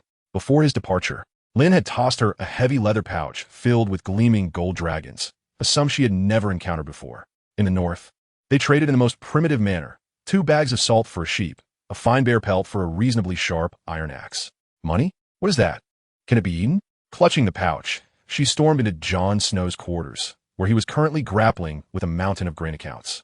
Snow. Ygritte slammed the pouch onto the table, the coins clinking with a melodious sound. I need a tutor. Jon looked up bewildered. A tutor? For whom? For that blonde girl. And Ygritte's voice trailed off, her cheeks flushing. And for me. Jon was taken aback. Observing Ygritte's awkward demeanor, he suddenly grasped the situation. He sighed and retrieved parchment and ink from a nearby shelf. What kind of tutor do you seek? The best. The smartest. One who knows everything. I cannot abide ignorance. Ygritte stated bluntly. With Jon's assistance, a peculiarly worded letter was dispatched via Raven to White Harbor. The contents were quite simple. A request from Castle Black for a teacher to instruct a noble lady, requiring the most erudite individual with generous remuneration. The Manderley family, upon receiving the letter, were left in a state of confusion. Castle Black? In need of a trivial etiquette instructor? Yet, the mention of generous compensation, coupled with the seal at the letter's end, which bore the mark of Lynn's authority, compelled them to send a candidate. 10 days later, a nun named Elena arrived at Castle Black, accompanied by 2 attendants, her attire dusty from travel. Upon stepping into the courtyard, she nearly fainted from the oppressive atmosphere, thick with the mingling odors of sweat, livestock, and inferior ale. The sight of filthy-skinned wildlings, giants wielding bone axes, and unsavory knights watchmen left her aghast. 7 gods. This is veritable hell on earth. When she was brought before Ygritte and informed that this wild-haired woman was her employer, Elena felt her faith shatter. The first lesson commenced in a relatively clean chamber within the commander's tower. Elena, suppressing her discomfort, began to teach Princess Missela about the heraldry of Westerosi nobility. Ygritte sat in a corner, whittling an arrow shaft, her ears perked for any valuable information. The roaring lion of House Lannister symbolizes wealth and power. The dire wolf of House Stark represents the honor and resilience of the North. Elena's voice was monotonous. Umph, Ygritte scoffed, rolling her eyes. What use is a lion or a wolf when it comes to a fight? It's the weapons we wield that truly matter. I could slay both with just 2 arrows. Elena's lecture was abruptly interrupted. Turning, she regarded Ygritte with a look of disdain. Madam, heraldry symbolizes a family's honor. It is the nobility that flows in their veins. Can nobility be eaten? Ygritte retorted. Us free folk bear tattoos of the beasts we've slain. That is true honor. Elena's lips trembled with indignation. Yet she found no words to counter. Missela, seated nearby, stifled her laughter, her shoulders shaking. Since Ygritte's arrival, the once dreary lessons had taken on a new, amusing quality. Enough of this nonsense. Ygritte tossed aside the arrow shaft and stood up. Teach her something useful, like how to navigate the snow, identify poisonous frost mushrooms, or set traps with a rope. Elena's face drained of color. She had never imagined she would one day be tasked with teaching a princess such wilderness survival skills. That evening, the lesson ended on a sour note. Missela returned to her chamber only to find Ygritte standing before a mirror, awkwardly mimicking Elena's posture, trying to straighten her back and tilt her chin in what she believed to be a noble manner. However, the effect was comically stiff and awkward. You're straining your shoulders. Missela spoke softly. Startled, Ygritte reverted to her feral demeanor. Mind your own business. Missela, undeterred, approached Ygritte and whispered, Sir Lynn, he favors southern ladies, does he not? Ygritte's body stiffened. She did not respond, but for the first time, a flicker of confusion and vulnerability shone in her usually fiery gray eyes. Missela suddenly understood. This wild, coarse woman, seemingly ignorant of all, was merely striving in her own clumsy way to draw closer to that man, even if her methods appeared utterly ridiculous. In Pentos, when Longclaw alighted on a secluded beach outside the city, Lynn inhaled the distinctly different air from that of Westeros, filled with the spice of exotic fragrances and the briny scent of the sea.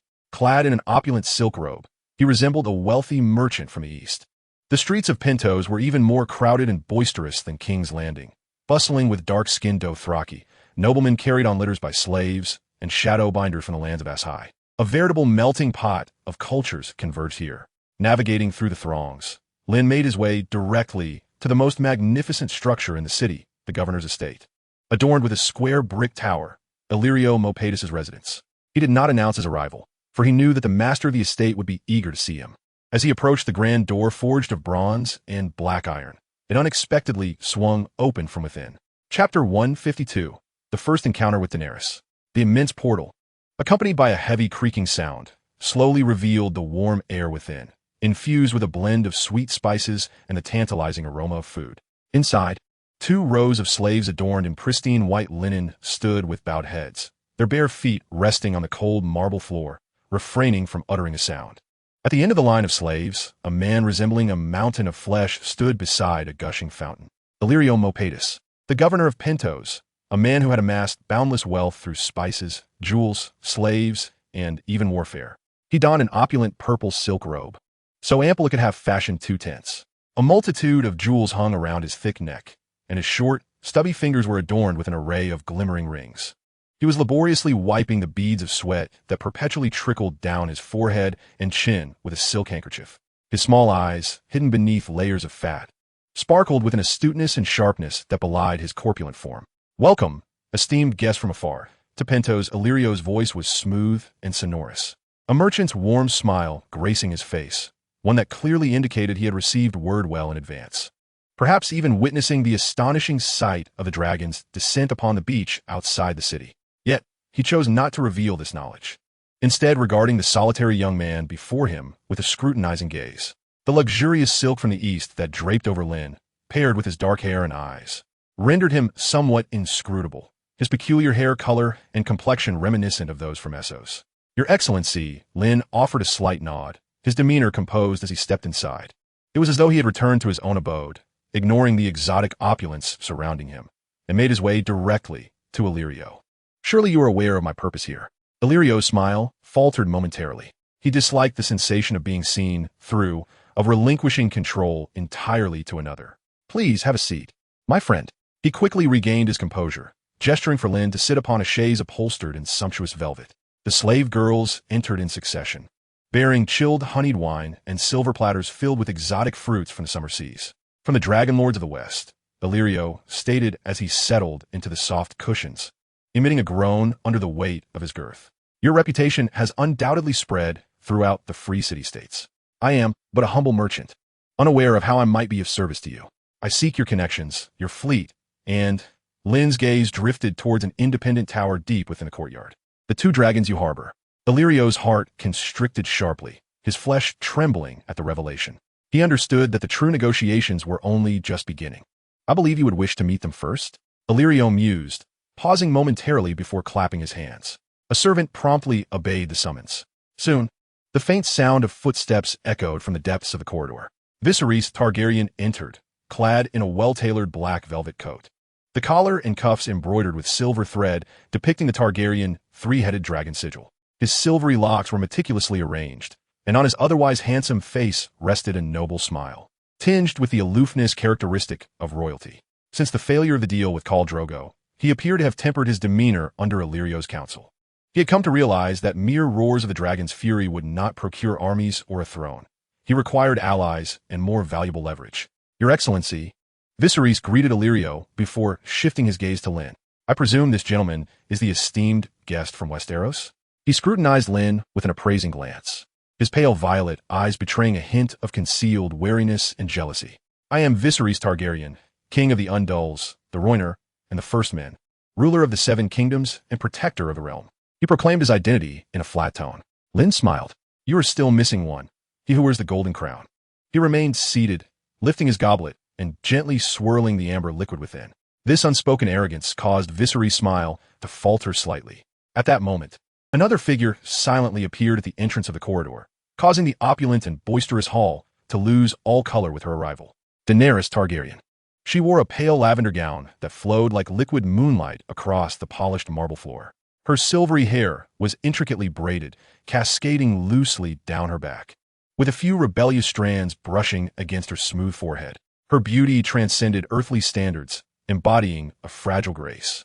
Her skin, pale to the point of translucence, and her world-renowned violet eyes resembled two amethysts, washed in morning dew, clear, pure, yet tinged with an uncharacteristic melancholy and resilience for her youth.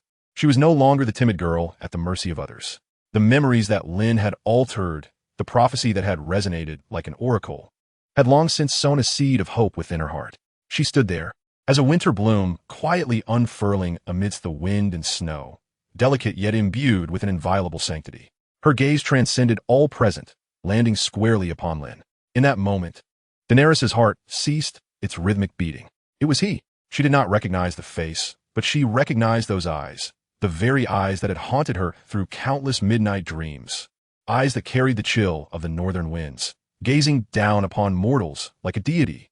"The prince is in the west." The words of the prophecy, indelibly marked upon her soul, reverberated with thunderous clarity.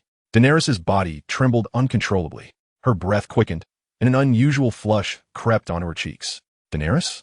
Viserys noticed his sister's peculiar behavior and frowned in discontent. He disapproved of Daenerys regarding another man in such a manner. It made him feel as though his precious possession was being coveted by others. Daenerys paid him no heed. Slowly, step by step, she moved towards Lynn, leaving all present in stunned silence. Viserys' expression morphed into one of bewilderment, while Illyrio's small eyes gleamed with intense interest. Daenerys halted before Lynn, her words unspoken. Yet her tear-filled violet gaze held him captive. Within those eyes lay shock, confusion, yearning, and the weight of countless days and nights spent in anticipation and torment. "My lord Lynn," Viserys finally interjected, his tone tinged with annoyance. "My sister has been somewhat indiscreet." "Not all." Lynn set down his goblet and rose to his feet, towering over Daenerys. His imposing figure cast her entirely in shadow. He could feel the stirring of her soul, a blend of devotion and admiration, a profoundly pure, emotional current. It seemed the seed he had once planted had taken root and blossomed into an unforeseen flower. The blood of the Targaryens was indeed extraordinary. Lynn extended his hand, delicately lifting a strand of Daenerys' silvery hair with his fingertips. The touch was both frigid and supple. Daenerys' body trembled involuntarily, yet she did not withdraw. "King Viserys." Lynn's gaze shifted to the beggar king, whose complexion had soured. "You yearn to reclaim the Iron Throne, do you not? That which rightfully belongs to me." Viserys lifted his chin defiantly. "Very well." Lynn retracted his hand. "I can provide you with an army, offer you an abundance of golden dragons, enabling you to cross the narrow sea in splendid fashion and reclaim all that you desire." Viserys' breath quickened in an instant. Even Illyrio beside him instinctively straightened in his seat. "But why should I trust you?" Viserys forced down the surging elation within, inquiring with a tone as calm as he could muster. "Simply on account of this." Lynn turned and stepped onto the terrace of the courtyard. He raised his head, gazing at the brilliantly azure sky of Pentos, and let out a long, resonant whistle. Silence enveloped the surroundings. Only the sea breeze rustled through the palm leaves, creating a soft whispering sound. Viserys and Illyrio exchanged glances, both reflecting uncertainty. Yet in the next moment, a roar that seemed to originate from the very depths of primordial time echoed from the distant horizon. The sound was imbued with an overwhelming majesty, as if the heavens themselves trembled in response. In the city of Pentos, countless people bustling in the streets abruptly looked up. They beheld a colossal shadow hurtling toward them at an astonishing speed from the direction of the sea. The shadow loomed ever closer, swelling in size. As it soared above Pentos, everyone discerned its form: wings that obscured the sun, a spine adorned with fearsome bony protrusions, and 3 immense heads. It was a dragon, a 3-headed behemoth not found in any ancient legend. Its scales were not the black or red of lore, but a crystalline blue as transparent as ice. With each breath, it exhaled visible currents of air from its maw, causing the surrounding atmosphere to seem suspended. Roar! The dragon circled above Pentos, letting out a roar that heralded its arrival. The entire city was plunged into an eerie silence. Then, like a cataclysmic eruption, screams and panic erupted. Countless individuals abandoned their goods, scrambling to find any refuge. On the terrace of Illyrio's governor's mansion, the wine glass in Illyrio's hand clattered to the ground. His corpulent form quaked like melting butter, and he collapsed into a reclining chair, his face drained of color. The nobility and composure that once graced Viserys' countenance had vanished entirely. He clutched the terrace railing with white-knuckled intensity, his fingers pale from strain, his mouth agape. He stared blankly at the mythical beast soaring above, unable to utter a sound. His handsome face contorted with a profound mixture of terror and a near-manic ecstasy. A dragon. It was their Targaryen dragon. The glory of their house had returned. Yet, amidst the chaos, one soul remained untouched by screams or rapture: Daenerys. Unbeknownst to her, she had ventured to the very edge of the terrace, allowing the gusts stirred by the dragon's wings to billow her lavender gown and silver gold hair. She lifted her gaze, entranced by the 3-headed ice dragon soaring in the sky. Tears, unbidden, cascaded down her exquisite violet eyes, tracing a path across her pale, heated cheeks. But the true sovereign who commands the 3-headed ice dragon hails from the land of eternal winter. The prophecy was true. Everything was indeed true. Slowly, she turned her head, casting her tear-streaked, luminous gaze upon the figure standing amidst the chaos, calm as a mountain. Her prince, her king. He had come. He truly had come for her. Chapter 153. The Pitfall of Viserys. The clamor of Pentos, the free trade city-state, fell silent beneath the dragon's roar. Upon the terrace, Illyrio Mopatis, the governor, lay slumped in his chair. His corpulent body resembled melted butter, and the glint of shrewdness in his small eyes had been replaced by sheer terror. Viserys Targaryen appeared as if struck by lightning, his body stiff with shock. Half of him was consumed by a fear capable of rending souls. The other half ablaze with a joy potent enough to incinerate reason. His lips moved, yet no sound emerged. He merely stared, entranced, at the legendary behemoth in the sky. Only Daenerys stood amidst the tempest, allowing the wild sea winds to tousle her silver hair and gown. Tears blurred her vision, yet the figure she beheld grew ever clearer. It was him, her prince, her king, the prince of her destiny. The prophecy had been fulfilled. With Lynn's gentle whistle, the dragon circling the city emitted a low, mournful roar, as if bidding farewell. It flapped its wings, its immense form vanishing into the clouds, racing toward the sea, quickly disappearing from sight. The chilling dread of the dragon's presence dissipated alongside it. On the streets of Pentos, the sounds of survival, screams and cries, finally broke the eerie stillness. However, on the terrace, an uncanny silence lingered. Now, Lynn turned around, calmly lifting the wine glass from the table. I believe we have established a foundation of trust. Viserys jolted, awakening from his stupor. He stumbled toward Lynn, clutching his arms tightly. A dragon, a three-headed dragon. His voice was filled with excitement and disbelief. It is real. It is truly a dragon. He lifted his gaze, his pale violet eyes ablaze with a near-manic fire, fixated intently on Lynn. Will it fight for me? Will it reduce the heads of those usurpers to ashes? Lynn's eyes swept across Viserys, hands gripping his arms, remaining silent. Viserys, as if scalded, abruptly released his grip, a hint of embarrassment crossing his features. One dragon cannot win a war, King Viserys. Lynn's voice was calm, yet it extinguished the flickering hope that had ignited within Viserys. You require an army. An army. Viserys' expression fell, murmuring to himself. That damned horse lord deceived me. Those savages, he recalled the lengths he had gone to secure a Dothraki army, even contemplating offering his own sister to the barbarian's bed. Yet, all he received in return was humiliation. The horse lord had never even regarded Daenerys. The Dothraki? Lynn's lips curled into a disdainful smirk. Just a band of wild children playing in the mud atop their steeds. This statement struck a nerve with Viserys, eliciting a perverse sense of satisfaction within him. I can provide you with a true army. Lynn glanced at Daenerys as he spoke. A true army? Illyrio, at last recovering from his abject terror, interjected, wiping the cold sweat from his brow with a silk handkerchief as he gasped for breath. The Golden Company, is it? Their price is steep. The Golden Company? Lynn chuckled. A group of mercenaries who would betray their masters for a handful of golden dragons? No. Lynn raised a finger. I shall grant you an army of 100,000 men. 100,000. Viserys and Illyrio exclaimed in unison. That number was enough to induce sleepless nights for any lord in Westeros. Where? Who are they? Viserys' breath became increasingly rapid. They are free folk, the fiercest warriors north of the wall. Lynn's tone was as unremarkable as if he were discussing a trivial matter. They did not fight for gold.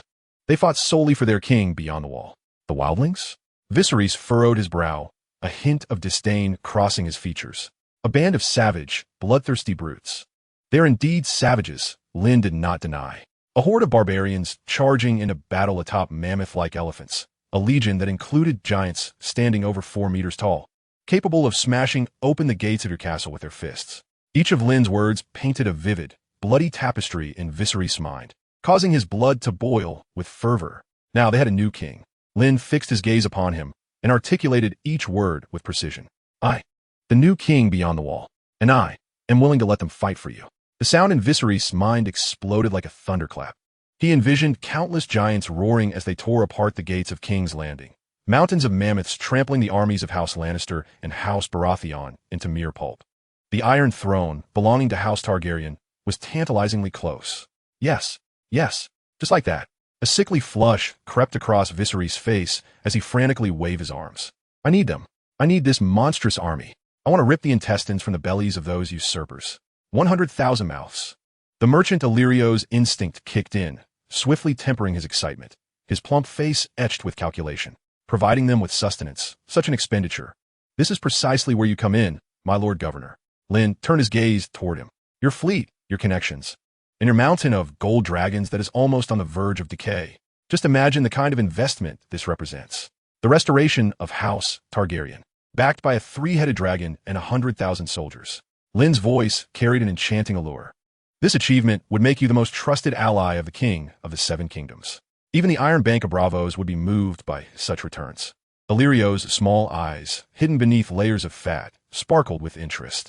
The risks are monumental, but the reward is the entirety of the continent of Westeros. Illyrio, give it to him. He must have everything. Viserys had completely lost his senses. He seized Illyrio's silken robe and shook him fervently. Ships, gold, women, give it all to him. I want my throne. Lynn observed the absurd scene before him, his heart unperturbed. Excellent. He clapped his hands, drawing everyone's attention. It seems we have reached a consensus. My army, your wealth, the banner of Targaryen. He paused, relishing the sweet taste of imminent victory. Then, his gaze fell slowly upon Daenerys. That look was possessive. Under that gaze, Daenerys involuntarily trembled, her porcelain cheeks flushing with a delicate hue. Indeed, Lynn's voice resonated once more. Such a significant alliance requires a stronger bond to ensure our interests remain forever entwined. Yes, a bond. Viserys, lost in the ecstasy of becoming a king, readily concurred without a second thought. Lynn smiled. I shall wed your sister. The moment the words left his lips, a look of wild elation spread across Viserys' face. Is it really that simple? I agree. I can arrange for Daenerys to marry you. Chapter 154, Daenerys' Choice. Viserys' expression was a twisted mix of madness and ecstasy. Agreed. Of course I agree. He nearly screamed, his spittle spraying Illyrio's greasy face. It was as if, with enough volume, the Iron Throne forged from blood and bones would descend from the heavens. As soon as he stood, the entirety of the Seven Kingdoms would belong to him. He grasped Lynn's hand, his pale violet eyes aflame with greed. Daenerys is yours. You are my most trusted friend. From this day forth, Daenerys shall be your wife. When will you return? Tomorrow? Or shall we depart now? No, we set off at once. Lynn discreetly withdrew his hand. He could scarcely bear to glance at the beggar king, now intoxicated by the dream of power. His gaze settled on Daenerys. The girl trembled slightly. Her exquisitely ethereal face had drained of color, pale as the first snow in the north. Once again, she found herself treated as a mere commodity, an object exchanged for an army and a throne, bartered away by her only kin, her brother, without a hint of hesitation. Tears brimmed in her clear violet eyes, filled with humiliation and sorrow. Yet this time, beneath that sorrow, there lingered a glimmer of hope that even she had not yet recognized. For the one with whom she was to be traded was him, the prince who had appeared countless times in her dreams, riding 3 ice dragons. Hailing from the lands of eternal winter, he was her prince. Lynn, observing her near tears, felt an inexplicable softness in his heart. Daenerys had endured far too much. King Viserys. Lynn's voice, though soft, silenced the frenzied Viserys in an instant. I think I need to speak with Daenerys alone. Viserys paused, his face transforming into a mask of obsequious smiles. Of course. You need to strengthen your bond. He hurried to Daenerys' side, lowering his voice. He spoke with a tone of warning. Dany, listen, this is our last chance. Please him. Make him happy. Do you understand? Don't provoke him like you did with the Horse Lord. If you dare to mess this up, I swear you will know the true meaning of a sleeping dragon's wrath. With that, he eagerly pulled the still-dazed Illyrio and made his way toward the wine cellar deep within the estate. Unable to contain his excitement to celebrate his impending victory with the governor's finest vintages. On the terrace, only Lynn and Daenerys remained. The sea breeze swept by, carrying a salty tang. The atmosphere grew tense. Daenerys lowered her head, nervously twisting her skirt, unable to meet Lynn's gaze. Your brother has once again sold you. Lynn's calm voice broke the silence. Daenerys' body jolted. The tears she had been suppressing finally betrayed her, spilling from the corners of her eyes. She did not cry out, merely biting down hard on her lip. He sees you as a bargaining chip for an army, just as he once sought to sell you to Khal Drogo. Lynn stepped closer, his towering figure casting a shadow over her entirely. He offered no words of comfort. Instead, he laid bare the painful truth she desperately wished to avoid. Daenerys' shoulders began to tremble, the suppressed sobs finally escaping her. She had thought Lynn would, like all men, boast of his armies, his wealth, and of his dragons capable of annihilating cities. Then tell her that being his woman would be her utmost honor. But what Lynn said next left her utterly stunned. Do you wish for this? Lynn inquired. Daenerys' head snapped up. Her tear-streaked violet eyes brimmed with disbelief. He's asking for my opinion? Aye. Daenerys opened her mouth. Yet she found herself unable to utter a single sound, as if her throat were constricted. Throughout her life, she had always adhered to the commands of others, obeying her brother's orders, complying with the designs of Illyrio. Never had anyone like Lynn inquired of her so directly. Do you wish for this? Observing her bewildered expression, Lynn extended a hand, gently wiping away the tears that adorned her cheek with his cool fingertips. The icy touch against her fevered skin sent a shiver coursing through her. "Look at me, Daenerys." Instinctively, she raised her gaze, locking eyes with those dark, profound orbs that mirrored the very essence of her dreams. Those eyes, cold and aloof, seemed to harbor the eternal night of the North. Yet within their chilling depths lay a flame she could scarcely comprehend. "Reveal your answer," Lynn urged, his gaze unwavering. "This time, do not think of your brother. You are no longer a Targaryen princess, nor the Stormborn.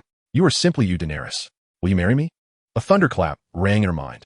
The prophecy buried deep within her soul detonated once more. This was it. He was indeed her prince. He cared not for the Targaryen name, nor for any foolish alliances. What mattered to him was simply her essence. An unprecedented courage surged forth from her battered heart, potent enough to melt ice and challenge the very world itself. "I will," she declared, her voice quivering yet resolute as Valyrian steel. Rising on her toes, she closed her eyes and, summoning all her strength, pressed her cool, soft lips against Lynn's. He was momentarily taken aback, feeling the awkwardness of the kiss laden with a mix of grievance, yearning, admiration, and faith. This kiss was both clumsy and fleeting. When Daenerys, flushed and breathless, released him, her violet eyes sparkled like the most brilliant stars in the Panto's night sky. "I will," she reiterated, a radiant smile blossoming upon her face, one so enchanting that it could render a garden of blooms envious. This time, it was not for the Targaryens, nor for the Iron Throne. It was solely for him. Lynn gazed at the girl before him, who seemed to have undergone a profound transformation in an instant, and felt a stir within his heart. He gently enfolded her in his embrace. Her frail form, discernible even through the silk of her gown, trembled slightly, yet she clung to him, finding solace in his warmth. "I used to dream," Daenerys murmured, burying her face in his chest. "I dreamt of a colossal ice dragon and a snowfield that would never thaw.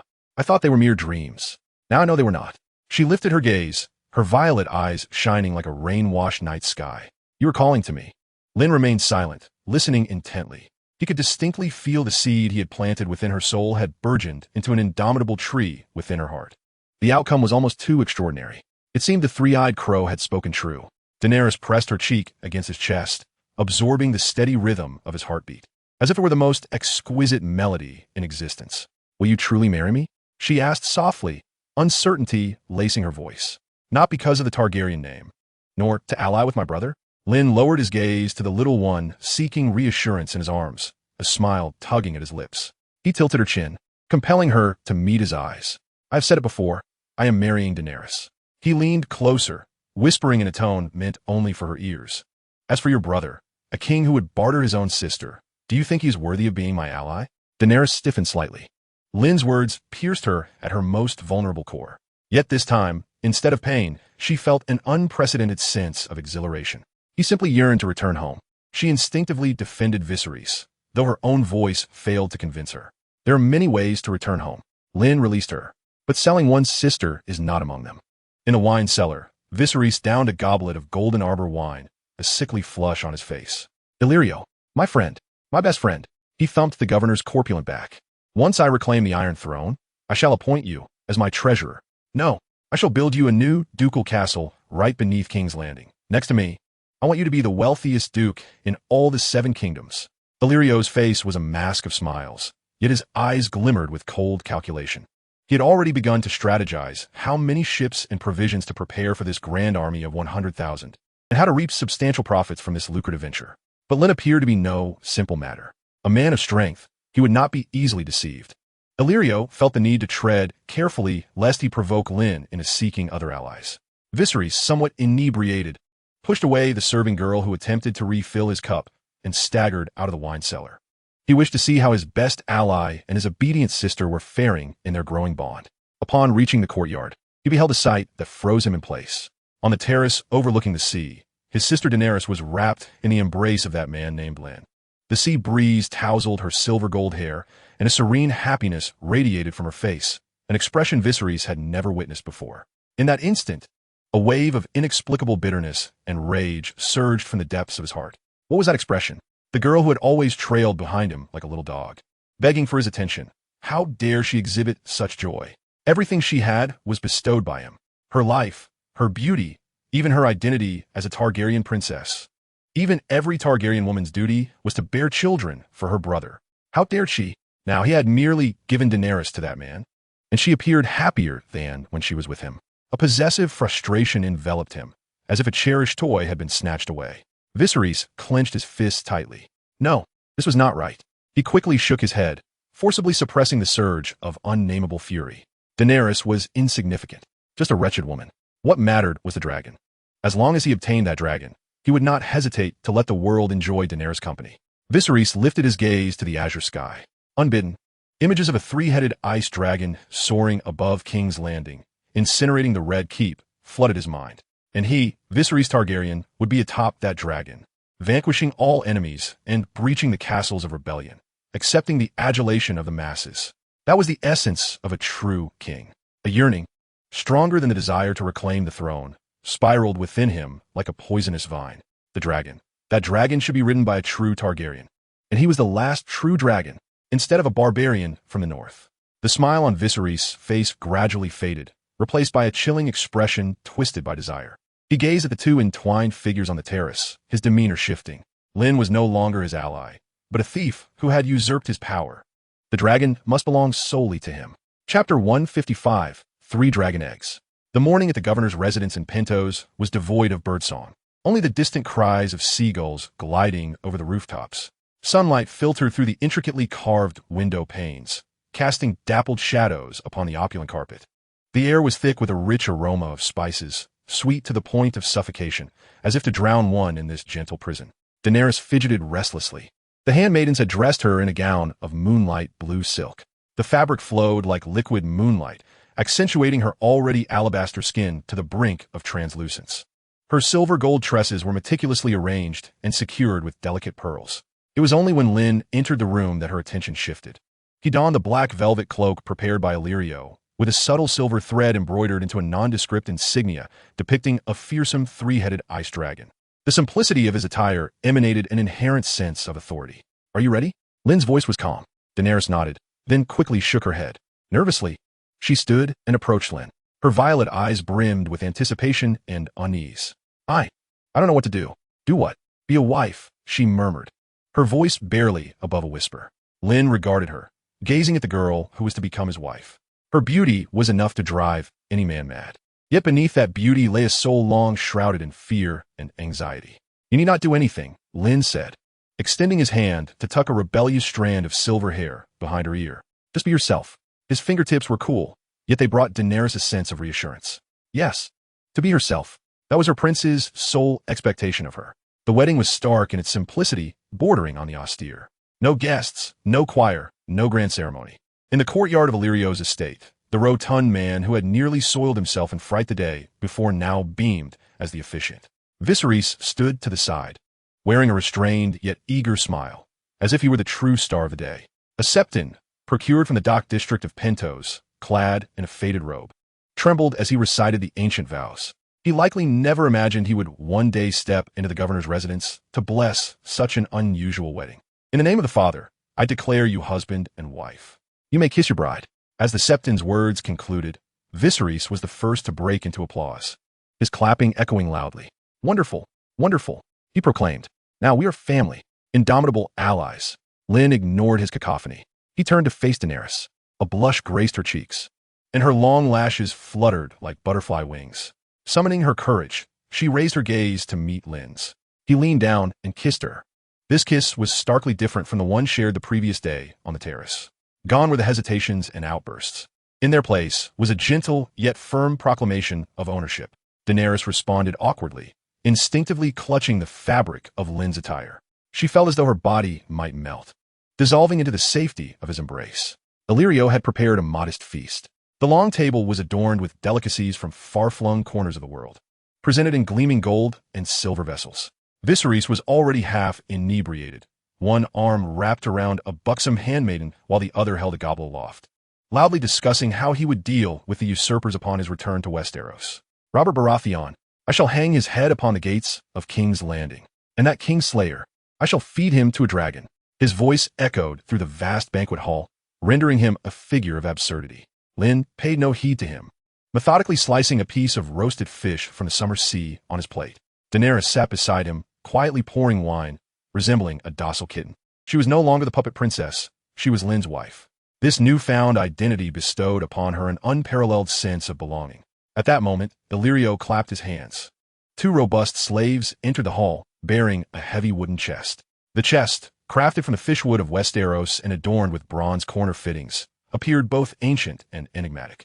"My dear friend," Illyrio said, his face beaming with smiles, struggling slightly to rise from his chair. "This is a small gift, a token of my esteem." Viserys ceased his raucous chatter, curiosity piqued. Illyrio approached and unfastened the chest lock. As the lid creaked open, all eyes were drawn to it.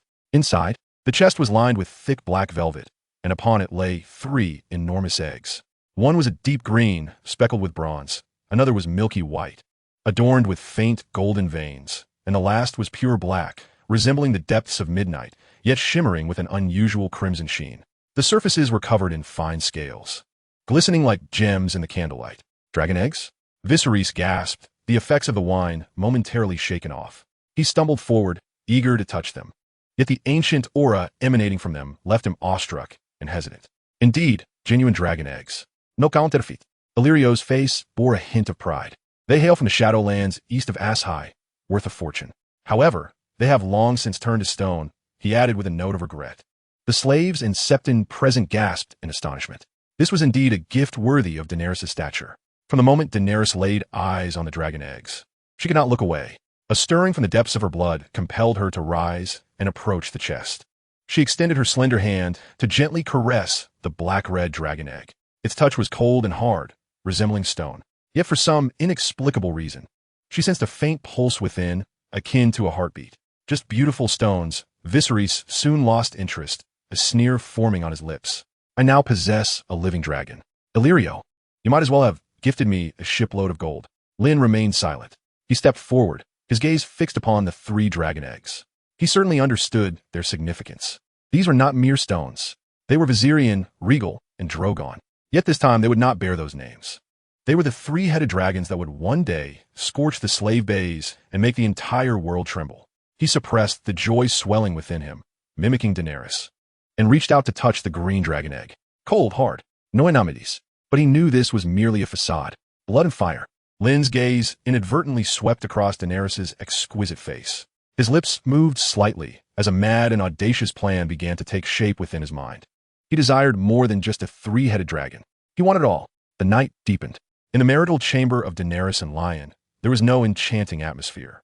3 dragon eggs were placed in the center of the room. The fireplace roared with flames, casting their shadows upon the walls, resembling 3 slumbering behemoths. Daenerys cradled the black and red dragon egg, seated upon the soft carpet, holding it close as if it were not a cold stone, but rather a long-lost child. I could sense it. She lifted her gaze, her astonishingly bright violet eyes fixed upon Lyon. "It speaks to me." Lyon approached her and sat down beside her. "What does it say?" "It says it is cold." A trace of sorrow tinged Daenerys' voice. Lyon did not perceive her as speaking nonsense. The Targaryen bloodline has always possessed a mysterious connection with dragons, much like Master Aemon of old. He extended his hand, covering hers as she embraced the dragon egg. Her hand felt frigid, akin to a piece of jade. "Perhaps we can warm a little." As Lyon spoke, his gaze shifted to the flickering flames in the fireplace. Daenerys seemed to comprehend, her breath quickening. She glanced at Lyon and then at the fire, her beautiful eyes flickering with hesitation and fear. Fire is the Targaryens' destiny, as well as their curse. Her brother had always threatened to burn her with the fury of the sleeping dragon. "Do not be afraid." Lyon's voice seemed to carry a certain enchantment, effortlessly soothing her fears. He grasped her hand, along with the dragon egg, and slowly drew closer to the fireplace. The waves of heat rushed towards them, causing Daenerys to shut her eyes in anxiety. Yet, the anticipated searing pain did not arrive. Instead, she felt an unprecedented warmth emanating from the dragon egg. It flowed through her arm, spreading throughout her entire being. The sensation was akin to being immersed in a warm spring on a cold winter's night. She cautiously opened her eyes. The scene before her left her utterly astonished. The black and red dragon egg, under the scorching flames, not only remained uncracked but began to emit an eerie red glow. The fine scales on its shell seemed to come alive, subtly undulating in the radiant light. Most astonishing of all was that her hand rested within the flames, yet she felt not the slightest sting. "I am not afraid of fire," Daenerys murmured, as if discovering an extraordinary secret. Lyon remained silent, slowly infusing the 3 dragon eggs with ice magic. At that moment, a faint yet unmistakable sound emanated from within the dragon egg. Daenerys froze. Thump, thump, thump. The sound quickened, becoming clearer, like a heart that had slumbered for 1,000 years, awakening to the call of fire. It lives. It has truly come alive. The dragon egg has been activated. Chapter 156. Preparing for recruitment. The heartbeat. Thump, thump, thump. The heartbeat that had slept for millennia awakened amidst the intertwining of fire and frost. Daenerys's body stiffened. Clutching the black and red dragon egg, she held it as if cradling a newborn babe. The clear and powerful pulsation coursed through her palm, radiating throughout her limbs. "It lives? It lives," she murmured. Her violet eyes brimmed with shock. Lyon said nothing. His hand remained over hers, the icy magic continuously pouring into the 3 dragon eggs, establishing a strange equilibrium with the flames in the fireplace. He was well aware the dragon eggs had come to life. However, he understood that this was merely the beginning. To truly bring forth 3 magnificent dragons, mere fire and frost would be insufficient. These dragon eggs required sacrifices, a king's blood to nourish its throne, the blood of a true dragon to awaken its lineage, and the blood of a sage to unlock its wisdom. Lyon's gaze pierced through the dancing flames. As if glimpsing the distant east, the boundless grasslands known as the Dothraki Sea, he envisioned a man, robust and regal, riding a steed, exuding the majesty of a lion, called Drogo, a born king. He then saw a witch kneeling in the dust, her eyes filled with malice as she wielded blood magic, Miri Mazdur, a sage adept in blood sorcery. Finally, his gaze returned to Pentos, settling upon the man who, at that moment, was lost in dreams of kingship, intoxicated beyond measure. Viserys Targaryen, the last true dragon.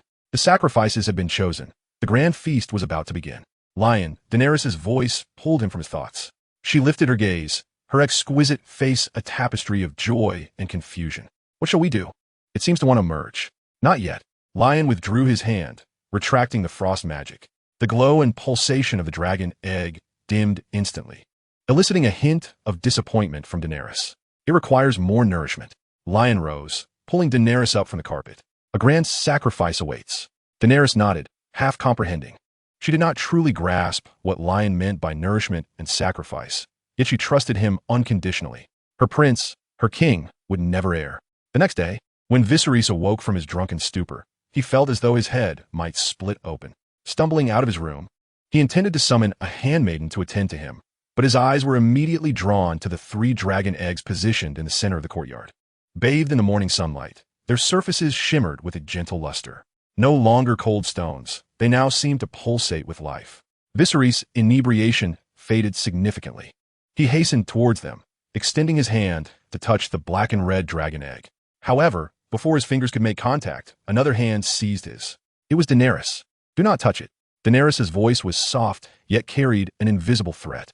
Viserys was taken aback. He stared at his sister, the girl who had always followed him. Too timid to even breathe loudly, now daring to obstruct him? "What did you say?" Viserys' expression darkened instantly. "Dany, have you forgotten who your king is?" "They were entrusted to me by Lyon." Daenerys did not flinch. Her violet eyes met Viserys' fury head-on. "Yours?"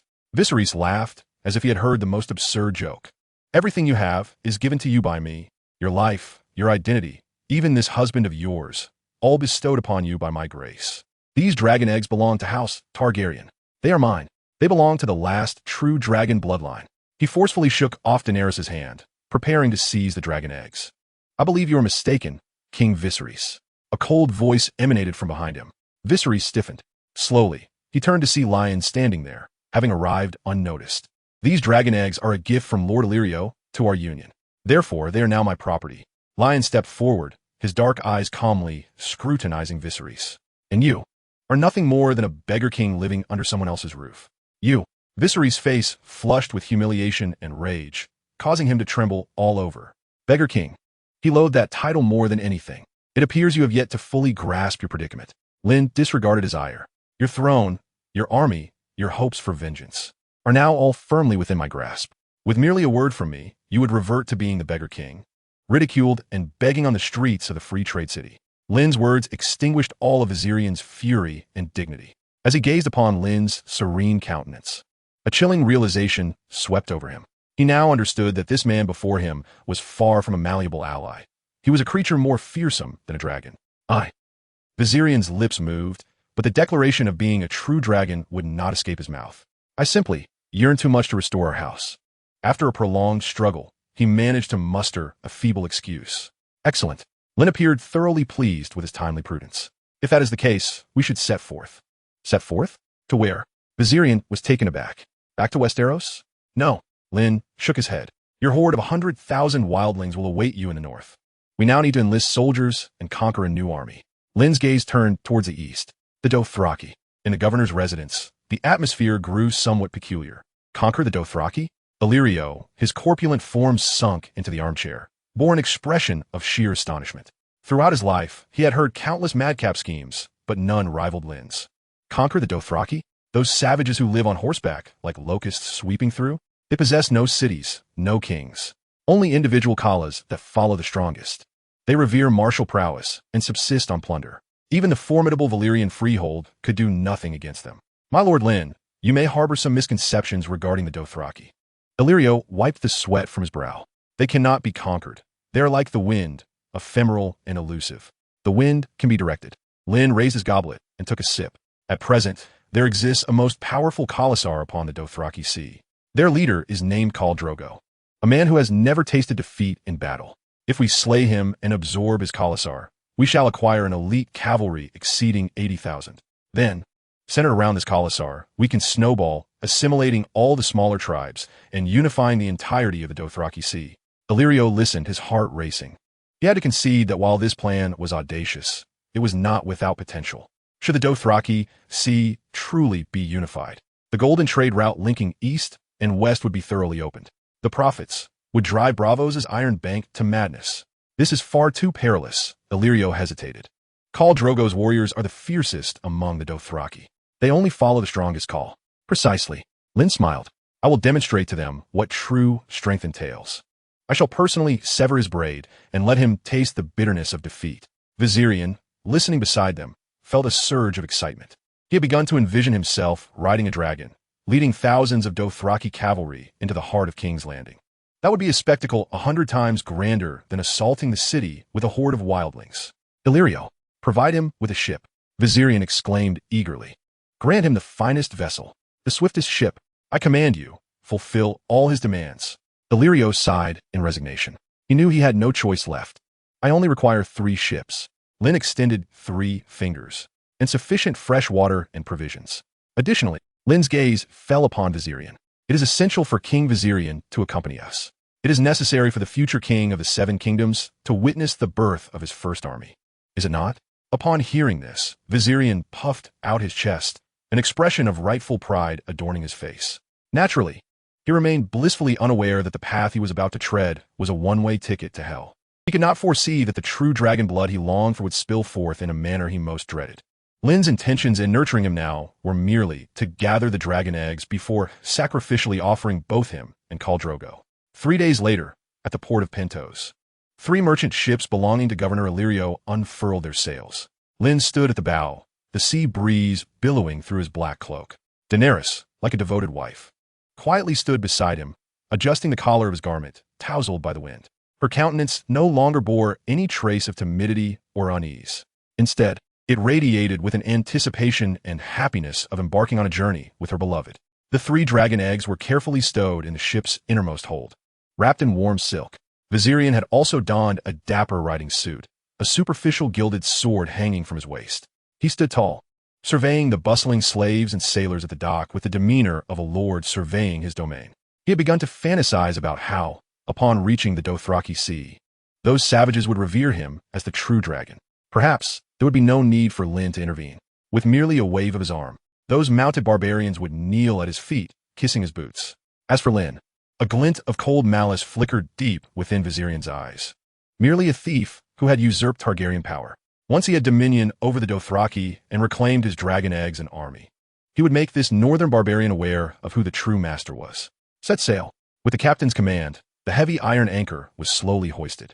The 3 merchant ships, laden with disparate ambitions and desires, gradually departed from the harbor of Pentos, cutting through the waves towards the vast and blood-soaked eastern continent.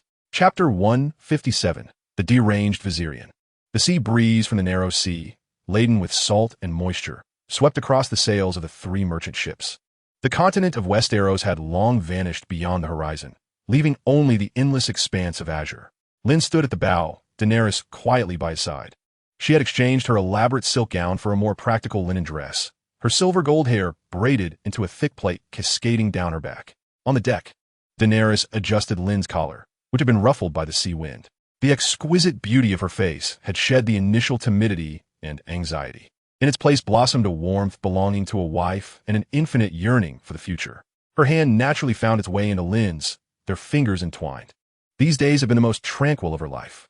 No longer did she have to endure her brother's capricious moods. No longer did she worry about where their next meal would come from. No longer did she feel like a mere commodity, perpetually poised for trade. Her prince was now right beside her. As they traversed this sea and continued southeast, they would soon reach Volantis. Daenerys pointed toward the distant horizon, the wisdom shining in her beautiful violet eyes. That city was the oldest and largest among the free trade cities. They had constructed a massive black wall using slaves to isolate themselves from the outside world. A hint of disdain tinged her voice. Her brother often spoke of building an even grander wall when he reclaimed the Iron Throne, confining all enemies beyond it. In that city, there existed thousands of slaves, their necks adorned with iron chains, their faces marked with tattoos signifying their identities. Daenerys gazed at the profile of Lynn. Do you think they long for freedom? Lynn remained silent, merely listening. He could sense that Daenerys was striving to comprehend the world in her own way, rather than wholly accepting the distorted perceptions filled with hatred and prejudice that Viserys had instilled in her. To the east of Volantis lay the vast Dothraki Sea. When the endless grasslands were mentioned, a complexity tinged Daenerys' voice. They say the grass there is so tall it can engulf a horse's back, and when the wind blows, it resembles a green ocean. The Dothraki dwell amidst that expanse, living and dying upon horseback, free as the wind. A hint of yearning colored her tone. Lynn understood that her longing was not for the savagery of the Dothraki, but for that unshackled vitality of life. You seem quite knowledgeable about this place, Lynn finally spoke. I grew up here. Daenerys leaned against his shoulder, her voice tinged with melancholy. From Bravos to Meereen, and then to Pentos, we were tossed about like a ball. Each time, my brother would proclaim that it was our last time wandering. Yet every time, we had to flee before dawn, laden with our belongings, as those creditors came seeking their dues. She lifted her gaze, her violet eyes fixated on Lynn. Do we have a home now? Lynn felt a gentle tug at his heartstrings as he embraced her tighter. When we return, the entire north will be your home. The sea breeze fluttered her dress, making her appear as if she were a sprite about to take flight. A low, rumbling roar from a dragon echoed through the clouds, shattering the tranquility of the sea. Winter's massive form broke through the mist, the currents generated by its wings carving white streaks on the water surface. It circled down, 3 colossal heads curiously surveying the toy-like ships below. The most lively head on the left stretched its neck, cautiously approaching the ship's edge, coming face to face with Daenerys. In its molten gold vertical pupils, there was no trace of malice or ferocity, only an unadulterated curiosity. It gently sniffed the air around Daenerys, emitting a sound reminiscent of a purring cat. Then, with its enormous snout, it affectionately nudged her shoulder. Daenerys was initially startled, her body instinctively tensing. However, as the warm breath brushed against her cheek, her fear miraculously dissipated. Tentatively, she extended her hand and lightly patted the dragon's head, which was larger than her entire being. Winter seemed to revel in the affection, comfortably squinting its eyes. Lynn stood by, his expression inscrutable, yet his brow involuntarily furrowed. An inexplicable pang of bitterness surged from the depths of his heart. This dragon had been raised by his own hands. Every morsel it consumed, every drop of water it drank, he was the one who provided. And now, in just a few days, it had learned to flirt with another woman? Lynn suddenly understood the sentiment that once plagued Robb Stark. The delicate flower he had painstakingly nurtured was now being courted by an unknown boar, who could remain unperturbed. The issue was, this boar was one he had raised himself. That made it all the more infuriating. It seems to take a liking to me, Daenerys turned back, a radiant smile illuminating her face. Her violet eyes sparkled with an unprecedented brilliance. Its vision seems lacking, Lynn replied coolly. Daenerys paused, then comprehended the implication in Lynn's words, her cheeks flushing slightly, yet her lips could not help but curve upwards. She realized that her husband, contrary to his seemingly cold exterior, possessed a warmer demeanor than she had initially perceived. After a moment of intimacy with Winter, Lynn shot the dragon a frosty glare, causing the three heads to retract, flapping their wings in a pitiful manner as they ascended back into the sky. In the distance, Daenerys' spirits lifted as she pointed toward the indistinct coastline, beginning to introduce Lynn to this land. This territory has witnessed countless wars. Meereen Lys and Tyrosh. These three free trade cities have battled for centuries over control of this land. She raised her slender finger, gesturing southeast. To the east lies Meereen, a city renowned for its exquisite tapestries and lace. Many of the luxuries within the governor's palace of Illyrio hail from there. The inhabitants are adept at using poison. Their tears are a lethal toxin, colorless and tasteless, killing without a trace. She spoke with clarity, her voice ringing with confidence, her beautiful visage radiating a newfound assurance. No longer was she the timid girl trembling behind her brother. She was striving to demonstrate her worth to Lynn. Not far away, in the shadow of the ship's railing, Viserys downed the last swig from the skin, the fiery liquid scorching his throat, yet failing to extinguish the flames of jealousy within him. He observed the couple nestled together on the deck, witnessing the genuine happiness and trust on Daenerys' face, an expression he had never seen before. His fist clenched tightly. That woman was his. She was his sister, his Targaryen possession. From childhood, she had been like a docile puppy, following him around with pleading eyes. How dare she display such emotions toward another man? That man was merely a barbarian from the north, who had usurped the Targaryen power. He was the true dragon. Dragons should be controlled by him. The throne was his to inherit. Viserys staggered to his feet, the alcohol and jealousy fermenting into a lethal poison within his mind. He stumbled toward them. What are you discussing, my dear sister? His voice dripped with drunken disdain. Are you teaching us, the great king beyond the wall, how to discern fine wine? Daenerys' body stiffened instinctively, yearning to break free from Lynn's embrace. Yet, Lynn held her shoulder firmly, ensuring she remained secure in his arms. We are discussing the future boundaries, Your Grace, Lynn replied calmly. The Dothraki Sea, the Bay of Slaves, and even further east to Asshai. Your kingdom extends far beyond the mere sliver of Westeros. This declaration struck like a potent drug, instantly reviving Viserys' dulled senses. Yes, his kingdom, his future dominion. He was the king. But the next moment, upon seeing Daenerys still comfortably nestled against Lynn, indifferent to his presence, an uncontainable fury ignited within him once more. He felt disregarded, humiliated by this pair of lovers. You, Viserys, pointed a trembling finger at Daenerys. Return to your cabin. You have no right to speak here. He attempted to reclaim his authority as a brother, as a king, through this command. Daenerys finally lifted her gaze to meet his, her expression devoid of fear or submission, replaced instead with a look of pity akin to that for a jester. That glance shattered Viserys' last vestige of reason. You wretched harlot, he roared, akin to an enraged beast, lunging toward Daenerys. How dare you defy me? I shall show you the wrath of a sleeping dragon. His hand reached out, poised to grasp the silken strands of Daenerys' silver hair. However, in the next instant, his actions bizarrely froze mid-air. Viserys, trembling with terror, lowered his gaze. He watched in horror as a delicate yet breathtakingly beautiful frost visibly spread from beneath Lynn's feet, swiftly enveloping the cuffs of his opulent velvet coat. The frost did not harm him, yet it felt as if it sought to freeze his very soul. It was an absolute suppression emanating from a higher realm of existence. Your Majesty, it seems you have truly overindulged. Lynn's voice remained calm. He slowly raised his hand, and the frost enveloping Viserys melted away in an instant, as if it had never existed. Was it an illusion? Viserys' mind, clouded by alcohol, struggled to comprehend. Have you forgotten your identity? He roared at Daenerys. You are a Targaryen princess. Your bloodline, your body, everything about you belongs to me. You should seek to please me, not this thief who has usurped our family's power. He turned his disdainful gaze upon Lynn. And you, do not think that by marrying my sister, you can claim everything that is Targaryen. The dragon will only bow to the true blood of the dragon. I am a last true dragon. He lifted his head, summoning all his strength to unleash a roar toward the swirling winter in the sky. Dracarys, the sea breeze howled in response, accompanied only by the mocking cries of seagulls. The winter dragon merely tilted its largest head slightly, casting a look of disdain upon him before yawning. A visible plume of white frost erupted from its massive jaws. Rushing toward Viserys, he shivered from the cold, his anger doused in an instant. The atmosphere grew exceedingly awkward. It appears your dragon did not heed your command, King Viserys, Lynn remarked, his voice betraying no hint of emotion. Viserys staggered back a couple of steps, his face alternating between crimson and pallor, a sight most unbecoming. He could not fathom why the dragon disobeyed him. I am a Targaryen bloodline. Could it be? Am I not a true dragon? No, impossible. The thought barely emerged before he extinguished it in terror. It must be this northerner. He must have employed some sorcery to bewitch the great dragon. Your sister is now my wife. Lynn stepped forward, his imposing figure shielding Daenerys completely. And you are merely a guest about to witness the end of your army. I hope you remember this identity and refrain from any foolish actions. Lynn's voice was calm, yet sent shivers down Viserys' spine.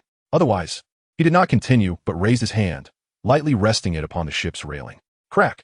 A thin layer of frost rapidly spread from the center of his palm. The ironwood railing groaned under the weight of the frost.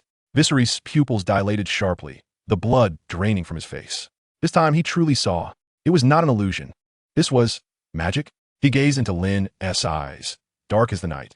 A profound dread emanating from the depths of his soul caused him to tremble uncontrollably.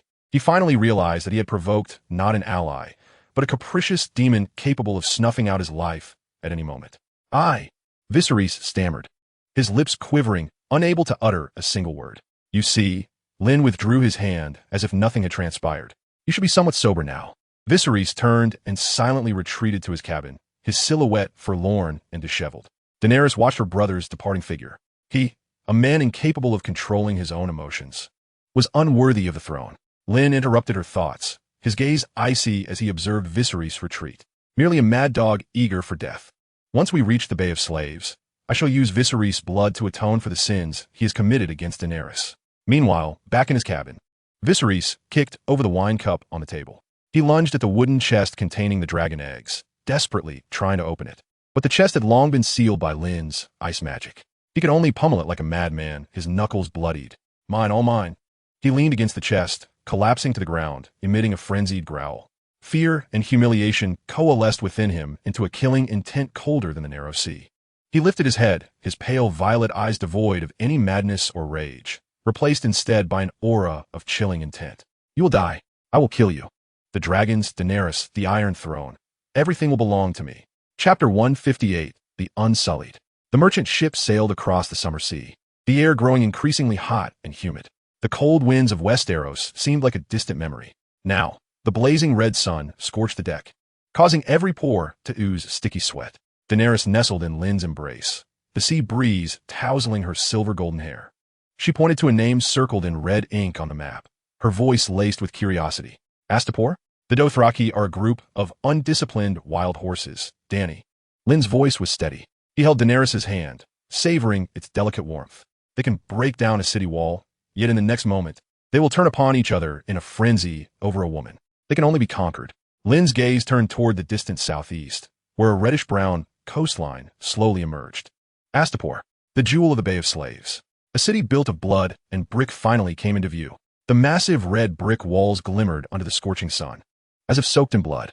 Atop the highest point of the wall stood a colossal bronze statue of a winged woman, raising iron chains and a whip, disdainfully surveying every ship entering and leaving the port. An indescribable stench wafted toward them with a hot wind, a mixture of sweat, spices, dust, and decaying bodies.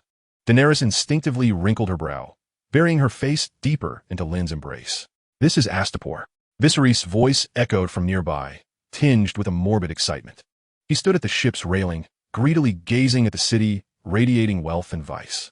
The city of slaves. They say there are more slaves here than free men. Look at those fools. That fat Illyrio is actually afraid of them. They should be trampled underfoot. The merchant ship slowly entered the harbor. On the docks, countless slaves, bare-chested and adorned with iron collars around their necks, labored under the whip of overseers, transporting heavy cargo like cattle. Their eyes were hollow and numb, as if their souls had long been extracted. As Lynn and his group descended the gangplank, several men clad in long togas with prominent noses approached. They were slave traders. Their shrewd eyes roamed over Daenerys and the accompanying female slaves, assessing them like merchandise. Get lost.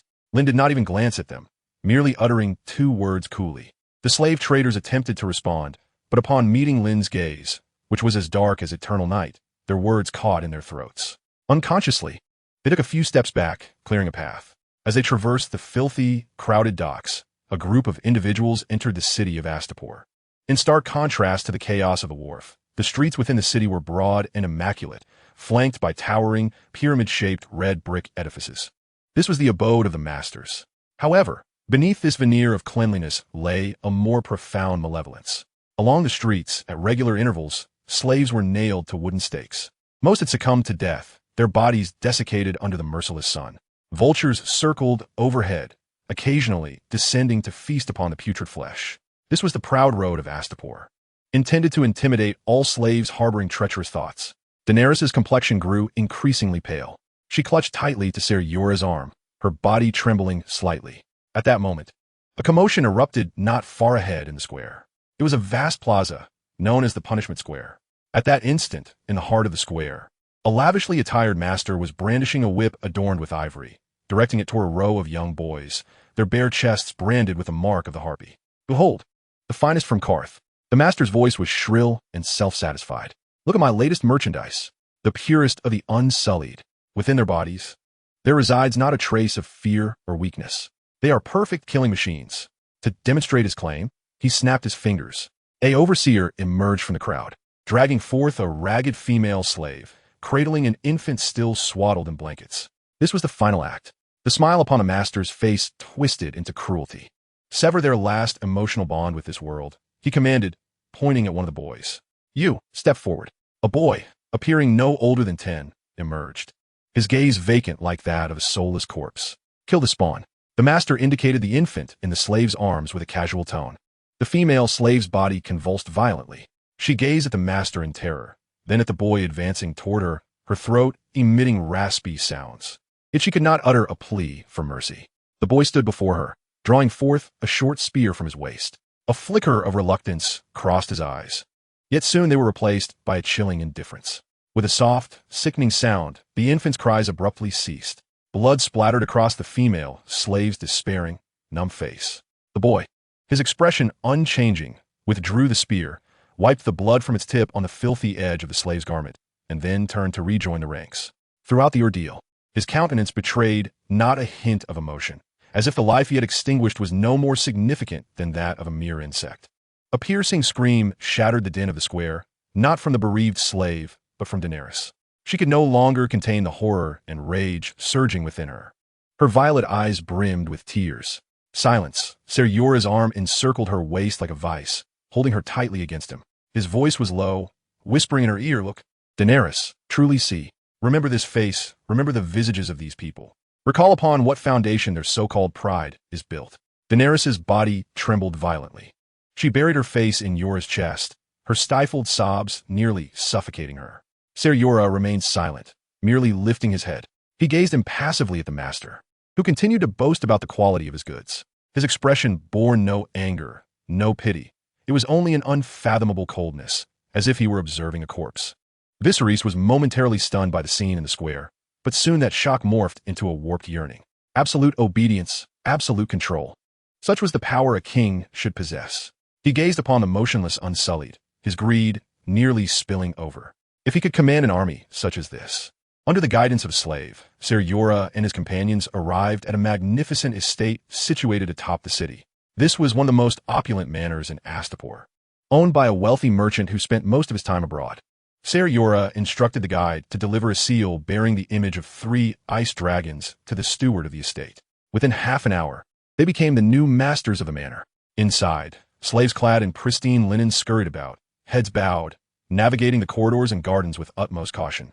Fearful of making a sound, Ser Jorah confined Viserys, knowing he would eventually bring about his own demise.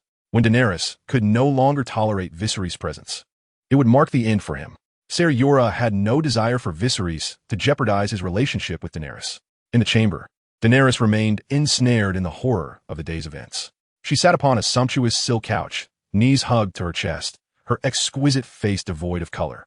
"Those people, they are no longer human," she spoke bitterly. "They are monsters nurtured by the blood of children, cultivated by those demons." Ser Jorah settled beside her, offering her a cup of warm honeyed wine without uttering a word of solace.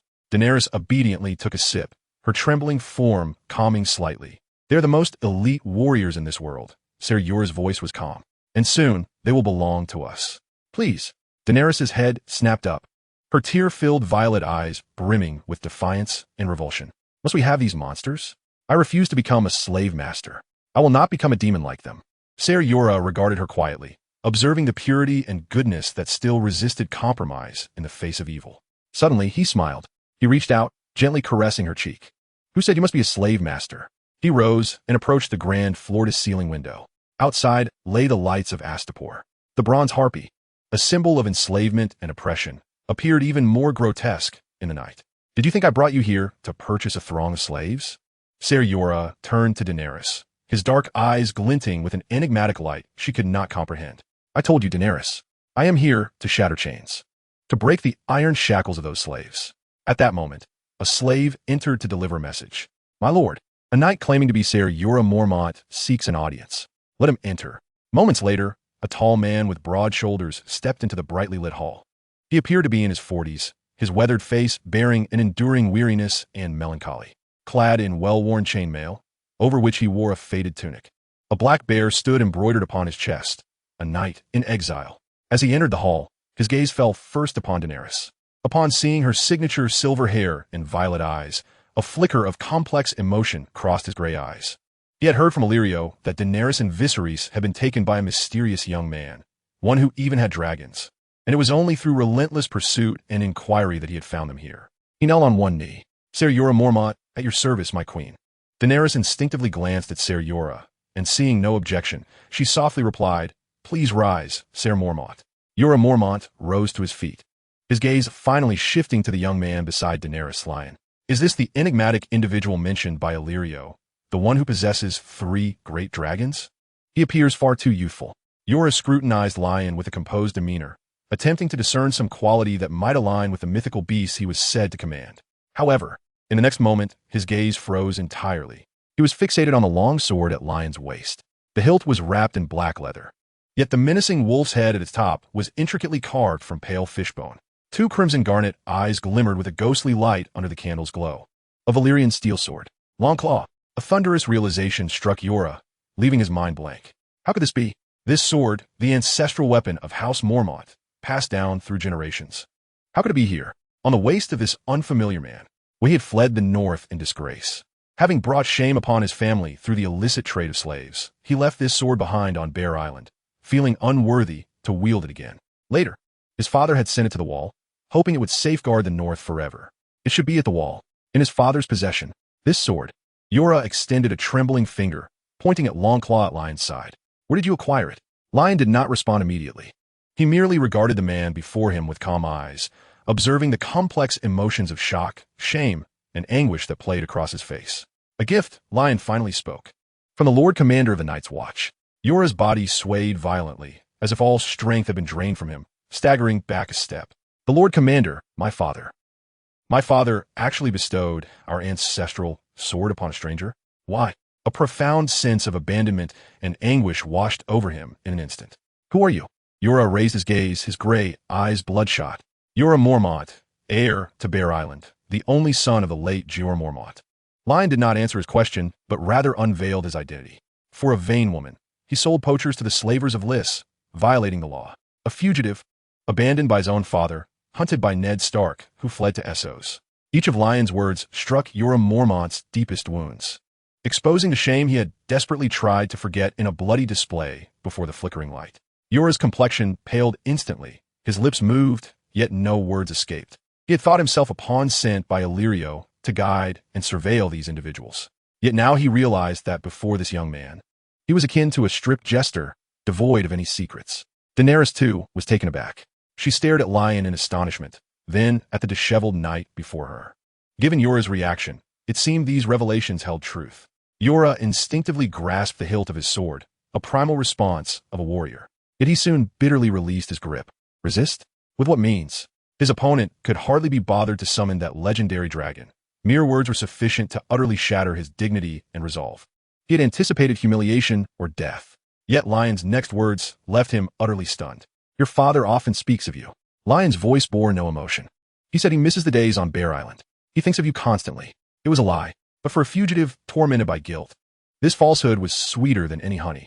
Jorah's eyes welled with tears. He hoped the heir of House Mormont would once again wield Longclaw and fight for his family's honor.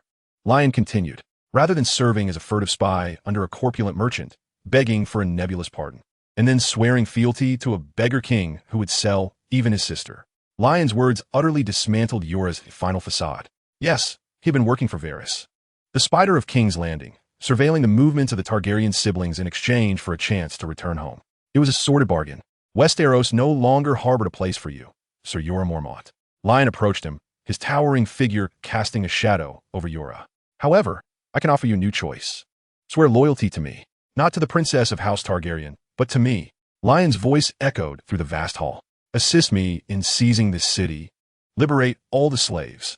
Once accomplished, I will beseech the North's guardian, the protector of the Seven Kingdoms, to pardon your crimes. Should they refuse, I shall grant you amnesty for all your transgressions in the name of the Lord Commander of the Night's Watch and the King beyond the wall. You may dwell in lands bestowed upon you or return to Bear Island with honor, inheriting your father's title. Moreover, Lyon's voice paused momentarily. You may reclaim your family's Valyrian sword from me with your own hands. The tumult in Jorah Mormont's mind surged. Return home. Pardon. Reclaim Longclaw. These were all dreams he had scarcely dared to entertain. He gazed at this young man before him, who was neither mad like Viserys nor tainted with the stench of coin like Illyrio. He was composed, powerful, possessing a strength capable of devastating the world, yet willing to challenge a city-state for the sake of unknown slaves. He exuded a quality Jorah had never encountered before, that of a true leader. Perhaps this was the monarch worthy of his allegiance.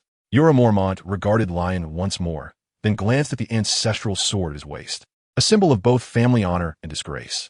His final hesitation evaporated in that moment. Slowly, he knelt once more. This time, it was not out of courtesy, but from a genuine submission. The metallic knee armor clashed against the cold marble floor, producing a crisp sound. I, Jorah of House Mormont, willingly offer my sword, my life, and my shattered honor to you. His voice was harsh, yet imbued with solemnity. Henceforth, I shall be your most loyal sword, cleaving through all thorns that lie ahead. Jorah is willing to pledge his fealty to you. Lyon gazed down at the man kneeling before him, a smile finally breaking upon his face. A guide well-versed in the customs of Essos, fluent in multiple tongues, and seasoned in combat was now at hand. Excellent, rise.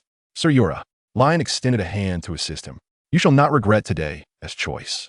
Your father has stepped down as Lord Commander, retreating to enjoy his twilight years. I have arranged for several brothers of the Night's Watch to safeguard his well-being. You need not worry at all, rest assured. If we act swiftly, upon our return to Westeros, you may even accompany your father through the final chapter of his life. Do not leave regrets for after his passing. Lyon patted his shoulder. The Mormonts, regardless of gender, are formidable fighters, capable of taking on 10 foes at once. This does not imply their martial prowess. The barren land does not nurture powerful warriors, but it can forge an indomitable will. This is also the fundamental reason Jorah serves under Lyon. Jorah stood, feeling the invisible shackles on his shoulders shatter at that moment. He felt remarkably lighter. Now, I have a task to entrust to you. Lynn turned away, gazing out at the city that lay dormant in the night, resembling a slumbering beast.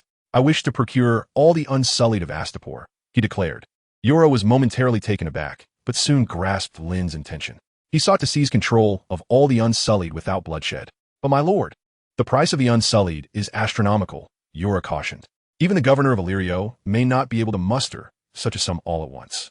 Lynn turned his head.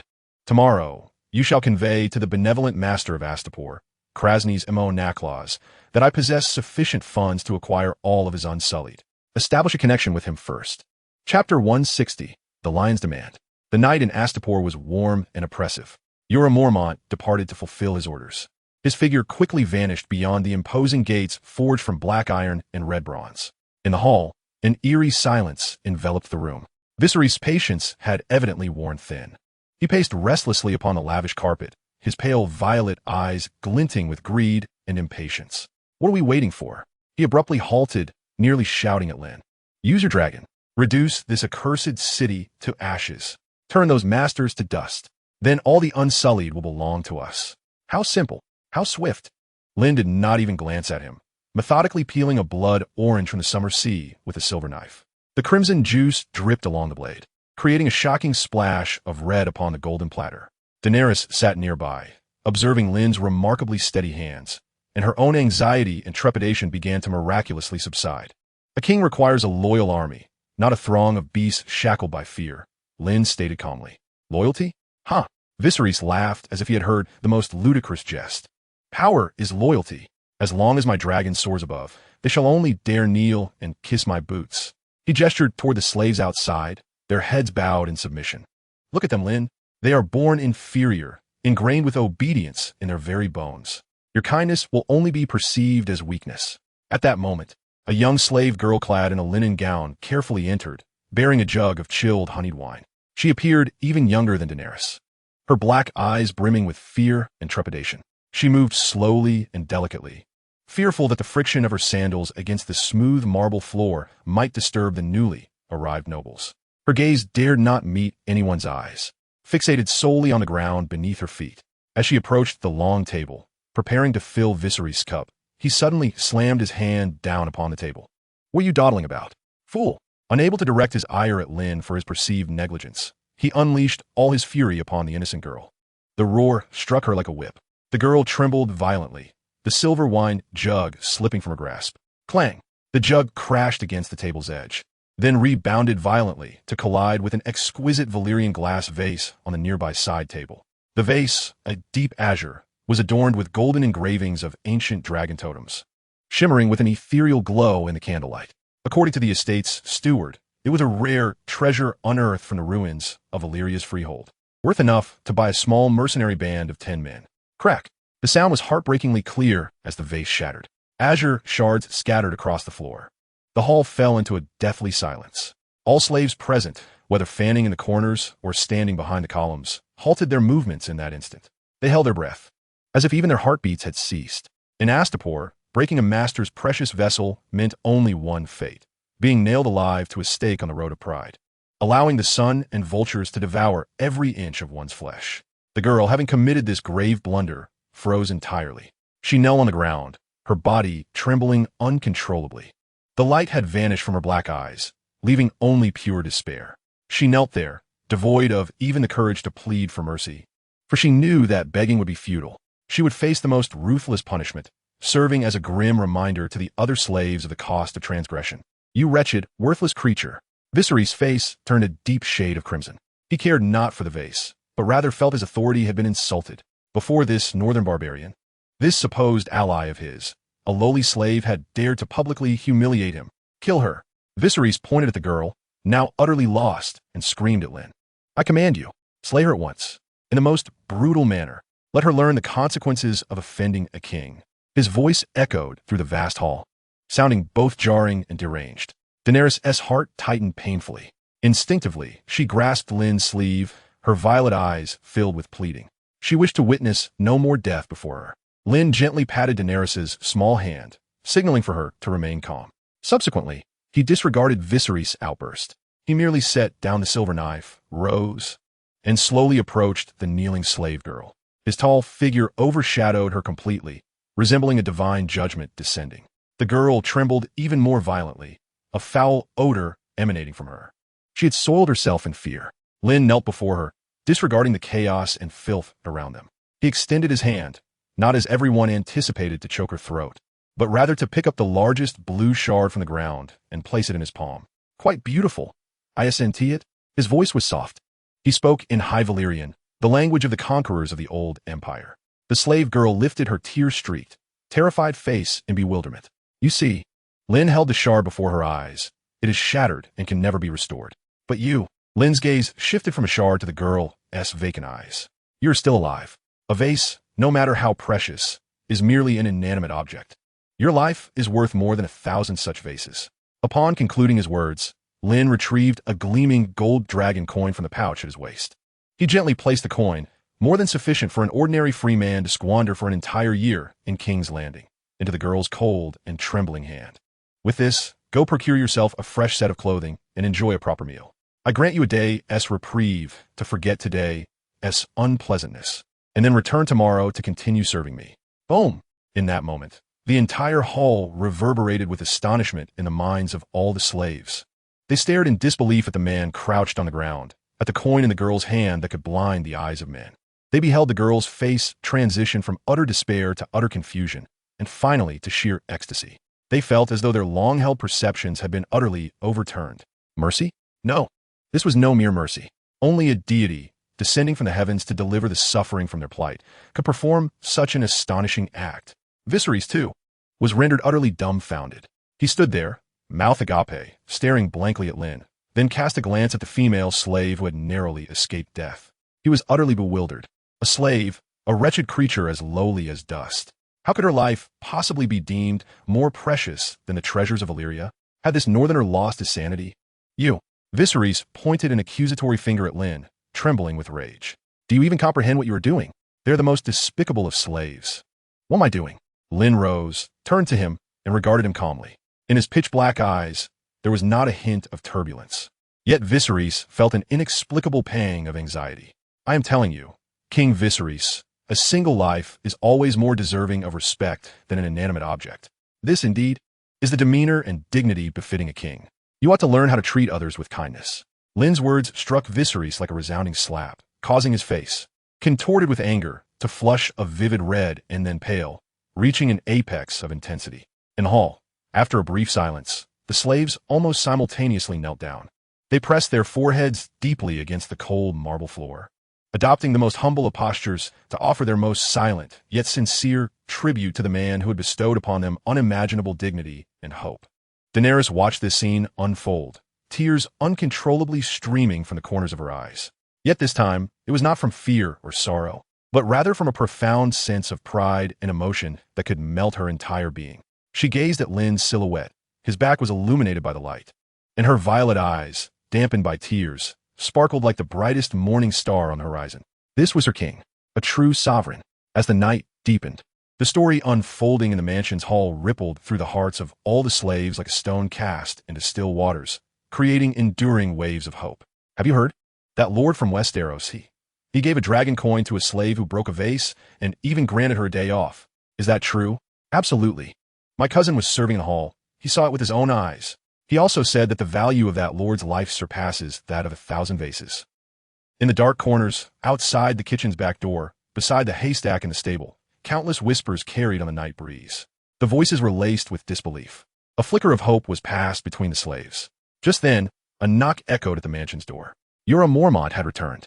He entered the hall, weary and bearing an odd expression. My lord. He approached Lynn and bowed respectfully. I have met with Krasny's Emo Naklas. What did he say? Lynn inquired. Jorah's expression grew even more peculiar. He hesitated for a moment before speaking. He said he is willing to sell you all of his Unsullied, including those in training. However, his demands are steep. For one Unsullied, he requires 20 gold dragons. If you wish to purchase them all, it will amount to a staggering 600,000 gold dragons. That is no trifling sum, my lord. Lynn, however, smiled. It appears Krasny's has quite the appetite. His entire fortune in King's Landing amounts to only 200,000 gold dragons. It is clear that Krasny's is audaciously greedy. His intentions are shrouded in mystery. Clearly, his goal is not merely gold. Chapter 161, 8,000 Unsullied. 600,000 gold dragons. Even Jorah Mormont, accustomed to the extravagant lifestyle of Illyrio, found his voice somewhat parched as he uttered that figure. This amount of money could buy the entirety of Lys with plenty left over. 600,000? Viserys' scream shattered the silence. He resembled a cat whose tail had just been stepped on, erupting into a furious frenzy. That damned slave trader. Why doesn't he go rob someone? Who does he think we are? The Iron Bank of Bravos? Daenerys felt a weight descend in her heart. Though she had little concept of money, she understood that this was an astronomical figure impossible to achieve. Yet Lynn merely smiled. He leisurely wiped the blood-orange juice from his fingertips with a pristine silk handkerchief. Ser Jorah, do you think if I truly possessed 600,000 gold dragons, I would use it to purchase slaves? Jorah Mormont paused, then quickly grasped the implication behind Lynn's words. If a person truly had such wealth, he could easily assemble a mighty army of free mercenaries, enough to conquer Astapor twice over. He is not selling anything. Lynn tossed the handkerchief onto the table and stood up. He is belittling us. Or rather, what he seeks is not my gold. Lynn walked to the window, gazing into the night sky above Astapor, divided by countless pyramids. He desires my dragons. The words sent a shiver down the spine of everyone present. We cannot trade. Daenerys blurted out. The winter is you.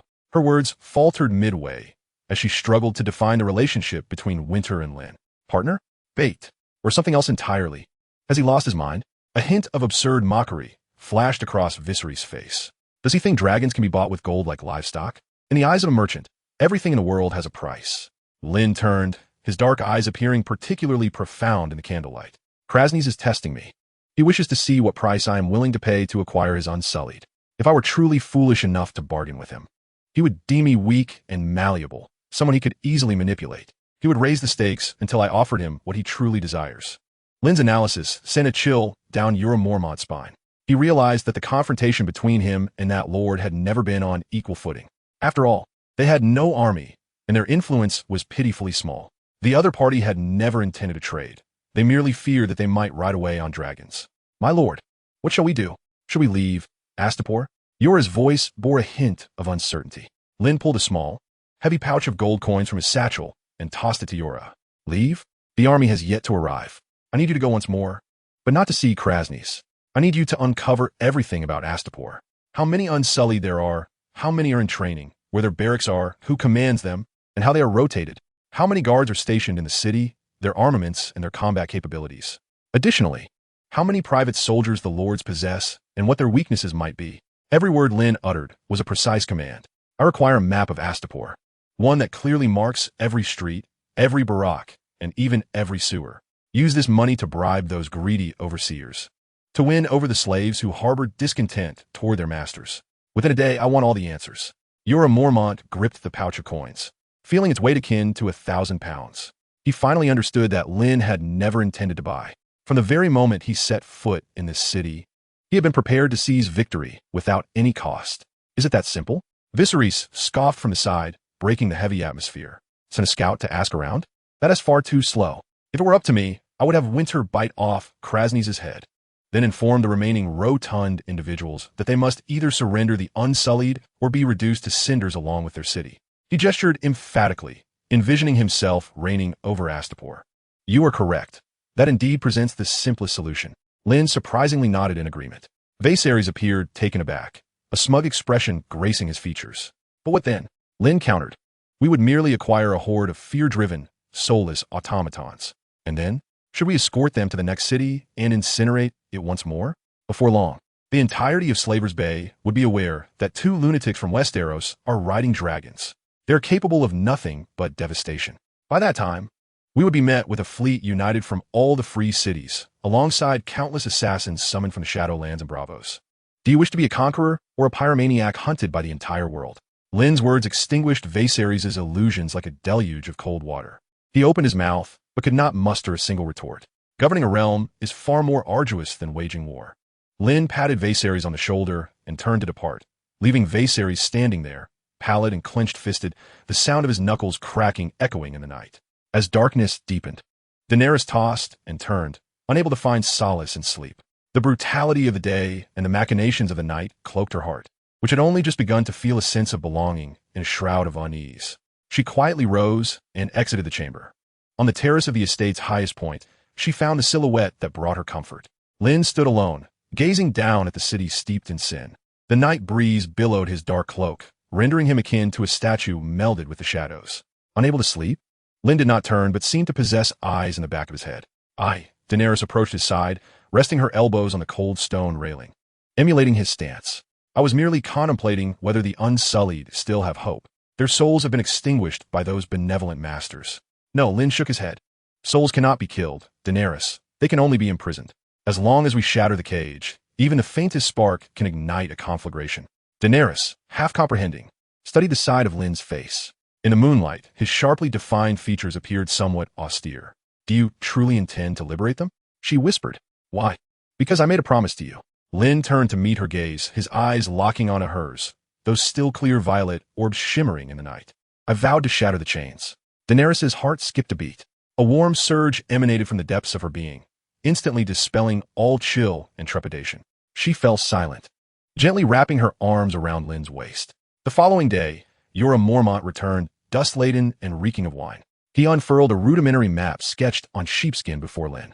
"My lord, everything you requested is here." His voice carried a hint of fatigue, yet his gray eyes sparkled with remarkable brightness. "The defenses of Astapor are even more fragile than I anticipated. The city boasts a total of 8,000 trained Unsullied, alongside 5,000 boys in training. They are all concentrated in the Unsullied Plaza and the surrounding barracks. Yora traced his finger across the map. The information comes from an unsullied named Grey Worm. As for the city's defenses, a flicker of disdain crossed Yora's face. Only 600 city guards, poorly equipped, more akin to the thugs the benevolent masters keep for protection. They may oppress the common folk, but they are incapable of engaging in battle. The master's entire confidence stems from the Unsullied's absolute obedience. They never concern themselves with betrayal, for in their eyes, the Unsullied possess no concept of treachery. Lynn surveyed the map and nodded. Everything unfolded as he had anticipated. A city wholly reliant on a slave army for governance was akin to a fortress erected upon sand. No matter how solid it appeared on the outside, the interior was already hollowed out. "There's one more matter, my lord." Yora's demeanor turned grave. "I overheard a drunken benevolent master divulge a piece of information. Krasny's M.O. Naklaz never expected you to produce 600,000 gold dragons. He boasted to all the masters in the council that he would trade his 8,000 eunuchs for a true dragon. He desires winter." Viserys, overhearing this, wore an expression of vindication, a smirk curling at the corners of his mouth. Daenerys, however, cast a worried glance at Lynn. Yet Lynn's face betrayed no surprise. He merely lifted his head, regarding Yora, and posed a question that caught everyone off guard. "Ser Yora, how many Unsullied do you believe a dragon could be exchanged for?" Yora was momentarily stunned. "My lord," he could hardly believe his ears. Lynn was truly contemplating this transaction? "If I were to offer winter in exchange for all of his Unsullied, do you think Krasny's would agree?" "He would," Yora asserted without hesitation. "He would be overjoyed. He would immediately deliver all the Unsullied, along with their weapons and equipment, straight to you. He might even roll out a red carpet for you. To trade a group of slaves that can be trained anew for a singular, unparalleled dragon? This is an irresistible temptation for any merchant." "Excellent." Lynn rose, a knowing smile gracing his face. "Let us proceed. I wish to observe who will falter first." Chapter 162, Missandei. On this night in Astapor, there was no wind. The air was thick, akin to unyielding syrup, suffused with the acrid stench of decaying slave corpses and the cloying sweetness of inferior spices. Lynn and his entourage traversed the desolate streets. The pyramid estates of the masters had long extinguished their lights, with only the torches suspended on the walls flickering a dim golden glow in the oppressive atmosphere. Their shadows elongated and shortened as they moved. "What a foolish decision," Viserys muttered, trailing behind. "We should have remained in that accursed manner, sipping chilled wine while we awaited the fat man to deliver the slave army to us. Instead, we're now meandering through this stinking gutter." He cast a disdainful glance at the corner of the street, where slaves huddled in the shadows, their forms indistinct. "Look at these filthy creatures, Lynn. You should never have shown kindness to that female slave yesterday. You gave her a gold coin, and now the entire city of vermin will view you as fresh prey." Daenerys clutched Lynn's arm tightly, remaining silent. Her other hand instinctively grasped a small, three-headed ice dragon pendant carved from obsidian that rested against her chest. It was a gift from Lynn, crafted by a skilled artisan, and its smooth texture brought her a measure of comfort. The bloody scene from the square during the day lingered in her mind, refusing to fade. This city, vast yet grotesque, bore witness to the blood and wails of the innocent entrenched in every red brick. "We only ventured out to admire the nocturnal scenery. Do not be anxious, your grace." Lynn continued his stride. "Before conquering a city, one must first familiarize oneself with its streets." "No? Conquer?" Viserys scoffed. "With your ridiculous scouts? Or through your charitable benevolence toward slaves?" Unwittingly, the group found themselves at the punishment square they had passed through by day. The infant, brutally slain in public, has had its lifeless body removed, leaving behind only a darkened, dried stain of blood upon the stone slab. Yet the mother, that despairing slave woman, remains shackled in place by the overseer's iron chains. Her gaze is hollow, reminiscent of a puppet stripped of its soul. A group of inebriated slave traders encircles her, hurling vile and unspeakable obscenities, occasionally extending their hands to grope her numbed body. Daenerys stiffens momentarily, turning her head away, unable to bear the sight. At that moment, a slender figure emerges silently from the shadows beside the square. She strides swiftly to the forefront of the crowd, blocking their path. Jorah Mormont instinctively places a hand on the hilt of his sword, stepping forward to shield Lynn and Daenerys. "Do not be alarmed, Ser Jorah," Lynn reassures, pressing a hand on his shoulder. The newcomer is a girl, clad in a faded blue linen dress, her dark curls pulled back with a simple leather thong. Unlike the typical numbness and terror seen in Astapor slaves, her delicate features radiate an unsettling calmness and wisdom that belies her years.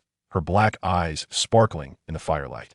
She is Miss Sandyi, a slave of Krasny's. Ignoring Yora's wary gaze and the loathing expression on Viserys' face, her focus lands squarely on Lynn.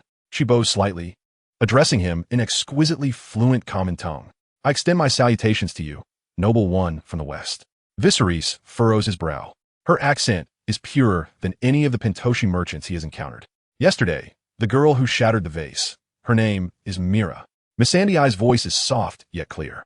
With the gold you bestowed upon me, I purchased an entire roasted chicken, a clean dress, and even secure my mother's freedom. It was the most delicious meal I have ever tasted. Now, all the slaves in the city know your name. She raises her head, her unwavering black eyes fixed on Lynn. They say you come as a god of mercy. God? Viserys erupts in exaggerated laughter, as if he has heard the most amusing jest. A slave who cannot even rival a mere vase dares to speak of divinity? Lynn disregards him, maintaining a serene gaze on the girl before him. You did not stop me merely to convey this, did you? Miss Sandyi casts a nervous glance around, ensuring no overseer-esque gaze falls upon them. Lowering her voice and quickening her speech, she confides, the benevolent masters lack sincerity, my lord. Lord Krasny's boasts in council that he will employ a ludicrous ruse to exchange a foolish Westerosi for a true dragon. The transaction is a sham. The moment you surrender the great dragon, he will command the Unsullied to slay you all. They never intended for you to leave Astapor alive. Her words hang heavy in the air, causing an instinctive gasp from Daenerys, who tightens her grip on Lynn's arm. Jorah Mormont's complexion darkens, his back slick with cold sweat. So it is, Lynn's judgment proves entirely correct. This has been a meticulously orchestrated slaughterhouse from the beginning. Nonsense from slave. Viserys' face flushes with irritation. This little wretch must be a ploy sent by the benevolent masters to undermine us. Silence her. She knows too much. He reaches out to grasp Miss Sandyi by the throat. Stop. Viserys' movements freeze abruptly. He turns to meet Lynn's icy gaze, devoid of anger, yet deep as an unfathomable abyss, making Viserys feel as though he were being scrutinized by a wight from the lands of eternal winter, his blood chilling in his veins. Lynn shifts his focus back to Miss Sandyi. Why do you share this with me? You should be more aware than I of the fate that awaits those who betray the masters. They will annihilate everything you hold dear and flay your skin, leaving you to perish in despair and agony. Because you show me hope, Miss Sandyi replies, unflinching, her answer resolute. I was prepared to die the moment I decided to seek you out. In Astapor, a life is worth less than a vase, less than a horse, even less than a master's dinner. You have made me realize that life itself deserves respect. I do not wish for this hope to extinguish. Her voice carries a determination that transcends the boundaries of life and death. Daenerys gazes at the girl before her, an indescribable emotion swelling within her heart. She too is a slave. Yet this girl risks the prospect of being nailed to a stake to deliver a warning to a stranger for the sake of an elusive hope. Such courage fills Daenerys with shame, yet also with admiration. You are astute and brave, Lynn observes, a sudden smile gracing his lips. Dany, give her your pendant. Daenerys retrieves the obsidian pendant carved in the likeness of three-headed ice dragons and places it into Miss Sandyi's palm. Hold on to this. If you find yourself in danger, seek out the girl named Mira. She will lead you to our refuge. Miss Sandyi clutches the pendant, still warm from Daenerys' touch, nodding vigorously. With a grateful bow toward Daenerys, she utters not another word, swiftly disappearing into the dark alley. What a foolish decision. Viserys' voice booms again, filled with the ire of being ignored. You dare to trust a slave and bestow Dany's token upon her.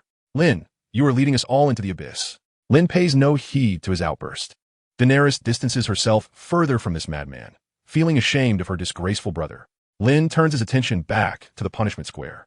The slave traders have dispersed, leaving the female slave sprawled on the ground like a lifeless heap of mud. Jorah, Lynn suddenly addresses. Yes, my lord. Take this. Lynn removes a heavy leather pouch from his waist and tosses it to Jorah Mormont.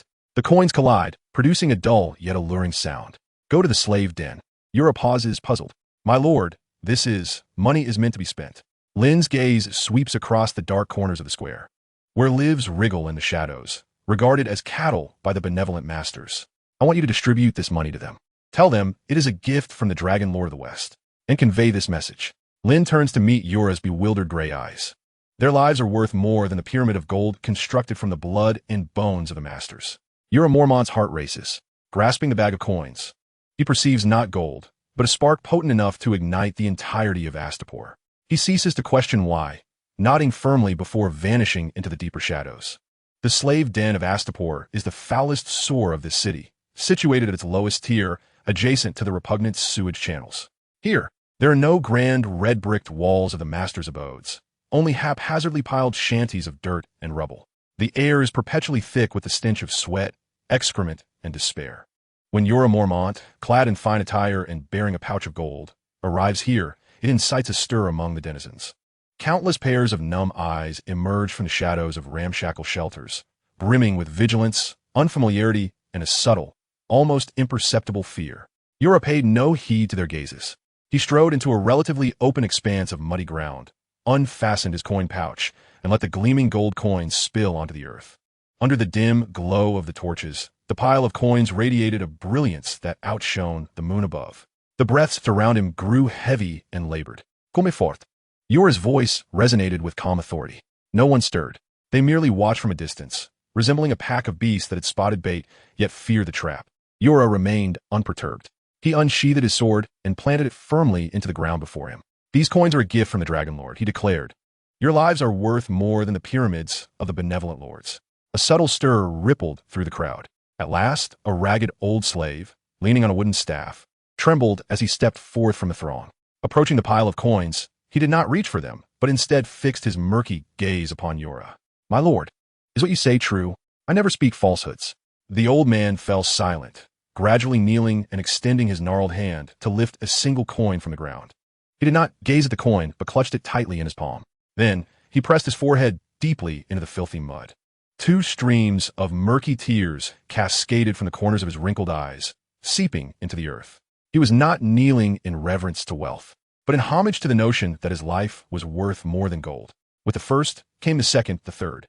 An increasing number of slaves emerged from the darkness. They formed a quiet line, each picking up a coin from the ground. There was no frenzy, no struggle. The entire process was eerily silent. Clutching that coin, perhaps the only one they would ever possess, they stepped aside and, in unison, knelt toward Jorah. They were not kneeling to Jorah himself, but to the one who bestowed upon them dignity and hope, the Dragon Lord they had never met. Meanwhile, Viserys was nearly driven mad within his quarters. Fool! Imbecile! Utterly foolish! He spat, his ire evident. You're feeding those maggots. You're bolstering the enemy. You're using your own coin to nourish a pack of wild dogs that could turn on you at any moment. Leaning comfortably in his chair, Lyon remained unfazed, even too lethargic to lift his gaze at the soon-to-be-dead Viserys. Daenerys, seated beside him, quietly poured a goblet of wine for Lyon. Her eyes, filled with disdain, scrutinized Viserys' face, contorted with fury. Her brother, the so-called true blood of the dragon, was so narrow-minded that he could only see the few bags of gold before him. Even she, a mere woman, could discern the implications behind Lioness' actions. Though Lyon currently supported his claim to the Iron Throne, she did not regard Viserys as a worthy king, the true king. Daenerys cast a glance at the figure leisurely sipping sweet wine. A bold thought suddenly flickered in her mind. She observed the agitated Viserys, a fleeting glimmer of compassion in her eyes, swiftly replaced by resolve. Chapter 163. The Transaction. The following dawn, in the square of punishment, rows of bare-chested, unsullied, stood like lifeless clay figures, perfectly aligned. They gripped their spears and shields tightly, adorned with pointed bronze helmets that concealed all but their hollow, numbed eyes. Before them lounged a man, as rotund as a meatball, reclining on an opulent chair carried by 4 slaves. Krasny's Mo Naklaws, one of the wealthiest lords of Astapor and the primary supplier of the Unsullied. He donned a billowing toga, his greasy skin glistening under the sun, with meticulously braided strands of black and red cascading from his bald crown. Beside him stood a diminutive figure, Missandei. Lyon and his entourage, under Jorah Mormont's guidance, gradually entered the square. Viserys led the way, his head held high, attempting to project the aura of a king. Yet, his eyes, unconsciously wandering before the formation of Unsullied, betrayed his inner cowardice. Daenerys closely followed Lyon, her beautiful violet eyes reflecting her disdain for this wretched land. Krasny's lazily lifted his eyelids, his small eyes, hidden beneath layers of flesh, swept over Lyon and his group. When his gaze landed on Daenerys, it openly revealed a glimmer of lust and contempt. In a crude, vulgar Astapori dialect, he remarked to another lord beside him, "Look at that silver-haired wench. Her skin is quite fair. I wonder how she holds up in bed." The lord beside him let out a lewd laugh. They presumed these Western barbarians could not comprehend their noble tongue. Unbeknownst to them, Daenerys had spent her youth in the free trade cities, learning multiple languages for survival. She understood every derogatory term with crystal clarity. Her cheeks flushed crimson as she gripped Lyon's sleeve. Yet Lyon remained unperturbed, gently patting the back of her hand, signaling her to remain calm. Esteemed Lord Krasny's, Jorah Mormont stepped forward, articulating in fluent Valyrian, "My master, Lord Lyon from Westeros, has come to discuss the purchase of Unsullied." Krasny's yawned, lazily waving his hand. Missandei instantly understood and stepped forward to translate in the common tongue. "Lord Krasny's welcomes you all and is eager to showcase his finest creations. Tell him I have no interest in his eunuchs." Viserys interjected impatiently. "I merely wish to know when he will relinquish the army and then vanish from my sight." Krasny surveyed Viserys' arrogant demeanor and, in Astapori, asked Missandei, "What is that silver-haired pretty boy barking about?" Missandei froze momentarily, but maintained her composure as she translated. "This lord is extolling the strength and discipline of the Unsullied, expressing his eagerness to possess them." Daenerys could endure no longer. She stepped forward, intent on speaking, but was restrained by Lyon. He gazed at her, gently shaking his head. Then he advanced, his eyes transcending the plump lords and landing directly upon the statuesque Unsullied. "I have heard you are the finest slave trader in Astapor." Lyon finally spoke, his words flowing in pure High Valyrian, his accent surpassing that of any lord present. Krasny's smile faltered. He had not anticipated that this seemingly unremarkable northern barbarian would possess the tongue of the old empire. "I have heard you desire my dragon." Lyon's next words plunged the room into an oppressive silence.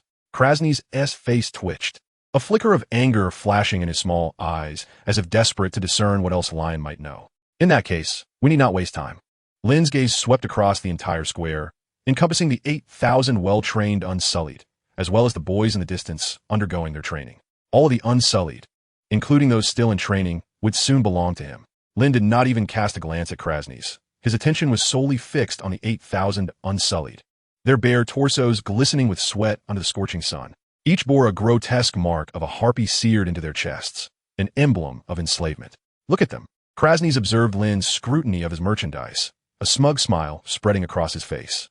He pointed at the Unsullied with his ivory whip, boasting to Missandei in Valyrian, "You will be satisfied. I swear, this is the most prudent decision you will ever make. Perfect killing machines. No fear, no pity, no pain. They would kill a baby in its cradle for their master, and would not hesitate to consume the corpses of their comrades.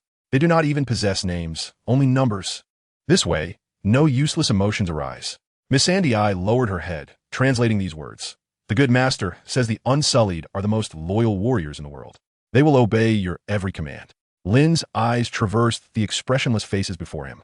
He saw it. Beneath that veneer of numbness lay clusters of suppressed flames, hatred, resentment, and desire. The gold coins that Jorah Mormont had scattered last night, along with that phrase about their lives being worth more than the pyramids, were like tiny sparks thrown onto a barren field already piled high with kindling. Now, it merely awaited a gust of wind. "Tell him," Lynn finally spoke. "I am very interested in all his Unsullied. I agree to this trade." Upon hearing Missandei's translation, Krasny's face, plump with confidence, crinkled into a delighted grin. "Excellent. It seems this Westerosi has some discernment." He tapped his belly with the whip handle. "Tell him, the 8,000 Unsullied, along with their weapons and armor, all belong to him. I only desire one thing." Krasny's raised a short, thick finger toward the sky, the meaning unspoken but clear. Daenerys watched Lynn with trepidation, her palms slick with sweat. Lynn disregarded Viserys, locking his gaze on Krasny's, and slowly nodded. "Very well." That single word caused the atmosphere in the vicinity to freeze instantly. Missandei frowned. Daenerys' face drained of color. Jorah Mormont was deep in thought, while Krasny's appeared to have heard the most exquisite melody, his small eyes sparkling with greedy ecstasy. He had succeeded. He had truly deceived a dragon with a mere group of slaves. A wise decision. Very wise. Krasny's nearly burst into a dance, eagerly unfastening a whip crafted entirely of gold, adorned with a harpy figurine. "This is the whip of command. With it, these Unsullied shall belong entirely to you." He extended the whip toward Lynn, yet a flicker of cruel intent gleamed within his eyes. The moment the other accepted the whip and surrendered the dragon, he would immediately order these 8,000 Unsullied to tear the foolish Westerosi to shreds. Lynn did not reach for the whip. Instead, he stepped forward to the Unsullied, known as Grey Worm. whom Yora had mentioned. He took the cold spear from Grey Worm's hands. Too light. Lynn assessed the weight of the spear, shaking his head. Krasny's paused, bewildered by his reaction. However, it should suffice for slaughtering pigs, Lynn remarked before turning away. He did not look at Krasny's, but addressed the 8,000 Unsullied in a language unexpected by all present, speaking in High Valyrian. Moreover, his pronunciation was more refined, more ancient, imbued with the dignity and pride of the conquerors of the old empire. Dovades Najat Mems Celts. Unsullied. Halt your patrol. Attention. Krasny's smile immediately froze. Missandei abruptly raised her head, astonishment written across her dark eyes. Viserys gaped as though confronted by a specter, rendered speechless. In that moment, upon hearing the command, the 8,000 Unsullied, like stone sculptures, instinctively withdrew their spears, feet together, the spear shaft striking the ground with a resounding thud. Bang! The unified sound of 8,000 spears hitting the earth resonated like a dull thunderclap, as if the very ground of Astapor trembled in response. Their motions were no longer robotic obedience. Their faces were ablaze with repressed fury. You! How could you? Krasny stammered, pointing at Lynn, his flesh quivering with terror. He finally comprehended that what stood before him was not a lamb ready for slaughter, but a wolf disguised in sheep's clothing. Lynn paid him no heed. He merely raised the spear in his hand and, in that ancient and authoritative tongue, proclaimed to the 8,000 warriors, Exiad Zbr Se Drya Zbr Permsa Sidiv Kessis Tub Esigville. The Lord of the Golden Dragons, husband to the Queen, hereby pledges. Today, I grant you freedom. Freedom. The word exploded like thunder in the minds of every Unsullied. They stared blankly at the man before them, spear in hand. Genesis exoso adlisai exoso zenisi. You are warriors, not slaves. Scoriat Gaium Coner Sagan Zenisi. Will you fight for those who view you as livestock? Lynn's spear pointed accusingly at the pallid Krasnys. Ynys Yti Gaium Coner Sagan's exoso tub dayer. Or for those who would bleed for you. Jenny's exoso zentis Gaium dayer. Fight for freedom, not for enslavement. Lynn's voice reverberated throughout the square. The breaths of the 8,000 Unsullied grew increasingly labored, the brands upon their chests seeming to sear with intensity. Their hands tightened around the spear shafts, veins bulging. The hollowness in their eyes, suppressed for countless years, ignited in that moment. Grey Worm was the first to act. He discarded his shield and stepped forward, kneeling on one knee before Lynn. Dryzix and Zenys. My king, I am a free man. With the first, there came a second, a third. Clang, clang, clang. Thousands of Unsullied cast aside the symbols of enslavement and obedience. They knelt in unison on one knee, offering their fealty to the man who granted them rebirth and hope. The scene was one that could render the heavens and earth pale. Daenerys watched this spectacle, tears already blurring her vision. Her king had not relied on dragons or slaughter.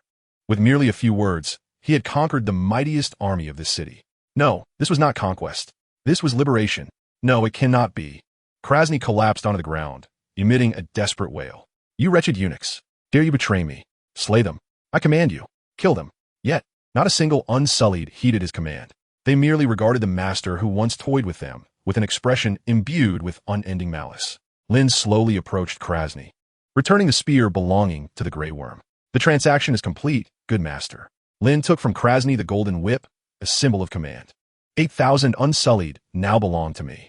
As for the dragon, Lynn lifted his gaze toward the sky. A thunderous roar echoed from the heavens.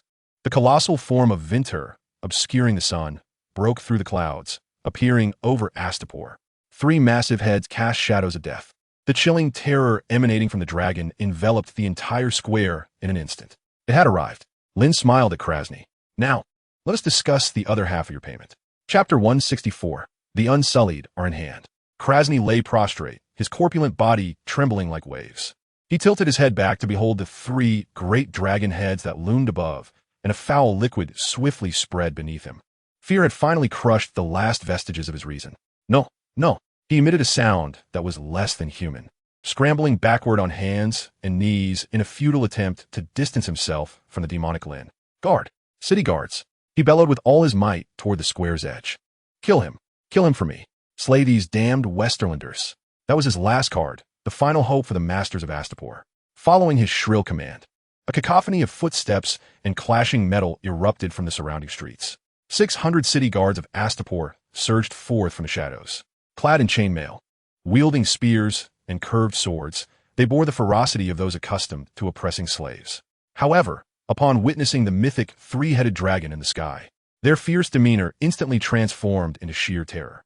"Fear not, they are but a handful," a man, seemingly the captain, shouted, attempting to rally his troops. "Kill him. Lord Krasny will reward each of us with 10 slaves." Under the promise of reward, greed flickered back to life in the eyes of the ragtag mob. They screeched, raising their weapons, rushing toward Lynn and his company at the square's center. Viserys trembled in fright, instinctively retreating 2 steps to hide behind Daenerys. Her body was taut, gripping Lynn's sleeve tightly, her exquisite face devoid of color. Lynn, however, did not even blink. He simply raised his head to gaze at the colossal creature circling above, emitting a soft whistle. Roar. In response, 3 roars powerful enough to rend the sky echoed. Vinna had received Lynn's command. Its massive body suddenly plunged downward, like an iceberg descending from the heavens, descending upon the charging city guards with unrelenting force. Boom! At the moment of impact, the hard stone square fractured inch by inch. The gale from its wings hurled the foremost guards into the air, their bones shattered mid-flight. Chaos ensued. The largest head of Vinta lunged forward, its cavernous maw opened wide, capturing 2 panic guards in one bite. Crunch! The sound of bones and armor being crushed was sickening to the ear. Blood gushed forth like a waterfall from between the dragon's teeth, staining its icy blue jaw a horrific dark red. With a casual toss of its head, the remains of the guards were flung aside like refuse, crashing against distant structures, leaving trails of blood. The leftmost head lifted high, inhaling deeply. The surrounding air seemed to be drawn out, the temperature plummeting. In the next instant, a torrent of white mist, filled with countless ice crystals, erupted from its immense maw. This was not fire, but a breath of frigid terror more dreadful than flame. Wherever the dragon's breath passed, time appeared to freeze. The expressions of horror on the faces of several guards were eternally etched in place. Their bodies were instantaneously enveloped in a thick layer of frost, transforming into lifelike ice sculptures.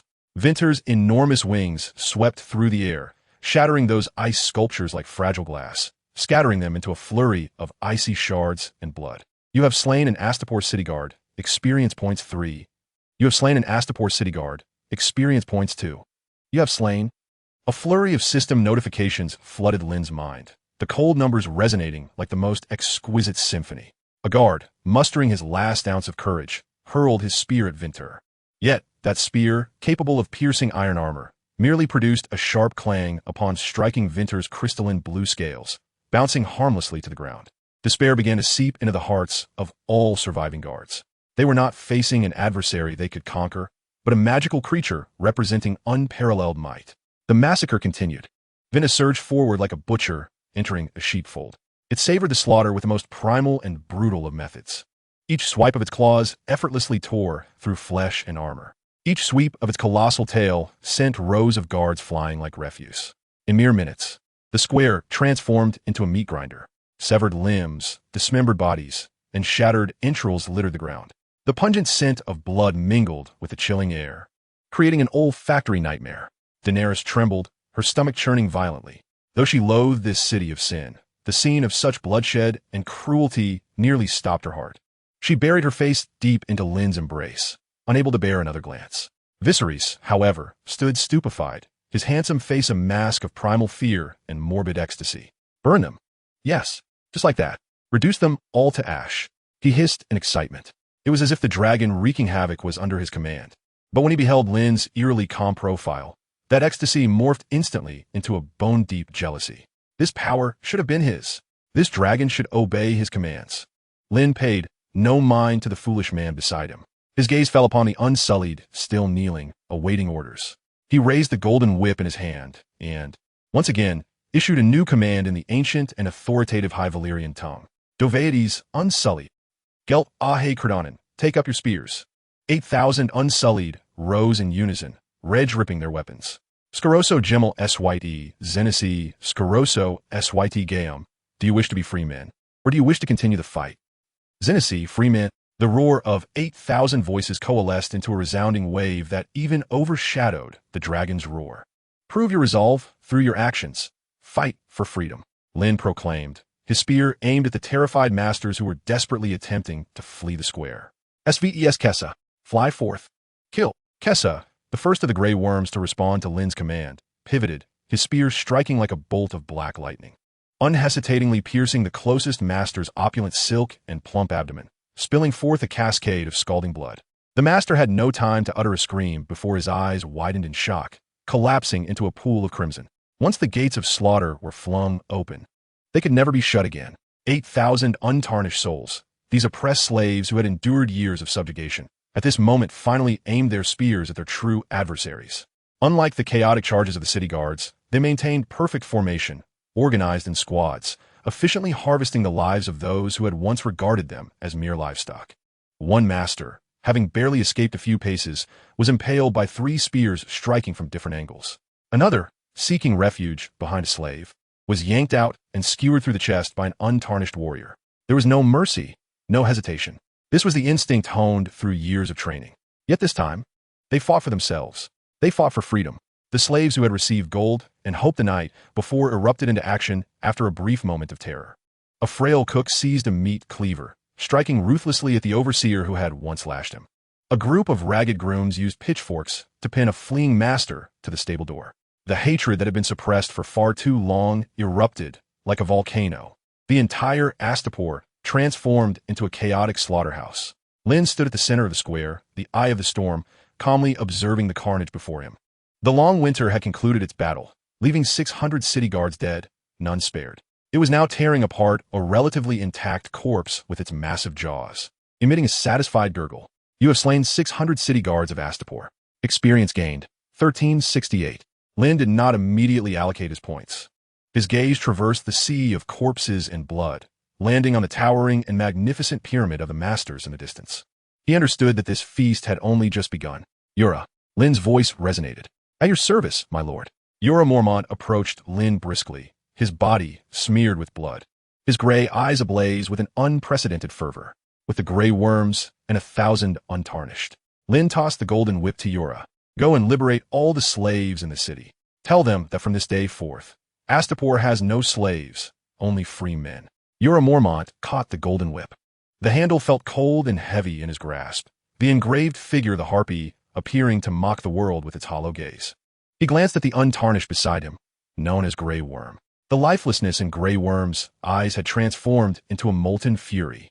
Without the need for words, they reached a silent understanding in that moment. Yura raised the golden whip high. For freedom, he summoned every ounce of strength, unleashing a roar. Kessa, the phalanx of 1,000 untarnished surged forward like an iron plow, forcefully driving into the chaotic body of Astapor. Their footsteps were synchronized, each step causing the earth to tremble beneath them. They were no longer slaves. They were the tide of vengeance. Astapor had gone mad. A corpulent master, in a state of panic, dashed toward his estate. His lavish toga, now drenched in sweat, clung tightly to his flesh, rendering him a pitiful sight. Close the door. Quickly. Shut it. He screamed to the household slaves by the entrance. Yet, those slaves who had bowed and scraped to him just yesterday merely gazed at him with cold indifference. One of them clutched a dragon coin, a reward from the previous night. The grand door of the estate creaked open from within. Awaiting the master was not a safe haven, but his once loyal slaves. They brandished candlesticks, meat forks, and decorative swords torn from the walls. The color drained from the master's face. What are you doing? The answer was a silver goblet crashing brutally against his visage. Every corner of the city bore witness to the same bloody spectacle. In the kitchen, the cook who would have been whipped for burning a loaf of bread now wielded his sharpest knife, relentlessly pursuing his former overseer. The overseer's screams echoed, more pitiful than a piglet thrown into a boiling pot. In a silk-adorned bedroom, several female slaves who had been forced to please their master moments ago used their belts and hairpins to strangle a master renowned in Astapor for his exquisite taste. Their faces were a blend of tears and sweat, reflecting both liberation and madness. On the path of pride, the wooden stakes that had once been used to impale slaves welcomed their new occupants. Portly masters were dragged forth by enraged slaves, repaying their blood debts in the most primal manner. One master was nailed alive to a stake. He wailed, cursed, and made promises in Giskery of all his wealth. Yet, the only response he received was from a small boy who smashed a stone against his mouth. The boy's brother had died just a week prior on this very road, accused of merely gazing at the master's daughter.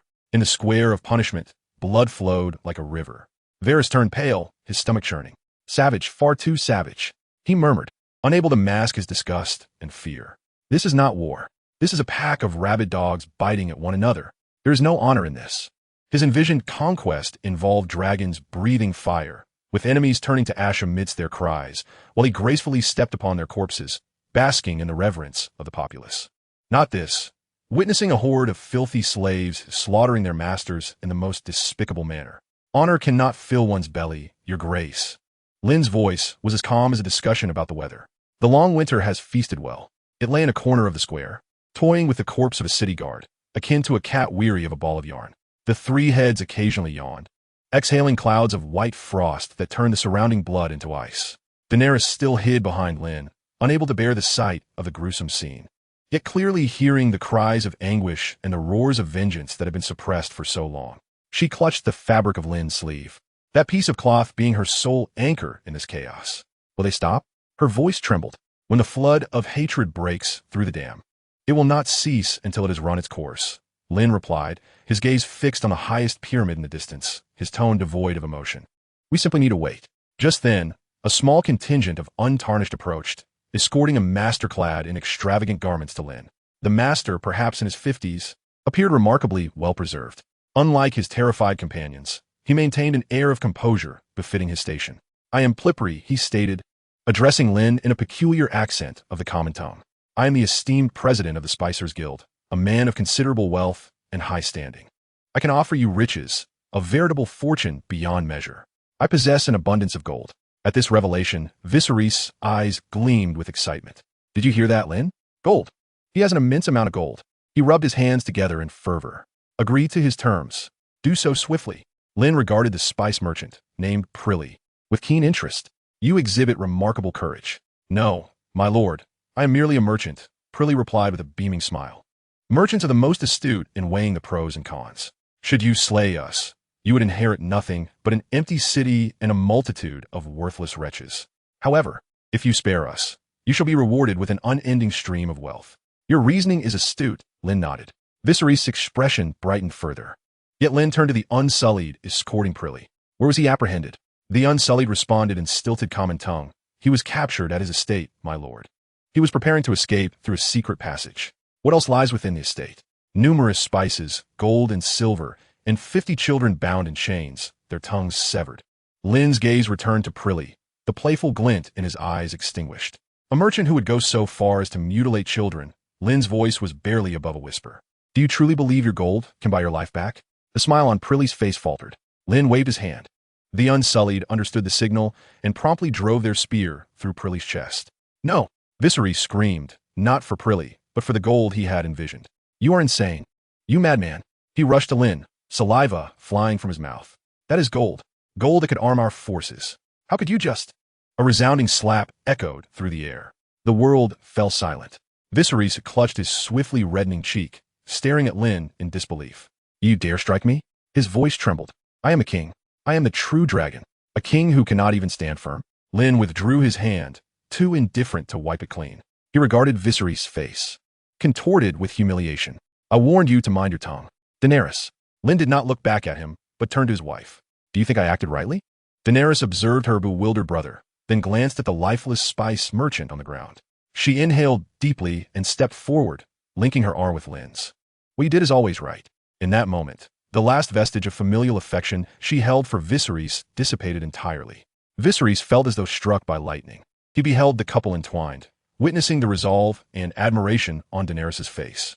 A sense of humiliation more profound than being publicly slapped engulfed him instantly. Lynn turned to the crumpled Krasnys on the ground. You see, he has committed yet another foolish act. He has incited the Unsullied to openly rebel against their benevolent master. How shall we conduct business here henceforth? Wouldn't you agree, Krasnys? Krasnys, terrified and trembling, nodded vigorously under the threat in Lynn's eyes. Yes, it was that scoundrel. The rebellion of slaves has nothing to do with your lordship. Rebellion always requires someone to take the fall. Everyone understood the implication, including Daenerys. Yet she did not intervene. She had grasped Lynn's attitude towards Viserys, merely a tool to take the blame. Take my good king back, and keep him under strict supervision. He has exhausted himself to the point of babbling nonsense. Krasnys, you shall stay here for the time being. Remember, you ought to know well what to say and what not to say to the outside world. Just then, a cacophony of cheers erupted from afar. Thousands of slaves converged beneath the highest walls of Astapor. They gazed up at the colossal bronze statue of the Harpy, a symbol of enslavement and oppression, with flames igniting in their eyes.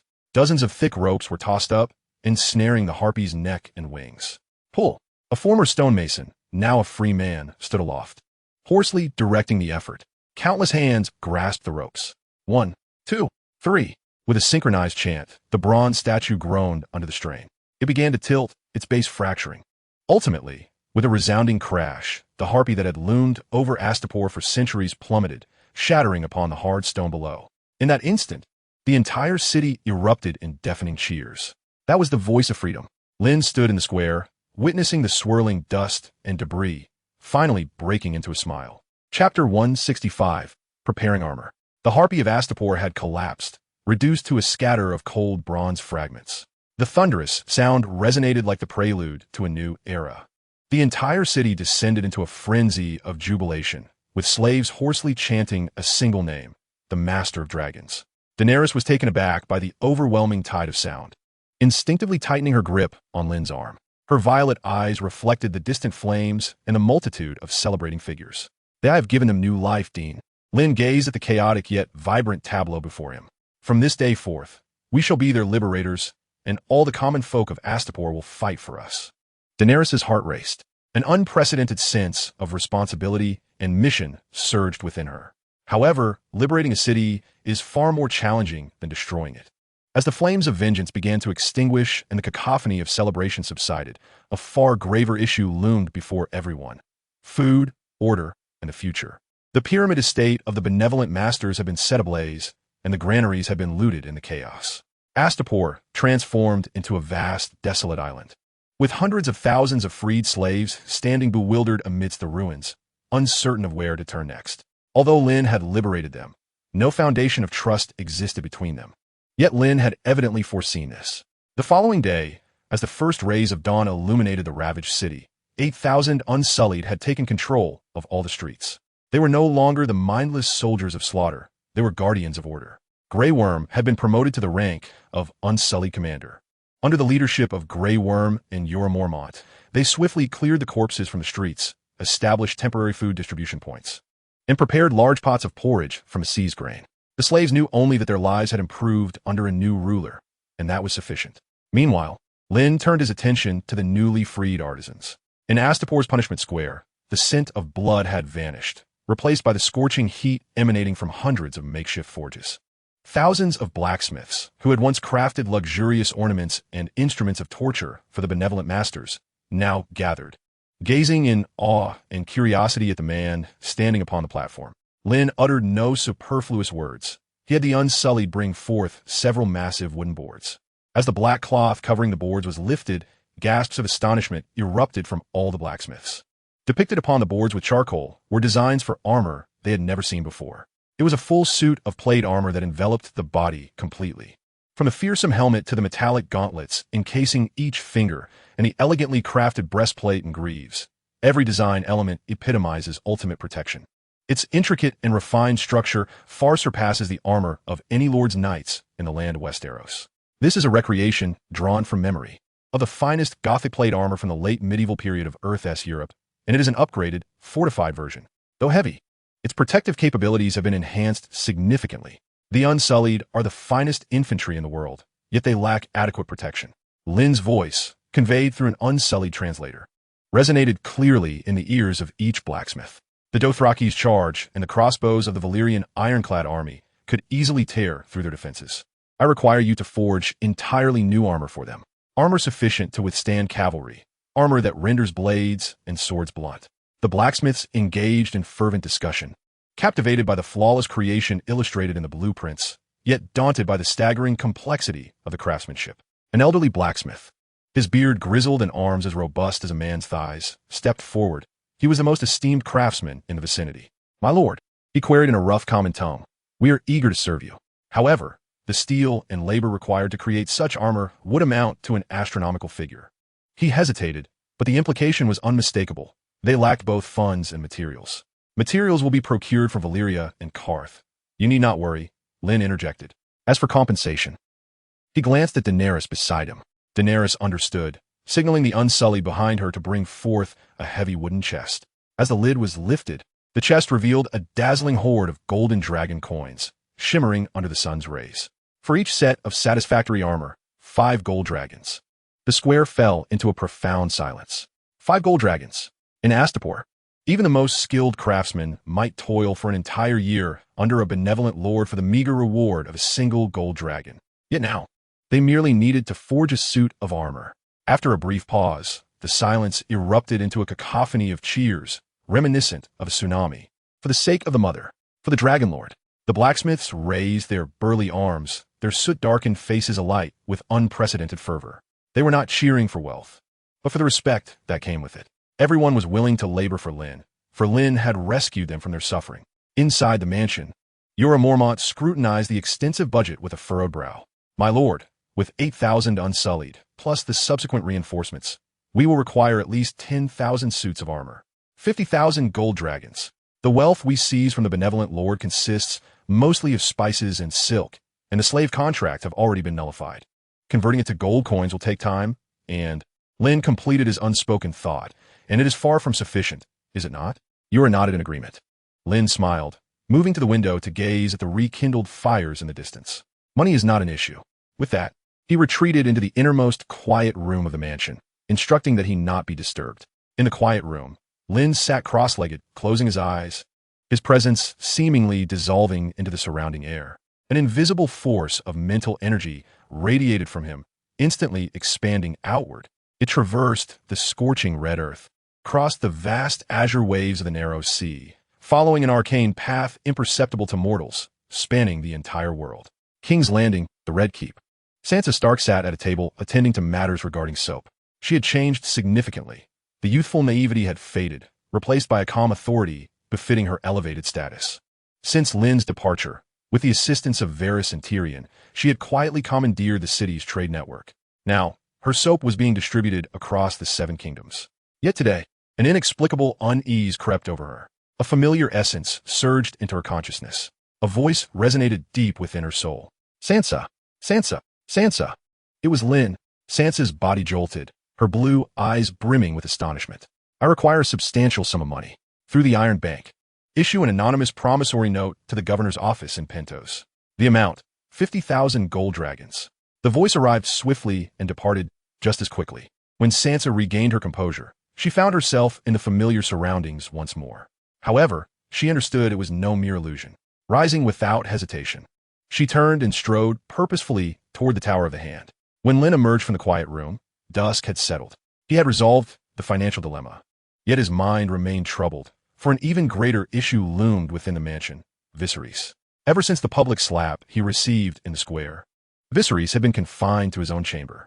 As Lynn traversed the corridor, he could distinctly hear the roars and the sounds of destruction emanating from within. He pushed open the door. The room was in utter disarray. The exquisite Myrish carpets lay torn asunder, and shards of Valyrian glassware littered the floor. Viserys, hair disheveled and his opulent robes in tatters, resembled a wild beast trapped in a cage, his pale violet eyes filled with madness and rage. Upon seeing Lynn, he did not cower, but lunged at him as if confronting a mortal enemy. You thief! He shrieked. You have stolen my army. You have stolen my throne. You have stolen my sister. You have destroyed everything I hold dear. His ostentatious, gilded longsword was nowhere to be found, leaving him to claw at Lynn's face with his nails. Lynn could hardly be bothered to evade. He merely raised his hand, effortlessly gripping Viserys' wrist. A sharp crack echoed through the air.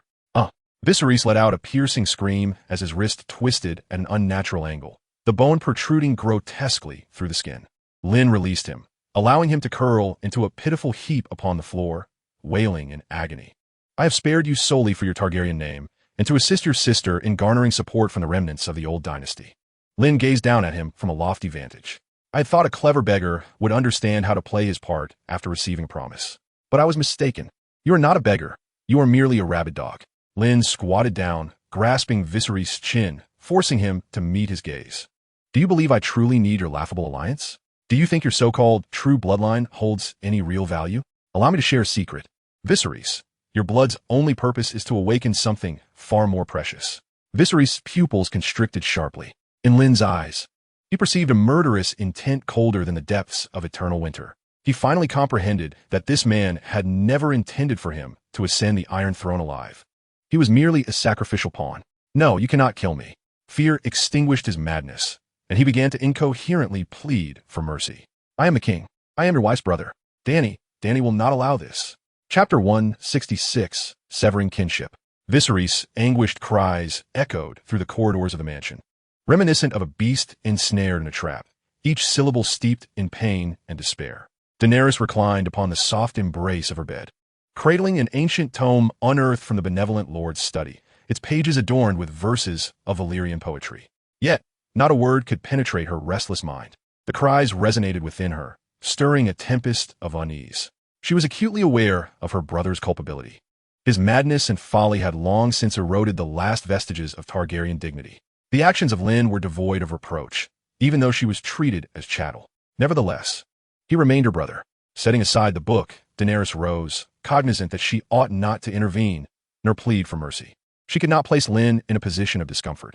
Her sole desire was to alleviate the suffering of Viserys. Although Missandei had shed her status as a slave, she continued to serve with the fervor of a devoted handmaiden.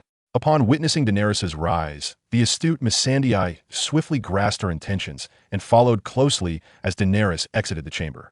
Before long, they found themselves before Jorah Mormont. Sir, is there a physician in the city? Jorah regarded the tumultuous purple depths of her eyes. You must be aware that this action will incite the ire of Lord Lynn. A flicker of panic crossed Daenerys' gaze. Yet he is my brother. Jorah paused momentarily, then acquiesced with a nod. You must first seek Lord's consent. If he grants it, then it shall be so. There are a few slaves who have gleaned some medical knowledge in service to their masters. I can procure one. Missandei dutifully executed the command. Upon hearing the news from Missandei, Lynn exhibited no anger. With a mere wave of his hand, he dismissed the matter as trivial. As long as Viserys did not attempt to flee, he was indifferent to whatever may transpire. There were weightier matters at hand. After obtaining Lynn's approval, a gaunt elder, adorned with a goatish beard, was ushered before Daenerys. He bore a tattered wooden box, exuding the aroma of herbs, his gaze filled with reverence for his new masters. Daenerys led him to the door of the chamber where Viserys was imprisoned. Two fully armed Unsullied stood sentinel at the entrance. Upon seeing Daenerys, they merely bowed slightly, allowing her passage. The door creaked open, unleashing a nauseating amalgam of alcohol, sweat, and blood into the air. Viserys huddled in the corner of the room, his pallid visage akin to parchment, his broken wrist dangling helplessly, swollen to the size of a fermenting dough. Upon catching sight of Daenerys, a flicker of hope ignited in his murky eyes. Dany, he gasped, struggling to inch towards her. Show me your wounds. Daenerys did not approach. Instead, she stepped aside to permit the aged physician to enter. The physician, trembling with trepidation, knelt before Viserys, opening his medical box to examine the mangled hand. Dany, my dear sister, Viserys wept, tears streaming down his face. He gazed at Daenerys with a humility he had never before possessed. I recognize my errors, truly. I should not have crossed Lord Lynn, nor disrespected you. Jealousy clouded my judgment. As he spoke, he winced in pain from the physician's ministrations, stifling gasps of agony. Be gentle, you wretched slave. Viserys, as curse momentarily halted the physician's hands. My lord, Lynn has liberated all the slaves in the city. We are now commoners. At the mention of Lynn, a flicker of fear crossed Viserys' countenance, and he turned his gaze to Daenerys.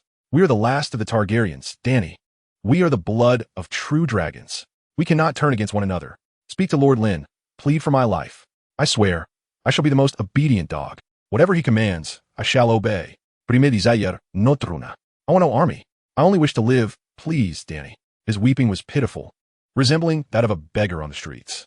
Daenerys listened in silence, her heart aching with an indescribable sorrow. A true king does not grovel like Viserys, even in death. One must retain dignity. Her brother, at this moment, still failed to comprehend his transgressions. His pleas were born not of contrition, but of fear. Brother, Daenerys finally spoke. I will not beseech Lynn on your behalf. Should you willingly relinquish the throne, Lynn will naturally grant you forgiveness. Viserys' cries ceased abruptly. Disbelief etched upon his features as if he were gazing upon a stranger. What did you say? I said, I shall not plead with Lynn for you. Daenerys reiterated, her tone unwavering. Lynn is my husband. I shall question none of his decisions, nor interfere with them. What you endure now is the consequence of your own choices. Yet, I believe that if you comply, Lynn will not harm you. Furthermore, you have never regarded me as a sister, but merely as a pawn in your quest for the throne. In your eyes, Our Targaryen bloodline is but a tool for your selfish desires. You are unworthy of kingship. Embrace the life of an ordinary man, Viserys. It will be the most dignified conclusion for you." Daenerys' words stripped Viserys of his final hope. The pleading in his eyes gradually morphed into shock, then into resentment. "You wretched harlot." His voice turned shrill, the once tear-streaked face contorting in fury. "Do you think that by aligning with a northern barbarian, you have become a queen? Have you forgotten who raised you? Everything you possess is due to me. Your very life is mine. And now, you dare refuse to plead for a stranger?"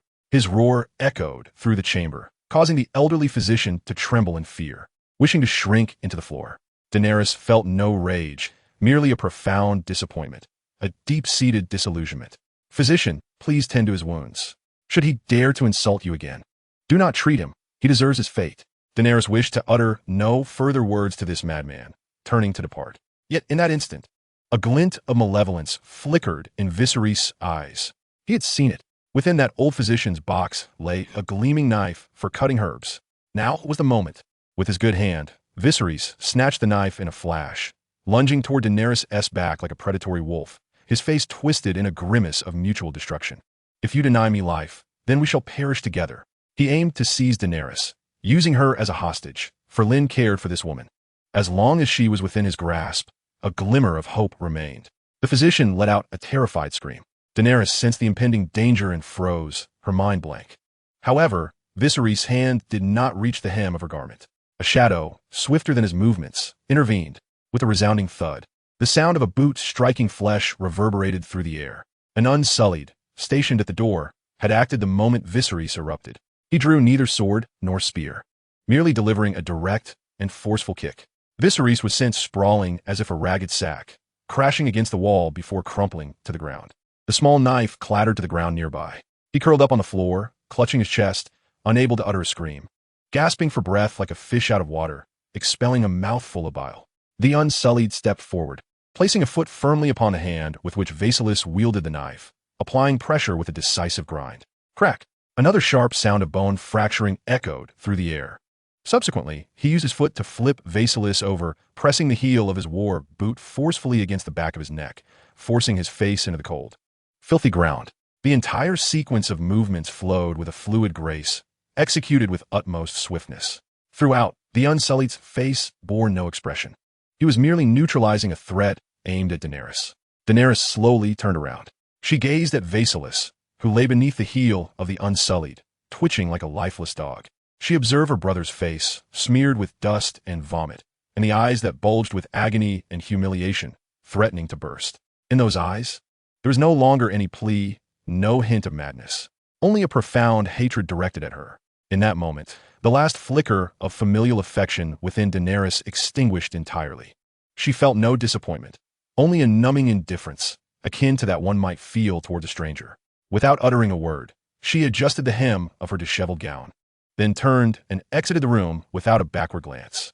As she reached the doorway, she paused, not looking back, and softly instructed the Unsullied still standing over Vaesilis. "Keep an eye on him." "As you command," came the reply. Daenerys strode down the lengthy corridor, each step imbued with unwavering determination.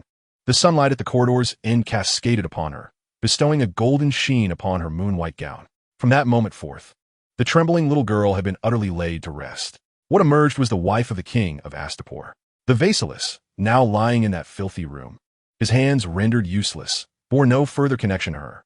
Chapter 167, A Visit from Neighbors. The air of Astapor had transformed. The once stifling amalgam of decay, spices, and despair had dissipated, replaced by an invigorating aroma. Daenerys walked along the broad street, now adorned in a practical linen dress, her silver gold hair braided and cascading down her back. The bloodstains from the punishment square had long been washed away, supplanted by the towering silhouettes of furnaces. The flames roared, casting the sky in hues of orange and red, while the rhythmic clang of hammers striking anvils resonated like a fervent symphony. Thousands of blacksmiths, bare-chested, their bronze muscles glistening in the firelight, labored to forge new armor for their protectors. At the opposite end of the street, a line had formed in front of a makeshift relief center. Freed slaves clutched rough earthen bowls, their faces no longer vacant and numb. In their eyes, confusion and unease mingled with a burgeoning sense of hope. A female slave accepted a steaming bowl of porridge from the Unsullied, carefully blowing on it before handing it to a child barely reaching her waist. The little boy devoured it ravenously, and a smile broke upon the woman's face as she watched him. Mysa, she softly uttered, the name whispered in the dark corners of Astapor, recounted by countless souls. Mysa, in the Giskri tongue, meant mother. They were unaware of the Dragonlord's name, nor did they know the queen's.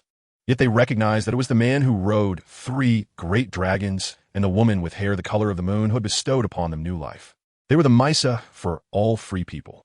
As Daenerys beheld this scene, a warm current surged within her. This was what she desired, not fear born from flames and blood, but love garnered through compassion and respect. My lady, Missandei had appeared at her side, her youthful visage imbued with an unexpected gravitas. She was no longer the timid slave translator, but rather Daenerys's most capable aide, responsible for overseeing the welfare of women and children within the city. We have completed a preliminary census. Missandei presented a scroll of parchment. The current population of free citizens stands at 27,400. Daenerys accepted the parchment, the dense numbers causing her head to spin. Never had she anticipated needing to manage such matters. She was ill-equipped for this task, and with a population nearing 300,000, a single misstep could lead to utter calamity. And what of Lynn? The Lord is conferring with Ser Jorah regarding the city's defenses, Missandei replied. Just then, Jorah Mormont approached hurriedly from a distance, a grave expression etched upon his face. He bowed before Daenerys. A few ships have arrived from beyond the bay. Are they merchant vessels? Daenerys inquired. Astapor's reconstruction requires a substantial influx of supplies. Jorah shook his head. The banners upon the sails bear the sigils of the Harpy of Meereen and the Eagle of Yunkai. Daenerys' heart sank heavily. The upper hall of the Good Master's pyramid had been cleared. The tapestries woven from the skins of slaves, the chairs carved from the bones of slaves, had all been reduced to ash. Lynn sat upon a simple chair made of hard ironwood, starkly unadorned. Before him stood 2 elegantly attired men. One was corpulent, clad in a purple silk toga, exuding a heavy scent of perfume, adorned with rings encrusted with gems on all 10 fingers. He was the great master of Meereen, Gadsden Montakahas. The other was as thin as a reed, robed in gold, with small, shrewd eyes glinting with cunning. He was the wise master of Yunkai, Magister Krasny's. They were emissaries from 2 other city-states of the Slave Bay, flanked by a dozen armed guards, hands resting upon the hilts of their curved swords, their demeanor haughty. We have heard of some unpleasant occurrences in Astapor. Grasden began, his common tongue thick with accent, as though he spoke with a mouthful of hot oil. His disdainful gaze swept over the Grey Worm, standing behind Lynn, and the armed unsullied within the hall. A rabble of wretched slaves, incited by some madman, dared to raise their blades against their benevolent masters.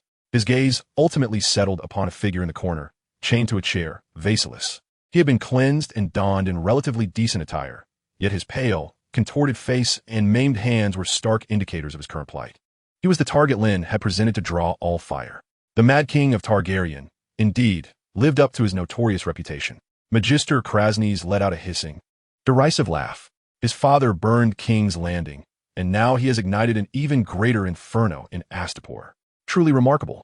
Lynn lifted a cup of wine from the table. Taking a sip, have the 2 great masters traveled such a distance merely to mourn the old order of Astapor? His voice remained calm. We seek an explanation. Grasden stepped forward, his ample belly nearly pressing against the table. And a solution. Explanation? Lynn chuckled. The explanation is simple. A madman incited a throng of slaves. I assisted you in dealing with this madman, quelling the rebellion. Is that not clear enough? Quelling? Krasny's laughter sharpened. You dare call this quelling? He pointed towards the free men laboring outside, gesturing at the mansions of the benevolent lords being dismantled. You have emancipated all the slaves and recruited the most elite of the unsullied. You have transformed this city into your military encampment. Do you dare to call this pacification? Do not take us for fools, Westerlanders. The expression on Grasden's face darkened. We know what you desire. You intend to undermine the very foundations of the entire Slaver's Bay with this farcical ruse. The atmosphere in the hall became palpably tense. Jorah Mormont and Grey Worm stepped forward simultaneously, their hands resting upon the hilts of their swords and the shafts of their spears. They cared not for the so-called rights of guests. At a mere command from Lynn, they would eliminate this group without hesitation. Foundations? A chilling voice emerged from behind Lynn. Daenerys had, unbeknownst to them, approached his side. She gazed at the 2 haughty lords, her beautiful violet eyes devoid of any fear, brimming instead with disdain. Your foundations are built upon the blood of infants and the bones of innocents. Such foundations have long deserved to be upended. Grasden and Magister were taken aback. They had not anticipated that this Targaryen girl, seemingly as fragile as a flower vase, would dare to confront them publicly. A mere whore who trades her body for status has no place to speak here. Grasden insulted her brazenly in Giskery. Daenerys' expression instantly turned frigid.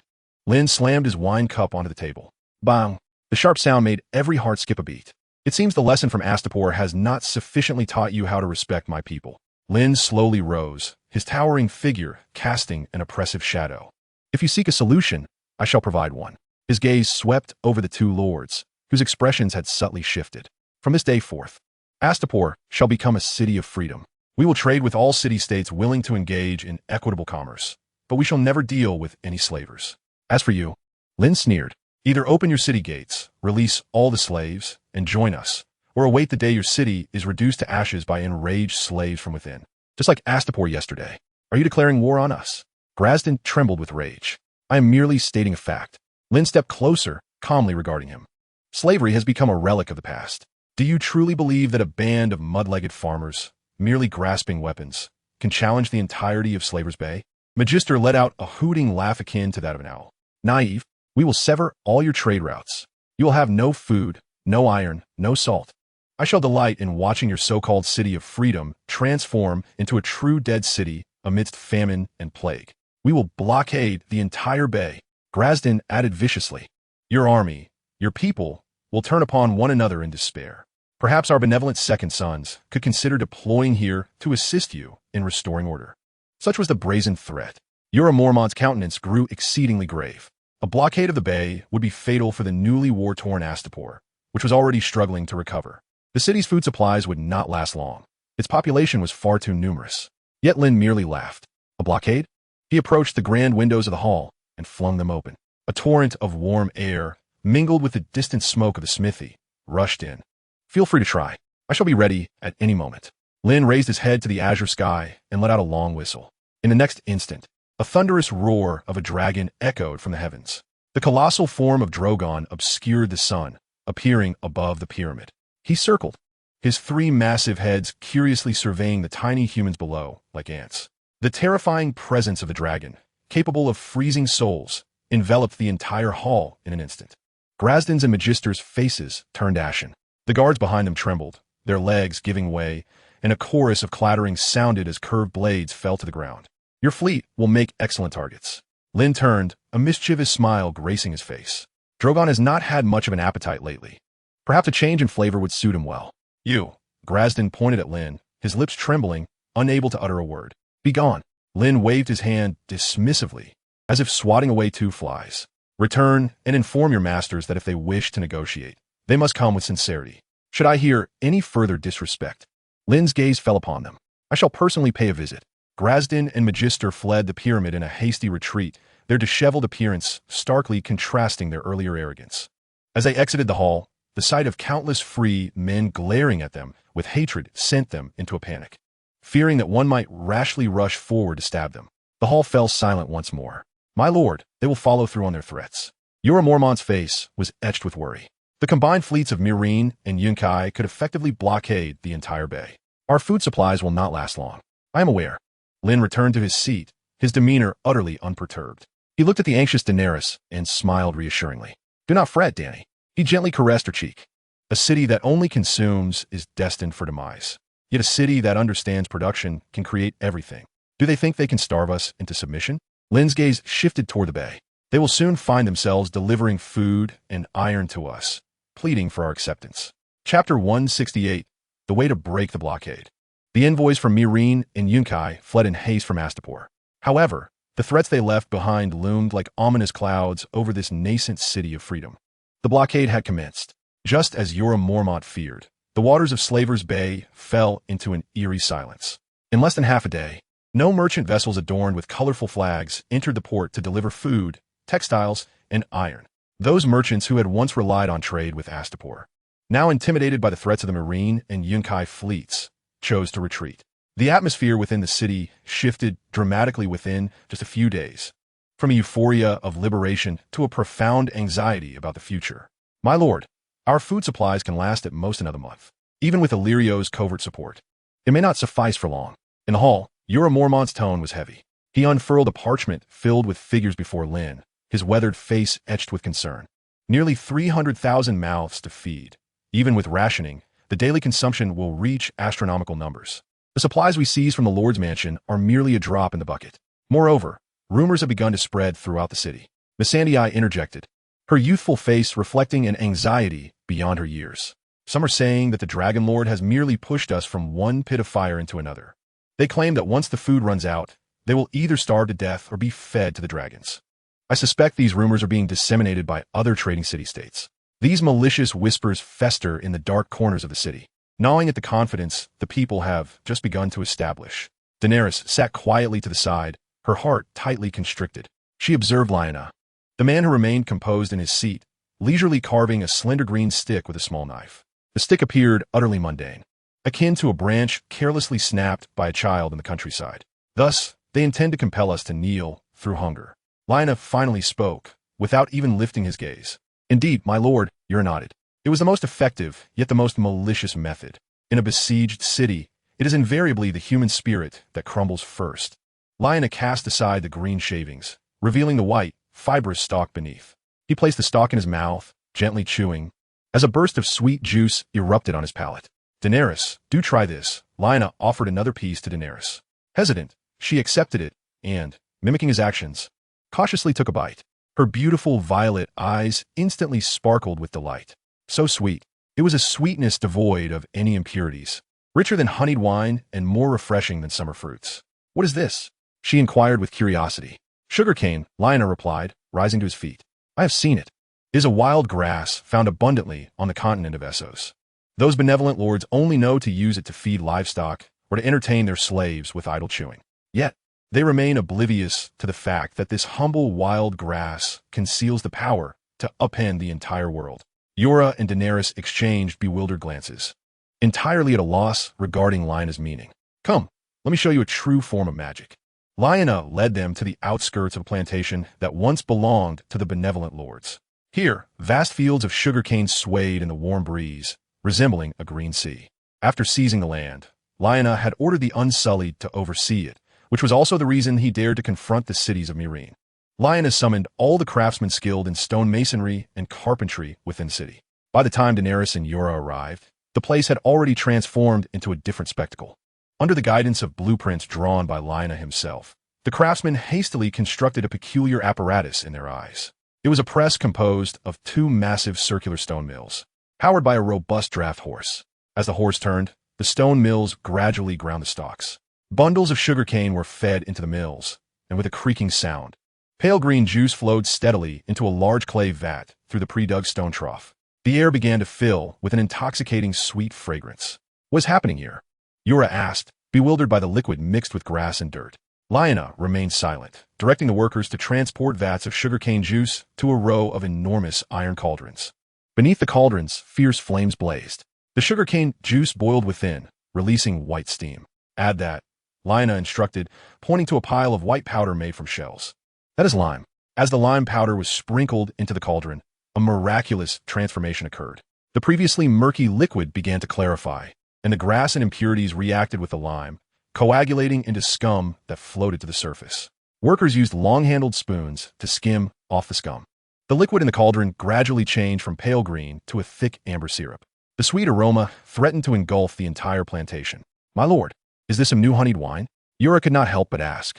No, it will be worth 10,000 times more than honeyed wine, Lyanna replied, instructing the workers to pour the bubbling syrup into conical clay molds with small holes at the bottom.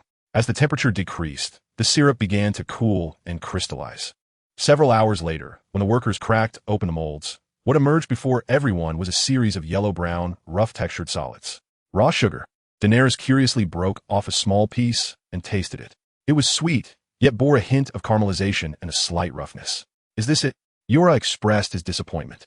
While sweet, it did not seem significantly more exquisite than ordinary honey. Sir Jorah, why the haste? This is merely the beginning, Lyanna chuckled. He instructed the workers to place the conical blocks of raw sugar upside down on a row of empty clay jars. Then, he had them fetch moist clay. They sealed the tops of the sugar blocks with the clay. Everyone was left in astonishment. Adding mud to sweets? What kind of unheard-of operation was this? Even Daenerys displayed a look of confusion. Lyanna offered no explanation, only urging everyone to be patient. Under the curious gazes of the onlookers, the moisture from the clay began to slowly drip down, drop by drop.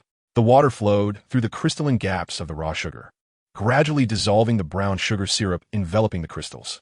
Dark brown liquid seeped from the small holes at the bottom of the sugar blocks, dripping into the jars below. Meanwhile, the originally brown sugar blocks were visibly lightening in color from top to bottom, from brown to pale yellow, then to off-white. This process was slow yet enchanting, resembling a silent metamorphosis. Everyone held their breath, fixated on the fading sugar blocks, as if witnessing the birth of a miracle. A day later, when Lynn commanded the workers to remove the cracked clay from the top and retrieve the now pristine sugar block, the entire plantation fell into a deathly silence. Jorah Mormont's eyes widened like saucers, his mouth agape as if he could fit a fist inside. Daenerys covered her mouth with her hand, her violet eyes reflecting utter disbelief. Before them lay a solid white as snow, shimmering with a crystalline sheen under the sunlight. Lynn took the white sugar block, gently squeezing it. The block shattered instantly, transforming into countless white crystals akin to diamond dust. He pinched a handful and offered it to Daenerys' lips. Daenerys extended her tongue, gently licking it. Boom! A wave of pure, unparalleled sweetness erupted in her mouth. There was no hint of bitterness, no trace of heaviness, only unadulterated sweetness that made her soul tremble. Divine. The food of the gods, Jorah Mormont murmured. He had traversed both Westeros and Essos for half his life, yet he had never seen or tasted anything so extraordinary. He gazed at Lyanna in astonishment. Could it be that Lyanna had once been a scholar in the Citadel? This is its true form, Lyanna proclaimed, scattering the white powder into the air. The crystalline sugar danced in the sunlight like descending snowflakes. In Westeros, those great lords would spend exorbitant sums to acquire a rare form of block sugar from Lys, which they referred to as white gold. A tiny piece was worth a golden dragon. Yet that sugar was produced in minuscule quantities and was far inferior to our purity. Observing the shock etched on Jorah and Daenerys' faces, Lyanna felt a deep sense of satisfaction.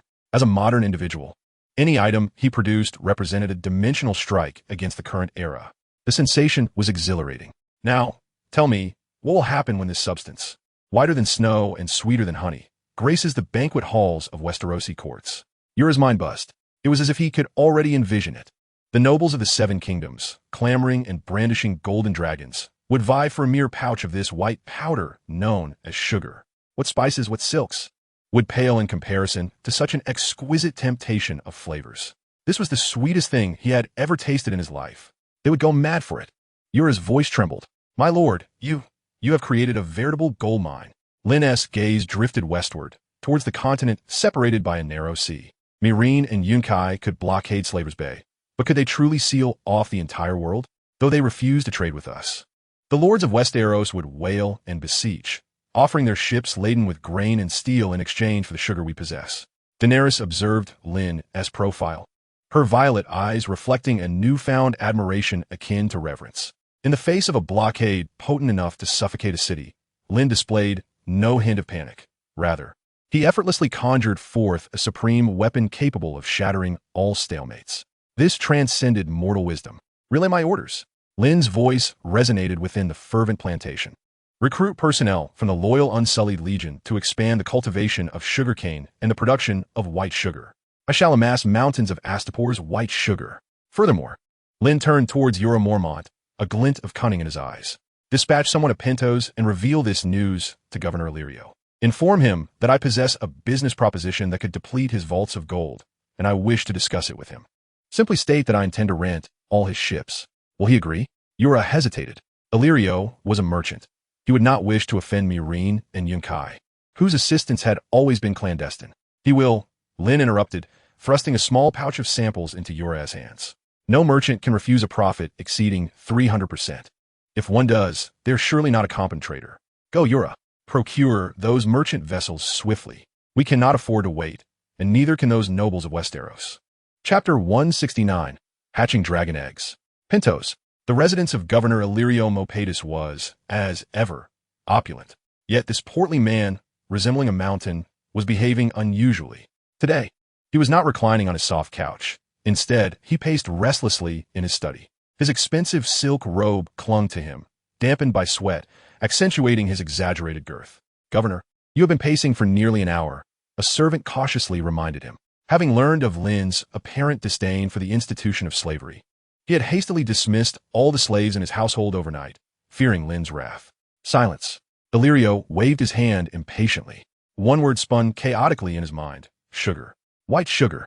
When Jorah Mormont appeared before him, travel-worn and placing that small silk pouch on his desk, Illyrio initially dismissed it with indifference. Yet upon tasting the powder whiter than snow, this governor, who had savored countless delicacies of the world, lost all composure. It was a sweetness so profound it could make one's soul quiver. Pure, noble. Devoid of any impurities. He instantly comprehended the terrifying value this substance represented. The nobles of Westeros would wage war for it.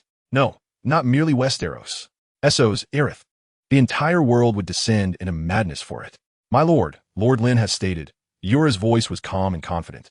He is willing to rent all your merchant ships in exchange for exclusive trade rights to this white sugar. Illyrio's heart skipped a beat. He recognized this as a transaction capable of altering the world's landscape. Yet, he also understood that it meant severing ties with Meereen and Yunkai. The fleets of those two city-states had already blockaded all of Slaver's Bay. But, as Lynn had anticipated, no merchant could refuse a 300% profit. Illyrio was not merely a competent merchant. He was a top-tier opportunist. Abruptly halting his pacing, a greedy glimmer ignited in his small eyes, concealed beneath layers of flesh. I shall have my entire fleet set sail at once. Talis, Tyrosh, Volantis. Buy up every grain, iron, ore, and fabric available in the markets.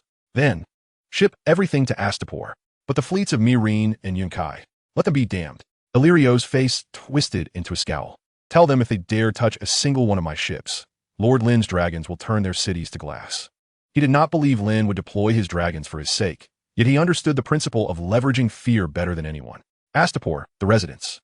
Upon hearing Jorah's report, a knowing smile spread across Lynn's face. Everything was unfolding according to his plan. However, at that moment, an unsullied soldier hurried in. My lord, Viserys has been subdued. He knelt on one knee. Lynn's smile vanished. Previously, he had been too occupied to deal with Viserys. Now, with the most pressing issue resolved, it was time to address Viserys' assault on Daenerys. Lynn nodded and turned towards Daenerys' chamber. Jorah attempted to follow, but was halted by a mere glance from Lynn. The door stood ajar. Daenerys sat by the window, gazing at the bustling figures outside, lost in thought. Her profile, bathed in the golden hues of the setting sun, was as beautiful as a painting, yet tinged with an inescapable melancholy. I have heard. Lynn approached her from behind, gently embracing her. Daenerys shuddered slightly, resting her head against his chest. I am fine, she murmured, her voice muffled, just a bit saddened. I thought he would at least retain a semblance of Targaryen dignity. But he did not. He is like a rabid dog driven to desperation, eager to drag everyone down to hell with him.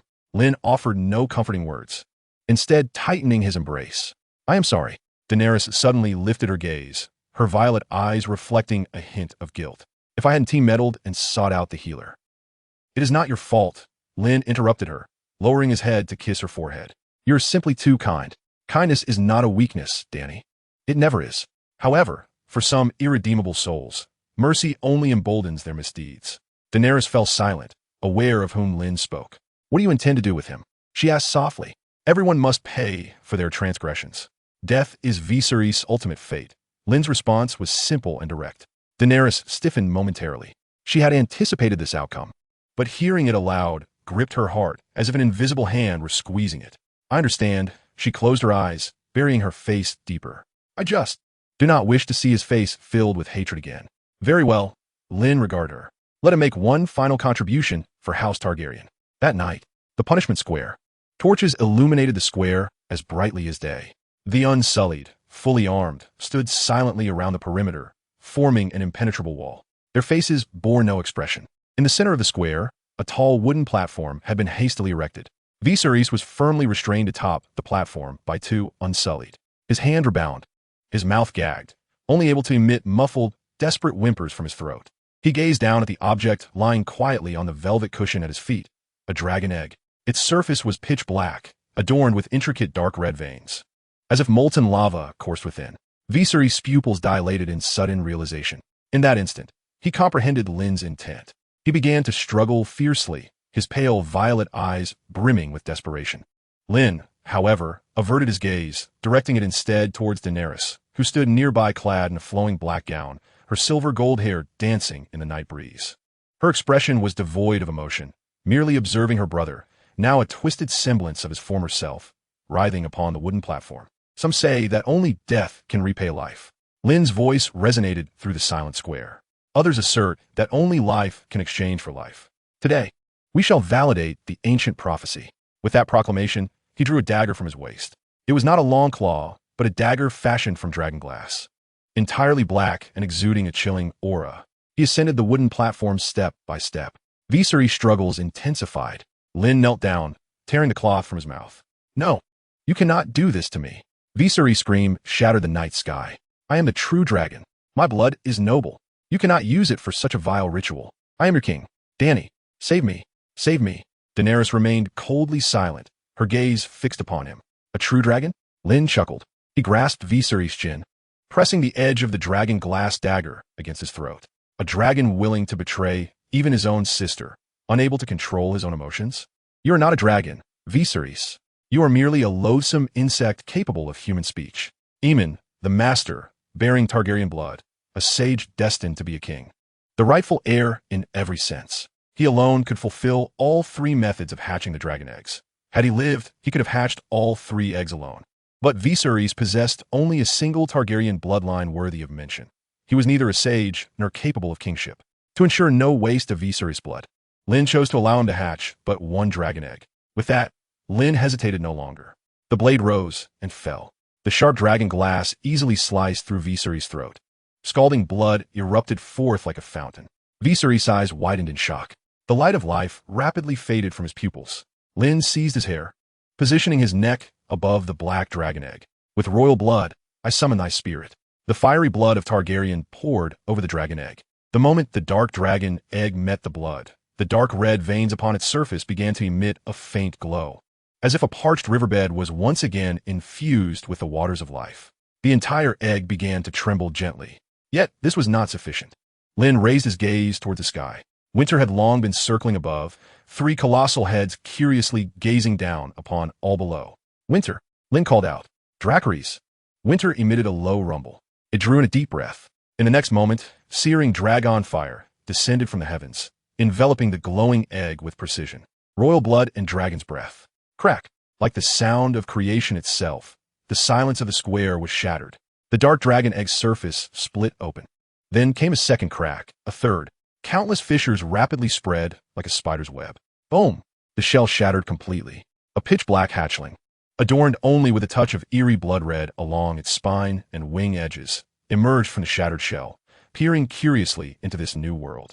As its gaze met Lynn's, it let out a clear, affectionate cry. It stumbled on its tender limbs, wobbling towards Lynn's feet, affectionately nudging its small head against his boots. In the square, 8,000 unsullied, after a brief moment of stunned silence, simultaneously knelt on one knee. They raised their spears high, offering Lynn the most fervent of tributes with a synchronized thud. "You have slain Viserys Targaryen. Experience points 02.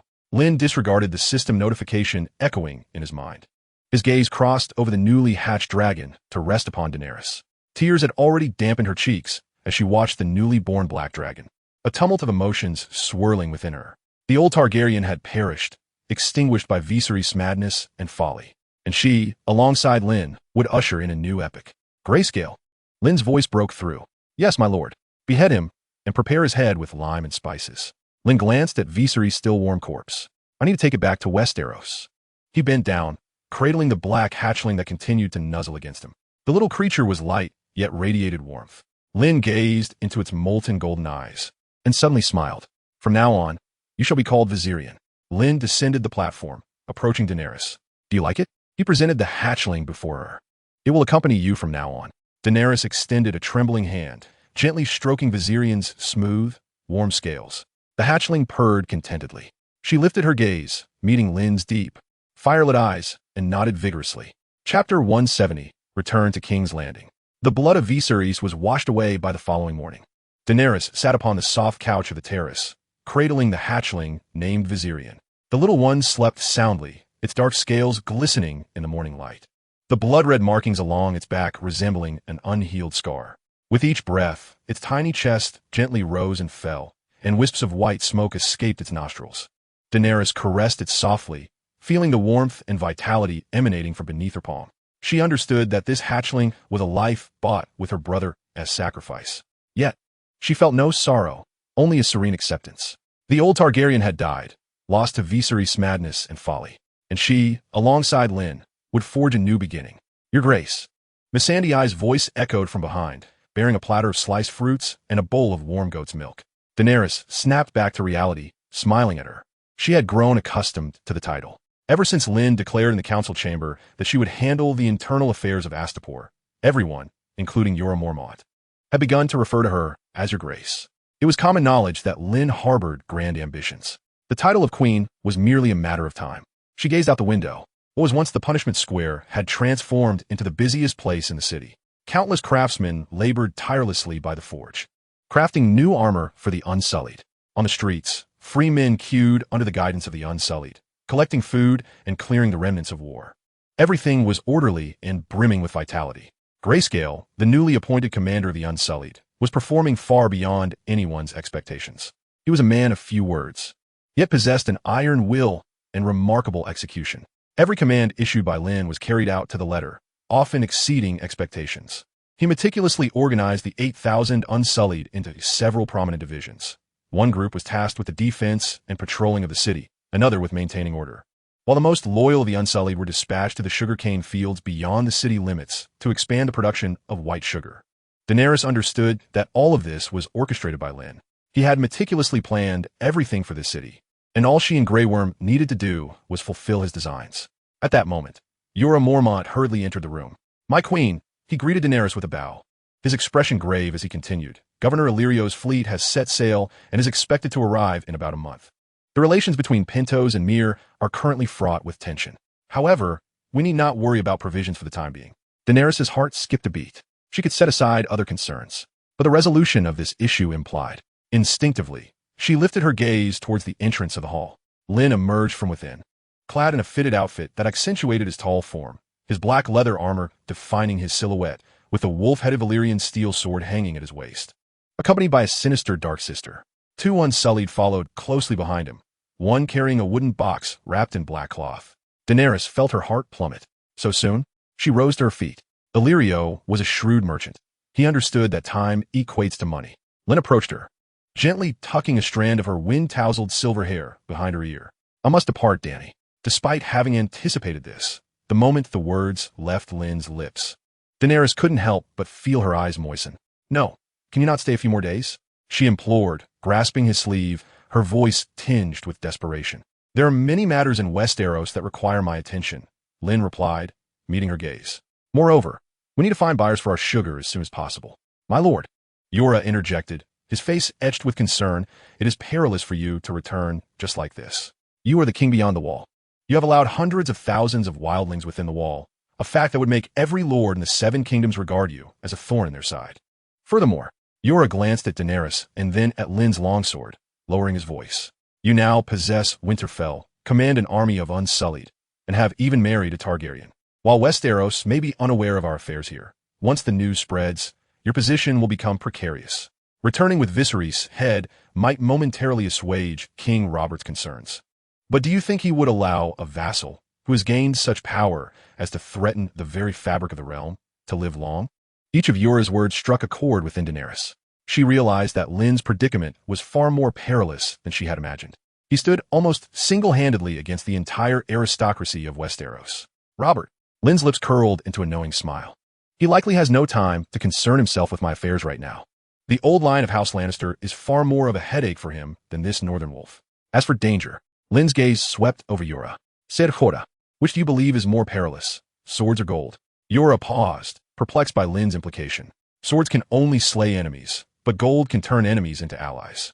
Lynn clapped him on the shoulder. My return is not solely to see Robert. I'm going to conduct business. I intend to ensure that every table in the Seven Kingdoms is laden with Astapor's white sugar.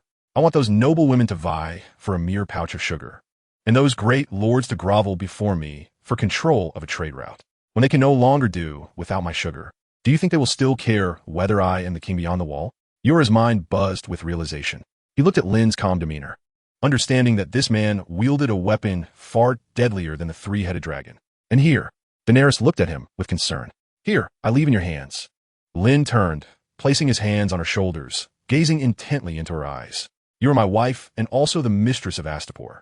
Grey Worm will heed your commands, and the 8,000 Unsullied are your sword.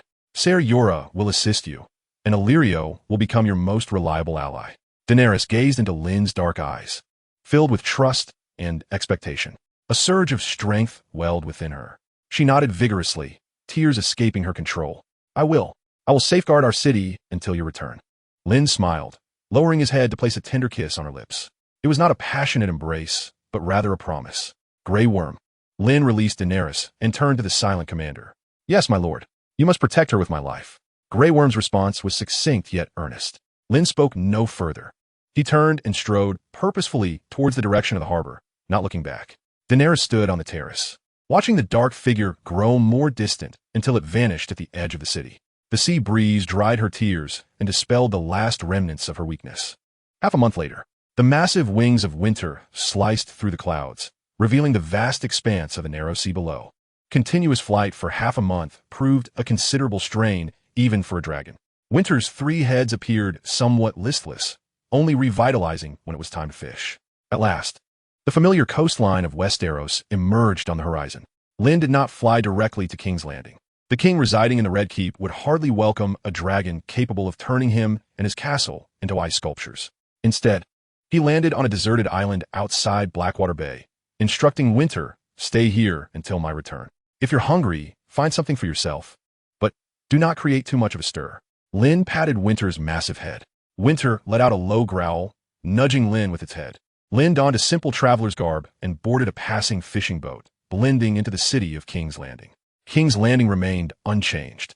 The air still reeked of a concoction of human waste, horse manure, and rotting fish. The streets bustled with people, beggars, and courtesans scattered about. The gold cloaks patrolled the streets. Everything was as it was when he departed.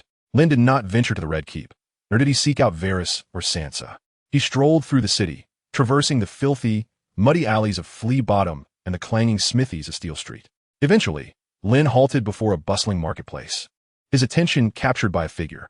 It was a girl, clad in a clean, deep blue gown adorned with delicate floral embroidery.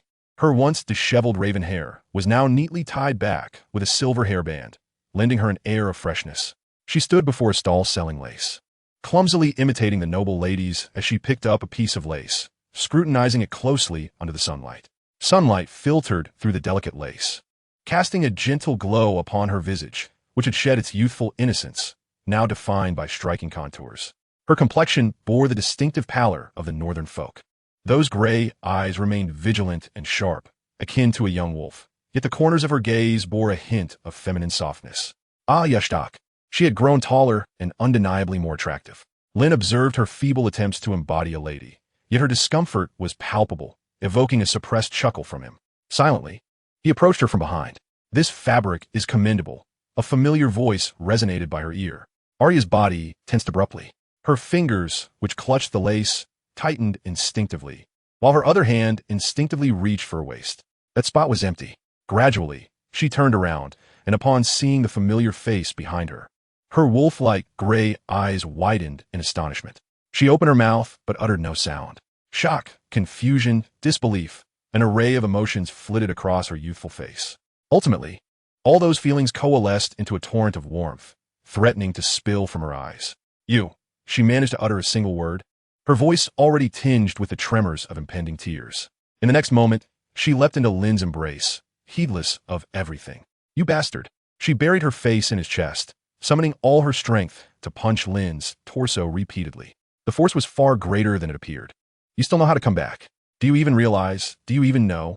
Her words became a jumbled mess, and tears flowed uncontrollably, soaking the fabric of Lynn's shirt. Lynn remained silent, allowing her to vent her emotions. He could feel the weight of longing and grievance in every strike she delivered. Bystanders and vendors alike turned their curious gazes toward the peculiar display of affection between the two. Arya soon became aware of their attention. She abruptly lifted her head from Lynn's embrace, hastily wiping her tears with her sleeve, attempting to don her fierce facade once more. However, her reddened eyes and nose betrayed her efforts. Lynn, witnessing her attempt to appear nonchalant yet clearly distressed, could no longer suppress his laughter. He reached out, ruffling her hair as he used to. There you go. Your makeup is all ruined now. Arya's face flushed crimson, her embarrassment spreading from her cheeks to the roots of her ears. Who put on makeup? She retorted defiantly, her neck arched in protest. And don't touch my hair. Yet, despite her words, she did not withdraw. Lynn retracted his hand, his gaze landing on her exquisite new gown, feigning astonishment as he appraised her. My, how rare. Our little wolf girl from Winterfell has taken to wearing dresses. It seems the fare in King's Landing has done wonders, making you, well, a tad more feminine. What nonsense are you spouting? Arya, flustered and indignant, lifted her foot to stomp on Lynn's, but he effortlessly evaded her. She glared at his infuriating smile, her heart swelling with the grievances she had just managed to suppress. Pouting, her eyes brimmed with tears once more. Let us go. Lynn grasped her wrist, leading her away. We'll talk later. And let me see your sword. See if it's rusted. Ned. Arya's wrist was slender. As Lynn held it, he could distinctly feel her pulse racing beneath the delicate skin. She feigned a struggle, but her attempts were more akin to a petulant display than genuine resistance. Let go, Arya whispered, her cheeks still flushed, her gray eyes averted from Lynn, fixated instead on their intertwined hands. Not a chance, Lynn replied with resolute finality, pulling her along, indifferent to the curious stares of passers-by as he headed directly towards the Hand's tower. You brute, how do you still possess such strength? Arya murmured, conceding her struggle, her steps involuntarily matching his. You've simply grown weaker, Arya, Lynn teased without looking back. Dressed in skirts all day, fiddling with lace and frills. Have you tossed your needle into the Blackwater to feed the fish? Absolutely not. Arya, akin to a cat whose tail had been stepped on, flared up instantly. I practice every day. She was eager to defend her skills. Oh, really? Lynn's tone dripped with skepticism. I must inspect your technique thoroughly to ensure you Haven T turn Sirio's water dance into a little girl circle dance. At the mention of Sirio's Farrell, Arya's eyes sparkled with determination, her voice taking on a serious tone. What he taught me, I will never forget. Thus, they continued their playful banter, navigating through the bustling streets until they arrived at the Hand's tower. The towering structure loomed majestically, standing out among the lowly buildings of King's Landing, overlooking the sordid yet desire-filled city. Upon seeing Arya, the Stark guards at the entrance immediately bowed in respect.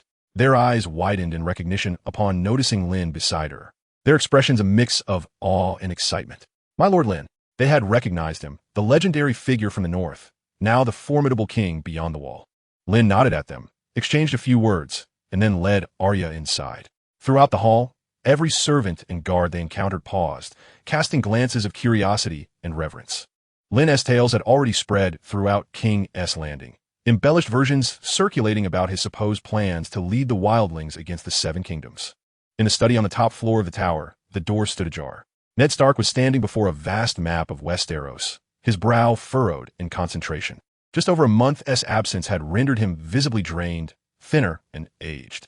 The wrinkles at the corners of his eyes deepened, and strands of gray had crept into his hair. Life in King's Landing acted as a relentless millstone, wearing down the will of this northern protector. Father, Arya whispered softly. Ned turned slowly. Upon seeing Lynn, the stormy gray of his eyes surged with tumultuous emotion. He opened his mouth, seemingly to speak, but instead swiftly moved forward to envelop Lynn in a firm embrace. The strength of his grip was characteristic of the straightforward nature of the North. Good lad, you finally returned. Ned's voice bore the weight of exhaustion. He released Lynn, placing his hands on his shoulders, scrutinizing him from head to toe. You look sturdier. Ned sighed with relief, but the gravity on his face remained. He glanced at Arya, and then at the two silent Unsullied behind Lynn, one of whom held a square wooden box wrapped in black cloth. Arya, you must step outside, Ned commanded with an air of finality. I won't, Arya immediately retorted, instinctively positioning herself beside Lynn, resembling a protective little wolf, vigilantly regarding her father. Whatever you have to say, I want to hear it. Ned frowned, ready to protest further. Let her stay, my lord, Lynn interjected. Some things she must learn eventually. She is no longer a little girl. After a moment of silence, Ned sighed, conceding with a nod. He dismissed the attendants from the study and closed the heavy oak door behind them. Do you have any idea the trouble you've caused me? Ned's first words were laden with tension. He pointed to the vast expanse of land situated north of the Great Wall on the map. The king beyond the wall. You have housed hundreds of thousands of wildlings in the Giftlands. The able-bodied men alone number over 80,000. Do you comprehend the implications of this? Lannister, Tyrell Baratheon. At the council, Those lords are itching to form a coalition to have your head mounted on the walls of King's Landing. It is I. Ned's voice suddenly rising, his gray eyes filled with bloodshot urgency and helplessness. It is I who, against the tide of opposition, have pledged the honor of House Stark on your behalf. It was I who temporarily quelled this matter. Lynn listened in silence, offering no rebuttal. He could envision the immense pressure that the honorable Lord of the North, in the treacherous realm of King's Landing, had endured to protect his own. This debt was not insignificant. And then there was Robert. Ned's tone grew heavier, tinged with apprehension. You must be wary of him, Lynn. He is no longer the Robert the first once knew. The throne and fine wine have thoroughly corrupted his mind. He has become capricious, suspicious, and at times, even refuses to heed my counsel. He fears you, Lynn. He fears your army, fears your title as the king beyond the wall, though he does not voice it. I know he dreams of eliminating you. Upon hearing her father's words, Arya's small face turned ashen. She clutched Lynn's sleeve tightly, her palms slick with cold sweat. It dawned on her that Lynn's return was not a homecoming, but rather a venture into a meticulously prepared slaughterhouse. Understand, my lord. Lynn's expression remained placid, as if the Robert that Ned spoke of, capable of rendering him irretrievably lost, was merely an inconsequential figure. Ned observed his calm demeanor, feeling a mixture of urgency and frustration. Yet, since Lynn had already entered the city, the news had likely reached Robert's ears by now. Fleeing was no longer an option. Taking a deep breath, Ned revealed the final matter he had wished to withhold, but as a father, he felt compelled to speak. And regarding your marriage to Arya, Ned's gaze fell upon his obstinate little daughter, his eyes reflecting a complex turmoil of anguish. I once promised Arya, right there in the melee of the tourney. Lynn, I know you're a good lad. You are a few years older than Rob, yet still a child in many ways. I have treated you as I would my own son, despite our lack of blood ties. However, first and foremost, I am a father. Arya's father. Ned's voice carried an unwavering resolve. If you cannot navigate this encounter with the king safely, I will not entrust Arya to you. I cannot allow her to follow you into a future that is destined for ruin. Boom! Ned's words resonated explosively in Arya's mind. Father! Arya cried out. Disbelief etched on her face as she looked at Ned. How can you say such a thing? How can you? She faltered, tears streaming down her cheeks. She could not fathom that her father, who had always cherished her, would utter such callous words at a moment when Lynn needed support the most. Is this not abandonment? Lynn remained silent, gently patting Arya's back to soothe her, signaling her to remain calm. He understood that Ned was not in the wrong. This was a father's way of protecting his daughter. It was human nature, and thus, one could not hold it against him. In the future, should Lynn himself have a daughter, he would wish for her not to marry a man like this. Yet, sometimes, actions speak more persuasively than words. My lord.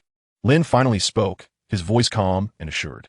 Rest assured, I have not returned to wage war against King Robert. I come bearing gifts. Lynn unveiled a wooden box draped in black cloth. A head, treated with lime and spices yet still recognizable in its original form, appeared before Ned and Arya. The handsome yet twisted visage bore the marks of dread and defiance in its final moments. Viserys Targaryen. This is. Ned stared intently at the severed head. The remnants of House Targaryen had been dealt with on behalf of His Majesty the King. Lynn's tone was as nonchalant as if discussing a trivial matter. I trust that King Robert will appreciate this gift. Ned gazed upon the head, then back at Lynn, a tempest brewing within him. He had not anticipated that Lynn could slay Viserys.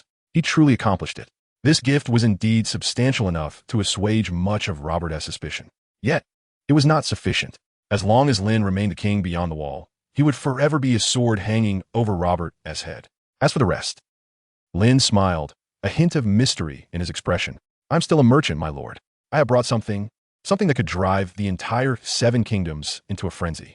When His Majesty and all the nobles become dependent on my trade, do you think they will still care about who I am? Ned was taken aback. He could not fathom what Lynn was insinuating. Just as he was about to inquire further, a heavy knock resounded at the study door. My lord, a frantic voice from outside belonged to the captain of the guards. Jane Baelish, the King's herald has arrived.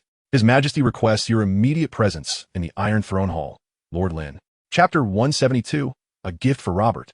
The King's herald has arrived. Ned Stark's expression turned grave. He waved his hand, signaling the guards outside to remain patient, then turned to face Lynn with piercing intensity. Arya's small face was pale, her grip on Lynn's sleeve tightening as if it could anchor him in the safety of the study. Father, you cannot let him go. Arya's voice trembled with tears. The king will kill him. This is a royal summons. Arya, no one can refuse. Ned's voice was weary and powerless. He looked at Lynn, concern etched into his gaze. Are you prepared? Fear not, my lord. Lynn's face retained its calm demeanor. He gently patted Arya's hand, then handed the wooden box containing Viserys' head to Ned's guard. Take this with you. Lynn instructed the guard. Also, go to the dungeons and bring that gift sent by the Night's Watch. Gift? Ned was momentarily taken aback, but soon he understood Lynn's meaning. The situation had spiraled beyond Ned's control. He could only sigh, turning to stride out of the study. He needed to change into his formal attire as Hand of the King. He would stand beside Lynn in the Iron Throne Hall, doing all he could in this final moment. In the study, only Lynn and Arya remained. An oppressive silence hung in the air. Arya opened her mouth, wanted to say something, but tears fell first. She loathed her helplessness, her insignificance. In this vast whirlpool of power, she could only watch helplessly as the one she cared for most ventured toward the unknown abyss. I will go with you. Suddenly, Arya lifted her head, her tear-streaked gray eyes ablaze with an unprecedented determination. What? Lynn was taken aback. I said, I will go with you. If anything happens to you this time, or if Father truly forbids me to marry you, I will elope with you. We will go to the north, to the lands beyond, anywhere but here. I can no longer bear to remain in this wretched place called King's Landing. She resembled a little wolf, proclaiming her intent to flee from home, articulating the softest words with the fiercest tone. Lynn's heart felt as though it had been struck by some unseen force. He gazed at the stubborn young girl before him. Though she was clearly terrified, she was willing to forsake everything she possessed for his sake. A warm wave of emotion, tinged with guilt, surged within him. Silly girl. Lynn extended his hand, gently wiping away the traces of tears from her cheeks. I will be fine, he said, looking into her eyes, enunciating each word with care. When I return, I shall take you away from King's Landing to a place far more intriguing. I promise. Arya bit her lip, locking her gaze onto his sincere eyes, and ultimately nodded vigorously. The path to the Iron Throne Chamber was long and oppressive. The corridors of the Red Keep were adorned with grand tapestries from the Targaryen dynasty, depicting dragons embroidered in gold thread, their fierce forms seemingly poised to spring to life and devour anyone who dared approach, illuminated by the flickering torchlight. Ned walked alongside Lynn, his steps heavy with foreboding. When we meet Robert, no matter what he says, do not challenge him, Ned cautioned in a lowered voice, offering his final advice. His temper is unpredictable. A mere spark could ignite his fury. I will, my lord, Lynn replied, though his gaze inadvertently swept past the Lannister guards standing rigidly along the corridor. Their faces bore an unmistakable air of cold indifference and arrogance. Tywin Lannister, this old lion, lurking in Casterly Rock, could no longer contain his fangs. When Lynn had departed, it was the Gold Cloaks on duty. Shortly after his departure, the Lannisters had inserted themselves into the fray. Indeed, Ned was no match for Tywin. Moreover, Lynn understood well that Robert's erratic temperament, filled with suspicion and anger, stemmed not merely from the corrosive effects of alcohol and power. It was a poison quietly festering within him, a slow-acting toxin concocted by the faceless men, capable of unraveling one's sanity. As they rounded a corner, two figures obstructed their path, Queen Cersei Lannister and her twin brother, Jaime Lannister. Cersei was adorned in a gown of golden satin, her exquisite face adorned with a hint of languid mockery. Her gaze roamed over Lynn, as if appraising a possession of her own. Look who has returned. Cersei's voice dripped with her distinctive lilt. The hero of the North, the king beyond the wall. Have you grown weary of Essos and found yourself longing for King's Landing? Jaime, hand resting on the hilt of his gilded sword, stood beside Cersei, his green eyes filled with caution. Lynn's gaze bypassed Jaime, landing squarely on Cersei's face, a faint smile gracing his lips. His Majesty should be quite pleased with the gift I have brought. I have proven my loyalty to the king. Perhaps the queen should also consider demonstrating her loyalty. Such actions make it difficult for one to avoid misinterpreting your intentions, Jaime remarked, bewildered, but Cersei's smile faltered. That statement struck at her most concealed wound. This Lynn had not only claimed her body, but was also reminding her, in this manner, that she remained his possession. The moment she caught sight of Lynn's teasing gaze, memories of that day when he had galloped freely, without a shred of pity, resurfaced. A rush of humiliation and an unusual sensation surged within her. Her nails nearly sank into her palm, her vision darkening and breath becoming labored. We must go, Lynn said as he and Ned moved past her, casting a final glance towards Cersei. Her complexion paled. She wished to unleash her wrath, yet the thought of Princess Myrcella still in Lynn's grasp quelled her fury, replaced by helplessness. Cersei's face bore a hint of embarrassment as she nodded almost imperceptibly. As the heavy doors creaked open, the cold, oppressive atmosphere of the Iron Throne chamber washed over them. The hall was filled with people. High-ranking lords gathered for the council.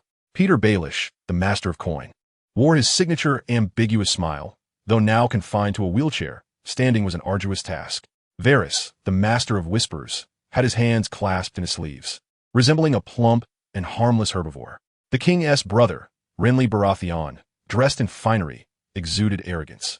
The Grand Maester Pycelle appeared feeble, as if on the verge of slumber. Yet a fleeting spark in his eyes revealed he was not as inept as he appeared. All eyes focused on Lynn as he entered the hall. But the most commanding presence was that of the man seated upon the Iron Throne, Robert Baratheon. He had grown even bulkier since Lynn's departure. The black velvet cloak, a symbol of royalty, strained against his considerable girth, threatening to burst at any moment. His face bore an unhealthy flush, his gaze clouded with irritation and impatience. The stench of alcohol emanating from his labored breaths could be perceived even from 10 paces away. The once spirited visage had been corroded by poison, excess, and suspicion. He was no longer a king, but rather a restless boar ensnared upon his throne. "You have finally returned, my king beyond the wall." Robert's voice thundered like distant thunderclaps, reverberating through the hall. He nearly spat the title with clenched teeth. Lynn chose to disregard the blatant mockery, instead kneeling on one knee in a formal display of fealty. "I salute you, your majesty." "Salute?" Robert let out a rough, derisive laugh. "You unleashed hundreds of thousands of wildlings into my kingdom and call this a salute? You declare yourself king, establish your army on my land, and then come to me with such nonsense? Quite the salute indeed. Lynn, did you think that by having me knight you, I would hesitate to sever your head?"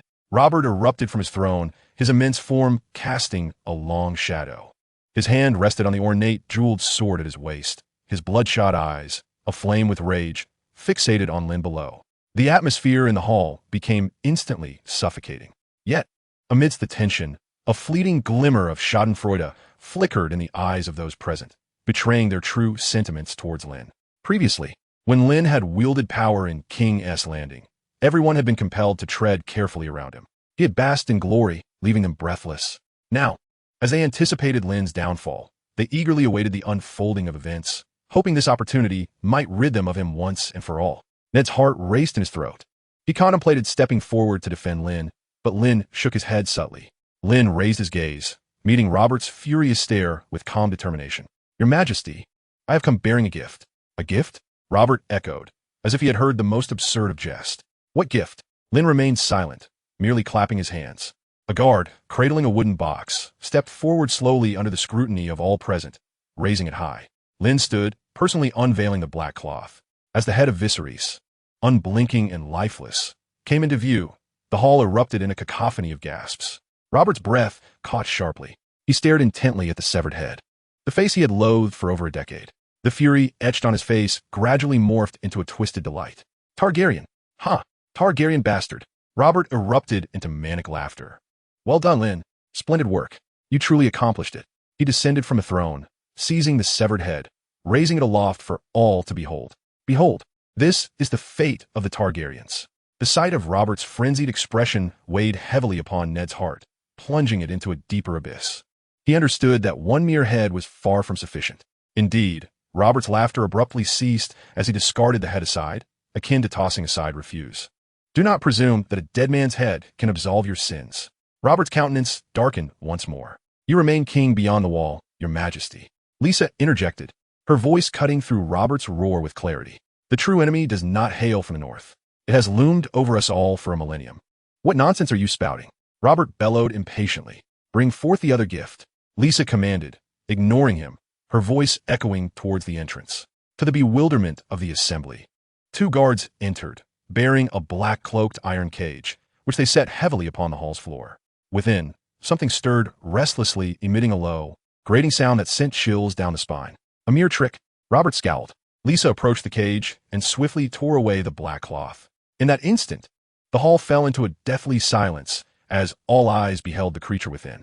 It was a humanoid form, its body emaciated like a desiccated corpse.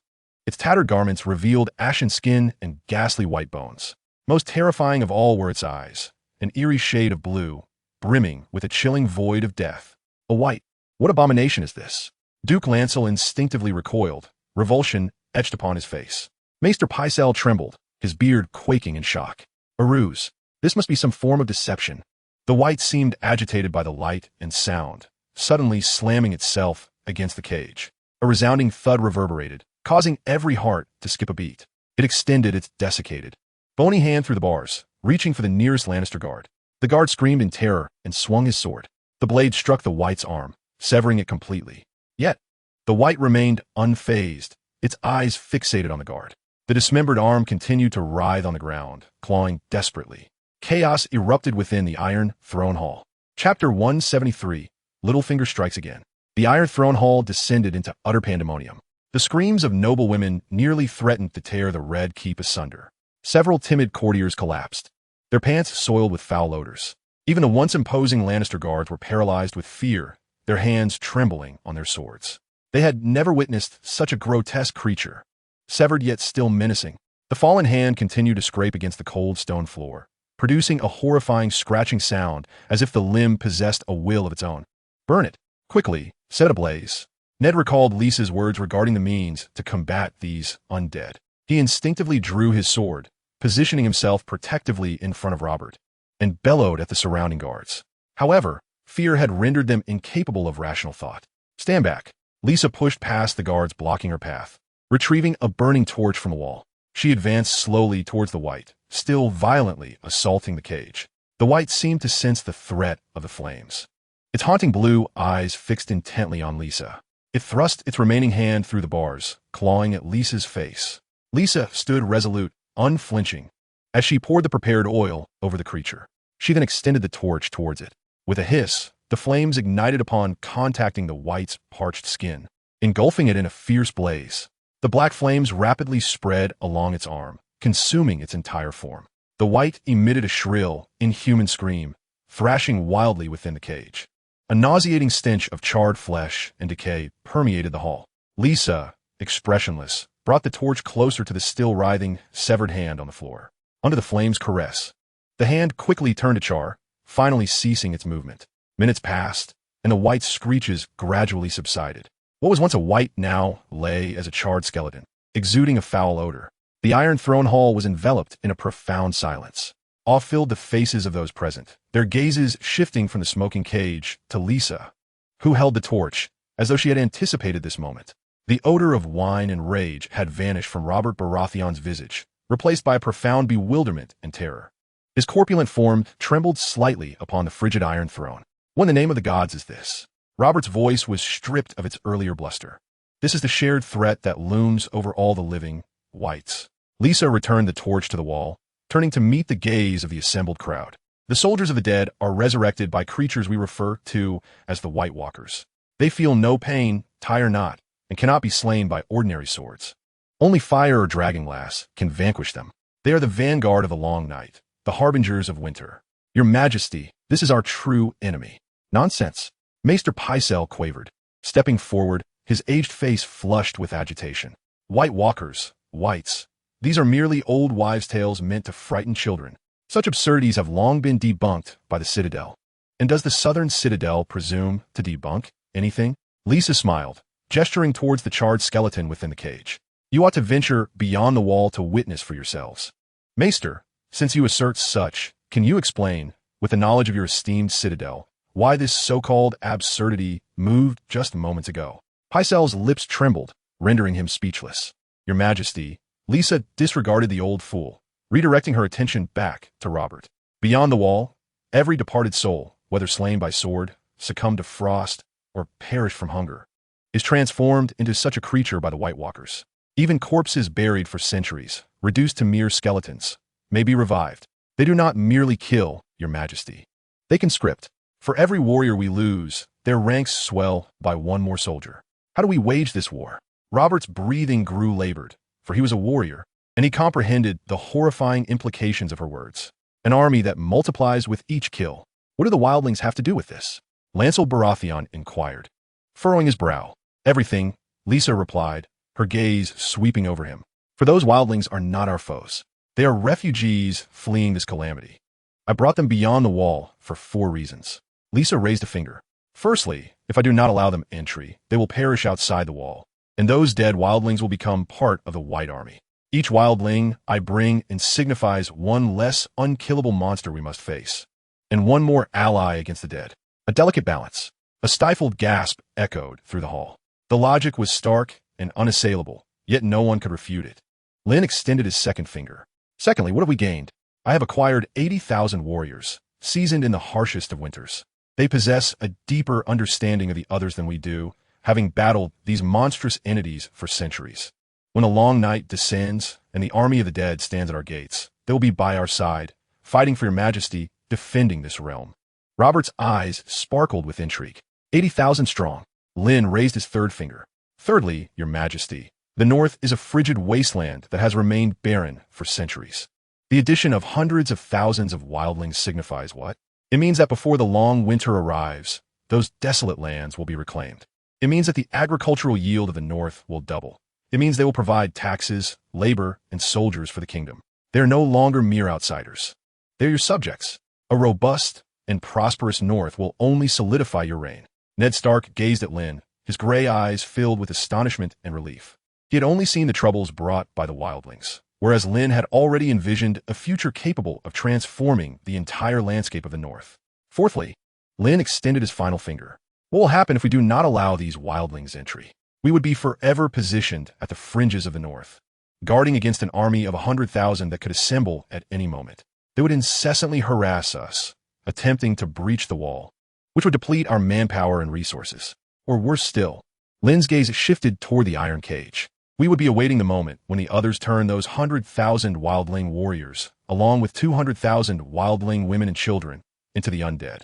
Then, we would face an army of the dead that could swell by an additional 100 or even 300,000. Oh, and let us not forget, these corpses know nothing of chivalry. They will not fear nor show mercy, only transforming every living being into one of their own. As Lynn's words fell, the Iron Throne Hall fell into a profound silence. The grandeur and terrifying imagery he conjured left everyone in awe.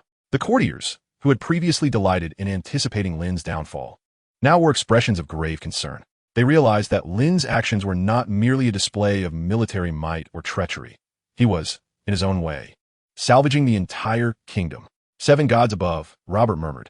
He descended from the throne, step by step, approaching the iron cage, his gaze fixed intently on the charred skeleton within. Fear, excitement, and fervor intertwined within his murky eyes. As a warrior, he despised the court's intrigues and abhorred the endless bills and meetings. But now, a true adversary worthy of his hammer had emerged. The army of the dead. Robert abruptly turned, a glimmer of youthful bravado and spirit resurfacing on his plump face. Ha ha ha. His laughter resonated through the hall. This is the battle a king should fight. He stepped toward Lynn, his large hand landing heavily on his shoulder. Well done, lad.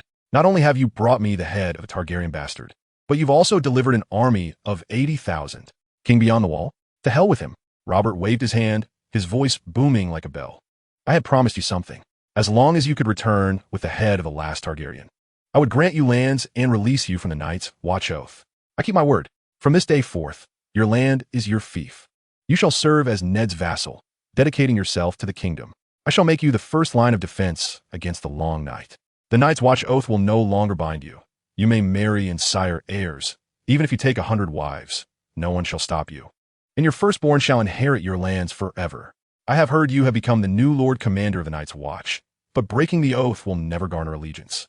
Resign and select another from a Night's Watch to take your place. A stunned silence enveloped the hall. Ned Stark's mouth fell agape, unable to believe his ears. Duke Renly was equally dumbfounded. Cersei's eyes flickered with confusion. What an extraordinary favor. Lynn knelt on one knee, this time with a hint of a smile on his face. I am willing to serve Her Majesty unto death. Good, good, good, Robert exclaimed thrice, never having felt such exhilaration as he did today. He felt as though he had returned to his youth by the trident, when he smashed Rhaegar Targaryen's chest with a hammer. However, just as the atmosphere reached its zenith of camaraderie, an untimely voice broke through. Your Majesty, perhaps you should calm down. Everyone turned toward the source of the voice. It was Peter Baelish, seated in his wheelchair. He wore the same harmless smile, yet his glimmering eyes concealed a chilling coldness. The vision Lord Lynn has painted is indeed enticing. However, Peter's tone shifted, his gaze landing squarely on Lynn. There are whispers from the ravens, Lord Lynn. Your endeavors in Essos are not merely about slaying Viserys Targaryen. You liberated Astapor, enlisted 8,000 unsullied, and forged armor for them. The convicted felon Yora, who fled Westeros, is also in your company, and that woman named Daenerys has been taken under your wing. You even hatched a dragon with your own hands. Peter's voice was like cold water, instantly dousing Robert's rekindled fervor. The atmosphere in the hall thickened once more. If the Whites were a distant threat, then dragons and unsullied were swords poised at their throats. Pentos was a hub for intelligence. Ravens spanned the globe. And with countless eyes on Lynn as he departed for Essos, it was no surprise that Peter, a seasoned player, had acquired first-hand information. The smile vanished from Robert's face. He slowly turned his head, his once muddled eyes now fixated on Lynn with a dangerous intensity. Is what you say true? Lynn, were your dragons? Chapter 174. Free assistance in raising dragons. Yora and Daenerys were inconsequential, mere strays adrift in a foreign land. But dragons? The unsullied? These two terms sent a chill deeper than that charred corpse. Just moments ago, Robert Baratheon had been brimming with bravado, ready to march north to strike the army of the dead. But now his smile had frozen and faded. He turned inch by inch his eyes, once bloodshot from drink and fury, now clouded and menacing. He stared at Lynn, suspicion and shadow lurking within his gaze. Is what you say true? Robert's voice dropped to a terrifying low, like an enraged lion's final growl before the storm. Lynn, were you dragons? You must provide me with an explanation for all this. The temperature in the hall plummeted to an icy chill. Ned Stark's heart plummeted to the depths of despair. His greatest fears had ultimately materialized. Robert's current demeanor was decidedly off-kilter, volatile and capricious. He could easily spiral at any moment. If Lynn could not furnish a reasonable explanation now, the day would surely take a dire turn. He opened his mouth, only to find himself at a loss for words. He could only hope that Lynn would devise a suitable resolution. All eyes were upon Lynn, some filled with schadenfreude, others with suspicion and fear. As they once again turned their focus to him, they were eager to witness how this northern lad, who had recently turned the tide, would confront the king's lethal inquiry. Lynn remained composed, not even glancing at the figure seated in the wheelchair, a victorious smile adorning his face. Instead, he met Robert's almost murderous gaze with a serene nod. Yes, your majesty, I possess a dragon, he acknowledged so effortlessly, so decisively. A collective gasp echoed through the hall. Moreover, I command 8,000 of the finest soldiers in the world, known as the Unsullied. Lynn's second declaration made every heart skip a beat. Madness. This northerner must be insane. How dare he admit to possessing such formidable private forces before the Iron Throne? All I do is for you, your majesty, for the entire realm. Lynn's voice resonated in the hushed hall, clear and resolute. As you have just witnessed, that was merely a wight, a scout of the army of the dead. Beyond the wall, there are hundreds of thousands, even millions of these undead. What shall we use to combat them? A ragtag army of a mere few thousand, scarcely enough to survive the winter, cobbled together from the kingdom? Or those unreliable mercenaries? No, your majesty, that is insufficient. We require an army that fears not death, one that will obey orders without question. Thus, I have brought you the Unsullied. We need a flame powerful enough to incinerate all evil. Hence, I have brought you dragons. Lynn's gaze burned intensely, locking onto Robert's sullen expression. The Unsullied will fight for you, your majesty. My dragon's fire will burn solely for you. They are not my possessions. Your majesty, they are your sharpest sword against the long night. Robert's demeanor remained unchanged as he pressed further. And what of Yora and Daenerys?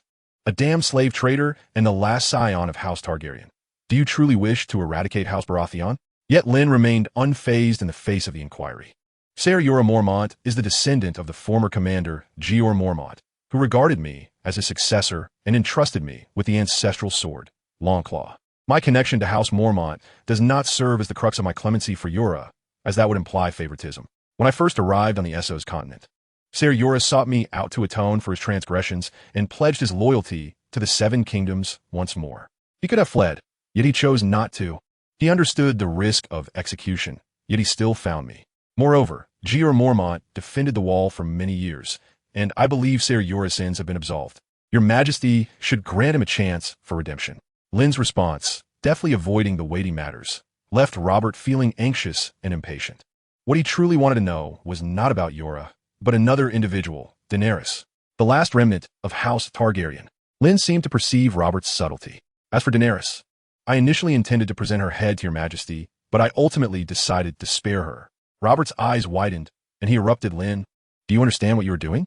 Lynn responded with unyielding composure, "Of course, Your Majesty. It is well known that dragons are the emblem of House Targaryen, and only those of Targaryen blood can hope to master such powerful magical creatures. Even the Targaryens themselves sometimes struggle to control these proud dragons. Thus, should Daenerys be slain, that dragon would also perish. However, if we keep Daenerys, not only can we monitor her actions closely, extinguishing any hopes of her return, but we would also sever the pure bloodline of House Targaryen. Most importantly, this would allow us to control the dragon for the benefit of the Seven Kingdoms. It is a solution that yields numerous advantages. Does Your Majesty not desire a dragon to conquer the realms?" Robert's muscles twitched as suspicion clouded his mind, racing with thoughts. How could a king refuse the allegiance of a dragon? He had long desired one. That was the glory of Aegon the Conqueror. Yet reason cautioned him that a dragon could be uncontrollable, a colossal threat capable of undermining his reign. Just as Robert was caught in this internal conflict, Lynn shifted his tone. "Indeed, Your Majesty. Both army and dragon require sustenance. I have heard whispers that the kingdom's finances are somewhat strained." He cast a pointed glance at the figure in the wheelchair. Peter Baelish's smile faltered. Lynn produced a small pouch wrapped in white silk from within his garments. Amidst the curious gazes, he ascended the steps toward the Iron Throne, step by step. "Halt!" Jaime Lannister, captain of the Kingsguard, instinctively reached for his sword to intervene, but was halted by Robert's glare. Lynn approached Robert, respectfully presenting the silk pouch. Robert, with skepticism, accepted it and opened the bag. Inside lay a powder as white and delicate as snow, shimmering under the torchlight. "What is this? Some poison from Lys?" Robert gruffly inquired. "No, Your Majesty. This is sugar from Astapor." Lynn smiled. "Do try it." As he finished speaking, Lynn appeared to recall something and feigned surprise. "Oh wait, for Your Majesty's safety, it will be prudent to have it tested first. After all, human hearts can be treacherous." Lynn's gaze landed squarely on Peter Baelish in the wheelchair. "Lord Baelish has expressed the most doubt regarding my loyalty, and thus surely he is most concerned for Your Majesty's safety. Perhaps he should be the one to sample this for you, to prove its purity." Instantly, all eyes shifted from the small pouch to Baelish's face. His smile vanished entirely, feeling as though he were being eyed by a venomous serpent. Robert paused, then burst into raucous laughter, finding the suggestion utterly delightful. "Yes, well said." Robert pointed at Peter, his pudgy finger nearly poking his nose. "You come here. Aren't you the one who always alleviates my worries? Now, come and alleviate this one." Peter's complexion shifted from pale to green, then to purple as he was pushed in his wheelchair toward the foot of the Iron Throne by two gold-clad guards. He glared at Lynn's smirking face, wishing he could pierce him with his gaze. Yet he had no choice. Trembling, he pinched a small amount of the white powder from the pouch Robert offered him. The powder was finer than anything he had ever encountered. He closed his eyes, steeled himself, and placed the powder in his mouth. In an instant, Peter's eyes flew open. A sweetness, pure and overwhelming, exploded in his mouth. This was not honey, nor any confection he had ever tasted. It was a flavor that could drive all nobility mad with desire.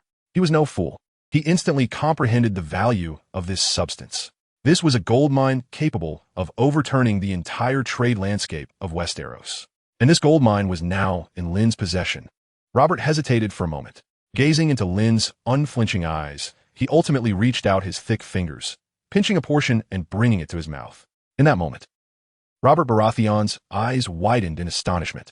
On his face, which had become bloated from indulgence in wine and revelry, an expression of incredulous delight emerged. By the seven, what is this flavor? It is an exquisite sweetness, pure to the extreme. It bursts upon his palate like the sweetest berries of summer and the richest honey of early spring. Such sweetness is enough to make one's soul tremble. In Westeros, the nobility revel in sweetness. Here, the production and acquisition of sugar is exceedingly arduous, requiring substantial labor and expertise, thus rendering it exorbitantly priced and beyond the reach of common folk. Through the enjoyment of sweet delicacies, these nobles can manifest their economic prowess and social standing. Moreover, in certain social gatherings, sweets are often employed as tokens of status and hospitality to guests. Consequently, possessing and consuming copious amounts of sugar is regarded as a sign of prestige.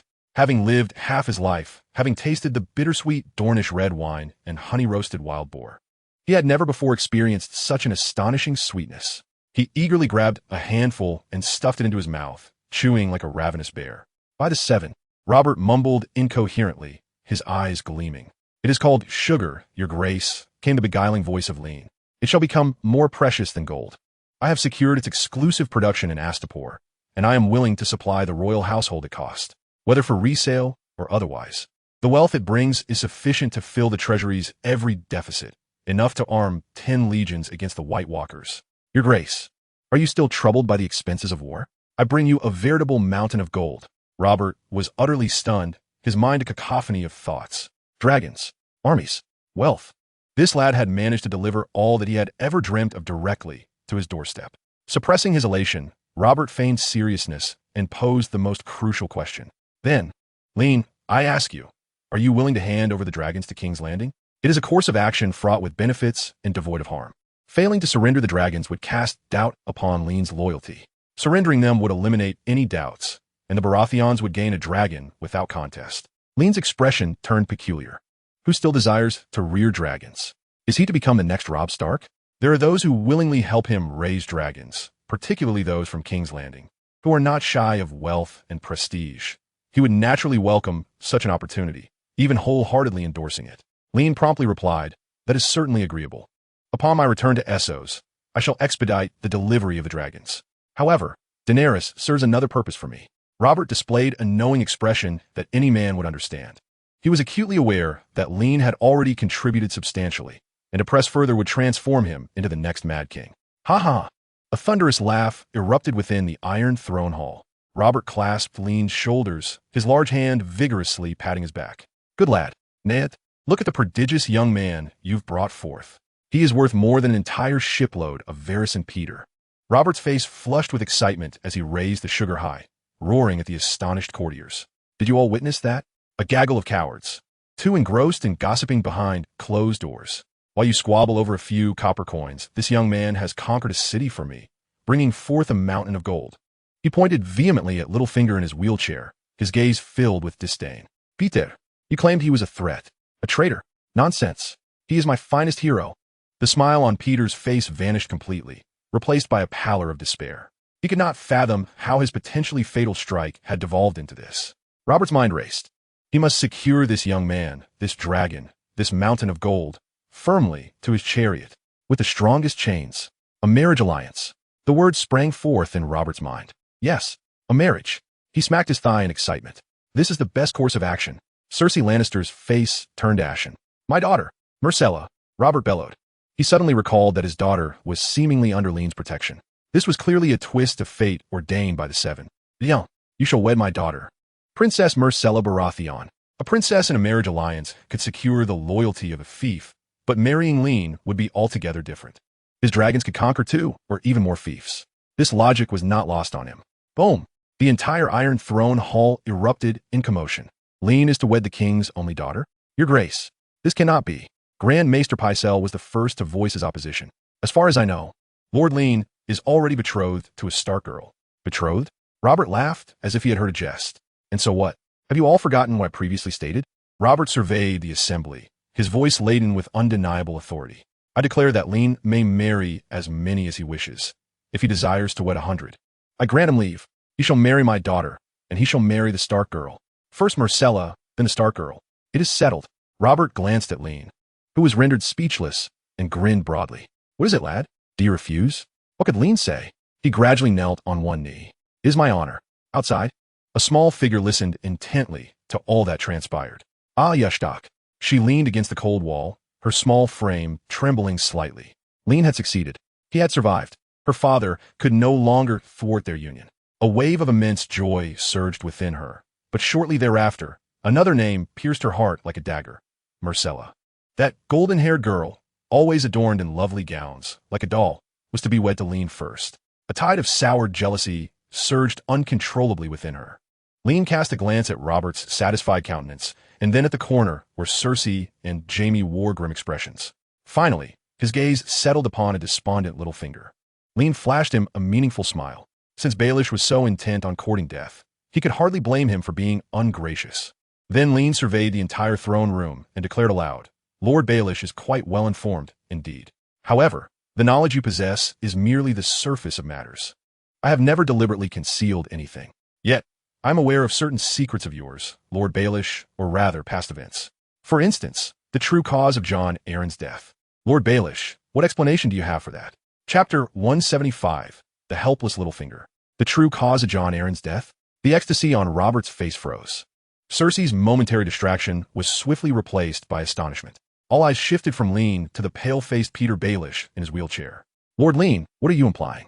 Varys's gentle voice broke the suffocating silence. The cause of Lord Jon Arryn's death was diagnosed by Grand Maester Pycelle as a sudden illness. Illness? Lynn scoffed, interrupting him. Indeed, a malady named ambition. His gaze bore straight into Peter Baelish. Your Grace, Lord Ned.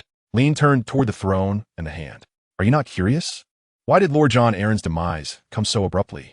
Why, in the wake of his death, did the entirety of the Seven Kingdoms descend into an unending maelstrom of chaos and suspicion?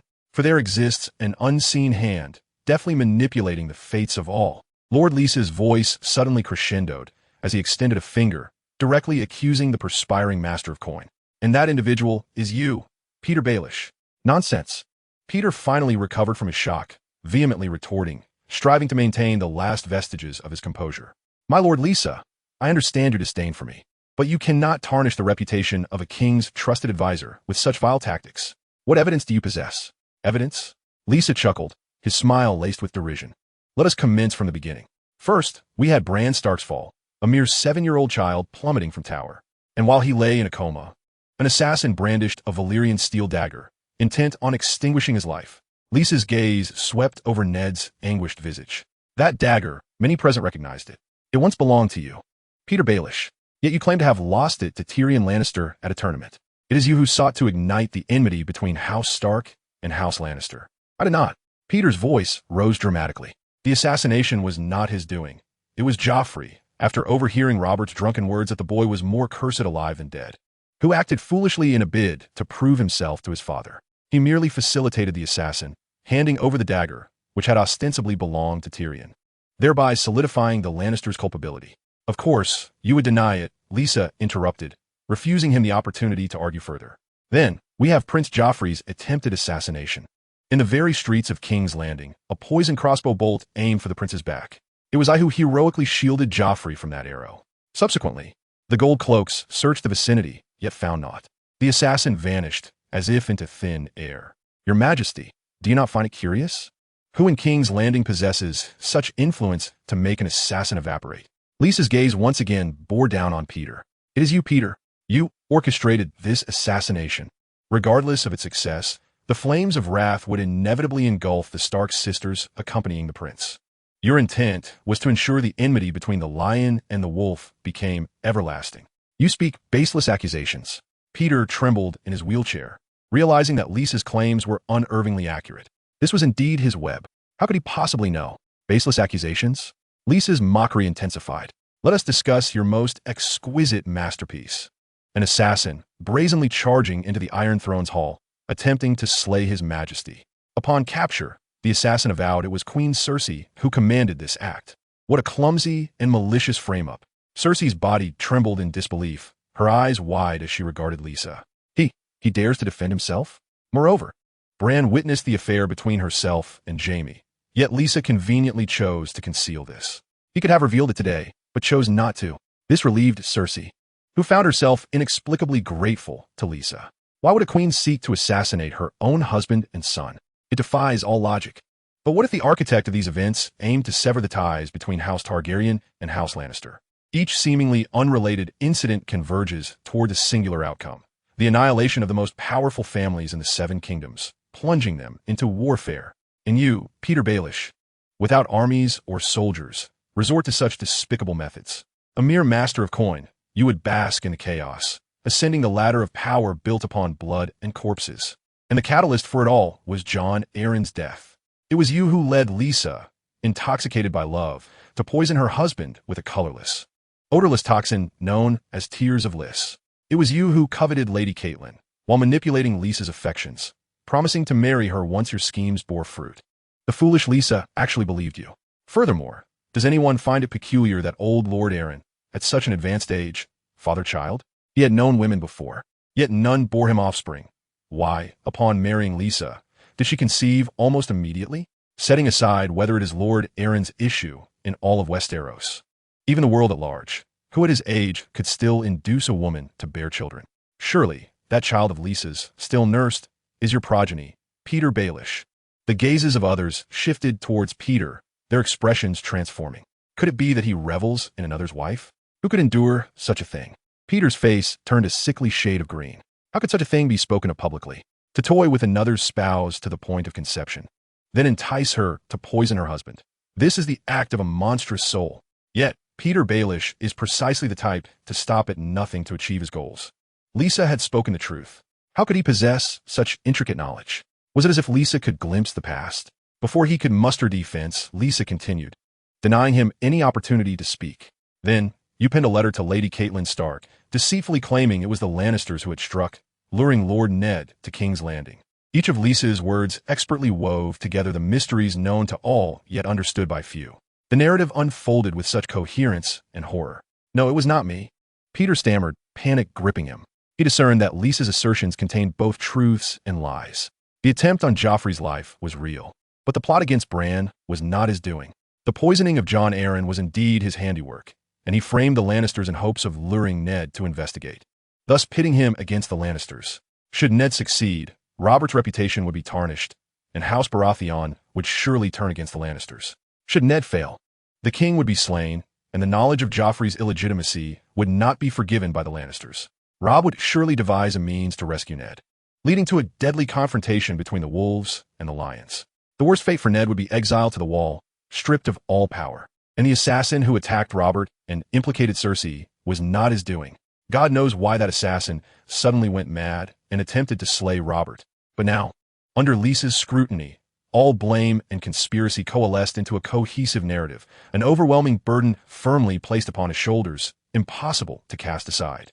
He found himself utterly speechless, for he could not explain why he sought to orchestrate Joffrey's assassination, nor could he justify the poisoning of Jon Arryn.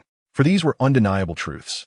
Peter, a roar, akin to that of a wounded beast, interrupted Peter's feeble attempts at defense. Robert Baratheon's bloodshot eyes bore into the wheelchair-bound Peter with unyielding intensity. His corpulent form quivered with unrestrained fury, as if he might leap forward and rend this man, who had manipulated him so effortlessly, into pieces. It is you. It has always been you. You wretched insect of the gutter. Do you take me for a fool? Robert spat vehemently at Peter, the spittle landing squarely on his face. In a fit of rage, he unsheathed his ornate longsword, its glinting tip aimed directly at Peter's throat. I shall slay you this very moment. Your Grace, calm your fury. Both Ned and Renly stepped forward, desperately restraining the infuriated king. Release me. I demand to sever his head with my own hands. No one shall impede me. Robert writhed in a frenzy. No, Your Grace. Peter, gazing at the shimmering sword point, finally extracted the last remnants of reason from his thoroughly shattered terror. He emitted a piercing scream. These are all lies. Lynn has no evidence. It is merely his conjecture. I deny all charges. With every ounce of strength, Peter struggled from his wheelchair, half of his body protruding as his face contorted with a gambler's madness. I am a significant member of the Privy Council. You cannot condemn me based on one person's biased words. I demand a trial. In the presence of gods and men, I demand trial by combat. Trial by combat. Those 4 words silenced the frenzied Robert, the enraged Ned, and everyone else in the hall in an instant. It was the oldest tradition of the 7 kingdoms. When evidence proves insufficient and both parties maintain their assertions, the power of judgment may be surrendered to the gods. A duel shall determine the truth. Anyone can call for trial by combat, and no one can contravene the will of the gods, not even the king. Peter Baelish, this schemer confined to a wheelchair, utilized his last and only right to entrust his fate to the gods, or rather, to the blades. Robert's chest heaved violently. He scrutinized Peter's face, etched with madness, and then glanced at the eerily calm Lynn. After a prolonged silence, he finally forced a few words through clenched teeth. Very well. I shall let the gods witness the true color of your filth. Robert forcefully sheathed his sword, slumping back onto the Iron Throne as if the recent outburst had drained him of all strength. You, Peter Baelish, Robert pointed at him. Since you demand trial by combat, select your champion. All eyes turned to Peter. He was merely a manipulative politician, a cripple seated in a wheelchair. What could he offer in combat? Who would risk their life for a man already stripped of power and burdened with such vile accusations? Peter's gaze frantically swept across the hall. Duke Renly? Renly averted his gaze with disdain. Jaime Lannister? He was regarding Peter with the eyes of a man who had seen his own death. Those nobles he had once bribed with gold and favors now shunned him, as if he were a plague. When the tree falls, the monkeys scatter.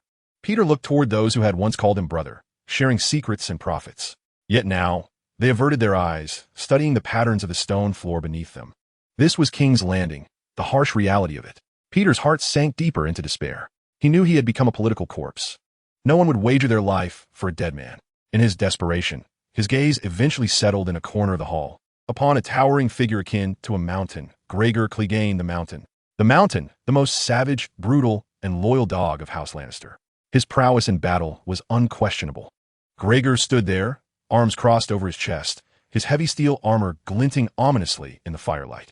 His expression was shrouded in the shadows of his helmet. Yet all could feel the pure, suffocating aura of violence emanating from him. A flicker of hope ignited in Peter's eyes.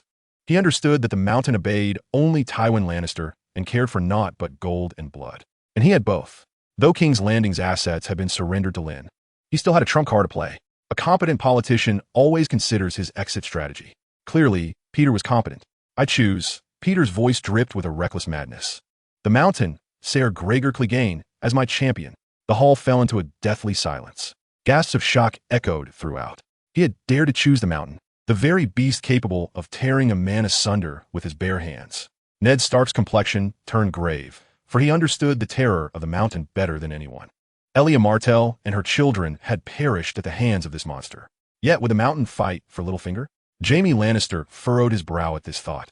Casting a glance at Cersei, his eyes laden with inquiry. Cersei's expression darkened at the mere mention of the Mountain's name. Instinctively, she glanced at Lynn. Lynn remained calm, standing there without a ripple of emotion on his face. Yet Cersei discerned within that tranquility a chill more terrifying than rage. She recalled Lynn's warning. Thought of her daughter, Myrcella, far in the north. She could not provoke this ice wolf that had revealed its fangs. Ser Gregor. Peter did not grant Cersei the opportunity to speak. He strained with all his might, propelling his wheelchair toward the Mountain. He gazed up at the giant towering over him, his voice laced with persuasion. I know you are loyal to the Lannisters, but even the most devoted knight requires gold. 10,000 golden dragons. Peter extended a finger. If you win this duel for me, I shall grant you 10,000 golden dragons. Gasps of suppressed awe rippled through the hall. This sum could purchase an entire street of shops in King's Landing, enough to equip a 500-strong elite mercenary band. Even the Mountain's eyes, obscured by his helmet, seemed to glimmer with greed. His deep voice resonated. I serve the Lannisters. His response was simple yet unequivocal. He was a dog of the Lannisters, until his master commanded. He would not move. Your Grace. Peter immediately turned to Cersei, forcing a sycophantic smile onto his pale face. This is merely a fair duel, unrelated to the honor of House Lannister. I simply wish to borrow Ser Gregor's strength to prove my innocence to the gods. Your innocence? Cersei's cold voice cut through the air, her laughter laced with scorn. Your innocence is worth nothing before the gods.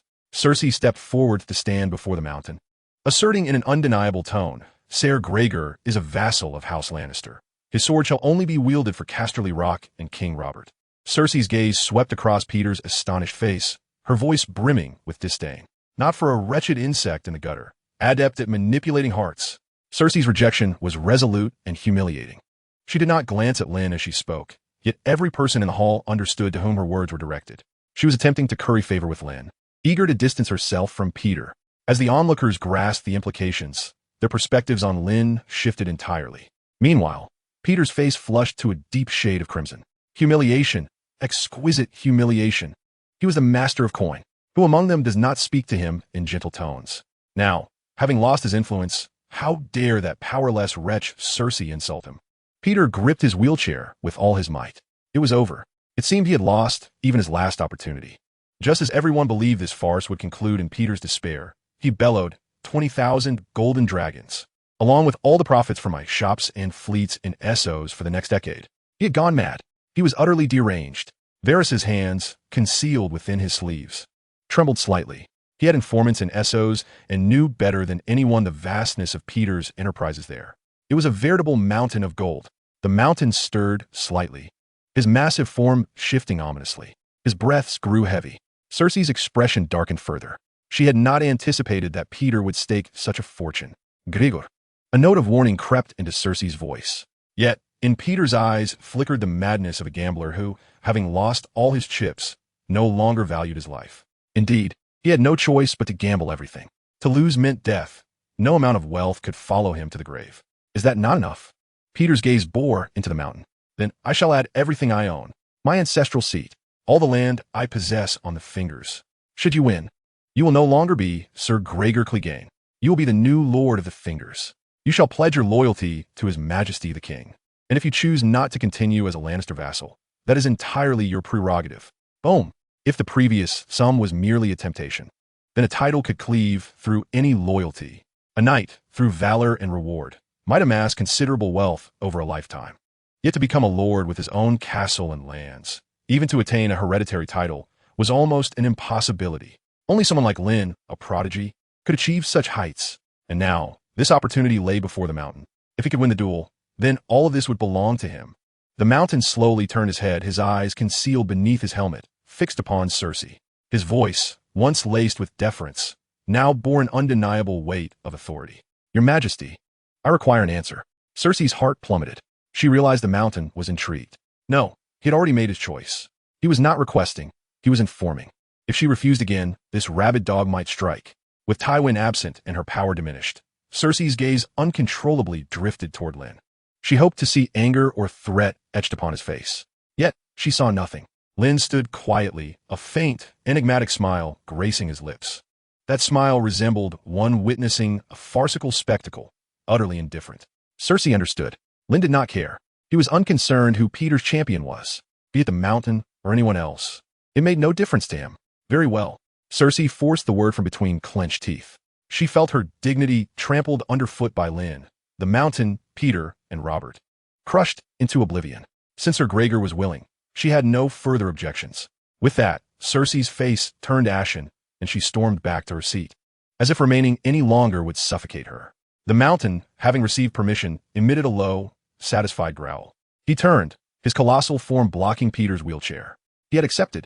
A flicker of ecstatic relief crossed Peter's contorted face. He had won. He had wagered everything to secure a chance at survival. With the mountain by his side, who could stand against him? In all of Westeros, who dared to confront this monstrous figure?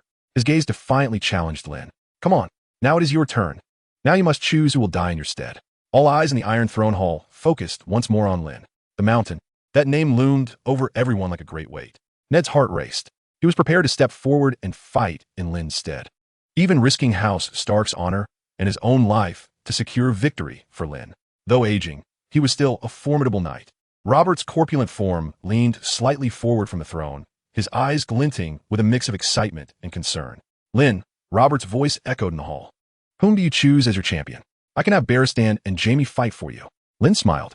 He surveyed the anxious, worried, and gleeful faces around him. Finally, his gaze settled on the imposing figure of Gregor Clegane. Your Majesty, Lynn's voice rang out, calm and clear. I actually do not require a champion. What? Everyone was taken aback. Even the mountain emitted a puzzled growl. Lynn stepped forward to the center of the hall, standing resolutely against the mountain's towering presence. He drew forth the Valyrian steel sword, Longclaw, from his side.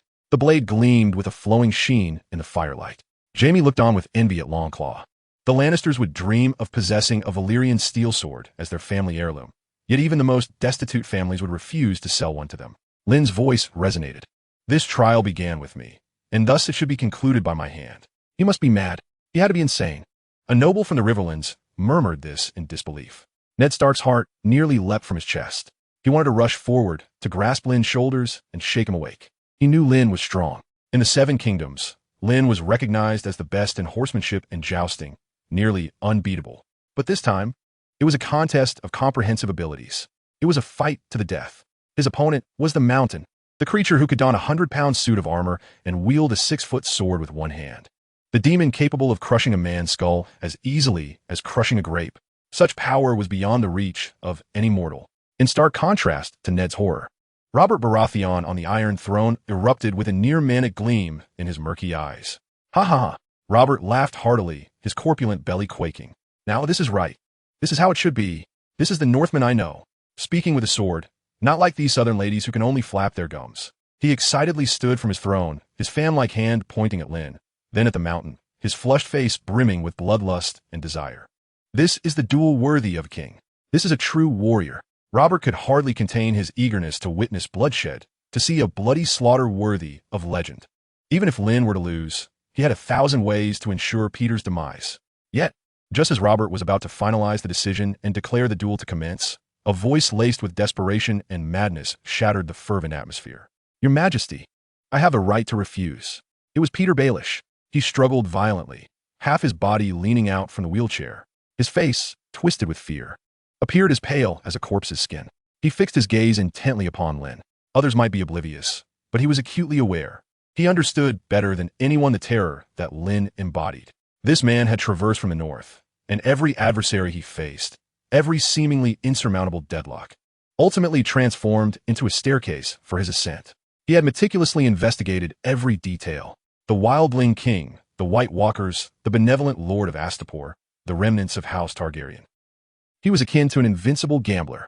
Time and again, when all presumed he would lose everything, he would smile and unveil his winning hand, claiming all the chips on the table. Peter did not believe in the gods. He only believed in himself. He held no faith in luck, but rather in profit and calculation. He had spent half his life to reach his current position. He could not afford to die. He had painstakingly exchanged his entire wealth and future for this trump card, the mountain, which could ensure his survival.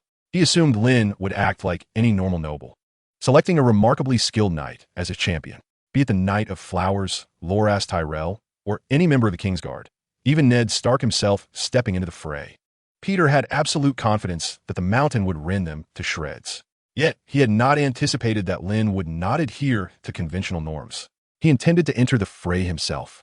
In that instant, Peter's mind, filled with schemes and calculations, whirled into a frenzy. He could not allow Lynn to compete. Absolutely not.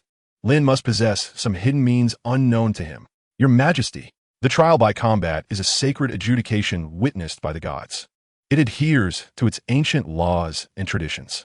Peter forced himself to regain composure, rapidly formulating his words. Lord Lynn is the plaintiff in this case.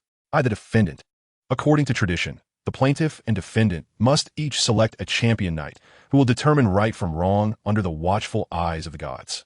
If the defendant has no knight willing to fight on his behalf, he has the right to enter the fray personally. But Lord Lynn, he cannot be both the plaintiff and his own champion. This is against the rules. It is a disrespect to the gods. Peter's words rendered the previously fervent hall instantly silent. The assembly exchanged glances. Even Maester Pycelle nodded thoughtfully. Lord Beric Dondarrion's words seemed to have merit. Ned Stark's eyes flickered with conflict. He longed to tear Peter apart. Yet reason informed him that Peter was indeed correct. This was the only opportunity to extricate Lynn from this perilous duel. Your Majesty. Ned stepped forward, his voice laden with gravity. Though Peter is a wretched villain, his words align with the traditions of the Seven Kingdoms. Lynn truly cannot enter the fray himself. For heaven's sake, if Lynn were to perish, how would he face Arya? Lynn cannot die. Nonsense. Robert's roar echoed through the hall as he kicked over a nearby goblet. I am a king. What I say is law. It is tradition. He glared disdainfully at Peter, who was quoting ancient texts from his wheelchair, then glanced at the solemn-faced Ned. When did you also become like these simpering fools, prattling on? I merely wish to witness a thrilling duel. Should anyone utter another word, I shall behead them first. Robert's domineering presence silenced both Ned and Pycelle. Peter's heart plummeted into the abyss. It was over. Even his last attempt at resistance felt absurd and powerless. He slumped in his wheelchair, his gaze hollow, as if he had already met his demise. At that moment, however, Lynn spoke. Your Majesty, Lord Peter is correct. What? Everyone was taken aback. Even Peter himself jerked his head up, incredulous as he looked at Lynn. He was defending him? The trial must indeed adhere to tradition. We cannot break the custom for my sake. Lynn's gaze traversed Peter's astonished face, a smirk playing at the corners of his mouth.